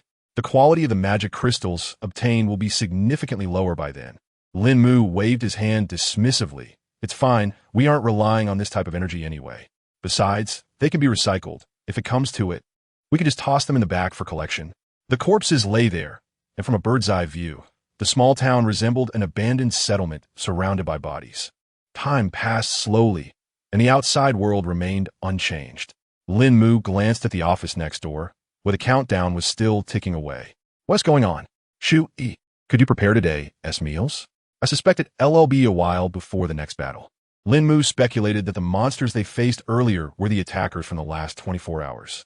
He had just shortened that 24-hour period a bit. During the battle, he had also kept an eye on the spatial portals. Only after they wiped out a batch of monsters would new ones appear, which explained why the monsters hadn't changed. Of course, it was also possible that there was a fixed schedule for releasing monsters, and his kills simply accelerated the process. But regardless of the cause, it didn't matter anymore. At least the next 24 hours seemed safe. Lín Mù rubbed his chin and looked at the big screen. Anna, how about you go retrieve those monster corpses? Huh? Anna looked at him in confusion. Didn't you just say it was dangerous outside? How can I go out now? Cough, cough. It seems like there's no danger anymore. Didn't you say that leaving the energy here would cause it to dissipate? Anna looked skeptical. You're not planning to use me as a test subject, are you? Chapter 130. Didn't you peel and cut it? Am I that kind of person? Isn't this what you know best? There are no magical beasts where I come from. Although he did have those kind of thoughts, how could he possibly admit it? After all, he was the best team captain in the world. Anna was still too naive and easily believe his words. But I can't do it alone. You need to find a few people to help me. There are too many magical beasts outside. No problem. Soon, Anna was assigned a group of 10 newcomers who had just joined. She looked at these people in silence, her eyes filled with suspicion as she glanced at Lín Mù. Ahem, everyone else has their own work to do, and these people happen to be free, so I'm handing them over to you. Anna nodded helplessly. This time, Lín Mù was telling the truth. Everyone else was indeed busy. Regardless, now that the team had grown in numbers, there were more tasks to handle. Resources could no longer be distributed casually as before. Lín Mu's idea was simple: distribute according to labor. The more you contribute, the more resources and food you can receive. As for those who contribute less, they would only be able to eat the minimum standard meal. In short, they wouldn't starve. But the food wouldn't be great either. After watching Anna leave, Lín Mù returned to the vehicle and turned on camera. He picked up the walkie-talkie. Are you all ready? If so, let us start now and aim to finish this in the next couple of days.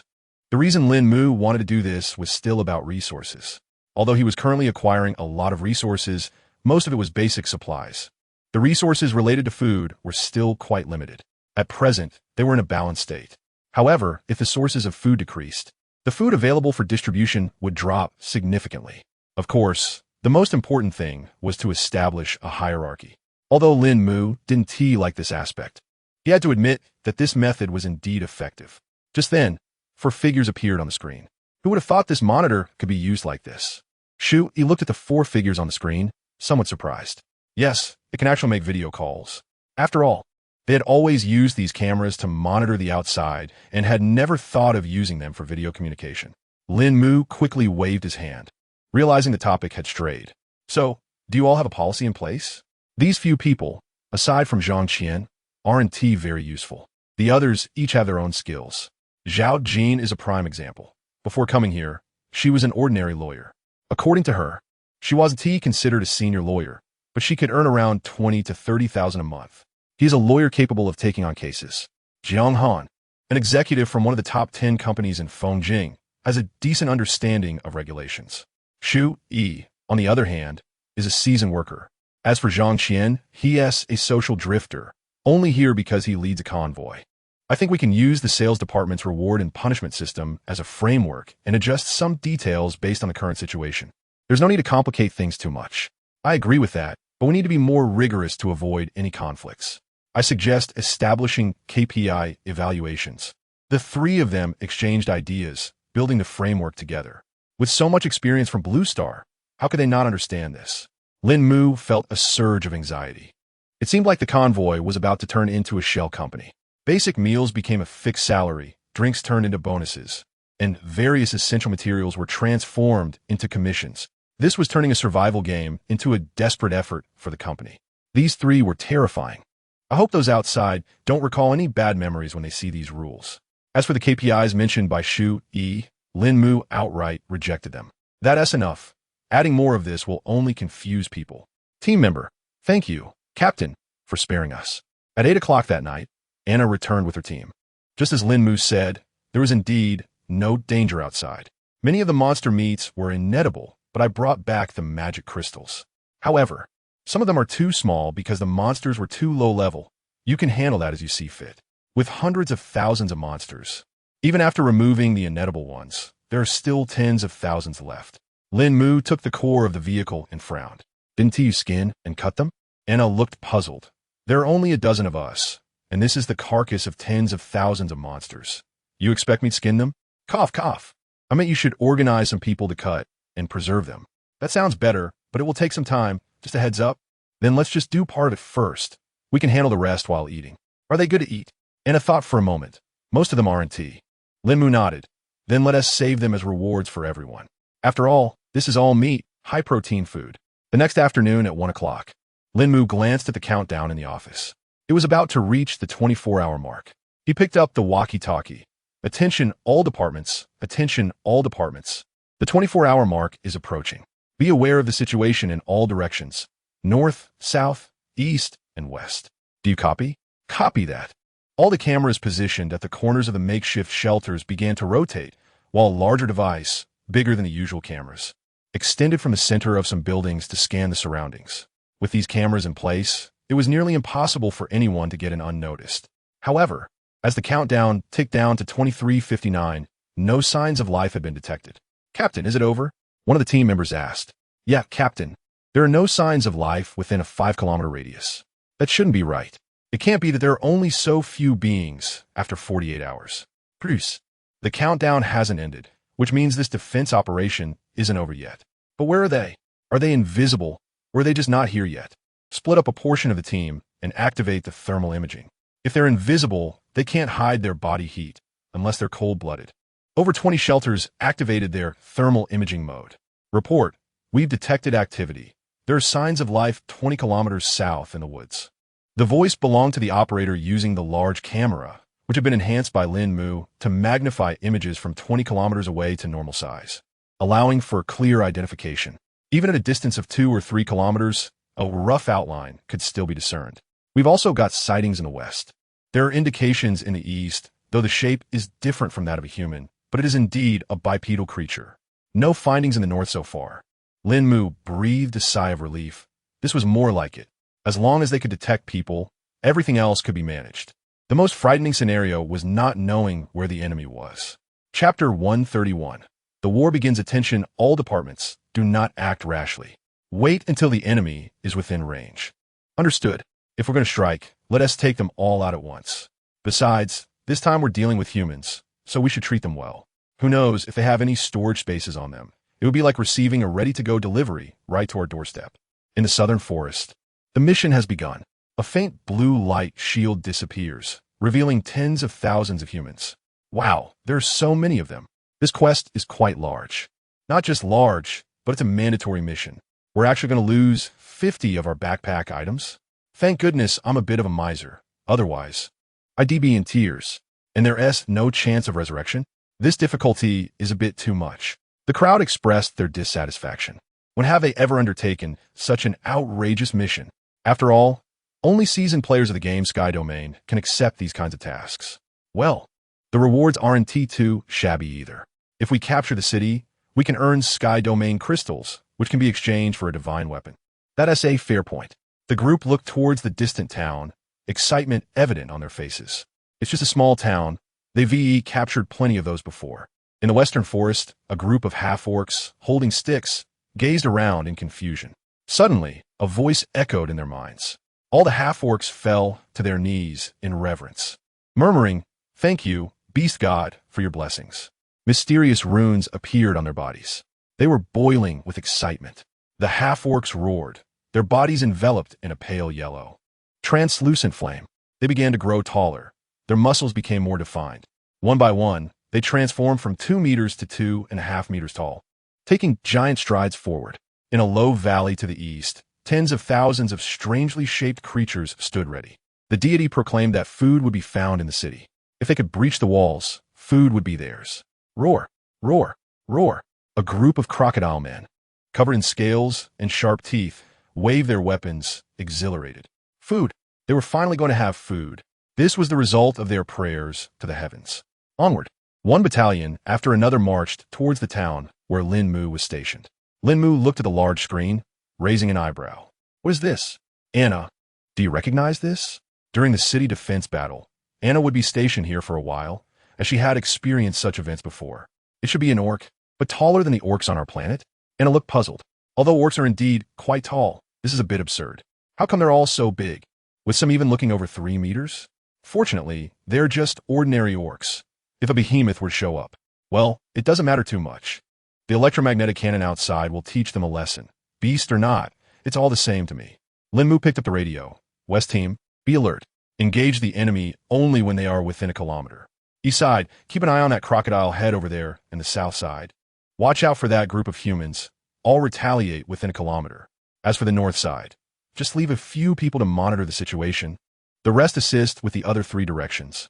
In fact, Lín Mù wasn't worried about these 3 directions. He was more concerned about the north side, where nothing had appeared yet. But now wasn't the time to worry. Let us deal with these 3 directions first. Hopefully, nothing unexpected happens. Soon, the orc squad entered the attack range. Jiang Han immediately began to command. Physical cannon fire within 1 to 3 kilometers, laser cannons on the crowd, and heavy laser rifles for support fire. Boom, boom, boom. The physical cannonballs kicked up clouds of dust, and lasers flickered through the haze. After a round of bombardment, figures began to emerge from the smoke, and Jiang Han's pupils constricted. What the hell is going on? They are completely unharmed? This was the first time he had seen such an enemy. Is this a joke? This is laser weaponry. Who could possibly withstand such an attack? But today he witnessed it. The orcs looked at the faint yellow flames on their bodies, growing more excited. They are invincible.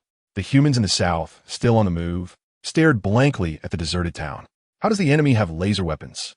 Wasn't this supposed to be a medieval setting? Maybe it's a magic crystal cannon, given that it's the Western medieval period. But which Western medieval setting has magic? This technology is just nonsense. They were just complaining. They had equipment to withstand laser weaponry, which was essentially standard gear. Buzz.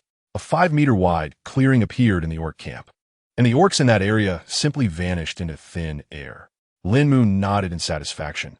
He thought these orcs were truly impervious to weapons, but it turns out they could be affected by attacks. Anna's lips twitched. The damage was indeed a bit outrageous. Why don't you continue? I want to... But that last shot drained all my energy. I need to recharge for a bit. Lín Mù felt quite helpless. The wind turbines could indeed recharge quickly, but compared to the current situation, they were just too slow. It took 20 minutes to fully charge. It seemed like some modifications were needed. Lín Mù, I want to go out and see what the situation is with those half-orcs. Who would have thought you'd have such a curious attitude? He replied, I thought you were a succubus. Why are you so studious? Anna rolled her eyes. I'm the chief alchemist among succubi, you know. Half-orcs were once a primary material in my research. Lín Mù couldn't help but twitch his mouth. Alchemist? Half-orcs? How do those two even go together? Are you sure you weren't studying some kind of sorcery? Go ahead, Anna said, brushing off his comments. After watching her leave, Lín Mù opened the modification skill and inserted the wind turbine responsible for charging the electromagnetic cannon. He aimed to enhance the charging speed. Plan 1. Efficient energy utilization. Silver ingots x50, universal materials x10. After 2 consecutive enhancements, the charging speed improved to the level where 1 shot could be fired in just 5 minutes. As for further modifications, they weren't necessary due to the excessive material consumption. From these experiences, he realized that the higher the functional requirements of an item, the greater the resource consumption. Sigh, it all came down to resources. He had thought he had enough, but after seeing those half-orcs, he suddenly felt like his resources were insignificant. It was a failure that his laser gun couldn't even penetrate their physical bodies. No, once this was over, the cannons and firearms of all the teams needed to be modified again. Before long, Anna came running back from outside. Chapter 132. If possible, skin them alive. It's a blessing from the gods. Those half-beasts have received divine favor. Anna looked terrified, unable to comprehend how such a thing could exist. Where exactly is this place, and why is there a blessing from the gods? Or rather, from the beast god? Aren't they half-beasts, a hybrid of humans and beast folk? What in the world is going on? In her own world, the gods had vanished for over 5,000 years. The god of the demon realm had been missing for nearly 6,000 years. What divine blessing! Lín Mù looked at Anna in confusion, struggling to understand her meaning. It's the gods. The omniscient and omnipotent gods. The flames surrounding them are symbols of divine power. Ordinary weapons. Anna froze. Right? Ordinary weapons shouldn't be effective against them. But Lín Mù's weapon seems anything but ordinary. Or could it be that his weapon can quickly wear down that divine power? Lín Mù stared at the screen, lost in thought. No wonder the laser weapons were so ineffective. It was due to divine power. If that's the case, then they would have to rely on the electromagnetic cannon. It's a bit unfortunate, though. Would it turn everything they brought into thin air? Do the half-beasts have spatial rings? Or do they possess any supplies? Anna twitched at the corner of her mouth. Come on, what time is it? How can you still be thinking about supplies? Shouldn't we be focusing on eliminating these foes first? They probably don't have any, since half-beasts are quite poor. Then I can relax. Lín Mù picked up the walkie-talkie. Everyone, secure any other weapons and only use the laser cannon and the towing cannon. You don't need to kill them. Just hold them back. Understood. Since it's just about holding them back, that makes things much simpler. Hundreds of cannons roared to life. In the area near the defensive magic array on the west side, large craters appeared one after another. While the half-beasts weren't injured, their advance was certainly hindered. However, some half-beasts had already reached the vicinity of the defensive magic array.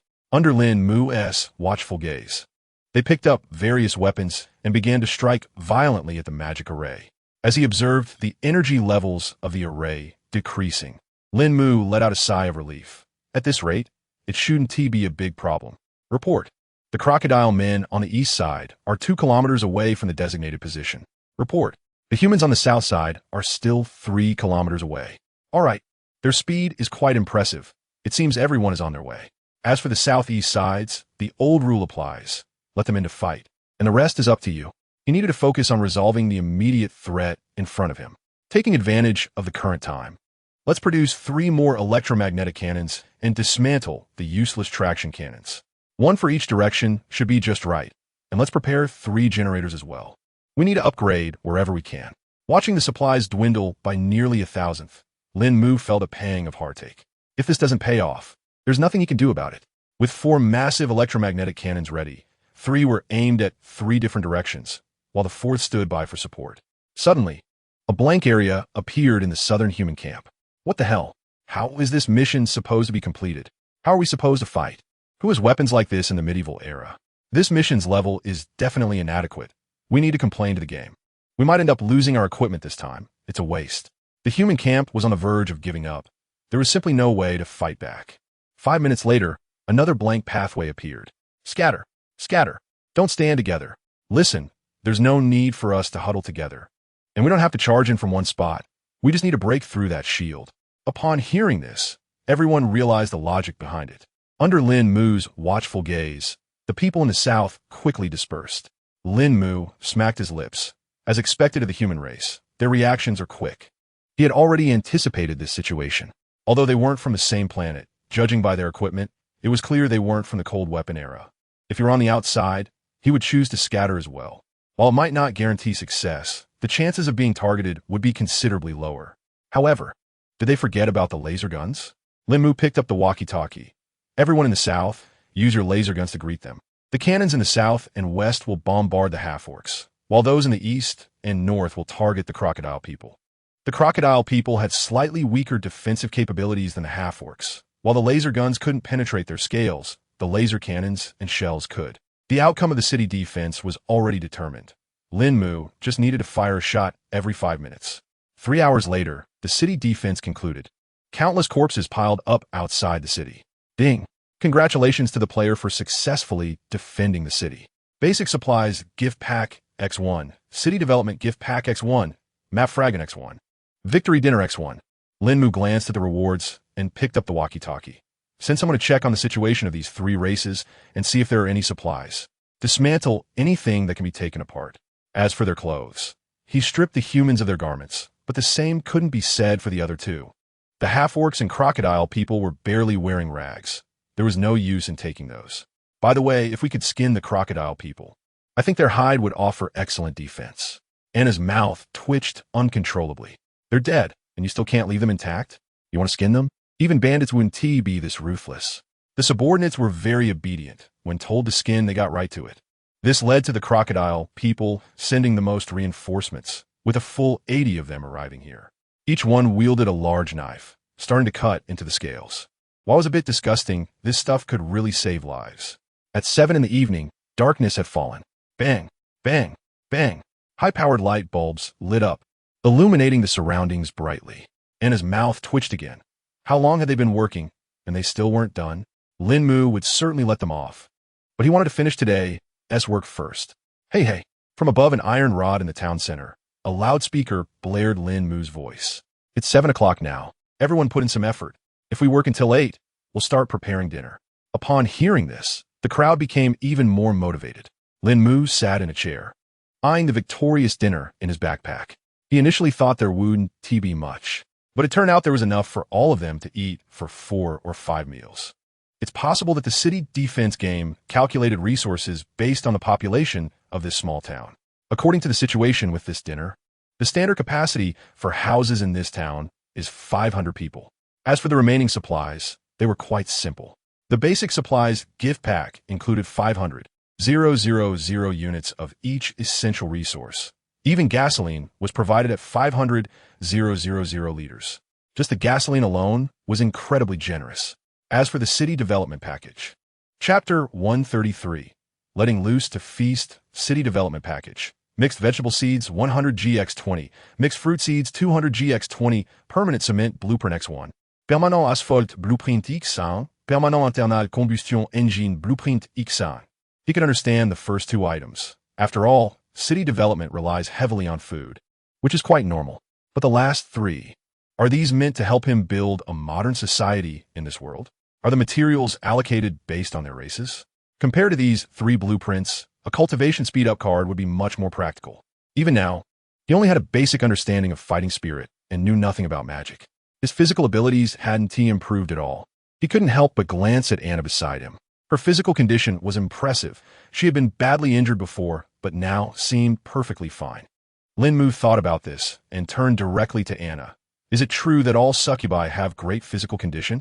Anna looked confused. What do you mean? Have you forgotten how we first met? I shot you with bullets and set you on fire.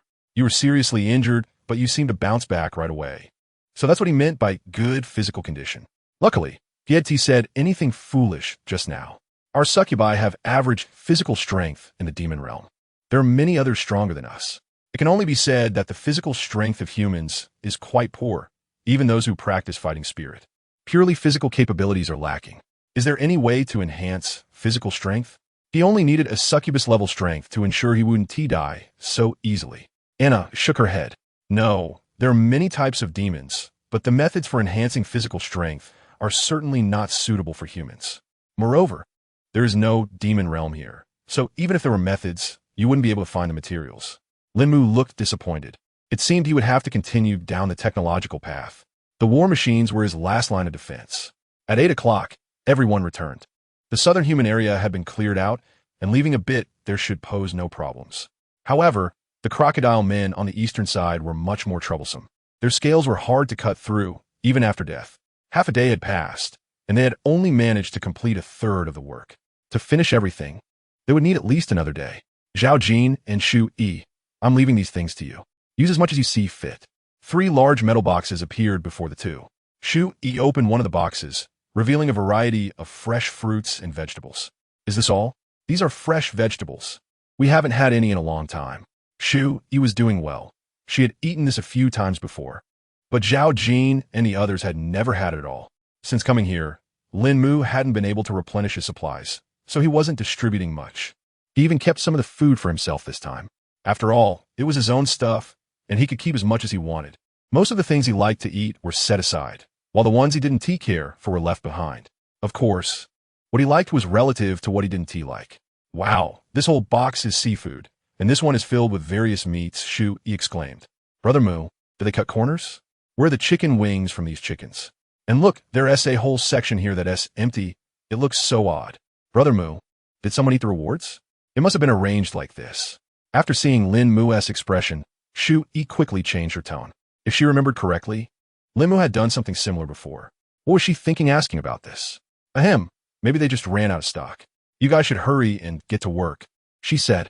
Zhao Jin glanced at the two of them and instantly understood what was going on. But it wasn't her concern. She just wanted to enjoy the day. After all, in this current situation, such food was a luxury. As she watched the two leave with their supplies, Lín Mù sighed with relief. Even though the food was his, the feeling of being caught was a bit awkward. Next time, he definitely needed to keep something back. By 9 o'clock that night, the meal was all prepared. In the town square, 12 tables were set up. Everyone but Lín Mù was busy helping out, setting the tables, fetching dishes from the kitchen, and continuously bringing drinks to the tables. Watching the freshly cooked dishes pile up, the helpers couldn't help but salivate. This meal is incredibly lavish today. It doesn't seem to follow the new guidelines at all. Maybe the captain wanted to celebrate our victory today. This is amazing. I even spotted shrimp and crabs on the table. I've hardly had them even back on Blue Star. Lín Mù smiled as he watched everyone bustling about. Strict management wasn't always the best approach. It was necessary to occasionally offer some perks. Besides, he had kept quite a bit for himself. He had set aside over 100 pounds of shrimp alone. What was left was just a small portion. 10 minutes later, everyone sat down at the dining tables. Lín Mù raised his glass and looked at his team. I said it before, as long as you stick with me, you'll definitely eat well. I can't guarantee that no one will die among you, but I can promise that you'll live longer and more comfortably than before. Enough talk today. Eat and drink as much as you like. As for the night watch, it's really unnecessary. The defensive array will alert us if it comes under attack. At this table, there are very few people seated. Only 4 team leaders, including Captain Xiao and a few others like Jiang Ying and the little chubby guy. For the next few days, we'll stay in this place, continuing to sweep the surrounding areas. However, this time you need to focus on finding a city that's slightly larger than the town. Remember to report back first. The map provided for the town is just too small. It only unlocks one location, and the area we can access is quite limited. He certainly wants to unlock the megacity directly, but based on the city grading shown on the panel, the megacity is the largest, and its defensive capabilities are undoubtedly the strongest. He's not sure if he can handle it given his current situation. So the safest approach is to target a medium-sized city first. If he can manage that, then he can look for a large city next, taking it one step at a time. This way, he can also preserve his resources. Captain, should we still look for that mission gate? Yes. Of course we should look. It's a resource we shouldn't pass up. By the way, how about the supplies we gathered from those humans today? Were there a lot? There were quite a few, but they don't seem very useful. As for the weapons and armor, they look decent, but they're useless against laser fire. Jiang Han sighed in frustration. They appear to be quite good, but turned out to be nothing more than eye candy. Although the weapons he currently has are also laser weapons, their damage just isn't sufficient. Chapter 134. Solving the energy problem. Lín Mù was somewhat reluctant to give up. Is there really nothing we can use? It seemed that there was indeed something, specifically a few devices similar to nuclear reactors, but they were scarce and only found on a few individuals. Shu quickly chimed in. I know about those. During the battle, some of them could fly into the sky and extend various weapons from their bodies to attack. I assume those reactors are a source of energy, albeit quite small. Lín Mu's eyes lit up. So, this energy source is available after all. The size isn't an issue. I have modification skills. How many do we have? More than 50. Jiang Han quickly replied, pulling out the devices and placing them on the table. Each one was only about 20 centimeters in diameter. Indeed, quite small. Lín Mù immediately stashed them into his backpack. You all eat first. I need to head back to the vehicle for a moment. If I'm not back, you can disband. He turned and hurried into the car, with 001 following closely behind. The others exchanged glances. Are those things useful? Not sure. But our captain always seems to work wonders. We can't judge by conventional standards, Shu said lightly. In her opinion, there was nothing that Lín Mù couldn't handle. It was as if he had some sort of cheat code. While others were struggling to survive, he was already starting to enjoy himself. It was quite absurd. Once back in the car, Lín Mù immediately activated his modification skills and tossed the 50-plus reactors inside. He aimed to modify them into a large reactor. A circle appeared. Perfect. Seeing that circle, Lín Mù knew this was going to work. As long as there was a circle, he was confident it would succeed. This time, the process took longer than usual, and it was a full 10 minutes before options appeared. Option 1. Reactor matrix, 20 silver ingots, 20 mithril ingots, 10 universal materials. 50 electronic components. Option 2, large reactor, 50 silver ingots, 50 iron ingots, 10 copper ingots, 100 electronic components. Lín Mù furrowed his brow. The disparity was quite significant. He clicked on the reactor matrix to check the details. Reactor matrix produces 20,000 degrees of energy per hour. New reactors can be added at any time. Large reactor produces 50,000 degrees of energy per hour. Lín Mù stared at the explanations for both options, caught in a moment of indecision. One option generated less energy, but allowed for the addition of more reactors, while the other produced more energy, but did not allow for future additions. The problem was, where'd he find more reactors? It was clear he had to choose option 2. After confirming his choice, the interior of the vehicle was once again enveloped in light, which disappeared after a moment. However, it seemed that the car had not changed much. He took a closer look and noticed an additional switch on the workbench. An oil-electric switch? So now the car has become a hybrid?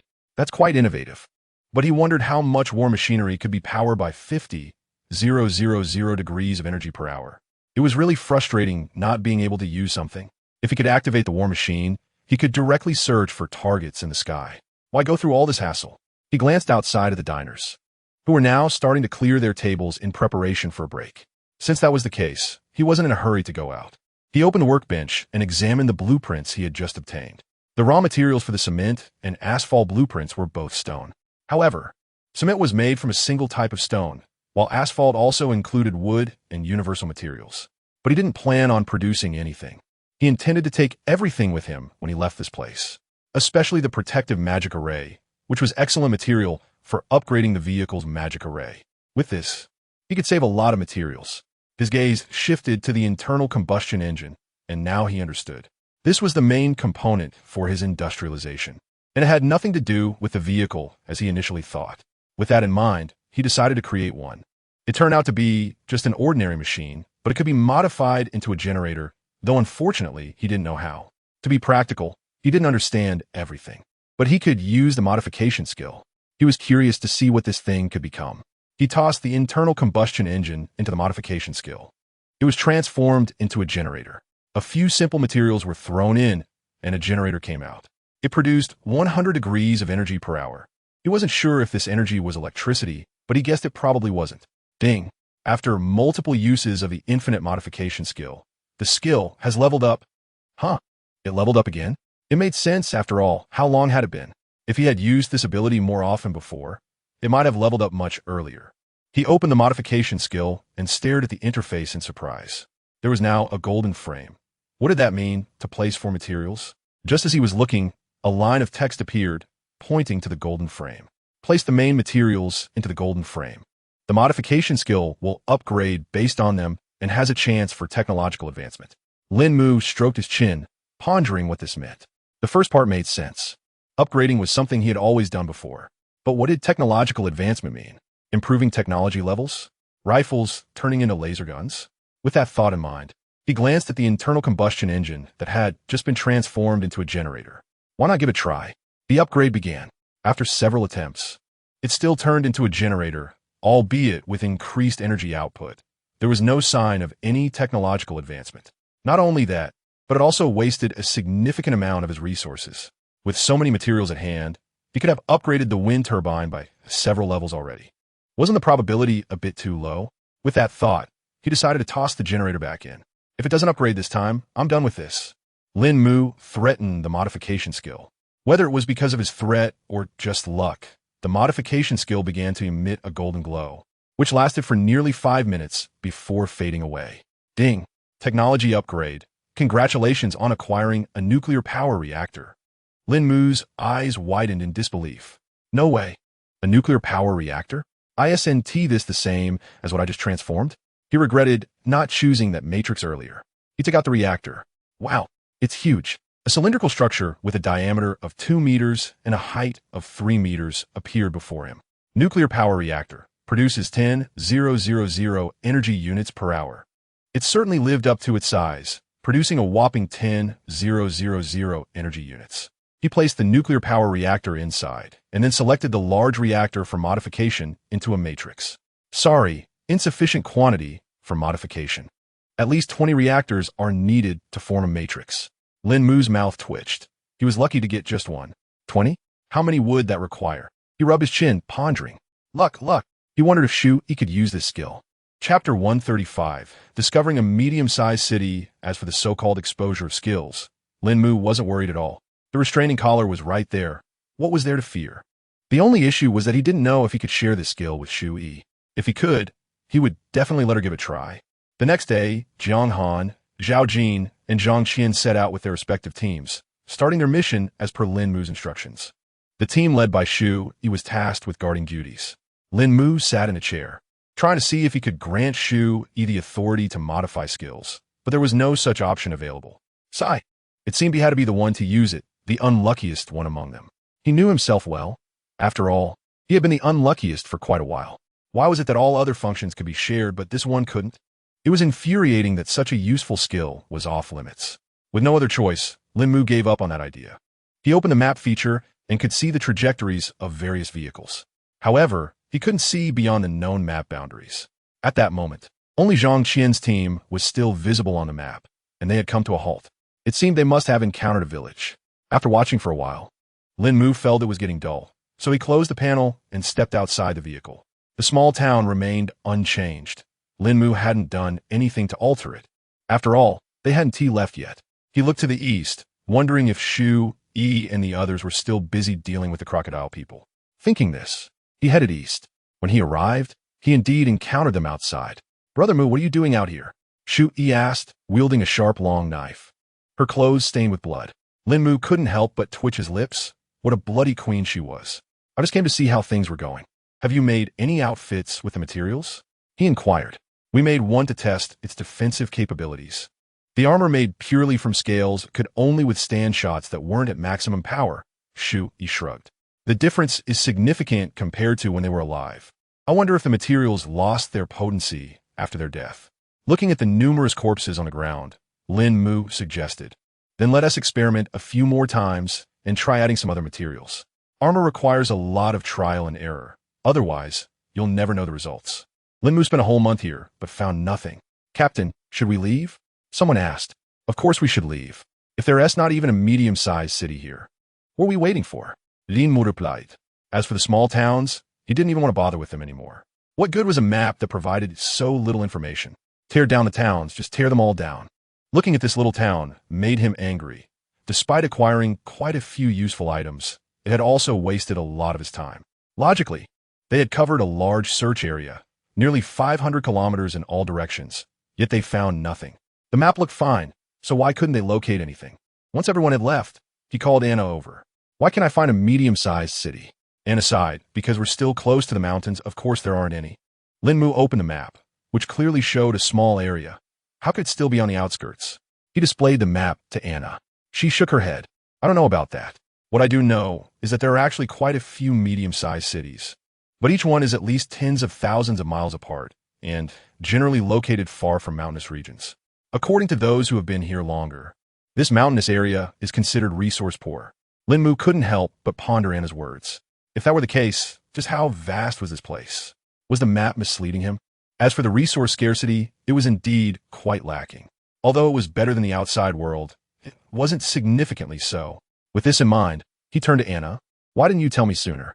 You asked me last time, and I told you. We rely on hand-drawn maps. I showed you the map, but you didn't check the scale." Anna replied, looking exasperated. The cultural differences between them made communication challenging. An hour later, the town vanished, and Lín Mù once again acquired a pile of materials. The next objective was to find a medium-sized city. All vehicles prepare, assemble. Lín Mù activated the war machine. One by one, the vehicles transformed, coming together to form a massive war machine. Boom! Flames shot out from beneath the war machine as it slowly ascended into the sky. The energy display on Lín Mu's control panel showed a steady 60,000 energy units without a hint of change. He was unsure how energy consumption would pan out at full speed. Gently pushing the throttle, the speed began to increase. 200, 300, 500. After reaching 700 kilometers per hour, Lín Mù decided not to push it further. He still needed to search for cities, and going too fast would make it hard to spot anything. Glancing at the energy level, it remained steady at 60,000, showing no signs of consumption for now. "Attention all units. Keep an eye on your screens and search for cities larger than the towns," he instructed. "Understood." Lín Mù continued to ascend, flying at an altitude of 2,000 meters. In front of the 001, there was a screen divided into 16 smaller screens, displaying images from various directions on the ground. 001, keep a constant watch on the city, he instructed. Understood, Master, 001 replied. For her, the 16 screens were just the right amount. After setting up the war machine, Lín Mù stood up from his seat and walked to the back lounge, where he picked up a book from the table to read. The title read Notes on Fighting Spirit, the same book that 001 had analyzed for him.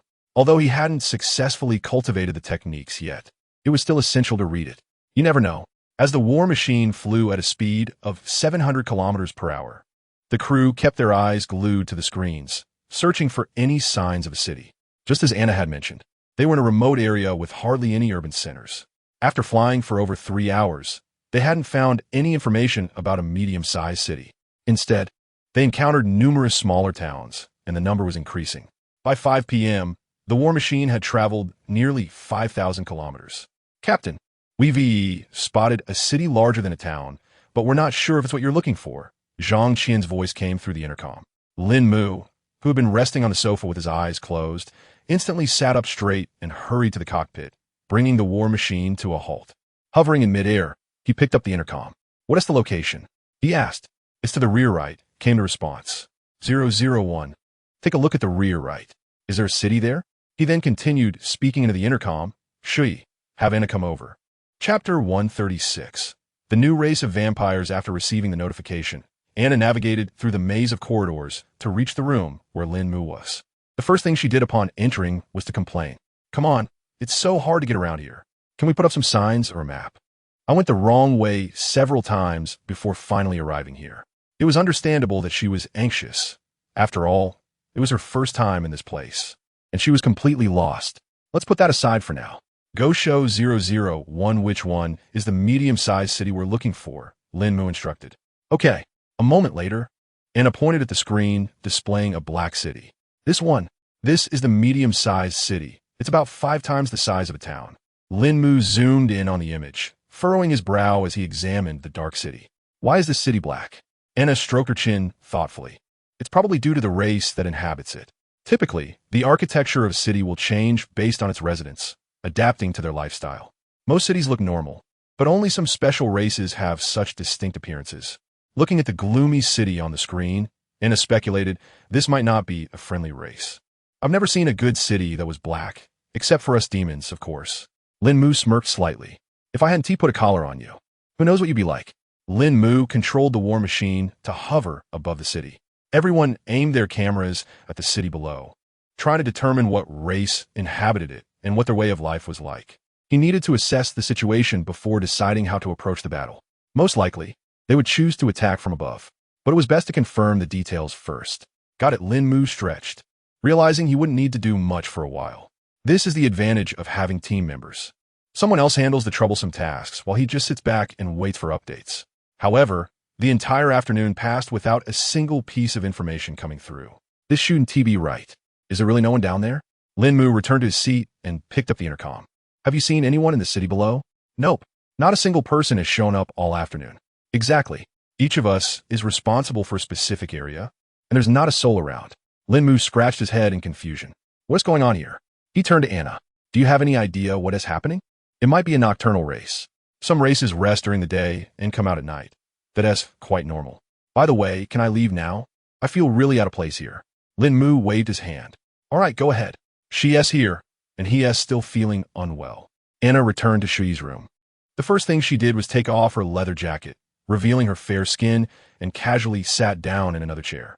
Shui glanced over, looking a bit helpless. Sister, I'm still here. Don't you think you should put on some clothes? We're all women. What is the big deal? Anna replied. Besides, that leather outfit is so tight, I really don't want to wear it. Shui helplessly opened her work table and quickly made a piece of sleepwear. Wearing this will be more comfortable. Anna pouted. You humans are really troublesome. This is so much more comfortable. She casually slipped on the garment, only fastening a couple of buttons.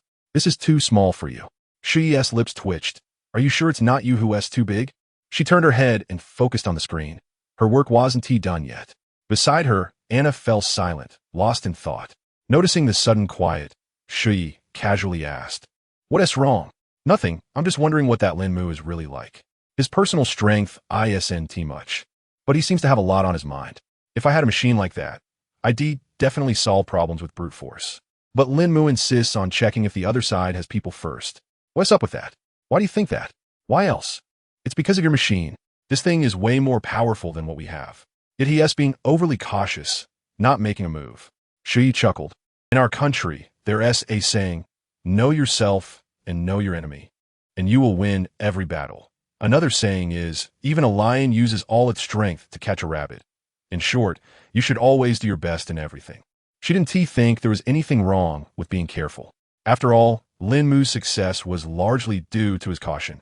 At 8 o'clock that night, the city below finally changed. The buildings in the city lit up one by one with red lights, giving the whole place an eerie feel. Figures dressed in black began to emerge. Lín Mù enlarged the screen, slightly surprised. Those pale skins, black evening gowns, and those signature teeth. Was this a vampire? Isn't this straight out of a Blue Star legend? Could it be that there are planets filled with vampires? But that didn't make sense. NIS planet has all sorts of races. Captain, these are vampires. Captain, shouldn't we prepare garlic and crucifixes? From their voices, it was clear that they were quite excited. After all, this is a legendary creature, so it's only natural to be excited. We should definitely prepare more crosses. It seems I'll have to take charge myself. You all attack below with the laser cannons and see if they have any effect on them. Yes. One by one, the barrels extended from below, followed by a barrage of laser fire, mixed with numerous shells. Boom! Boom! Boom! The protective magic array below rippled with shockwaves. They had anticipated this situation long before. They never thought they could break through all at once. Meanwhile, Lín Mù had already started on the path of making crosses. Each person would need around 200, plus more for the main positions on the warship, which adds up to quite a lot. The vampires preparing to emerge below all looked up. Kane, food is coming. A tall vampire exclaimed excitedly. Not just food, but our servants too. Everyone with me. Let us go fight. They paid no attention to the laser cannons. The firing rate was too slow. Besides, their speed was anything but slow. Pairs of black leathery wings unfurled behind them, and they shot up into the sky. We need to get in. This metal thing is pretty big, one vampire remarked. Kane extended his hand, and his fingernails elongated. Of course, we'll use our claws. Do you expect us to bite our way in? Thousands of vampires descended upon the machine. The chubby little man sitting in the room was grinning with excitement. Vampires, let me see just how strong you really are. On a screen, a vampire gazed curiously at the 4 gun barrels in front of him. Chapter 137. Why don't you resist? Laser bullets fired one after another, piercing holes into the vampire in front of them. It didn't seem that strong. What the hell? The chubby guy widened his eyes as he watched the battered vampire return to normal. The vampire glanced at its own body, then casually grabbed the gun barrel in front of it and with a forceful tug, pulled it apart. He thought it was something powerful, but turned out to be this. However, the vampire's face turned even paler. Then, one by one, gun barrels extended and aimed at the group of vampires to attack. Yet the vampire's reaction speed was incredibly fast, and very few shots landed. Anna watched these vampires with great interest. This race is really fascinating. They actually possess immortality. She shook her head. As long as they belong to the realm of mortals, there's no such thing as true immortality. There's always a way to eliminate them. Soon, everyone stopped using the laser guns and waited for Lín Mù's command. At that moment, hundreds of silver crosses emerged from the war machine. The vampires looked on in horror at the sight of the crosses. It's a cross made of mithril. Run. But it was already too late. A towering 5-meter cross rose from the center. The silver light instantly expanded, and the vampires closest to it disintegrated into ashes. Those a bit farther away were engulfed in flames. Out of the thousands of vampires, only a dozen managed to escape. Watching his vanished kin, Kane felt a chill run down his spine. What should we do now? Their target is definitely our city. Just then, the war machine in the sky began to descend. Silver crosses extended below. This is bad. We need to get out of here. One of the massive crosses unleashed a thick beam of silver light, instantly killing all the vampires along that line. The surviving vampires hurriedly fled into the protective formation. This is terrifying. What do we do? The enemy has mithril crosses and can even unleash holy light. What can we do? Kane is dead. Should we run? Escape through the underground passage? Yes. Let us escape. It wasn't just the combat personnel. Even the vampires waiting in the formation rushed towards the passage. Surviving is the priority. As for the city, it could be abandoned. It's just a city. If we wanted, we could always get another one. If a medium-sized city is lost, there's still small towns. Captain, it seems like the enemy has all run away. Should we go after them? Lín Mù watched helplessly as the vampires continuously fled into the passage on the screen. Why aren't you fighting back? Why are you just running away? Shui, could you ask Anna how long the passage is in a medium-sized city? I don't know. I've never been to a city, Shui replied. Lín Mù twitched the corner of his mouth. Fine, if you've never been, then you've never been. In that case, let us just move in directly. Everyone, activate the laser cannons and blow up the formation. Under the bombardment of the laser cannons, the magic formation didn't even last 10 minutes before shattering. Lín Mù was left puzzled. What is going on here? Normally, a medium-sized town should be difficult to breach. Yet, the evidence was right before him. Anna, what's the situation with the protective formation in this town? It's quite normal. Mysterious elements are hard to come by. This formation has probably been around for years, and its energy must have been depleted long ago. Lín Mù suddenly understood. Right, the energy source for the protective formation isn't easy to find. The war machines slowly descended to the ground and transformed into vehicles. Find a warehouse immediately and look for supplies. They've likely been here for a while, so there should be plenty of resources. Especially considering how hurriedly they left, it was clear they hadn't taken much with them. Yes, they loved searching for supplies. Whenever this time came, Lín Mù would prepare a lavish dinner to reward them. Soon, one warehouse after another was found. The supplies here were even more abundant than what he had found in the town. 10 times more, to be precise. Captain, I just did a count. There are a total of 20 warehouses, and more than half of them are full. It seems they must have plundered quite a bit of resources. Otherwise, there wouldn't be so much. Let us go take a look. Resources are essential. Looking at the warehouse before him, Lín Mù couldn't help but swallow hard. It wasn't just the quantity. The space was vast as well. Each warehouse was at least double the size of the previous ones, and they were filled to the brim with goods. It seemed he would need to make quite a few storage boxes. Otherwise, there would be nowhere to put all these supplies. The storage boxes he had made earlier were already full, and even some vehicle cores were packed to the brim. There was no helping it. He just had too many supplies. An hour later, Lín Mù stood staring at the remaining 10 warehouses, murmuring to himself, so, there are this many supplies in a medium-sized city? This time, we really hit the jackpot. The storage boxes he had just made were already full, and yet there was still so much more. He pondered for a moment before returning to the car, staring silently at the neatly stacked boxes. Lín Mù contemplated and attempted to store the storage box into his core. However, it was impossible. This was the aspect Lín Mù found most perplexing. All other vehicle cores could store items, yet the storage box he had created could not. They all had storage capabilities, so why couldn't his go in? At that moment, he glanced at the newly crafted box beside him. He directly used the new box to store the one in front of him. Whoosh! Lín Mu's eyes widened. So that's how it works. Only items of the same category could be stored together. What was he waiting for? Lín Mù hurriedly stored the boxes from the 4th floor into one of the boxes. Fortunately, the space inside these boxes could also be stacked. Just like that, all the boxes placed on the 3rd floor were stored away by Lín Mù. He then crafted another 100 storage boxes to gather all the resources from the external warehouse. At 8 in the evening, just as they had envisioned, Lín Mù prepared a lavish dinner once again. This time it was more sumptuous than ever, particularly with the meat. Each table was laden with dozens of pounds. They were free to indulge, and today, the meat would definitely satisfy everyone. He had gathered every edible piece of beast meat he could find, and even if they were exhausted, they wouldn't be able to finish it all. Long live the captain. The captain is amazing. This was all meat, and for them, who usually had a daily quota of only 100 grams of meat, today they were determined to eat until they were full. Anna, holding a glass of wine, watched the people scrambling for food with great interest. TSK. Lín Mù really knows how to play with people's hearts. All this meat was from the less desirable cuts, yet these people were enjoying it so much. He truly was something. Shu rolled her eyes and said, "Aren't you the same? That wine is just leftover stuff no one drinks." Chapter 138. Everyone's here to work, and his lips twitched slightly. Other drinks have too high an alcohol content for me. She did fancy a beer, though. It was so refreshing and delicious when ice cold. However, After downing 5 pints last time, she ended up flat on the floor, unconscious. On her home planet, she could easily drink a whole barrel without a hitch. After a few more attempts, she had a clear understanding of her limits. She was better off with wine. Even if no one else liked it, she would still drink it. It was the only beverage that came closest to what they had on her planet. Of course, she had tried rum and tequila as well, but the results were always the same. One drink and she was out. Who knows if the drinks here were laced with something?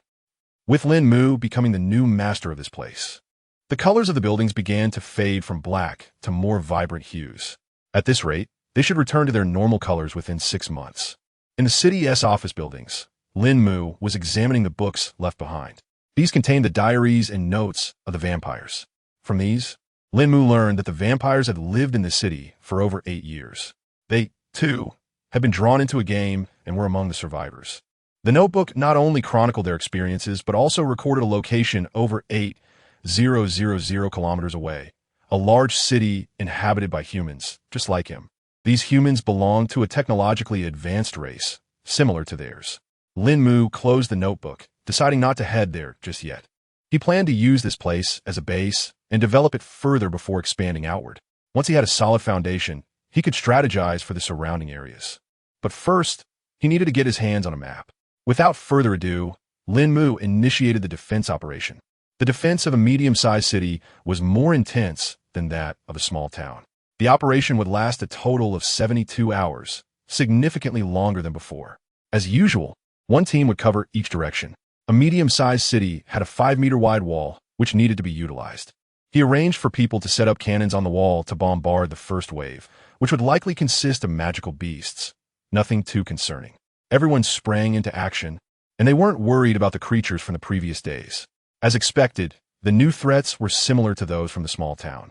Some species had undergone slight changes, but they posed no significant threat. This time, instead of 4 electromagnetic railguns, there were 10. A few were allocated to others, and under the protection of 10 railgun shots. No creature could breach the shield. After Lín Mù reinstalled the mysterious protective array, not a single bit of energy was consumed. That night, after arranging the guards, he went to rest. However, he was awakened before he could fully relax. "Captain, it's bad. Something is attacking from the wild." Lín Mù scratched his head and replied, "If they're attacking, just fight back. What's so difficult about that? But these things can't be killed. They look like skeletons from a novel." Huh? Lín Mu's interest was instantly piqued. If that's the case, then there must be a necromancer controlling them, right? If I can capture him.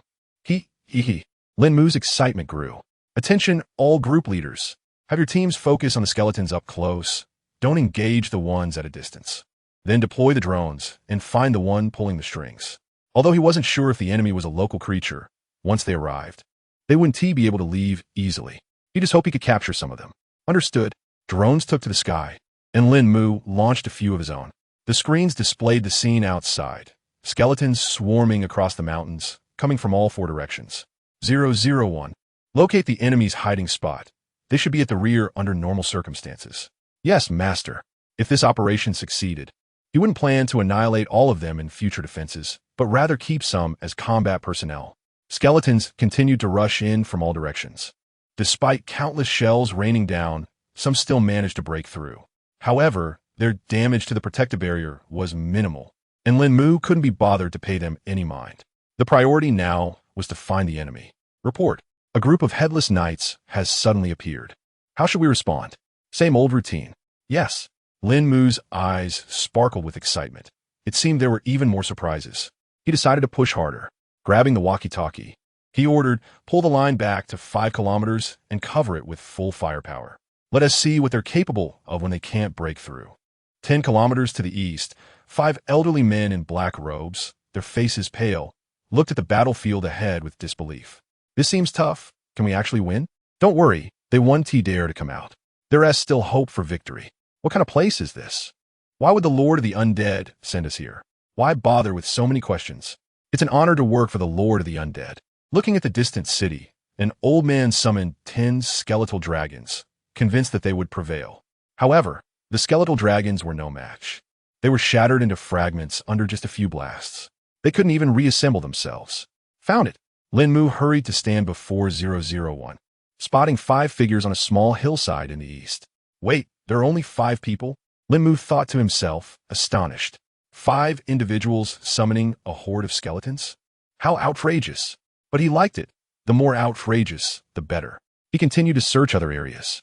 Captain, we found 4 men and 1 woman to the west. To the north, targets were located in all 4 directions, so it was time to move. You all guard this place. Lín Mù's shelter began to transform into a helicopter, soaring directly toward the east. The 5 old men frowned upon seeing the approaching machine. What is that thing? They quickly summoned new skeletal dragons, only to be blocked by a layer of yellow protective shield. This is bad. It's a protective magic array. What should we do? Retreat was impossible now. The reverse summoning array required the activation of a necromancer, and they didn't possess that kind of magic. Just then, a figure descended from the sky. Boom! A cloud of dust erupted, creating a large pit in front of them. Whoosh! 001 burst from the pit, swiftly subduing the 5 individuals, casually placing 5 binding collars around their necks. The 5 looked bewildered as they touched the strange objects around their necks. What is going on? The helicopter landed, and Lín Mù stepped out. Hi, welcome to the team. ZZZ. Electrical currents coursed through the 5 of them. It was a mind-linking magic array. Their expressions changed dramatically. Chapter 139. What does reputation mean? Looking at the 5 people on the ground, Lín Mù shook his head. 001, get them the car. Yes, master. With the command of the 5 lost, the skeletons here began to move aimlessly. Some advanced towards the distant city, while others headed off in different directions. Lín Mù then took 001 to several other areas. Half an hour later, his car had picked up 20 people, all of whom were the instigators of this incident. As for the skeletons below, they no longer mattered. Captain, should we be concerned about the skeletons that are moving away? One of the crew asked. Not all. As long as they don't come our way, it's fine. They're just skeletons, after all. It doesn't matter. Besides, I've already dealt with the skeletons nearby. The ones in other regions are none of my business. A woman in the back cautiously raised her hand. Lín Mù turned to look at her. Speak. My necromancy is different from theirs, the brown-haired woman said weakly. Lín Mù scanned the group, a bit surprised.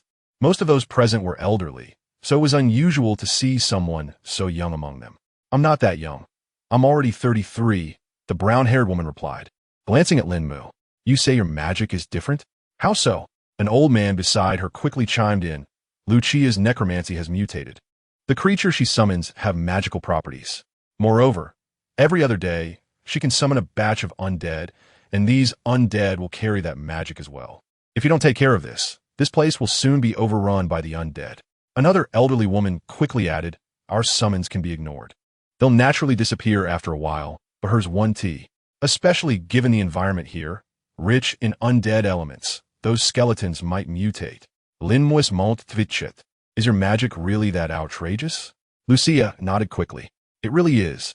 Among my recent summons, there are not just ordinary skeletons, but headless knights as well. I suggest you take this seriously. Otherwise, this world might turn into a realm of the undead. Though she was a necromancer, she didn't want her world to become a land of the undead. It's important to note that the undead can alter the environment. Lín Mù waved his hand dismissively. That doesn't concern me. As long as my area is clear, I'm fine. But they will change the environment. It could be destroyed. Lín Mù gestured to 001. Get them up to the 3rd floor. Yes, master. Seeing this, Lucia stopped trying to persuade him further. As soon as the time comes, he will naturally understand the meaning of his words. Upon arriving at the 3rd floor, Lín Mù made some minor modifications, adding a few small rooms. You will stay here, and when no one calls for you, you can only move around on this floor. After saying this, 001 left the area. Once 001 was gone, everyone let out a sigh of relief. What exactly is this woman? Why does the curse I released have no effect on her? Are you stupid? This person has no soul. What use is a curse? The old man looked utterly speechless. But what do we do now? My last skill is the undead plague, with over 200,000 undead. Even if they get attacked, there should still be around 40 to 50,000 left. Lucia looked worried. Child, remember we are necromancers. This situation is quite normal. Besides, this world is not our own. Even if something happens, it has nothing to do with us. An elderly woman comforted Lucia. A week later, Lín Mù stared blankly at the screen. Wow, that woman's words were actually true. Captain, this situation is a bit off. There are skeletons and those headless things everywhere outside. Captain, several nearby villages have already been overrun by the undead. Captain. Lín Mù picked up the walkie-talkie. I know what's going on. Just be careful. Try not to get out of the vehicle and use laser weapons to aim for the head. In just a week, the undead creatures in the vicinity continued to spread. No matter which direction you looked, the number of undead was considerable, at least in the millions. Lín Mù couldn't help but click his tongue. This woman was quite unbelievable. And these undead continued to spread outward. Who knows, maybe in a month, their numbers would reach tens of millions. Ridiculous. Absolutely ridiculous. However, it was better this way. These undead acted as a protective barrier. Anyone wanting to enter would have to pay a price. Moreover, these necromancers could later be used to launch offensives against other cities. The only question was how long these people could endure here. Time flew by, and Lín Mù had stayed in the city for a full 6 months. He made no changes to the city, as it was merely a medium-sized one. Any changes would need to be made to the main city. The war machines took to the skies, slowly departing from the area. Anna looked at the screen. Your captain really hasn't changed at all. He is still all about tearing everything down. Speaking of which, he has so many resources now. Why does he still need so much material? Better safe than sorry. What if we run out of supplies later? Anna twitched her lips and said, with the way your captain operates, how could he possibly be short on supplies? Just raiding a city could fill up our stockpile. Anna wasn't wrong. Lín Mù had indeed been thinking along those lines. After acquiring these 20 undead mages, he had no intention of staying in medium or large cities anymore. He planned to head straight for the main city, although finding it was proving to be a bit of a hassle. To be fair, the area here was truly vast. Report. A town has been spotted. Report. A medium-sized city has been discovered. They would descend, raid, and spend 2 days clearing out all the warehouses before moving on. The people fleeing in the distance looked back at the retreating machines, utterly confused. Weren't they supposed to be occupying the city? Why were they leaving? It was unclear. This group seemed different from the others. Could it be that our survival is? A year passed. A legend about sky pirates spread throughout the world. Lín Mù himself wasn't sure why this legend emerged, but had taken off. However, his reputation wasn't exactly stellar. Lín Mù didn't mind at all. As long as there were resources, what did fame matter? In just a year, he had plundered dozens of medium-sized cities, accumulating supplies so plentiful that he lost count. Captain, the people down below closed the magic array as soon as they saw us. Should we go down? Lín Mù twitched his lips. At this point, even robbing felt like it lacked any sense of achievement. Chapter 140. Discovering a large city, the convenient door to the city was wide open, and not taking a stroll inside would be quite disrespectful. Let's head in. We won't dismantle the buildings. We'll just take the resources. The principle of survival for Lín Mù was simple. Treat others with respect, and they will treat you with even more. The owner of the city stood not far from the outskirts, watching as supplies were being transported. One resident, filled with resentment, said, "Boss, are we just going to let them bully us like this?" The person in charge glanced at him and replied, "You want to resist? If you do, don't drag us into it. Do you know what happened the last time someone tried to resist? They stripped the entire city of its buildings." Huh, I thought they slaughtered an entire city? Not really. I remember they seemed to have eaten those people. No, it was their leader who ate them. Right. Their captain was 8 meters tall, with 2 horns on his head, and he had a pair of 10-meter-long black wings. Lín Mù watched the group of people on the screen, unable to comprehend the absurdity of it all. A height of 26 meters and 10-meter wings? What kind of creature was that? What did he take on this image? Ha! Can you believe they think you eat people? I can't handle it. Anna doubled over with laughter, having never heard such ridiculous things before.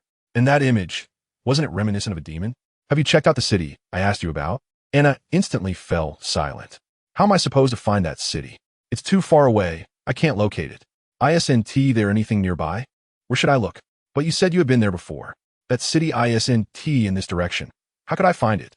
Anna was at a loss. This was completely the wrong direction. Lín Mù shook his head. What use are you to me if you can't even do a simple job? One night, a month later, Captain, it seems we found a large city. Its area must be at least 50 square kilometers. To better search for targets, Lín Mù had the team work in shifts, continuously searching for cities around clock. 001 quickly halted the war machine and rushed to wake Lín Mù, who had just fallen asleep. Master, it seems they've found a city. Lín Mù slowly opened his eyes and stretched. What perfect timing. Waking me up less than an hour after I fell asleep. He returned to the driver's seat and asked, "Which direction is it in?" "Captain, The city is right below us, but this time, the Haven T retreated. The people in this city are different from the ones before. Perhaps it's because it's nighttime. I don't know if these people will run away tomorrow. All right, I understand. Everyone should rest for now and take action tomorrow. Lín Mù is quite tired and doesn't want to initiate a battle at this hour. Let's rest for the night. The next morning, everyone was ready. Lín Mù called Anna over. How strong is the protective array of the large city?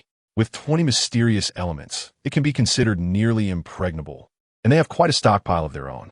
Even if you bombard it with your weapons, it would take at least 3 months. I suggest you give up. You have no idea how many resources they have, Anna replied. Lín Mù only needed to listen to half of what Anna said. He skipped over the rest. The war machines were ready to descend, and everyone immediately began to disassemble and set up. Received. Lín Mù glanced around and spotted a plane about 10 kilometers from the city, perfectly sized for their needs. 10 minutes later, a camp appeared there. All weapons were prepared, and Zhao Jin and Shu Yi arranged for breakfast. Received. Lín Mù looked at 001. You call forth those necromancers. It's time for them to contribute. Anna was taken aback. You don't mean to use the undead, do you? Their damage output is so low, they're practically useless. Lín Mù shook his head. Of course. It's not just them. It's about using everything available. Besides, how do you know the undead are useless? Lucia's abilities are very useful to me. Perhaps 100. 000 undead might not be effective, but what about 1,000,000 or 10 million? You should understand the concept of a cornered beast fighting back.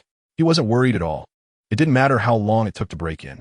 Besides, he had just scanned the area and found that there were still plenty of resources nearby. Taking advantage of this opportunity to gather some resources was also a good idea. So, there was no need to rush. Once everyone was gathered, Lín Mù assigned them tasks. Your job is simple. The 19 of you will continuously summon undead creatures and surround the area. Half of you will focus on encircling, while the other half will be on the offensive. A few exchanged glances and nodded silently. The distant buildings looked even harder to breach than the previous ones. Wasn't this a waste of effort? Lín Mù turned to Lucia. As for you, you will also continuously summon undead creatures. Summon as many as you can. But you don't need to engage in battle. Just control these beings around the city. I have a question for you. How much can your undead creatures develop in a month?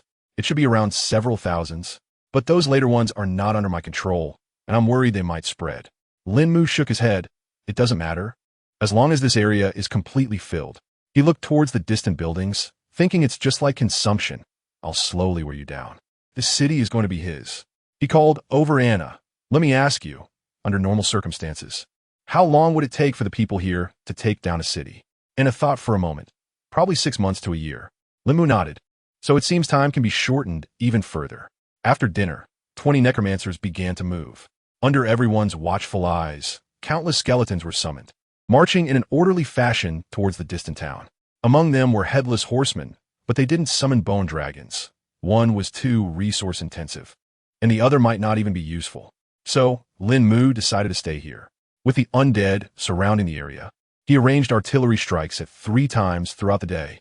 In short, you either leave this city or you live in fear every day without a good night's sleep. In the first week, the other side didn't send anyone out. A week later, the first small team appeared in everyone's view.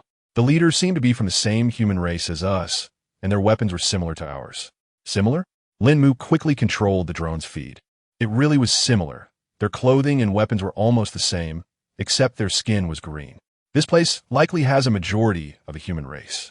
Let us give them a few shots to send them back. Chapter 141. The sound finally stopped. Under the assault of the laser weapons, the squads that had emerged quickly retreated back into the city, though they left behind a few corpses. However, it wasn't long before those bodies transformed into skeletons, joining the ranks of the undead army. Lín Mù wasn't particularly surprised by this. After all, what did necromancers do if not manipulate corpses? Just keep an eye on things. Once the time is right, start the bombardment and wear them down, he instructed. However, Shu Yi was skeptical about this battle plan. This is in ancient times. We're on an alien planet. Lín Mù shook his head. Don't worry, I've already informed those 20 people to look for a way out nearby. It would be quite difficult for them to find a passage, but leaving it to the necromancers is a different story.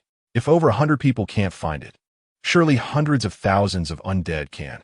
Once the time came, they just needed to let Lucia fill that area with her undead, and soon enough, there would be a horde of them. On the 3rd day, a passage leading to the city was found, but there was a bit of a complication.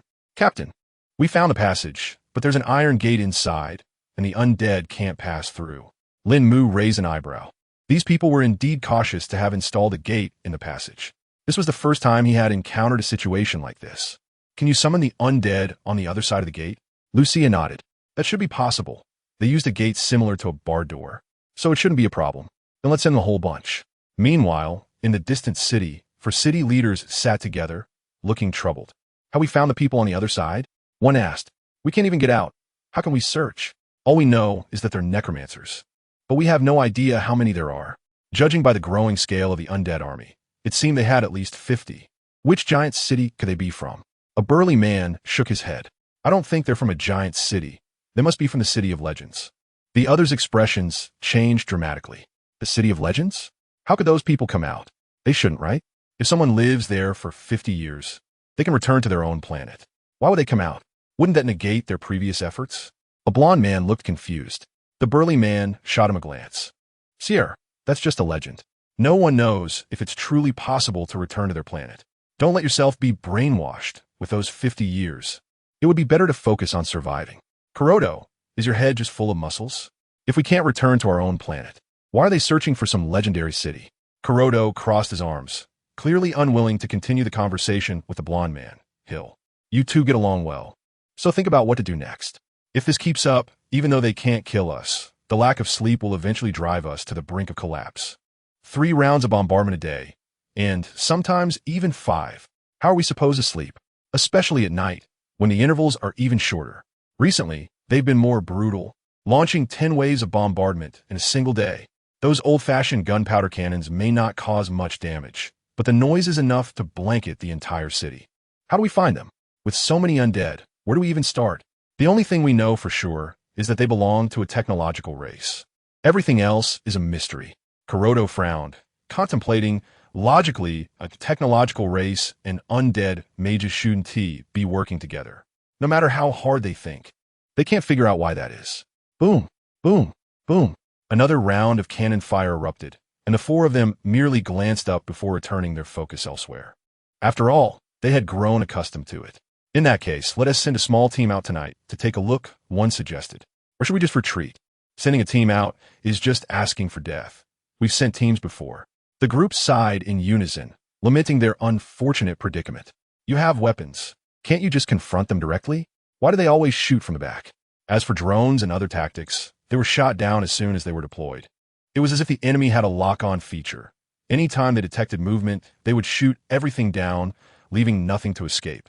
Right now, they felt like blind and deaf mice, unable to do anything but hide. As time passed day by day, the passage began to fill with the undead. Captain, there are probably thousands of undead in the passage now. Should we go out? Send a team at night. Make sure they aren't T-spotted. If possible, destroy their formation. Understood. Once the defensive formation is activated, it can't be dismantled, but the mysterious elements inside can be disassembled. This is Lín Mù's ultimate goal. Everything else is just a distraction. This way, he can acquire a brand new large-scale formation while also obtaining the enemy's mysterious elements. 2 birds with 1 stone. If he activates full bombardment mode, the enemy will surely fight back with all their might. That night, Kuroto was called out of the building. Kuroto, listen. There has been no sound for 4 hours. Hill exclaimed excitedly. Kuroto looked up with a puzzled expression, as if he could indeed hear no sound. It seemed the other side had run out of resources. Perhaps this was all there was to it.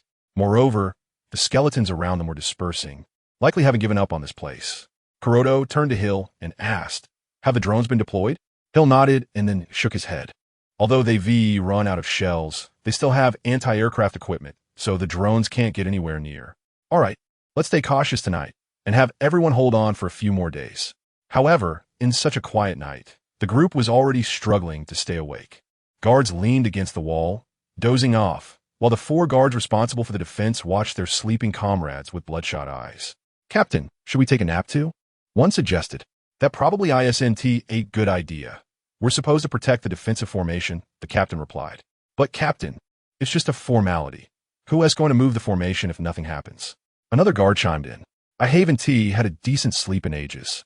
What if they start firing again tomorrow? Let us just sleep, he urged. After a moment of hesitation, the captain nodded. The 4 guards sat on the ground, leaning against the wall beside the water basin and slowly drifted off to sleep. In such a tranquil environment, those who had endured so much could hardly resist the urge to get some much-needed rest. Suddenly, with a rustling sound, the passageway doors opened, and skeletons began to emerge one by one. The green soul flames flickered in their skulls, and their target was right there. Chapter 142, How to Fight. It's simply hopeless. Lín Mù sat on the sofa, staring at the large 60-inch screen in front of him. Lucia was beside him. The protective magic array was located in the middle of a pool, and it couldn't be dismantled while active. However, the mysterious purple elements could be removed to keep your skeletons quieter. A drone hovered above the city, transmitting the footage to Lín Mù's vehicle. This delicate operation required Lucia to control it personally, and she proceeded with utmost caution. Seeing this, Lín Mù couldn't help but smirk. Did he really think such things pose a threat? Were they really that fragile? Lucia awkwardly nodded. Fragility is normal. After all, they're just ordinary corpses. But this is already good enough. At least they can move around here. In the city center, a skeleton that had been split in two hurriedly lay on the ground, trying to pull its lower half back in front of itself. The other skeletons ignored this scene and continued toward the pool.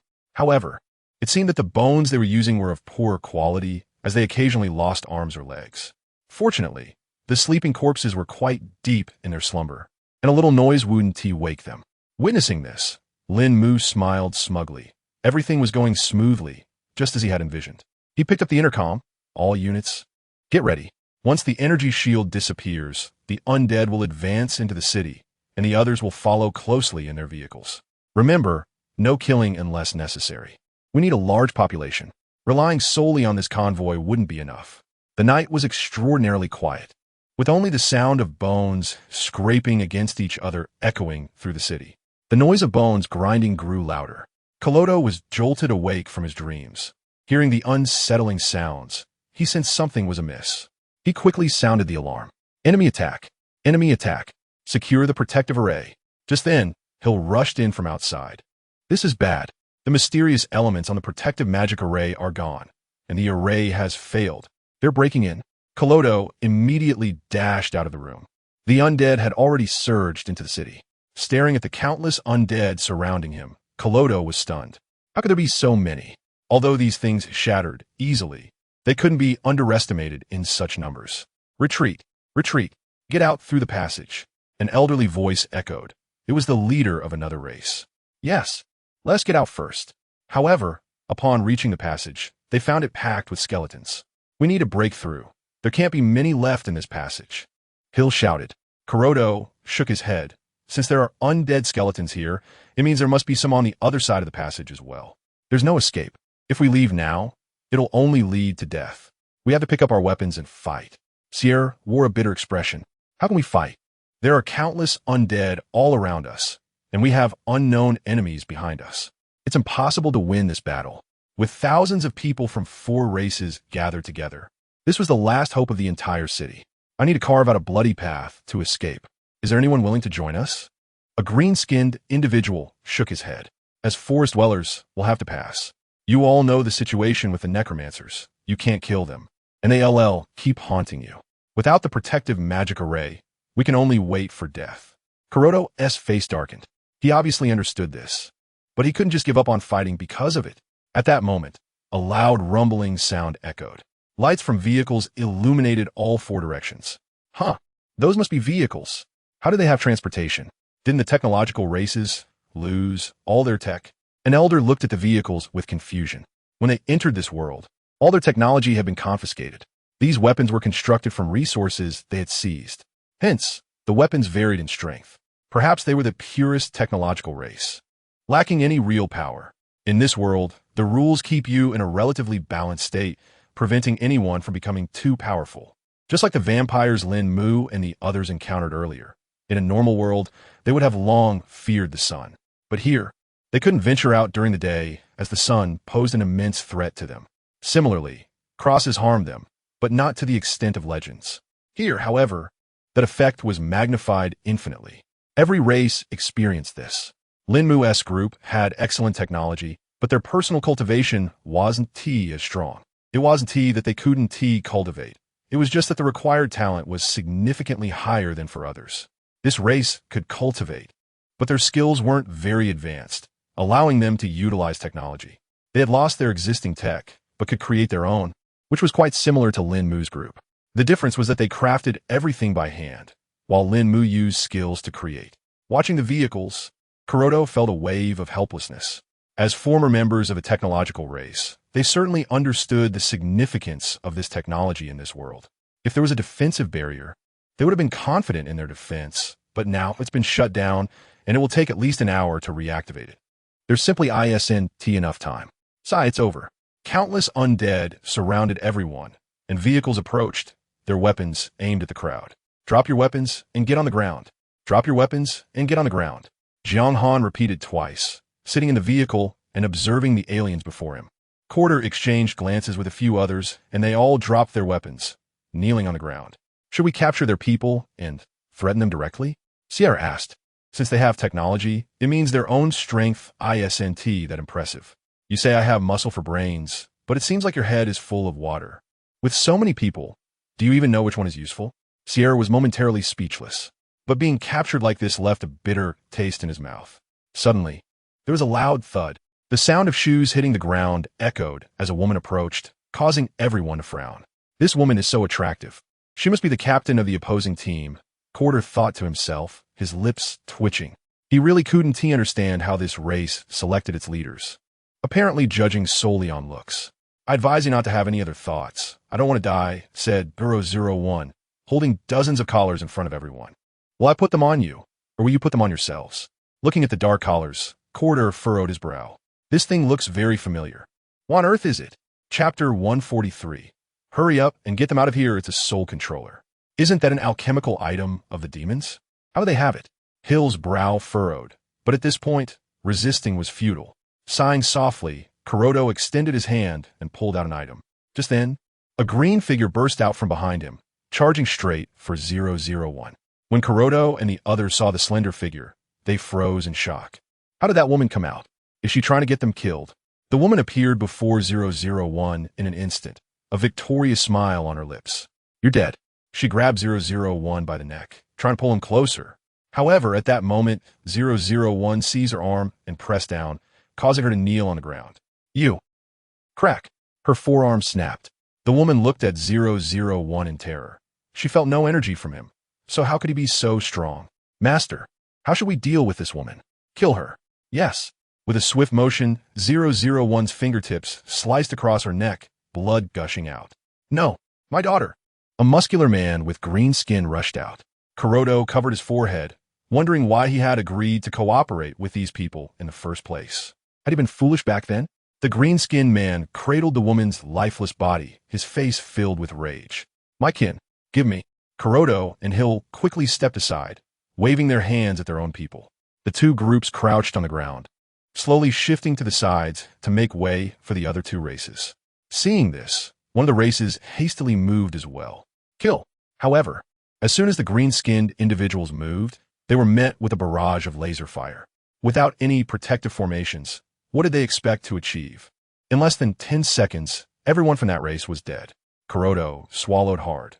This group was indeed a technological race, but how had their technology developed so rapidly? It was one thing to have laser weapons, but why so many? No matter how hard he tried to think, he couldn't come up with an answer. Was this some kind of destined race? In the void, two figures stood together. You're responsible for this planet, right? What now? Weren't you the ones who assured me this method would work?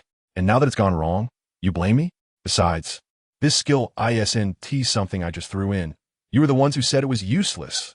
What do we do now? This person has already severely disrupted the balance. The two fell into silence.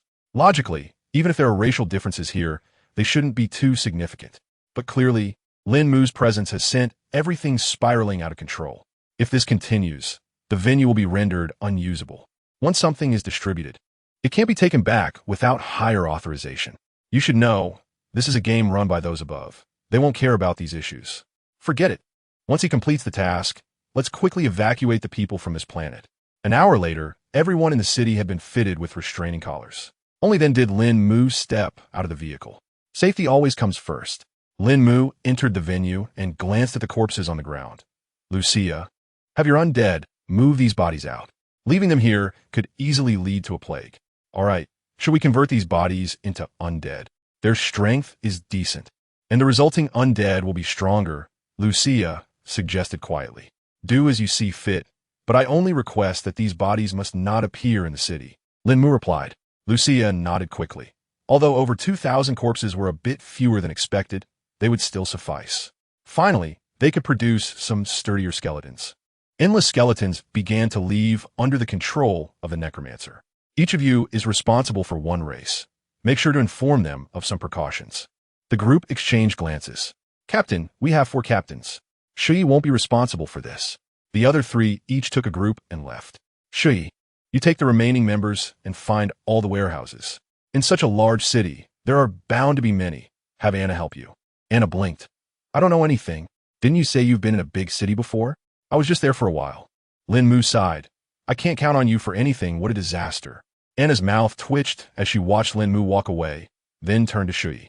Your captain is simply unreasonable. I've never encountered someone like him. Shui chuckled to himself.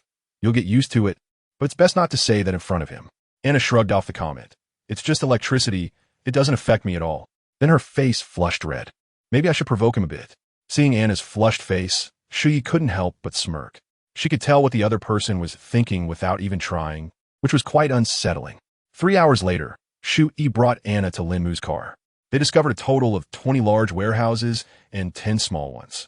The large warehouses were filled with various ores and some basic equipment, while the small ones contained food and meat. A few of the small warehouses even had refrigeration capabilities. When Shui saw those warehouses, she was completely taken aback. As soon as the doors opened, cold air rushed out. Unbelievable. Lín Mù raised an eyebrow, wondering if even major cities had such features. How much supplies were inside? A lot, according to the local supervisor. The 4 races combined had over 10,000 people. The food in the warehouses was enough to sustain them for 6 months without doing anything, and the materials were sufficient to support a year-long campaign. Lín Mù nodded in satisfaction. It was indeed a good choice to seek out a major city, as the supplies were simply overwhelming. By the way, did you ask them when they arrived here and how to get back to their home planet? Although life here is good, he still wanted to return to Blue Star in the modern city. Unfortunately, he still had no idea how to go back. I didn't ask those questions. I just casually inquired about the warehouses when I passed by. Lín Mù nodded and said, prepare today's meal. Make it a feast. Okay, Anna, you stay here. Anna reluctantly turned around and sat on the sofa. Lín Mù used the intercom to have the leaders of the 3 races brought over. Do you know how to get back to your home planet? Anna shook her head. I've been too busy struggling to survive to find out. Chapter 144. Accidentally found a map before long. The 3 of them brought the leaders of the 3 races to Lín Mù. As for the 3 of them, they left the place. When did you arrive here? About 50 or 60 years ago, but I can't recall the exact time. Lín Mu's brow furrowed. This was even longer than he had imagined. Do you know when the earliest person here was? The group exchanged glances. We're not sure, but that person said they had been here for 200 years, even though they looked to be only in their 40s. Lín Mù turned to Anna. How long can you live? About 800 years, I suppose. Lín Mu's mouth twitched. He shouldn't have asked. So, that person had indeed been here for 200 years. Which wasn't a lie after all. Do you know how to return to your home planet? Kuroto shook his head. We do know, but it's just something that's been passed down from elsewhere. The specifics can't be verified. There's a mysterious city in the very center of this continent. If you occupy that city and become its lord for 10 years, you can return to your home planet. As for where the center of the continent is and where the mysterious city lies, no one knows. But one thing is certain, there are necromancers in that city. In Kuroto's view, these people before him should have come from there. As for asking him this question, it was probably a test to see if he would lie. Lín Mu's eyelid twitched. It seemed he hadn't asked where those necromancers came from. But what was this mysterious city? Was it a giant city? No. The panel only mentioned these few cities and did not refer to a mysterious city. You can leave now. Remember what they told you. I can survive here as long as I work. After the 3 left, Lín Mù looked at Anna. Don't look at me. I'm not the one to ask. What central continent? What mysterious city? I have no idea. I've just been running around since I got here. Anna quickly shook her head. Does this person think he knows everything? After occupying a large city, Lín Mù paused again. He was still very interested in that mysterious city. However, based on the current map, the area he had unlocked was pitifully small. This indicated just how vast this place was. To him, The so-called center of the continent must be located at the very center of the map. For what he could see, it was at least hundreds of thousands of kilometers away. Just how big is this planet? Moreover, he discovered that the larger the map he unlocked, the more zoomed in it became. He doubted that if he managed to produce a map of a giant city, would that map need to be scaled down again? If that were the case, this planet was a bit excessive. Captain! Captain! Zhang Qian ran over with excitement on his face. Did something good happen? Take a look at this. Zhang Qian handed a parchment to Lín Mù. World Map, SSS. Unlocking it grants access to the world map. For use only by the team, Captain. Where did you get this? From a patch of grass outside. I found it in a wooden box. Lín Mù stared at the map in his hands, momentarily at a loss for words. A world map? Obtained so easily? And it's of SSS quality? This just felt unreal. You did well. If you need anything, talk to 001. Lín Mù took the map back to the vehicle. He needed to process this information properly. Sitting in the driver's seat, he examined the map. It felt as if someone had intentionally delivered this to him. With the map, could he not directly search for that place? After using the map, his map interface began to rotate, and then the entire map lit up. This map was different from the one he had obtained before. It marked the locations of various cities. The so-called mysterious city was right in the center. But it wasn't on land, it was in the sky. And the term central was just a rough indication. Lín Mù mont tvichet. It even marked the trajectory of that city over the past month. Does it have to be this intelligent? No wonder the people here referred to it as a legend. This place isn't even on the ground. How could it not be a legend? Those who could reach it were probably the elite of this world. But that was fine. He could fly up there. Others could only send a few people, but he could take a whole team with him. He wasn't afraid of numbers. And he certainly wasn't afraid of combat power. The only uncertainty now was the strength of the people up there. Maybe it will be better to wait a little longer. The two people in the sky watched Lín Mù with exasperation. I'm done with this. Let him figure it out himself. I've already given him the map. The person responsible for Blue Star had completely given up. All right, I suppose with the map. He won't be interested in those races anymore. The person looked down, hoping for the best. But the chances of that were rather slim. Things turned out to be pretty much as he had expected. Lín Mù didn't stay in the large city for very long. He left after just over 2 months. His next destination was indeed the mysterious city, but the plot took an unexpected turn. Cities within 100 kilometers radius were subjected to his attacks, and his team was growing larger by the day. The two men fell silent. One of them asked, "How can that restraining collar be so overpowered?" If you're asking me, who can I ask? It was just something thrown together, as long as the mental strength is strong enough. Well, it seems there aren't any races with strong mental power around here. Sigh. Lín Mù was unaware that someone was watching his every move. Even if someone was watching, it didn't matter. If the other party was a god, he wouldn't be able to resist even if he wanted to. So knowing or not knowing was irrelevant. Lín Mù looked at the map. His target wasn't the mysterious city, but rather a massive city nearby. Once they reached the massive city, he planned to send someone to scout the situation. Corder, you and your group come here for a moment. After Corder and the others arrived, he inquired about the information regarding the massive city. So, it turns out that the massive city only had a few more allied races. But there wasn't much difference in strength. Corder and the others nodded. This place was essentially a survival game. It wasn't a heroism game.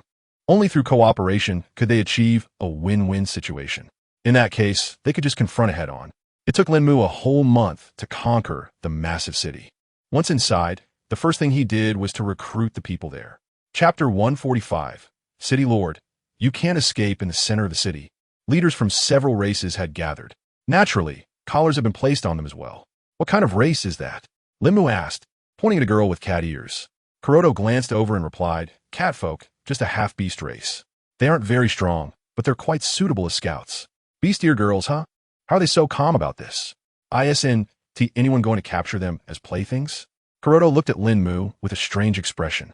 Playthings? They're just cat-eared girls.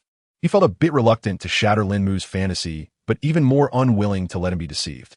What you see that looks good are all males.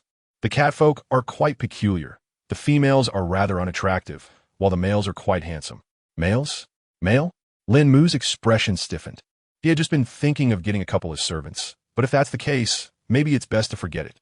About the race issue, you can communicate with them. As for the arrangements going forward, let Jiang Han and the others handle it. Lín Mù quickly left the area. If he stayed any longer, he worried his worldview would suffer a serious blow. Anna watched Lín Mù, who looked a bit flustered with a smile. In their world, there were handsome half-beasts too, but the females of the catfolk in her place were the ones who were attractive. TSK, he claims not to like these types. Yet here, he is acting like this? It seems like his fantasy has been shattered. After all, in our world, the depictions of beast-eared girls are quite favorable. At this point, Shui paused. So why do those fanciful races actually exist? Could it be that someone from Blue Star participated in this game long ago and left records behind? It seems there might indeed be such a possibility. 3 days later, a light shield covering a radius of 100 kilometers appeared above the giant city. In an office, Lín Mù sat at the head of the table. On either side, Jiang Han, Zhao Jin, and the leaders of 4 other teams were seated. Behind them were Kuroto and others who had joined later, or rather, had been forced to join. After all, only Lín Mù and 001 were not wearing restraining collars present in the room. I know that some of you who just joined may feel a bit resentful, but that is not important. What matters is that this city now belongs to me. Even if you're unwilling, you'll have to endure it. Some individuals from various races couldn't help but clench their fists, but thinking of the 2 races Lín Mù had slaughtered that day, they had to accept reality. Rest assured, my goal isn't this giant city, but that mysterious city. So, as long as you work well for me, I guarantee your livelihoods. How perfect is that? For the newly joined races, Lín Mù did not regard them as team members, but merely as tools. After all, before heading to the mysterious city, he needed to gather all resources to the utmost. This giant city served as his base. So what do you newcomers have to say about the mysterious city? A few of them exchanged glances, and one elder spoke up. The mysterious city is just a legend. No one knows where it is. We don't know much about it either. Lín Mù raised an eyebrow. It seemed that the mysterious city was indeed quite mysterious, if even the people of the giant city were unaware of it. Aren't you from the giant city? How could you not know? He asked. The mysterious city has always been a tale passed down by word of mouth. Since no one has seen it, naturally, they wouldn't know. Those who knew either died or went to the mysterious city, the elder replied. Lín Mù nodded. That statement did hold some truth. It seemed he would only understand the situation once he arrived there. 10 years of being the city lord, that shouldn't be a problem. At that moment, a sweet-looking man from the cat-eared race spoke up. Lín Mù twitched his mouth. It was one thing to look feminine, but why did he have to speak in such a sweet voice? My lord, in another 6 months, the battle for the giant city will commence. You need to be prepared. Lín Mù frowned. The battle for the giant city? What is that? Every 10 years, there will be a battle for the giant city. A contest for resources. The loser will lose 50 of their resources, which means 50 of the resources from the 3 cities. So you need to prepare well for this. 50. Why don't you just go and steal it? Lín Mù exclaimed. That's right. Generally, the giant cities form alliances. Since we won last time, it's highly likely that the 3 giant cities will unite this time. Lín Mu's mouth twitched again. Was it really necessary to complicate things like this? He had just settled in the giant city. How about this? You can have the giant city back, and I'll leave right now. With 3 giant cities, that meant at least 30 different races. Who knows what powerful races might be among them? The cat-eared clan leader shook his head. Look at the center of the city. That statue has already appeared, which signifies that you are now the city lord. Even if you leave, you will still be the city lord. If we lose, 50 of your resources will still be deducted. Unless someone attacks here and reclaims this place, you will remain the city lord. But this is clearly impossible. The lords of the nearby large cities are aware that the battle for the giant city is about to begin, and they will choose to attack after the battle ends. Lín Mù looked at them, his expression skeptical. The only reason this city was captured couldn't have been your doing, right? There are indeed many things in those warehouses, but that is relative to the number of my people. The resources in this city are quite limited for its population. He had every reason to suspect that these people were doing it on purpose, especially since he had seen over 100 mysterious elements in the warehouse. If they kept swapping them out, they could last for another 6 months. The crowd quickly shook their heads. How could we possibly do this on purpose? This is our home. The more Lín Mù thought about it, the more suspicious he became, but now that suspicion was useless. After all, he didn't know for sure. Wait a minute. He turned his gaze to Kuroto. Do you know about the giant city? Kuroto nodded. I thought the city lord already knew. Seeing that they all referred to him as the city lord, Kuroto went along with it. Lín Mù twitched his mouth. So it was still his fault, was it? Since there was no escaping it, he might as well prepare. What if there were many people? He still didn't believe that his strength was weak.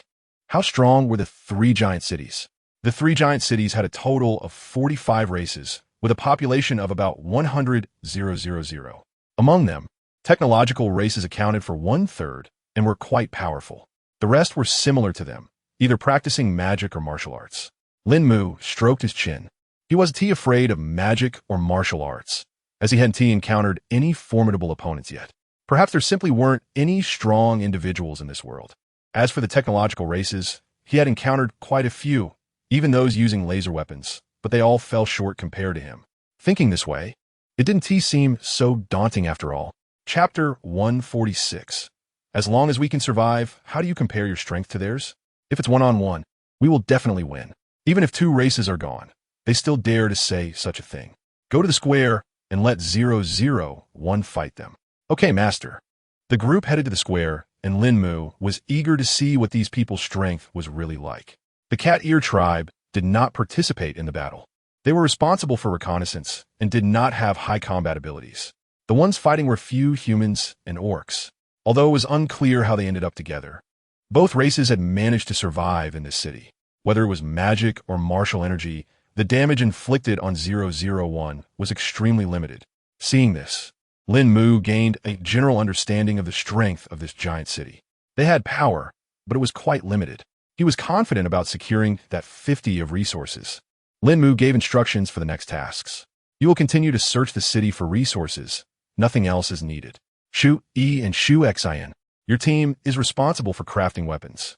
Their cold weapons are too poor. Replace them with a new batch. The weapons used in the giant city were handcrafted, with varying quality. They were far inferior to what could be produced at their workbench. This clearly showed the characteristics of each race. However, it would be a huge mistake to think that people from Blue Star were living well, as not everyone had a war machine like Lín Mù's. As for the remaining people, Lín Mù assigned them to cultivate the land. The seeds he had obtained earlier had already borne fruit, and he had kept quite a few seeds. Outside the city, there was a lot of land that was going to waste, which seemed a shame. With half a year until the battle for the giant city, the plants should mature by then. There was just enough time. After receiving their tasks, several vehicles drove out of the city. He also dispatched 20 necromancers. Watching the departing convoy, Lín Mù nodded in satisfaction. Not only were there more necromancers in their vehicles, but also people from the giant city. Each vehicle carried over 20 individuals. It could be said that each convoy had more than 200 people. With their weapons, they would have no problem even when facing elite foes. Back in the vehicle, Lín Mù opened a chat channel he hadn't checked in a long time. Aside from needing to increase the number of team members last time, he hadn't looked at it since. After all, there were too few people wanting to join back then.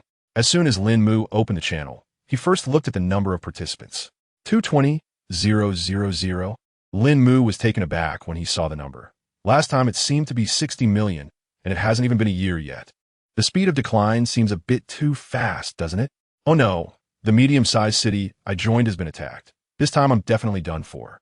Ha ha, I told you all to join a large city, but you didn't believe me. Heh, being someone's pet is nothing to be happy about. What's wrong with being a pet? As long as I can survive, that's all that matters. The chat channel had undergone some changes, with a new column showing the population statistics of different countries. Currently, Huagua, China, had the largest population, making up 70, followed by Inghua, Japan, which accounted for 20. Seeing this population ratio, Lín Mù was somewhat surprised. He wasn't shocked that Huagua had a large population.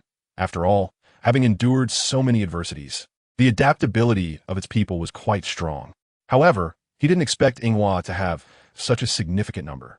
City Lord Lín Mù, by the way, how does Inghua still have so many people? Lín Mù stared at the message he had sent. Was that golden text? And it wasn't anonymous? There were also a few extra words in front. What was going on? Weren't others anonymous? Wow, we actually have a city lord of a giant city here on Blue Star. Big brother, do you need more people? I could do anything if you feed me. Golden legend, do you still need people? Our convoy has 20 vehicles and 260 people. City lord, Su Wei. Now that a real big shot. I'm just a city lord of a large city. It doesn't compare. Both are big shots. But the giant city big shot is even more impressive. Lín Mù stroked his chin. Now he understood that as long as one became a city lord, they naturally stood out from others. Su Wei also wasn't anonymous. However, it seemed that only the city lords of large and giant cities were not anonymous. He exited the channel and saw that his inbox was overloaded, with messages constantly refreshing. Lín Mù glanced at the level of his convoy. Perhaps it was time to recruit more people. He picked up the walkie-talkie. Shu Xin, and Anna, come over here for a moment. Soon, the three arrived at Lín Mù's location. I have a task for you too. Recruit people in the channel. Our convoy can accommodate 1,000 vehicles now. So try to fill it up. When you send messages, don't be anonymous. Use your real names. I remember it shows the convoy and location you belong to, so make sure to enable that. With the name of his convoy and the location of the giant city, those people should hopefully come. Understood. After the two left, he turned to Anna. Is there a city lord in your chat channel? Anna nodded. That's true, but most of them are lord from large cities. There aren't any from the megacities. Our planet's presence here is only a few years earlier than yours. She paused, then asked, do your chat channels show the survival rate of your species? Or by country? After all, planets differ from one another.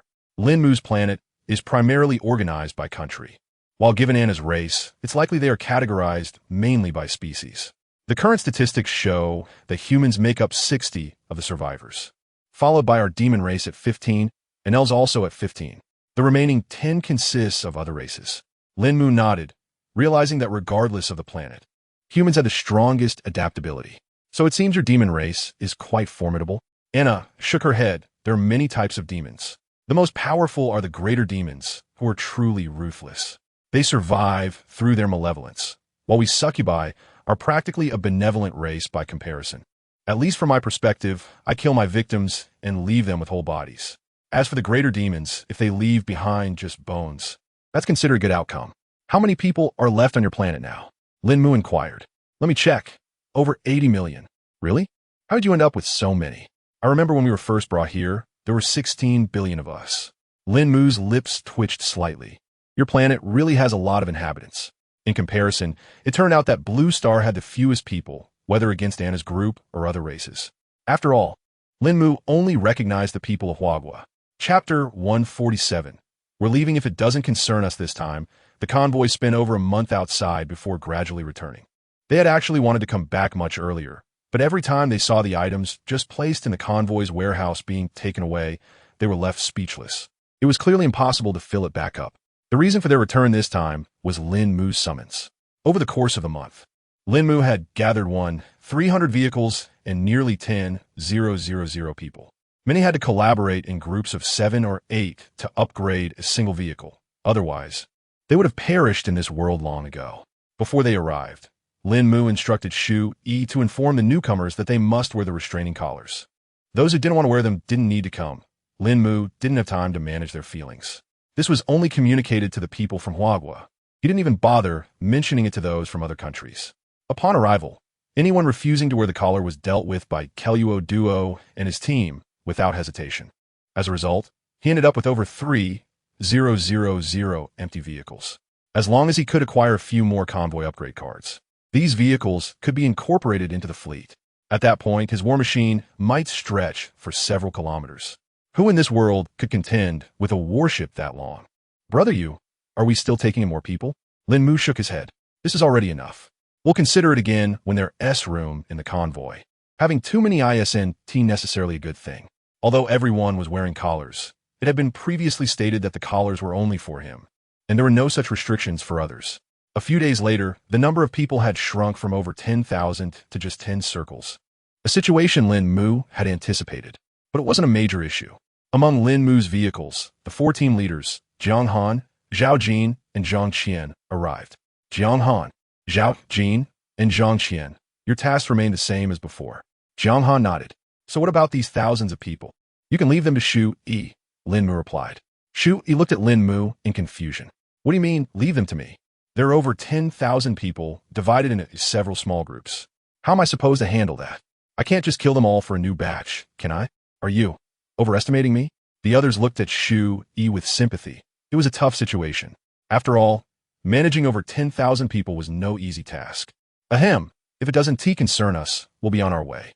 The nearby cities and villages have already been cleared once. So this time we'll head further out. Yes, this time will take a bit longer, probably around 2 months. The 3 quickly stood up and walked towards the exit. Shu looking anxious, stood up. Wait, don't leave yet. This matter isn't settled. Bang! Zhao Jin was the last to leave, shutting the door behind him. The 3 of them exchanged glances and simultaneously let out a sigh of relief. Compared to dealing with thousands of people, going out to work was much better. He stared at the closed door, feeling utterly despondent. These people were truly outrageous. They just walked away like that. Xin sat quietly nearby, behaving like a proper lady. As long as she was out of sight, she felt she had nothing to do with the situation. Ahem, things aren't as complicated as you think. I just want you to integrate these people together.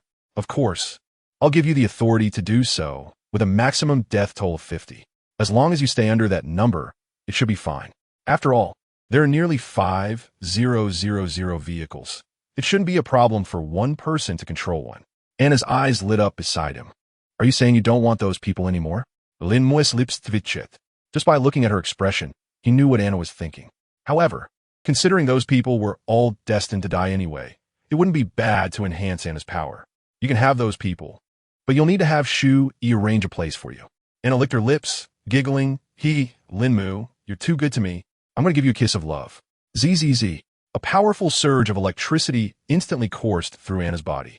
This was stronger than any shock she had experienced before. This time, Anna felt not pleasure but pain. I can't take it anymore. Stop it. Lín Mù lowered his hand. If you act up again, I'll double the power. He had recently discovered that he could actively amplify the current, possibly due to his prolonged survival here, causing a mutation in the restraining collar. Anna quickly shook her head. She hadn't been afraid before because she felt little to nothing, and it was quite pleasant. But now, she preferred to avoid that. Lín Mù turned to Shui. Just hand the people over to her when the time comes. I believe 5,000 people will significantly boost her strength. He hadn't previously valued personal strength much. After all, with so many weapons available, individual power seemed irrelevant. However, the upcoming battle for the giant city required some serious preparation. Since we're boosting her strength, should we bring over a few people from abroad? Shui suggested. Anna shook her head vigorously.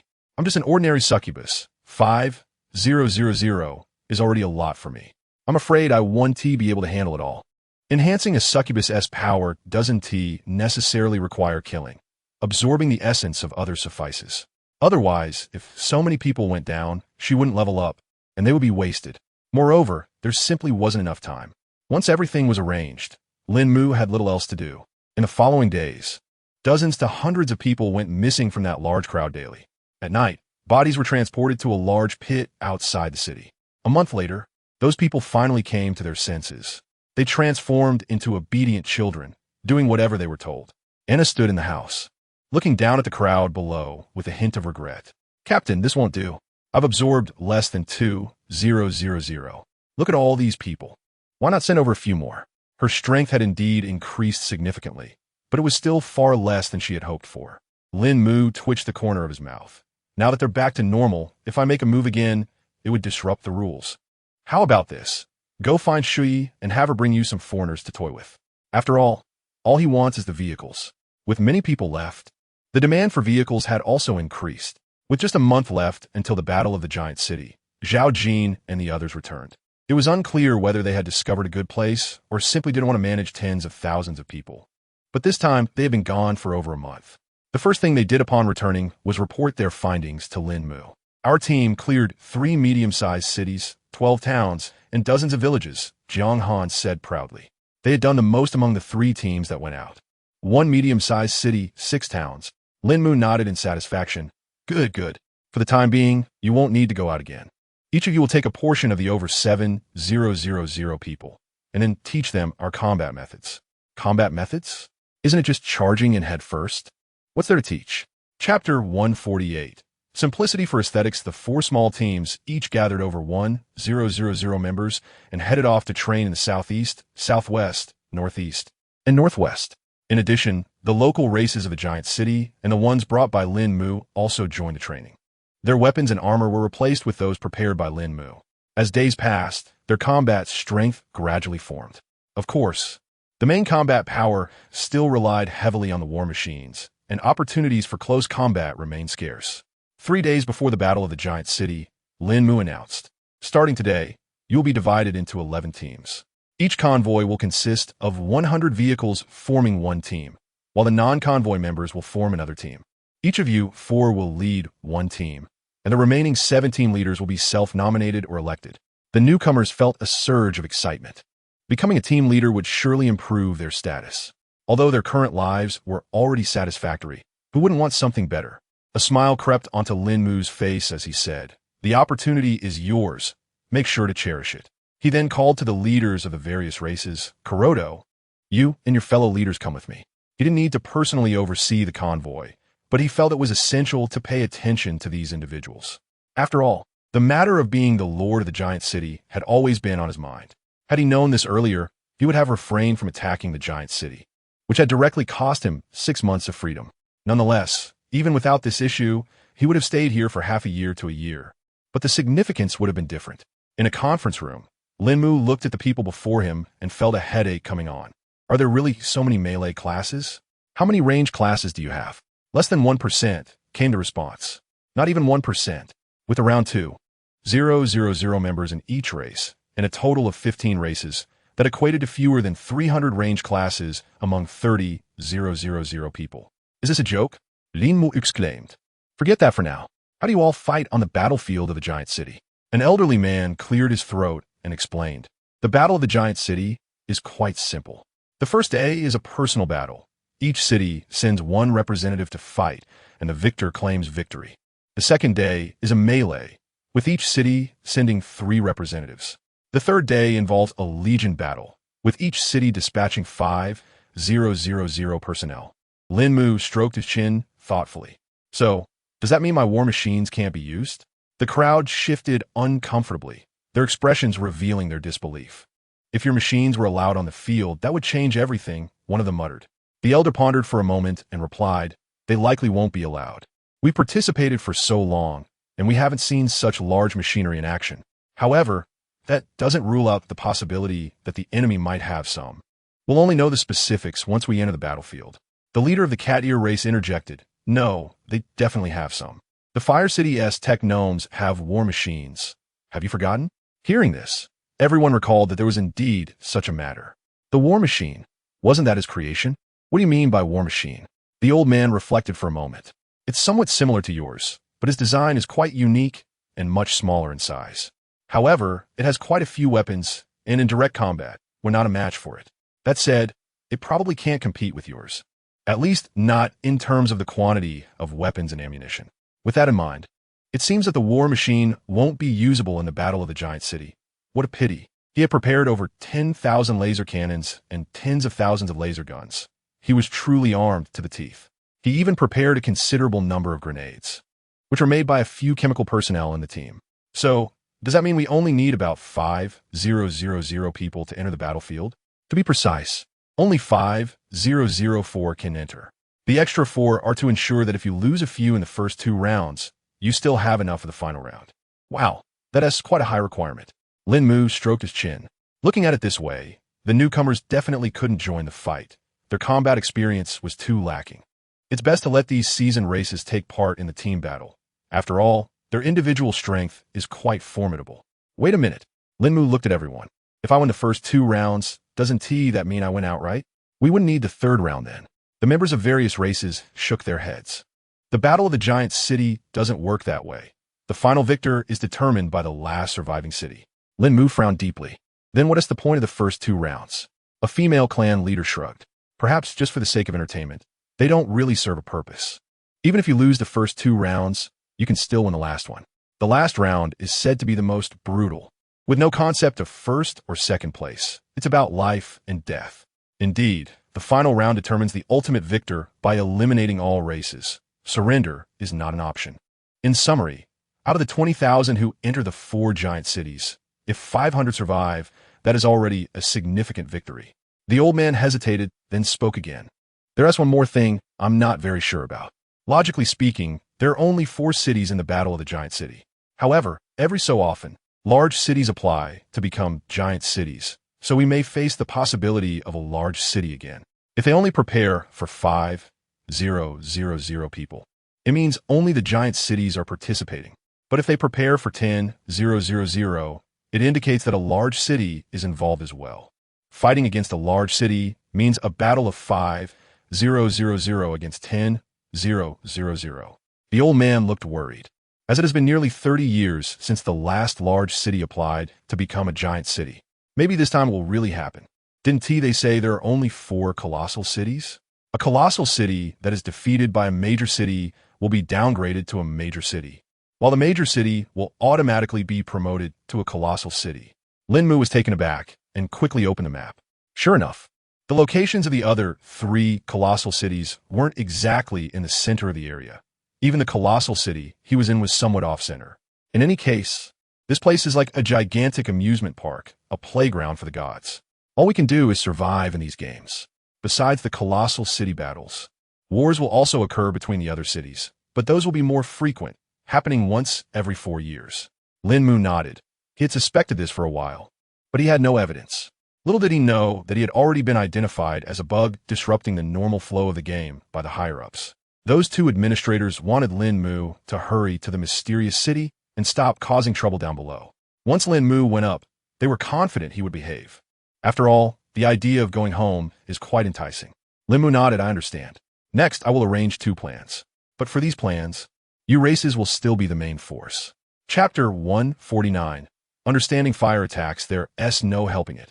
The disparity between the giant city war and what he had envisioned was just too great.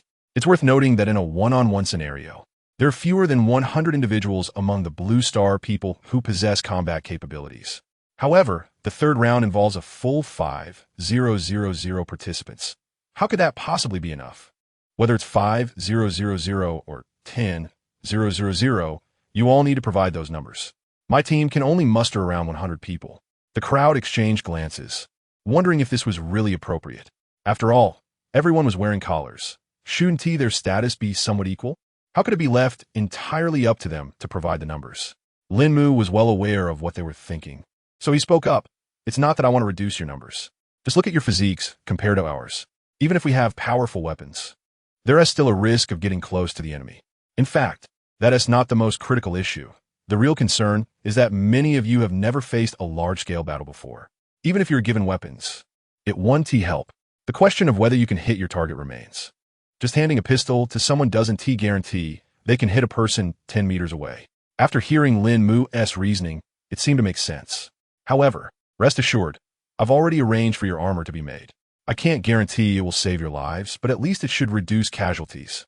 On the day of the Giant City War, Lín Mù instructed, Zhang Han and your team will come with me. The others will stay behind to guard the base.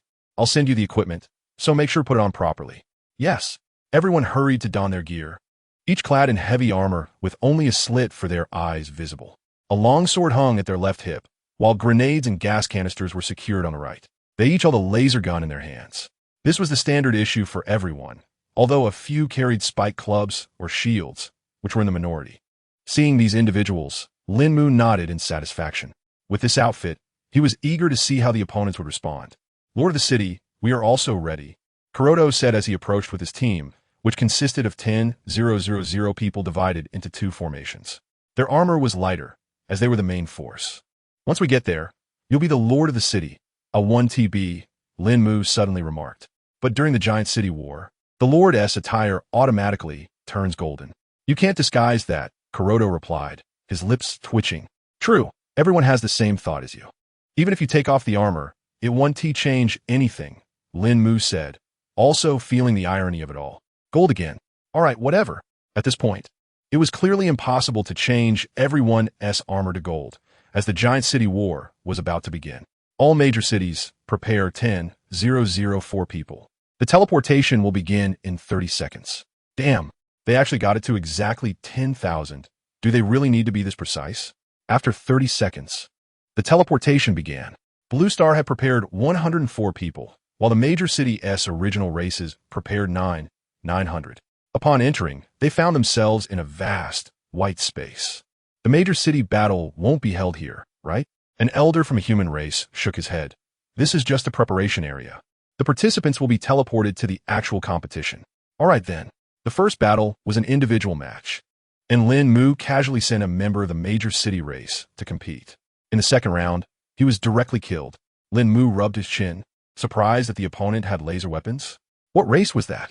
Just ordinary humans, but they have a technological gnome race in their city, and the laser swords are their reliance. But don't worry, they don't have many of them. The next day, in the melee, Lín Mù still lost. He didn't mind. After all, winning or losing was determined by which city survived until the end, so losing the first 2 matches didn't matter. On the 3rd day, they finally reached the team battle, and this time Lín Mù personally led the team into the battlefield. The map this time was a grassland, with both sides 3 kilometers apart. Cavalry. Kuroto's face changed dramatically. Infantry against cavalry? Isn't that a joke? Calm down, it's just part of their forces. But the cavalry's charge is enough to disrupt our formation. Lín Mù waved his hand. It's not a big deal. In the distance, the opposing camp looked at the golden armor, their expressions excited. Their city lord actually came to the battlefield. The target has changed. Kill their city lord. The goddess of victory is favoring us. As long as we kill him, they will immediately lose. Lín Mù looked at the overly excited opponents in the distance, feeling puzzled. Have they taken some sort of stimulant? I think they're just excited to see your golden armor. After all, if they kill the city lord, that city will immediately be disqualified. The corners of Lín Mu's mouth twitched. Then why didn't you tell me? We tried to stop it, but you insisted on coming. A female clan leader touched the collar around her neck, wondering who would dare to say more. What if they ended up getting killed? Lín Mù sighed lightly. It was already irrelevant. Petrol bottles ready. As the time was up, the heavy armored warriors of Blue Star lined up and took out 1-liter petrol bottle from their waists. Throw. The opposing knights had already charged forward, and the bottles shattered not far ahead of them. Fire. Streams of laser beams hit the ground, and in an instant, a wall of fire rose up. The firewalls posed limited damage to the cavalry, but had a significant effect on their mounts. Half of the hundreds of cavalry were startled, and their formation broke apart. The others prepared to follow me as we advanced. With lasers clearing the way, everyone kept their pace steady. Arrows flying from a distance were all intercepted by Lín Mù and his group. The arrows falling from the sky were blocked by shields at the rear. It could be said that without powerful weapons, the enemy stood no chance against Lín Mù. How boring. Khalid's lips twitched. There was really no skill involved in this. In the end, Lín Mù achieved victory with 0 casualties. In the second round, the opponents changed, and this time it was a forest map. The trees here were indeed dense. The ground was covered with trees, making the cavalry practically sitting ducks. This map tested both sides' reconnaissance abilities. Whoever found the other first would win. After all, the side that gets ambushed has an 80% chance of losing. It shouldn't be that complicated. Lín Mù surveyed the surroundings and realized that the forest stretched endlessly, making it quite difficult to locate the opponent. Your weapons are all the latest models, powerful enough to chop down these big trees. Now, I'm giving you your first task. Chop down trees to create a safe zone 20 meters from our team. This map is perfect for you. Let us consider using fire. It's impossible to search for the enemy. Just set a big fire and burn everything down. Chapter 150. How did the time-limited mission come about? With their new weapons, the group easily cleared out an area. Kuroto looked at the weapon in his hand, realizing that their defeat wasn't unjust. It was simply too sharp. However, there was one thing Kuroto couldn't wrap his head around. How were these weapons crafted? He had seen any blacksmiths around. Could it be that the current technological races were this advanced? Whether they were or not, the next series of actions was certainly a lesson for him. After a ring of trees was set ablaze, the flames began to spread outward. As for their location, without any trees, the fire couldn't reach them at all. It was a bit hot, but it was bearable. The speed of the fire's spread wasn't very fast, considering the wood was somewhat damp. But that didn't matter. As long as there was fire, it would eventually reach its destination. Everyone listen up. Once you spot the enemy, don't attack. Just surround them. If one comes out, take them down, instructed Kuroto. He couldn't help but gasp. This was ruthless. No matter how vast the terrain, these people had nowhere to hide and would ultimately be cornered by the flames. Charge with me, he shouted. However, once they charged out, they faced Lín Mu's army, and for everyone that came out, one was killed.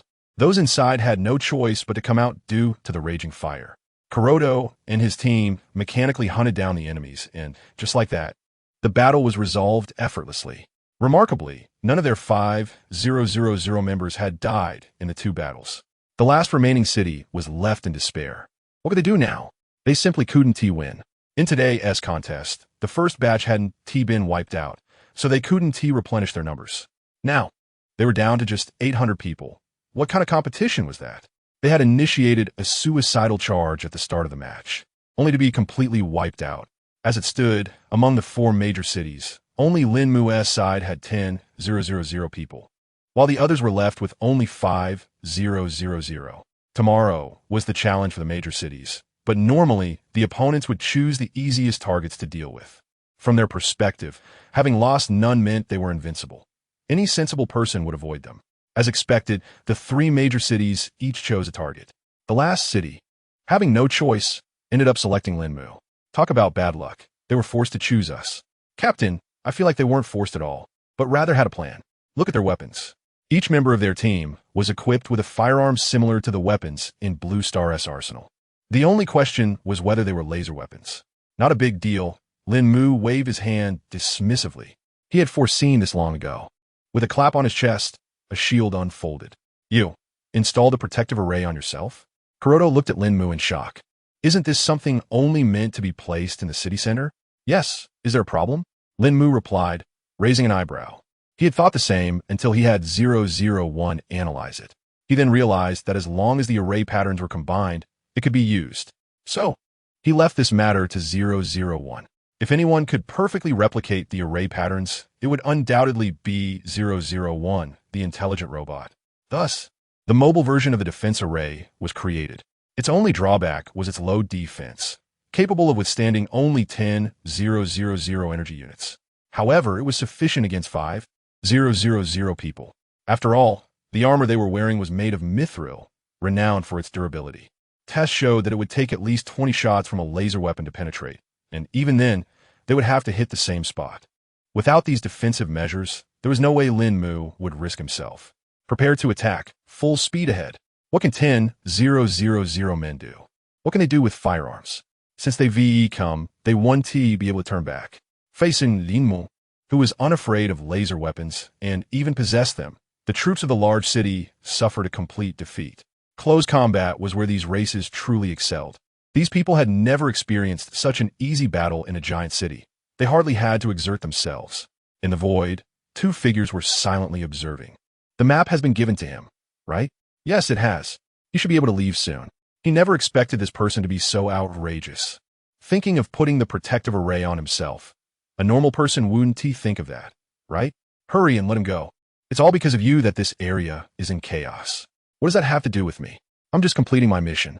Besides, look at the other people on this planet. They're all normal. He the only one who isn't. He wouldn't take the blame for this. What else does he lack? Hurry and give it to him. Let him leave. He already has weapons and troops. I can't think of what else he might need. Everything that can be given has been given. Fine, let us give him a countdown. He must reach the mysterious city within a year. Is that feasible? Aren't we not allowed to interfere with his operations? At this moment, Lín Mù was still unaware that he had become a super bug in this game, and the administrators were eager for him to return to Blue Star, fearing he would cause them further trouble. Half an hour later, congratulations on your victory. You've received 50 of the resources from major cities, as well as 1 million in basic resources and 50 of resources from large cities. What does a windfall mean? This is what a windfall looks like. But, is that it? Is the only reward for the great city battle just resources? Several clan leaders nodded. That's right, it's just resources. What else could there be? The crowd looked puzzled. To them, this was already the best outcome. Lín Mù smacked his lips, thinking he might get some SSS-Grade blueprints. But it turned out to be just resources. How boring. Just then, a message popped up on his watch. Limited time mission. Please travel to the mysterious city within a year and seize the position of City Lord. Failure will result in the loss of all resources and blueprints. WTF? He had planned on leaving so soon. He had just become the City Lord and had finally won the great city battle. Was it a bit excessive to ask him to leave now? He should at least be allowed to serve as City Lord for several years first. Lín Mù felt speechless. But why was there suddenly a mission? Wasn't there no mission before? After receiving the resources, everyone was teleported back to the great city. Lín Mù immediately opened his panel. Hey, panel buddy, why is there suddenly a mission after all these years with none? Of course, it's because your strength is too overwhelming. The earthly realm is no longer suitable for you. Your battlefield will be in the heavenly realm. Please do your best. You'll be able to go home soon. For some reason, he felt a sense of urgency in those words. Chapter 151. What if he stays behind? Sitting in the conference room, Lín Mù held a silver bead in his hand. Storage gem. Infinite space 238, 44, 51, with a countdown timer attached. This meant that in 10 days, this storage gem would disappear. Sai, why are you so stingy? You could at least treat this as a prize. When Lín Mù first saw the words infinite space, he was overjoyed. With this, he could acquire more resources, saving himself so much trouble. He had already created no less than 1,000 storage boxes. It couldn't be said that the resources were wasted. The main issue was the hassle, one layer after another, to retrieve the materials. He had to dig through them layer by layer. What a pity. Lín Mù looked up at the people below. In 6 months, I will set off for the mysterious city, so everyone should prepare well. Although I don't know what we will encounter there, I believe we will face very powerful enemies. In his view, as the only city in this world, it would be incredibly difficult to conquer. He estimated that it would take him half a year to occupy it. He certainly didn't want to fail the mission. After all, failure would cost him all his resources. The leader of the catfolk tribe looked conflicted. Can we not go with you? That's the legendary mysterious city, and the danger is just too great. Although they hadn't received news from there for a long time, they were still well aware of the dangers. No, you must come with me. There's no way you can leave. Otherwise, why would I put those collars on you? Lín Mù insisted. Lord City Master, the mysterious city is very dangerous. It is said that there was once a very powerful Cyclops race, and half of them were killed, while the rest simply vanished, an elder said with deep concern. They had lived in this world for many years and had grown accustomed to their current lives. At least now, they didn't have to worry about danger. But going to the mysterious city was something beyond their control. Your lives will definitely be protected, so don't worry about that, Lín Mù reassured them. He valued life highly. He wanted to turn the war machine into the most perfect fortress. With these materials, he would further enhance the war machine. In the blink of an eye, 6 months had passed, and Lín Mù was making final preparations for his departure. All the vehicles were brought over and ready to set off. Check your supplies. If you're missing anything, speak up quickly. Report. All supplies are ready, came the response. Lín Mù nodded. The sound of clanking armor echoed behind Lín Mù as a squad clad in full armor and wielding long spears appeared. City Lord, we are ready to go as well. Then let's set off. Lín Mù transformed the vehicle into a war machine, and all the vehicles combined to form a massive battleship. Nearly a kilometer long, glistening with a dark metallic sheen. Despite having seen it countless times before, it was still awe-inspiring. The leaders of the giant city race swallowed hard at the sight of the battleship. Years ago, they had been defeated by this very thing. Back then, it hadn't been as large. Now, its power must be even greater. As the battleship emerged, personnel streamed out from it. The next step was the final one, dismantling the city under the astonished gazes of the giant city race. Buildings crumbled and vanished in a thunderous collapse. No wonder they weren't left behind. Even if they had stayed, it would have been pointless since everything was being torn down. The dismantling crew was quite skilled at their task. Even in a city as vast as the giant city, they finished it all within an hour. If it weren't for the difficulty of dealing with the ground, they could have even uprooted that. Once everything was completed, the personnel from Blue Star boarded the battleship and returned to their quarters. What are you all thinking? Hurry up, we're setting off. It was only then that everyone snapped back to reality. A city had just vanished like that? Looking at the distant battleship, the man was simply insane. The crowd formed a line and entered through the main gates. For them, beings who were not technologically advanced, the fantastical space was a tremendous shock. Boom! Flames erupted from the underside of the spaceship, propelling the entire battleship into the sky. After reaching an altitude of a kilometer, it headed off into the distance. Lín Mù sat in the pilot's seat, studying the map. The distance was just right, under 7,000 kilometers away, estimated to take about 5 or 6 hours to reach. During this time, Lín Mù had been manufacturing a reactor at intervals. The battleship was now fully powered. At full firepower, it could sustain him for a week. But that level of firepower was generally unnecessary. At least, the enemies encountered so far did not require it. 2 figures, one black and one white, appear at the ruins of the giant city, looking up at the distant battleship. The person you were responsible for has finally left, the white figure exhaled. The black figure twitched the corner of its mouth. What do you mean I was responsible? He belongs to this planet. I was merely bringing the people of this planet over. So, you're saying it was you who brought him here then? The shadow had nothing to say and turned to look at the giant city. What should we do about this city? Just leave it be and find a big city for him to promote to. As for this place, let it revert to a small town. The two were quite happy about Lín Mù's departure. Ever since he had arrived, no city in the area had been able to remain intact. Now, finally, the troublemaker was gone. Wait, The white figure suddenly called out to the black shadow. What now? Isn't he already gone? He is on his way to the mysterious city. If I remember correctly, you have to be the lord of the mysterious city for 10 years before you can leave this planet, right? Yes, but if I remember correctly, the lord of the mysterious city can also choose to stay in this world. They probably won't stay here after all. Each of them wants to go home, the black shadow said uncertainly. The white figure's mouth twitched. If it were anyone else, he wouldn't worry about this. But with Lín Mù, it was quite possible he would choose to stay here. What if he did stay? Then we just give him another task? What else can we do? I really don't know what to do. All they could do was hope he ultimately chose to leave. They couldn't interfere too much here. If they intervened too much, they would be punished by the higher-ups. The black shadow looked troubled, despite being a powerful deity.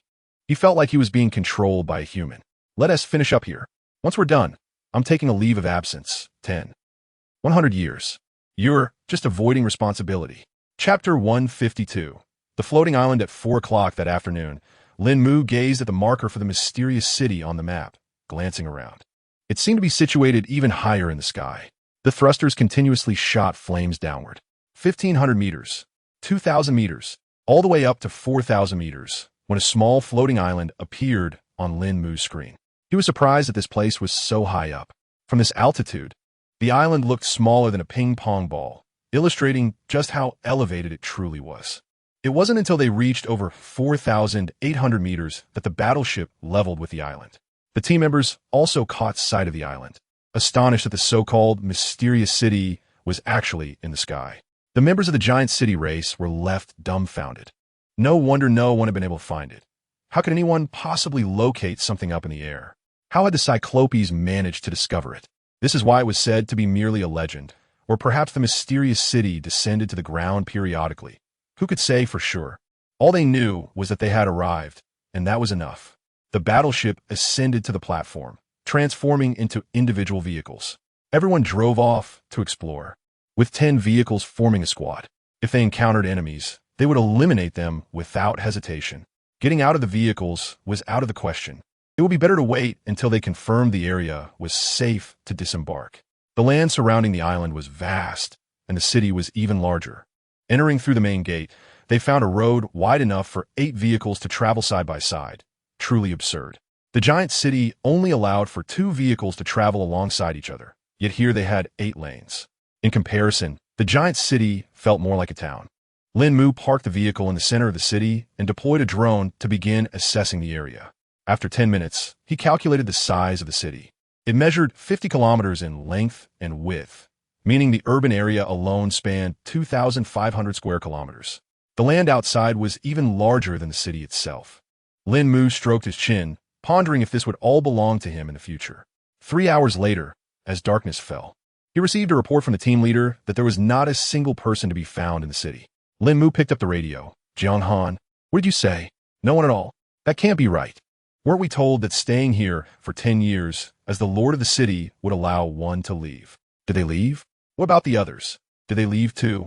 Lín Mù stroked his chin, deep in thought. What about the rest of you? Did you see anyone else? No. The entire city is empty. As the reports increased, Lín Mù became certain that there was no one left here. He opened the car door and stepped out, glancing at the nearby buildings. The well-maintained, almost new structures didn't look like they had been abandoned for years. Or perhaps there was some sort of magical formation in place that kept everything clean. Yang Han, Zhao Jin, you team leaders come back here. Kuroda here, you come over too. The rest of you continue exploring and search every corner of the city. Check all the houses for secret passages or anything of the sort. Don't overlook any nook or cranny. In a large conference room that was even bigger than the one in the great city, the decor leaned towards a medieval style. However, this did not hinder Lín Mù from conducting the meeting. Given the current situation, it seemed there wasn't a single person in the entire city, which left only 2 possibilities. The first was that everyone in the city had returned to their respective planets, meaning it wasn't just the city lord who had left. He had previously thought that only the city lord could leave, but now it appeared that an entire city could vanish. Although it seemed somewhat unreasonable, the evidence was right in front of them. Whether they believed it or not, they had to accept it. The other possibility was that the inhabitants of the city had either left or perished.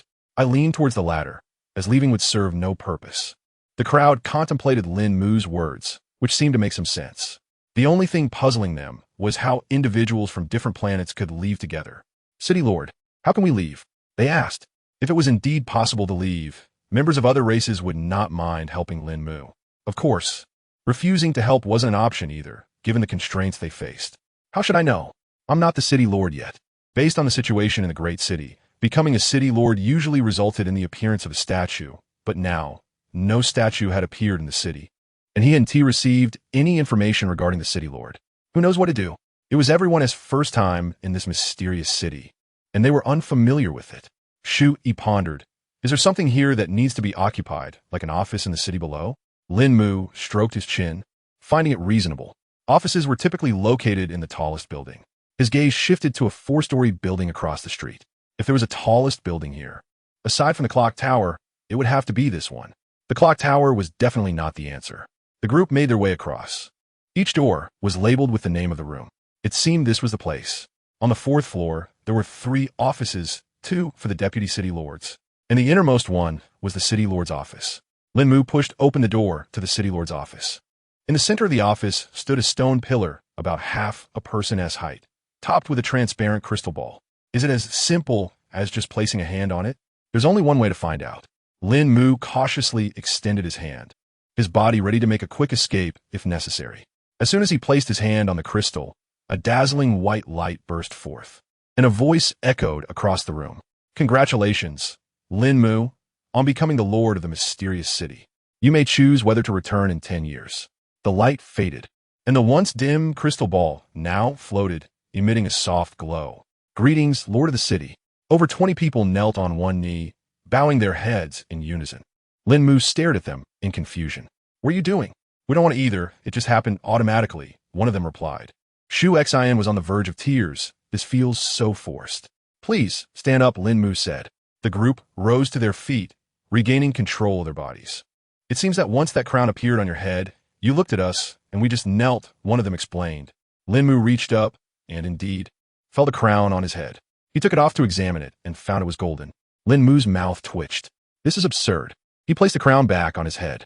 You all greetings, Lord of the City. The twitching of Lín Mu's mouth intensified. Is there a reset function too? He took the crown off again, and the group stood up once more. Curiosity got the better of him, so he put the crown on again, and once more, they knelt. Chapter 153. This is fine. 20 years won't be a problem. Lín Mù sat in a chair, toying with the crown in his hands. This item could easily be considered a conceptual weapon, a 100 kneeling skill. Take advantage of someone kneeling, and then eliminate them all. Its effectiveness was outstanding. No wonder they said it took 10 years. He had been wondering how others managed to stay for a decade, and now he realized it was because of this item. However, he was unsure if this object would be useful against outsiders. With that thought, he was about to put the crown on. Wait, shoot, he quickly stopped him. Brother Mu, maybe we shouldn't wear it just yet. As soon as you do, we'll all have to kneel. Lín Mù thought for a moment and agreed. He casually put the crown away in his backpack. Next, he pondered what to arrange. He scratched his head, feeling like there wasn't much to organize. Do you guys have any ideas? Up here in the sky, we don't seem to have any enemies. There's still some hostile individuals down below, near the cities. Someone pointed out. But up here, there's really no one to contend with. The reason the mysterious city is called mysterious is that no one can find it. If no one can find it, then how can there be any enemies? An elder pondered for a moment and said, There's a vast area of land outside the city. We could start planting crops to achieve self-sufficiency. Additionally, we should search the city to see if there are any passages to the outside world, likely a spatial passage. Lín Mù nodded. This was indeed something they needed to do. However, is it warm enough up here? We're at an altitude of 5,000 meters, and the temperature is surely much lower than down below. If the crops can't grow, that'd be a waste? That is a concern, Shui replied. We can set that aside for now, but we absolutely need to search for the passage. If there isn't one, that's for the best. If there is, we must secure it. Lín Mù stroked his chin. You all can handle that. As for resources, we just acquired a large supply, which should be enough for 7 or 8 years. A day later, Lín Mù was not in his vehicle, but in front of the crystal ball in the office, looking at it with a puzzled expression. If he wasn't mistaken, when he placed his hand on it earlier, he could control the movement of the city. That's right, movement. He could direct the city wherever he wanted, and its speed was even faster than that of his warships. Knock, knock, knock. Come in. It was Shui. Did you find the passage? Shui shook her head. They're still searching for the passage. After all, the city is too vast to be found in just a day or two, and it's possible that it might not even exist. Typically, passages in cities are located near the city square. But this time we searched the square thoroughly and found nothing. Considering the uniqueness of this mysterious city, we should conduct a few more explorations. I came to say that ever since your statue appeared, the formation here has been activated automatically, and a magical circle has emerged in the center of the city with 36 mysterious elements placed on it. Of course, that's not the important part. What matters is that the temperature here is very stable. Last night, I observed the temperature to be 16 degrees, and during the day today, it reached 24 degrees. Based on this, the highest temperature today should not exceed 30 degrees. Lín Mù immediately understood what she meant. Haven't you ever seen a pig run? This temperature is perfect for farming. In that case, I'll put seeds in the convoy's storage, and you can lead them to plant the fields. Okay, just remember not to forget the planting space in the vehicle. Those seeds should be stored separately. From previous comparisons, the food grown in the vehicle space, both in yield and taste, is far superior to what is grown in the outside soil. Since they started using the planting space, Lín Mù's team has basically achieved self-sufficiency in food, and the taste has also improved significantly. After receiving this batch of food, their meals have upgraded several notches. Don't worry, those have already been stored separately. For the next week, everyone turned into farmers and began to clear the land and plant crops, except for Lín Mù. As for the issue of the passage, 3 days ago, they had already provided an answer. There was no passage found in this city. This means that this mysterious city is the safest place in the world. If others cannot find the mysterious city, it means there will be no external threats.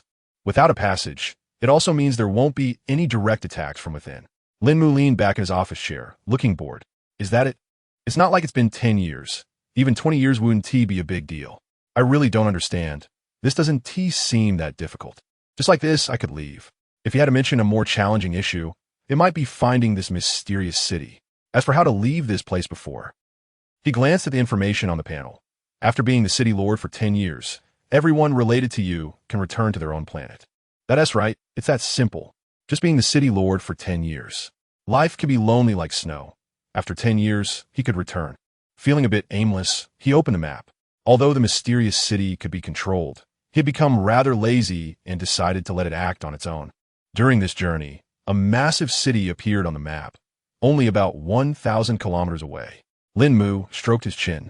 Cultivating land could increase food resources, but other resources were in a state of depletion. Although the consumption wasn't significant, it was still a consumption, wasn't it? How about sending 2,000 vehicles and having Kuroto gather 2,000 warriors from the tribes, preparing to collect supplies? Since he had some free time, he might as well make a profit. Half an hour later, a small warship descended from the sky, heading towards the target. The pilot of the ship wasn't Lín Mù, but Xuxin. He had granted her that authority. Meanwhile, he sat in his office, watching the screen in front of him and conducting remote command. In reality, there wasn't much to command. It was a straightforward, one-sided crushing. For dealing with a massive city, the number of people was still a bit low.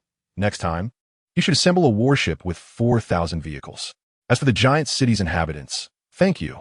In just one day, the massive city vanished without a trace. As for the people inside, Lín Mù didn't bother with them. Those who couldn't escape were eliminated, while those who fled were of no concern. Their goal was resources, not lives. Of course, he didn't waste the lives lost. He had Lucia, with her special abilities, turn them all into undead. Along with the previous undead, the land was now teeming with them. If this continued, it was likely that the undead would be everywhere. Chapter 154. Can it really land? Things turned out as Lín Mù expected.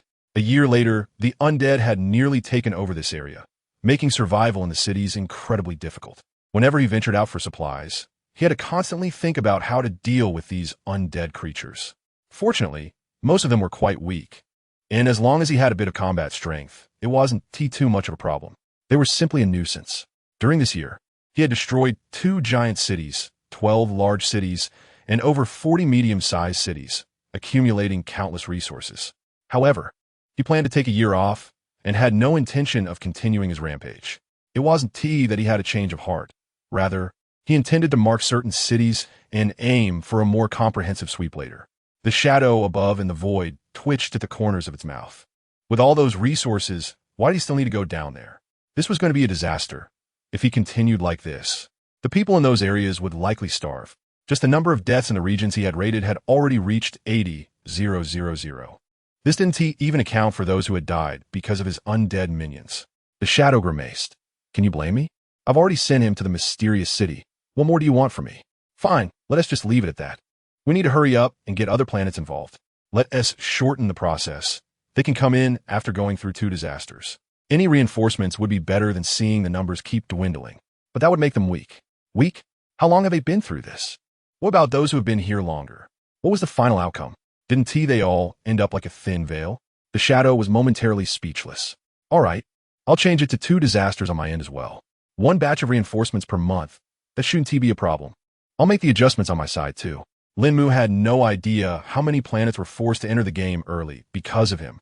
Even if he knew, he wouldn't care. He was already there, and it wouldn't make sense for others not to join in.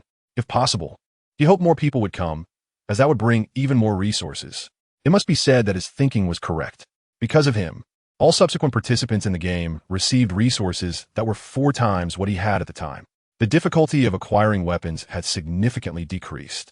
The shadow, seeing this unfold, scratched its head, realizing things had become even more complicated. A month later, the first batch of personnel entered this planet. From this point onward, the entire planet began to develop in unpredictable ways. Brother Mu, you need to check the surveillance below. Shu Es voice came through his watch. Surveillance? Lín Mù opened the screen and pointed the camera downwards. Although the distance was a bit far, the footage was unclear, but the crowd below saw everything clearly. How did these people change so much? Perhaps they were newcomers. We had encountered similar individuals before, but there weren't as many back then. However, that is not the main point. What is more concerning is that these people are armed with laser weapons. Indeed, not only do they possess laser weapons, but they also have war machines. Although they aren't as advanced as his current one, they're still quite formidable in this world. Lín Mù stroked his chin, pondering if this group was from a high-tech game. But if that were the case, their strength shouldn't be so overwhelming. Chaos. What lay below was pure chaos. Compared to how they had to hide every day since arriving from Blue Star, these newcomers were war maniacs. While there were still many casualties, it was far better than the initial days on Blue Star. In the second month, another group arrived. Throughout that month, Lín Mù observed these newcomers whenever he had the chance. He even enhanced the surveillance cameras to get a clearer view of the situation below. Resources, there were plenty of them. These newcomers had far more supplies than they did. Back then, although they had resource detectors, gathering resources was a manual task. But these newcomers had everything automated. As soon as they placed their equipment on the ground, the resources transformed into boxes. Lín Mù didn't know how much was inside those boxes, but he was sure it was substantial. Rubbing his hands together, he thought it would be a waste not to see some of it. Just as he was preparing to send someone down, Kuroto came rushing in. Boss, the city is descending. Lín Mù quickly turned to the screen. Indeed, it had grown significantly larger. What is happening? I'm not sure. There was a slight downward trend a month ago, but it wasn't obvious. Today, it's particularly noticeable. At this rate, the city will land on the ground by tonight, Kuroto explained rapidly. Lín Mù was perplexed. He recalled that when they first received the map, the city had been flying in the sky. Did it start descending because it had a master now? But that didn't make sense either. Hadn't they said that the mysterious city was always untraceable? If it descends to the ground, gather all the leaders of the Cyclops tribe. I need to inquire about the Cyclops and this mysterious city. 5 minutes later, a group gathered in the office. Regarding the mysterious city, everyone agreed that it was untraceable, but they all had legends about this place. Some even claimed to have come from the mysterious city, which suggests that this city must have appeared below at some point. The one-eyed beings surprisingly lack technology, yet they say they have visited the mysterious city. Indeed, if that's the case, the arrival of the mysterious city might just be their protocol. Everyone kept sharing what they knew. Listening to their chatter, Lín Mù opened the panel. Before he could speak, information popped up on the screen. Countdown to the arrival of the mysterious city. 6 hours. It seems this city hasn't always been in the sky after all. His gaze shifted to the crystal ball. Perhaps it held some information. He approached the crystal ball and placed his hand on it, causing a light screen to materialize. After the arrival of the mysterious city, Coordinates will be transmitted to cities within a 2,000-kilometer radius. Please prepare your defenses. Lín Mù finally understood why there were so many legends about the mysterious city, yet so few who truly knew about it. Most likely, the majority had perished in such places. Even those who survived ultimately became legends because they could never find the mysterious city. Everyone else also read the text above, and the leaders suddenly realized 2,000 kilometers is indeed a small area in this context. It's likely that the group of one-eyed beings found the mysterious city this way, inadvertently slipping inside. Since everyone has seen it, let us get ready. You won't be responsible for direct combat. Instead, your task is to carry out ambushes and clean up the battlefield. I will provide you with communication devices, and as soon as the giant city lands, you'll leave the city and hide. Chapter 155, the finale that night. The mysterious city descended to the ground. An invisible wave swept across a 2,000-kilometer radius. Every human living within this area received news about the mysterious city. The legends were true.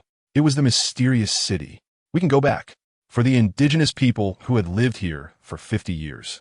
The excitement upon receiving this news was overwhelming. However, for the newly arrived races, the significance of the mysterious city was still unclear.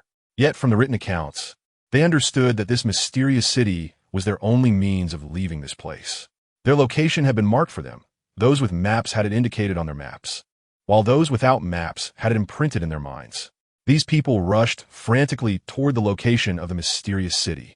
Previously, there would have been at most 30 to 40,000 people within the 2,000-kilometer range.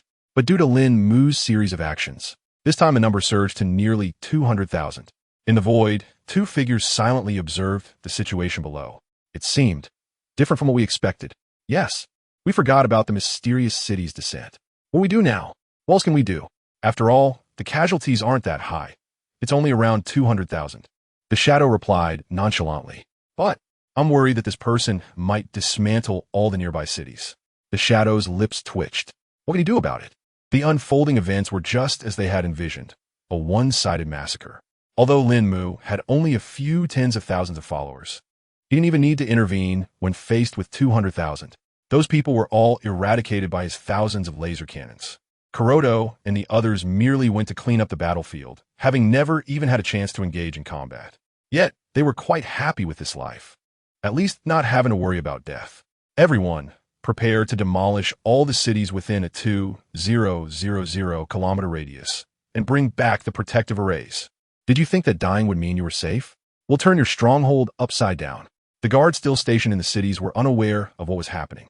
By the time they realized it, they had no chance to escape. In 3 days, there wasn't a single city left intact within the 2,000-kilometer radius. Additionally, Lucia left behind special undead. The two figures in the void sighed lightly. Let's go. Otherwise, I could request from above to send this batch of people away. Go ahead. But I estimate they have to stay for 10 years. Some things can change, but some things are set in stone. In the blink of an eye, Lín Mù has been the city lord for over 9 years. During this time, the mysterious city has descended 6 times, and each time he returned with a bounty. In the center of the city stands a 7-story building, one that Lín Mù had commissioned. Each floor is filled with countless supplies, resources he simply couldn't be bothered to pack away. My lord, down below there is chaos due to the undead problem, someone reported. Perhaps because of Lucia's magical properties, among the millions of undead, there are a few hundred anomalies. Their bones are hard, they possess great combat strength, and they are skilled fighters. They might not be able to take on a large city, but some towns are no match for them. Let them be. They're all our people anyway. As long as it doesn't interfere with my resource collection, I'm fine with whatever happens. Right now, Lín Mù saw collecting resources as just a game. With less than 3 months until the 10-year mark, he asked, "What are your thoughts for the future?" Seated before him were over 30 individuals. Shu Yi, Jiang Han, and the others were among the first to follow him, while Kuroda had been coerced into joining. The rest were powerful individuals he had discovered. However, these strong figures were also fitted with collars. Actually, I think staying might not be a bad idea. Shu Xin said quietly. Think about it. When we came here, there were 6 billion of us. The remaining 2 billion are either the elderly or children. Even if we young people went back, it wouldn't amount to much. We'd still have to worry about food. So why not stay? Upon hearing Shu Xin's words, everyone fell into contemplation. It seemed to make sense, They felt invincible. Over the past decade, none of them had died, and there wasn't a single race down below that could challenge them. The group exchanged glances, as if considering the viability of this idea. Lín Mù stroked his chin, realizing he shared this sentiment. He had no home on Blue Star.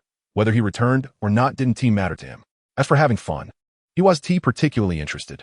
Why not rule as a local emperor here instead? The 10 years were up. A notification popped up before Lín Mù. Time is up. Do you wish to return? Without a second thought, he clicked no. The next inquiry will be in 5 years. Lín Mù smirked. Whether it was 5 years or 50, he had no intention of going back. He wanted to be a bandit. An emperor? The two figures in the void fell silent once again. I knew it. He is already invincible here. He definitely doesn't want to leave. The white figure exclaimed in frustration. Because of him, this planet has descended into complete chaos. We've tried everything to bring in more powerful individuals, but still no use. Didn't you report it? Why is there still no news? The black figure fell silent for a moment. Maybe. The boss is sleeping. You know how he is. He can sleep for decades. He wouldn't wake up unless it was after a few hundred years. The white figure twitched at the corners of his mouth. So what do we do now? Let's wait a bit longer. If it comes to that, we can move the others to different planets, and he'll naturally leave. The situation developed without any fluctuations. Lín Mù's fleet moved between various cities, destroying nearly half of them each year. Once they were restored, he would return to wreak havoc again. 5 years later, that message appeared once more. And of course, Lín Mù chose to decline. However, no matter how he tried, he couldn't actually select that option. It was as if the word no was deliberately evading him, while the word yes just lingered in place. Lín Mù's mount vichet. Was this forcing him to choose yes? He gathered everyone again and informed them of the situation.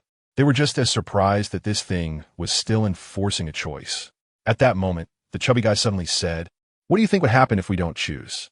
The group was taken aback. Not choosing? Would that even work? Lín Mù decided to give it a try, since it wouldn't hurt to experiment. A week passed, and the panel remained stuck on that option. It really was possible. However, it soon became impossible again. It's done, the black figure said with a grin. How did you manage that? 1 day countdown. He has to leave, whether he likes it or not. Ha. Finally, we've sent this guy off. That night, Lín Mù, feeling a bit bored, took a glance at the panel. The 10-hour countdown displayed was beyond his comprehension. What was going on? Regardless of how much he complained, the countdown remained. What could he do? Was he really about to be sent back? Sighing, Lín Mù looked at the pile of boxes in his vehicle, each nested with more boxes filled with materials. He probably wouldn't be able to take any of these. After thinking for a moment, he removed the core of the vehicle and attached it to his wrist. Clearing out one of the compartments, he placed a box inside. Hopefully, he could take it back with him. But he felt this task was a bit challenging. Gazing at the glass bead with a diameter of only 1 centimeter, he made a bold decision. He dismantled the core of the car and swallowed it whole. If that doesn't work, then there's nothing else to be done. Half an hour later, he gathered everyone together. In 9 hours, we would each be returning to our own worlds. Everyone felt a mix of emotions. When they were struggling to survive, they constantly wanted to go back. But now that they might not want to return, they were being forced to. Thank you for all your efforts over the years. In 1 hour, your collars will automatically unlock. You can all go back. Lín Mù hurried back to his car. It was impossible to unlock it on the spot. With people like Kolodo around, who were so powerful, he didn't dare to do it immediately. Who knows if they would seek revenge on him? An hour later, everyone's collars unlocked. However, no one seemed inclined to leave, nor did they show any intention of retaliating against Lín Mù. After all, without him, they might not have survived this long. Lín Mù looked at 001. Can you be absorbed into the core? Yes. Lín Mù's eyelid twitched. It seemed he had to swallow another one. Shui, bring me a core. Soon, Shui delivered a core, and the collar around her neck had long disappeared. Looking at Shui in front of him, he asked, "You don't hold a grudge against me, do you?" Shui shook her head. "If it weren't for you, I don't know how many times I would have died by now." Lín Mù rubbed his chin. If he died, would he travel through time and space and return to this world again? That would be nice. As he watched the final 10 seconds tick away, Lín Mù relaxed completely. A massive beam of light enveloped the entire mysterious city, and everyone, including Lín Mù, vanished, leaving behind a variety of vehicles. 2 figures appeared, inspecting the cars. "We need to recover all of these and release them again." Wait, the shadow stood at the driver's seat, feeling that something was off. What's wrong? I can't shake the feeling that something is missing here. The white figure looked around. Where's the core of this car? He wouldn't have taken it. Would he? Impossible. Absolutely impossible. Nothing can be taken from here. Even if you put it in your clothes, it would still remain. What if it's in the body? After all, some people had modified their bodies using materials from here, so those things wouldn't be taken away. It's considered a benefit for these individuals. So if the vehicle's core was swallowed, it wouldn't matter. The main issue was that no one had done this before. They hadn't anticipated this possibility. The white shadow's eyelid twitched violently. Does that mean he took the ability away? In a rental apartment on Blue Star, Lín Mù slowly opened his eyes. I'm back. He raised his hand, and the watch on it vanished. It really doesn't work. Panel. A transparent light screen appeared before him. Lín Mu's eyes widened. The core was really there. Please select a vehicle for binding. He suddenly jumped up.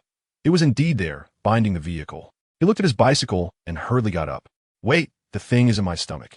A day later, Lín Mù was rinsing something with water. A glass orb appeared. Phew, the second one finally came out. 001, go cook something. Okay, master. Lín Mù took the glass orb out and rinsed it again with water. Though it was a bit disgusting, everything inside was intact. Then he took out a substitute doll from the core and placed it on the bed. Besides that, he also had a resurrection card in his backpack. 001. Is there anyone outside? Yes, but very few. Just some children and elderly people. Lín Mù nodded. Just as he thought, those people would never return. As for Jiang Han and the others, they must have come back already, but he didn't know where they were. Lín Mù took a deep breath and glanced at the time on the wall. After lunch, he stored away 001. He picked up the handgun from the table, hoping he was right in his assumptions. Bang! After a whirlwind of chaos, Lín Mù found himself in a town, with his garbage truck beside him. At that moment, he felt like howling at the sky. He opened the car door, and it was exactly the same as when he left. He quickly hung the vehicle's core on the rearview mirror and then released 001. The resurrection card worked as he expected. Placing it outside allowed for random teleportation. Perfect. Just before he died, an option had automatically appeared in his mind. He could use the substitute doll, use the resurrection card, or choose between Blue Star and this place. Of course, he wanted to come back. Blue Star had lost its meaning. He opened the fleet. Handsome Guy Fleet won 10,000. First place points, 83 billion. Handsome Guy Fleet 2 10,000. First place points, 83 billion. Handsome Guy Fleet 4 10,000. First place points, 83 billion. Captain, we're here. This time, let's skip the mysterious city and avoid the big cities as well. Yeah, Muga, let's just live in a medium-sized town this time. Jiang Han, Shu Xin, Shu Jiang Ying, Zhao Jin. They're all back. It really is a bunch of crazies. All right, send me the coordinates. I'm heading over now. Why do I have this ominous feeling? Bai Ying just finished delivering a planet, and for some reason, her heart suddenly tightened. You're overthinking it. That person has already been sent off. She glanced at the information from Blue Star, and Lín Mu's name appeared at the top once again. I'm tired. Let's just end it.